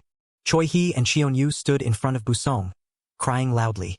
On the grass now, Busong lay motionless on the ground. Is this how it is? The sun was high overhead, sunlight shining through the tree leaves. A few days later in Seoul, two bodyguards stood solemnly guarding a restaurant. Busong held an empty glass. You didn't call to the places you usually go, but chose a roadside pub instead? Young Soo gently lifted the liquor bottle. Sitting here and reminiscing is nice. Anyway, these places are still more comfortable. Wearing a neat suit and being called chairman, isn't that great? It's just adapting to changing times. That's how I created a place for you juniors, right? Isn't it? Busong nodded slightly. You're right. Now that everything is done, Young Soo raised his glass with Busong. You've worked hard, just wait patiently. Busong was full of worry. The chairman said everything is over, but who knows? After this trip, I'm even more certain. The chairman is extremely regretful. Even though he achieved everything, he couldn't beat time. Wanting to take over others' bodies to live forever, to the point of daring to perform that crazy experiment. About that, are the North Korean kids okay? After all, they are still too young to be test subjects. Young Su picked up some food. Don't worry. Safety has been verified by animal experiments first, so no one will get hurt. Trust me. Busong could only sit and listen quietly. He stood up, using his hand to pull aside the restaurant curtain to go outside. Busong was surprised to see Park Mancheon. His heart worried again. Did the chairman call that guy too? Mancheon held a cigarette. Surprised. Oh, you're out. Busong approached with an angry face and questioned. You came too, you bastard? Mancheon knelt on one knee. I came to meet the chairman. Take care on your way. Remember to stay healthy. Mancheon laughed loudly. Busong approached and asked, Inguk, that guy, did he say anything? Inguk looked serious. Nothing worth worrying about, boss. Busong frowned. He's an annoying guy anyway. Damn it. Let's go have a few drinks after the business trip. But why don't I see the youngest? The underling standing behind spoke up quickly. He's not answering his phone, boss. Busong nodded. Is that so? He disappeared without saying a word. The sky today was clear blue, brilliant sunbeams shining down. Black car was speeding down the road. Sitting in the car, Busong picked up the phone and called. Where are you? Kangyong. We need to have a drink, right? From the other end, after picking up, Kangyong replied quickly. Hang up. I'm busy. I'm going to the lab, don't call again. Busong scolded. What the hell are you busy with? This guy. Diarchan Usokes lab? Why are you going there? Kangyong replied softly. Are you serious? Looking at how they organize their operations, it's suspicious. Isn't it? There are rumors that low-level members of the organization are missing? What? And they're even taking children for experiments. I have to go there directly to see what they're doing. I'm hanging up. Busong shouted, wait. Don't do anything rash. Wait, you guy. Damn it. Diarchan Usokes laboratory. I told him to sit still, but this stubborn Kangyong just won't listen. You think I'm not worried, you bastard. But regardless, the chairman told us to trust him.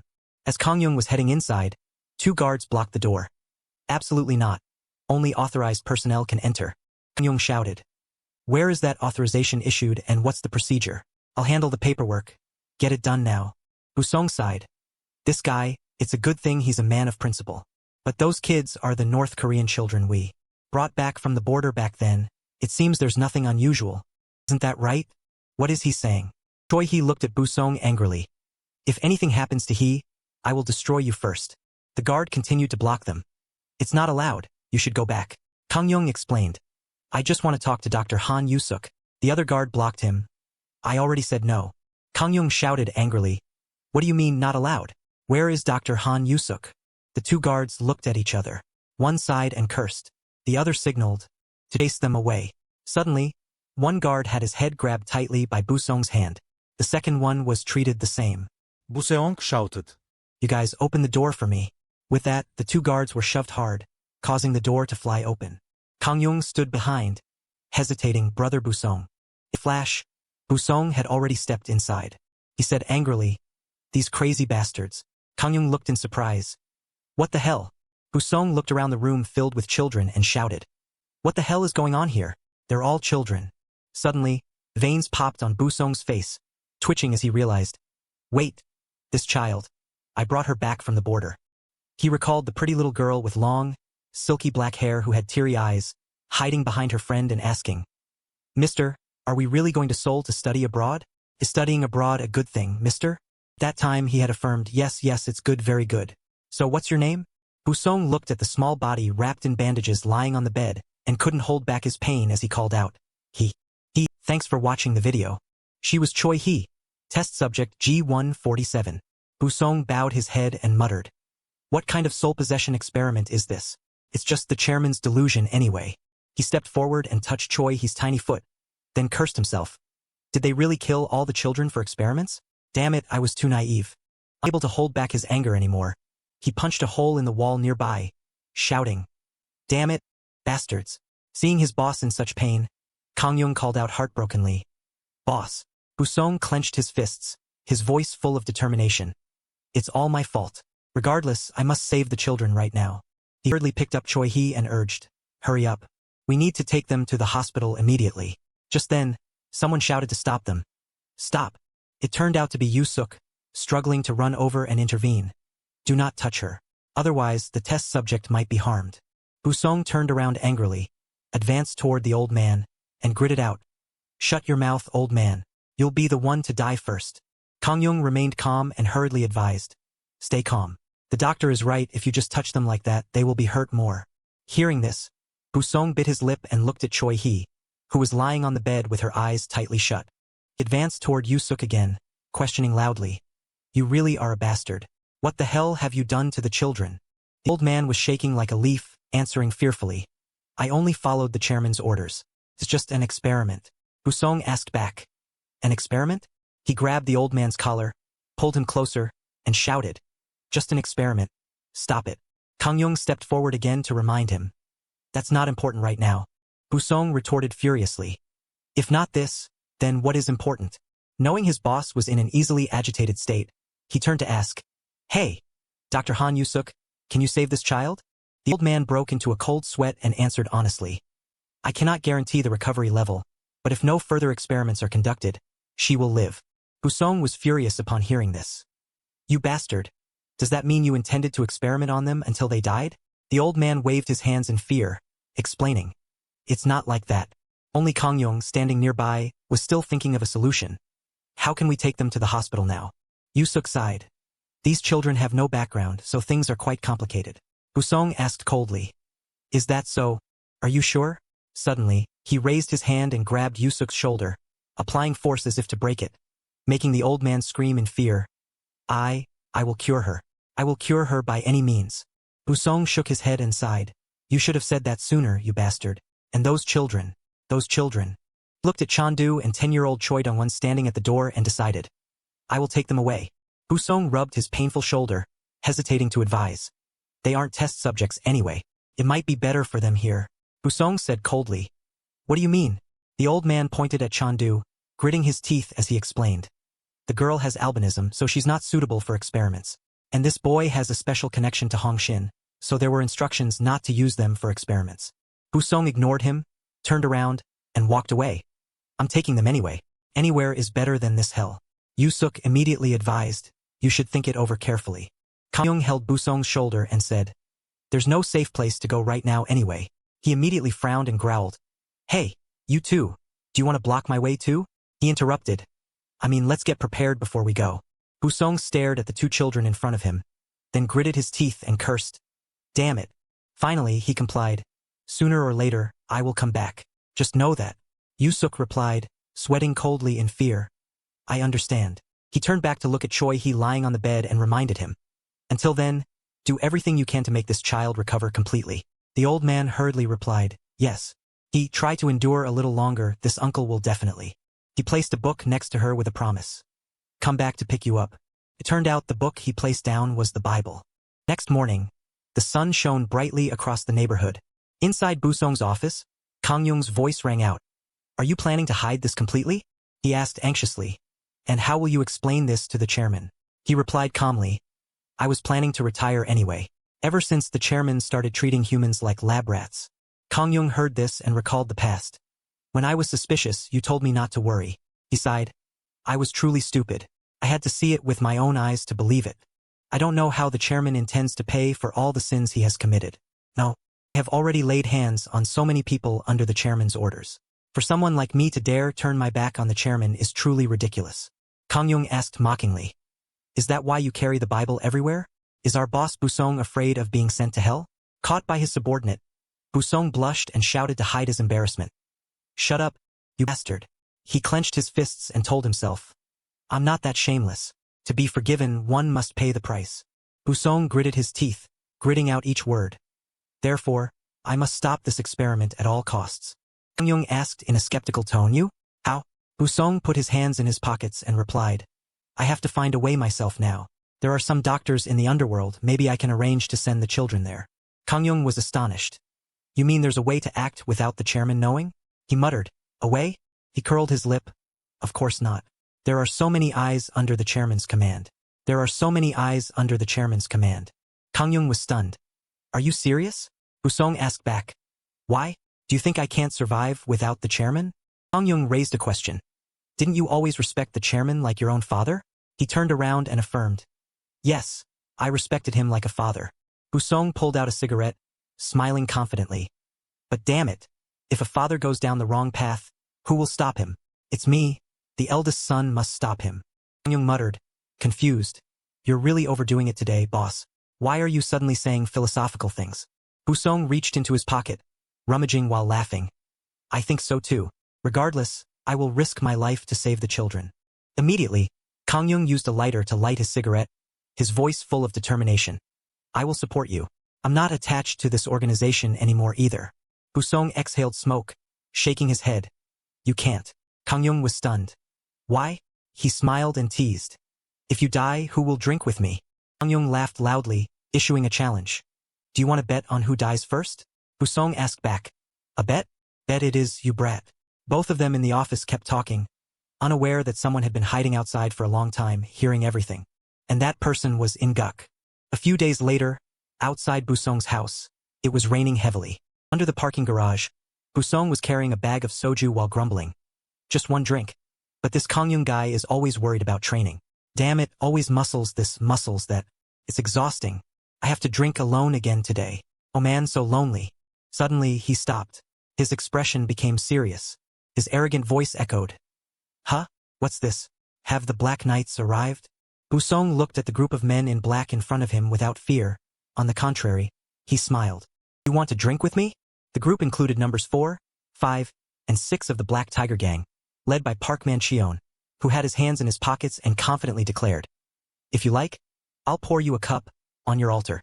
Busong curled his lip and asked, Did the chairman order this? Telling you to stop anyone from interfering with the experiment, right? He didn't answer the question but urged, Why do you care about these things when you're about to die? Let's finish this quickly. I still have to go home. Busong scolded. Don't be impatient, you cowardly bastard. Wait a second. Picked up the phone and said, Let me make a phone call first. He thought to himself. Someone will definitely come looking for Kang Yung. Man-cheon knew what he intended to do and reminded him. If you're calling Kang Yung, it's too late. That guy is probably being torn apart by my underlings right now. Busong couldn't get through, so he lowered the phone and asked, Is that so? At the same time, in a deserted alley, it was raining heavily. A whole group of men in shirts blocked Kang Yung's path and said, Kang Yung, I've been waiting for this day for a long time, you bastard. The group consisted of capable henchmen under numbers 4, 5, and 6. The leader, Kim Inguk, cursed. A small fry like you dares to sit in the number 7 seat? You came from the military, so you had some value, which is why you were given the leader's chair. Yet you don't even have a single subordinate under you. Among the leaders, they probably just see you as a clown, right? Kang Yung was surrounded but showed no fear, instead replying calmly. From the beginning, I didn't feel the need for subordinates, so I didn't form a group. Inguk smiled triumphantly. Oh sure, you scum. Let's see how long you can keep acting arrogant.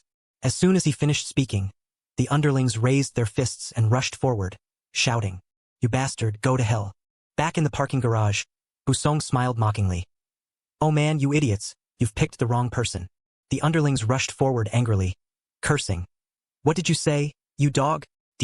Busong calmly put the bag of liquor on the ground and sighed. Damn leaders, you should have gone to Kang Yung instead. He stepped forward aggressively and asked, Don't you know yet? 2 underlings were rushing forward, intending to attack Kang Yung.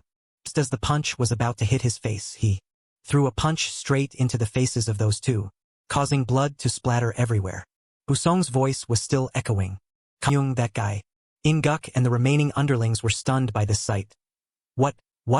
Busong continued. Even I, Kim Busong, couldn't defeat him. He really is a monster. Heavy raindrops fell onto Kang Yung's broad back. In his mind, a region of memories was gradually emerging.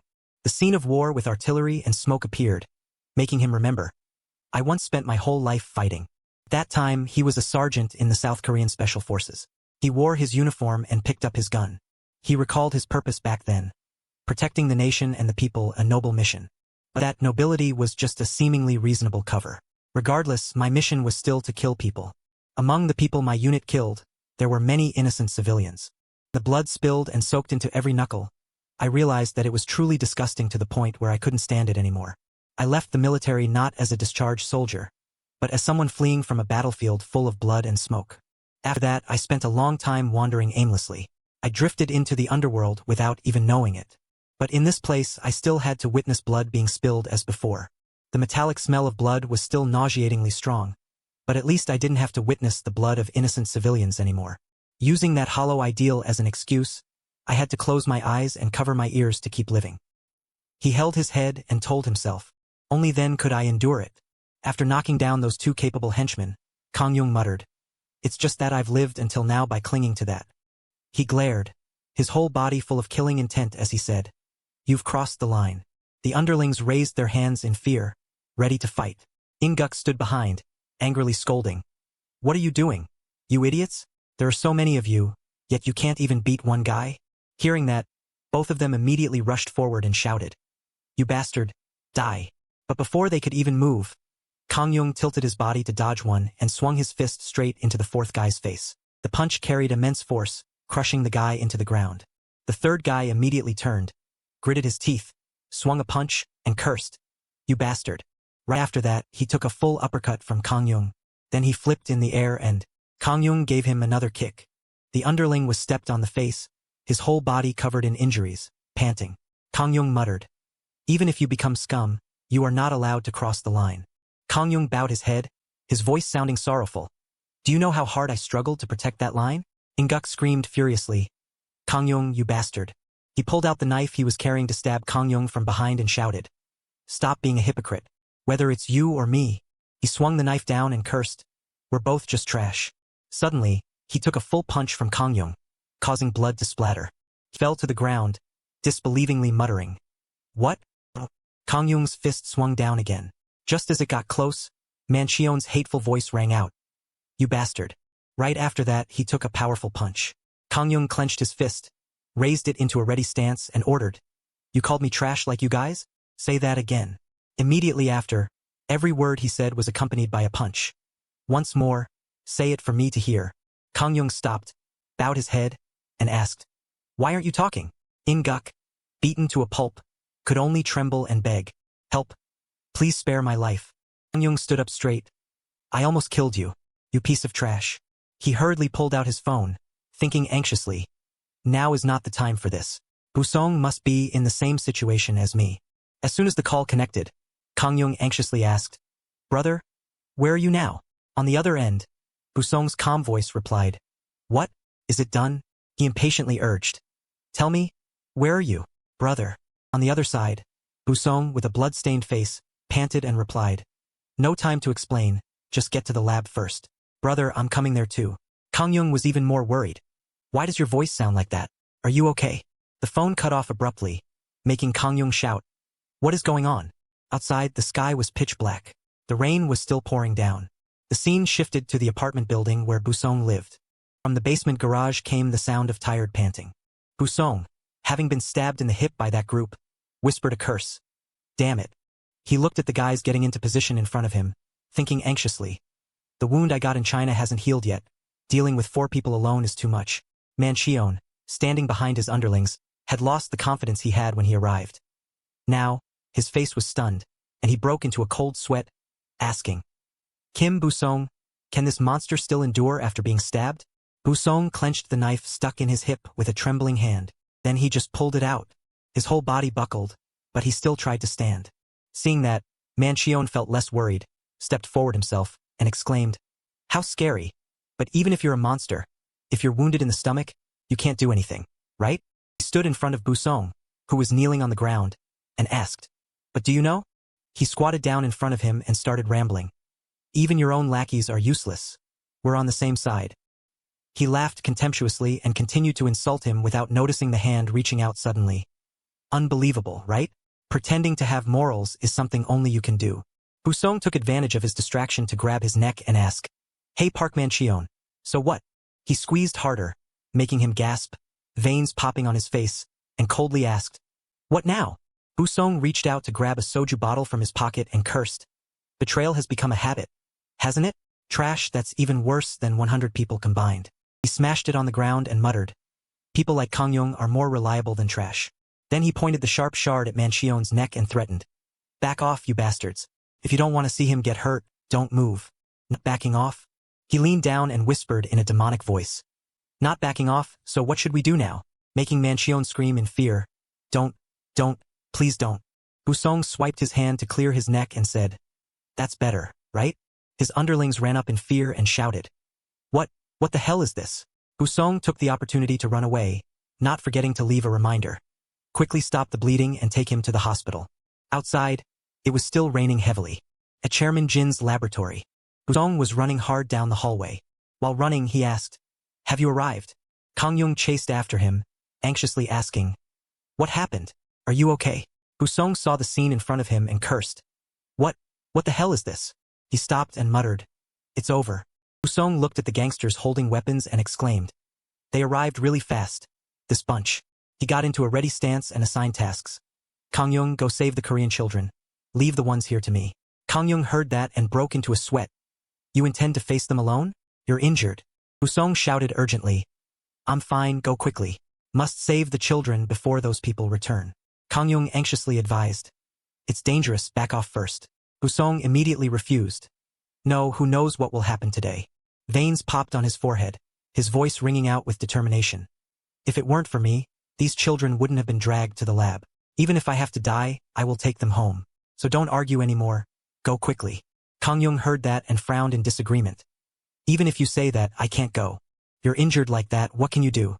Kang Yung angrily scolded. "Do you really want to die?" Just then, a child's voice sounded from behind. "Uncle, uncle." That voice made Kang Yung startle and turn around sharply. "Please help us." He hesitated. You are..." Chandu tearfully begged. Please hurry and save he." The girl grabbed Kang Yung's shirt, terrified, and recounted. "These people are scary. They said he is no longer valuable for experiments and want to kill her. Please save he." Kang Yung was still wondering what to do when Busong asked, "Hey soldier, have you forgotten your stubbornness? You said you wouldn't harm innocent people, have you forgotten that? If it weren't for that stubbornness, you would have been the right-hand man of the Black Tiger gang by now. If you want to protect the innocent, then hold on to that stubbornness until the end. These children, you protect them." Kang Yung looked down at the girl crying and trembling at his feet and wondered, "Protect? My stubbornness? Take this child back, you protect them? Then what about Busong? I know because of my choice now, one of these two will die today." Kang Yung stared at Busong in front of him. His mind started spinning. What should I do? Then he looked at Chandu, who was covering her face and crying in confusion. Which side should I abandon? He was wondering when suddenly Busong kicked him. Is there no way to help both sides? Kang Yung was kicked and fell to the ground. Bewildered. "Oh brother, what are you doing?" Busong said loudly, "Hey soldier, have you forgotten the rule that orders from superiors must be obeyed? I'm fine, quickly go save the children." Busong saluted, smiled brightly and said, "If it's an order, you have to obey it." The black-clad group didn't wait for them to talk nonsense and immediately rushed forward. Buseong shouted, "Ejejute." Kang Yung angrily cursed. Damn it." Then he turned and used his large hands to pick up Chandu. As he picked her up, he instructed, "Hold on tight." After saying that, he sprinted down the hallway, gritting his teeth and thinking, repeating the old story again. It's like this every time. His back. Standing behind his back once again. Tim turned back a few years. Busong stood in front of a building complex and laughed coldly. Busong's large back was shaking with anger. "Is it you again?" At that time, 29-year-old Kang Yung was under the command of the Black Tiger Gang's number 2. While Busong was grinding his teeth in anger, veins popping on his forehead, and growling, "You soldier." Busong looked at the people lying on the ground unconscious and shouted, "I sent people to supervise the demolition. You hit the staff? And they were Manchion's underlings, too." He kept questioning, but only received silence from Kang Yung. "Who do you think you are? What exactly do you want? You hate me, right? Why are you glaring like that? Why are you doing this?" Kang Yung recalled, "Back then, I was just a drifter in the underworld." Song angrily approached and scolded loudly. "This time, for what reason do you want to throw yourself into death?" Kang Yung thought to himself, "Although I'm a gangster, I don't want to do bad things openly." Busong didn't hear an answer and got even more annoyed. "Are you mute? Say something. What are you dissatisfied with?" Kang Yung evaluated at that time, pretending to be righteous. He sighed wearily. "I can't understand what you're thinking anymore." Kang Yung's thought at that time was, "Actually, I just want to erase the feeling of guilt." Finally, after listening to a long rant, he replied, "I will change." Deep down, Kang Yung understood that it was just a type of excuse to comfort himself. Busong held his aching head and reminded, "Must finish the demolition today, you know? Do you know how carefully the chairman instructed this?" Kang Yung kept the same answer, "I will change." Busong was furious and scolded. "Change, always change what the hell?" Busong reminded loudly, "If there are any mistakes, you bear them all yourself. Don't blame me if you have to pay with your own life." That Kang Yung intended to answer, if you want to fix it, but he was shouted at, shut up. He walked and muttered, how can I handle all this? In the end, the demolition schedule could not be completed on time. A few days later, I received contact from him, but at this moment, in the dilapidated warehouse, Busong held his wound, his whole body covered in blood, and muttered, you arrived fast, didn't you? Haven't been discharged from the military long, and you're already thinking of giving up? Kang Yung realized with shock. He bore all the consequences I caused. Kang Yung anxiously ran up and called, brother, brother. He suddenly understood, cheap illusion. Kang Yung ran over and stammered. What happened? Did the organization punish you because of me? Busong scolded. Can't you tell by looking, you idiot? Kang Yung recalled. He is the person who always suffers because of my stubbornness. He intended to reach out to support him and say, what is this? Why didn't you say I did it? Let me see. But Busong swiped his hand away. Get lost. Busong tried to stand up and said, naturally, from now on, you will be held accountable. He raised his hand and scolded. You stubborn soldier. But, finally, Busong just patted his shoulder and said, buy some soju. After saying that, Busong smiled and left. Kang Yung was stunned, remembering his back. Busong urged, why don't you hurry up, you stubborn soldier? Kang Yung was startled, turned his head to look at his back, and thought, that is truly what protected me. Without it, I wouldn't have been able to stand until now. Kang Yung kept looking intently. Then he smiled and thought, not my grand ideal, but that back of his. Returning to reality, Kang Yung ran while carrying Chandu and pondered. This time too, I have put on the cloak of righteousness to hide my true nature. Behind, Busong was fighting that army alone. He was rummaging in his pocket while muttering. Someone rushed to attack from behind, causing him to spit blood. Kang Yung understood that perhaps he would die today. He ran and kicked open the lab door, but his heart was still wandering. Therefore Kang Yung shouted angrily, don't touch that child. In his heart, he still didn't stop hoping he must live.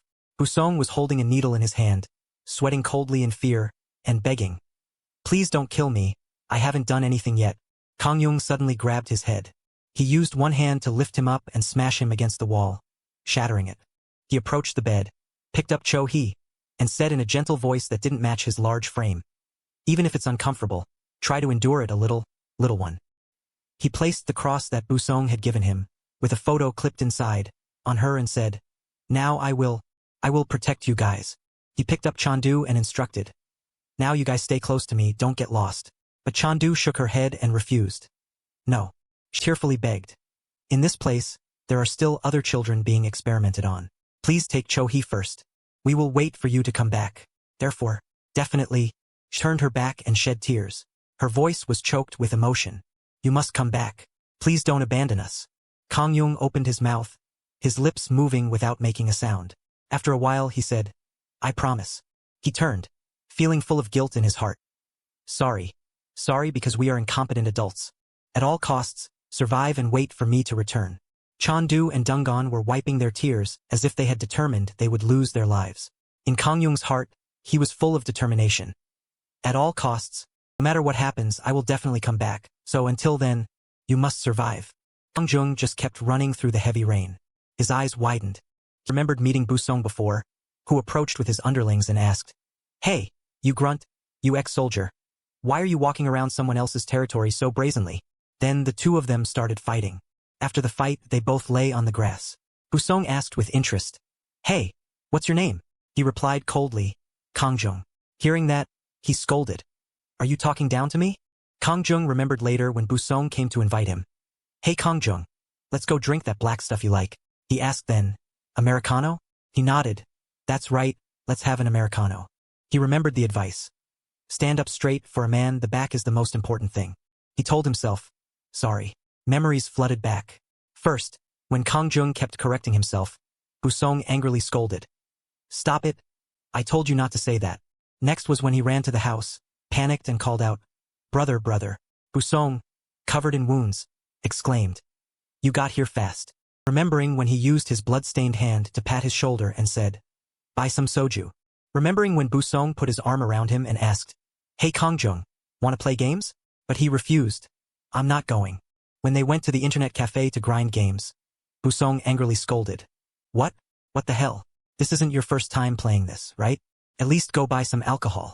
Remembering when Busong pushed an envelope in front of him, making him suspicious. What is this?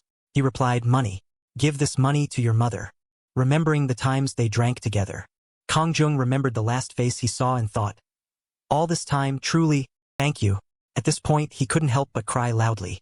Every tear was washed away by the rain. He screamed in pain. Brother Busong. Meanwhile, inside the hallway, Busong was kneeling on the floor, his body covered in stab wounds. The scene gradually changed. Outside the church on the island, it was still raining heavily.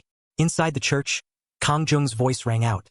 So, he held a photo of 3 children, stroking it as he recounted. Finally, I saved Cho-hee and I learned the whole truth about the possession experiment that Chairman Jean conducted. After that, I hid from their pursuit and started living on this island with Cho-hee. Ha-jun listened to the story and asked sadly, Cho-hee gets sick often, right? Kang Jung replied, that's right, although she has recovered a lot. Her body hasn't fully healed like before, so she has to live like that for the rest of her life. Kang Jung stood up and asked, is Chairman Jean still continuing to conduct that cruel experiment? He nodded and answered, yes. He stepped forward and thought to himself. If so, then their purpose when they went to China at that time, that possessed child named Hong Sin. Kang Jung went to the window and mused. Is a storm about to hit? Outside, the sky was pitch black. At Chairman Jin's laboratory, a voice filled with surprise rang out. Is that so? Kang Jung and Cho-hee and also, in the room, the natural-born warrior Choi Dong-gon was frowning. Group Chairman Jin Young-soo asked again. Was Ha-jun found too? The person hiding behind Secretary Kim replied. Mr. Chairman, Moon Jian, the boss of the Black Tiger Gang, has already gone ahead to scout the situation. We received information that they are hiding on an island in Cheongsingnam province. He nodded. I see, so that's it. Then we should start preparing now. Haven't we waited long enough? Time for that child to step out into the outside world now. In a dark room, a flash of lightning through the window reflected a silhouette. He ordered, send Hong Sin there. It turned out the person inside the room was the supernaturally possessed Hong Sin. 19 years old. Sunlight filtered through the leaves. Inside the forest, 2 people were sitting. Ja-song, who was reading a thick book in his hand, and Hyo-song, who was complaining while taking pictures. They are really good. This place is no different from Chongsong Correctional Facility. He muttered. Every day I have to go through these bizarre training sessions. At this moment, in front of the cliff, both Ha-jun and Chi-ho were trembling as they lifted the logs in their hands. Cursing, damn it, damn it. Kang Jung angrily punched both of them in the stomach and shouted.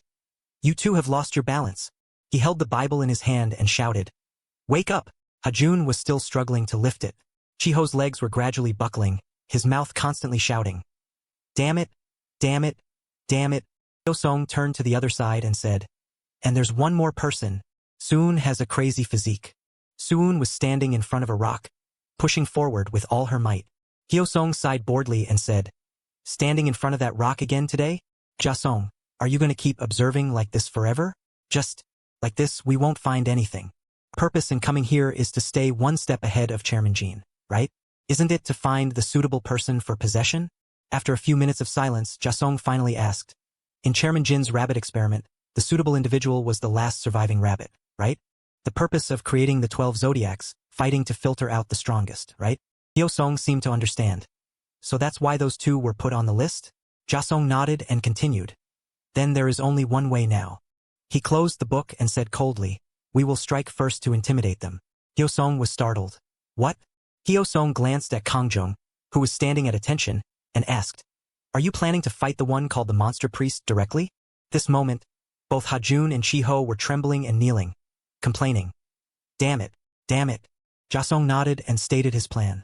That's right. We will strike first and take down that priest. He always acts according to a fixed schedule and doesn't change it even for a day. Exactly at midnight, he will quietly leave his room alone. Then go to the prayer room. An hour later, he will be completely immersed in prayer and won't pay attention to anything around him. That is our only chance to launch a surprise attack. That night, both of them grabbed their weapons and rushed to attack from behind, telling themselves, don't make any noise, then take him down in a single blow. Kang Jung, who was polishing his shoes, suddenly muttered. The rat's hiding on the island. He stood up, turned around, threw the shoe in his hand, and shouted, finally decided to come out. Huh? He gathered his strength and sprang up. One hand punched straight into Hyo-song's face.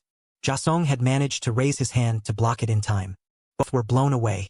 Ja-song stumbled back, stunned, and asked, how did you know? Kang Jung clenched his fist and replied, If you've been trapped on a small island like this for about 10 years, even the smallest changes can't escape my eyes. Furthermore, there is a stench that is the kind I hate the most. A stench that I absolutely hate. Kang Jung stepped closer and questioned. Who are you? Suddenly Jasong called out, Hyosong. What? As soon as he shouted, Kang Jung rushed straight up and grabbed Hyosong. Get out of the way. Kang Jung tightened his grip on Hyosong's neck and roared. Who are you? Speak up. I'm afraid old habits will return. Jasong grabbed a knife and rushed over, slashing Kang Jung's arm. Fresh blood splattered, forcing Kang Jung to let go and scold. Damn it, trying to kill your own teammate? Hyosong suddenly turned and aimed the knife at Kang Jung again, but he reacted faster and dodged quickly. He leaned back, staring at Hyosong, who was rushing towards him. Raising his fist, he said, Gotcha, but Jasong countered by pointing the blade out. Kang Jung saw that and asked, Not dodging, but holding a knife? Is it okay even if half your face is ripped open? Jasong landed successfully and provoked. What's wrong? Really don't dare to strike? Is it because you're a priest? Kang Jung stopped and asked. Are you really that kind of person? He turned to look at the guy with the crazy smile and remarked. Anyway, it seems you're not a person who thinks things through. Footsteps sounded outside the door. Jasong smirked. Get ready, Hyosong. Someone is coming. The door opened, and an adult Cho-hee walked in and asked, What are you guys doing? Hyosong was stunned. And Jasong smiled. This person, seeing her, Kang Jung anxiously ran over and called out. Cho-hee. Jasong snapped an order. Lower your stance, priest. Hyosong had grabbed her as a hostage in time. Jasong smiled triumphantly and threatened. Because every time you shout, a scratch will appear on her body. Kang Jung was a strong man, but when his foster daughter was captured, he could only tremble, stop, and beg. I will do as you say. Please don't touch her. Jasong nodded in agreement.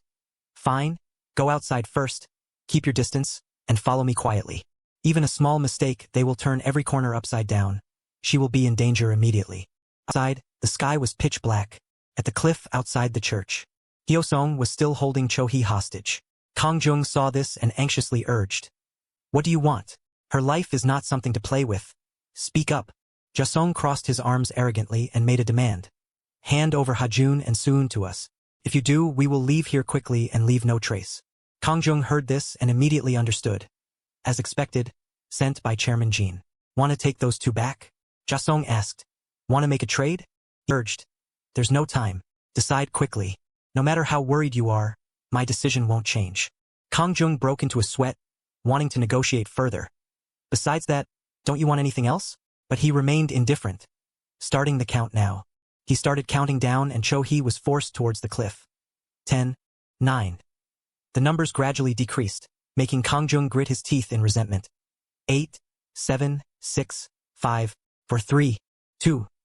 Kang Jung's whole body was tense and trembling, but he still didn't agree. Jasong's countdown reached the end, 1. As soon as he shouted, Cho-hee was kicked by Hyosong and tumbled forward. The trade is over. Kang Jung saw that scene and shouted, No! And Jasong laughed triumphantly and Hyosong had an emotionless face. Kang Jung rushed forward. Jasong saw this and laughed triumphantly, exclaiming, Good choice. Shall we jump down together? There was no other way. Finally got what I wanted. Kang Jung angrily rushed up and swung a punch at Hyosong's face, shouting, No! He shouted furiously and was startled to see Cho-hee trying to keep her balance on the rope. Don't you dare hurt her. Cho-hee also angrily scolded. Are you serious? She remembered, on this island, I had to try very hard to recover my body. Trying to recover because of that dark experiment. She remembered the scene of herself struggling on this rope for so long. Cho-hee spread her arms to keep her balance on the rope and shouted. This body has been severely devastated and I have suffered enough to recover, you know? So don't look down on me like that. But at the end of the rope, Jasong cruelly cut the end of the rope and said, That means nothing. He let go of the rope, causing Cho-hee to fall while screaming in fear. Father! Kang Jung saw this scene and also rushed over, calling out loudly. Cho-hee! At the same time inside the church, the group of young people was gathered in the courtyard. Hajun returned and said, I didn't find anything over here. Siyu looked around and added, The priest, and Cho-hee too, can't be found.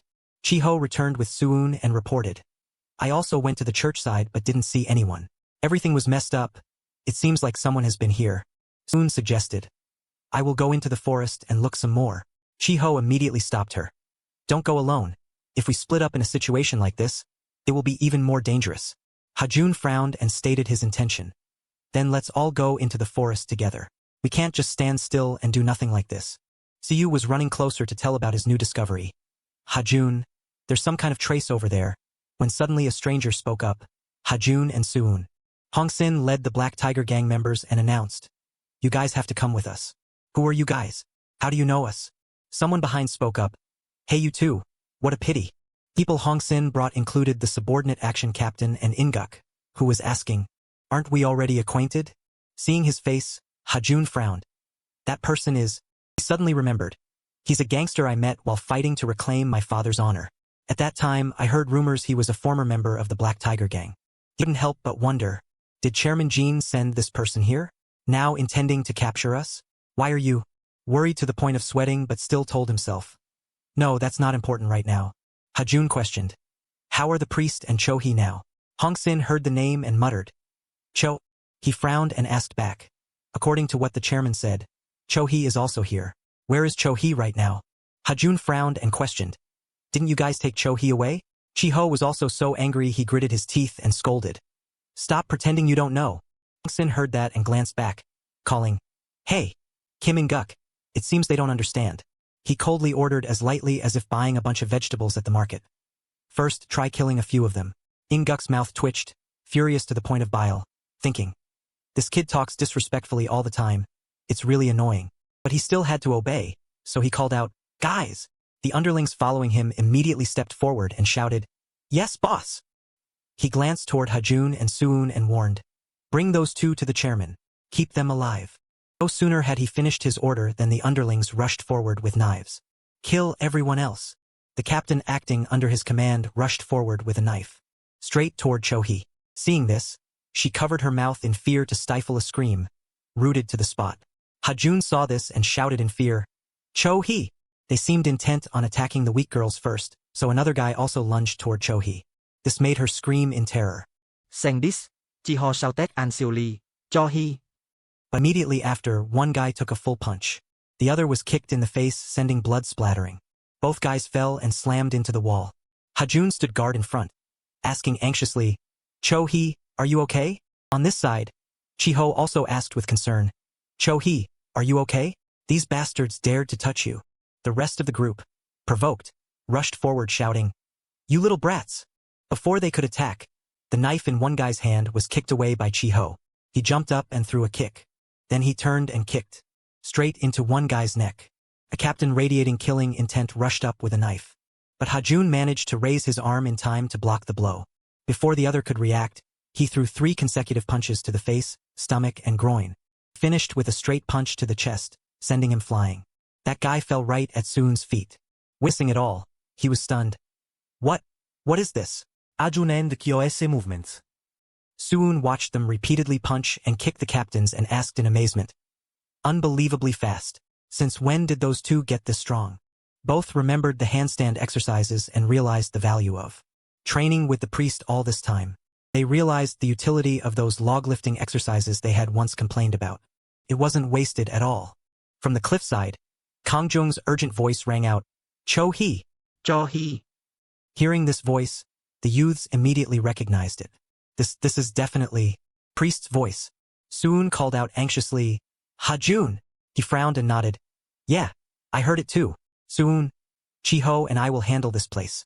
You hurry to where the sound is coming from. The priest and Cho-hee are counting on you." Soon immediately took off, replying, "I know, Hajun." Siyu and Se-rong's faces tightened as they muttered. Then, Hajun and Chi-ho rushed forward, shouting, "Let's start." The sun gradually rose from the sea. The first rays of light shone down on the forest. June and Chi-ho panted, covered in sweat after the battle. Inguk stood to one side, frowning as he thought, "As expected, these kids." He looked at the underlings collapsed on the ground, whispering anxiously, clearly possessed. They took down all the key members of the Black Tiger gang. He glanced toward Chi-ho, assessing him. That pink-haired kid looks like just a normal person. This annoyed him. "Hey, you bearded guy, what are you staring at so creepily?" Chi-ho took off his shirt and reminded him, "Warmed up all night, haven't we? Drop that arrogant look and get ready to take the next hit." Chi-ho, a third-year student at GNU High School and a trainee at OK Entertainment, flashed a bright smile. I'm feeling extremely pumped today. He also started taking off his shirt, revealing a body covered in scars, and muttered, "You little brat." Inguk, Black Tiger Gang, Action Captain number 2, also got into a fighting stance and asked, "Do you treat life like a joke?" Both sides stared at each other, preparing to enter the battle. Hong Sin saw this and frowned slightly. But why are these two? Hajun also felt confused. Why are they suddenly taking their shirts off? No one cared whether he took his clothes off or not. But, on the cliffside, the sun rose higher. Suun ran, his heart in turmoil. Clearly, the priest's urgent voice clearly came from this direction. But, I've searched the whole island all night but couldn't find anyone. He suddenly stopped, as if seeing something earth-shattering, veins popping on his forehead as he shouted, "Priest!" It turned out Kang Jung was holding Cho Hee in his arms, one hand gripping a rope, hanging precariously over the cliff. Suun saw this and was stunned. "Priest!" Kang Jung trembled, struggling to call out, "Brother Suun!" He hurriedly shouted, "Priest, hold on a little longer. I'll come save you right now." Suun looked around, asking anxiously, what should I do now? Over there? How do I get across that cliff?" Then he saw the rope on the cliff and got an idea. That's right. He used his strength to throw the rope down and shouted, "Priest, grab this rope." Kang Jung grabbed it tight and shouted, "Got it. Priest, hold on tight. I'll pull you up." Suddenly Kang Jung panicked and shouted, "Brother Suun, watch out behind you." Turned out Hong Sin had jumped over with a knife, saying, Hey, Sueon. "Damn it." Just then, a hand blocked that knife. It turned out Siyu and Seirong had run over to take the blow for Suun. Siyu cried out in pain, and Seirong called out anxiously, "Siyu!" She ran over furiously and grabbed Hong Sin by the collar, then used all her strength to wrestle him to the ground. A loud noise echoed. The scene caused both Suun and Siyu to widen their eyes. Turned out Hong Sin had smirked as he stabbed Seirong in the chest. This caused her to widen her eyes and spit out blood. Siyu saw this and ran over crying loudly, "Seirong!" Hong Sin stood up, raising his knife, preparing to act. Seeing this, he hurriedly rushed up. Siyu used his body, intending to block a knife for Seirong. But Suun had run over and used his arm to block that blow. It turned out he had tied the end of the rope to a rock outcrop. He used his uninjured arm to grab Hong Sin's head, then smashed his head hard into the ground. Right at this moment, Jasong popped out from somewhere and shouted, "Mission accomplished!" He rushed over and stabbed him in the back. He laughed joyfully and declared, "Got Suun!" Suun, stabbed, gritted his teeth, veins popping all over his face. He still had the strength to turn and swing a punch with incredible force toward Jasong. Hurriedly backed away to dodge. But Suun kept rushing forward to attack, making him afraid. But what kind of terrifying strength is this? He thought while moving to dodge the attack. How can he be this strong? This is the first time I've seen a punch this fast. If I get hit, I'll die. Thanks for watching the video. Suun punched the rock next to him, making him shriek in fear. He looked at the rock, cold sweat dripping. All this time, Asong remembered the days he hid in the forest with Hyosong to take photos and track him. He remembered the times he struggled to push the rock and thought, that giant rock didn't budge at all. Did it? But now, with just one punch, that rock shattered. Suun watched the fragments fly and thought to himself, I crushed it with these hands. Jasong was so scared he knelt on the ground. His whole body trembled. Suun stepped closer and asked, the so-called monster that Chairman Jean is looking for, what is it like? I'll show you what a real monster is like. Jasong knelt on the ground, body trembling in waves. Internally he told himself, definitely it can't be wrong. He's definitely the right person for possession. If I get caught, I'll definitely die.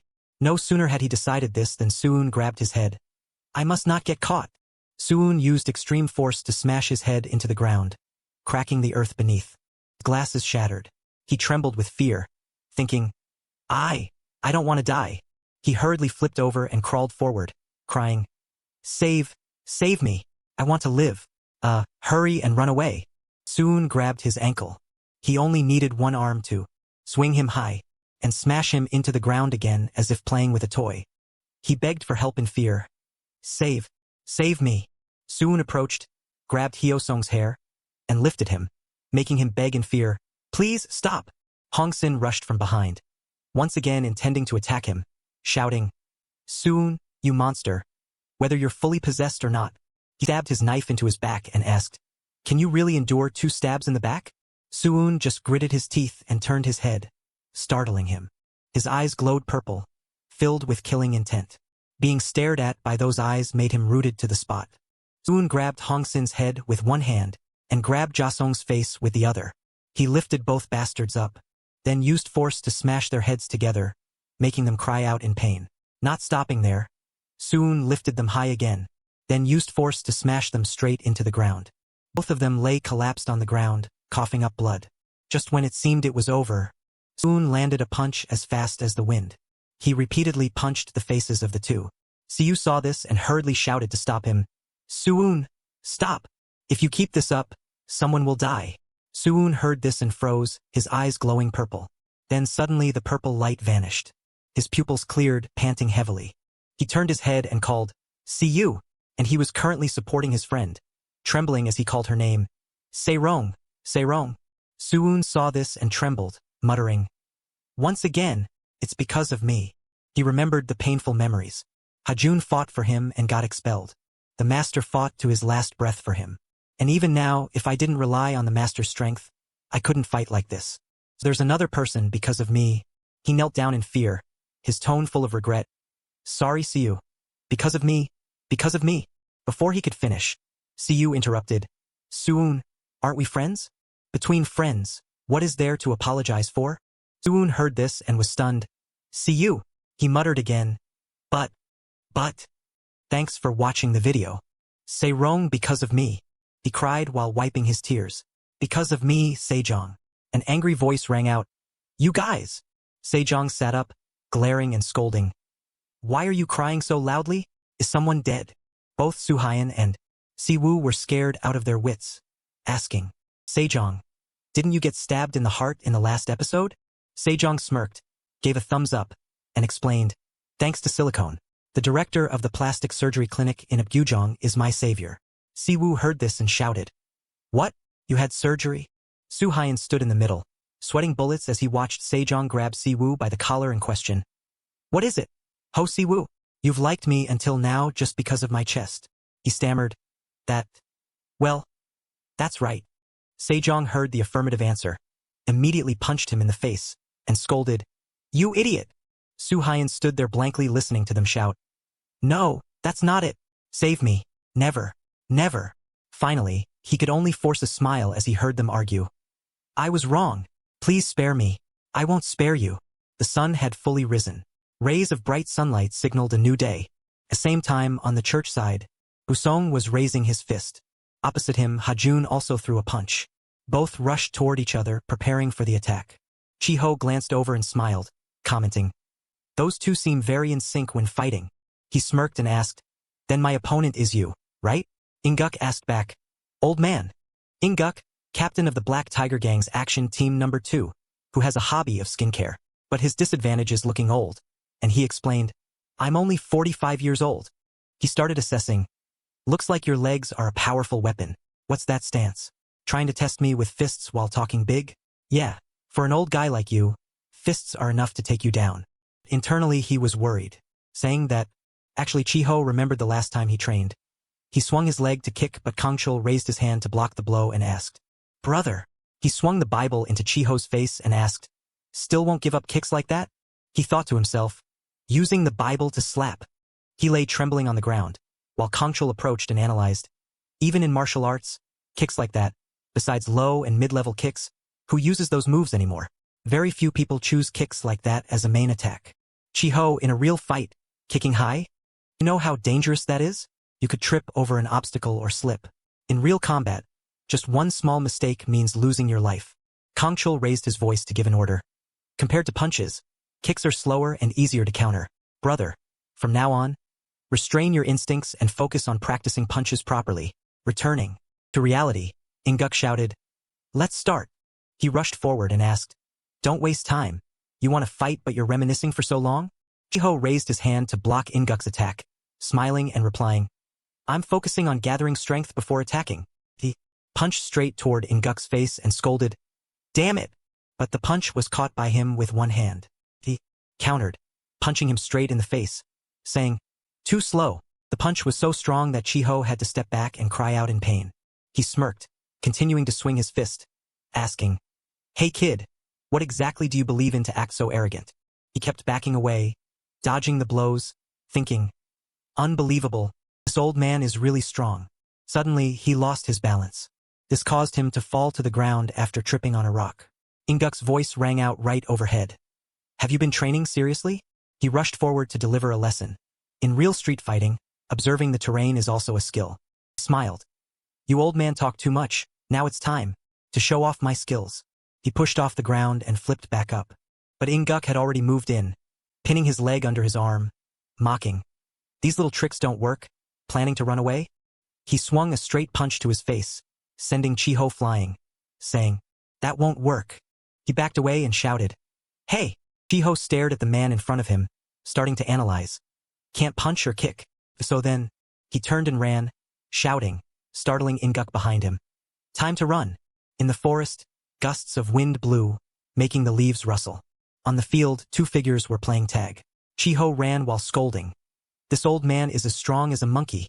Inguk chased him, shouting, "Stop right there." He ran while speaking, then suddenly stopped. "What?" Running away again. He looked down and gasped loudly. "Is this a mine?" Chiho smirked, asking, "Hey old man, you thought I ran here without a plan?" He remembered training in the forest and asking, "Hey father, didn't you say today was just for walking in the forest? Isn't this too easy?" Kongchul smiled and said, "Today's mission is a focus training exercise." Chiho heard this and doubted. "Focus? Why are you suddenly talking nonsense?" He spoke softly, explaining, "Because this place is," Kongchul said coldly, "a minefield." As soon as he finished speaking, the two underlings braked hard and shouted. Back to reality, Chiho started provoking. "You said in real combat, looking at the ground is also a skill?" "Bold windbag." He looked down at Inguk's wet crotch and covered his mouth, mocking, "Look, scared enough to pee your pants? You're a gangster, why not try calling 911 for help? An ambulance would take hours to reach this island. By then, your urine will probably be dry." Inguk angrily raised his hand, calling out, "Hey, you brat!" But Chiho turned his back and walked away, waving, "I'm going first. Don't know what will happen, so better prepare yourself." Inguk's angry scream echoed through the forest. "You crafty brat." Chiho was walking while sighing. He worried inwardly. "If I didn't have a strategy, I would have definitely lost. Rare to find someone with such a strong punch. Put you ho e-yun. He is different. Although I don't want to admit it, his combat skills are better than mine." Then he told himself, "Of course, in terms of looks, I crush him overwhelmingly." Chiho walked toward the church, telling himself, "He must have gotten much stronger after this training too. At least he can handle that gloomy-faced kid, right?" Then his whole body froze. He couldn't believe it and cried out. At this moment, Hajun was kneeling, gasping for air. Blood was flowing. Seeing his friend kneeling before Busong, he couldn't help but scream, "You Hajun!" He rushed forward aggressively with his fist ready. "There's no way I can face someone who defeated you Hajun head-on. Best to avoid a clash and get you Hajun out immediately." Chiho attacked relentlessly, seizing the opportunity. "Right now, while he's off guard, I'll put all my strength into a single attack." He quickly ducked low to dodge. The plan is to close the distance and finish it cleanly. Get inside and land a fatal blow.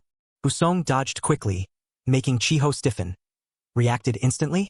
He seized the moment, thrusting his fist forward, making him glare and counter. Then, he ducked as if prepared. Must act like this for the plan to go as expected. A feint. Chiho nimbly grabbed a rock on the ground, explaining, "From the start, my goal was to neutralize your mobility." He rose high and lunged, aiming for the opponent's leg. "Your leg, I'll crush it, make you lose balance." Song immediately threw a quick knee strike. "You think I'm an idiot?" He continued, thrusting his fist while explaining. "Just by looking at the shoulder rotation, I can guess it immediately. Clearly see the attack coming. Kid," Busong said coldly, expressionless. With that ability, the fist swung out, but a hand blocked it. "You're still 30 years away from winning." Ho e-yun flew out, surprising Buseong. You ho e-yun. He jumped back and landed suspiciously. Hajun glared, teeth gritted, threatening. That power just now wasn't everything. White eyes. Chehan worried, sweating. Falling into the state again? Looks like this kid inherently had such strong potential. He raised his hand to look closely at his body, but this time it was different from before. Chehan mused. When the power is released, I can't control this kid's body anymore. He immediately took a defensive stance, declaring confidently, but now, I can control it. At the same time in Seoul, the sky was sunny and favorable. In Chairman Jin's lab, Chandu and Zhonglin were discussing. She hurried over to report. Sister, I heard Cho-hee is with you Hajun on the island. Zhonglin calmly recalled the past event. Remember, the child who used to follow you around when she was little? Chandu turned quietly to ask back. I already knew they are on that island. Hearing this, Zhonglin was bewildered. How did you know? She confessed everything. I have been tracking Kongchul all this time, so I know Cho-hee is hiding on that island with him. Zhonglin asked, bewildered. You have really been waiting for Kongchul all this time? She saw silence, so she continued. What if Cho-hee is caught on that island? Then caught and brought to the lab again. Chandu quickly reassured. Don't worry, Yu Hajun's group isn't easily defeated. Zhonglin expressed her doubt. You also believe Yu Hajun is the right one? Until now, the possession hasn't been perfect. Ah firmly declared. Even if not perfect, unlike the unsuitable ones before. Chandu explained quickly. Usually, unsuitable people have a part of their soul severely damaged. Yu Hajun's possession has a balance between two souls. Ah faced her junior. Yu Hajun's appearance is different from the unsuitable ones. On the contrary, this could be a good sign. Hearing this, Zhonglin was skeptical. Good? Chandu quickly questioned. What if the power inside him is too strong? So what if the soul containing that power is affected? Opened her dark red eyes wide. Yu Hajun needs to get strong enough to control that massive power. Just getting stronger is enough. Chandu sighed. If your thinking is correct, Yu Hajun getting stronger is only a matter of time. Now Chehan lunged with a powerful punch. He gritted his teeth, raising his other hand to prepare an attack. Busong blocked the blow, laughing scornfully. Thought something changed? Turns out the speed is just faster? He looked indifferently at the fist close to his face. Suddenly Busong was impacted by it and thrown backward. He was even more surprised looking at his opponent. Not just speed but even physical strength increased. Busong immediately raised both hands high, shouting. Then try to see if your durability is stronger. Chehan attacked while commenting. No, it's not just physical strength increasing. He proudly declared inwardly. Even reflexes are faster than before. His entire muscles and nervous system have reached their best state. Now he has become a perfect predator machine. So Chehan flew toward his opponent. He didn't hesitate to hug Busong's leg tightly. Chehan reached out to deliver the finishing blow. I just need to try to control it a little more. He gritted his teeth, putting in all his force. It's over. punchlandet, sending Buseong tumbling backward. Took too long, didn't it? At the same time, Chehan was kicked, syrup flying from his mouth. Busong immediately countered with a heavy blow. Fight properly. Chehan quickly regained his fighting stance, backing away. Damn, after blocking, he immediately countered with a combo? He was confused, not knowing what to do. This kid. Buseong kept countering. Just how strong is he? Immediately Chehan grabbed the opponent's arm. Chehan confidently locked his neck and held his arm. Got you, aerial arm lock. Chehan gritted his teeth, trying to restrain him. He uses power to lock the joint. No human can endure this. Busong also struggled, looking at his opponent, unable to resist. We've won for sure. Immediately he grabbed Chehan's leg, looked up at the sky, confused. Busong kicked and launched himself high. Lifting me up, he landed hard and slammed. Kian down. He glared uncomfortably at Busong, who was rambling. Are you relying on animal instinct to fight? He breathed heavily, face serious. Only knowing how to fight like a wild beast? That means you haven't been fully possessed. Busong hesitated, expressing his doubt. So you are the same as me? Chehan didn't answer, just lay there taking the hits. Not good. I'm badly injured. The body still can't move. Busong continued to put his foot on his chest, speaking proudly. Your abnormal power change is probably because you still can't control the power properly. Next sentence made Chehan look up, startled. That's also what I went through. You've also experienced a state like that? Busong looked coldly into the void. In my case, the problem lies in the soul. He continued to raise his fist.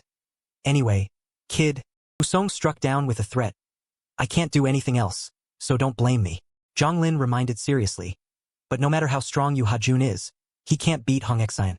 She glared at her sister. The person inside Hong Exine's body is... Chandu interrupted. The person I have expectations for right now isn't Yu Hajun. Hearing this, Zhonglin was confused. What? I continued explaining. Yu Hajun still needs more time. Chandu confirmed calmly. The only person who can face Hong Xian right now, I think that person is... Kangchul rushed over. Who the hell are you again? It's Kangchul. He chuckled loudly. The smell of blood is disgusting. Buseong spoke oldu. Yuve arrivet? The punch is still the same as before, huh? Kangchul was startled, bewildered. This way of speaking, he rushed madly, frustrated. Who the hell are you? Do we know each other? Busong didn't hesitate to punch back, blocking the blow. Created a shockwave that... Kyo and Kian watched, bewildered. He was startled, stunned. So scary. Chehan also watched in amazement. He blocked the priest's punch. Kangchul started to look confused. Who exactly is inside that body? He stared blankly at his opponent. Who is it? Kangchul breathed heavily, relaxing. Doesn't matter. He leaned forward on his toes, asserting. Anyway, the only person in this world who can face me is one person. Kangchul quickly lunged with both fists, and that person died a long time ago. Both simultaneously struck each other in the face. Busong trembled, syrup spilling from his mouth. Kangchul also spat out from his mouth and fell backward. Chehan was startled, confused. Chiho and Suhayan watched, holding their breath. Jaehee and Jaeyun gaped, speechless. Sejong and Siwoo were frozen by the scene. Father. Kangachul knelt, kafin violently, making bu. Song chuckle. Impressive. He held his head high, showing disdain. The punch was intense too. Planning to kill civilians too? Hearing this, he realized, startled. That soldier. Kangchul wiped his mouth quietly. Could it be? Looking worriedly and closely at his opponent. The person inside that body? Is. Kangchul emphasized each word. Is it Busong? Kangchul breathed heavily, hands on his knees. Suhayan ran over, asking, Father, are you okay?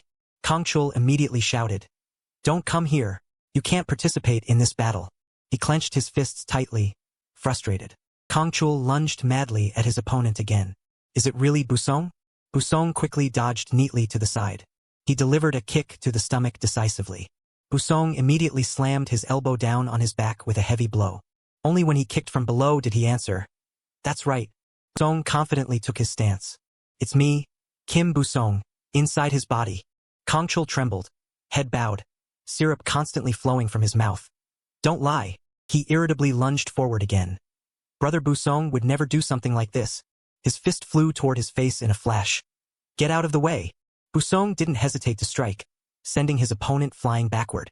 If you get in my way, I have no choice but to deal with you too. Kangchul coughed up syrup violently as he was shoved against the wall. He gritted his teeth, confirming again. Is it really? Brother Buseong? Kangchul shouted in disbelief and resentment. The man who sacrificed his life to protect the kids is doing this? He immediately retorted. Don't misunderstand. Busong slowly stepped closer. I fought with a different purpose back then. Not because of that cheap compassion. After saying that, he raised his leg high. So stop right here, don't charge in anymore. Busong coldly emphasized. I'm saying this for your own sake, Sergeant Kong. His foot landed swiftly to finish it. Let's end this. Suhayan rushed out and reached up to block. Chehan also jumped in from the side to strike. Busong quickly lowered his head to dodge the attack. He turned and delivered a blow to Chehan's stomach. Still don't get it? Suhayan, behind him, immediately extended his fist. Hajun. Busong quickly struck his face repeatedly. He handled it neatly without wasting any effort. This battle is no place for you kids to interfere. All the friends shouted in unison. Ho-Eun. Uncle. Both Chehan and Suhayan lay sprawled on the ground in pain. Kangchul grimaced and shouted. Brothers. Busong sneered openly. Stop it. I don't want to kill these two kids anyway. Don't interfere anymore. He irritably scolded in a loud voice. Why are you doing this? What on earth happened? Without needing to answer, Busong's hand lunged forward to choke him immediately. He was lifted into the air, gasping for breath. Busong growled, emphasizing. Consider the Kim Busong you knew dead. 9 years ago it was pouring rain. Chairman Jin's laboratory was still lit up. Busong coughed wearily. What is this? He stared blankly, eyes wide. You still haven't killed me? Young Su asked in a serious tone. Are you awake? Busong sneered. Is that so? He stood up slowly, recognizing the experiment at a glance. Looks like you want to keep me alive for experiments, huh? Busong walked up to the chairman without hesitation. Have you really gone senile? Chairman, no, Young Su. Young Su's eyes widened with excitement. That's right, Busong. Isn't living like this better than being dead? Busong grimaced and cursed. Don't misunderstand. Nobody wants to live as a parasite in someone else's body. Young-soo didn't listen and turned to leave. Stop acting like that. Those who don't cling to life are just losers with nothing left. Busong refused angrily on the spot. No matter what you say, I have no intention of participating in this crazy experiment. Do whatever you want. He brazenly gestured a challenge. Whether it's 100 or 1,000 times, dying again doesn't matter. Young-soo immediately sat back in his chair.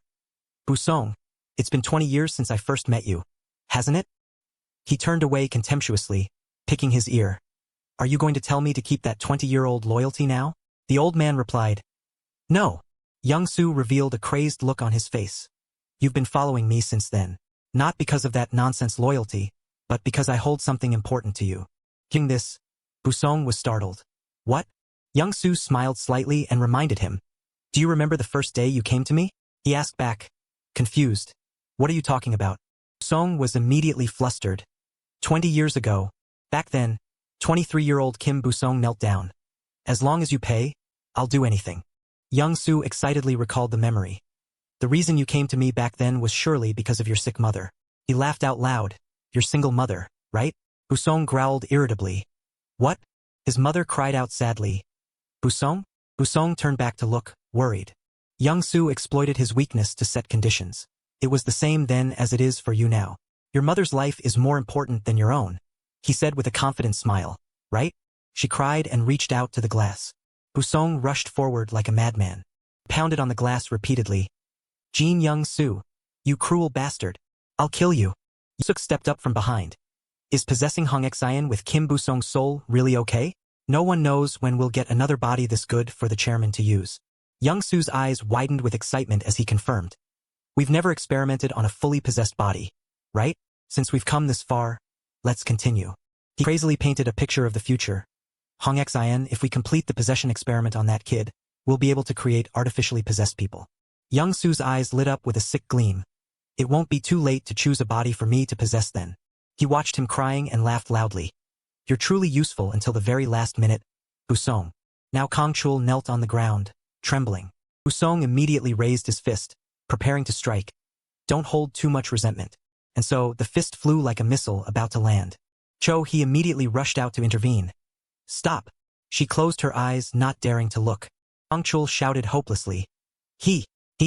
Busong hesitated. Not knowing what to say, you. He was sweating with anxiety but spoke up. Do you remember me? He glared and threatened again. Get out of the way, kid. If you get in my way, I won't go easy on anyone. He continued to scream. Why are you doing this? The next two words seemed to drill into his soul. Brother. Please. Memories of Cho-hee and Busong happily playing together flashed back. He watched over her all the time. Busong even put a flower crown on Cho-hee. Both looked at each other shyly, unable to speak. Smiling happily with eyes squinted. Busong happily scratched his head shyly. He froze, his face going blank. Cho-hee's tears streamed down her face. Busong's gaze became helpless and heavy.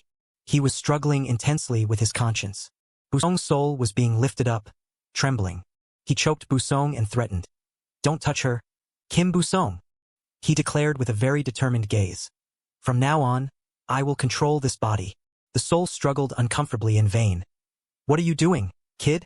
Did you forget the promise? We decided to cooperate until we both got what we wanted, didn't we? Busong coldly refused. Stop the fight now. Our business here is done. He let go gently, dropping the soul. That's enough. Retreat. He asked without hesitation. Are you going to oppose Chairman Jin now? Busong quietly turned to leave. Can't you see the black tigers have all been taken down? I can't capture both Yu Hajun and Jiangsu Young-soo by myself. The soul immediately placed a hand on his shoulder, challenging him. Is that it? Is that really all? Busong turned his head sharply without hesitation. That's right. The soul quickly swung his fist. You bastard. What are you lying about? Seeing that he wasn't trembling, he became afraid.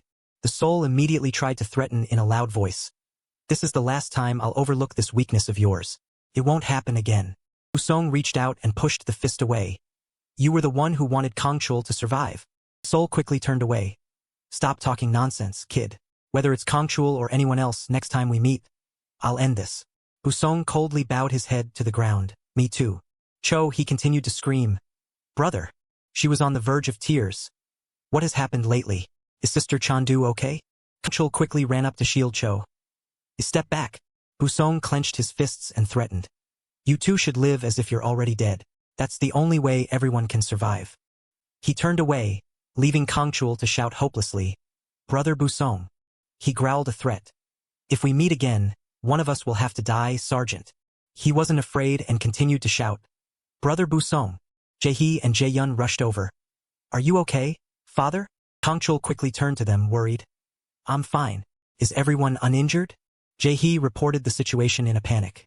The others are more seriously injured than us. She looked over sadly. Siwoo has a deep knife cut on his hand. Sejong has a chest wound. Jae-hee pointed to the ground. Ha-jun and Soo-hyun have fainted. They haven't woken up yet. Kangchul ordered in a panic. Go to the hospital in Seoul. Everyone else prepare to leave quickly.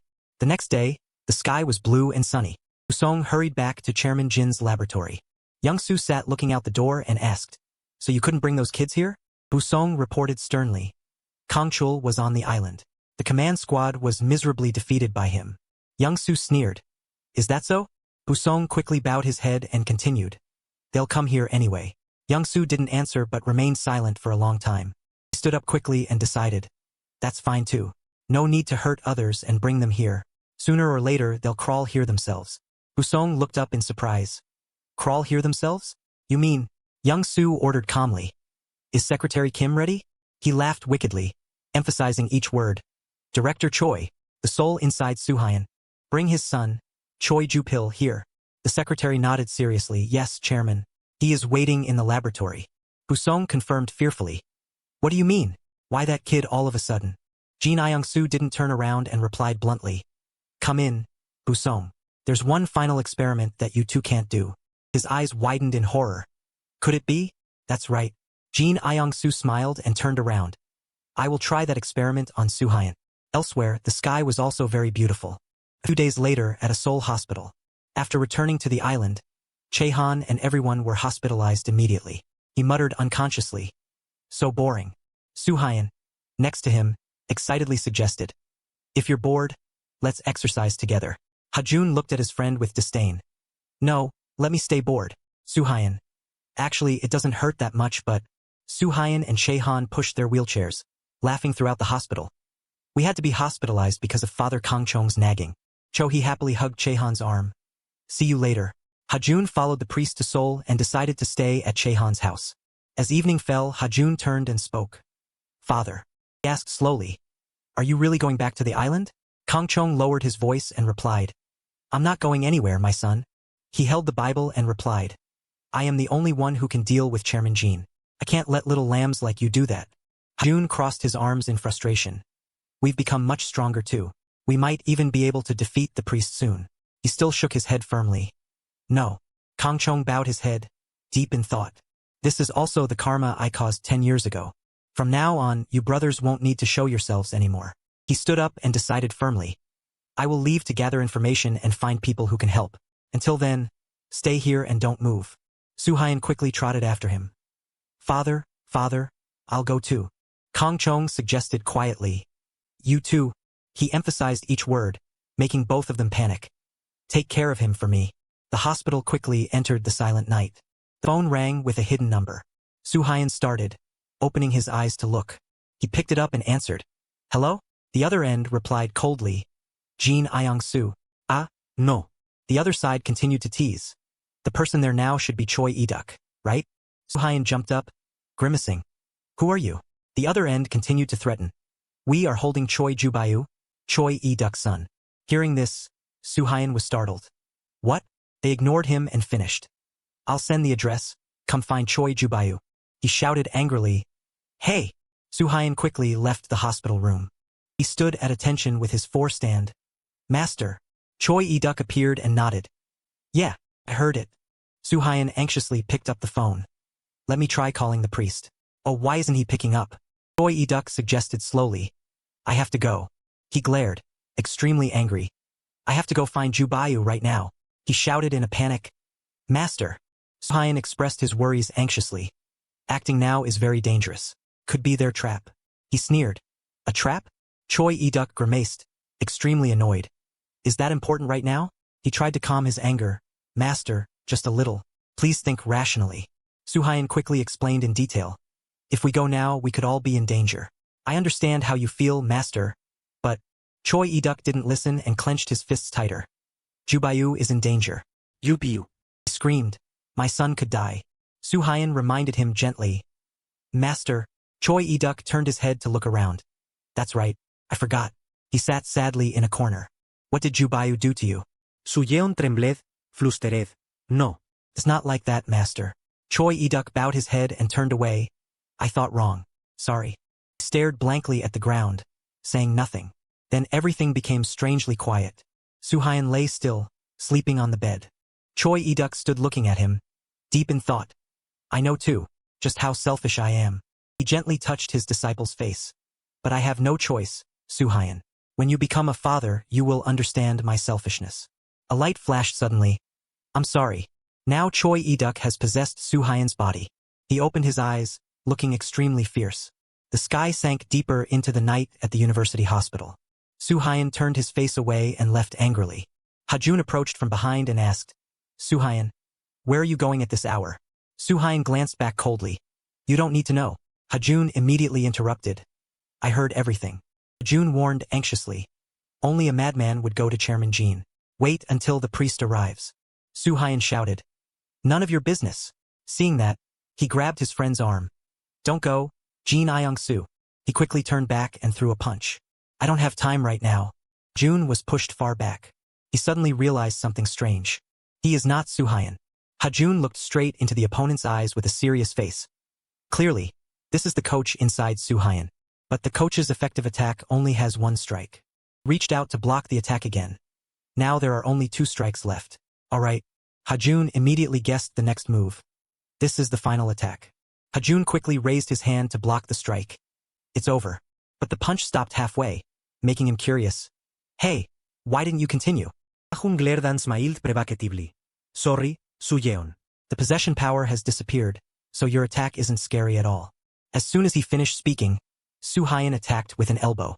Hajun lay on the ground, stunned and helpless. Has the 3-strike limit been broken? Suhayan said coldly. Not at all. He confidently explained. Even if I don't touch it, my muscle memory remains. Suhayan turned and left. You should give up and stay here. Hajun scrambled to his feet. Wait, he suggested loudly. I will help you. Let's go together. He glanced back. You will go rescue Jubayu with me, right? Suyeon repeated blankly. Hajun, I know you. You've endured terrible things because of Jubayu. I'm sorry. You will definitely hinder the decisive moment. I cannot take you with me. Chihan called out after him. Suhayan. No, coach. Choi Eduk stated seriously. I am a father. He became increasingly angry. For my son, I can be a piece of trash. So don't try to understand me. Chehan immediately comforted him. No, I understand. Choi Eduk was startled and confused. What? He said with a serious, strained voice. I am the one who possessed Hajun's body. I also have a daughter I love more than my own life. Choi Eduk turned his head back, pondering. Is this enough for me to be qualified to help you? His eyes suddenly had a bad premonition. Then both went to an abandoned shipyard. Choi Eduk. Duck and Chehan quietly walked inside. Yusuk put his hand in his pocket, looking blankly at the two. Choi. Eduk shouted angrily. I came as promised. Where is my son? Yusuk didn't listen and said nonchalantly. There are still many things to check with you. He said angrily, gritting his teeth again. Shut up and bring Jubayu here. He smiled slightly with contempt. We classify test subjects into 3 types. Yusuk calmly explained. Class C is trash that completely failed at possession. Class B are those who possessed partially but are not suitable. And he emphasized every word. Class A is the suitable person for possession. Yusuk lowered his face, looking through his glasses. I will check one last time if you are truly A. Is it worth experimenting on? Choi Eduk seriously accepted the proposal. If you want that, I will check. Don't regret it when you die. Yusuk nodded and smiled. This is your opponent. First is the hammerhead pig. Second is the fighting cock. Chehan was startled and frowned. Why are they here? Choi Eduk didn't care and shouted threateningly.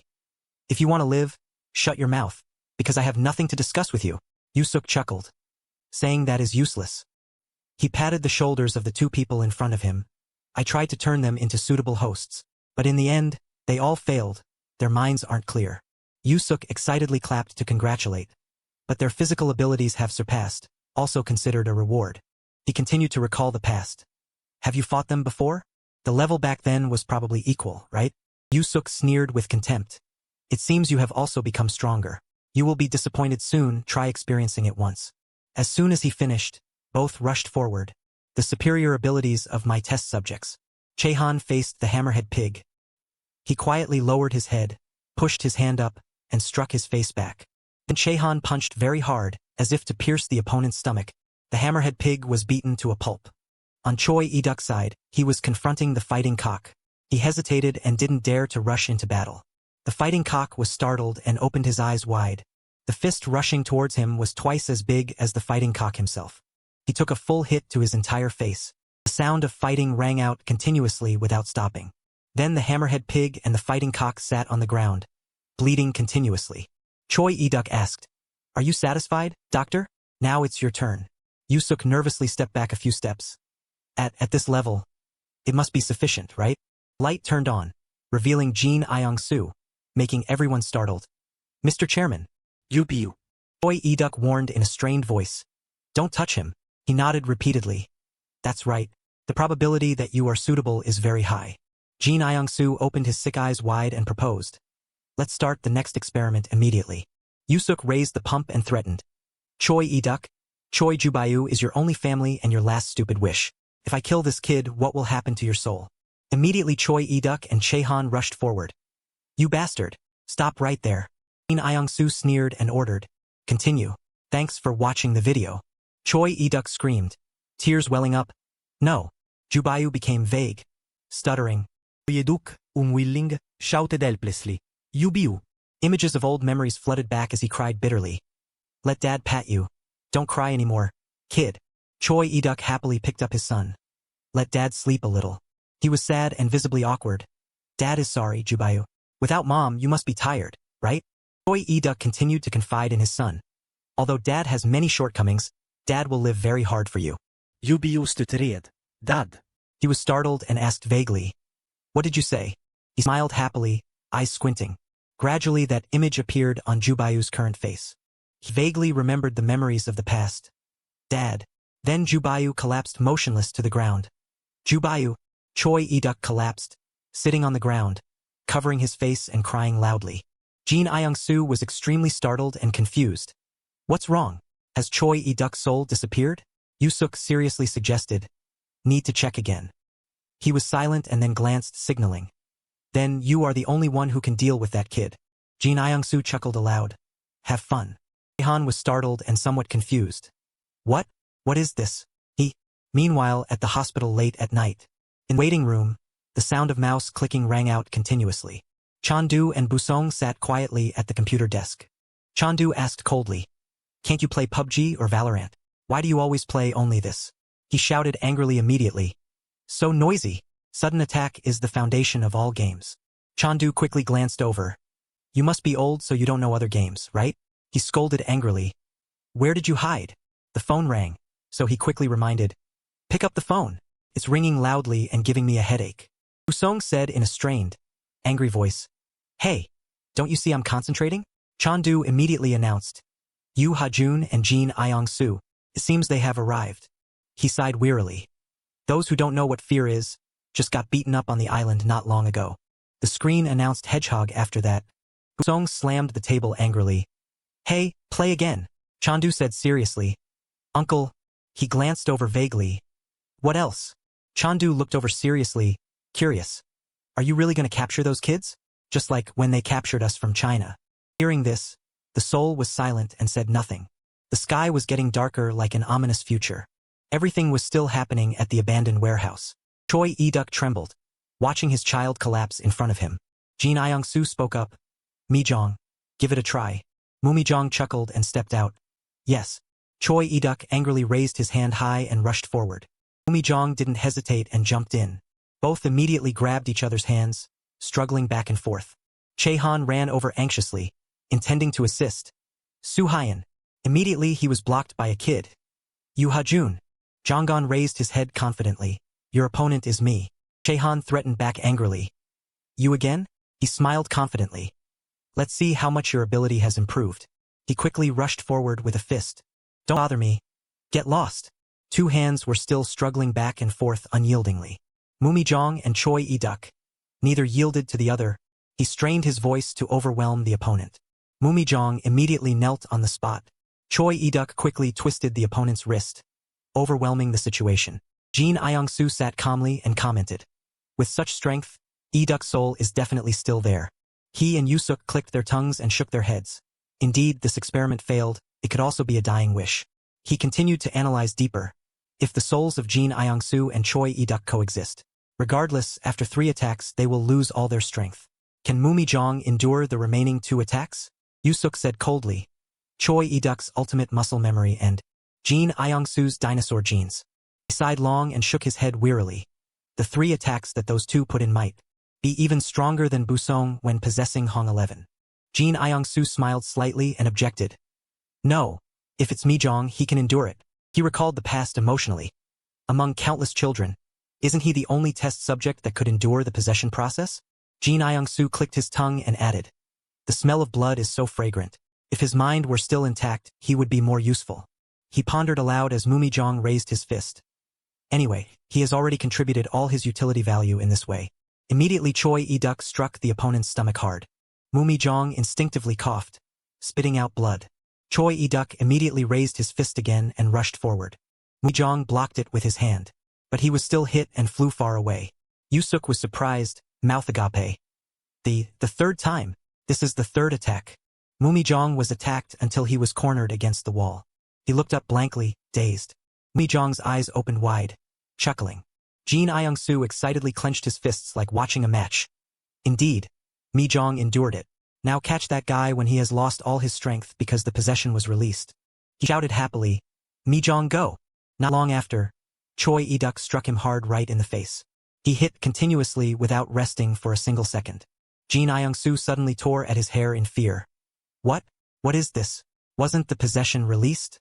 Then what is that strength? Yusuk exclaimed in surprise. Chairman! Choi Iduk quickly rushed forward with a fist in his hand. Dangerous! Returning to the hospital. Chandu and Busong were still sitting in one place. Chandu sat sadly with his legs crossed, thinking aimlessly. The desktop computer was no longer being used. Chandu glanced over coldly. Are you really going to capture those kids? Just like when they captured us from China. He licked his tongue, visibly annoyed. What else can I do? The chairman said to do it, so I have to do it. One more game. Get in here. Chandu moved closer to ask clearly. In that process, do we have to kill Uncle Kangchong? Busong glanced coldly and asked back. And you guys? For what reason do you also obediently follow the chairman's orders? Chandu looked away awkwardly. The phone immediately rang again. That bastard bald guy. Why is he so persistent? Busong stood up straight angrily. Chandu pulled his hand. If so? Chandu raised his head to ask the final question. If so, why did you save Uncle Kangchong back then? Busong coldly hid his eyes behind his hair, saying nothing. He left blankly with his hands in his pockets. What do you want from a thug? Chandu sadly crossed his arms, leaning against the door. Chandu was sad, not knowing what to do next. Uncle! Now Yusuk shouted a warning. Chairman! Busong had thrown a punch back, hit the opponent, causing him to tumble backward. Yusuk complained annoyedly. Why did you just arrive now? I called several times. Busong scolded in a strained voice. You bald old man talk too much. He nonchalantly raised his head. Why did you make me come all the way here? Choi Iduk was hit so hard he uttered damn it. Didn't hesitate to strike back at Busong's chest. He quickly threw a punch that grazed the opponent's face. Both kept struggling back and forth continuously, neither yielding to the other. Busong stepped back a few steps to breathe. Damn. Why does this kid punch so hard? He wiped his mouth and felt a bit uneasy. I can't hold back anymore. Busong was startled, unable to believe his eyes. He stared in shock at his opponent, who was acting even more crazed. What is this? He's punching the air. This kid is crazy. Busong vaguely observed the opponent's expression closely. Is he finally unpossessed? Or was he never possessed to begin with? He immediately lunged forward without a second thought. Either way, let's end this. A Bible was brought out to block him instantly. Busong was startled and stepped back a few paces, his limbs trembling. He growled, head bowed low. I told you that when we met again, I would definitely kill you. The person in front of him was Kangchong, The guy Busong hated bitterly. You bastard soldier. He gently placed the Bible on the ground. You have crossed a line you shouldn't have. Kang Chong made the sign of the cross on the spot. In the name of the Father, the Son, and the Holy Spirit. Now I must send you off. He drew 2 knives in front of him. Let's return to God. The two stood facing each other, both wary and eager to advance. Jin Iong-su spoke up to greet him. Long time no see, Kang Chong. Jun was startled as he looked over, and was immediately attacked by his opponent. Father! Kang Chong saw this and reminded him. Ha-jun, try to hold on a little longer. I've finished this in 5 minutes. Musette. Busong leaned to dodge Kang Chong's attack and asked, Are you planning to use military tactics? He didn't answer right away but continued to slash again. But Busong still avoided it. What he didn't expect was that while crouching, Kang Chong quickly kicked his leg up, preparing to strike him in the face, causing Busong to curse in confusion. What the hell? After that, he crossed his arms in an X shape to dodge the attack. At that very moment, Kang Chong's knife was hovering over Busong's head. He quickly punched hard, knocking the knife out of his opponent's hand. He quickly stood upright to attack. The knife fell to the ground, creating a jarring sound. Kang Chong still had 1 knife in his hand, and he continued to slash relentlessly at Busong. Seeing him only dodging, Kang Chong lost patience and directly grabbed his opponent by the throat. Once he had a firm grip on his head, Kang Chong raised his hand holding the knife high to stab down. But Busong used all his might to hold his hand back. Old Yusuk looked at the situation with concern. Is that Kang Chong really that capable? Previously, he must have been the lowest ranking among the 7 leaders of the Black Tiger Gang. Jin Iong-su replied, Why do you think I insisted on keeping that stiff guy? Kang Chong is the Black Tiger Gang's top weapon of mass destruction. On this side, the two were trembling. Busong gripped Kang Chong's hand tightly, so he couldn't stab the knife down. But then Kang Chong used the strength of both hands to press down slowly in bursts. The sharp tip of the knife was right in front of Busong's eye. In his heart, he felt conflicted and asked, What are you hesitating for? Aren't you going to use your strength? Busong totket. His mind was in turmoil and indecision. He was so frustrated he cursed. Returning to the past, Busong narrated his own life. When I was young, my mother sold fish cakes alone at the market. The mother was still working hard selling goods. How many are you buying? But the kids didn't respect her at all. They said this. Looking at the woman's hand, the uneducated kids coldly uttered a sentence. You don't have any fingers. That lady is Kim Busong's mother. Really? Poor Kim Busong. He's holding a notice in his hand. Parents' Day at school. But he didn't want this day to happen at all. It's true, my mother doesn't have fingers. I was so ashamed when they found out. When that day came, the sky was blue without a breeze. In the 4th grade, in class 2, the atmosphere was unusually lively. Parents were eagerly arriving at the classroom. Everyone's face was smiling happily. Busong, on the contrary, was extremely uncomfortable. The boy looked at the parents and felt jealous inside. But out loud he still complained. What is all this for? Busong's desk mate asked, Hey Kim Busong, isn't your mom coming? The boy replied, She's not coming. But as soon as the words left his mouth, that woman appeared radiantly and called out, Busong, son, I'm here. Busong angrily stood up and shouted, Why did you come here? Just this attitude and question from the boy left the mother stunned and motionless. Night fell. In the crowded apartment complex, the room lights shone brightly. Busong, who was sleeping, had to sit up and complain. I'm so thirsty. When the boy stood up, looking toward the light from the next room, he was shocked in disbelief. Busong's mother was sitting huddled in a corner, crying miserably. The two were separated by a wall. One was in pain, the other didn't understand why. The foolish Busong at that time only knew how to sit down and grumble uncomfortably. Why are you crying all of a sudden? I'm the one who should be ashamed. From that day on, my mother didn't appear near the school anymore. I grew up using my mother's youth, and then became a gangster at the age of 23. On an ordinary day, Busong followed the leader of the Russian bear gang named Sangcheon, hearing him mutter, It's a good thing I ran into her. I won't let it slide today. Hey lady, I've told you how many times to pay for the seat and for doing business. And hey, is your hearing defective? Don't you understand what I'm saying? Lady, you're done for this time. Today I brought a guy with a hot temper. Busong, handle this place. As soon as he saw the woman in front of him, he stammered.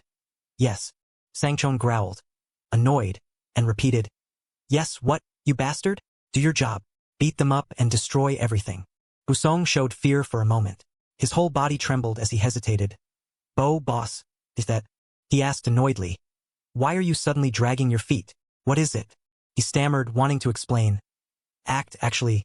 Suddenly, the woman interrupted. I don't know him. I don't know him, here's the money. Get lost. Sang-cheon didn't pay attention to Busong's expression at that moment, but just looked at the money and said, What's up with the fish cake lady? Why is she listening to me? After that, my mother acted as if she didn't know me at all, regularly paying money to the Russian bear gang.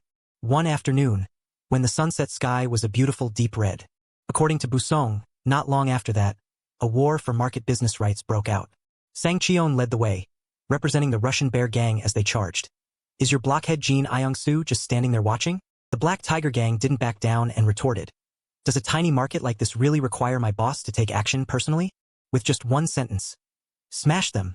Both sides were like they had been switched on, immediately rushing at each other. This scene left the residents living around there stunned. What is going on? Don't get caught up in it. Get out of here quickly. Seeing Busong confronting 4 guys at once, all with weapons in their hands, made them terrified. What the hell is this? He, on the contrary, didn't care much, decisively punching the bald guy in the face. But in the end, Busong had to submit to the overwhelming Mongol Yuan army. He was held by both arms by 2 big thugs with an order. Finish him. The sharp knife mercilessly flew straight toward Busong, but it stabbed into the back of someone else. His mother, the woman he was once ashamed of and didn't want anyone to know about, had stepped out, shielding and protecting Busong from the deadly blade. At that moment, he was extremely panicked. His mouth could only stammer a few words. Mom, that great woman stroked Busong's cheek. In the end, she still protected him with the words, Young man, are you okay? As soon as the words were spoken, the woman collapsed to the ground. A stream of bright red blood flowed from her mouth. Busong tried to hold it in, silently calling out, Mom, Mom. The Black Tiger gang members discussed fearfully. That crazy woman suddenly ran out into the street and caused trouble. We're screwed. If the police find out about stabbing a civilian, they won't let it go easily. They shouted to each other. Let's get out of here before things get bigger. They all ran away afterward, leaving the son stunned. Wh. What the hell? The mother was still looking up, as if only waiting for them to leave to ask. Son, my son, are you okay? Busong was heartbroken to the point of madness and screamed. Why do you always do things no one asked you to? You're always apologizing. The woman finally collapsed to the ground before he could finish his reproaches, leaving the son helpless with a desperate cry, Mom, Mom. Night fell at the hospital. In the hospital room, a helpless clicking of the tongue sounded. Doctor recognized him at a glance. Fighting for business rights, right? You used to cause trouble when you were little too. Still haven't learned your lesson. Busong snapped. Shut up and hurry up and treat her, old man. Getting stabbed once is no big deal. The doctor angrily scolded. You punk. Not only did you make your mother lose her fingers, now you've gotten her stabbed and you dare to raise your voice? Busong, feeling insulted, shouted. What are you talking about? The doctor explained. So you don't know anything? Your mother didn't even want to leave you with memories like that. Busong asked back, bewildered. What nonsense are you talking about? He recounted. 20 years ago, you ran out into the street and had an accident. At that time, a woman's desperate, pleading cries rang out in the hospital. Doctor, please save my Busong. Please hurry. The doctor quickly stepped out to ask about the situation. Is this boy the one who had the traffic accident? Let me see. The nurse following behind announced. Doctor, the child only has bruises. The mother's fingers were caught in the wheel while she was saving the boy. He ordered the nurse. Prepare to treat him quickly. But the mother resolutely pleaded, crying, I'm fine, doctor, my son here. Doctor, examine Busong first, please. Back to the present. The doctor comforted Busong. Where else in this world can you find a mother like that? Kid, don't do things that will make you regret it later. This will be a major surgery. Prepare the money. It fell in the small neighborhood where his mother lived. Busong stared at his mother's savings passbook. He looked at the numbers and cursed. Damn it! If you didn't have money, why did you pay the fees in full? 2 savings passbooks were thrown on the ground like proof of that woman's difficult life. The young man was now completely awakened, sitting huddled in a corner, calling out in despair, Mom! Afterward, Busong recalled, I went to find the one who took over the Russian bear gang, Jin Young-soo. He asked, why did you come here? Busong affirmed, if you give me money, I will do whatever you ask. Because, from then on, my mother was more important than my own life, and that feeling remains the same even now. Returning to the fight with Kangchong, the knife was now gradually being lowered under the pressure of 2 strong arms. But when he couldn't change the situation despite trying, Kangchong wondered, This made him wonder, did his strength suddenly change? And in that moment of hesitation, Busong took the opportunity to kick his thigh, causing the knife to fly out. So the second weapon also hit the ground with a jarring sound. After that, Busong picked up the knife and said, "Sorry, soldier. Now I have to end this." As soon as the words were spoken, the knife in his hand stabbed down, but Kang Chong had managed to reach a Bible to use as a shield in front of him. But the fight wasn't over yet. He took the opportunity to kick Kang Chong. Flying far away, he slammed his back hard against the wall. The space shook and the wall cracked. A mouthful of bright red blood sprayed from Kang Chong's mouth. Busong lunged forward, raising his hand to deliver the finishing blow. He could now only resist the relentless punches coming at him, unable to counterattack. The wall Kang Chong was leaning against was also affected and swayed. Ha-jun ran over from a distance in a panic, calling out, "Father!" His opponent quickly held him back. "Where are you going?" Ha-jun was angry, his eyes annoyed as he growled, "You! Get lost!" After that, he turned around and ran quickly toward Kang Chong, Hoeun Kyomchop. swinging his fist toward Busong. The two clashed, and he grabbed Ha-jun's neck and squeezed tightly. After that, he was struck back by Busong and thrown back against the wall. Cracks became more and more visible, and the wall seemed about to collapse. And then, just as expected, it shattered in an instant. Everything became obscured by a thick layer of dust, and the space was chaotic.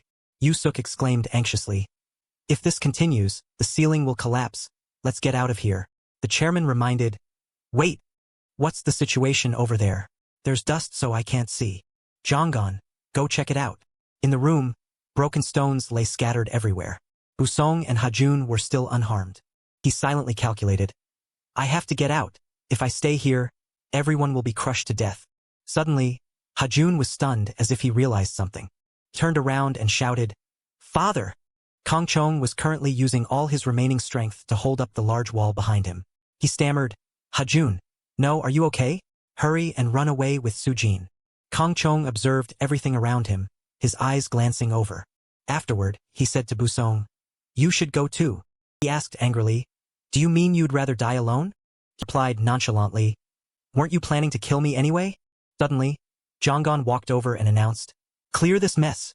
If you touch this pillar by mistake, everyone will die. Everyone should move away like this uncle said. Ha-jun too. Hurry and pull Sujin and run fast." He asked back, bewildered, "What?" Busong spoke up, "Just as I guessed. Chandu and you didn't follow Chairman Jean." Jonggon said nothing, just quietly walked away as if silently admitting it. Kang Cheon then called out, "Ha-jun!" He replied, "Priest." He continued, "My only treasure. I'm counting on you to look after he." Afterward, he turned to Busong. "And you, the reason you've gone this far, the person who raised you all alone, must be your mother, right? You must protect your mother until the very end." As he finished speaking, the massive wall behind them trembled slightly. The space was filled only with the sound of incessant coughing from the dust. Kang Cheon urged, "What are you hesitating for? Do you all intend to die together? Everyone get out. Hurry." The priest passed away. At the funeral, everyone shared their grief with heavy hearts. Joan choked out, "He." She stepped forward and pulled Choi Hee into a tight embrace. She was choked with sobs, too pained to say a word. Recalling that rainy night, a burly man had approached and said, "I'm sorry things turned out this way." Kang Cheon knelt on one knee before Choi Hee, watching her cry in silence. He then asked, "Can you hold on a little longer?" Choi Hee bowed her head in sorrow, tears still streaming down. Kang Cheon had affirmed then, "Even if this uncle dies, I will protect you. So you can be a little spoiled if you want." Now, with that support gone, Choi Hee could only weep in agony. Ha-jun stood there silently, not saying a word. He quietly turned and walked toward the others. Chehan also stood behind, silently observing everything. He felt heartbroken, weeping silently behind the door. Looking at the person before him, Chehan wondered, has Choi Deokduk's soul inside Sujin truly disappeared? The only purpose left in this life for me is Jeon. If Jeon disappears, I have no reason to exist. What Chairman Jean wants is the bodies of Ha-jun and Sujin, those compatible with the soul possession ritual. But a body can only hold one soul. He wants to erase the possessed soul by eliminating the very reason for our existence. The next target is my Jeon. Chairman Jean will definitely try to kill her. What should I do? Fighting Chairman Jean is too much. The outcome is already clear. This battle is already decided. Afterward, June walked out of the funeral, heartbroken. Chehan painfully called her name in his heart.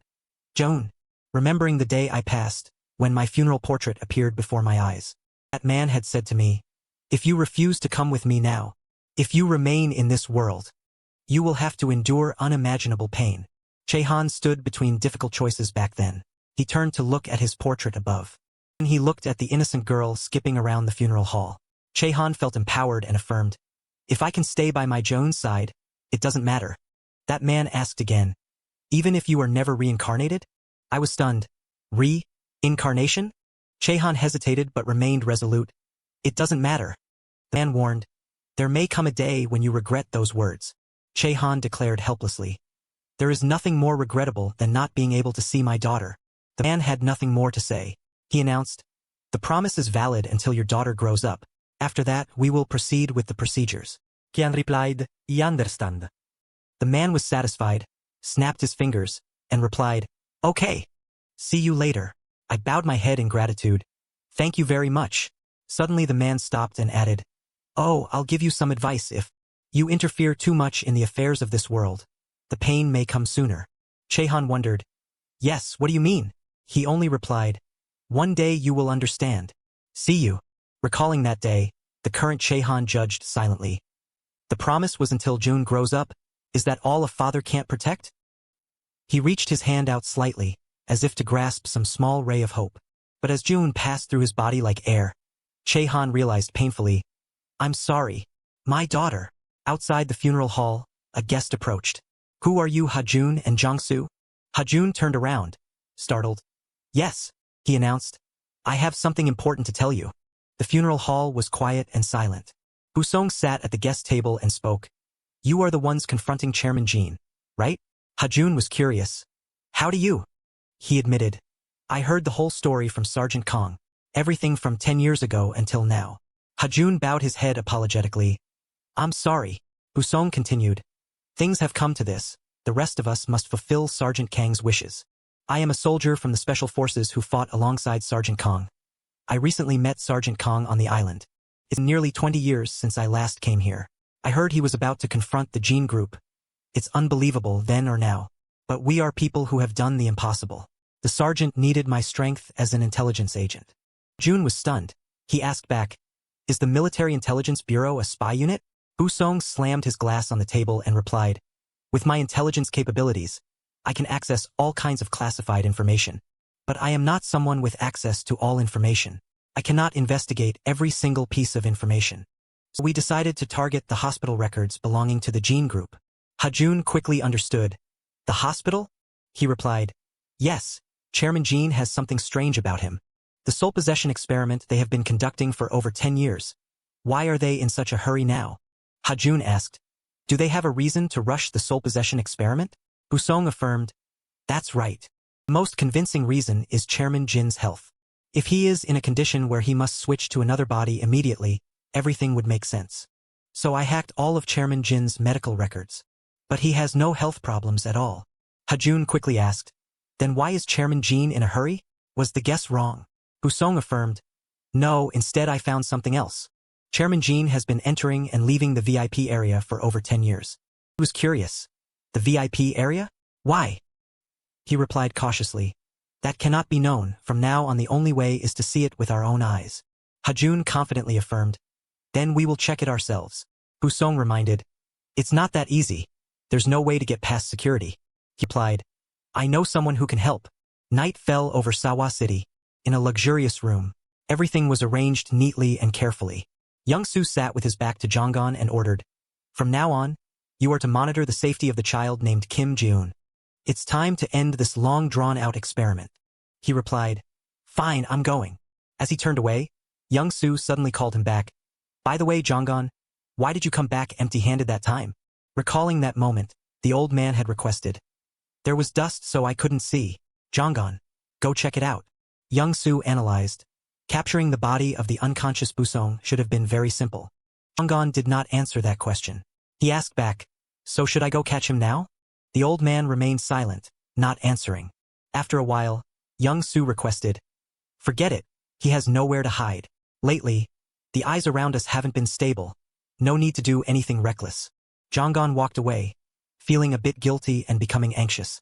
The scene shifted to the outskirts of the city, where neon lights lit up an area even though it was late. Zhanggan walked on the street, feeling constantly annoyed. That cunning old man.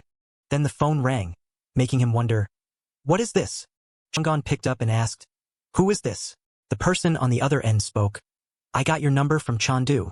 This phone number is safe. Zhanggan was suspicious. This voice. He introduced himself. It's you, Hajun. From now on, we're gonna catch Chairman Jean. Choi Zhanggan, I need your help. The scene shifted to the mercer store. At this moment, Zhanggan stood with his arms crossed, looking straight at the person opposite him, then challenged. Is there any use for you? A brat like this? Hearing that, Hajun didn't back down and smiled sarcastically. The guy who was just beaten to a pulp by me the other day. Aren't you ashamed to say things like that? Suddenly, both of them pressed their heads together, their faces showing clear anger. Zhanggan yelled first. You think I did my best? Hajun didn't hold back and shouted. Then should I deal with you again right now?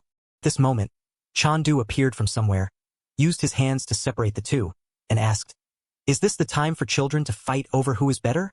After a while, Zhanggan regained his composure and presented calmly. It's just an objective assessment of strength, and the truth is that kid is too incompetent. Last time, if I hadn't been there, he definitely wouldn't have survived to return. Not wanting to hear any of it, Hajun quickly interrupted him with a scornful tone. That's funny. Who would believe we're on the same side now? Aren't you Chairman Jin's dog?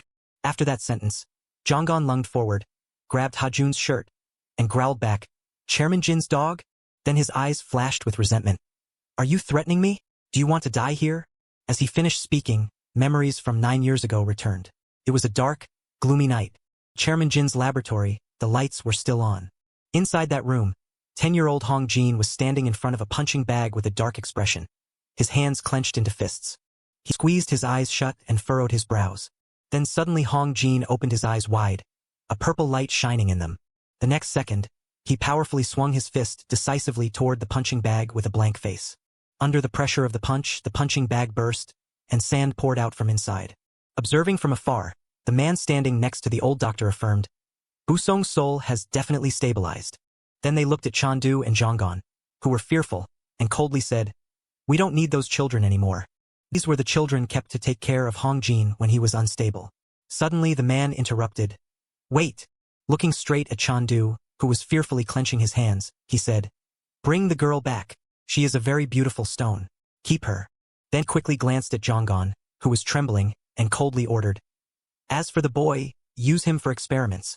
The subordinate replied, yes, Chairman. He continued to order, just take the boy to the laboratory.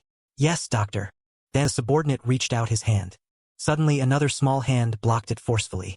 It turned out to be Zhanggan, who was using martial arts, causing the other guy to be knocked backward. He maintained his stance with a flow of power surrounding him. This martial art move is called Xing Yiquan. Not letting the guy get up, Zhanggan continuously threw punches that left his face bruised beyond recognition. After receiving a full beating, the guy was truly knocked out and fell to the ground. The old doctor witnessing this scene was frightened and spoke up. What is wrong with that kid? Seeing the situation wasn't good. Chandu fearfully hugged Zhanggan's arm and whispered, hey, Choi Zhanggan, what are you doing? It's dangerous. Even knowing it was a reckless act, he turned to reassure him. If you want to survive in this place, the only way is to be strong. Trust me. Contrary to those resolute words, his clenched hand was trembling slightly. Chandu stepped back, worriedly thinking, what is this coward trying to do? Realizing something was wrong, Young Su turned to the person next to him and said, I don't think he is an ordinary child. The old doctor then explained, if I remember correctly, he is the excellent disciple of the Chinese martial arts school that brought Hong Jin back. Young Su's face became excited. Then he asked mockingly, interesting. What do you think, Dr. Han? Do you think he's worth collecting? Young Su rubbed his chin and mused, let's see, not to that extent. Suddenly Zhanggan interrupted him. Hey, you two old men. Saying that, he put his hands in his pockets, his face showing clear resentment, and growled. You should be grateful that I'm still young. If I were 5 years older, both of you would have been thrown into coffins already. Hearing that, Young Su stepped forward and exclaimed, so brave. The next second he stood opposite Zhanggan and asked directly, do you want to work for me? I will give you everything you want. A few days later, at the laboratory, the atmosphere was very quiet. At this moment Zhanggan was walking down the hallway with his hands in his pockets. Suddenly he was startled by a call. Jonggon, save me, and turned around. It was the desperate cries of the children who were about to be taken into the laboratory. Their bodies were tied tightly by equipment, and they tried to scream, Jonggon, save me. Jonggon hurried over to ask young Su, who was standing nearby, what are you doing? I thought they were done with the experiments. The old man still appeared calm and asked, are these the ones who used to share a room with you? The next second he smirked, revealing a terrifying expression, and said, test subjects continue to be recycled until they become useless. Of course, when the recycling value decreases, they will be burned immediately. Saying that, he mocked, this might be the last time. If you want to say goodbye, I'll allow it. Jonggon heard that and interrupted him. What do you know about anything? He ignored the two kids and walked away, then coldly said, I don't care about things like experiments. I'm going to train. Young Su blankly watched his back and exclaimed, what a psycho! Leaving the room, he ran into Chandu but kept his head bowed. Then Jonggon just brushed past without asking anything, leaving her visibly confused. After walking a bit, Jonggon couldn't hold back and burst into tears. Meanwhile, Chandu whispered, Jonggon. Back in reality, Chandu stood with arms crossed and asserted, I can vouch for Jonggon's reliability. Then, both Chandu and Jonggon's eyes flashed with hatred as they continued. No one wants to kill Chairman Jean as much as we do. With an expressionless face, Chandu added, anyway, there's no other way. If we don't cooperate, we'll be swallowed up by Chairman Jean. Immediately after, Jonggon let out a sigh and asked, so what's the plan? Chandu put on a serious face and explained, Chairman Jean frequently visits the VIP area of the Jean Medical Institute. We need to find out what's there. But we can't get in without an ID card. Realizing the implication, Jonggon frowned and probed, so you mean you want me to steal an ID card? The sky had turned a fiery red at sunset. At Chairman Jin's laboratory, as soon as he entered, Jonggon quickly hid behind a wall to observe and thought, some doctors from Chairman Jin's lab go in and out of the medical institute. The doctor approached from a distance, and upon seeing him, Jonggon recognized him. He's one of them. I've seen him on business at the Jean Medical Institute. Thinking this, he quickly checked his phone for the time and calculated, it's almost time to clock out. When he takes off his lab coat, I'll get the ID card. 30 minutes later, in the locker room, the doctor was changing after finishing his shift. At this moment, Jonggon quickly stood next to him while changing. But what he wanted was that staff ID card. Noticing the target, Jonggon glanced over, and suddenly a voice rang out, shattering the quiet atmosphere. Hey, Choi Jonggon. The doctor looked at his back and questioned, what are you doing in the staff locker room? Caught off guard, Jonggon didn't show any fear. Instead, he looked the doctor straight in the eye and said, I was sweating during training. I came to change. Is there a problem?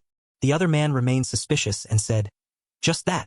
Jonggon put his hand in his pocket and asked, what else do you want? Suddenly, his eyes widened as he glanced to the side as if seeing something. Next second, Jonggon looked shocked as two bodyguards held him tight.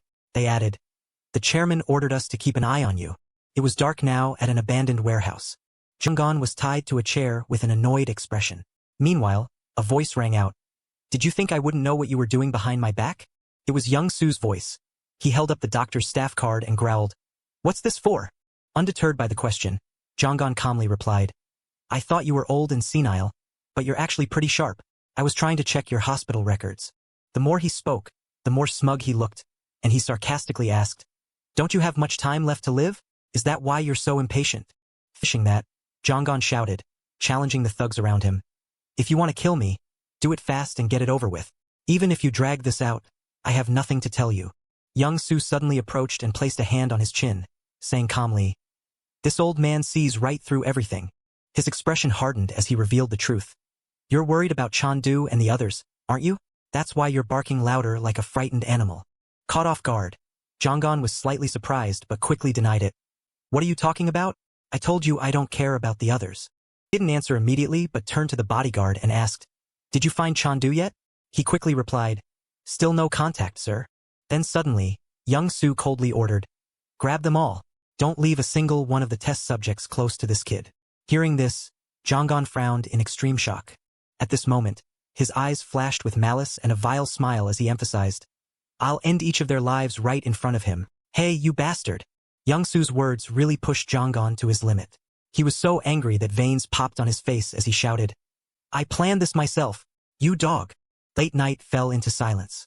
At Hajun's house, a few apartments still had lights on. Ha-jun's voice rang out. I'm home. He walked into his room to get changed. Suddenly, his phone rang.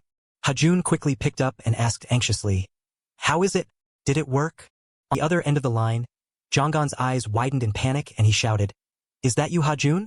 At that moment, his hands were tied high, his body bruised and drained of strength. Young Su's threatening voice rose. Those who helped you, like Kang Cheon, if you don't want them to become corpses. Then he continued speaking to Ha-jun over the phone. Then come find me yourself.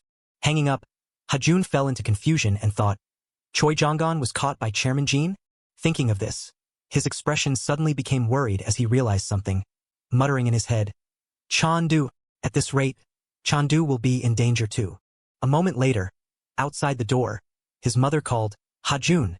Then Ha-jun opened the door and called out, Mom! She held out an envelope and hesitantly recounted. The doorbell rang, so I went out. This was in front of the door. Holding the envelope with you Ha-jun's name on it. She worriedly asked, Ha-jun, honey, is everything okay? Then he took the envelope from his mother's hand and reassured her, Don't worry, Mom. It's nothing like that. Outside the apartment complex, everything was submerged in silence. At this moment, Chandu put on a coat and a black hat to go out and avoid being detected. Suddenly she realized something. Her expression turned surprised and she thought, Sure enough, Yu Ha-jun's house is being watched too. Although she was dressed discreetly, Chandu was still followed by 2 bodyguards behind her. She worriedly thought, It's only a matter of time before my movements are exposed. Chandu kept walking forward, pretending not to know, but she had already guessed. Chairman Jin will definitely seize our weaknesses and make us waver. If I don't go, the kids will get hurt. Thinking this, she grabbed her hat and glanced back. Immediately after, Chandu suddenly turned around, took off her hat, and pretended to ask, Oh, guys, is something going on here? This action made the 2 men jump. She kept a forced smile and silently entrusted, I'll leave the rest to you, Yu Ha-jun. The next day at the abandoned warehouse, the underlings shouted, The chairman is here. Young Su sat with his arms crossed leisurely and mocked. How did you get caught so quickly? Chandu. An image of her bruised body with tied hands appeared along with the sarcasm.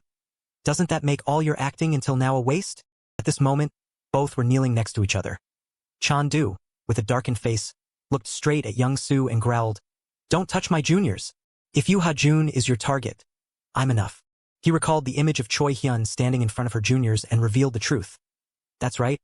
I realized it when you kept stepping up to protect the kids from the rabbit gang. But regardless, isn't it too obvious to have children who lost their sight from experiments working as massage staff? Then he thought back to when Choi Hyun, in a loose appearance, held a beer and drank while speaking contemptuously. Yet you still pretended to be debauched, and acted carefree too. At that time, she had been chased out by security, only managing to say, Sorry, I'm drunk. But security had already discovered. This is the kind that doesn't exist anymore. Shut up and come back here. Finally, Choi Hyun appeared with a playful look in discreet clothing, and he questioned, You think you can fool me? Back in reality, Jin In-soo sat with arms crossed, smugly mocking. No matter how smart children are, they are still just children. Faced with those truths, Choi Hyun could only softly plead, I will do whatever the chairman says. Promise me you won't touch the other children. Suddenly, Jong-un, sitting next to her, couldn't stand it and interrupted. No, kill me. Choi Hyun is still useful to you. Hearing this, he turned and shouted, Shut up, Jong-un. Not wanting to waste any more time, he cut off their conversation and said, Useful. Fine. You guys should try your best to help Yu Ha-jun make a quick decision. Speaking of this, Jin In-soo put on a murderous expression and slowly raised his hand, asking in a raspy voice, It's best to cut off a wrist and send it to him. Whose wrist should I take? Suddenly, Choi Hyun held out her tied hands and boldly said, Take mine. Jong-un panicked and tried to stop her. No. At this moment, Choi Hyun had already calculated in her head. For Jong-un, fighting wasn't just a way to get Chairman Jin's attention. I can't take away the only thing Jong-un has left. Thinking this, she put on a serious face and decisively said, I can live without a wrist, deal with my hand. Hearing this, Jong-un's limit was reached.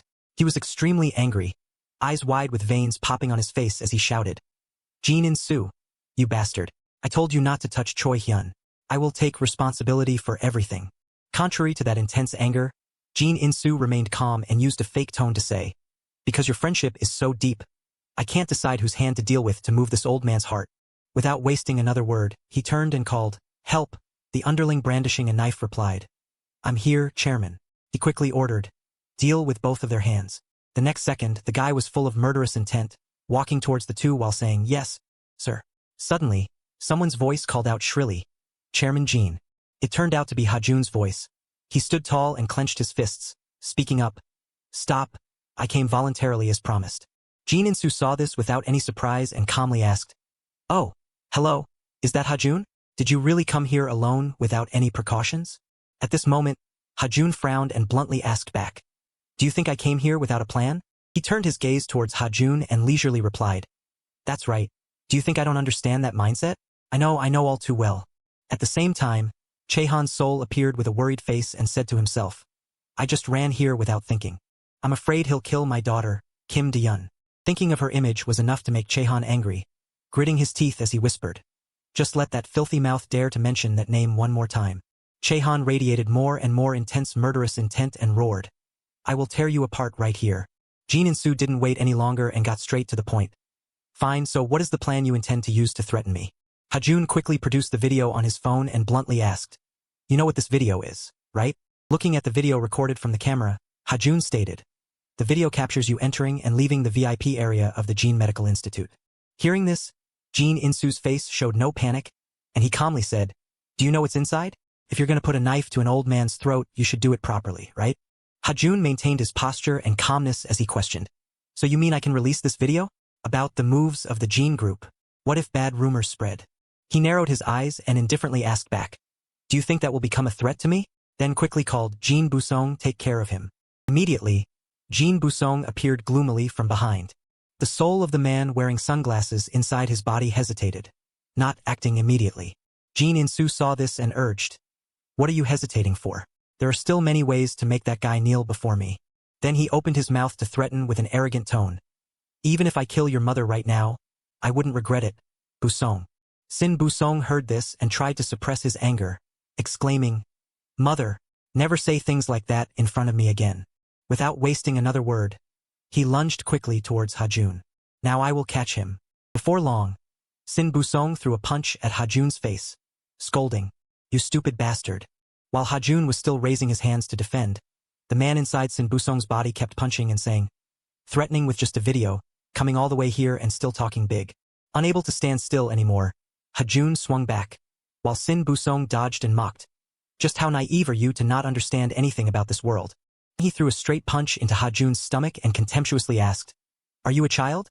At this moment, Ha-jun hadn't recovered yet when Sin Busong threw a kick, but luckily Ha-jun dodged in time. Meanwhile, Sin Busong kept talking, "You recklessly rushed in last time too." He kept punching repeatedly with an angry expression and asked, "Are you crazy?" Ha-jun used all his strength to jump up high, but the next second, he was thrown straight into the wall by Sin Busong without mercy. Ha-jun's eyes widened in pain, and he spat out a mouthful of blood. Then Sin Busong, still in his stance, delivered a cold line, "Pathetic guy." Hearing that, Ha-jun calmly asked back, "Pathetic guy? Are you talking to yourself?" Sin Busong was surprised by the question and exclaimed, "What? This guy?" Then Chaehan in Ha-jun's body continued, "You don't want the priest to die either, do you?" Hearing that, Sin Busong immediately realized something. His eyes hardened and he fell silent.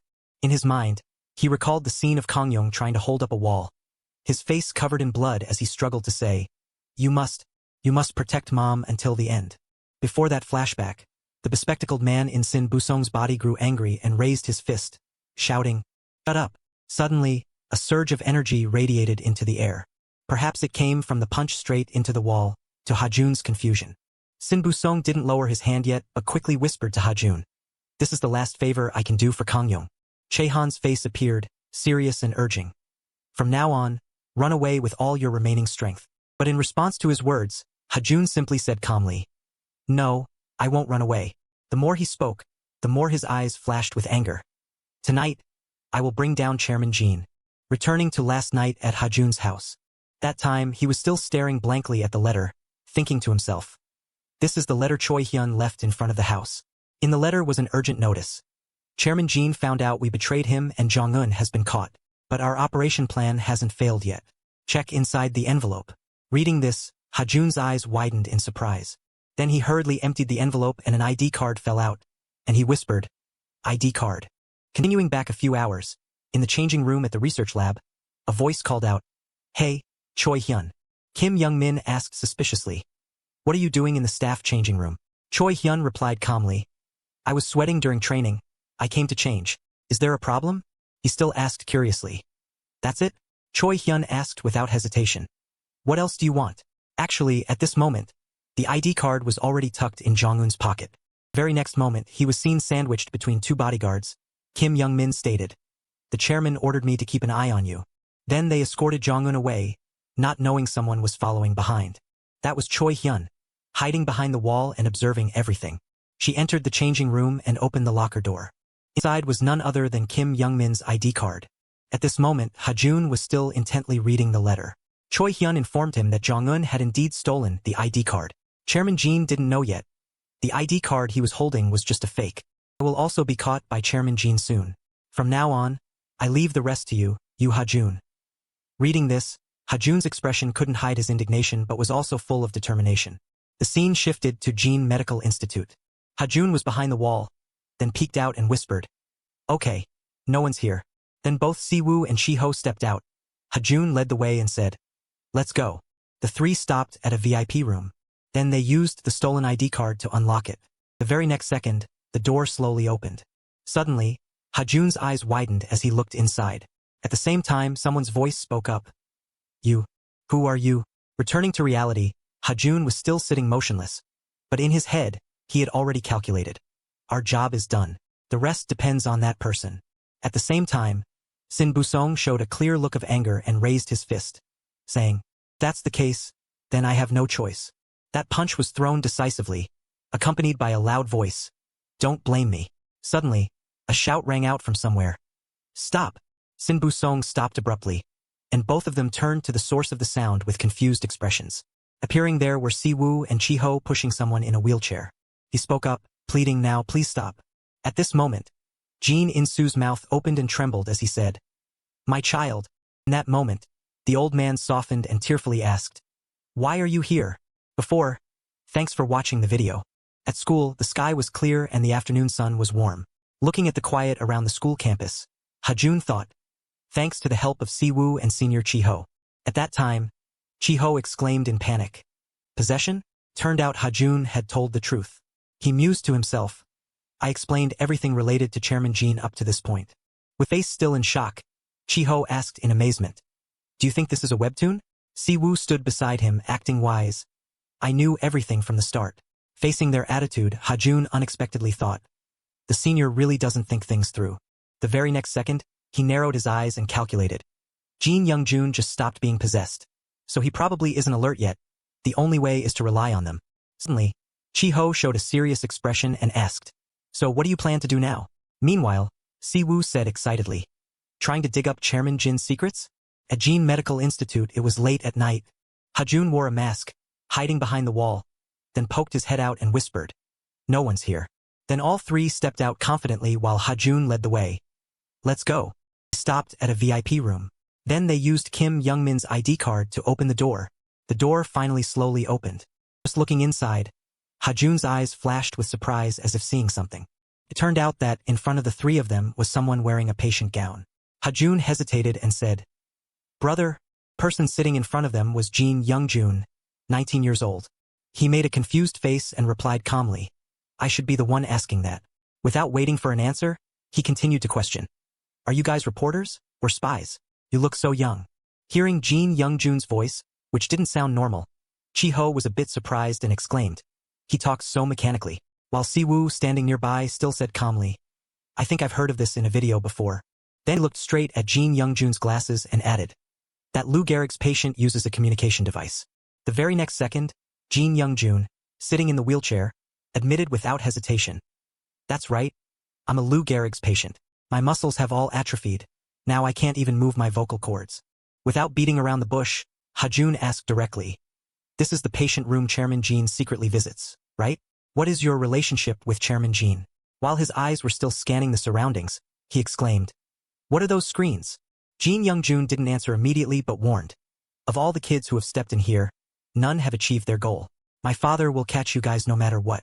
Finishing that sentence, Chi-ho's expression became shocked and he exclaimed in confusion. Did you just call him father? You are Chairman Jin's son? Then Ha-jun recalled the time he went drinking with Young Bo-suk and said softly, "We already knew about Chairman Jean having a son from Uncle Young Bo-suk, but we never heard you were sick." Jean Young-jun knew his father too well, so he replied calmly, "Even if you guys dig up anything, my father will erase it all. The fact that I, Chairman Jin's son, have Lou Gehrig's is the same." The very next second, he looked straight at the three of them and said bluntly, "So here you guys can't do anything." Hun hurriedly refuted, "No." Ha-jun's face showed seriousness and he said firmly, "Chairman Jean already holds our lives in his hands. If we don't fight, sooner or later we're done for." Hearing this, he said honestly, "So now you plan to kidnap me to use as his weakness? Too bad, that's difficult. I'm not someone of any value to him, just a pawn he pulls the strings on." Ha-jun quickly interrupted, "Isn't Chairman Jin's possession experiment for you? If it's to save his son with Lou Gehrig's, it's entirely possible." Those words made Jean Young-jun exclaim in surprise. "Possession experiment?" A moment later, he just said calmly, "The rumors about that strange experiment, it turns out they weren't nonsense." At this point, he felt a bit sad and said softly, "But whatever it is, it's not done for me." Then Jean Young-jun looked at the three people in front of him and asked, "Seeing me locked in this room, living in seclusion like this, don't you understand yet?" Hearing the conversation so far, Chi-ho gave his opinion. "It's hard to get anything out of this guy. How about just taking him hostage?" But Ha-jun quickly shut it down. "Stop it, do you want to play dirty like Chairman Jean?" That attitude made Chi-ho shout angrily. "Then what did you plan to do coming all the way here? That guy doesn't seem to know anything about the experiment." While Siwoo looked at some device and quickly interrupted, "Wait, something is strange." Looking at the machine in his hand, Siwoo said, "The bug detector Uncle Young Bo-suk gave us isn't picking up any signal at all." At this point, he held up the machine and showed a mysterious expression, saying, "If Chairman Jean really considered him an object, he should have installed a tracking device in the room." The other two also realized that and spoke up. "That's right, the whole VIP room area is covered in CCTVs. Isn't it?" Looking around the room, Jean Young-jun also nodded and said, "I was surprised too. I thought I would be monitored, yet this room has nothing at all." Then he turned to the three of them and said calmly, "Then the story will be different. If my father isn't watching, why shouldn't I use you guys?" While scanning for some signal on his glasses, Jean Young-jun asked, "You guys said you were victims of the dirty tricks my father caused, right?" Immediately after, a series of scrambled information appeared along with his brazen words. "Then you guys fill in the blanks in the pile of information I'm gathering." Chi-ho looked at the screen, surprised, and exclaimed, "What is this? Why are there so many words?" Siwoo stood by, read through it and said, "Looking at it, it's all rumors about the Jean Group and Chairman Jean." On Ha-jun's face, confusion appeared and he asked, "You are Chairman Jin's son, right? Why gather all this stuff?" Jean Young-jun, with an unchanging face, said honestly, "I already said I'm a victim too. The only reason I'm still alive until now is to bring him down." Hearing this, Ha-jun's eyes hardened in surprise and he exclaimed, "What?" Jean Young-jun just replied leisurely, "Or how about playing a slightly more interesting game?" Then he showed his hollow eyes and said softly, compromising, "I will tell my story. In return, you guys must help me." Seeing the hesitation in Ha-jun's eyes, he urged, "Well, it's a win-win for both sides." Before that, only hope could be seen deep in Jean Young-jun's eyes. It was morning. At the hospital, a voice rang out. "It's a pity." In the clinic, a doctor sadly stated the truth. "Currently, there is no cure. Paralysis, and eventually you won't be able to move anymore." Jean Young-jun, at 7 years old, was listening with a confused expression. Hearing the situation wasn't optimistic. Jean and Sue hurriedly asked with concern, "Is the child affected by his mother who passed away due to preeclampsia?" The room fell silent, only hearing the doctor's reply, "Not sure, but it's highly likely." The scene shifted to Jean Young-jun's residence area. He was sitting in his wheelchair as a child, looking out at the mountains. Then Jean Young-jun's narration began. "Having Lou Gehrig's disease doesn't mean I can't go to school. But my father treats me like a treasure, not allowed to have any flaws. But when I was little, I only studied at home." Suddenly, there was the sound of a dog barking, making Jean Young-jun jump slightly. It was Maru's bark. The image of the adorable dog appeared radiant. Then he continued, "Maru, the only friend I had during the day was my pet dog Maru. Both played together." Jean Young-jun pulled the toy out of the dog's mouth and joked, "Maru, play tug-of-war with me gently." Suddenly, Maru pulled the toy hard from his hand. Immediately, Jean Young-jun was knocked face-first to the ground by that force. Panicked at that sight, the maid quickly ran over and asked, "Young-jun, are you okay?" He not only didn't get angry but also patted Maru's head and laughed. "I'm fine. I told you to be gentle." Right then, Jean and Sue appeared with an annoyed face and growled, What's going on? The maid lowered her head in fear and replied in a trembling voice.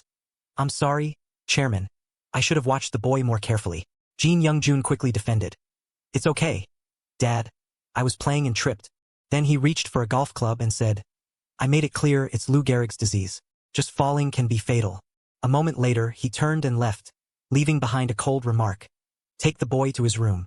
Poor Jin Young-jun called out weakly. Dad. Suddenly, the old man revealed a terrifying face and swung the club high.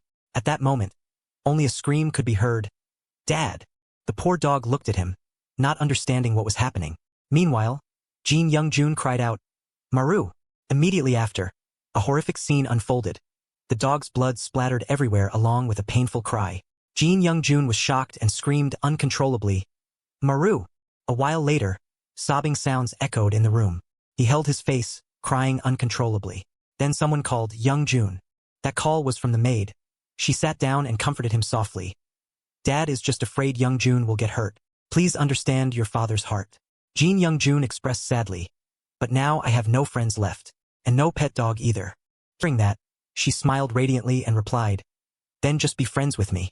His eyes still teary, he asked confusedly. Sister, is that okay? The maid said happily. Of course, you can just treat me like an older sister. Then she held out her pinky finger and gently made a deal. But you have to eat well and be healthy. Jin Young-jun hooked his finger back at her. Happiness was evident on his face as he said, Yes. Next day, the sun shone down on the buildings. Jin Young-jun stood by the door, thinking excitedly. I'll hide. Wait for sister to come and scare her. He waited for a long time without seeing anyone, so he guessed. Maybe she went to the restroom. Suddenly, the maid appeared in front of him. The maid was talking on the phone with her friend. Hello? I'm at work. It's okay, I can answer. She truly revealed her cunning nature. Her hand used a lighter to light a cigarette while saying, I told you last time. Do it for the family to see. Today, just do it for show and go home. Then she coldly exclaimed, Damn it, no matter how high the nanny's salary is, it's only so much. But that's not the issue. Saying this, she put on a cunning expression and shamelessly said, That cripple probably won't live much longer anyway. Get close to him, maybe I can squeeze something out of him. So by then, I have to cling to him like his mother.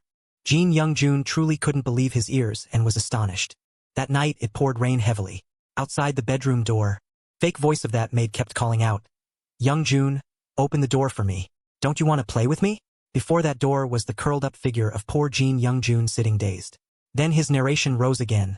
I no longer trusted anyone in this house. Dad was scary, and everyone seemed to be lying to me. The urging sound of that woman kept calling out, Young-jun, open the door. And Young-jun could only open his empty eyes and stare blankly. He continued to express, I felt completely alone in this world. Outside, the rain kept pouring down in waves. The scene now shifted to a hospital. Surrounding grounds were strangely quiet. Then Young-jun continued. Not long after that, Dad admitted me to the hospital, when both my body and mind gradually stiffened. Thinking to himself, just being able to escape that suffocating house made me feel like I could breathe easier. Watching children of the same age playing, Young-jun fell into deep thought. I didn't allow anyone to be by my side anymore, and most of the time I was alone. Suddenly someone offered an ice cream. It was a boy who gave him ice cream and asked, Do you want some? Behind him, his mother stood smiling kindly. That was the first time I met them. The three of them stood facing each other amidst the bright sunlight. Jin Young-jun's narration still rang out evenly. The people who marked the beginning of the happiest days of my life were also the omen for the greatest misfortune. The mother and son talked to Young-jun every time they met. The boy Jong-sik, who was about the same age, excitedly called his name, Young-jun, with people he had no relation to, yet he naturally opened up to them. Jong-sik's mother bowed her head kindly, meeting Young-jun again. They were relatives of another patient in this hospital. Jong-sik looked at Young-jun curiously. Don't you go to school? How sick are you? He was so confused he didn't know how to answer. No, my illness. Young-jun pushed up his glasses and said vaguely, They said that if I get treated, I'll be fine. Jong-sik breathed a sigh of relief. Is that so? That's lucky, because you're not as sick as my dad. Young-jun asked curiously right away. How sick is your uncle? Jong-sik smiled brightly to comfort him. But it's okay, my mom says everyone can get sick. It's just that dad is a bit faster, everyone is like that. Jong-sik's mother followed up by patting Young-jun's head to reassure him. So Young-jun, don't worry either. She used her gentlest tone to convince him. Because you can get better at any time. Do you understand? Young-jun obediently shouted, yes. She reminded him with satisfaction. Yes, if you need anything, feel free to call me. Jong-sik also stood up and volunteered. I'll help with everything. His mother immediately turned to warn him. Don't bother Young Jun anymore. Saying that, Jong-sik opened his mouth to complain. So boring. After meeting them, Young Jun gradually recovered. Both boys did all sorts of things in the hospital hallway. Whoever is late gets flicked on the forehead. Ready, go. For the first time in his life, Young Jun had someone he could trust. Jong-sik's mother looked at this scene and wanted to raise her blood pressure. I told you not to play around in the hospital, and Young Jun was still whispering to himself. If possible, I wish they could stay in the hospital for the rest of their lives. They didn't know that this happy scene had caught someone else's eye. Young Jun's wicked wish did not come true. Autumn had arrived. Jong-sik's father had passed away. His mother and he didn't need to stay in the hospital anymore. And Young Jun returned home. He was sitting dazed by the window, his eyes suddenly flashing. Who is that? It's not time for my dad to come home yet. It turned out to be Jong-sik and his mother visiting. Young Jun. I'm here. Are you still healthy, Young Jun? He was stunned and stammered back. Why? Why did you two come here? Jong-sik's mother didn't answer but asked an irrelevant question. Young Jun hasn't eaten yet, right? And Jong-sik scanned the surroundings admiringly. The house is so big, Mom. She quickly put on an apron and promised. From now on, I will cook for you every day. It turned out that Young Jun's father knew about it and had stepped in to help him. Jong-sik's mother had entered the house to work as a maid. Young Jun was so happy that he spoke somewhat incoherently. Really? Really? And so winter arrived again. Snow covered every branch white. Young Jun sat in the middle of the big house with a restless stomach. Jong-sik's mother said she was off today, right? Just when I didn't want to be alone. Dad must have forgotten what day it is today. Just then, a rain of confetti poured down from the ceiling. Jong-sik and his mother brought a cake and shouted, Happy birthday, Young Jun. It took him a long time to find his hesitant voice again. How did you know today was my birthday? Jong-sik's mother gently explained. A family naturally has to know. Young Jun stared blankly and muttered. Family? This was the first time in his life he had a real family. Every day passed in warmth and happiness. After winter passed, summer arrived. Young Jun looked at the deflated ball and suggested. How about we go outside? Playing catch at home is a bit cramped. Jong-sik objected without thinking. No. Mom said not to go outside. At this point, his heart had some doubts. Why don't they let me go out to play every day? But in the end, Young Jun still compromised. Then throw it properly. It's not fun at all. Jong-sik got into position and reminded him. Got it. Remember to catch it. However, the ball slipped out of Young Jun's hands. Seeing him fall out of the wheelchair by inertia, Jong-sik ran over in a panic. Are you okay? His mother immediately raised her voice to scold. I told you to be careful when playing with Young Jun. He tried to suppress the pain to reassure them both. I'm fine. Jong-sik's mother looked at his bruise and was upset. Oh my, what to do? You scraped your knee. Jong-sik was so scared he broke into a cold sweat. What do we do, Mom? Will we be okay? Just then, Young Soo entered carrying a golf club. What's all the noise about? Jong-sik's mother immediately pulled Yeon Jun's pant leg down. Then she lowered her voice to plead. Please don't tell the chairman. Yeon-yun. After he compromised, she immediately twisted the truth. Mr. Chairman, my Dong-sik didn't do anything. The boy accidentally fell. This scene made Yeon Jun's heart turn cold. When did they start acting? He instinctively recalled the moment they first met. The moment he and Dong-sik were causing a ruckus in the hospital.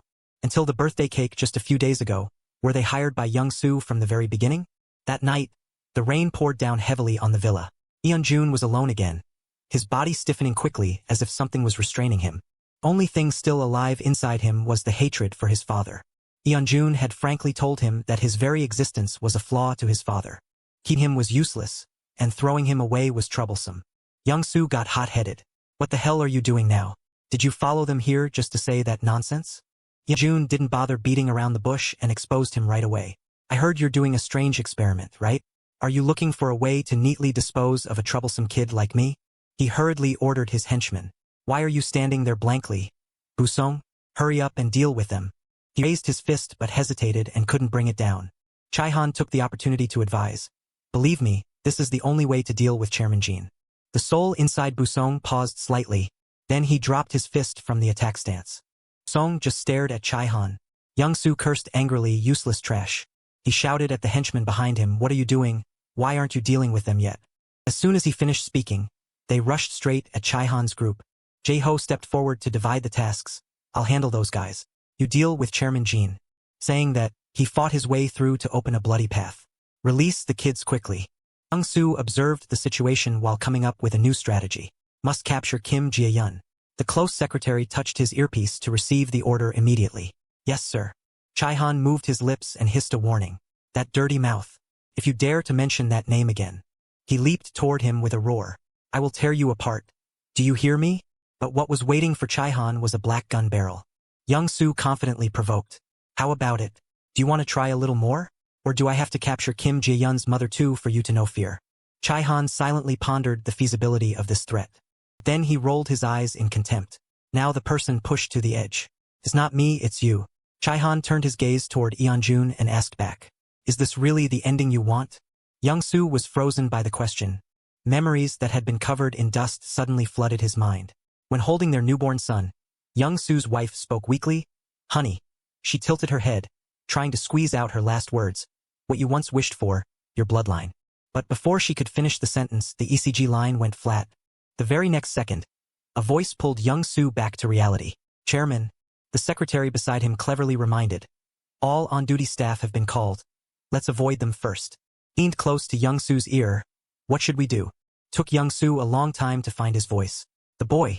But he couldn't finish the sentence because his mind was occupied by his wife's funeral portrait. Right at the funeral, Young-soo couldn't take his eyes off his son, ignoring the crowd below speculating freely. Heard she only knew about the lupus when she was pregnant. No one cried. Everyone here is just for business. Neither of them has a blood relationship. That child is now my only family. Young-soo took his son to all the big and small hospitals, but the answer was always that there was currently no treatment method. The muscles would gradually paralyze little by little and eventually become completely unable to move. Young-soo tried to suppress his heartbreak to find out more. Dying from pregnancy toxicity, was it due to the influence from the child's mother? The doctor didn't dare to confirm this issue. I'm not sure, but it's highly likely. The sound of the wheelchair rubbing against the hallway created a jarring noise. Yeonjun, who had been silent, now asked a question. Dad, am I going to die? Young-soo didn't answer but just pushed him faster. The sound of Dad kept echoing in his mind. Young-soo forced his leaden legs to move. Immediately after, he painfully opened his mouth to say, Dad. Young-soo stood facing Yeonjun and expressed, This father, it's just for you. He heard it, but his face couldn't show any unusual emotion. Meanwhile, Young-soo's tears streamed down his face. He knelt down and said from the bottom of his heart, I'm sorry. Chai-han watched this scene, silently calculating the pros and cons. Chairman Jean, if he escapes from here and gets hold of our weakness again, then we can't do anything. But clearly, he doesn't have that intention. Returning to the hospital room, Yeonjun looked at the documents and suggested, I will provide you with all this information. If combined with what you have directly experienced, it can threaten my father. Chai-han curiously confirmed again, Can't you stop Chairman Jean yourself? I think it would be more effective. Yeonjun affirmed firmly. I already said it. Dad only considers me an obstacle. Si-woo suddenly covered his mouth and whispered, Yeonjun, it's almost time for the guards to patrol. We have to go. He tilted his head to reassure his friend. I know, Si-woo. Then Chai-han suddenly threw out a crazy idea. I'll just take the information and leave first. So you two stay here. Try to persuade Jean. Yeonjun. The two Si-woo immediately jumped up. Tell me to hide here, I still have to go to the gym, this guy. Among all the information Jean Yeonjun had collected over the years, there were many clues to deduce Chairman Jin's past. He was a lonely child without a family, a husband who lost his wife, a father with a son suffering from a terminal illness. Although he was disgusting, a part of Chai-han could also understand him. Parents can do everything for their children. Jaehee's father was also like that. Jaehee is the child born from my heart. Even a tough gangster sometimes cries out, Dad. Even a stranger father like a priest must prove his trust and go to a new land, together with Jae-yun. Or Do-pil's father also declared, because for my Do-pil, even if he becomes trash, I'll accept it. All of them can become different people. New day began with brilliant golden sunshine. Chairman Jean also had ways to manipulate evidence, although having backing helped him avoid being arrested. He was taken to the prosecutor's office without any resistance.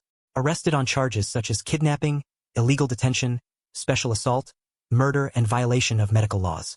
Perhaps that was the last time he decided to accept his son's request. All the evidence of the soul possession experiment had been burned by Dr. Han Woo. Under the news about Chairman Jin's biological experiment dreaming of eternal life, no one believed the witnesses' testimonies. Hyun clicked continuously and muttered, clearly this experiment. And the more she read, the angrier she got. It's the soul possession experiment, soul possession my foot.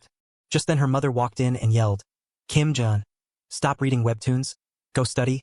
She replied without flinching, I'll draw comics just like my dad. But right after declaring that, Jian had to scream, why did you hit me? That, Chairman Jin's possession experiment ended with the shouting of Chaihan's wife, wake up. Time flew by. 2 years later. Jian, having had her dream of art school approved by her mother, greeted her excitedly.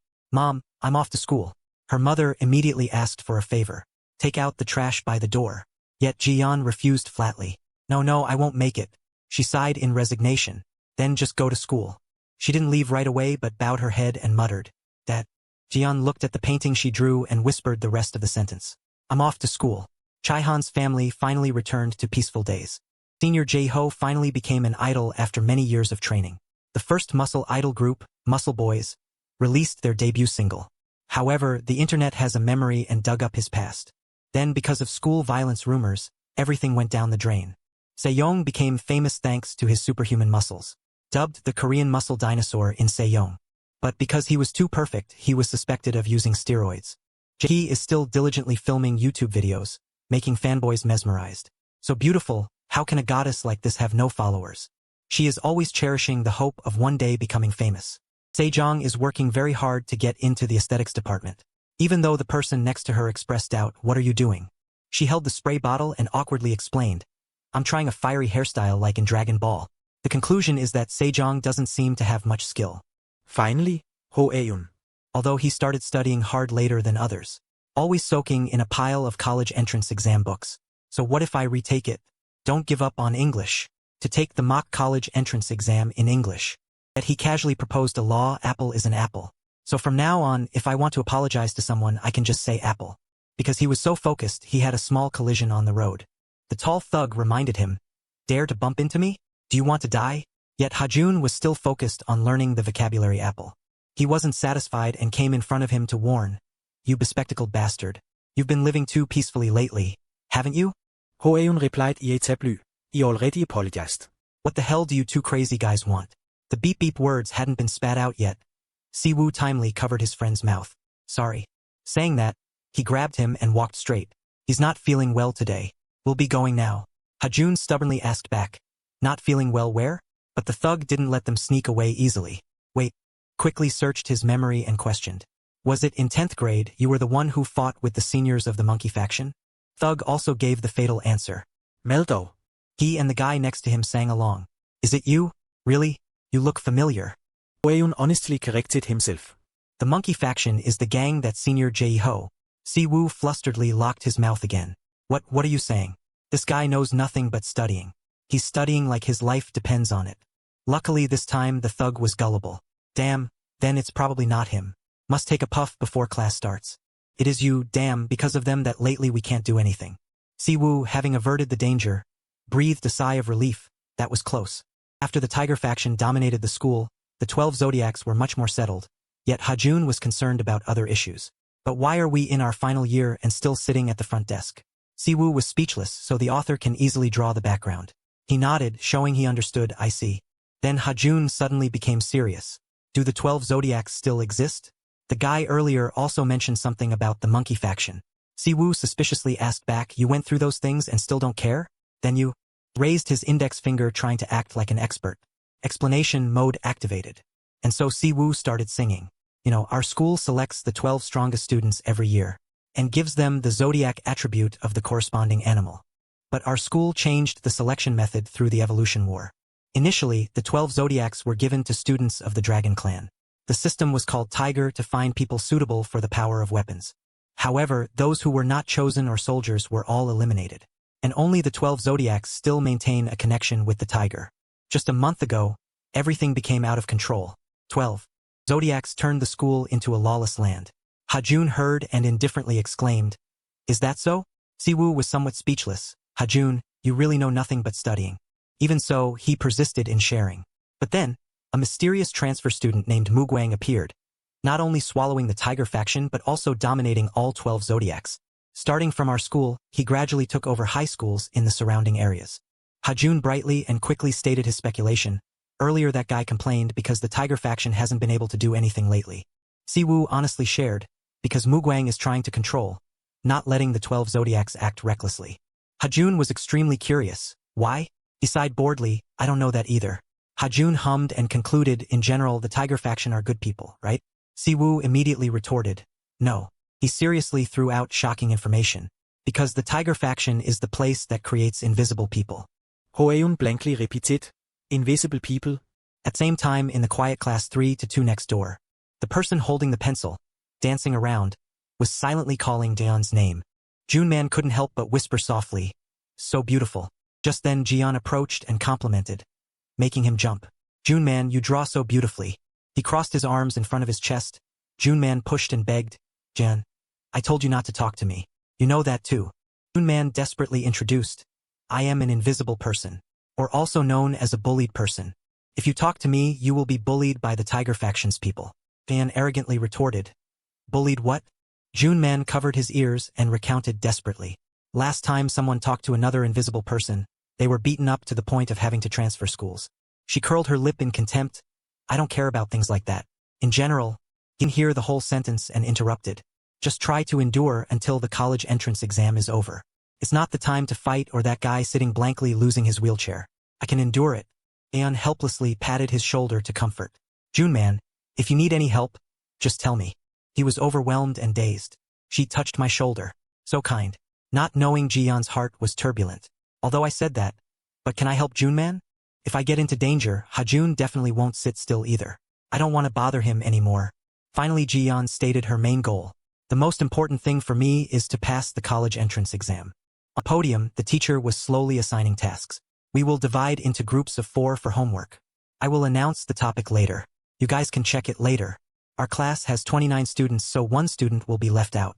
You guys arrange it yourselves. We end the lesson here. Junman heard everything and was panicked inside. Oh no, what to do now? He stood alone watching his friends being noisy as if he were unrelated. Only I don't have a group yet. Invisible people, even if they start a conversation, no one answers. Junman instinctively looked at the beautiful girl by the window, Jiyeon. He was so nervous that he stammered for a long time before forming a sentence. Can you let me join your group? Jiyeon looked up and whispered, Junman. But her friend tore through the illusion. Hey Kim Jiyeon, what are you saying? There's no one there.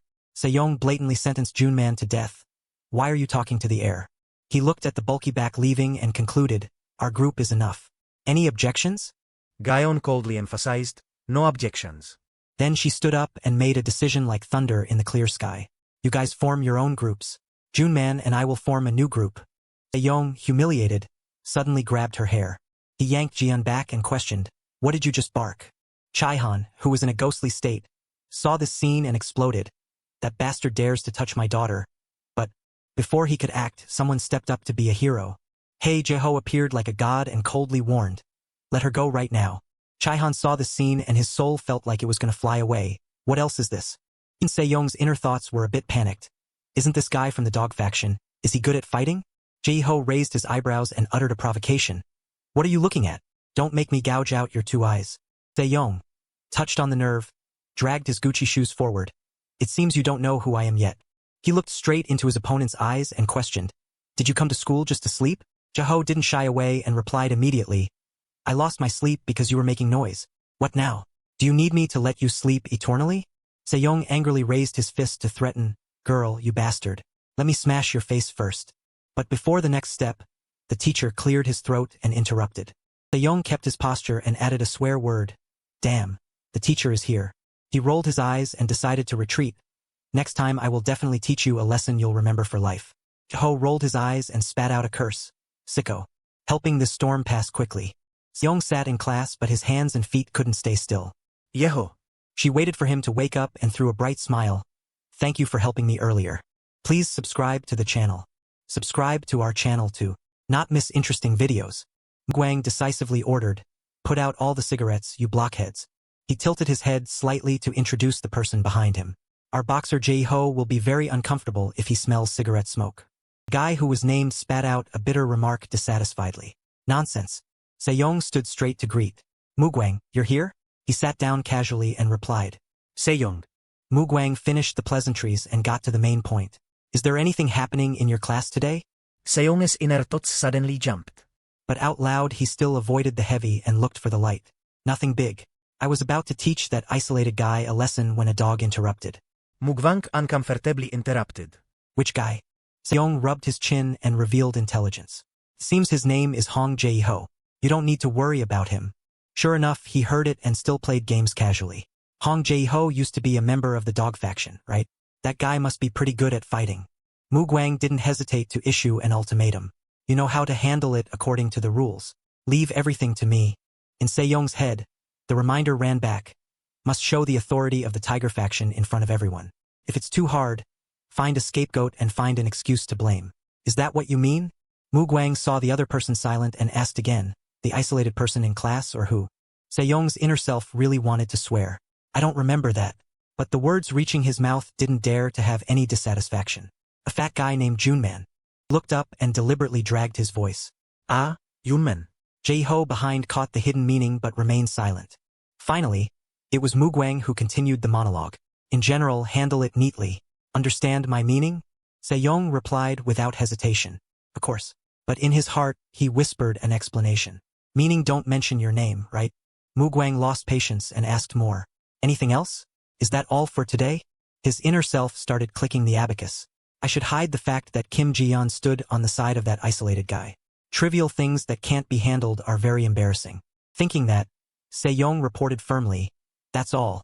Because in his heart he already had a goal. Because one day he could become Mugwang's right-hand man. Sure enough, the next second Mugwang stood up and left. Okay, then we'll go first. Sejong instinctively called out, Mugwang. He shook his hand to signal. Do you want to have a drink today? I just found this place, it's okay. It also has some pretty girls. He rolled his eyes to find an excuse. I still have to go home to play games. How about you, Jae-ha? He didn't even bother to frown and replied immediately, busy going to boxing practice. Saying that, Mugwang suddenly took out his wallet. You guys go together. He threw the money straight to the ground, no different from giving alms to a beggar.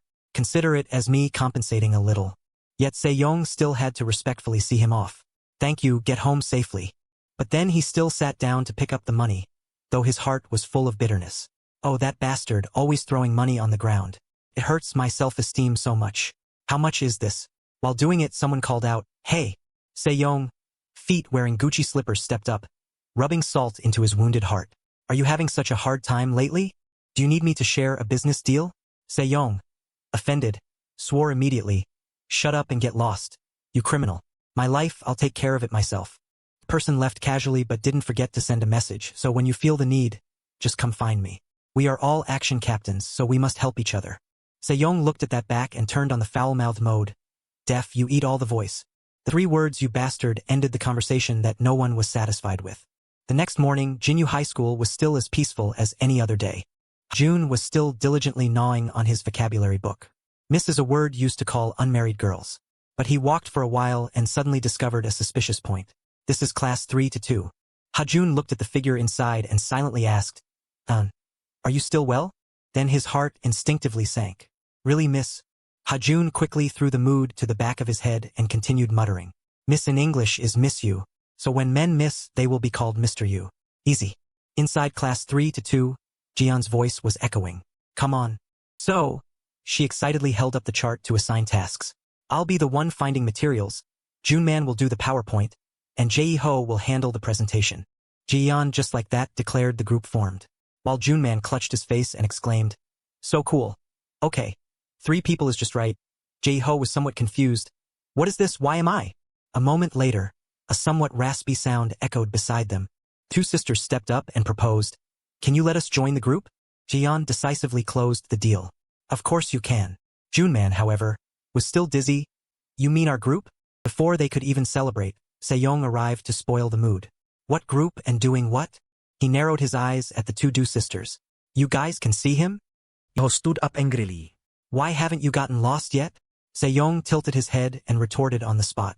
This bastard is butting in again. Other students gathered around whispering. Does Sejong need to overreact like that? There's really no need to target Jiyeon that much. It's speechless that he's holding a grudge over something like that. It's just a group project. Junman's inner thoughts suddenly fell into a cycle of comparison. Girls, this crowd. When I was bullied, they were silent, but they helped Jiyeon. On Sejong's side, the mood wasn't much better. Yue, so embarrassing. He still tried to save face. It seems there are still those who don't know whose side to take properly. Se-young released his prey to unleash his cat-scratch kung fu. Then let me show you guys. Finishing his words, he threw a series of punches toward Jae-ho, but, despite flailing around for a long time, he still let him land a punch that made his nose bleed. Se-young sat heavily on the ground, unable to recover. Damn it! Jae-ho watched the scene and mocked. What are you doing? He jumped up high, preparing to deliver the finishing blow. You were talking big just now. The result was Se-young passively taking a full foot to the middle of his face.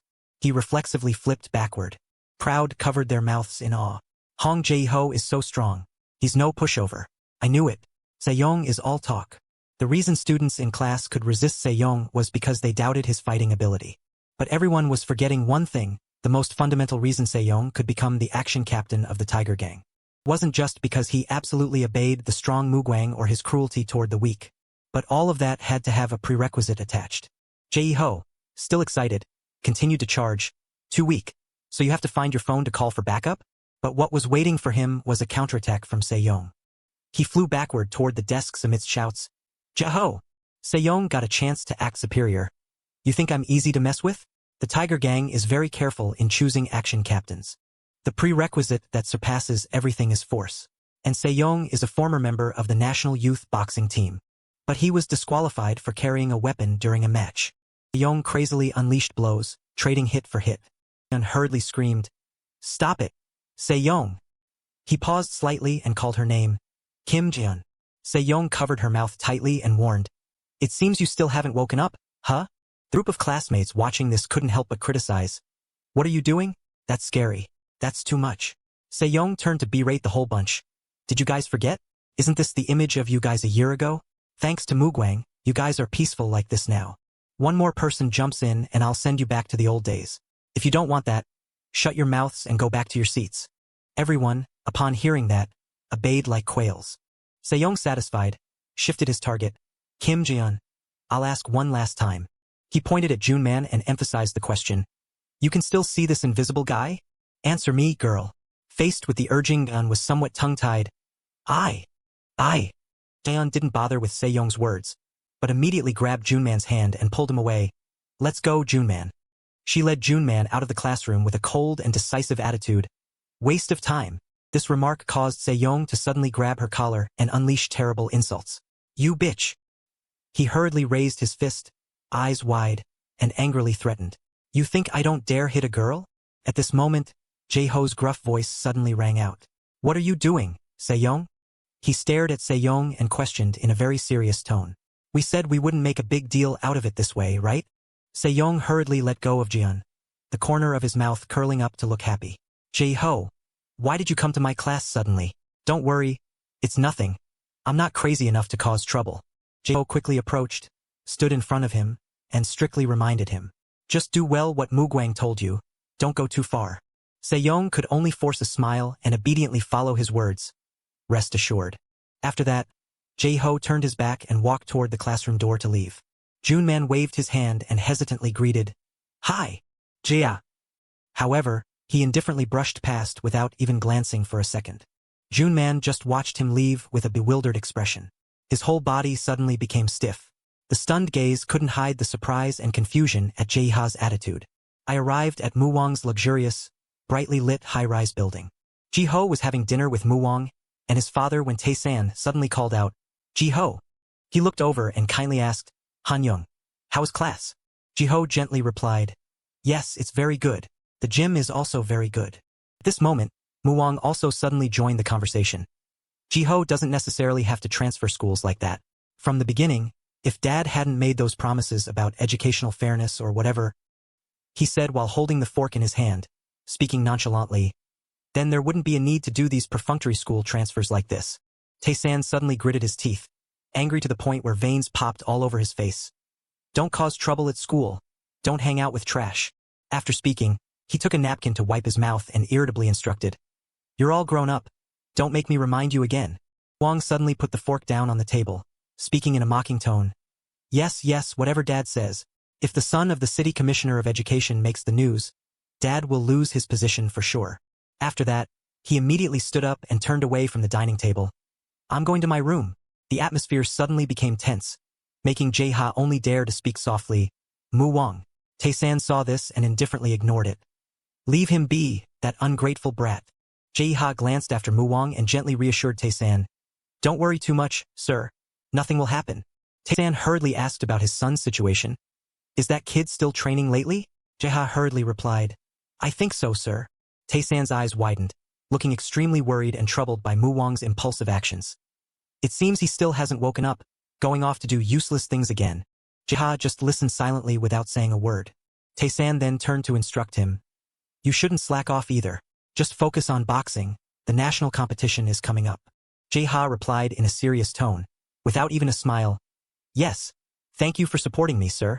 Afterward, at a pub filled with bright lights and thumping music, where the annual meeting of the Tiger Gang of the 12 Zodiacs took place, often called the Tiger's Den, Mu Wang asked about the situation. Se-young, tell me about it. He sat with his arms draped over the back of the chair with the appearance of someone extremely powerful and influential. Who is the kid you want to turn into an invisible person? Se-young immediately recounted with a tone still mixed with annoyance and hatred. A brat who likes to meddle in other people's business. Her name is Kim Ji-eun. Mu Wang wondered. Isn't the invisible person of that class Junman? That guy pays the dues fully too. Why change people? Se-young frowned, looking extremely frustrated. That brat doesn't respect our rules at all. Should we just leave her alone? However, Mu Wang disagreed, and instead strictly reminded him. We can't increase the number of invisible people anymore. Do you know how many people have reported school violence now? Se-young widened his eyes, a hateful look as if determined to take revenge to the end. So I have to let that bitch go? That affects my image. The Tiger Gang's image too much. At the same time, Jae-ha suddenly expressed his opinion. It's not bad though. He spoke frankly with a sinister and calculating expression. Changing it to that Kim Ji-eun girl, what's the harm? It made Mu Wang curious. Why?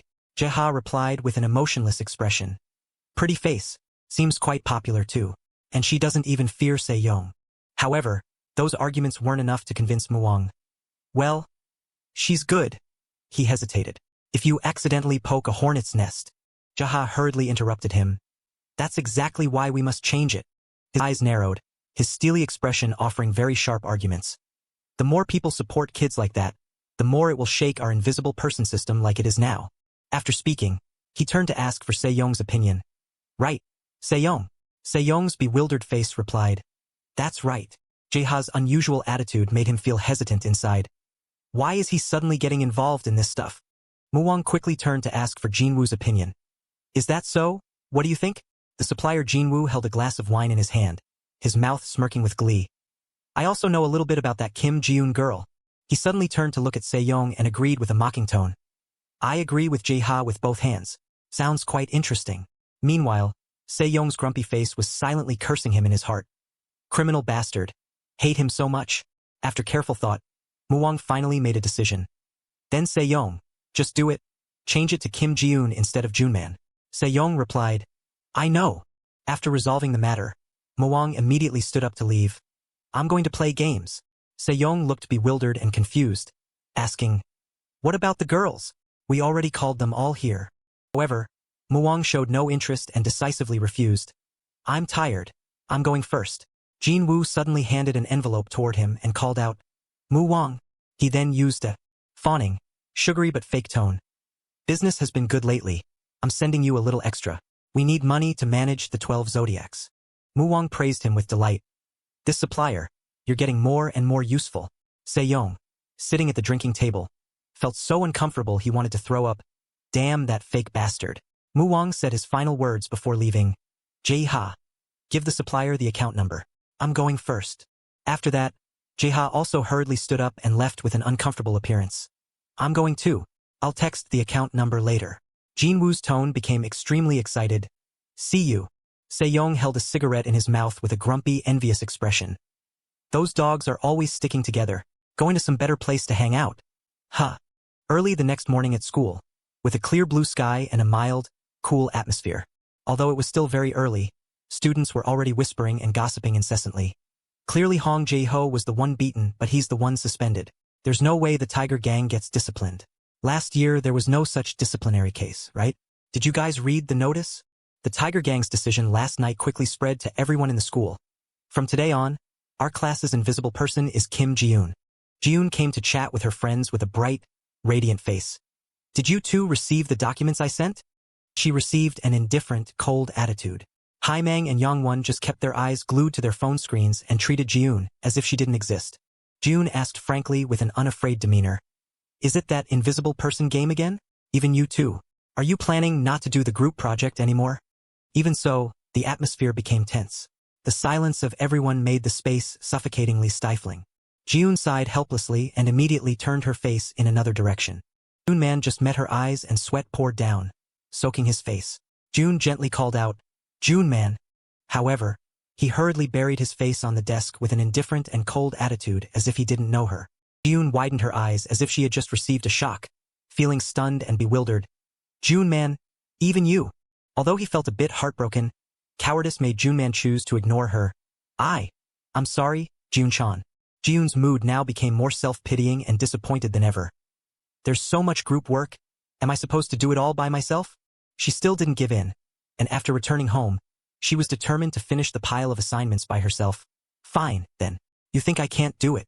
She hurriedly typed on the computer, her fingers gliding quickly over the keyboard with her eyes glued to the screen. Just wait and see.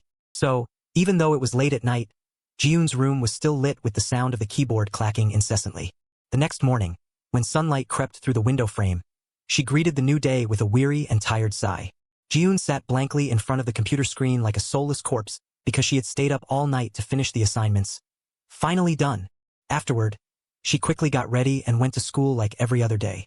Jiyoon's exhausted sigh seemed to echo outside the classroom door. She deeply rested her head on the desk, sinking into sleep without knowing anything about what was happening around her. Sejong slowly approached, quietly walking to her desk. While Jiyoon was fast asleep, he stealthily stole the USB with a sinister and vile expression. Meanwhile, the groups had finished their presentations. That's all from us. The investment in the work made the teacher satisfied, praising them. Well done. Let's give them a round of applause, class. Then the teacher smiled happily and invited the next group to present. Next group. Seeing only Jiyoon step up, the teacher stood with arms crossed, looking displeased. Why are you alone? I said this was a group assignment. Jiyoon just scratched her head awkwardly. There are a few reasons. The teacher's eyebrows furrowed slightly. Her gaze, suspicious and uncomfortable, said, If you don't follow my requirements, it's hard to get a perfect score. Present first, let me see. Jiyoon heard that, immediately raised the remote, and confidently presented the slides she had worked hard to prepare last night. I'll begin now. But as soon as the projector turned on, the whole class screamed in extreme shock and panic. On the screen appeared an image of a girl in a swimsuit in a very provocative pose. This made the whole class buzz with gossip. What is this photo? Is Kim Ji-yoon crazy? Kim Ji-yoon is really going for it. The teacher was so furious her face turned red, glaring at Ji-yoon and shouting, Are you crazy? Even jokes have limits, right? Come to the teacher's office. Sejong felt extremely satisfied after successfully humiliating Ji-yoon in front of the class and immediately bragged to his gang. You guys should have seen her face back then. He had just finished speaking when Ji-yoon rushed over and shouted, Hey! Ji-yoon quickly approached, unable to hold back her anger, and questioned him aggressively. Did you touch my PowerPoint? Sejong held a cigarette in his hand and replied with a sly smirk. It was your friend June-man, that perverted otaku. Hearing that, Ji-yoon choked up with resentment, tears welling in her eyes. How are you going to account for my grade? Go to the teacher's office and explain it to her. Sejong didn't care and even said with a very smug tone. Instead of explaining, let me tell you another piece of news. Ji-yoon asked, stunned. What? She had just finished speaking when a potted plant suddenly fell from above at breakneck speed. The pot plummeted as if no one could react in time. Ji-yoon still stood motionless, unaware of the terrible thing about to happen to her. Meanwhile, Sejong thought to himself, smug and satisfied. If an invisible person dares to talk back to me, they'll end up like this. Just then, Ha-jun suddenly lunged forward with a tense shout. Jun. His face was taut, his eyes revealing extreme worry and anxiety. Watch out! The pot had almost fallen right onto Ji-yoon's head when Sejong suddenly lunged, punching hard and shattering the pot instantly. Meanwhile, Ha-jun had just jumped with the intention of smashing the pot, but he hadn't expected the other guy to act first. Ha-jun's whole body lost momentum and immediately tumbled to the ground. Sejong widened his eyes, his face stiff with confusion. What's this? This glasses guy. Even though blood was flowing from both nostrils, Ha-jun quickly stood up and hurriedly asked Jun. Jun, are you okay? Jun handed him a handkerchief with a very worried attitude. I should be asking you that. Your nose is bleeding. Take this and wipe it. Hajun quickly approached Se-young, getting close, and asked with a scowl. What's up with this guy, June? I think he's bothering you. Se-young slapped him on the head with an angry tone. This guy, don't you know who I am? Hajun gritted his teeth in frustration.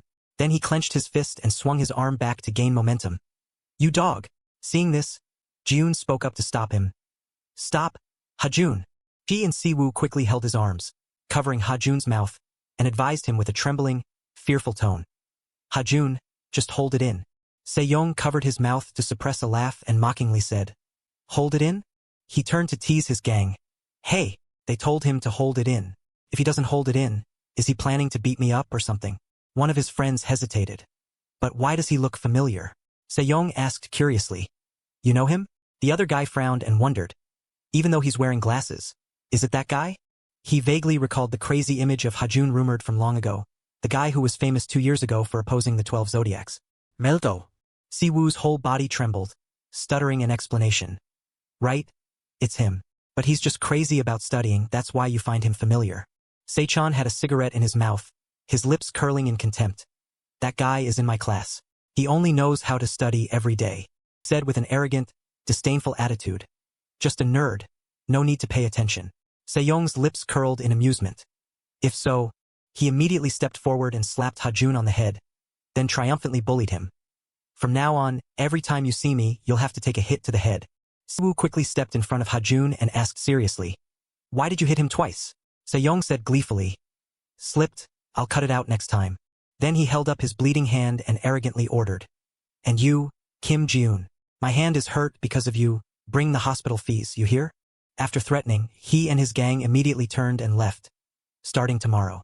Hajun quickly covered his face in frustration, his body trembling because he had to endure and couldn't do anything to them. A moment after Se-young's group had completely disappeared, Siwoo spoke up to encourage Hajun. They're gone? You did well to hold it in, Hajun. Hajun tremblingly approached and asked Ji-yoon. What's with that guy? Is he bullying you? Ji-yoon replied in a gloomy, sad tone. It's nothing, don't worry about it. Hajun said indignantly. Why do you have to pay him some hospital fee? June quickly interrupted him. Hajun, voice suddenly became cold and decisive. Thanks for worrying about me, but let me handle it myself. She finished speaking and quickly turned away. I'm going now. Ho-eun looked at her retreating figure, bewildered. He pouted, his eyes revealing extreme tension and worry. Time passed quietly, and the next morning at school was no different than usual. First thing in the morning, Se-young found and provoked Ji-yoon. Hey, invisible person. He stood with his hands in his pockets, head held high, very arrogantly. Not paying the fee? But Ji-yoon didn't yield and firmly retorted. Why should I give you money? Don't make me report this to the police. Se-young let out vulgar words with a very serious face. You bitch, you still don't get it? Even so, Ji-yoon kept her composure as much as possible. You're the one who doesn't understand. We're in 12th grade. Are you planning to keep being a bully after graduation? She said firmly, brushing past him with a clear voice. Move, class is about to start. Se-young smirked, gritting his teeth in anger mixed with cunning calculations. Fine, then just study hard. In the classroom, a sigh of sadness and fatigue suddenly echoed. The teacher stood with arms crossed, speaking with a grumpy, annoyed face. Do you know, the teacher complained incessantly when she saw Ji-yoon's seat completely empty. Are you affecting the class or not? Students in the class also immediately whispered back and forth. Who hid Ji-yoon's desk? Is it invisible because she's an invisible person? Ji-yoon hesitated to explain. I didn't mean that. The teacher couldn't hold back her anger and strictly reminded her. Come outside and talk to me. After going outside to talk privately, Ji-yoon kept explaining in a choked, resentful voice. Teacher, I really didn't do that. She stood timidly, defending herself but seeming completely helpless. Even the PowerPoint. I have no reason to do that. The teacher's voice rose with indifferent coldness. I never said you did it. Ji-yoon took the opportunity to expose Se-young's school violence gang. Yes, please believe me. Se-young and the others set up something called the Tiger Gang. The teacher didn't let her finish, cutting her off halfway. Then the teacher's attitude was grumpy, not sympathetic, but instead released very irresponsible words. Just reporting school violence is enough.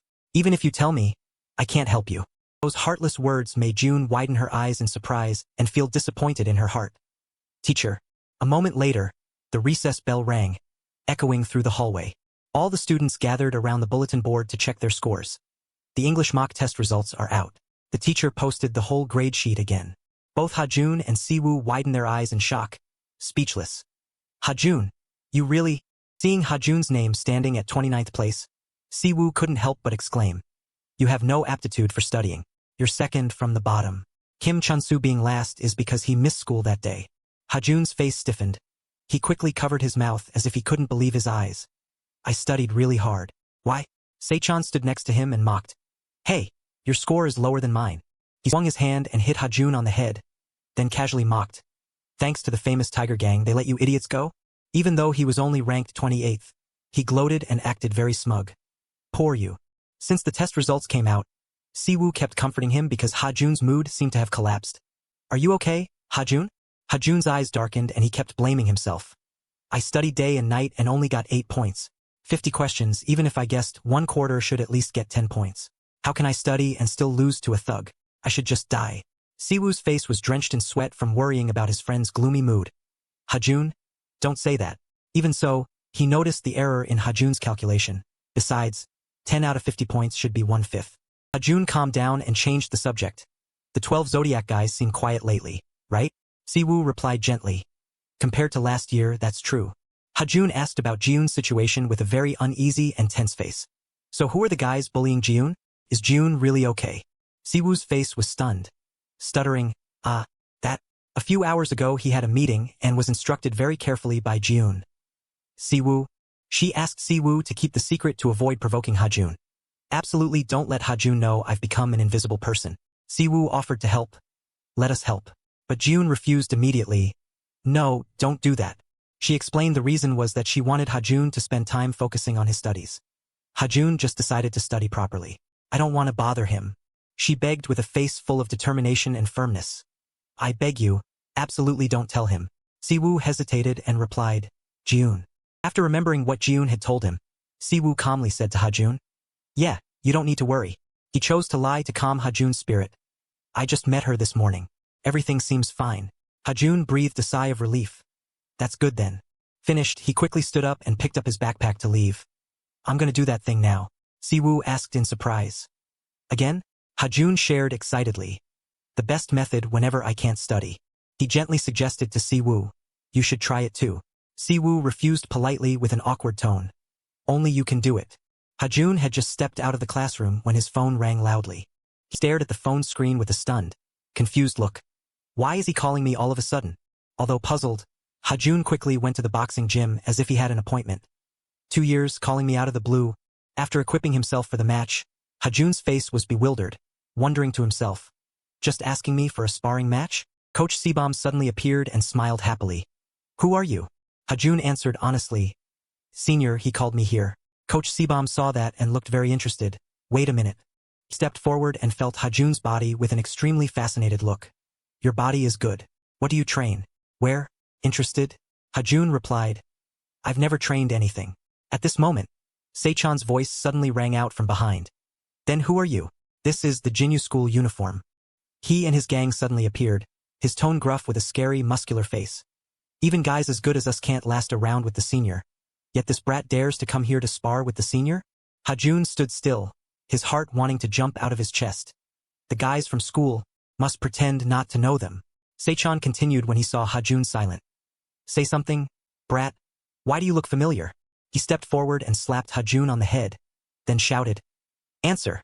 Hajun gritted his teeth, swinging his arm back as if he couldn't take it anymore, preparing to counterattack. I won't touch you. Before he could resist, Noah suddenly appeared and called his name. Hajun, you're here? He walked over with a smile on his face, looking very bright and radiant. June approached immediately and asked curiously, why do you want to spar?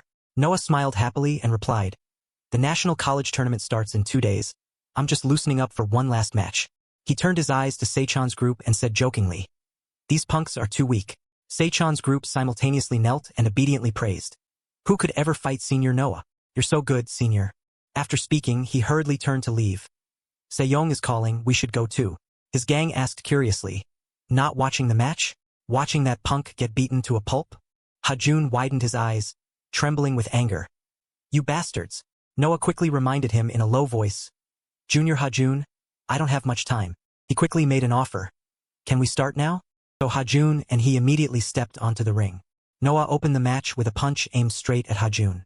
But Hajun had already lowered himself in time with extremely agile movements. Then he hurriedly swung his fist to counter. The speed was dizzying enough to make Noah open his eyes in shock. However, that punch didn't land easily. He dodged the attack and smiled, praising, "Not bad." Then he stomped his foot on the floor, rushing forward with terrible power. Noah smirked with an extremely confident look. My turn. Coach Seabom, standing outside, looked frustrated and spoke up. This guy, a pro wanting to spar with an amateur? But Noah didn't care about those words and still smiled gleefully. Right now, there's no one worthy of being your opponent anyway. Meanwhile, Hajun was still focused on observing Noah's every move. He lowered his guard. Noah rushed forward with a playful expression.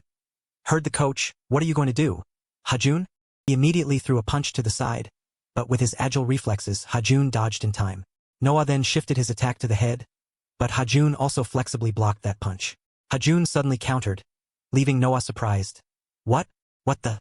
Hajun's ability made a professional like Noah widen his eyes in shock. He just kept dodging my attacks and cornered me. Hajun's superior progress made him silently wonder. Hajun, what have you been doing for the last 2 years? Meanwhile, after leaving the boxing gym, the gang asked curiously. Seichan, what's with that bag? Seichan pulled the bag's zipper and smiled triumphantly. The punk's bag from earlier, wonder if it has money? But the things inside the backpack made both Seichan and his gang startle in shock. What is this? That crazy guy, what did he put in his bag? After opening Hajun's backpack to rummage for anything to steal, Seichan and his gang were stunned stiff.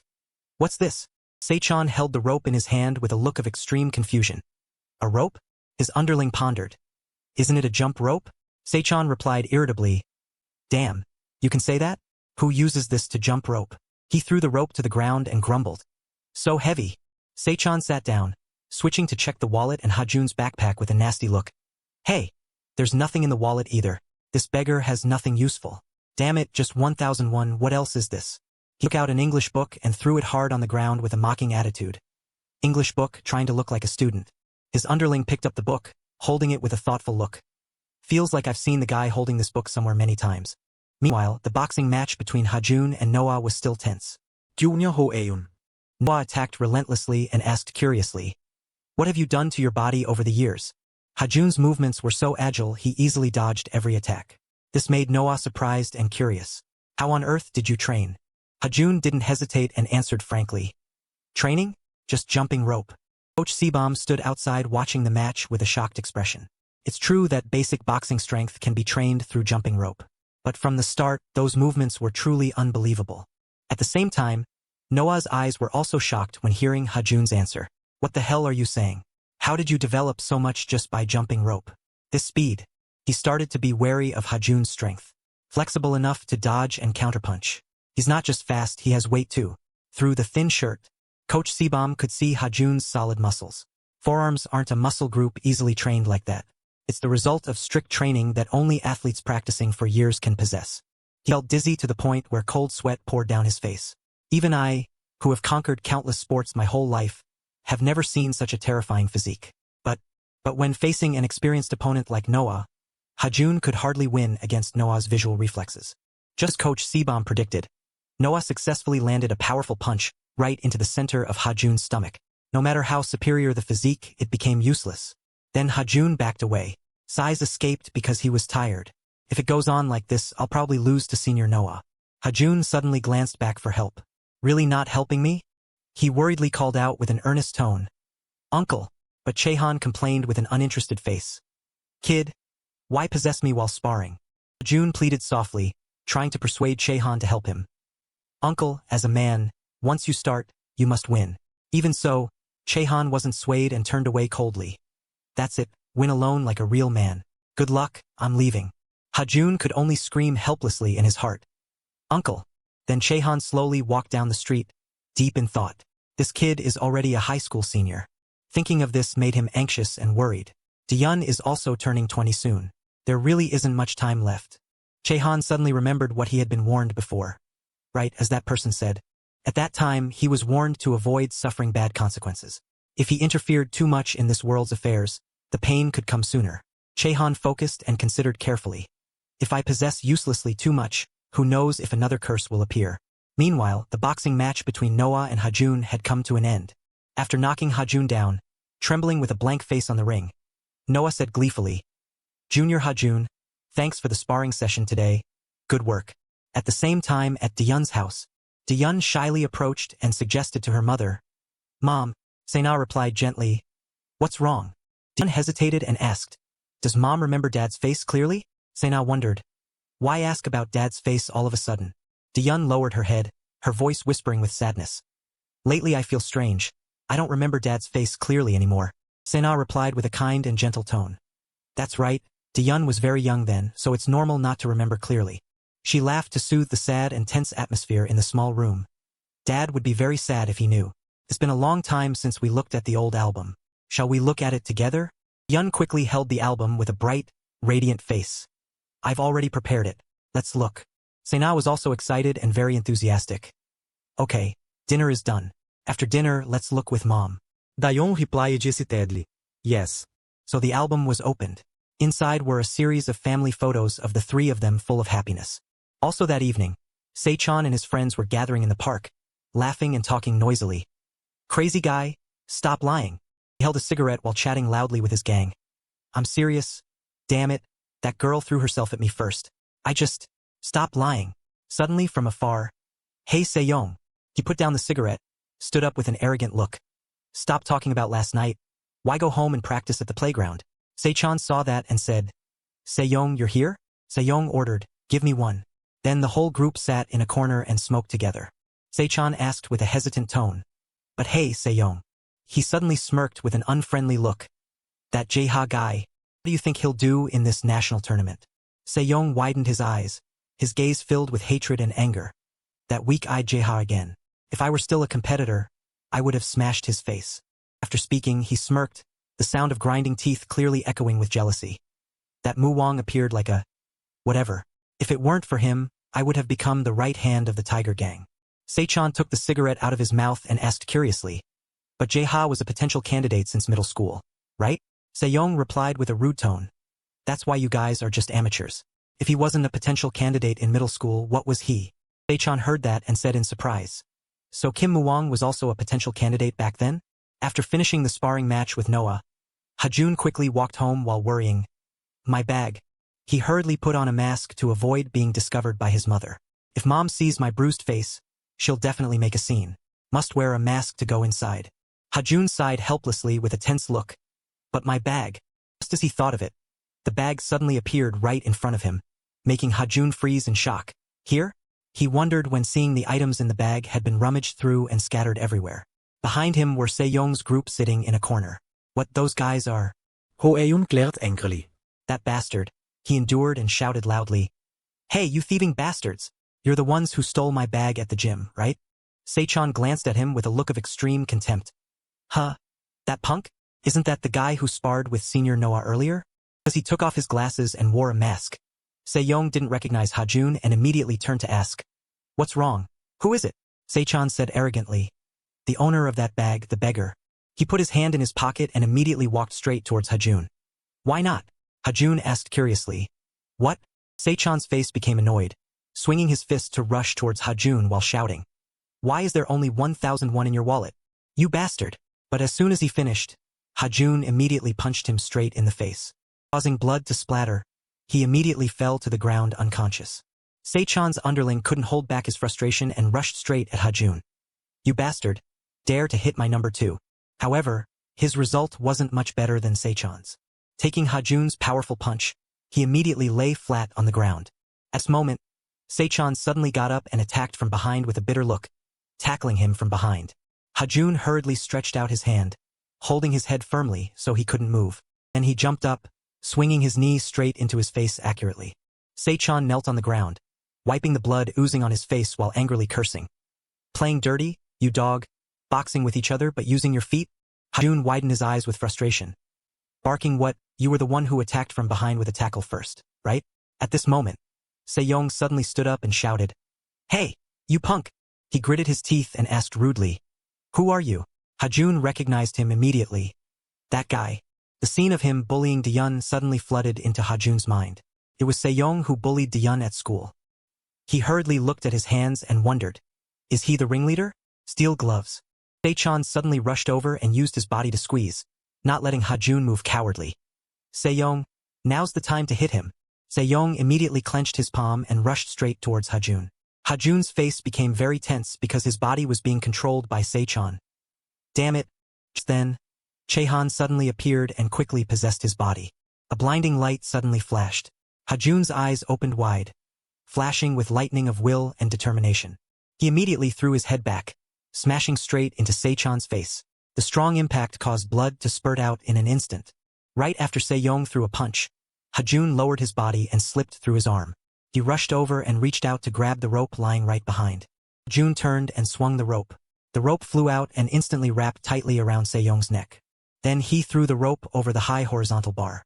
Se-young's whole body was lifted up, his face turning red as every breath became stifling and difficult. Ha-jun tightened the rope more and more. Se-young's hoarse cry rang out, making the air feel suffocating. His face gradually changed color as he stammered. I was wrong. His legs struggled in vain as he desperately pleaded.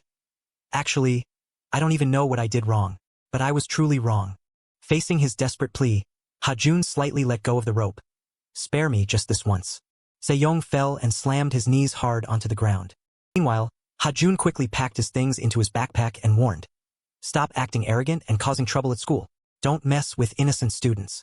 He quickly turned to leave with a final warning. And especially, don't touch that pretty girl with long hair. At the same time, Jiha was on his way running to the park where Se-young's group had gathered earlier. He just ran past Ha-jun in a flash. But Jiha suddenly stopped, glancing at Ha-jun with a puzzled and suspicious expression.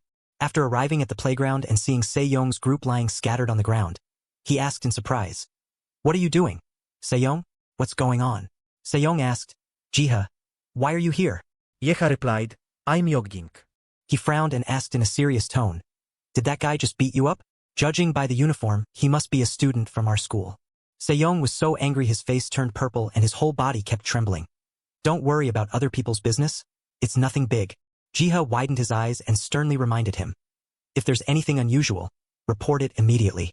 After speaking, he quickly turned away, indifferent and cold. And don't get beaten up so humiliatingly again. I'm going back to my run. Se-young gritted his teeth, his blood boiling. Damn it, why? Every bastard. He couldn't hold back his anger and shouted. Why is it only me? The same time, at Xion's small house, Xion's voice suddenly rang out, full of confusion. Huh? That's strange. She intently looked at the photos in the album and was stunned when she saw a strange photo. Mom, isn't this the photo taken with Dad? She was shocked to see the family photo from before now only had 2 people. But in the photo, Dad has disappeared. The sky gradually darkened, Noah and Jiha. The stage lights were turned on, and the cheers of the audience in the stands echoed endlessly. Today is the day of the National Boxing Championship match. The 2 men in the ring were attacking fiercely. The announcer raised his voice. Yes, right now, fighter Noah is rushing towards Jiha. Just as he raised his hand, he tilted his body in time. Jiha lightly dodged Noah's left hook. Then came a series of lightning-fast attacks from Noah. Fighter Jiha quickly avoided Noah's consecutive strikes. Fighter Jiha is so fast. Now Noah's face was covered in sweat. He felt suspicious. He originally competed in the featherweight class. Even though he's moved up a weight class, how is his body still so flexible? Even so, Noah was still extremely confident. But that's all you've got. The punches of a small, long-range fighter like you can't threaten me. Noah hunched over, panting, muttering in his head. Although I feel a bit guilty doing this to a rookie just starting out. Thinking this, he clenched his fist and flew towards his opponent. But this blow will be hard for you to dodge. However, Jiha's action made Noah a bit surprised. A long-range fighter like him, in this situation, chooses to rush in just like me? Jiha's expression was calm as if nothing was wrong. He powerfully swung his fist forward, making Noah lean back slightly. He gritted his teeth, eyes wide in disbelief. His stance, has he switched to close-range fighting? Facing this scene, even Sebom outside couldn't help but break into a cold sweat. Noah's feet dug hard into the ground, creating a screeching sound. What is this? Isn't he a long-range fighter? He looked at Jiha's face approaching and seemed to realize something. So that means, from the beginning until now, he has completely hidden his true fighting style? Jiha didn't hesitate to thrust a lethal punch towards his opponent, which made Noah even more panicked. Has the distance of the right-hand jab also shortened? His stance really shocked him. This time he changed stance again, switched to southpaw. Sebom narrowed his eyes, muttering. He switched to his right hand to throw a jab, creating confusion about distance and attack angles. Compared to a rookie, his technique is pretty decent. However, Noah didn't give up. He punched Jiha straight in the stomach, making him wince in pain. Noah thought with satisfaction. But that trick only works once. Because changing your dominant hand means you can't unleash your full strength. Now Jiha clenched his fist, trying to stabilize his rapid breathing. Contrary to Noah, who was becoming increasingly frantic, he roared. Done pretending to fight Southpaw? Now let's end this here. At that very moment, Jiha suddenly swung his muscular arm, hooking his chin upwards, causing him to spit out a mouthful of bright red blood. Noah's face was covered in liquid, suspiciously wondering. What? Wasn't it just some petty tricks? Sebom gasped in amazement. He kept the southpaw stance but still managed to throw a left-hand uppercut like that? Facing this scene, a series of questions kept appearing in Noah's mind. Could he have mastered both stances? And can he flexibly switch between close-range and long-range fighting like that? He couldn't believe his eyes. There's no way that's possible. What exactly are you up to? At the same time in a park, yellow lights created a very warm feeling, the sound of leaves rustling endlessly in the wind. At this moment, Muwang sat quietly on a wooden bench, the phone in his hand constantly emitting noisy sounds. The announcer shouted, "Fighter Noah has been completely knocked out." The more he listened, the more veins appeared on his face, and there was training director Kim Muwang, who always supported fighter Jiha. The screen showed him raising Jiha's hand high. He was as happy as if his own son had just won. At this very moment, an annoying call suddenly rang out above his head. "Hey, you dog! Who allowed you to loiter in someone else's territory?" They were Sejong, the action squad of the Seowang school bully gang. Sejong held a cigarette between his fingers. He leaned down and sneered. "Hurry up and pay the toll, you bastard. I'll give you a nighttime discount." However, seeing Muwang not reacting, Sejong immediately became angry. "Hey dog, are you deaf? Planning to stay here as a statue for the park?" He continued to urge. "Hey, I'm talking to you. What did this bastard stuff in his ears that he can't hear anything?" Just then, right when he was about to curse, Sejong was suddenly grabbed tightly by the throat by a veiny hand. "What the hell did you stuff in your ears that you're deaf?" Muwang didn't hesitate to hook his jaw upwards, causing him to immediately spit out a mouthful of bright red blood. He grabbed the opponent's still smoking cigarette. In front of me, Sejong had trouble breathing, his lips trembling. He leaned closer and closer to his face. "Don't smoke in front of me." A moment later, Sejong's painful scream echoed in the air. Muwang indifferently watched his twisted expression. Too hot. Now the guy named Sejong didn't stand still either. His chubby body jumped up. "Hey, you madman! Dare to touch my friend Sejong." However, before he could act, Muwang punched him straight in the face. Chunks of fat wobbled with the blow. The peaceful park was suddenly stained with a fishy red color. Painful screams rang out extremely shrilly. A long while later, their screaming sounds gradually subsided. Above was the yellow light from the lamp post illuminating the whole sky. Muwang's blood-stained shoes were turning away, but behind him Sejong called out, "Hey, you madman!" He knelt on the ground, his voice trembling, no longer looking as arrogant as usual. "You dare to touch students from Seowang School? What school do you go to, you bastard?" Muwang turned his back to him. He indifferently opened his mouth. "Me?" Under the silence of the night, his voice rang out firmly. "I'm a student at Jinyu School." Muwang put his hands in his pockets, full of indifference. "If you're good enough, come at me, damn it." He frowned, his eyes flashing with clear murderous intent. "I will devour you all, and then stand on even higher heights." Muwang walked while remembering the image on his phone. A spark of determination burned in his heart. "Jiha, I will surpass even that bastard Jiha." In the morning at school, as soon as the bell rang, the students inside cheered. "Oh yeah, it's break time." Now in the classroom, two male students were discussing. "Hey, why is Sejong so unexpectedly well-behaved today?" They recounted. "Heard that last night Sejong's group got beaten up at the playground, and it was by only one person, oh my god. Furthermore, heard that person wore our school uniform, but because he wore a mask, no one knows who it is." Saying this, both couldn't stop laughing excitedly. "That's crazy. Is he a superhero or something? Superheroes usually don't wear masks, they just wear underwear over their pants." At this moment, Sejong jumped up from his desk, his face red with anger, and kept cursing. "Shut your mouths and worry about studying, you damn idiots." Immediately after, Sejong uncomfortably muttered to himself, "Damn, so humiliating, to the point where I don't even dare to go collect money anymore." Thinking this, he couldn't help but bite his trembling lips. "That bastard. I will definitely dig him out and deal with him." After going out into the hallway, Sejong started calling, "Hey, Sechan." He tilted his head and questioned, Did you find that rope guy yet? Seichan shook his head wearily. That guy is hiding really well. Searched every nook and cranny all day today, but damn. Still can't even see his nose. Saying this, he felt suspicious. Is he really a student at our Jinyu school? Or maybe it's a guy from Seo Wang's school wearing our uniform and coming to cause trouble. Yong was made even angrier by his words. What the hell are you talking about? Those kids from Seo Wang suddenly came here. Just then Seichan interrupted, saying exactly what he meant. To cause trouble for what? He muttered confusedly. Didn't you hear about yesterday? Yesterday a guy from our school beat 2 Seo Wang bullies into cripples. Because of that incident, Seo Wang has officially declared war on our school. Hearing this, Se-yong immediately shouted loudly. What? What madman dared to arbitrarily start a war without asking the Tiger Gang for permission? In the evening at a nightclub, Mu Wang laughed excitedly, recounting his achievement. That madman is definitely me. He calmly recalled those Seo Wang students I dealt with them. Everyone who heard it gasped. What? Just like that, causing trouble like that? Facing this attitude from everyone, Mu Wang indifferently continued. I had intended to do that from the beginning. The reason can be thought of after beating them up. Se-young trembled, but anyway, suddenly. He stammered with difficulty. If you want to gang up, you have to mobilize all 12 zodiacs, and to do that you need a huge amount of money. Now Jiha suddenly spoke up. Thanks to the invisible person system, we have silently controlled the interior of Jinyu School without causing a stir. But that doesn't really bring in money. Hearing this, Se-yong turned to look at him, unable to help but smile. Looks like our Jiha has become a professional thug now. Damn. Now he understands the system in this world better than I do. Muang tilted his head and exclaimed. That's why I went and dragged him in. Finishing his words, he looked at the person standing in front and urged, making everyone startled.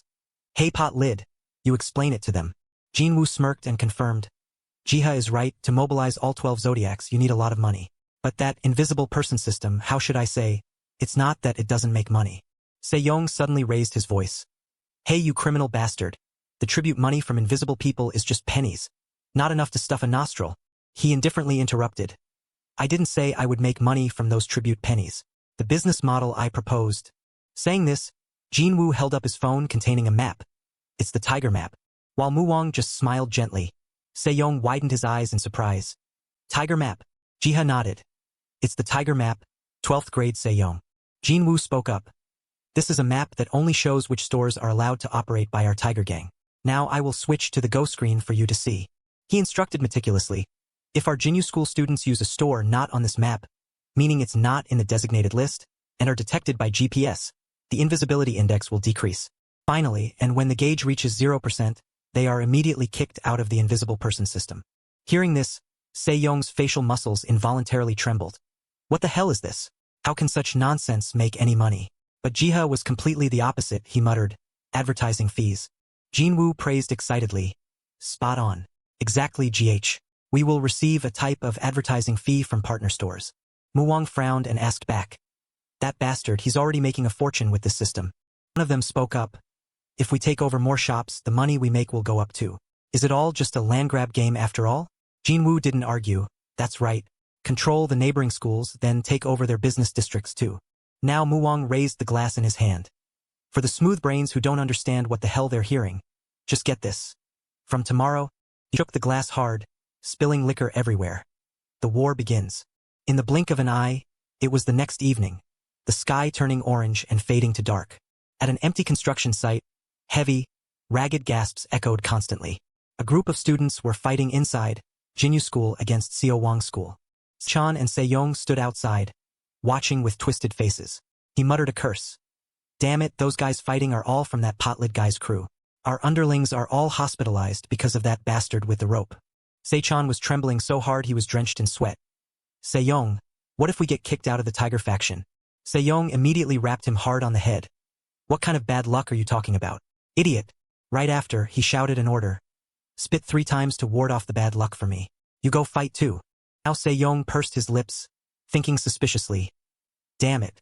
At this rate, that potlid guy is going to take all the credit. But is Jiha's crew really not coming? I heard they separated Noah already. No way. Muwang must have sent a few more guys.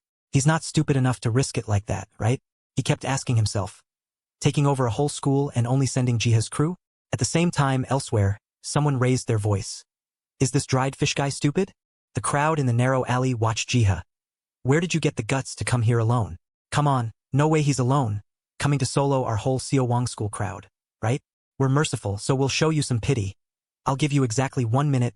Get lost back to your tiny ocean, you dried fish. But a minute later, Jiha still didn't look scared at all. His gaze stared right at them without hesitation. The leader became confused by the sight. It looks like this guy wants to fight alone. But what is that stance? He's completely dropped his guard. The signature no-guard technique of Noah, who has superhuman visual reflexes. Jiha finally opened his mouth. Might as well use you guys to practice the move I just learned. Number 2 of the Tiger faction in the 12 Zodiacs, Jiha's crew. 19. He crouched down, looking extremely confident. Don't go down too fast, you trash. The ability to copy the opponent's combat skills. A moment later, the alley scene quickly became a total mess. Furniture, trash, everything stained with a fishy red color. The leader shouted aggressively. You useless bunch, are you guys starving today? A whole group like this. The sight of students lying sprawled on the ground was an eyesore. How can you not beat a guy like a twig? They kept groaning in pain. Oh God, spare me. My nose, my waist, my precious little guy. Please spare me. Now, a call suddenly rang out from behind Jiha. Hey dog, are the 12 Zodiacs of Jinyu School all dead? A red-haired guy gripped a nail-studded bat and rushed forward aggressively. You show up alone and what the hell are you posturing for? Jiha furrowed his brow. His whole body seemed to freeze.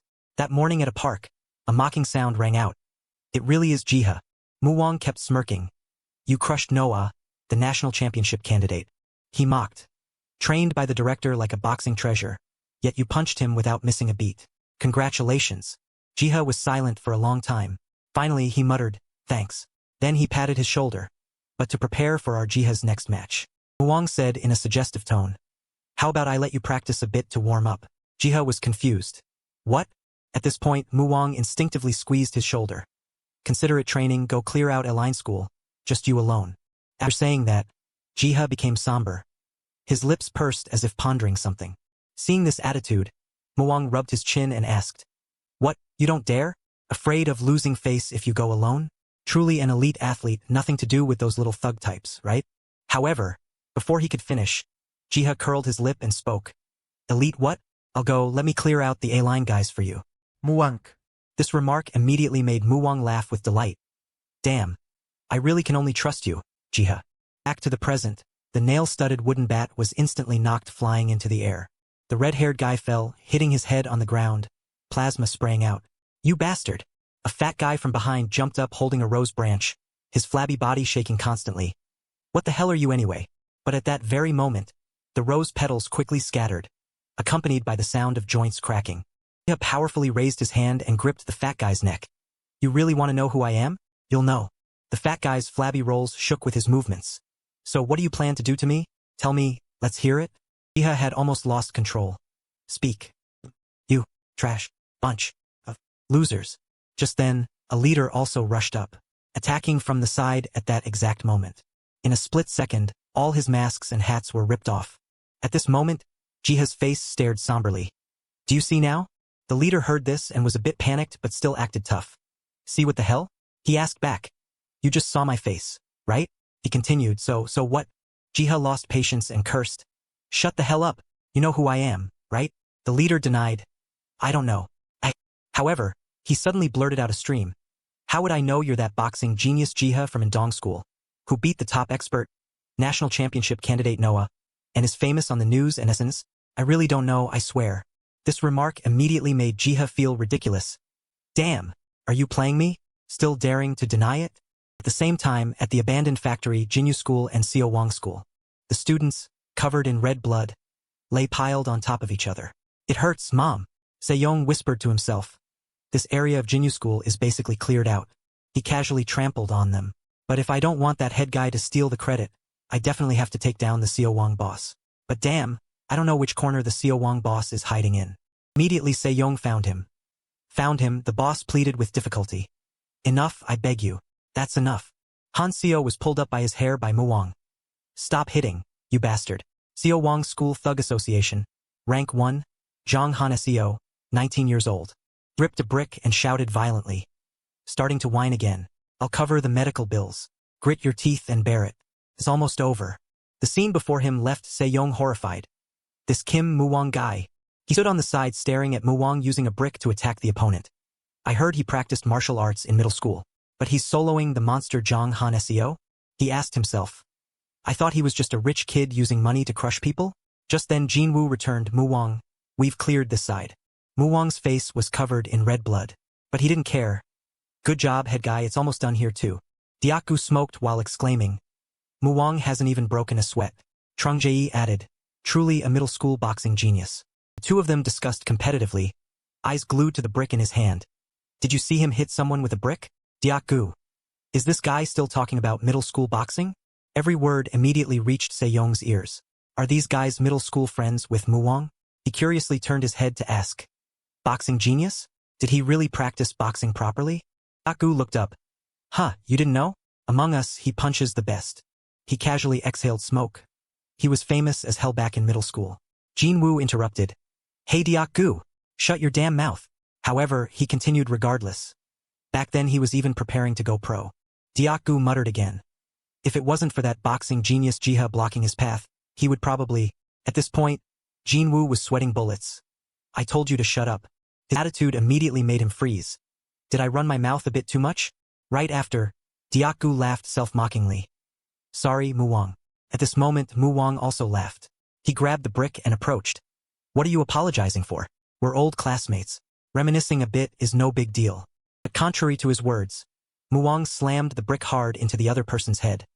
But damn you, the blow made the air in the abandoned factory smell fishy again.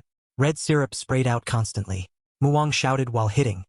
You think you're some old man with dentures? Telling stories from the Stone Age is funny? Want me to remove those dentures and give you implants, you dog? A moment later, only the sound of heavy breathing echoed in the scene. Muwang, his hands covered in red blood, suddenly took out his wallet. Hey, head guy Muwang. He threw money directly at Diaku's face and instructed. Clean up the rest of this for me, then take everyone out for a drink. Saying that, Muwang quickly left. I'm going first. Jinwoo was sweating bullets in fear. Thanks, Muwang. Taeyong was left stunned by the scene. Damn, that's intense. I've never seen him snap like that before. In the evening, a few hours earlier, in a certain cafe, the space inside was buzzing with the chatter of customers. Hajun held his head tiredly. On the table was a math workbook without a single word written. Studied all day and nothing went in. At school, too. Recalled the scene at school.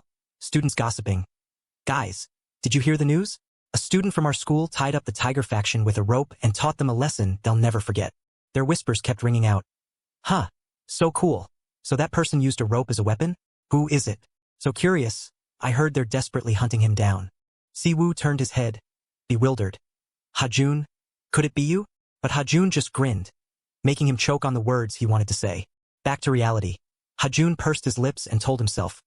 Now at school, I don't even dare to jump rope anymore. Today I didn't even dare to bring the rope out, but I have to deal with it. But if I don't practice, my brain won't clear up. Damn it. Thinking this, he buried his face in the book. Now I have to focus on studying. However, just then, a call suddenly rang out from afar. Hey, contract teacher, doing homework, right? Gan saw the other person and her whole body trembled. Why are you here? Junimo stood blocking the way, curling his lip in a self-mocking smile. You study at this study cafe too? He put both hands in his pockets, looking like he had no intention of backing down. This is my mom's cafe. Did you hear I passed the teacher exam? Gan stammered. Heard it from old friends. Junimo continued asking. Waiting for the assignment decision, so I'm just helping mom out at the shop for now. And you're still studying for the exam? Now Gans could only nod. Yeah. At this moment, Hajun had also seen the scene. The English teacher at our school didn't expect her to study here often too. Saying that, Junimo suddenly widened his eyes, staring fixedly downwards. But you've grown a lot more than in high school. Gan saw that and immediately covered her chest with her hand. What are you looking at? Junimo heard that and laughed gleefully. I meant you got taller, you crazy girl. He immediately left, not forgetting to leave a sneer.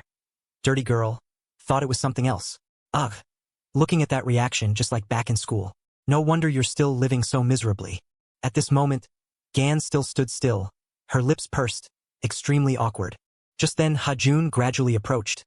Are you okay? She trembled violently. You are... Ho-eun. He nodded in confirmation. Yes, is something wrong?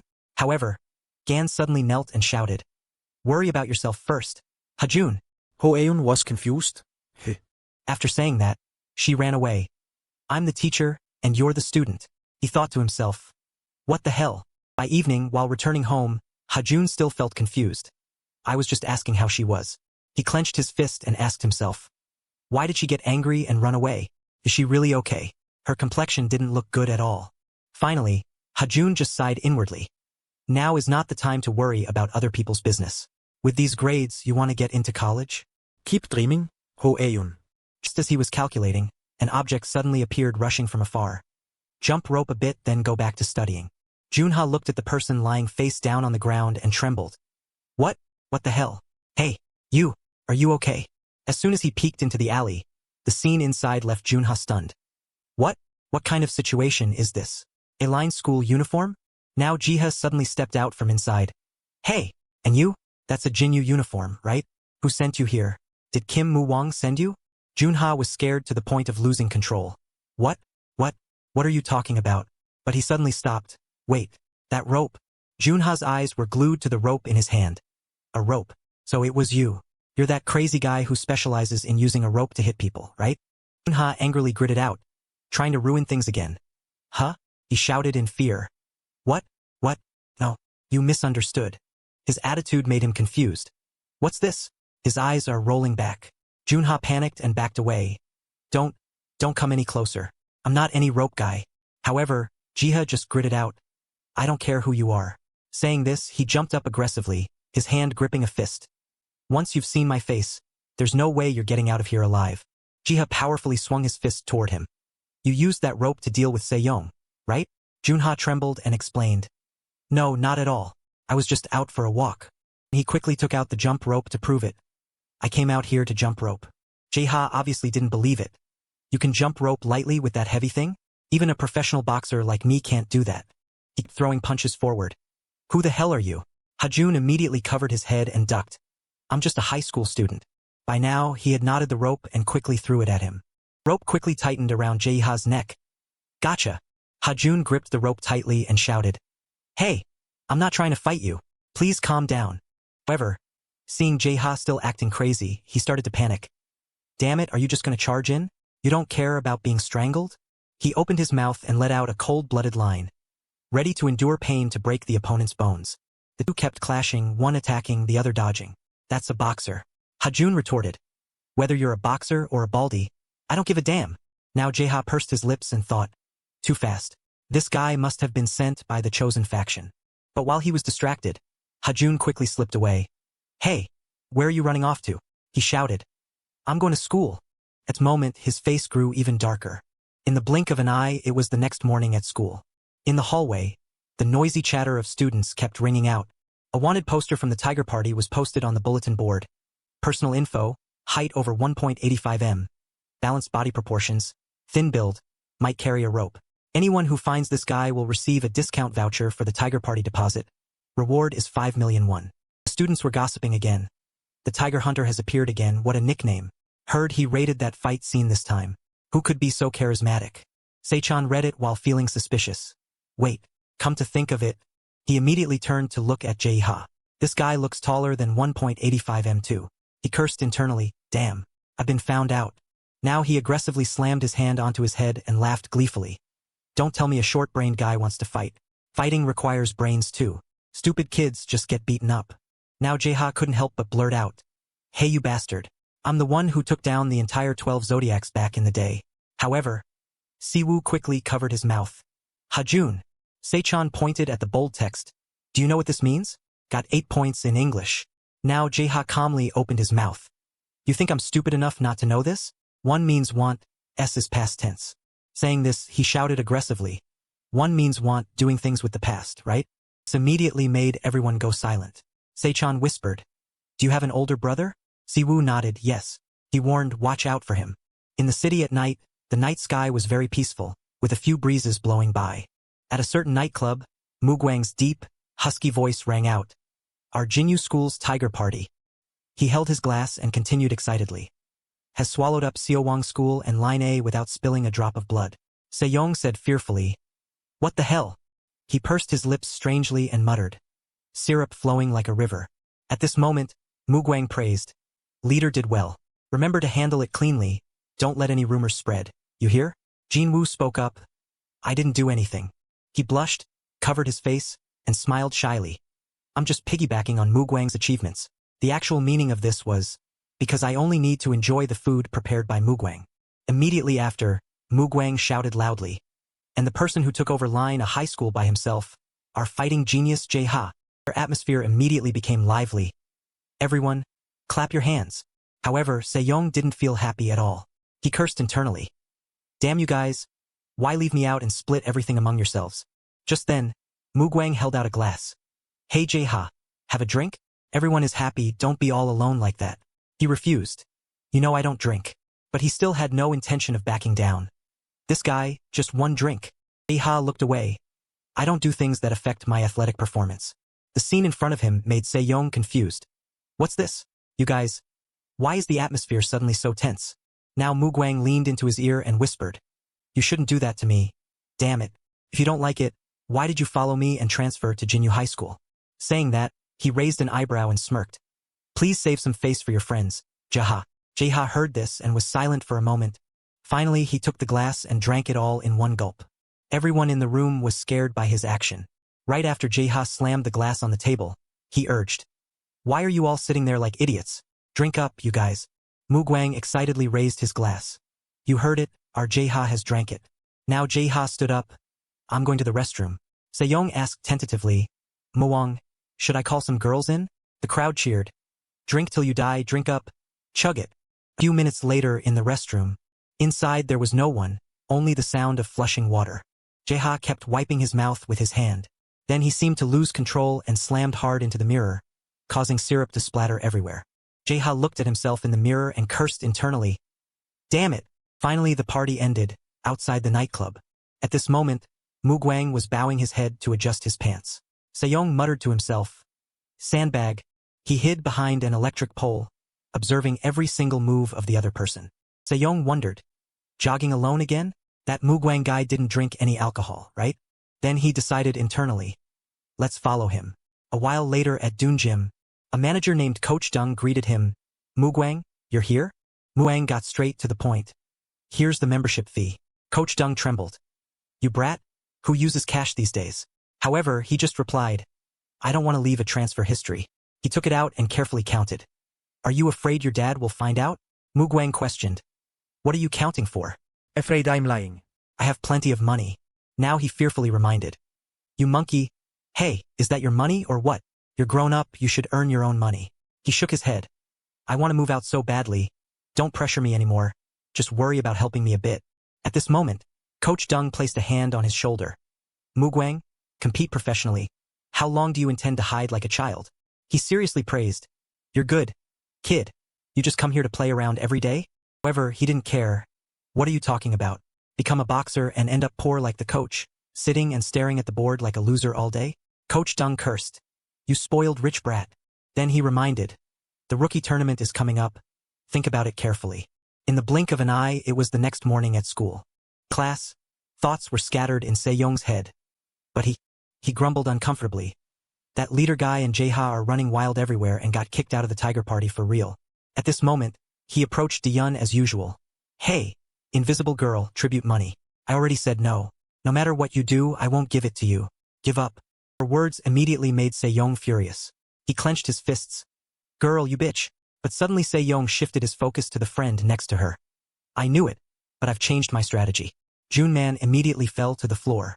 Desks and chairs toppled over. Diyun panicked. Really? She shouted. Why hit Junman? Sejong grabbed his hair and replied blandly. You've been pranked. Have you ever cared about anything anyway? Finishing his words, he mercilessly attacked Junman repeatedly. So from now on, I'll take care of your friend first. Now Diyun was so scared she became urgent. You guys don't just sit there watching. Someone come help. But despite her pleas for help, no one stood up to help. The room was drowned in Junman's screams. Just then, the sliding door outside suddenly opened. Good morning, class. Diyun stood before this scene, words choking in her throat. Let's start class. Sejong tilted his head without any respect. Hey, contract teacher. Get that look off your face. Don't cause trouble now. Sit still. Then he hit Junman even more brutally. Anyway, you're the one in charge of the school violence committee. You can punish however you like then. I don't care. Diyun teared up. She pleaded in a panic. Teacher, Teacher, please help him. Diyun kept a straight face without any emotion, the screams echoing in her ears. Jaha appeared from somewhere and shouted, "Shut your mouth, you bastard." He grimaced, veins popping on his face. "I told you not to act out." The blonde guy fearfully reached out to beg. "Jaha, it's not like that. I'm just here to collect money." Jaha didn't say much and punched him straight in the stomach. He turned and left with a reminder. "Don't do anything ridiculous." The blonde guy coughed violently, angry. "Damn it. That Jaha. Every time I teach Junman a lesson he shows up. What is he doing?" He quickly looked at Junman. "Hey Junman, you. Damn it." The blonde guy threatened through gritted teeth. "What's your relationship with Jaha?" The teacher was dazed, waiting for the bell to ring. "I'll end the lesson here. See you next time." Diyun walked over dazed and asked, "Hey." Junman. She shyly placed her hand to comfort him. "I'm sorry. I didn't expect him to do that to you. Shall we go to the infirmary together?" Junman immediately brushed her hand away. "Stop it. Please don't talk to me anymore, Diyun." She was surprised and slightly scared. "Jinwoo?" Junman hesitated. "Ah, just me, at least before." Junman stuttered, crying. "I've never been beaten like this." Diyun still insisted. "I'm sorry, but let's go to the infirmary first." He shouted angrily and cried out, "Please get lost." Diyun was startled, staring blankly at her friend. She went to the teacher's office to present. "The school violence report was received here, right?" Teacher coldly wrote on the paper. "I will handle this report." She seriously asked further. "So how long until the disciplinary action is carried out?" Diyun's voice became hurried. "Can it be handled a bit faster, teacher?" She kept her head down and replied mechanically. "I will try." She was happy and bowed deeply. "Yes, I hope you can help." Then Diyun quickly turned to leave when her phone rang. The voice on the other end shouted loudly, "Hey, contract teacher." She was startled. "Who is this?" Junimo smirked and replied, "You bitch. Can't you even recognize your brother's voice?" The teacher trembled in surprise. "That Junimo? What do you want from me? How do you know my number?" Junimo leaned coldly against the car. "Are you a blockhead? I looked it up in the member list at the study cafe." "Hey, you're going to the class reunion this week, right?" The teacher shyly refused. "No, you know I'm studying for the teacher civil service exam." Junimo laughed out loud. "You've been studying for 365 days, haven't you? Why haven't you passed that damn exam yet?" Minji puffed on her cigarette, surprised. "Oh, his mouth. I thought he looked like a mess. At least he must be very good at studying." "You crazy girl." The teacher continued to refuse. "It's not like that." Junimo quickly interrupted. "Contract teacher, do you remember what will happen if you don't listen to your brother?" Before she could say anything, the voice ordered, "Meet me at the class reunion, hanging up now." The teacher's face darkened and she collapsed on the spot. She picked up the phone and resolutely did something. The message screened to Mugwang. "There's another school violence report involving the Tiger Party. If I keep ignoring it, it's hard for me, be careful." The teacher giggled with satisfaction. She messaged one more sentence. "So what about the promise to transfer me to a permanent position? When will that happen?" The sky gradually darkened. Diyun wearily trudged home. She looked down at the ground sadly. "I can't keep causing trouble for Junman anymore. Maybe I'll try asking for this money." Cana wearily opened the door. "Mom's home." Diyun awkwardly asked, "You're home. Can you give me some money?" She was startled, looking down at her feet. "Mom, what's with those shoes? They're worn out, aren't they? Throw them away." She smiled lightly and looked down. "They're still good to use. Why throw them away?" Diyun sadly complained. "Good to use what? I've been wearing those shoes since middle school." She continued to complain. "Mom, how much does a pair of sneakers cost?" Cana interrupted immediately. "Oh right, it's time to pay for tutoring, isn't it? Use my card to go pay." Diyun awkwardly refused. "It's not that. It's not about tuition." She was startled and raised her voice. "Are you planning to stop going to literature tutoring? Are you sure you're confident enough?" So she angrily went into her room and slammed the door, making Cana annoyed. "Is this kid having a relapse of teenage illness again? Why act like that?" She shouted loudly to remind. "Kim Diyun, don't save money on education. You hear me?" Diyun buried her face on the table and sobbed. The sound of crying echoed out, making Jaha hear it too. The next day, everyone hurried to school. The blonde guy walked over with a scornful smile. "Hey, invisible girl." He raised his head and ordered, "If you don't pay today, Junman will be hung up as a price." Yun turned away with a serious voice. "Seyong, you'd better prepare yourself to receive disciplinary action today." She ran after and called, "Yes." Diyun shyly expressed her opinion. "Teacher, can you help me a little?" The teacher quickly turned back. confused. Diyun awkwardly presented. I have reported the school violence exactly as you told me. She coldly looked down. Handling school violence is the responsibility of the contract teacher. Talk to her. The teacher immediately turned and left right away. Diyun teared up in helplessness. She hurried to the teacher's office again. Diyun shyly asked, Teacher, about that school violence case. When will the investigation open? Meeting to handle Sejong? Today Sejong also. She slumped back into her chair with a sigh. The teacher replied coldly. There are quite a few reports piled up right now, so I'm processing them one by one. Please try to wait a little while. Yun said in a panicked, serious voice. You already witnessed everything that happened yesterday. Is it because you're still too young? She shrugged nonchalantly and said, You're not the only one having a hard time. I'm also struggling with this pile of backlogged work. The teacher gathered her books and advised, You're almost an adult now. Why don't you think about others for a change? She then slipped away. I have a class to teach, so I have to go. Yun helplessly covered her face and cried on the spot. What did I do wrong? Jaeha stood still, looking sadly at the girl. She continued to blame herself. What on earth did I do wrong? Why is everyone treating me like this? He stood silently in place, watching her for a long time. The blonde thug spoke up when he saw Ji-yun. Hey, invisible girl, did you report the school violence? He asked confidently and provocatively. What time is the disciplinary meeting? Should I call my mom to come too? Ji-yun begged fearfully. I really don't have any money. I'm not lying. The blonde thug laughed wickedly. That's fine. I'll take the card too. She was surprised. He pointed behind her. Junman said he found the card in your bag. Ji-yun looked out in shock. Junman. The blonde thug confidently grabbed his friend's head. Our Junman is really kind. Ji-yun replied sternly. You can't have that card. She teared up on the spot. That's my mom's card, used for tuition. Please give it back to me. Ji-yun hurriedly knelt on the ground. Please, give it back to me. She sadly bowed her head. I was wrong. The blonde thug smiled with satisfaction. Finally heard what I was expecting. A rope suddenly flew in. It quickly wrapped around the blonde thug's neck. The rope pulled taut as if someone were tugging it. He was dragged away like an animal on a leash. Jaeha took off his glasses and said coldly, I heard that if I catch you, I'll get a 5 million won reward. Is that right? He tilted his face and gritted his teeth. I came to catch you, so today you... Jaeha raised his fist. We'll have to take a beating worth 5 million won. After saying that, Jaeha struck the blonde thug's face squarely without hesitation. He fell backward in excruciating pain. The blonde thug scrambled up and cursed. Damn it, you. He looked at the rope and shouted. A rope? You lunatic. Blonde thug gritted his teeth and grabbed the rope. Luckily I have a solid weapon, you idiot. He then brought out his weapon. Have you ever been hit with titanium knuckles? Want to know what it feels like to have your skull shattered? However, Jaeha immediately grabbed the blonde thug's hand tightly. He quickly pushed the blonde thug's hand up and twisted it until it cracked. Jaeha seized the opportunity to kick hard at his opponent's calf. He quickly fell to the floor, trembling. How about you? Jaeha raised his hand high and provoked him. Have you ever been beaten with your own fist? With that, he struck the blonde thug's face squarely without mercy. Jaeha pressed down hard and gritted his teeth. Try to feel it, the feeling of him gleefully attacking the facial bones hard, and how it feels to have your own fist smash them. Jaeha kept growling threats. Tell me, you scum, how does it feel? Are you satisfied? Everyone gathered around noisily. If this continues, will Sejong die? I think he's passed out. Gayon exclaimed anxiously. Yeha.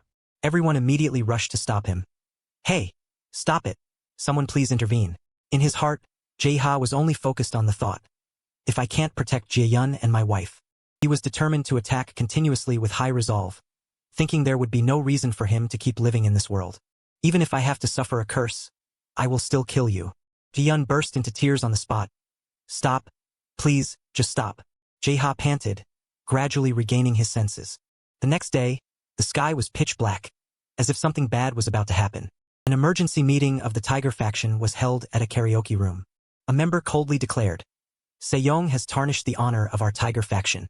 Mu Hyung continued with his hands in his pockets and ordered, Whoever opposes kicking Sejong out, raise your hand. He and 2 others shyly raised their hands. Mu Hyung smirked. 3 out of 3. Huh? So now the decision is in my hands. The blonde thug begged tremblingly. Mu Hyung, I was wrong. Tomorrow I will definitely beat that bastard back. The bald guy declared coldly. Sejong confronted the guy called the Tiger Hunter. And because he was defeated twice, doubts about the Tiger faction have started to appear in school. He bowed his head coldly. The authority we worked so hard to build is now being threatened. The blonde thug immediately shouted in his defense. Tomorrow I will go and deal with that guy. He rambled on. If I catch the tiger hunter and punish him, the tiger faction's honor will be restored. Mu Haiyang smiled slightly and challenged. What do you think? Jia? Should we give him another chance? The bald guy looked up and glanced over. I object. The blonde thug immediately cursed loudly. You bastard. He glared and yelled loudly.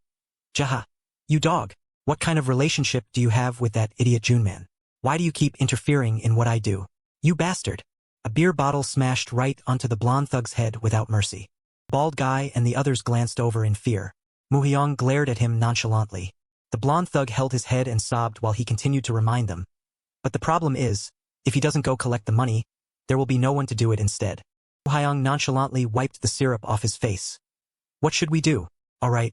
Mu Haiyang smiled sinisterly. Jae-ha said to kick him out, so from now on, Jae-ha will be the one collecting money. He chuckled and suggested, Jae-ha, can you take over the collection job? Next day, everyone headed to school again. Ji-yun sadly bowed her head and stared blankly. She thought gloomily, is it really me? Maybe I should apologize again. Ji-yun reassured herself. No, he yelled at me to get lost, and he even took my card. Meanwhile, Junman nervously chanted to himself. Okay, please don't talk to me anymore. Ji-yun, from now on, let's act like we don't know each other. The bald guy walked up from somewhere and asked, Are you Kim Jae-yun, the invisible girl? She turned her head in surprise. You're from the Tiger faction. He suggested nonchalantly. Kim Jae-yun, come talk to me in private for a moment. The two went to an empty staircase, making her afraid. What is it? Ji-yun trembled all over. What do you want to talk about that you had to drag me to this empty staircase? The bald guy shrugged. It's just a school staircase. She shook her head to reassure herself. Never mind. What do you want to talk about? Are you here to extort money from me too? He coldly refused. No, I don't need your money. Yun trembled even more. Huh, if it's not money, what do you want from me? Could it be you? The bald guy immediately placed his hand against the wall. Ji-yun. He leaned close to her ear and demanded. Work with me. Yun slapped him hard and scolded. You lunatic. You're even more perverted than Se-yong. I'd rather you tear me apart. She tremblingly pulled out a weapon. I'm serious, bald heads aren't my type. He looked confused. What are you thinking? I meant joining my gang. She asked in surprise. Join a gang? Why not just obediently follow the Tiger faction to stay safe? He explained loudly. Stop resisting, only by sucking up to people can you escape the fate of being treated like an invisible person. So until then, I'll find a way to manage the money you have to pay. Ji-yun hesitated and bowed her head, making the bald guy repeat. That's the only way for you to survive. Jae-ha immediately stepped up and shouted. Hey, are you pulling this stunt again? You dog. The bald guy was startled. Huh? When did he get here? He didn't say much and raised his fist. I already told you not to touch Ji-yun.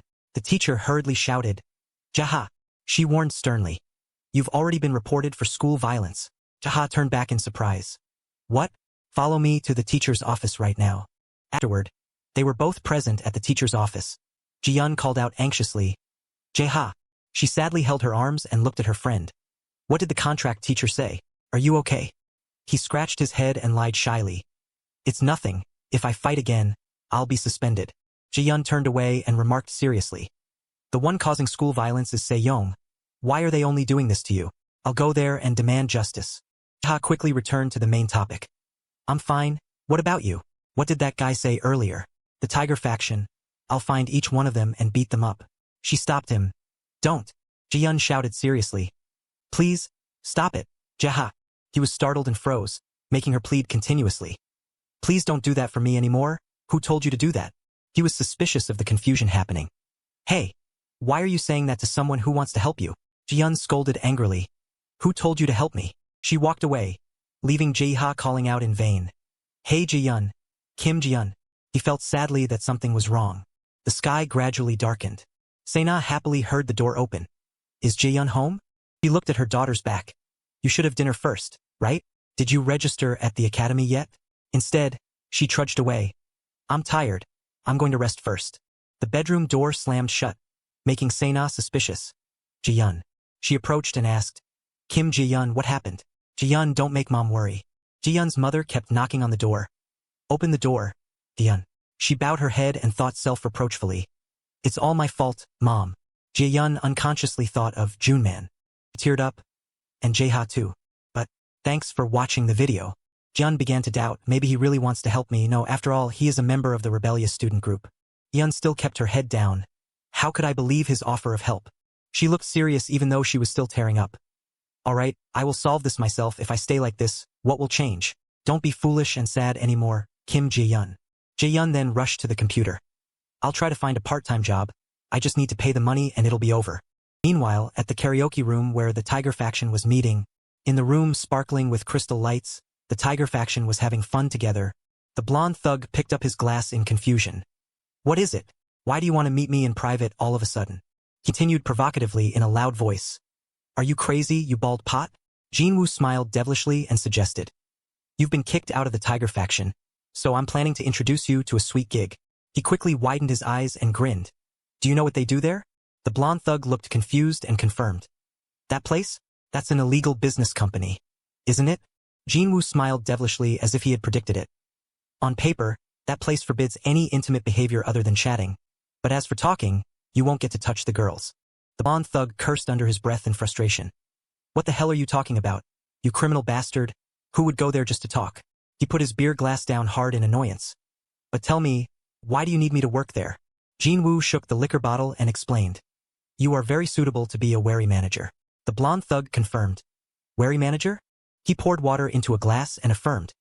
You have many connections with girls, so you will take on the key role as the supplier for this job. The blonde thug sneered. Do you think I'll work with a criminal like you? Jinwoo continued to invite him without hesitation.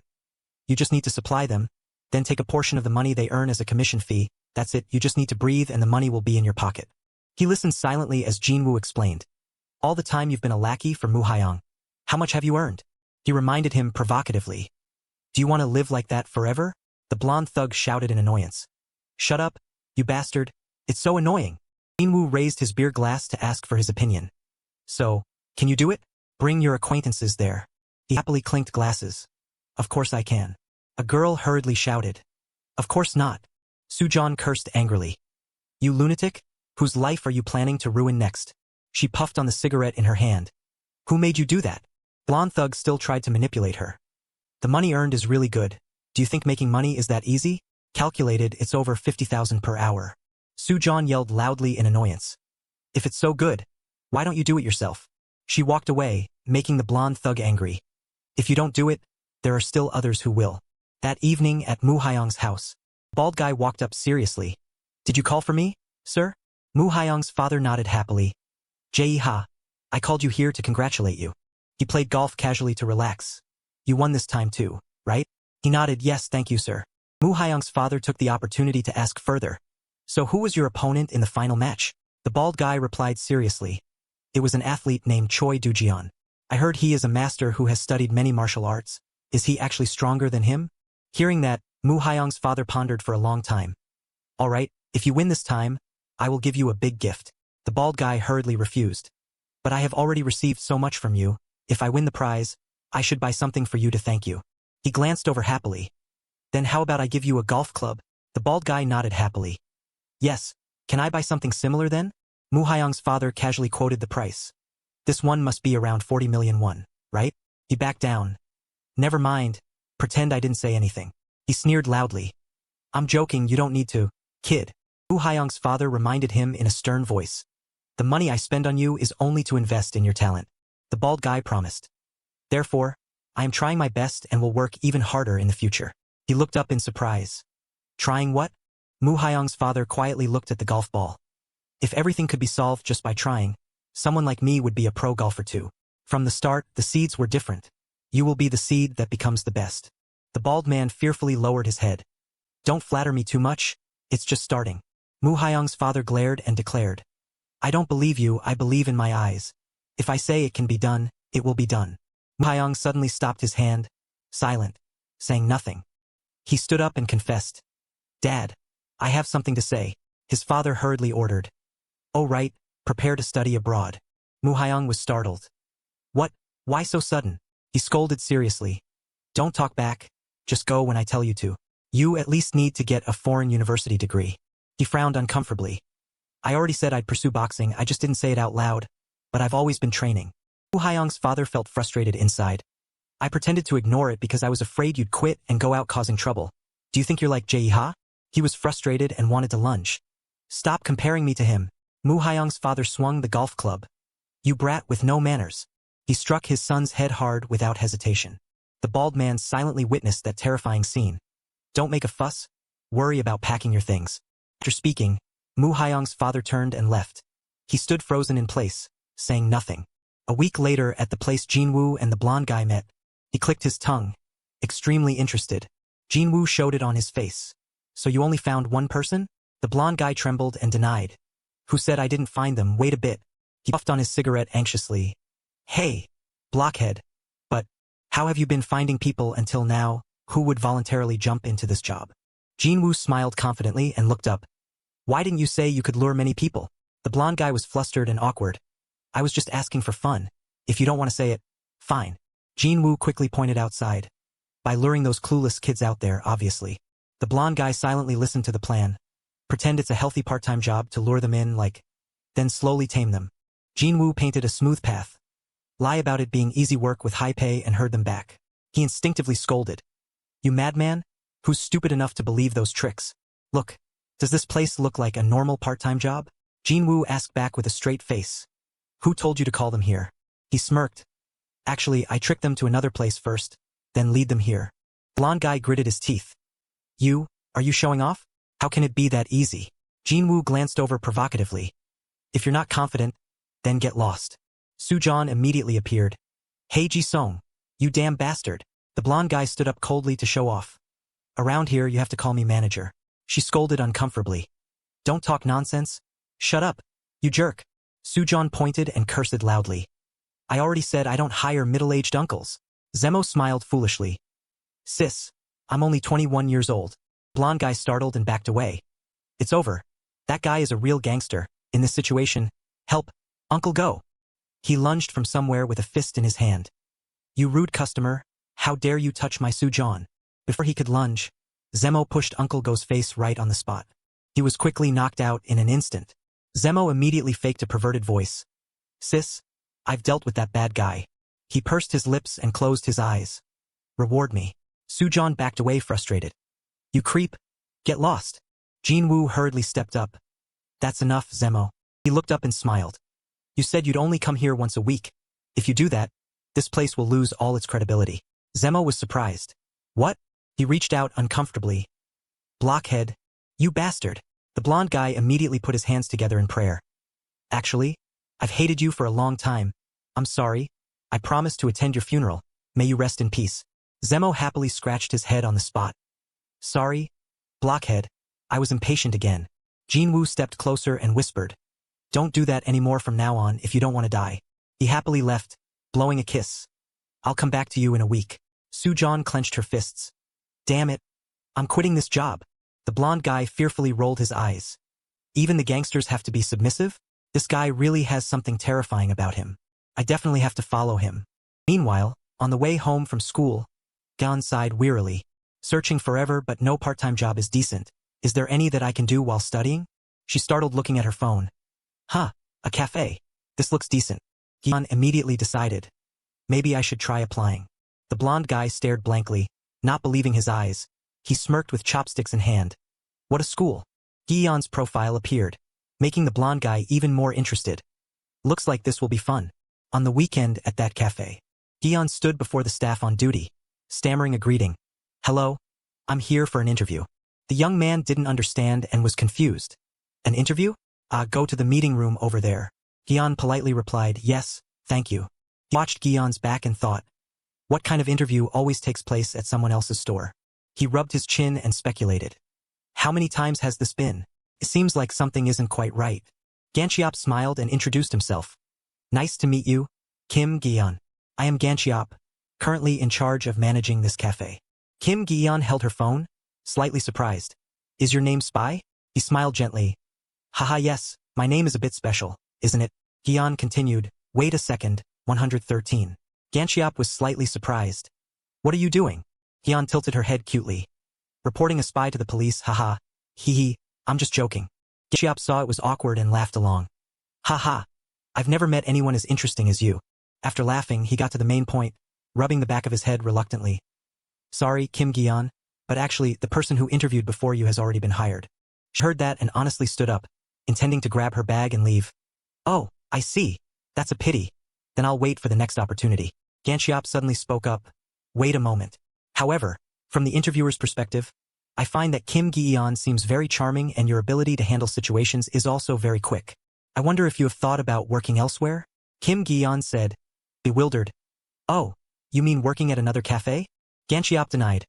Not a cafe, but more like a multi-purpose game room. Kim Gi-yeon opened her eyes wide. A multi-purpose game room? Gradually, his words and expression revealed a scammer's look. This is a place where you can do simple work and study personally. The environment there will be quieter than here.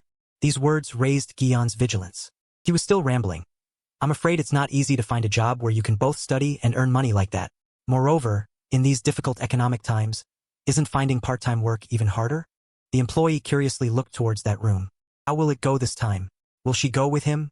Sure enough, today is the same. Ganchiop smiled and said, just wait here for a moment. Done. I'll talk to the director and come right back. Gi-yeon hesitated and said yes. The employee guessed silently. Whoever isn't pretty gets sent home, while the pretty ones get taken elsewhere. And as usual, payment is always in cash. For sure, this bastard is 100% guilty. Ganchiop took out his wallet and handed over a 5,001 note. Pay for me. The employee was certain, fiddling with his phone under the bar counter and thought, it's the type that kidnaps people for perverted acts. Should I report it to the police? No, if I get involved in something, my shop's image will be ruined. Kong Junemo, I just passed the civil service exam and am about to become a teacher. It could negatively affect my future career. When they left the shop, Kong Junemo smiled twistedly. Yes, come visit the shop again next time. Ganchiop looked at her. Let's go, done. Kim Gi-yeon nodded yes. Kong Junemo had a thought. Don't care, whatever, now everything has nothing to do with me because I don't lose anything, haha. The two of them walked out of the shop. A guy recognized her figure. Shocked, he turned his face and muttered, done. The scene shifted to a place with dim streetlights. Ganchiop still smiled fake ly. This is the multi-purpose game room where Gi-yeon will work in the coming time. Gi-yeon sighed silently. This is... Ganchiop pointed at the red door with a number on it. Just go into room number 3 over there and rest comfortably. Gi-yeon was silent for a while. She gathered her courage to speak to him. Manager, may I please go to the restroom? Ganchiop hesitated. Ah, the restroom? He rudely snatched her phone away. Then can you give me your phone? Gi-yeon's hands trembled. Why my phone? Ganchiop smiled savagely. Gi-yeon. I'm afraid you'll run away, haha. Gi-yeon knew she had been tricked but still tried to find a way to escape. What do you mean run away? Why would I have to run away? Ganchiop was too lazy to act anymore. He took off his glasses and threatened. Hey you insolent brat. You should have reported it to the police earlier. Haha. I just have a name that sounds like a spy. But I'm not a spy, Ganchiop, 24 years old, a predator. Sejong appeared and greeted. Our predator caught a big catch today. Haha.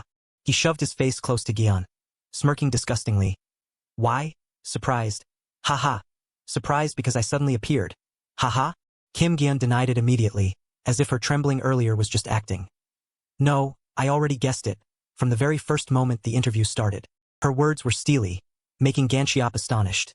Your body already reeks of the cheap perfume that Sejong often uses. Saying that, she held up her recorder. Yes, it really was an act that was both naive and self-destructive, and I have recorded the entire conversation until now. Sejong, you're done for. He still nonchalantly put his hands in his pockets without doing anything. Then he covered his mouth, suppressing extreme laughter. Hey you empty-headed idiot, do you think you'll leave this place on your own 2 feet? An said loudly, tense. Who said I came alone? A fire extinguisher flew in. The head of the extinguisher struck straight into Sejong's forehead, making him frown, unable to block the blow. There. Sejong touched his head full of blood and cursed angrily. Damn it, what the hell, who dares? Junman walked in proudly and asked her, Gi-yeon, are you okay? She shouts it. Junman. She faced this hero who had just appeared, saying in shock, Gee Junman, what are you doing? It's very dangerous here. Junman pushed his glasses, firing armor. Earlier at the cafe, I saw Gi-yeon leave with a strange guy, which triggered my tracking instinct. Gi-yeon realized, Junman, do you study here too? Junman, Baho, it's true that for the entrance exam to the comics department, practice is very important, but school grades are no less important. Therefore, besides my excellent ability, I still don't forget to maintain my study spirit. Gi-yeon interrupted, both talking like they were in an empty place.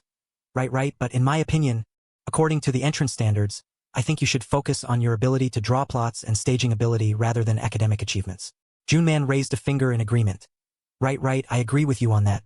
Seong was annoyed at being ignored. What the hell is this? You idiots? He swung his fist with blue veins clearly visible on his face. Have they all lost their minds? I must beat them up to wake them up. Another fire extinguisher flew in from outside. Sejong was struck painfully. You bastard, lazy enough to copy-paste 54 panels of the story and still dare to... He touched his forehead blankly and looked out. What the hell? Damn it. Why is he here? Kim Gi-yeon's eyes looked towards him. He also threw a cold, sharp look in that direction. A few days ago, Kim Gi-yeon and Jae-ha met on the stairs. Why did you call me out to meet again? Jae-ha put his hands in his pockets and replied calmly. Sejong has been kicked out of the Tiger Gang. Now that he's free from the Tiger Gang's control, it's highly likely he'll become even more insane than before. And his next target is you, Kim Gi-yeon. Give me your phone, this is my number. If anything happens, contact me. Kim Gi-yeon said worriedly. Hey, but why are you helping me? Jae-ha bowed his head in silence for a moment. Then said, you don't need to know that. If Sejong shows any unusual behavior, just call and report it to me immediately. During the interview earlier, when Gi-yeon picked up her phone, she was texting Jae-ha. She texted, I just met a suspicious person. It seems he's related to Sejong. The other person, noted as Jae-ha, said, every time you move, remember to send me your location. Sejong laughed crazily. Damn it, but actually that's even better. Jae-ha, you appeared at the right time, you bastard. I've been waiting for the day to beat you for a long time. Damn, I didn't expect that day to be today. Brothers, where are you? After speaking, a group of thugs holding clubs came out. Everyone's expression was not easy to mess with. Sejong said, even if you are a boxing genius, can you fight these thugs all by yourself? Sejong quickly raised his phone and snapped a picture. I'll take a picture for you. Rest in peace. Jae-ho called, hey you men. He replied, oh Jae-ha. His words made him shocked and angry. From now on, you are Kim Gi-yeon's shield. Junman asked back in fear. What? Jae-ha said slowly. If anyone attacks you and escapes my sight, you need to stop that bastard from touching gun. But of course, Jae-ha raised his hands into a ready stance. That's definitely not going to happen. This whole bunch is just a bunch of losers. I'll take care of all of them. Not a single one will be left. Junman what's its Tim, sweating bullets. The battle between real thugs and a high school student officially began. But he is a professional athlete, the current boxing champion. No, even if he is a professional athlete or even the current boxing champion, he is still Jae-ha. And just as expected, 10 minutes later, despite being covered head to toe, the fresh blood of those small fry still splattered onto Jae-ha's face.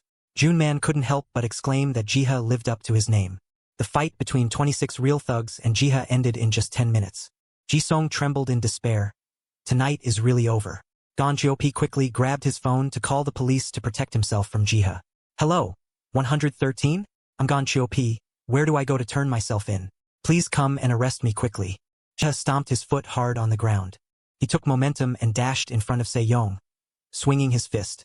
Sejong, you bastard. Sejong sobeth. Eek.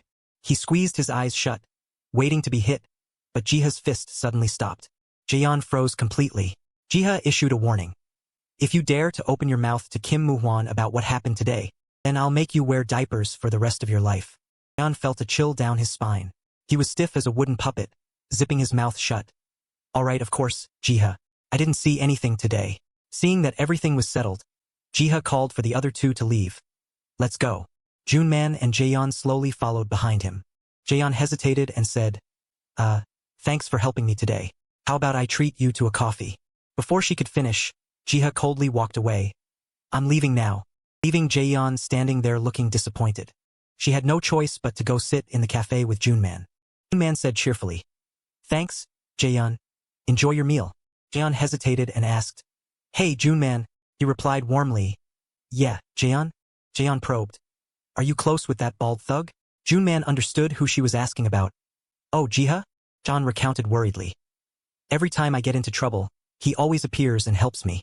But for some reason, I have a feeling the reason he helps me isn't because of me, but because of you, Junman. Junman went quiet, and after a moment, he spoke up. 5 years ago, at the beginning of the first semester when I just entered middle school, at that time my only friend was comics. Junman was reading comics intently. He wiped away tears, moved, burning everything away, burning in one color, It's amazing. Ashita no Joe is truly a masterpiece no matter how many times I watch it. It's good. At this time, you were still Junman, 14 years old, a first-year student at Dong-seo Middle School. Jiha, 14 years old, in the same class, asked Junman. How bright and youthful he was at that time. Do you like boxing too? Jiha smiled and said to Junman. If you want to see real boxing, stop by our gym and check it out. It's very interesting in a way that's very different from watching it in comics. That was the first time I knew Jiha, and also the first time I had a friend. That afternoon, they went to Jiha's boxing gym. Jiha said, "Good work, uncle." The uncle praised him. "Yeah, Jiha, you punched well today." Jiha wiped his sweat and asked, "Hey Junman, how was the sparring session?" Junman sat on the chair, praising him endlessly. "Oh Jiha, I didn't expect your movements to be that fast. A professional comic artist, I've already sketched your entire movement sequence in my sketchbook." Jiha looked at the scribbles on the paper and was speechless. "This is me?" Junman's drawing skills were still super bad back then. Junman curiously rubbed his chin. "Hey Jiha, I've been wondering for a while. Who is the person in that photo? I don't know why, but I feel an unusual aura radiating from him. Or is it just me?" That photo was of a muscular man wearing gloves. Jiha replied, "Oh, that's the former coach of our gym, also my father, he passed away." Jiha's late father, when he was alive, was an extremely famous boxer. Jiha's father, the first person in Asian history to become a world featherweight boxing champion. Jiha confided, "Currently, I'm still inexperienced, but if I keep trying non-stop, who knows, one day, I will also become a world boxing champion like my dad. That's been my dream for a long time." Junman excitedly cheered. "Oh, then I also have to give my all to become the best comic artist in the world." Jiha laughed it off. "Yeah, but to do that you have to try really, really hard, haha." The old door opened, and Muhwan greeted. "Yo Jiha, you're here early?" Jiha replied, "You're here?" Muhwan, he is Muhwan, also a first-year student at Dong-seo Middle School. Jiha put his hand on Junman's shoulder. "Get to know each other. This is Junman, my classmate." Muhwen replied, "Oh he Junman, I'm Muhwen." Junman hugged his books and said, Just call me Junman." As soon as Muhwan arrived, he took out red gloves and challenged him to a solo. "Hey Jiha, wanna spar with me?" Jiha refused. "I just sparred with Uncle Yusik. I'm completely out of energy." Muhwan didn't force him. Okay. Jiha and Muhwan were both promising boxing athletes in our middle school area, and also friendly rivals to each other. From then on, the three of us gradually became close friends. Junman clasped his hands together, looking at the two young boxers in front of him, and asked seriously, "Hey, what is this? You want me to eat this whole tray of food by myself?" Just said, "As for me, I don't have an appetite." Muhwan answered honestly, "I'm eating according to my menu." Junman looked at the three identical food trays and yelled, "Then don't take the meal portions in the first place. No wonder I'm the only one always getting fat." The two of them advised him, "That's why, Junman, you should exercise with us too." Junman immediately turned into a glutton, burying his head in eating. "Enjoy your meal. We almost always ate lunch together. And after school, we'd drag each other to play games." Junman complained again. "Seriously? Hey, you guys ordered 3 more bowls of noodles while no one is eating, what's up with that?" The other two answered exactly like last time. Jiha said, "I don't have an appetite." Muhwan as well. "I'm eating according to my diet." Junman was speechless. On weekends we'd meet up to hang out, and the answer was still unchanged. Junman looked at the fast food piled on the table and speculated, "Hey, are you guys trying to raise me? Thanks for watching the video." The conversation repeated just like before. The two of them advised him, "That's why, Junman, you should exercise with us too." Junman ate immediately, "Enjoy your meal." And so the three of us always stuck together, spending happy times without lacking anything. No, more accurately, never lacking food, it seems. But most of that time, we all gathered at Jiha's boxing gym, considering it our secret base.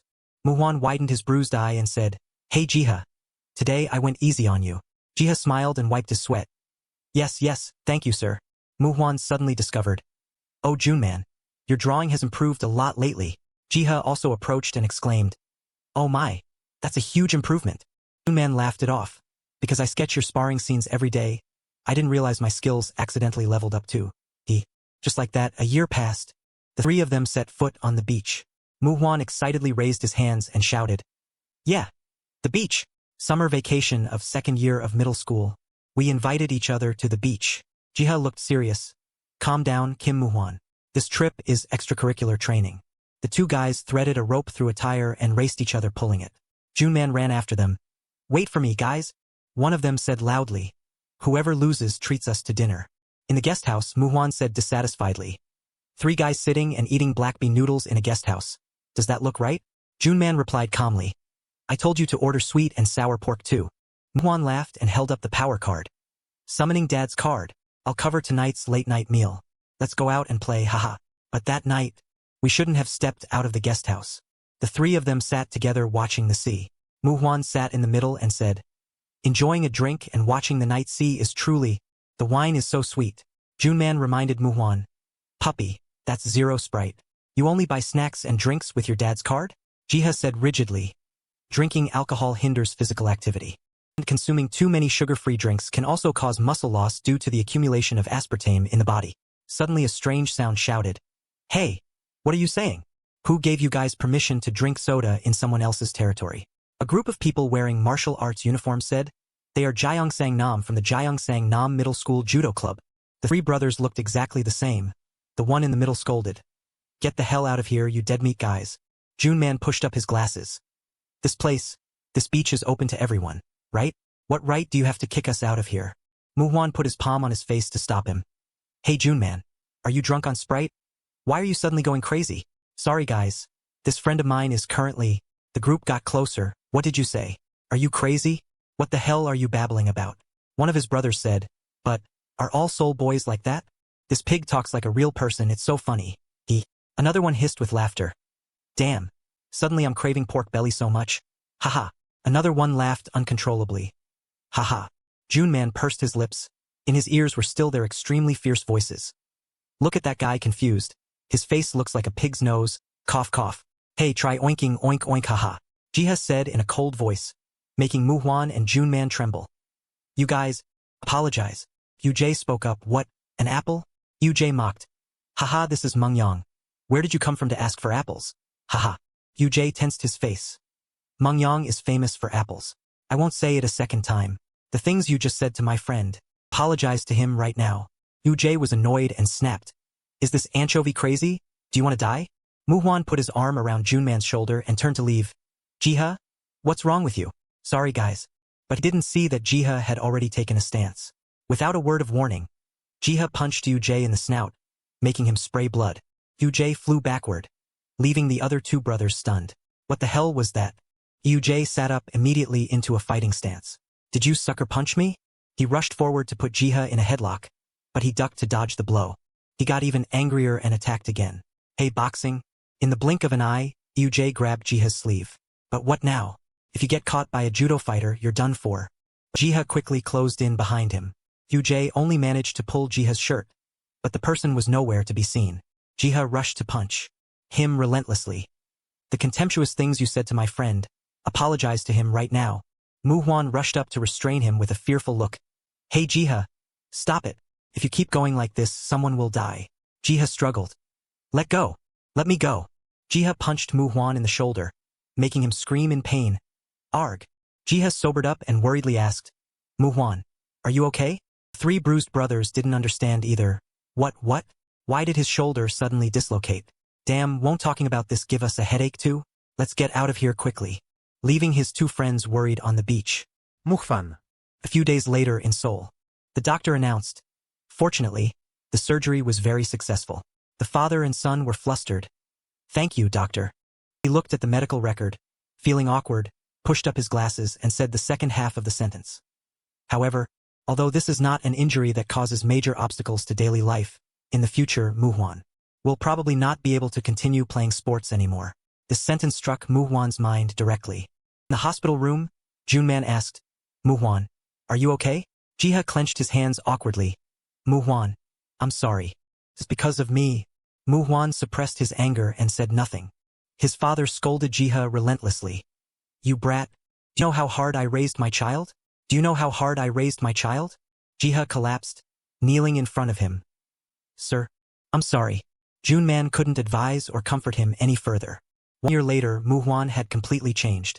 Muhuan, 16 years old, in his 3rd year at Dongseo Middle School. He stood high and mighty, surprisingly holding an envelope full of money from another weak student. Wow, this guy lies like he breathes, huh? The kid who said he had no money in his pocket actually has 3 million won here. Muhuan had joined a bully gang. They would go in groups and bully weaker students. That student had tears and snot streaming down, clasping his hands desperately, begging, "That's my mother's hospital fee. Please, please let me go just this once." Muhuan didn't care about him, muttering, each 101 bill is one. How many are there in total? Ugh, calculating is so annoying. Haha. Muhuan called, "Jiha." Jiha replied blankly, "Huh?" And Jiha was always by his side. Muhuan ordered, "You know how to teach this kid a lesson yourself." Jiha hated this kind of thuggery. Muhuan mocked, "What, you don't like it? For an elite athlete, is this request too rude, haha." I don't know if it's because of the guilt and regret of having ruined Muhuan's right arm, but he volunteered to become Muhuan's right-hand man. Jiha struck without mercy, despite the poor student pleading, "Please, cough, please I beg you." Back to the present. Jeon finally realized. "So that's what happened? You must have been very tired lately, Junman." Junman's expression was a bit reluctant. "I'm fine, but..." Oh, Jeon, it's already that time. It's very late. I have to go home right away." Jeon laughed it off. "Alright." Jeon walked alongside Junman. "We're at my place. Thanks for running to save me today, and for walking me all the way home." Junman put on an act, huffing twice. "Is this the fate of someone like me?" Jeon, go inside. Jaeon suddenly realized. "But Junman, where's your bag?" Junman snapped to attention and shouted. "I was in such a rush to save Jeon that I left it at the shop." Jeon sighed helplessly. "Let's go find it together, Junman." Jeon and he arrived at the shop from earlier. She asked in confusion. "It's closed already?" Junman noticed. "It looks like the lights are on inside, and the door isn't locked either." The two of them cracked the door and looked inside. That's the contract teacher over there. Inside the restaurant, a large table sat in the center, and the people around it were raising glasses to toast each other. Someone sitting next to Seo Young turned and asked, "Hey, are we allowed to close the cafe and hold a class reunion like this?" She turned and replied, her voice calm as if nothing were wrong. "It's Kong Junemo's mother's shop after all. The building is also registered under Kong Junemo's name by his parents." Whispers broke out around the main character of the party. "I'm so jealous. Kong Junemo is already rich, and now he's passed that difficult civil service exam. Are we gathering today to congratulate Kong Junemo on becoming a teacher? He was already very smart back in school. Once you're in a different league, you stay in that league forever, huh?" The attention suddenly shifted to the most obscure person at the table. But didn't Ganrei say she was preparing for the exam too? Two people opposite her started spewing contemptuous words at her. "Hey, don't you know that nerds in school are still nerds in society?" Seo Young added. "She's still studying for the exam and is only a contract teacher. Oh my god, her name is Ganrei, but her whole life is just a temporary contract. So pathetic." Someone spoke up to draw the table's attention back. "Hey Junemo, everyone gathered today to celebrate you. Say something." Then a chorus of voices followed. "That's right. Let's have our Junemo make a toast." Junemo coughed slightly to signal everyone to quiet down. He raised his glass. "Whether back in school or now, I'm always grateful to you all. It's on me today. Drink as much as you like." The whole table raised their glasses in response. "Teacher Junemo is so cool, he's so confident. You love him, right? Junemo is the best. Zaha is the best. Zaha, Minji, is that your friend?" With champagne in hand, she said sarcastically, "Hey, but does it smell weird in here?" The person next to her didn't get the hint and turned to joke. "Don't say something ridiculous like it smells like your heart burning for Kong Junemo." A few others chimed in. "That's right. The person who said she'd never marry again wants to marry after seeing Kong Junemo?"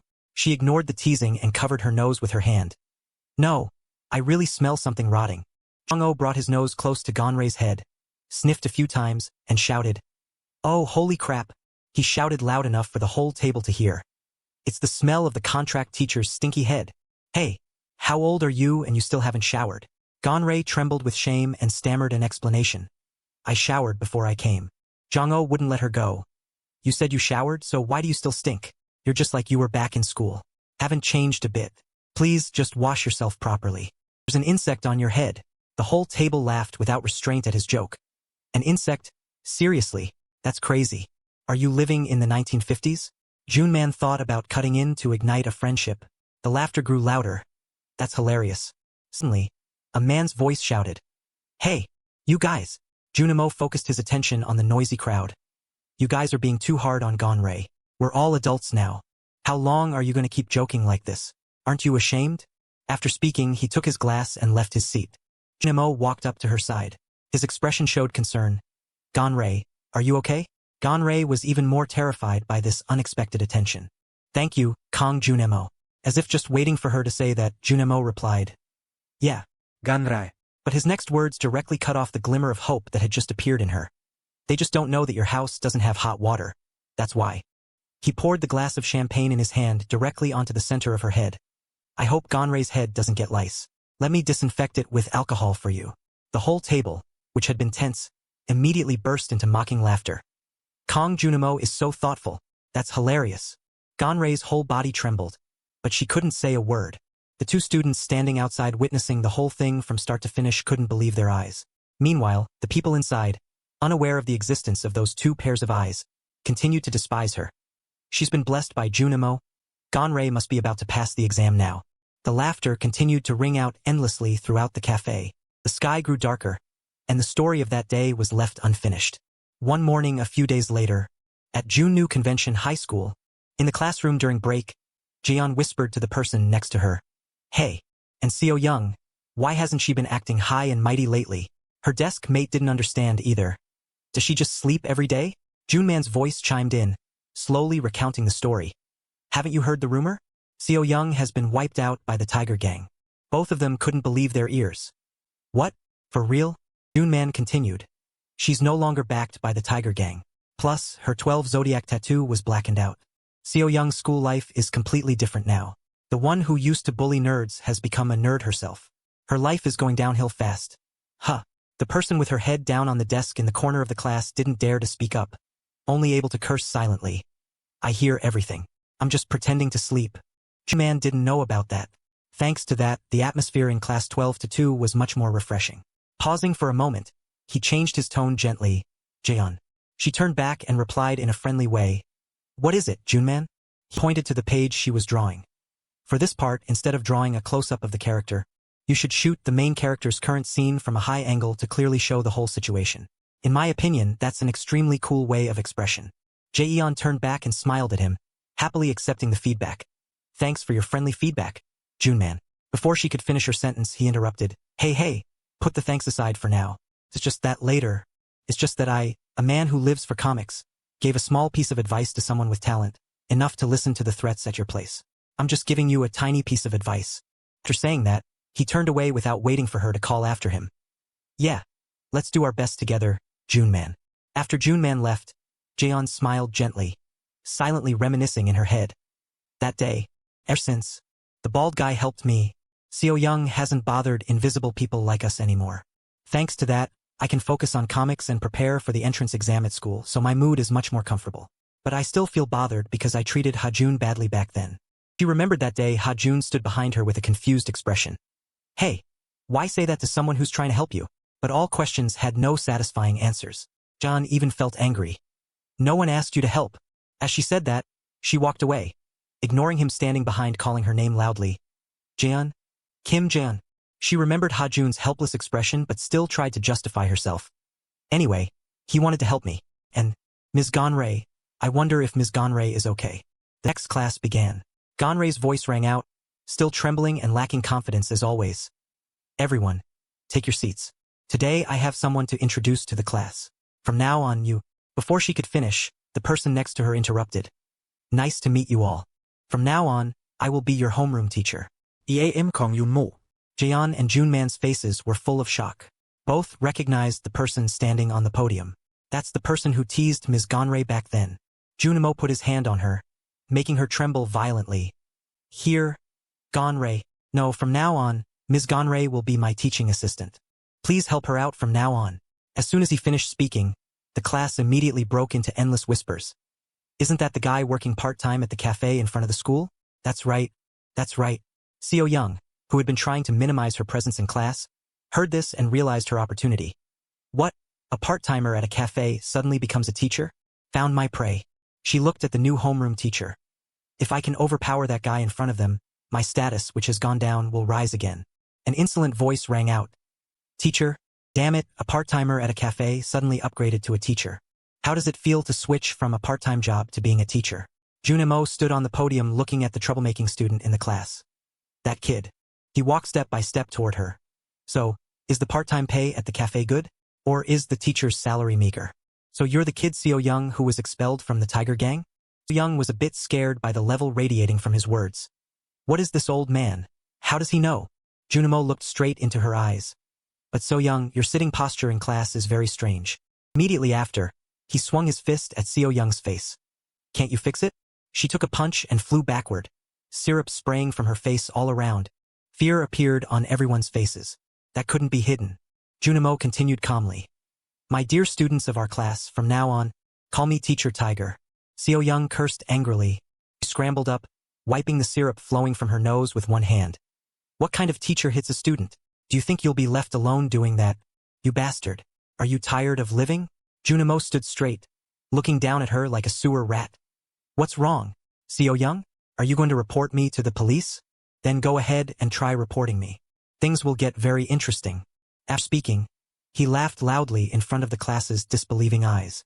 Even Seo Young couldn't understand the actions of the person in front of her. What's wrong with this guy? Is he really a teacher? Why is he so arrogant? Junimo didn't hesitate to continue speaking as if reading every student's thoughts. Seo Young, surely now. Is he really a teacher? Why is he so arrogant? You're thinking that, right? Junimo silently despised the person kneeling on the ground and that high school. School is indeed a predictable place. There's nothing easier than dealing with thugs for Kong Junimo, who has ruled this school like a king. Flashback appeared in his mind. First, a few days ago, I had to determine the actual situation of this school. Of course, I've already investigated everything. On the school rooftop, an uneven martial arts friendly match was taking place. Screams mixed with please. Sorry, please. The student, covered in injuries and unrecognizable, knelt on the ground looking at the boss in front. Please spare me. The person standing opposite held a wooden stick with many nails attached. You snot-nosed brat. What grade are you in to? Jinyu held the phone in front of the student. You dare to do business in the Tiger Gang's territory without permission? From behind him, someone approached. Muhuan, how should we deal with this guy? The guy in the student uniform walked up calmly, appearing thoughtful. What should we do? As a senior, not wanting to manage the juniors here is quite sad. Also extremely angry, to the point of wanting to throw you off this rooftop right now. The student could only tremble, kneeling on the ground, trying to beg. I really know I was wrong. Please, spare me just this once. From now on I will. A strange voice rang out unexpectedly. Hey! Junimo didn't know when he had stood behind them. So you're Kim Muhuan, the boss of the Tiger Gang? He turned around to look at the person behind, his expression still maintaining the I'm the best look. Who might you be? Junimo replied calmly. I was just appointed as the homeroom teacher of class 2 to 53. He placed the stick on his shoulder, emphasizing each word. Teacher Kong Junimo. The thugs heard this and didn't hesitate to mock. Oh, so it's a teacher. Where are you guys? Come here and greet our beloved teacher. We respectfully greet you, teacher. They all bowed in unison, appearing respectful, while we were beating him up. Now we'll be scolded by this teacher for beating up a classmate. They all scratched their heads and laughed mockingly. Dragged to the disciplinary committee, are we all done for? Maybe we'll even have to go to jail. What should we do? Teacher, I'm so scared. So scared. Please spare us this once, I beg you. Junimo seemed to be provoked by that bunch of troublemakers. Veins starting to bulge. You guys have too many tricks. What's the real reason that brought me to this rooftop?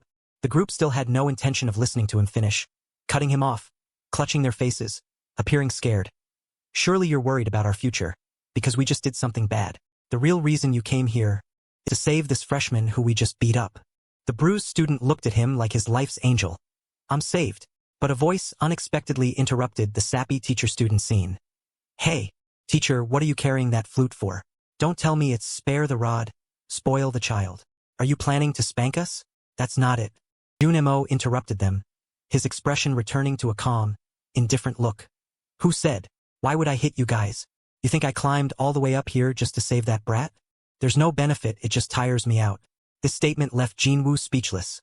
What the hell? Junimo continued explaining to the delinquents. Besides, I brought the flute just to enjoy music. How could a musical instrument be used to hit people? The more he spoke, the more he shattered their worldview of teachers. Is this guy crazy? Junimo kept rambling. Oh, but I heard Mugwang is the son of Education Commissioner Ki Tae-san, right? Hearing that, as if hit on a sore spot, he jumped up. So what? What are you planning to do? He acted like it was nothing, tossing the flute onto the ground. Well, suddenly reached out his hand toward him. I want to make a deal with you. From now on, I want to become the manager of school violence for the Tiger faction. Mugwank. Was speechless for a few seconds to process all that information. Immediately after, he spoke up very sensibly. You are Kong Jun Mo, aren't you? Interesting. Thanks for watching the video. The first class ended. The sky gradually turned towards evening. After school, noisy discussions erupted all over the schoolyard from students. Let's go home. Want to eat spicy rice cakes? No, going home to play games. Are you a loner? You're still playing those games these days? Jiyul was blending into the crowd walking home when she heard a loud shout. Jiyul. She turned back and saw a chubby guy running after her in a hurry. Hi Jiyul. Is something wrong? Why are you in such a rush? He raised his fist, showing determination. I've decided to go with you. Jiyul is like a comic book heroine. She will definitely be harassed on the way home. So, as a guy, shouldn't I go with you to protect you? She was a bit surprised but didn't refuse. Oh well, your house is near mine anyway. Let's go. Hearing that, Junman happily accepted the order. Great. The sky was getting darker and darker. The evening glow shining on the glass of the buildings created a very beautiful scene. Jiyul and Junman walked home together. He chatted with her as they walked. I'm worried that the new homeroom teacher will mess up the peace of our class again. Jiyul agreed with that opinion. Actually, when I saw him causing trouble with the contract teacher at the cafe, I also thought he wasn't a good person. Junman spoke up timidly. But Jiyul, I don't know if I can ask this. Do you, like anyone? Jiyul heard that and broke out in a cold sweat, full of fear. Suddenly, could it be? A confession? She stammered in reply. Actually, about that, Junman, you are a good friend. But if it's more than friendship, Junman didn't let her finish the sentence, quickly interrupting. Don't say it. Could Jiyul be planning to confess to me? Oh my god. Oh my god. Sorry, but this body has decided to be given only to the world of comics. I cannot accept Jiyul's sincere feelings. I hope you soon forget me and meet a better guy. She was speechless at her classmate's narcissism, forced to smile. Yeah, I just misunderstood. The two sat talking at a park near home. Junman spoke first. Lately, whenever I see you deep in thought, I wonder what worries are gnawing at you. Junman was sweating all over.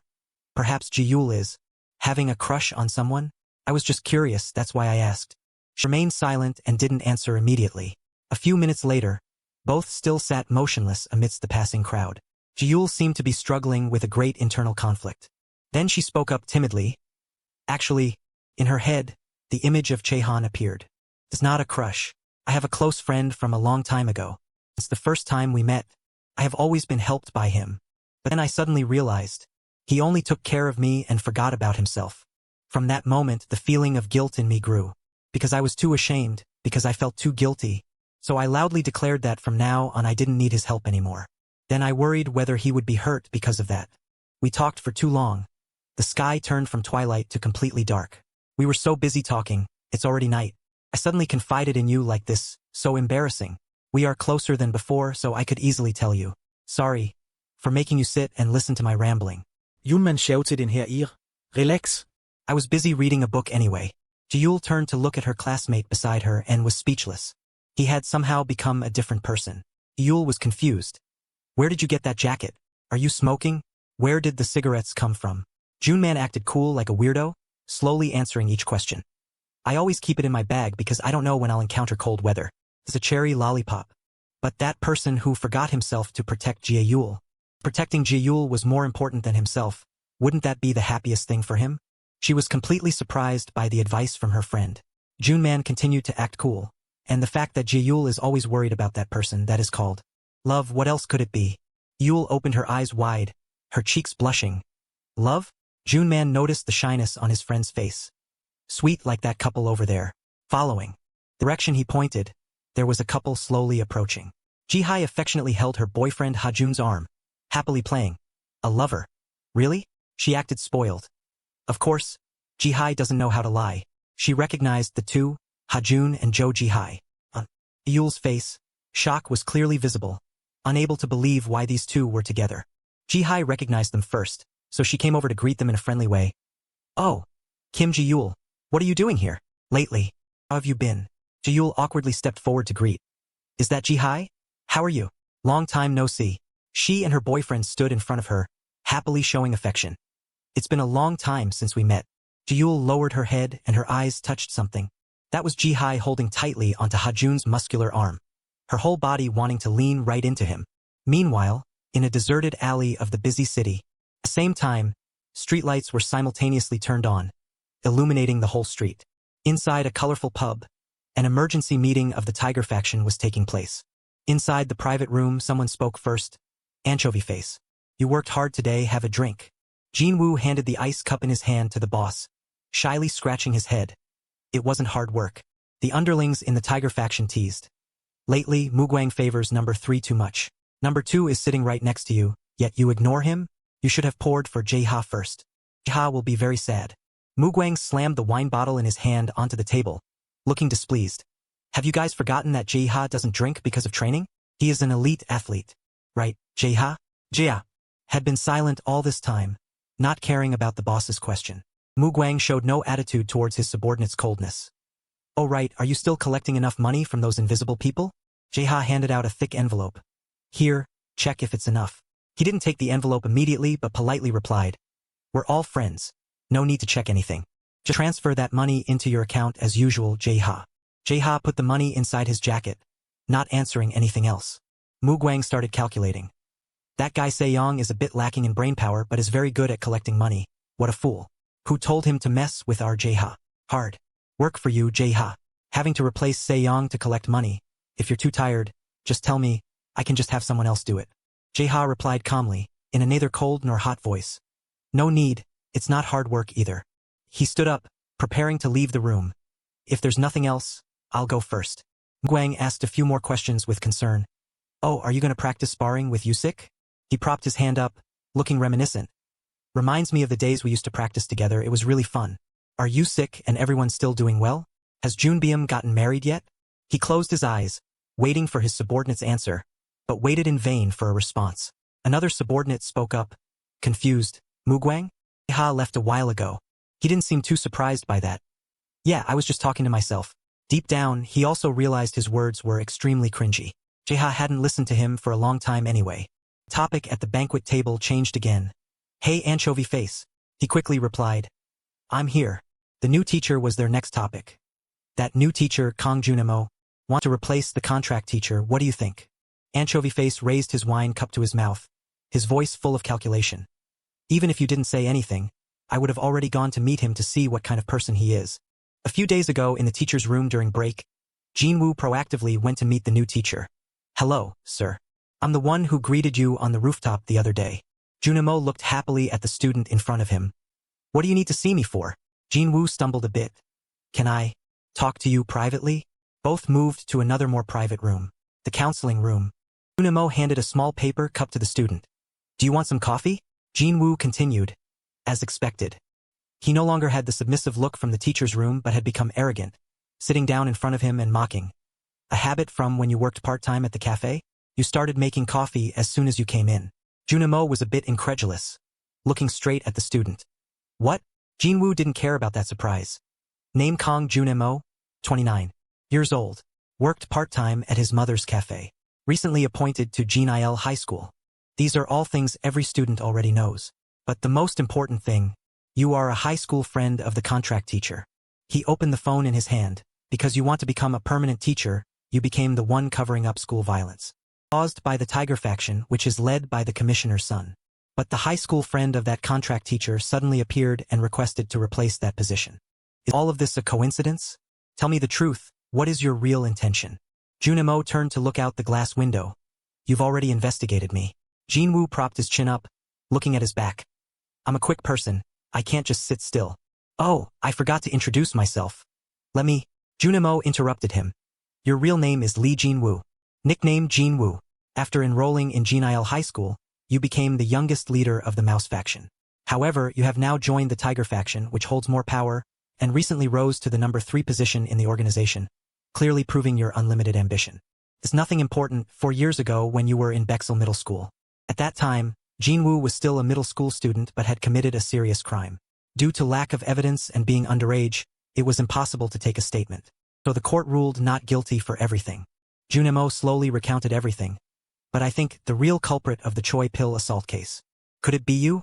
Jinwoo saw that the person in front of him knew everything about him, and a flash of fear appeared in his eyes. How could you? Junimo turned back and pointed at his head. I'm also a quick person, I can't just sit still. Ending the story in the teacher's room between himself and the teacher a few days ago, Jinwoo made an assessment. That contract teacher is not on the same level as Kong Junemo. He is quite smart. If we have someone like that helping us, it couldn't be better. Moreover, not only does he cover up violence for us, he also teaches us how to avoid legal trouble later on. Mugwang sat listening to the presentation from beginning to end and couldn't help but exclaim. Truly a model teacher. Jinwoo continued to assess. Maybe back in the day he was even worse than us. Currently, although he hasn't made any requests, even if he is a teacher helping students, there's still a bit of hesitation. Should still be cautious to avoid being preemptively struck. So this is a lecture. Kong Junemo, who is he? Thank you everyone for listening. The whole table praised him in unison, clapping. Muang couldn't help but praise his subordinate. Reward you with a good boy sticker. Well done, Jinwoo. Thanks to you, I've been sleeping much more peacefully lately. Jinwoo humbly accepted the compliment. It's all thanks to you. He stood up. So let's end the meeting here. I'll go first. I'll pay for everything today. You guys just play to the max. Immediately after, a series of flattery rang out. Mugwang is truly number one. I love Mugwang. Get home safely. Outside the pub, Jinwoo called him back. Mugwang. He turned around, confused, to look at number two. Jinwoo. Why aren't you staying to play? Why are you following me? Jinwoo stepped forward. Oh, about that. I have something private to talk to you about. He didn't understand what was going on. Looking at his subordinate. What is it? His face showed calculation. It's about Ziki's authority. On the other side of the city, at a cafe near Ziki's house. Whispers rang out. Hey, that girl. Isn't that the content creator Ziki? Can I get a blessing?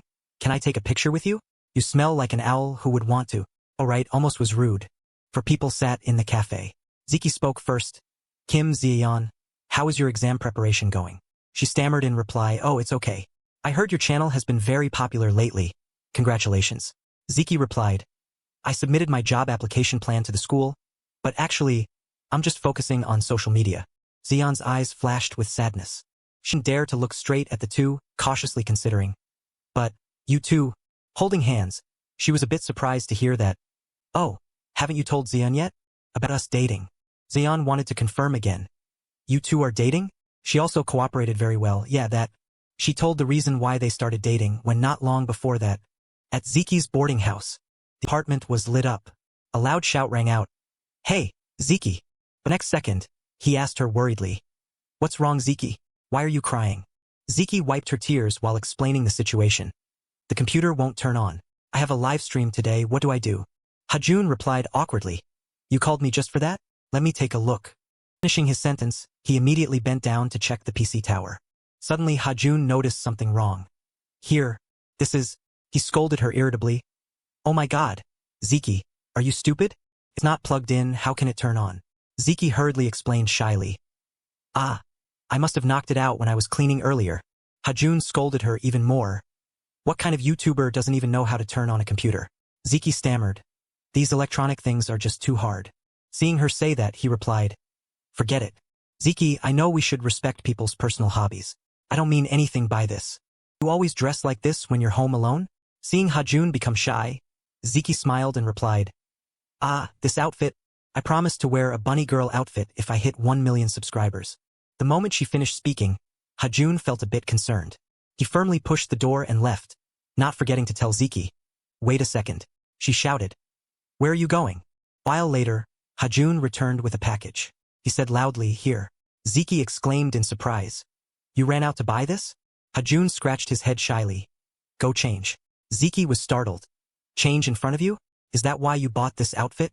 Leaving him speechless. Feeling the atmosphere getting weirder, Hajun turned to leave. I'm heading home. Have a fun stream. However, Ziki shouted. Wait. The stream is only 30 minutes. Wait for me to finish and let's talk. I have something to discuss with you. 30 minutes later, on the rooftop where Ziki lived, a voice called out to Hajun who was waiting. Sorry to keep you waiting. Ziki approached Hajun wearing the bunny pajamas. He asked, how was the broadcast? She replied, yeah, but it seems this isn't the bunny outfit my followers liked. They cursed and unsubscribed a lot. Hajun comforted her with a wry smile. No, not at all, I think it suits you. You might even have to wear it every day. At that time, even though it was late at night, the surrounding houses were still lit up. Hajun and Ziki were sitting next to each other. Hajun started, you're really hardworking. Have 1 million followers. But Ziki said sadly. Suddenly one day, both my dad and brother passed away. Then my mom left me too. There was a time I couldn't find any meaning in living. Days just passed by meaninglessly. Then I thought, what can I do? I didn't want to live a meaningless life anymore. Then I decided to become a YouTuber. Having fans helped me let go of the burden.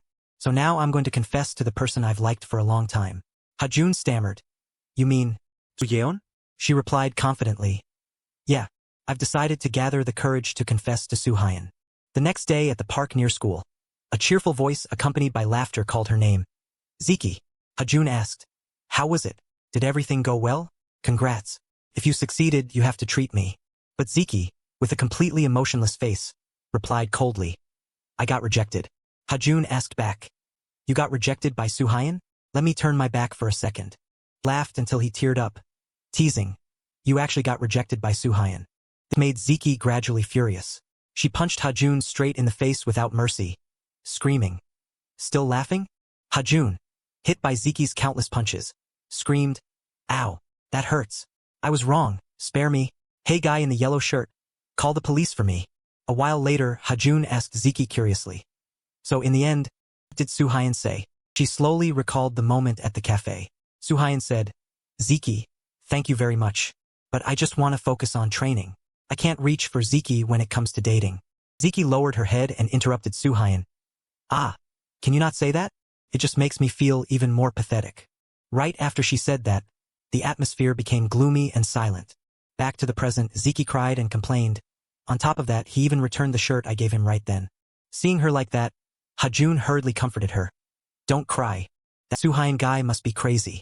Who in this world is better than Ziki? He really doesn't know what he has. Suddenly Ziki called his name. Hajun, he immediately answered. Yeah, she invited him. Want to go grab a drink with me? In the evening by the Riverside Road. Ziki spoke first. Hey Hoeun. He said softly, go ahead. She asked sadly. Don't you like anyone? Her unexpected question made him ponder for a moment. Then he replied calmly. Actually, there is someone I've secretly liked for a long time, but if I'm near them, I always put them in danger. Moreover, as he spoke, he recalled a late afternoon a few days ago. Oh, uncle. Hajun asked repeatedly. Choihan, long time no see. Is something wrong? You aren't possessing me either. Choihan's face looked unusual. He said, about that, seeing him like that, he asked curiously. Why are you making such a weird expression? Like you're about to go far away. Just when he didn't know what else to say, Choihan said firmly. From now on, for the safety of my daughter, I hope you can keep your distance from her. Hoeun was shocked. But Choihan didn't say anything else, just dropping one sentence. Sorry, I'm leaving. Seeing him turn and leave like that made Hajun feel confused. He immediately shouted, Uncle, uncle. And then he just stood there watching him walk away, ending the flashback. He told Ziki, anyway, there are many reasons, so I've given up now. I'm in 12th grade. I have to study for university entrance exams too. Ziki interrupted him. But Hajun, with your current grades, can you even get into any university? Hajun heard her ask that, feeling like she was provoking him.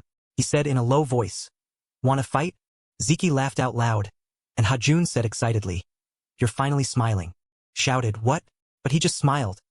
Nothing, just, keep smiling. I want you to be happy all the time. Ziki didn't say anything else, just stared at him intently. Hajun stood up and said, It's late. Let me take you home. She nodded. As soon as Ziki stood up, she couldn't stand steady, making Hajun reach out to hold her. Are you okay? She replied, I think I'm drunk. I don't think I can make it home today. After chatting for a while, Hajun stood up and said, It's late. Let me take you home. She nodded. As soon as Ziki stood up, she couldn't stand steady, making Hajun reach out to hold her. Are you okay? She replied, I think I'm drunk. I guess so. I don't think I can make it home today. But Hajun said coldly, Hey, Ziki? Ziki answered obediently. Yeah, Hoeun. Hajun grabbed the can she had just been drinking from, asking, this doesn't have alcohol in it. Who are you trying to fool? She smiled, You found out. While later, in front of Ziki's room, Hajun reminded her to go in. But Ziki said, Hey Hajun, you want to have a cup of coffee before you go? He nodded, Sure. Inside Ziki's room, Hajun held a cup of coffee and asked her, But Ziki, with your YouTube channel doing so well, isn't your income high? Have you never thought about moving to a better place? This area has steep stairs and it's dark at night. It seems dangerous for a girl living alone. You worked so hard to escape that cramped room. Why did you move back here? Ziki replied softly, It's just, then she remembered the image of him, helping her clean this room and said, because this house holds many memories. Besides, it's nice too. Hoyun exclaimed. What? She said, sitting on this platform and watching the view is nice. Isn't it? He agreed. It is beautiful. Oh, the view is really nice. Ziki smiled and shouted. Oh, I often hear people say it's beautiful. Hajun said, I'm leaving after finishing my coffee. Ziki told him, thanks, Hajun. He asked confusedly. What? She explained. For being with me today. Hajun smiled and responded. All right, cheer up. There are many men in the world. Besides Ziki, you're a good person. You'll definitely meet someone good. She smiled back at him. Yeah. He turned and left, not forgetting to wave goodbye. I'm heading home. Sleep well. She said, yeah, get home safe. Then she stared at him, thinking to herself, a good person. At that moment, the moon shone brightly in the night sky, and then it was replaced by the dazzling light of the sun. A few days later, in the weekend study hall, Hajun thought to himself in shock. Unbelievable. Today I memorized 2 English words in just 3 hours. At this rate, I might actually pass the university exam. Maybe I can even get into a school in Seoul. Suddenly, Ziki sent a message. Hajun, are you in the study hall? Come out for a bit. A while later on the school campus, Ziki asked him, is studying going well? You're even diligent on the weekend. Hajun gave a thumbs up. My studying has clearly improved lately. She smiled and praised. Oh, that's good. Then she asked him, Hajun, what major do you want to study later? He replied, I plan to study industrial design. Becoming a product designer is my dream. She exclaimed, that's cool. Then he suddenly remembered something and asked her, ah, but Ziki, why did you come here? Something must be up. Right after that, a tray of food was laid out. Hajun couldn't help but be startled. Ziki, did you make this yourself? You're this talented? It looks crazy good. Ziki smiled when praised. Hajun continued, thank you, I'll enjoy it.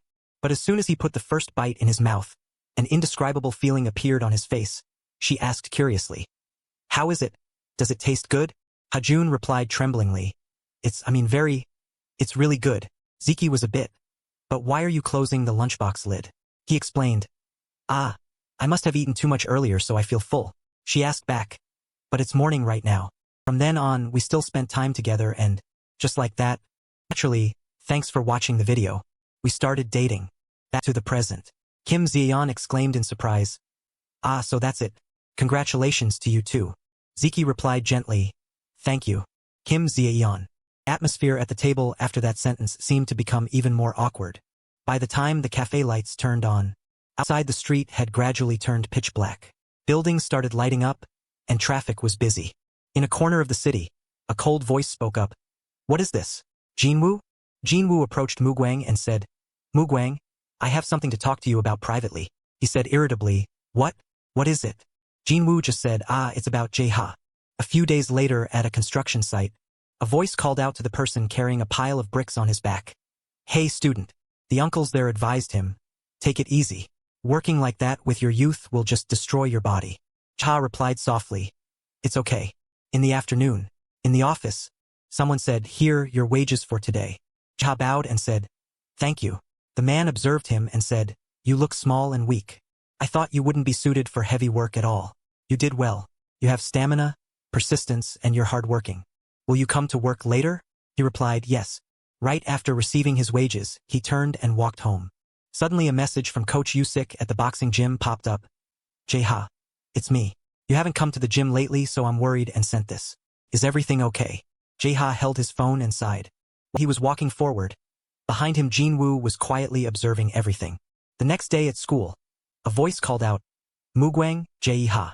Jae-ha took out a bag of money and said, here, the tribute money from the invisible person. Mugwang looked at the bag of money in Jae-ha's hand and praised. Oh, good work Jae-ha. I'll transfer the money to your account as usual. Off. Seeing him leave immediately, Jae-ha shouted loudly, hey, but Mugwang. He asked him, why do you always transfer the tribute money to my account? Mugwang explained coldly, that can be called an account under someone else's name, right? Jae-ha shouted in shock. What? Continued. In case something happens later, who knows if you'll stab me in the back. Shouldn't I take precautions like this? Then he laughed out loud. He didn't forget to remind Jae-ha. And lately you haven't been practicing boxing but went to work as a construction laborer. Jae-ha? Jaeha thought to himself in shock. How did he know that? He glared at him threateningly. Someone who only knows how to exercise like you suddenly needs a lot of money. Huh? Hey, do you need money to pay the tribute for Kim Zaeyeon? Just curious as a friend. Anyway, I'm off. Keep working hard. The moment Mugwang let that out, it ignited a fire of rage in Jaeha's heart. That evening, at Jaeyeon's house, Jaeyeon opened her eyes wide, staring at her phone screen. Jaeha sent her a message. I'm in front of your house. Come out. Jaeyeon asked cautiously. Hey, why did you tell me to come out? Jaeha didn't hesitate. Kim Jaeyeon, date me. Jaeyeon was shocked. What are you saying? Why are you suddenly asking me to date? He replied, the plan has changed. Muang found out I was paying protection money for the invisible girl, in your place. From now on, the only way for the Tiger faction not to touch you is, and they both remembered what was said before, fake dating. If you say you're my girlfriend and what I'm doing is just to protect you, then everything will make sense. It's the only way for both of us to survive. Jaeyeon asked with a confused expression. But why do you keep staying in that Tiger faction? Honestly, I don't think you're like those thugs at all. Hearing that, Jaeha's eyes flashed with sadness. He pondered, recalling the past. He recounted. I owed Mugwang back then. At that time, Mugwang stood up to stop him, but he angrily shouted. Let go. Damn it. Just as they were struggling, Jaeha accidentally injured Mugwang. Then the doctor informed them. Perhaps Mugwang won't be able to play sports anymore. Jaeha turned to blame himself. An unforgivable debt. Besides, the reason I can still continue boxing is thanks to sponsorship from Mugwang's father, Director Kim. In the flashback, Jaeha told her. You also want to get through high school peacefully and go to college, right? Anyway, the way I just said is the best option. From now on, in front of others, just pretend to be my girlfriend. Saying that, he turned and left, not forgetting to tell her. That's it. Meanwhile, Jaeyeon's eyes widened. Watching his back as he left, her heart filled with chaotic thoughts. A few days later, morning at school, a few whispers echoed in the class. Hey guys, have you heard the news? What news? I'm dying of curiosity.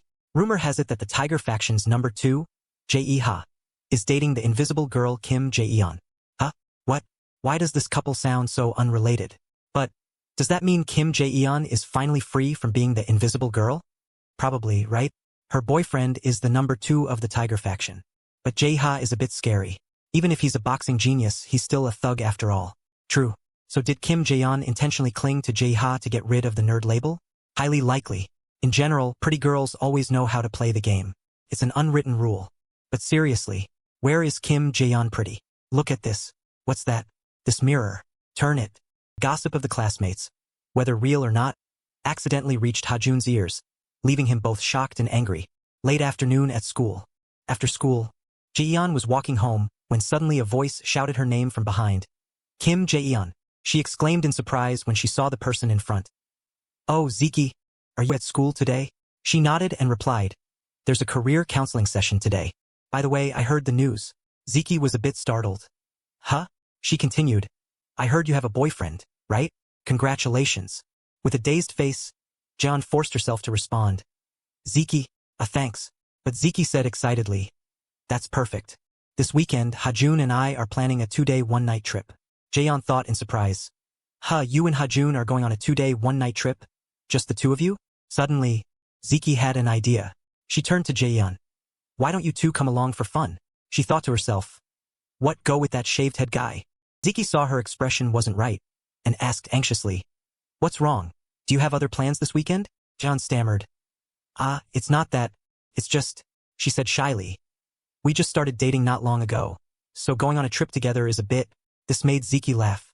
She patted Jaeyeon on the shoulder. Oh, come on. Still in the shy and embarrassed stage? Then she pondered. If you're shy about going as a couple, why not invite that friend who usually hangs out with you, the one we met at the cafe? What's his name? Something? Jaeyeon laughed and said. Junman? Junman sounds like a swear word. Doesn't it? Jaeyeon exclaimed. Right. Yumen. If he comes along, it'll be less awkward, right? If Hajun and I go alone, I'd still be a bit shy. Let's go together. Okay, please. Jaeyeon said awkwardly. Let me try asking my boyfriend first.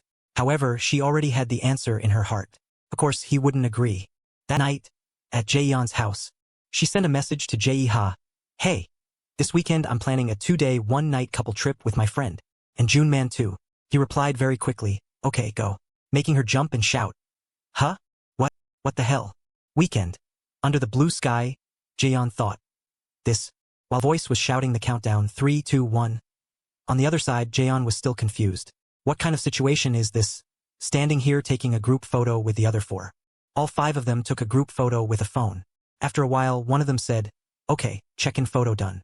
Now let's go back to the room, unpack and party." A while later, bright sunlight shone across the forest. Jaeon looked ahead with dazed eyes. She thought, this is Hajun, the one I have a crush on. And Hajun's girlfriend is also my close friend, Ziki. And that shaved-head thug, not long ago he wanted to kill Hajun. Now he's pretending to be my boyfriend. It's all because of the Tiger faction. And Junman, who used to be close friends with the shaved-head guy but isn't anymore. This combination going on a trip together feels so wrong. Plus it's a group trip with a dress code too, white t-shirt and jeans. In just a moment, the group arrived at the homestay. Everyone cheered. "We're here. So hungry. Let's unpack and eat right away." Suddenly, someone took out a rope. Hajun looked at Jaeha holding out the rope towards him, making him dazed. "What's that?" And then both remembered the time before when Jaeha was grabbed tightly by the rope around his neck. Even so, he still tried to throw a punch forward, making him shout, "What the hell? You're just diving in? You don't care about being choked or anything." The two of them fought like that in the empty alley. After a while, Hajun ran away. Jaeha shouted, "Hey, are you trying to run away?" He only replied with a few words, "I'm going to school." Returning to the present, Jaeha spoke first. "Sorry for the misunderstanding last time." And he left after handing Hajun the rope. He silently watched him walk away without saying a word. At night, when the moon was high, the group went for a walk after dinner. Ziki was hugging Hajun's arm, happily exclaiming, "Oh, I love this. The night sea under the moonlight, the sound of waves, the smell of the sea, everything is wonderful." Suddenly Ziki curiously asked Jaeon, "But something isn't right, is it?" She opened her eyes wide. "What?" Ziki explained, "In manga, usually whenever people go out, there's always a bunch of thugs coming to pick a fight." Jaeon nodded. "Yeah, it's been too quiet, so here we are." Just as she finished, suddenly 2 fierce-looking guys blocked their path and said, "Hey students, on nights like this, when walking on the beach and feeling lonely, then we—" But before they could finish their sentence, they received 2 punches. The face sending them flying. With just 1 punch, both fell backward, knocked out on the ground. That was the unparalleled power from Hajun and Jaeha's punches. But a cold voice rang out, "Hey, firework guys here. Enjoy romantic moments by the night sea with your lover and friends. Love fireworks, only 5,001. A young man with a sign hanging in front of his chest whimpered and complained, "Why did you hit us? We just came to sell fireworks." Realizing they had misunderstood them, both Hajun and Jaeha exclaimed, "Oh no!" Both Hajun and the shaved-head guy hurriedly bowed in unison. "Sorry, we didn't know you were selling fireworks, so we acted thoughtlessly." The other side also bowed back to apologize. "It's our fault. We appeared like that, easily causing misunderstanding." Both sides apologized back and forth. "It's not that. It's because we didn't understand the situation before acting. No, it's because we look fierce by nature. Sincerely sorry." A while later, Jihi shouted angrily, "Hey Hajun!" She and Jaeon scolded. "Why is the photo so shaky? What is this?" Ji kept complaining. "I said to take a picture of the fireworks in a heart shape." Hajun scratched his head awkwardly. "Well, that's harder than I thought. Let me try taking it again." So the 2 friends got into the frame and posed for him to take the shot. But Hajun was scolded again. "What is this? Hoeyun? From now on, don't take pictures anymore." The shaved-head guy and Chunman were attracted by the attention. So they turned. "Hajun is having a hard time." He smiled foolishly. "Jaeha, sitting on the sand like this, looking out at the sea, I suddenly missed the old days. Memories appeared back when we were in middle school." The shaved-head guy smiled awkwardly. Mugwang smiled confidently. Chunman happily ate fast food. The 3 of them back then, they also stood watching the sea unconsciously. How happy it was. Those memories gradually faded away. Scene quickly returned to reality. The shaved-head guy dreamed dazed. If only Mugwang were here right now, how good it would be. Chunman nodded and smiled. If he were here, it would be fun. The shaved-head guy immediately became serious. "Chunman, are you stupid?" He glared as if with 1,000-year hatred. "That bastard Mugwang." The shaved-head guy recounted. "He turned you into an invisible person. He continued to recall old memories. He looked down on you, beat you, and stole your money." The shaved-head guy frowned, extremely angry. "Being bullied to that extent, and you can still say such nonsense?" Chunman unconsciously thought positively. Maybe Mugwang had a reason for doing that. He was visibly frustrated. Damn it, that bastard. The shaved head guy suddenly looked down. Dazed. I have a bad feeling. Chunman turned to ask. What's wrong? He quickly explained. Maybe after this trip, when we return to Seoul. The next sentence made him freeze. Mugwang will get rid of me. The sea waves crashed harder and harder. Jihi awkwardly held her face. I think I left my phone in the room. Hajun quickly suggested. Jihi, let me go back and get it for you. She ran off immediately. No need, I run fast, I'll be back in a flash. Both Hajun and Jaeyeon were silent, saying nothing. Both stared in confusion, watching their friend. Jaeyeon suddenly spoke up. By the way, are you and Jihi okay? Hajun nodded awkwardly and asked back. Is Jaeha treating you well? He confirmed seriously. He belongs to the tiger faction of the 12 zodiacs. Is he pretending to date you? To play tricks and make things difficult for you? Jaeyeon shook her head. It's not like that. She smiled lightly, looking at the ground. Jaeha isn't as bad as you think. He treats me well. That's good then. She quickly spoke up. Hey Hajun. Jaeyeon recalled the past. At that time, please, stop Hajun. He looked up, startled and confused, while she continued. Please don't do that for me. Who told you to do that? Hajun was bewildered, not understanding. Hey, I just wanted to help. Why are you saying that? Jaeyeon walked away angrily. Who asked for your help? So Hajun called out in vain. Hey Jaeyeon. Kim Yaejin. She sadly lowered her head. Sorry for getting angry. I really didn't mean it. Hoeun smiled gently. It's okay. He closed his eyes happily, though slightly embarrassed. Friends don't need to apologize to each other. Jaeyeon was also embarrassed and didn't dare say anything more. She sadly looked up. Yeah, we're friends. He appeared from somewhere, making both of them shout. You scared me. She crossed her arms uncomfortably and questioned. What? Are you two bad-mouthing me? Why do you look so serious? Hajun immediately changed the subject. Jihi, you run really fast. She boasted carelessly. In middle school, I was called Isenbon. A few days later, they returned to Seoul. The House of Education Director Taesan. The shaved head guy reported confidently. I'm here. Taesan greeted him happily. Yeah, is that Jaeha? The shaved head guy asked coldly. Mugwang isn't home either. Why did you call me here at this hour? He hesitated and nodded. Jaeha. Wait for me a moment. Taesan focused seriously on playing golf. He swung the club decisively. The ball quickly flew close to the target hole. Shaved head guy sighed sadly. What a pity. If it had gone a bit further, it would have gone into the hole. Taesan spoke up.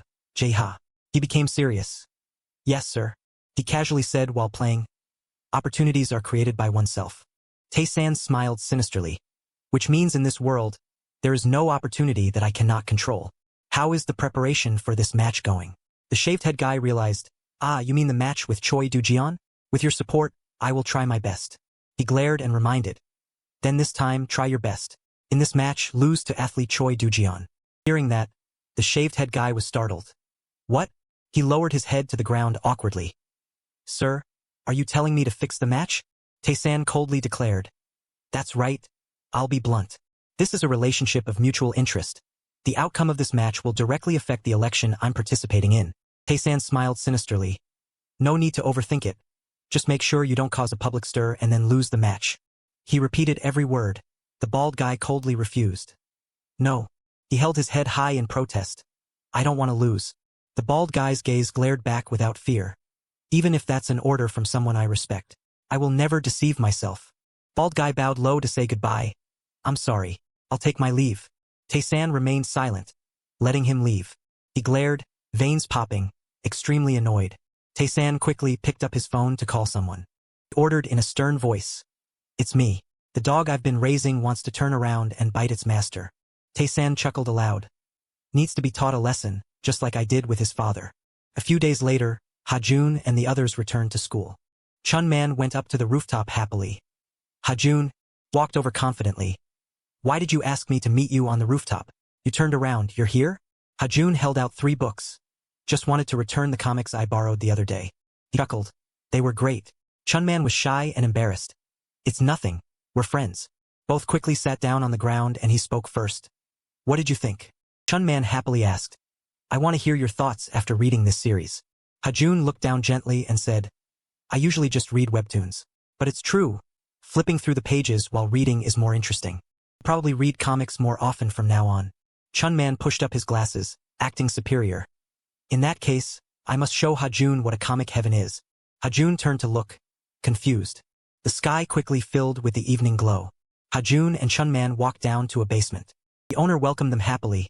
Chunman, you're here? He nodded repeatedly. Yes, hello boss. Chunman boasted confidently. Today I brought a friend along too. Beijun held his face, eyes wide. Chunman actually has friends? Hajun was stunned. Chunman, is he your dad? You two look so much alike. Beijun and he opened their mouths wide in surprise. How do we look alike?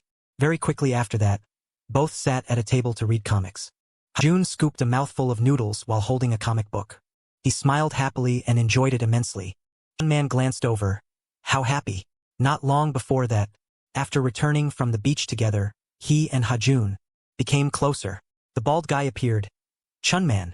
He walked over coldly and proudly, startling Chunman. Jeha, you're here? Hajun looked up blankly. Jeha. Why are you here? Chunman looked at his friend. I called him.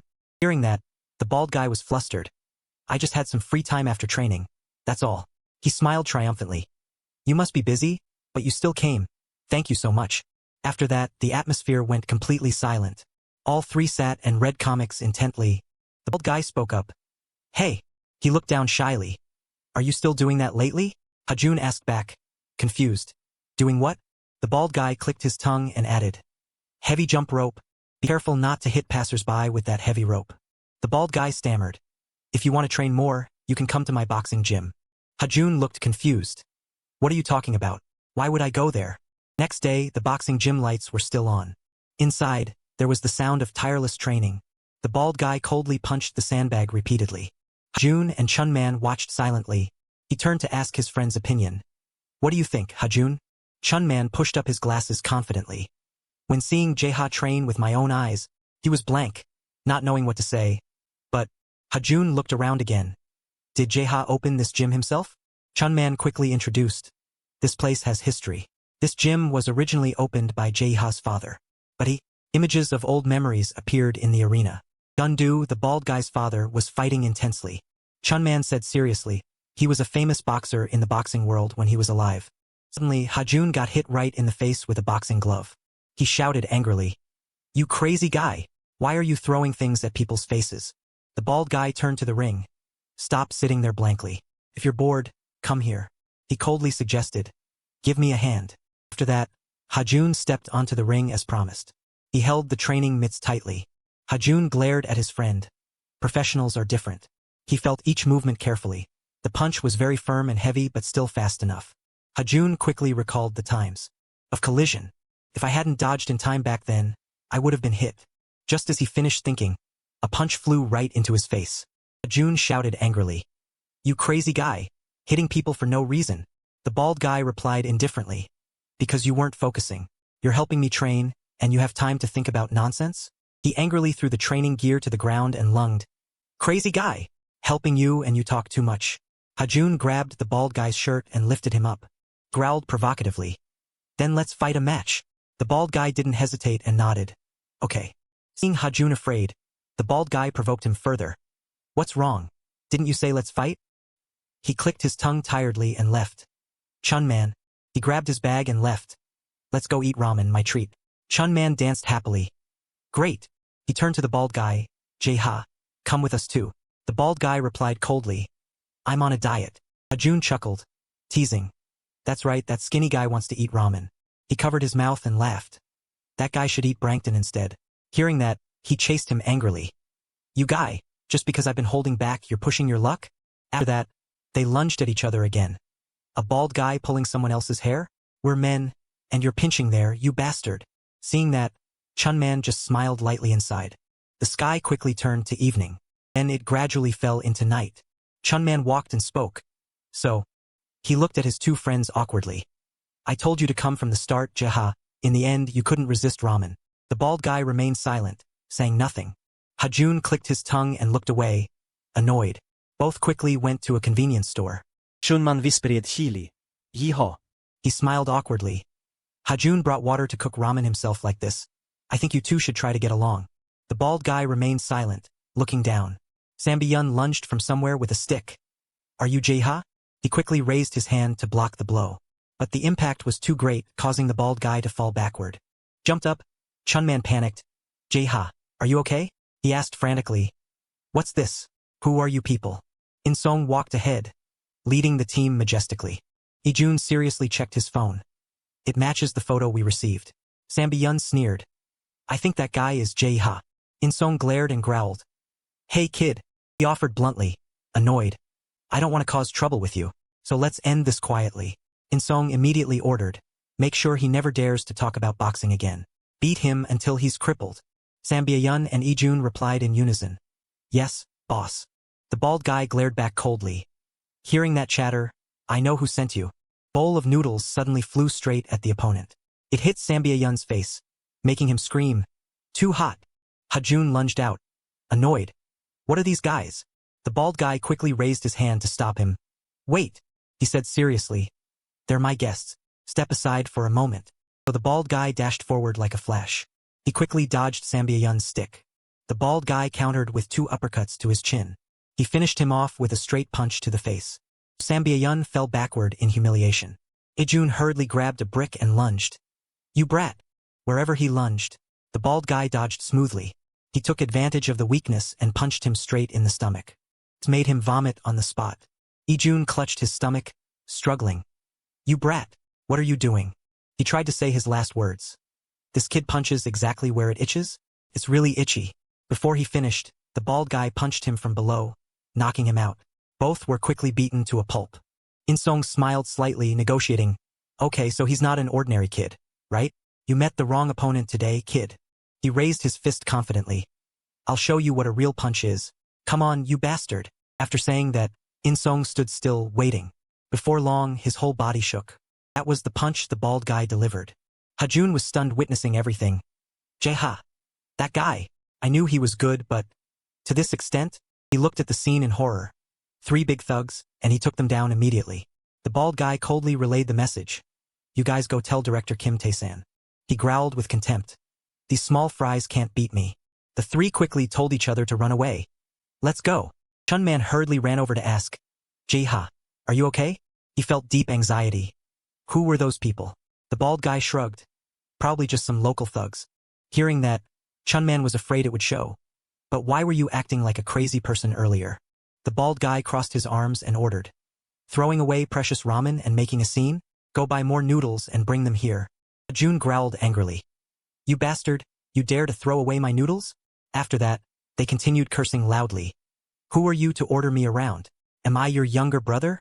So from now on I have a new underling. Chunman was extremely confused inside. After that another day passed after school, and they were together every weekend. Mostly visiting the comic shop. Then Ha-jun's voice rang out. Ha-jun, he scolded angrily. Read faster. Give me the next volume. The bald guy frowned irritably. Wait a second, you bastard. They all hung out together at Jae-ha's gym. The friendship of the 3 was always as warm as the gym lights. Chunman seriously recorded in his notebook, getting deeper. Ha-jun asked shyly. Like this? The bald guy nodded repeatedly. Now you look the part. He straightened up and ordered. Then today I'll teach you a defensive move. Try punching me repeatedly. Immediately, wherever Ha-jun lunged, the bald guy blocked the blows. He vaguely remembered the move from the fight. It's the move used when fighting those thugs. He quietly raised his hand to explain. This is called weaving. Put your center of gravity in your waist and bend down.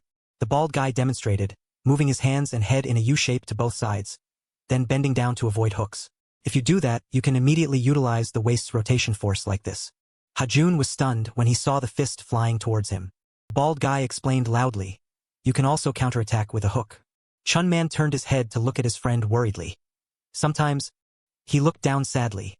Even though I miss Mugwang from before, Mugwang's empty space, Chunman drew busily. Ha-jun filled it perfectly, as if returning to that time. He smiled with his eyes closed. That feeling made Chunman both nervous and happy, to the point of wishing this moment would last forever. The sky turned into a gray scene. However, that happy moment, a sharp object stabbed Chunman. He coughed violently unconsciously. Shizu couldn't last long. A new day began with bright golden sunshine. Class 3-2 was still as noisy as always.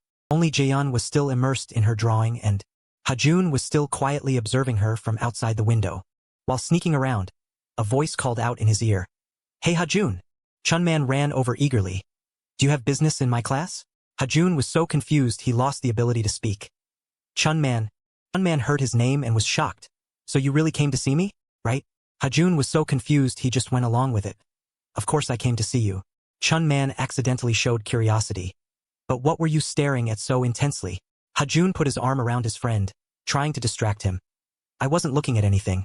I was planning to go to the canteen with you. Hajun just kept talking without noticing Chunman's gaze afterwards. The next day, still in that same class 3-2, Chunman drew busily, scratching on paper. While concentrating, there was a familiar feeling behind him. Chunman, he immediately turned back to question. Why are you tapping my back, Jaeon? She asked shyly. Are you drawing? Chunman replied concisely. Of course. Finally, Jaeon got to the point. The weather is so nice. Shall we go outside to draw? He agreed immediately without thinking. Finally, the time after school arrived. Chunman walked side by side and expressed concern. Are you studying well for the exams? Jaeon sweated, responding vaguely. It's just okay. Chunman didn't let up and asked. How have you been lately, Jaeon? Didn't answer immediately but asked back. But Chunman, are you the same? I don't know if it's because of exam stress, but lately, I keep forgetting things. Chunman curiously continued. Did you forget something? She lowered her head and muttered softly. Yeah, it's really strange lately. I can't remember my dad's face clearly anymore. Chunman opened his mouth in surprise. Jaeon's dad's face? She immediately added. Yeah, he passed away when I was very young. Even though time has passed, the moments Dad looked at me and smiled are still deeply engraved in my mind. Yet lately, I can't remember his face clearly anymore. Hearing her confession, Chunman didn't know what to say for a moment. In the end, Jaeon adjusted her mood herself. I suddenly brought up something random and made the atmosphere heavy. Sorry, let's just draw. Chunman thoughtfully reminded her. Hey, where's your sketchbook? She jumped and shouted. Oh right, where is it? I think I left it in class. I'll go get it right now, I'm dead. Chunman suddenly volunteered. You don't seem to be doing well lately. Let me go find it for you. His action stunned her. Where did that jacket suddenly come from? Leisurely left behind a broad back with instructions. Just sit there and use my sketchbook. Jaeon was overwhelmed with emotion and shouted. Yeah. Thanks Chunman. Soon enough he found what he was looking for. This one.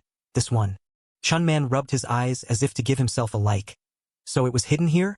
Jaeon's sketchbook. But seemingly normal scene caused a panic among those in the class. There's a pervert in a jacket rummaging through Kim Jaeon's desk. Call the police. Wait, isn't that someone from our class? Call the police. Meanwhile, Chunman had moved out to the hallway. As he walked, he silently praised. Jaeon. After all this time, her drawing skills have improved so much. If she keeps this up, she'll definitely become a talented artist. Even a genius like me has to be wary. The closer he looked, the more Chunman was terrified. The person in this drawing is... The familiar face hit his eyes, making the name Hajun pop into his mind. Chunman broke into a cold sweat, unable to understand for a moment. What? Why did Jaeon draw Hajun? Furthermore, why do these brushstrokes make me feel like there's something mysterious? From his perspective, Chunman quickly brainstormed a dramatic scenario. Could it be that time? He recalled the question he had asked. I was wondering if Jaeon, like someone? That was the question I blurted out of curiosity. When she heard that, Jaeon clearly froze for a long time. Then she moved her lips and uttered. Actually, Chunman didn't hear the answer then. He understands now. So, the precious person Jaeon mentioned back then. The person who always protects Jaeon to the point of not being able to take care of himself is Hajun. Chunman sat covering his mouth on the stairs, confusedly whispering. But, Jun. He felt shocked by the love triangle he discovered. She's Jaeon's girlfriend. Besides, Hajun is dating Ji-hee, Jaeon's best friend. After drawing the diagram, Chunman shouted to himself, wait, now that I mention it, yesterday. He recalled the scene where he met Hajun and wondered, why are you staring so intensely? At that time, Hajun responded very vaguely. I'm not looking at anything, I was just planning to go to the cafeteria with him. Chunman had tried to look back and saw Jaeon by the window. Now there's nothing he doesn't understand. Yesterday, the person Hajun looked at with affectionate eyes was Jaeon.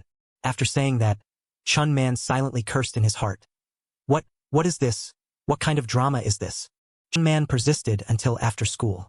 He hesitated as he walked, thinking to himself. I'm too embarrassed today to walk home with Hajun and Jaeon. So, never mind, I'll just go home alone. Yet Jaeon still caught him and called out. Chunman, I thought you went somewhere? Are you going to the gym today too? Let's go together. Chunman broke into a sweat but persisted in acting. Huh? Oh sure. Let's go Jaeha. They walked side by side, but Chunman's mind was elsewhere. Could it be? Is the reason Jaeha is dating Jaeyeon because of me? When I was labeled invisible by the Tiger faction, Jaeha saved me from their harassment. That invisible mark completely transferred to Jaeyeon, the person who stood up for me. Chunman was completely immersed in his boundless imagination. If Jaeha is reluctantly dating Jaeyeon to protect her from the Tiger faction, then Jaeha, Jaeyeon, Hajun, and even Jihee, all of them are suffering just because of me. Because of me, my precious friends. He hadn't finished grieving when a call rang in his ears. Chunman, startled and blurted out instinctively, Jaeha. He tilted his head, shooting a thoughtful look. Is something wrong today? Why do you look like someone is about to die? Chunman couldn't help but blurt out. That Jaeha. Could it be? But before he could finish, an intruder interrupted. Wow. Looks like you're having fun? Chunman jumped and stuttered the name. Mugwang. Mugwang sneered. Hey, that's a bit sad. Isn't it? Are you two just going to leave me behind? Our Tiger faction's top two, Jaeha. Jaeha immediately took a stance and instructed Chunman. Stay right behind me. Mugwang directly mocked. Your friendship is really touching. But what should we do? Today I've prepared a big gift. Jaeha. Can you handle it alone? No sooner had he finished speaking than he took a slipper to the face. Mugwang screamed in frustration. What? What was that? Which bastard? Hajun stood on one leg because he lost his slipper but still arrogantly asked. Who said alone? Mugwang was slightly impressed with Hajun. So you're that kid? Mostly thanks to your ruthless actions. Our former guy. That guy Jaeyeon whom you beat to a pulp. Since then, you've become famous in the underworld, you rope-crazy bastard, Hajun. At this moment, he was also frowning, observing the opponent. Very quickly, he had the answer in his head. That guy bullied Jaeyeon and Chunman, the leader of the 12 Zodiac Tiger faction. Hajun vaguely remembered the opponent's name. Cha Mugwang? He calmly corrected, it's Mugwang. He didn't care much and turned to ask. Chunman, are you okay? Jaeha, who had been in a stance for a while, compared, hey errand boy, why didn't you ask about me? Hajun retorted equally. Am I a sea creature or something? Asking like I'm asking an anchovy? He temporarily suppressed the urge to swear. Anyway, those guys, because the problem they faced was much more serious. Roughly over 40 people. Jiha was also a bit wary. What to do? Let's split them in half. Hajun bluntly attacked. You're the weakest, it should be 8-2, you idiot. But he still stubbornly tried to calculate. Let's split it 8-3. Mu Wang was still in a more advantageous position. What? Didn't expect it, did you? He was just annoyed at having his name mocked many times. Ekimucheon. He patiently corrected. It's Mu Wang, but the other person didn't care much. We don't have any mercy left for you, you parasitic bastard. Mu Wang's expression didn't waver a bit. Fine. I've calculated it carefully too. On the contrary, the massive army behind him was all weaklings. These power-measuring guys are no different from background scenery. So I invited a special guest here. The first person to appear was John, nicknamed the Sword Faster Than the Wind. His companion was Lee Su, nicknamed MC the Hammer. As soon as the two big characters appeared, the two chickens stopped crowing. Mu Wang continued to proudly introduce. This is the big gift I specially dedicated to you, Jiha, because of our friendship over the past time. Since the two of them are mercenaries in the field, just consider it learning how to live in society early and obediently take the beating. Hajun knew when to cower. How about we run away now? Jiha was no exception. Good idea. Meanwhile, the opposite side was busy monologuing. Anyway, thanks Jiha, for working hard as my dog, but we have to clarify the price for betraying the Tiger faction.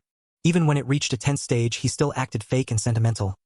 Jiha, you've worked hard lately. Just then, a resounding voice suddenly spoke up. Stop. Please stop. The existence that wasn't very prominent successfully froze the space for a few seconds. Although Junman was shaking like a leaf, he forced himself to continue. Muwang, now, can't you stop?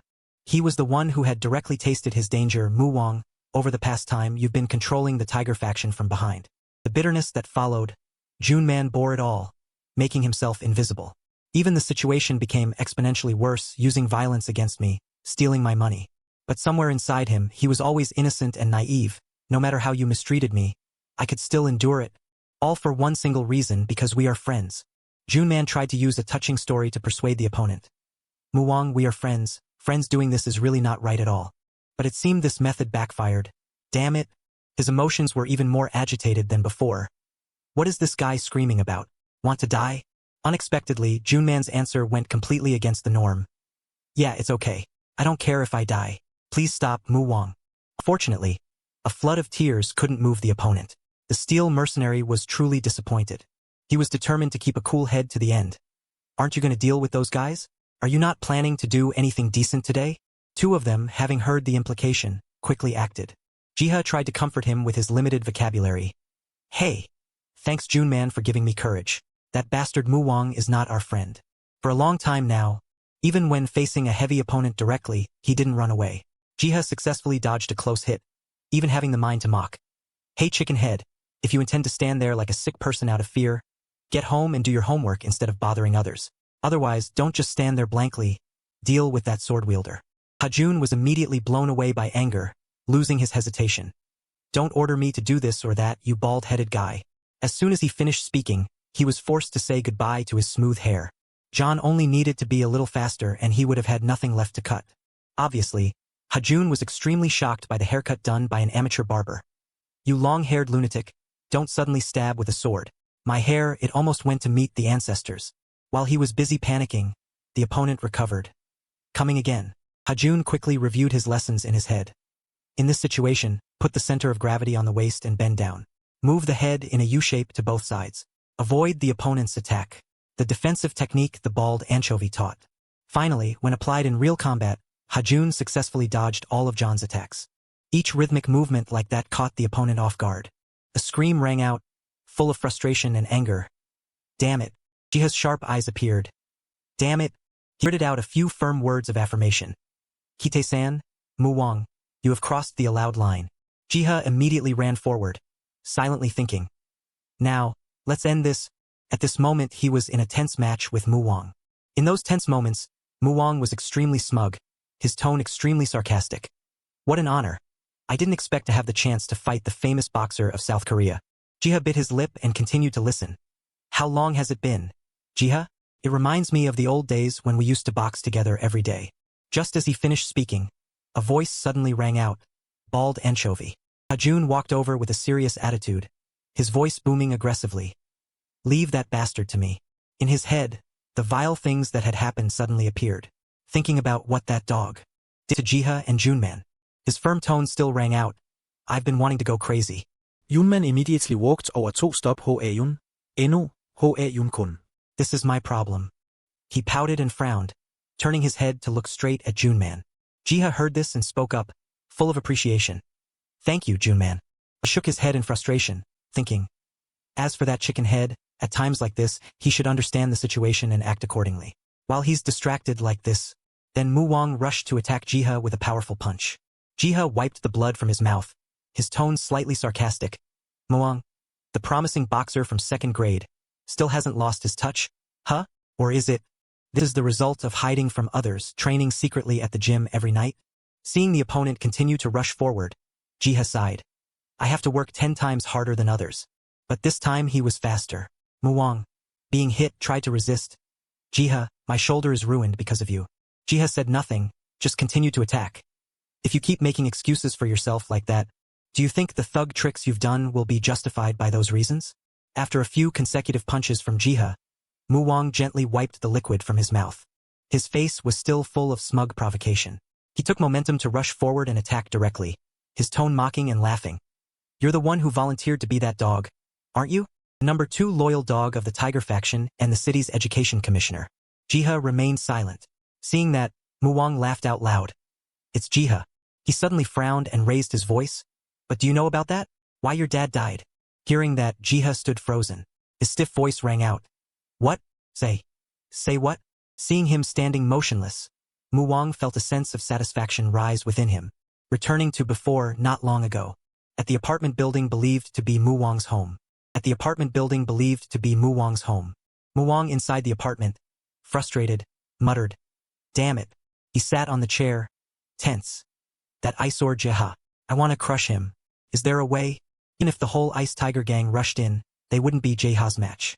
The steel mercenaries introduced before, or should I try hiring some professionals from over there? Thinking of this, Mu Wang's brain tightened with annoyance, but that requires a lot of cash.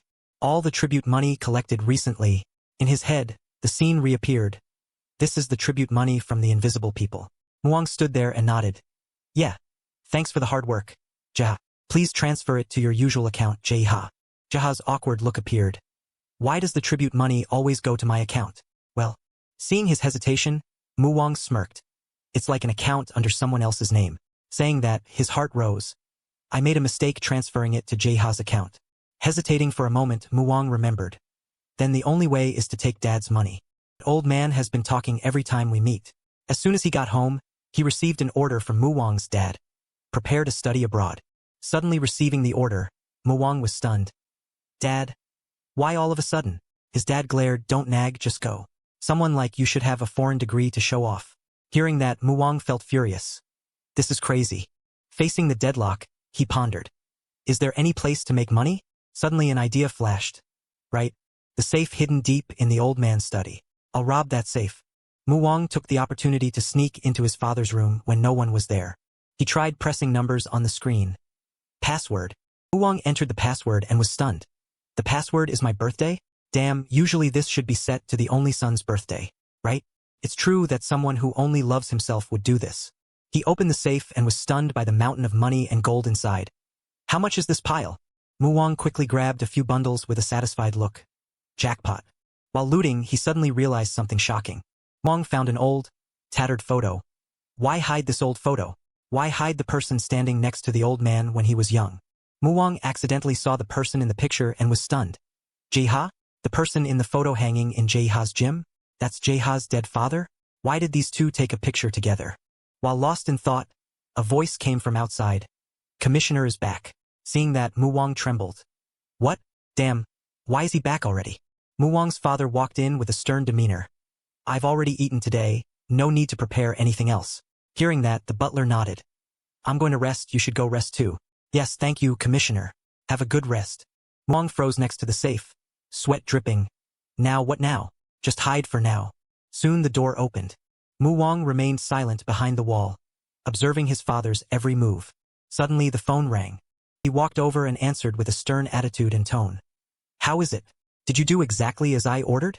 Muang stood still listening. Suddenly he shouted, You dog. Damn it. Is this how you do business? Called the best in Korea but can't handle one kid? I told you to handle it precisely this time. No, Hajun scratched his head. If it's that awkward, the reward value will decrease, right? After some discussion, he smiled eerily and ordered. Just twist it enough to reuse it. Anyway, don't make the mistake of killing him. He emphasized, just like Jaha's father. Back to the present, the atmosphere of the match suddenly went silent. Jaha trembled and called out. My father. He was so stunned he couldn't calm down. Commissioner Kite-san, whom I considered a foster father. My father. Seeing his chaotic state, Muang was smug. As expected, this Jaha is completely broken. He clenched his fist with confident thoughts. Good. Now is the perfect opportunity. But he couldn't have expected Jaha to be one step faster, throwing a punch without missing a beat. Muang fell backward, still thinking. Impossible. Jaha walked over with burning rage. Both me and my father, absolutely unforgivable. He gritted his teeth, lunging forward. Die. D. Suddenly someone standing behind saw Jaha punching repeatedly and realized. Opportunity. Here's the opportunity. Sejong laughed insanely. If I take care of that bastard Jaha now, Muang will let me back into the Ice Tiger gang. He grabbed a weapon and rushed forward with crazy intent. This is the opportunity God gave me. But at that critical moment, Junman stepped in to take the hit for Jaha. Witnessing that scene, Jaha screamed in shock. Junman. The dagger fell to the ground and spun a few times. Sejong saw his classmate collapse, screaming in fear. Junman. No, are you okay? His heart was full of panic. Damn it. What the hell did I do? Thinking of this, a flash of insight crossed Sejong's mind. Then he ran headlong forward. Damn it, bastard. Muang said lair trembling, whispering, Junman. Couldn't finish the sentence and shut his mouth. In Muang's head, he remembered the image of meeting Junman for the first time. That time, he only knew how to sit and laugh with his gang. Both of them broke into a cold sweat looking at his eating speed. But they still ate through every different restaurant together. Then went to boxing practice together. Even sat on the beach drinking beer and eating snacks together. The more he thought, the redder Muang's eyes became. Oh. Then he muttered something incomprehensible. Today, I wasn't here. Just then, the gang arrived, packed tight. What are you guys doing? Get out of the way. The building, quiet under the night, suddenly echoed with a shocking sound. Hajun put Junman's arm over his shoulder and urged, "Carry Junman, hurry to the hospital." Yet he spoke up to stop them. "Wait." Junman lay on the floor, pleading weakly, "Wait for me. A little. Leave me like this. Just a little." He decided to call the name of the guy next to him. Jae-ha-kun. "I know," Junman mumbled while reminiscing.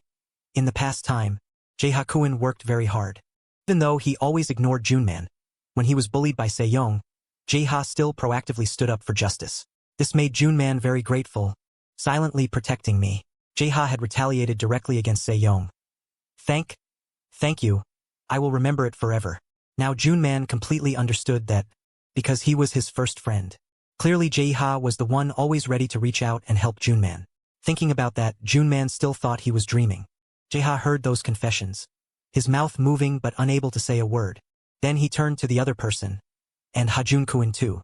He was called out and only felt shy. Junman casually reminded, "Don't lie. My feelings for the person you like." Clearly Hajun's eyes were always unconsciously directed at Jae-ha. He was exposed and teared up. Junman was exhausted, so his voice was weaker. But why is it so strange? I just wanna..." He cried while closing his heavy eyelids. "Let's go to sleep." The two Hajun looked at this scene and shouted in pain, Junman. Hey, Junman, open your eyes." Outside it was raining cats and dogs. The sound of rain mixed with sobbing inside the building. "Junman, wake up." In standing from afar, one could hear that painful sound. Junman. Finally, who knows who used all their might to scream, as if to tear the space apart. Junman. The rain swept into the city center.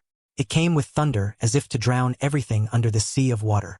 The group quickly rushed to the hospital. Just like that, Junman has. The two Hajun and Jae-ha had gloomy faces, but their hands were busy. In the hospital room, a familiar scolding rang out. "Hey, Junman. Why did you eat the whole box of tangerines?" It turned out Junman was only hospitalized after a simple stitching surgery. He sat on the bed like a king and casually set conditions. "I am the one who saved Jae-ha-kun from danger and bear the glorious wound. Because what I need now is vitamins, is that for sure." Jae-ha and the girl next to him quickly sang along. "Our Junman worked hard, eat whatever you want." "That's right, you have to eat a lot to recover quickly." "Junman, try an apple." Junman took the opportunity to rub his chin and add demands. And Jae-ha-kun, who owes me a life. Can you bring some more of my comic books? And maybe because it's raining, the hospital room is damp. For the health of my comic books, if you could bring the dehumidifier I ordered from Switzerland, I would be very grateful. Jae-ha-kun owes me a life. Jae-ha directly used force to help this guy wake up. Oh, why are you raising your fist at me? Jae-ha-kunes benefekter. According to the doctor, the reason he could survive was Junman's special ability. His stomach contains a lot of fat compared to normal people, so he could avoid major danger when the crude weapon damaged internal organs. And Sejong was dominated by feelings of inferiority before Jae-ha and could not control himself. Finally stepped Junman for protecting Yeho-a. Sejong immediately fled and lived in hiding after throwing back a "damn it." Not long after, someone called his name. "Hey Sejong, wake up." He tried to play dumb. "Who are you guys to order me around?" But he couldn't avoid the fate of being arrested by the police. In court, the judge clearly banged the gavel. The court declared the defendant. Sejong had to face the judgment of the law, but the most fundamental culprit of this case was Mu Wong and his Ice Tiger gang. Just as he said, I today was not here. The police didn't even conduct any investigation into their whereabouts on the day of the incident. The fact that Mu Wong's father, who stood behind them and was also the education commissioner Kite-san, intervened was clear as day. The scene quickly shifted to an old house. Stories about that truth in front of Jae-ha in the past time, no, since Jae-ha's father's time. Along with the crimes that Kite-san and Mu Wong's father and son committed, the level of anger and pain increased day by day. And currently, what Jae-ha is feeling is something he didn't dare to foresee. Day after day passed peacefully like that. Not long after, on a clear, breezy night, an underground arena gradually appeared before everyone's eyes. The MC was very excited when reading his lines. "Yes, we have finally arrived at the biggest match. A huge change has actually occurred that no one could have predicted. After eliminating the current outstanding fighters, two terrifying rookie fighters have finally entered the finals. First is Choi Yong-an. Although only 21 years old, he is already a heavyweight boxer and a championship candidate. The other side of the front line is our Jae-ha with a similar profile." The MC excitedly read his biography. "This is Jae-ha, previously known as the son of the late boxer, the national hero. It's true that the father passes it down to the son. Especially, Jae-ha is currently receiving full support from Kite-san, who is famous as a fanatical boxing fan. Therefore, today's match result attracts even more public attention. Jae-ha used the corner of his eye to sense Kite-san's position. Before he could react, the MC hurriedly announced, "Yes, right as I am speaking, the opening bell has rung. Round 1 begins."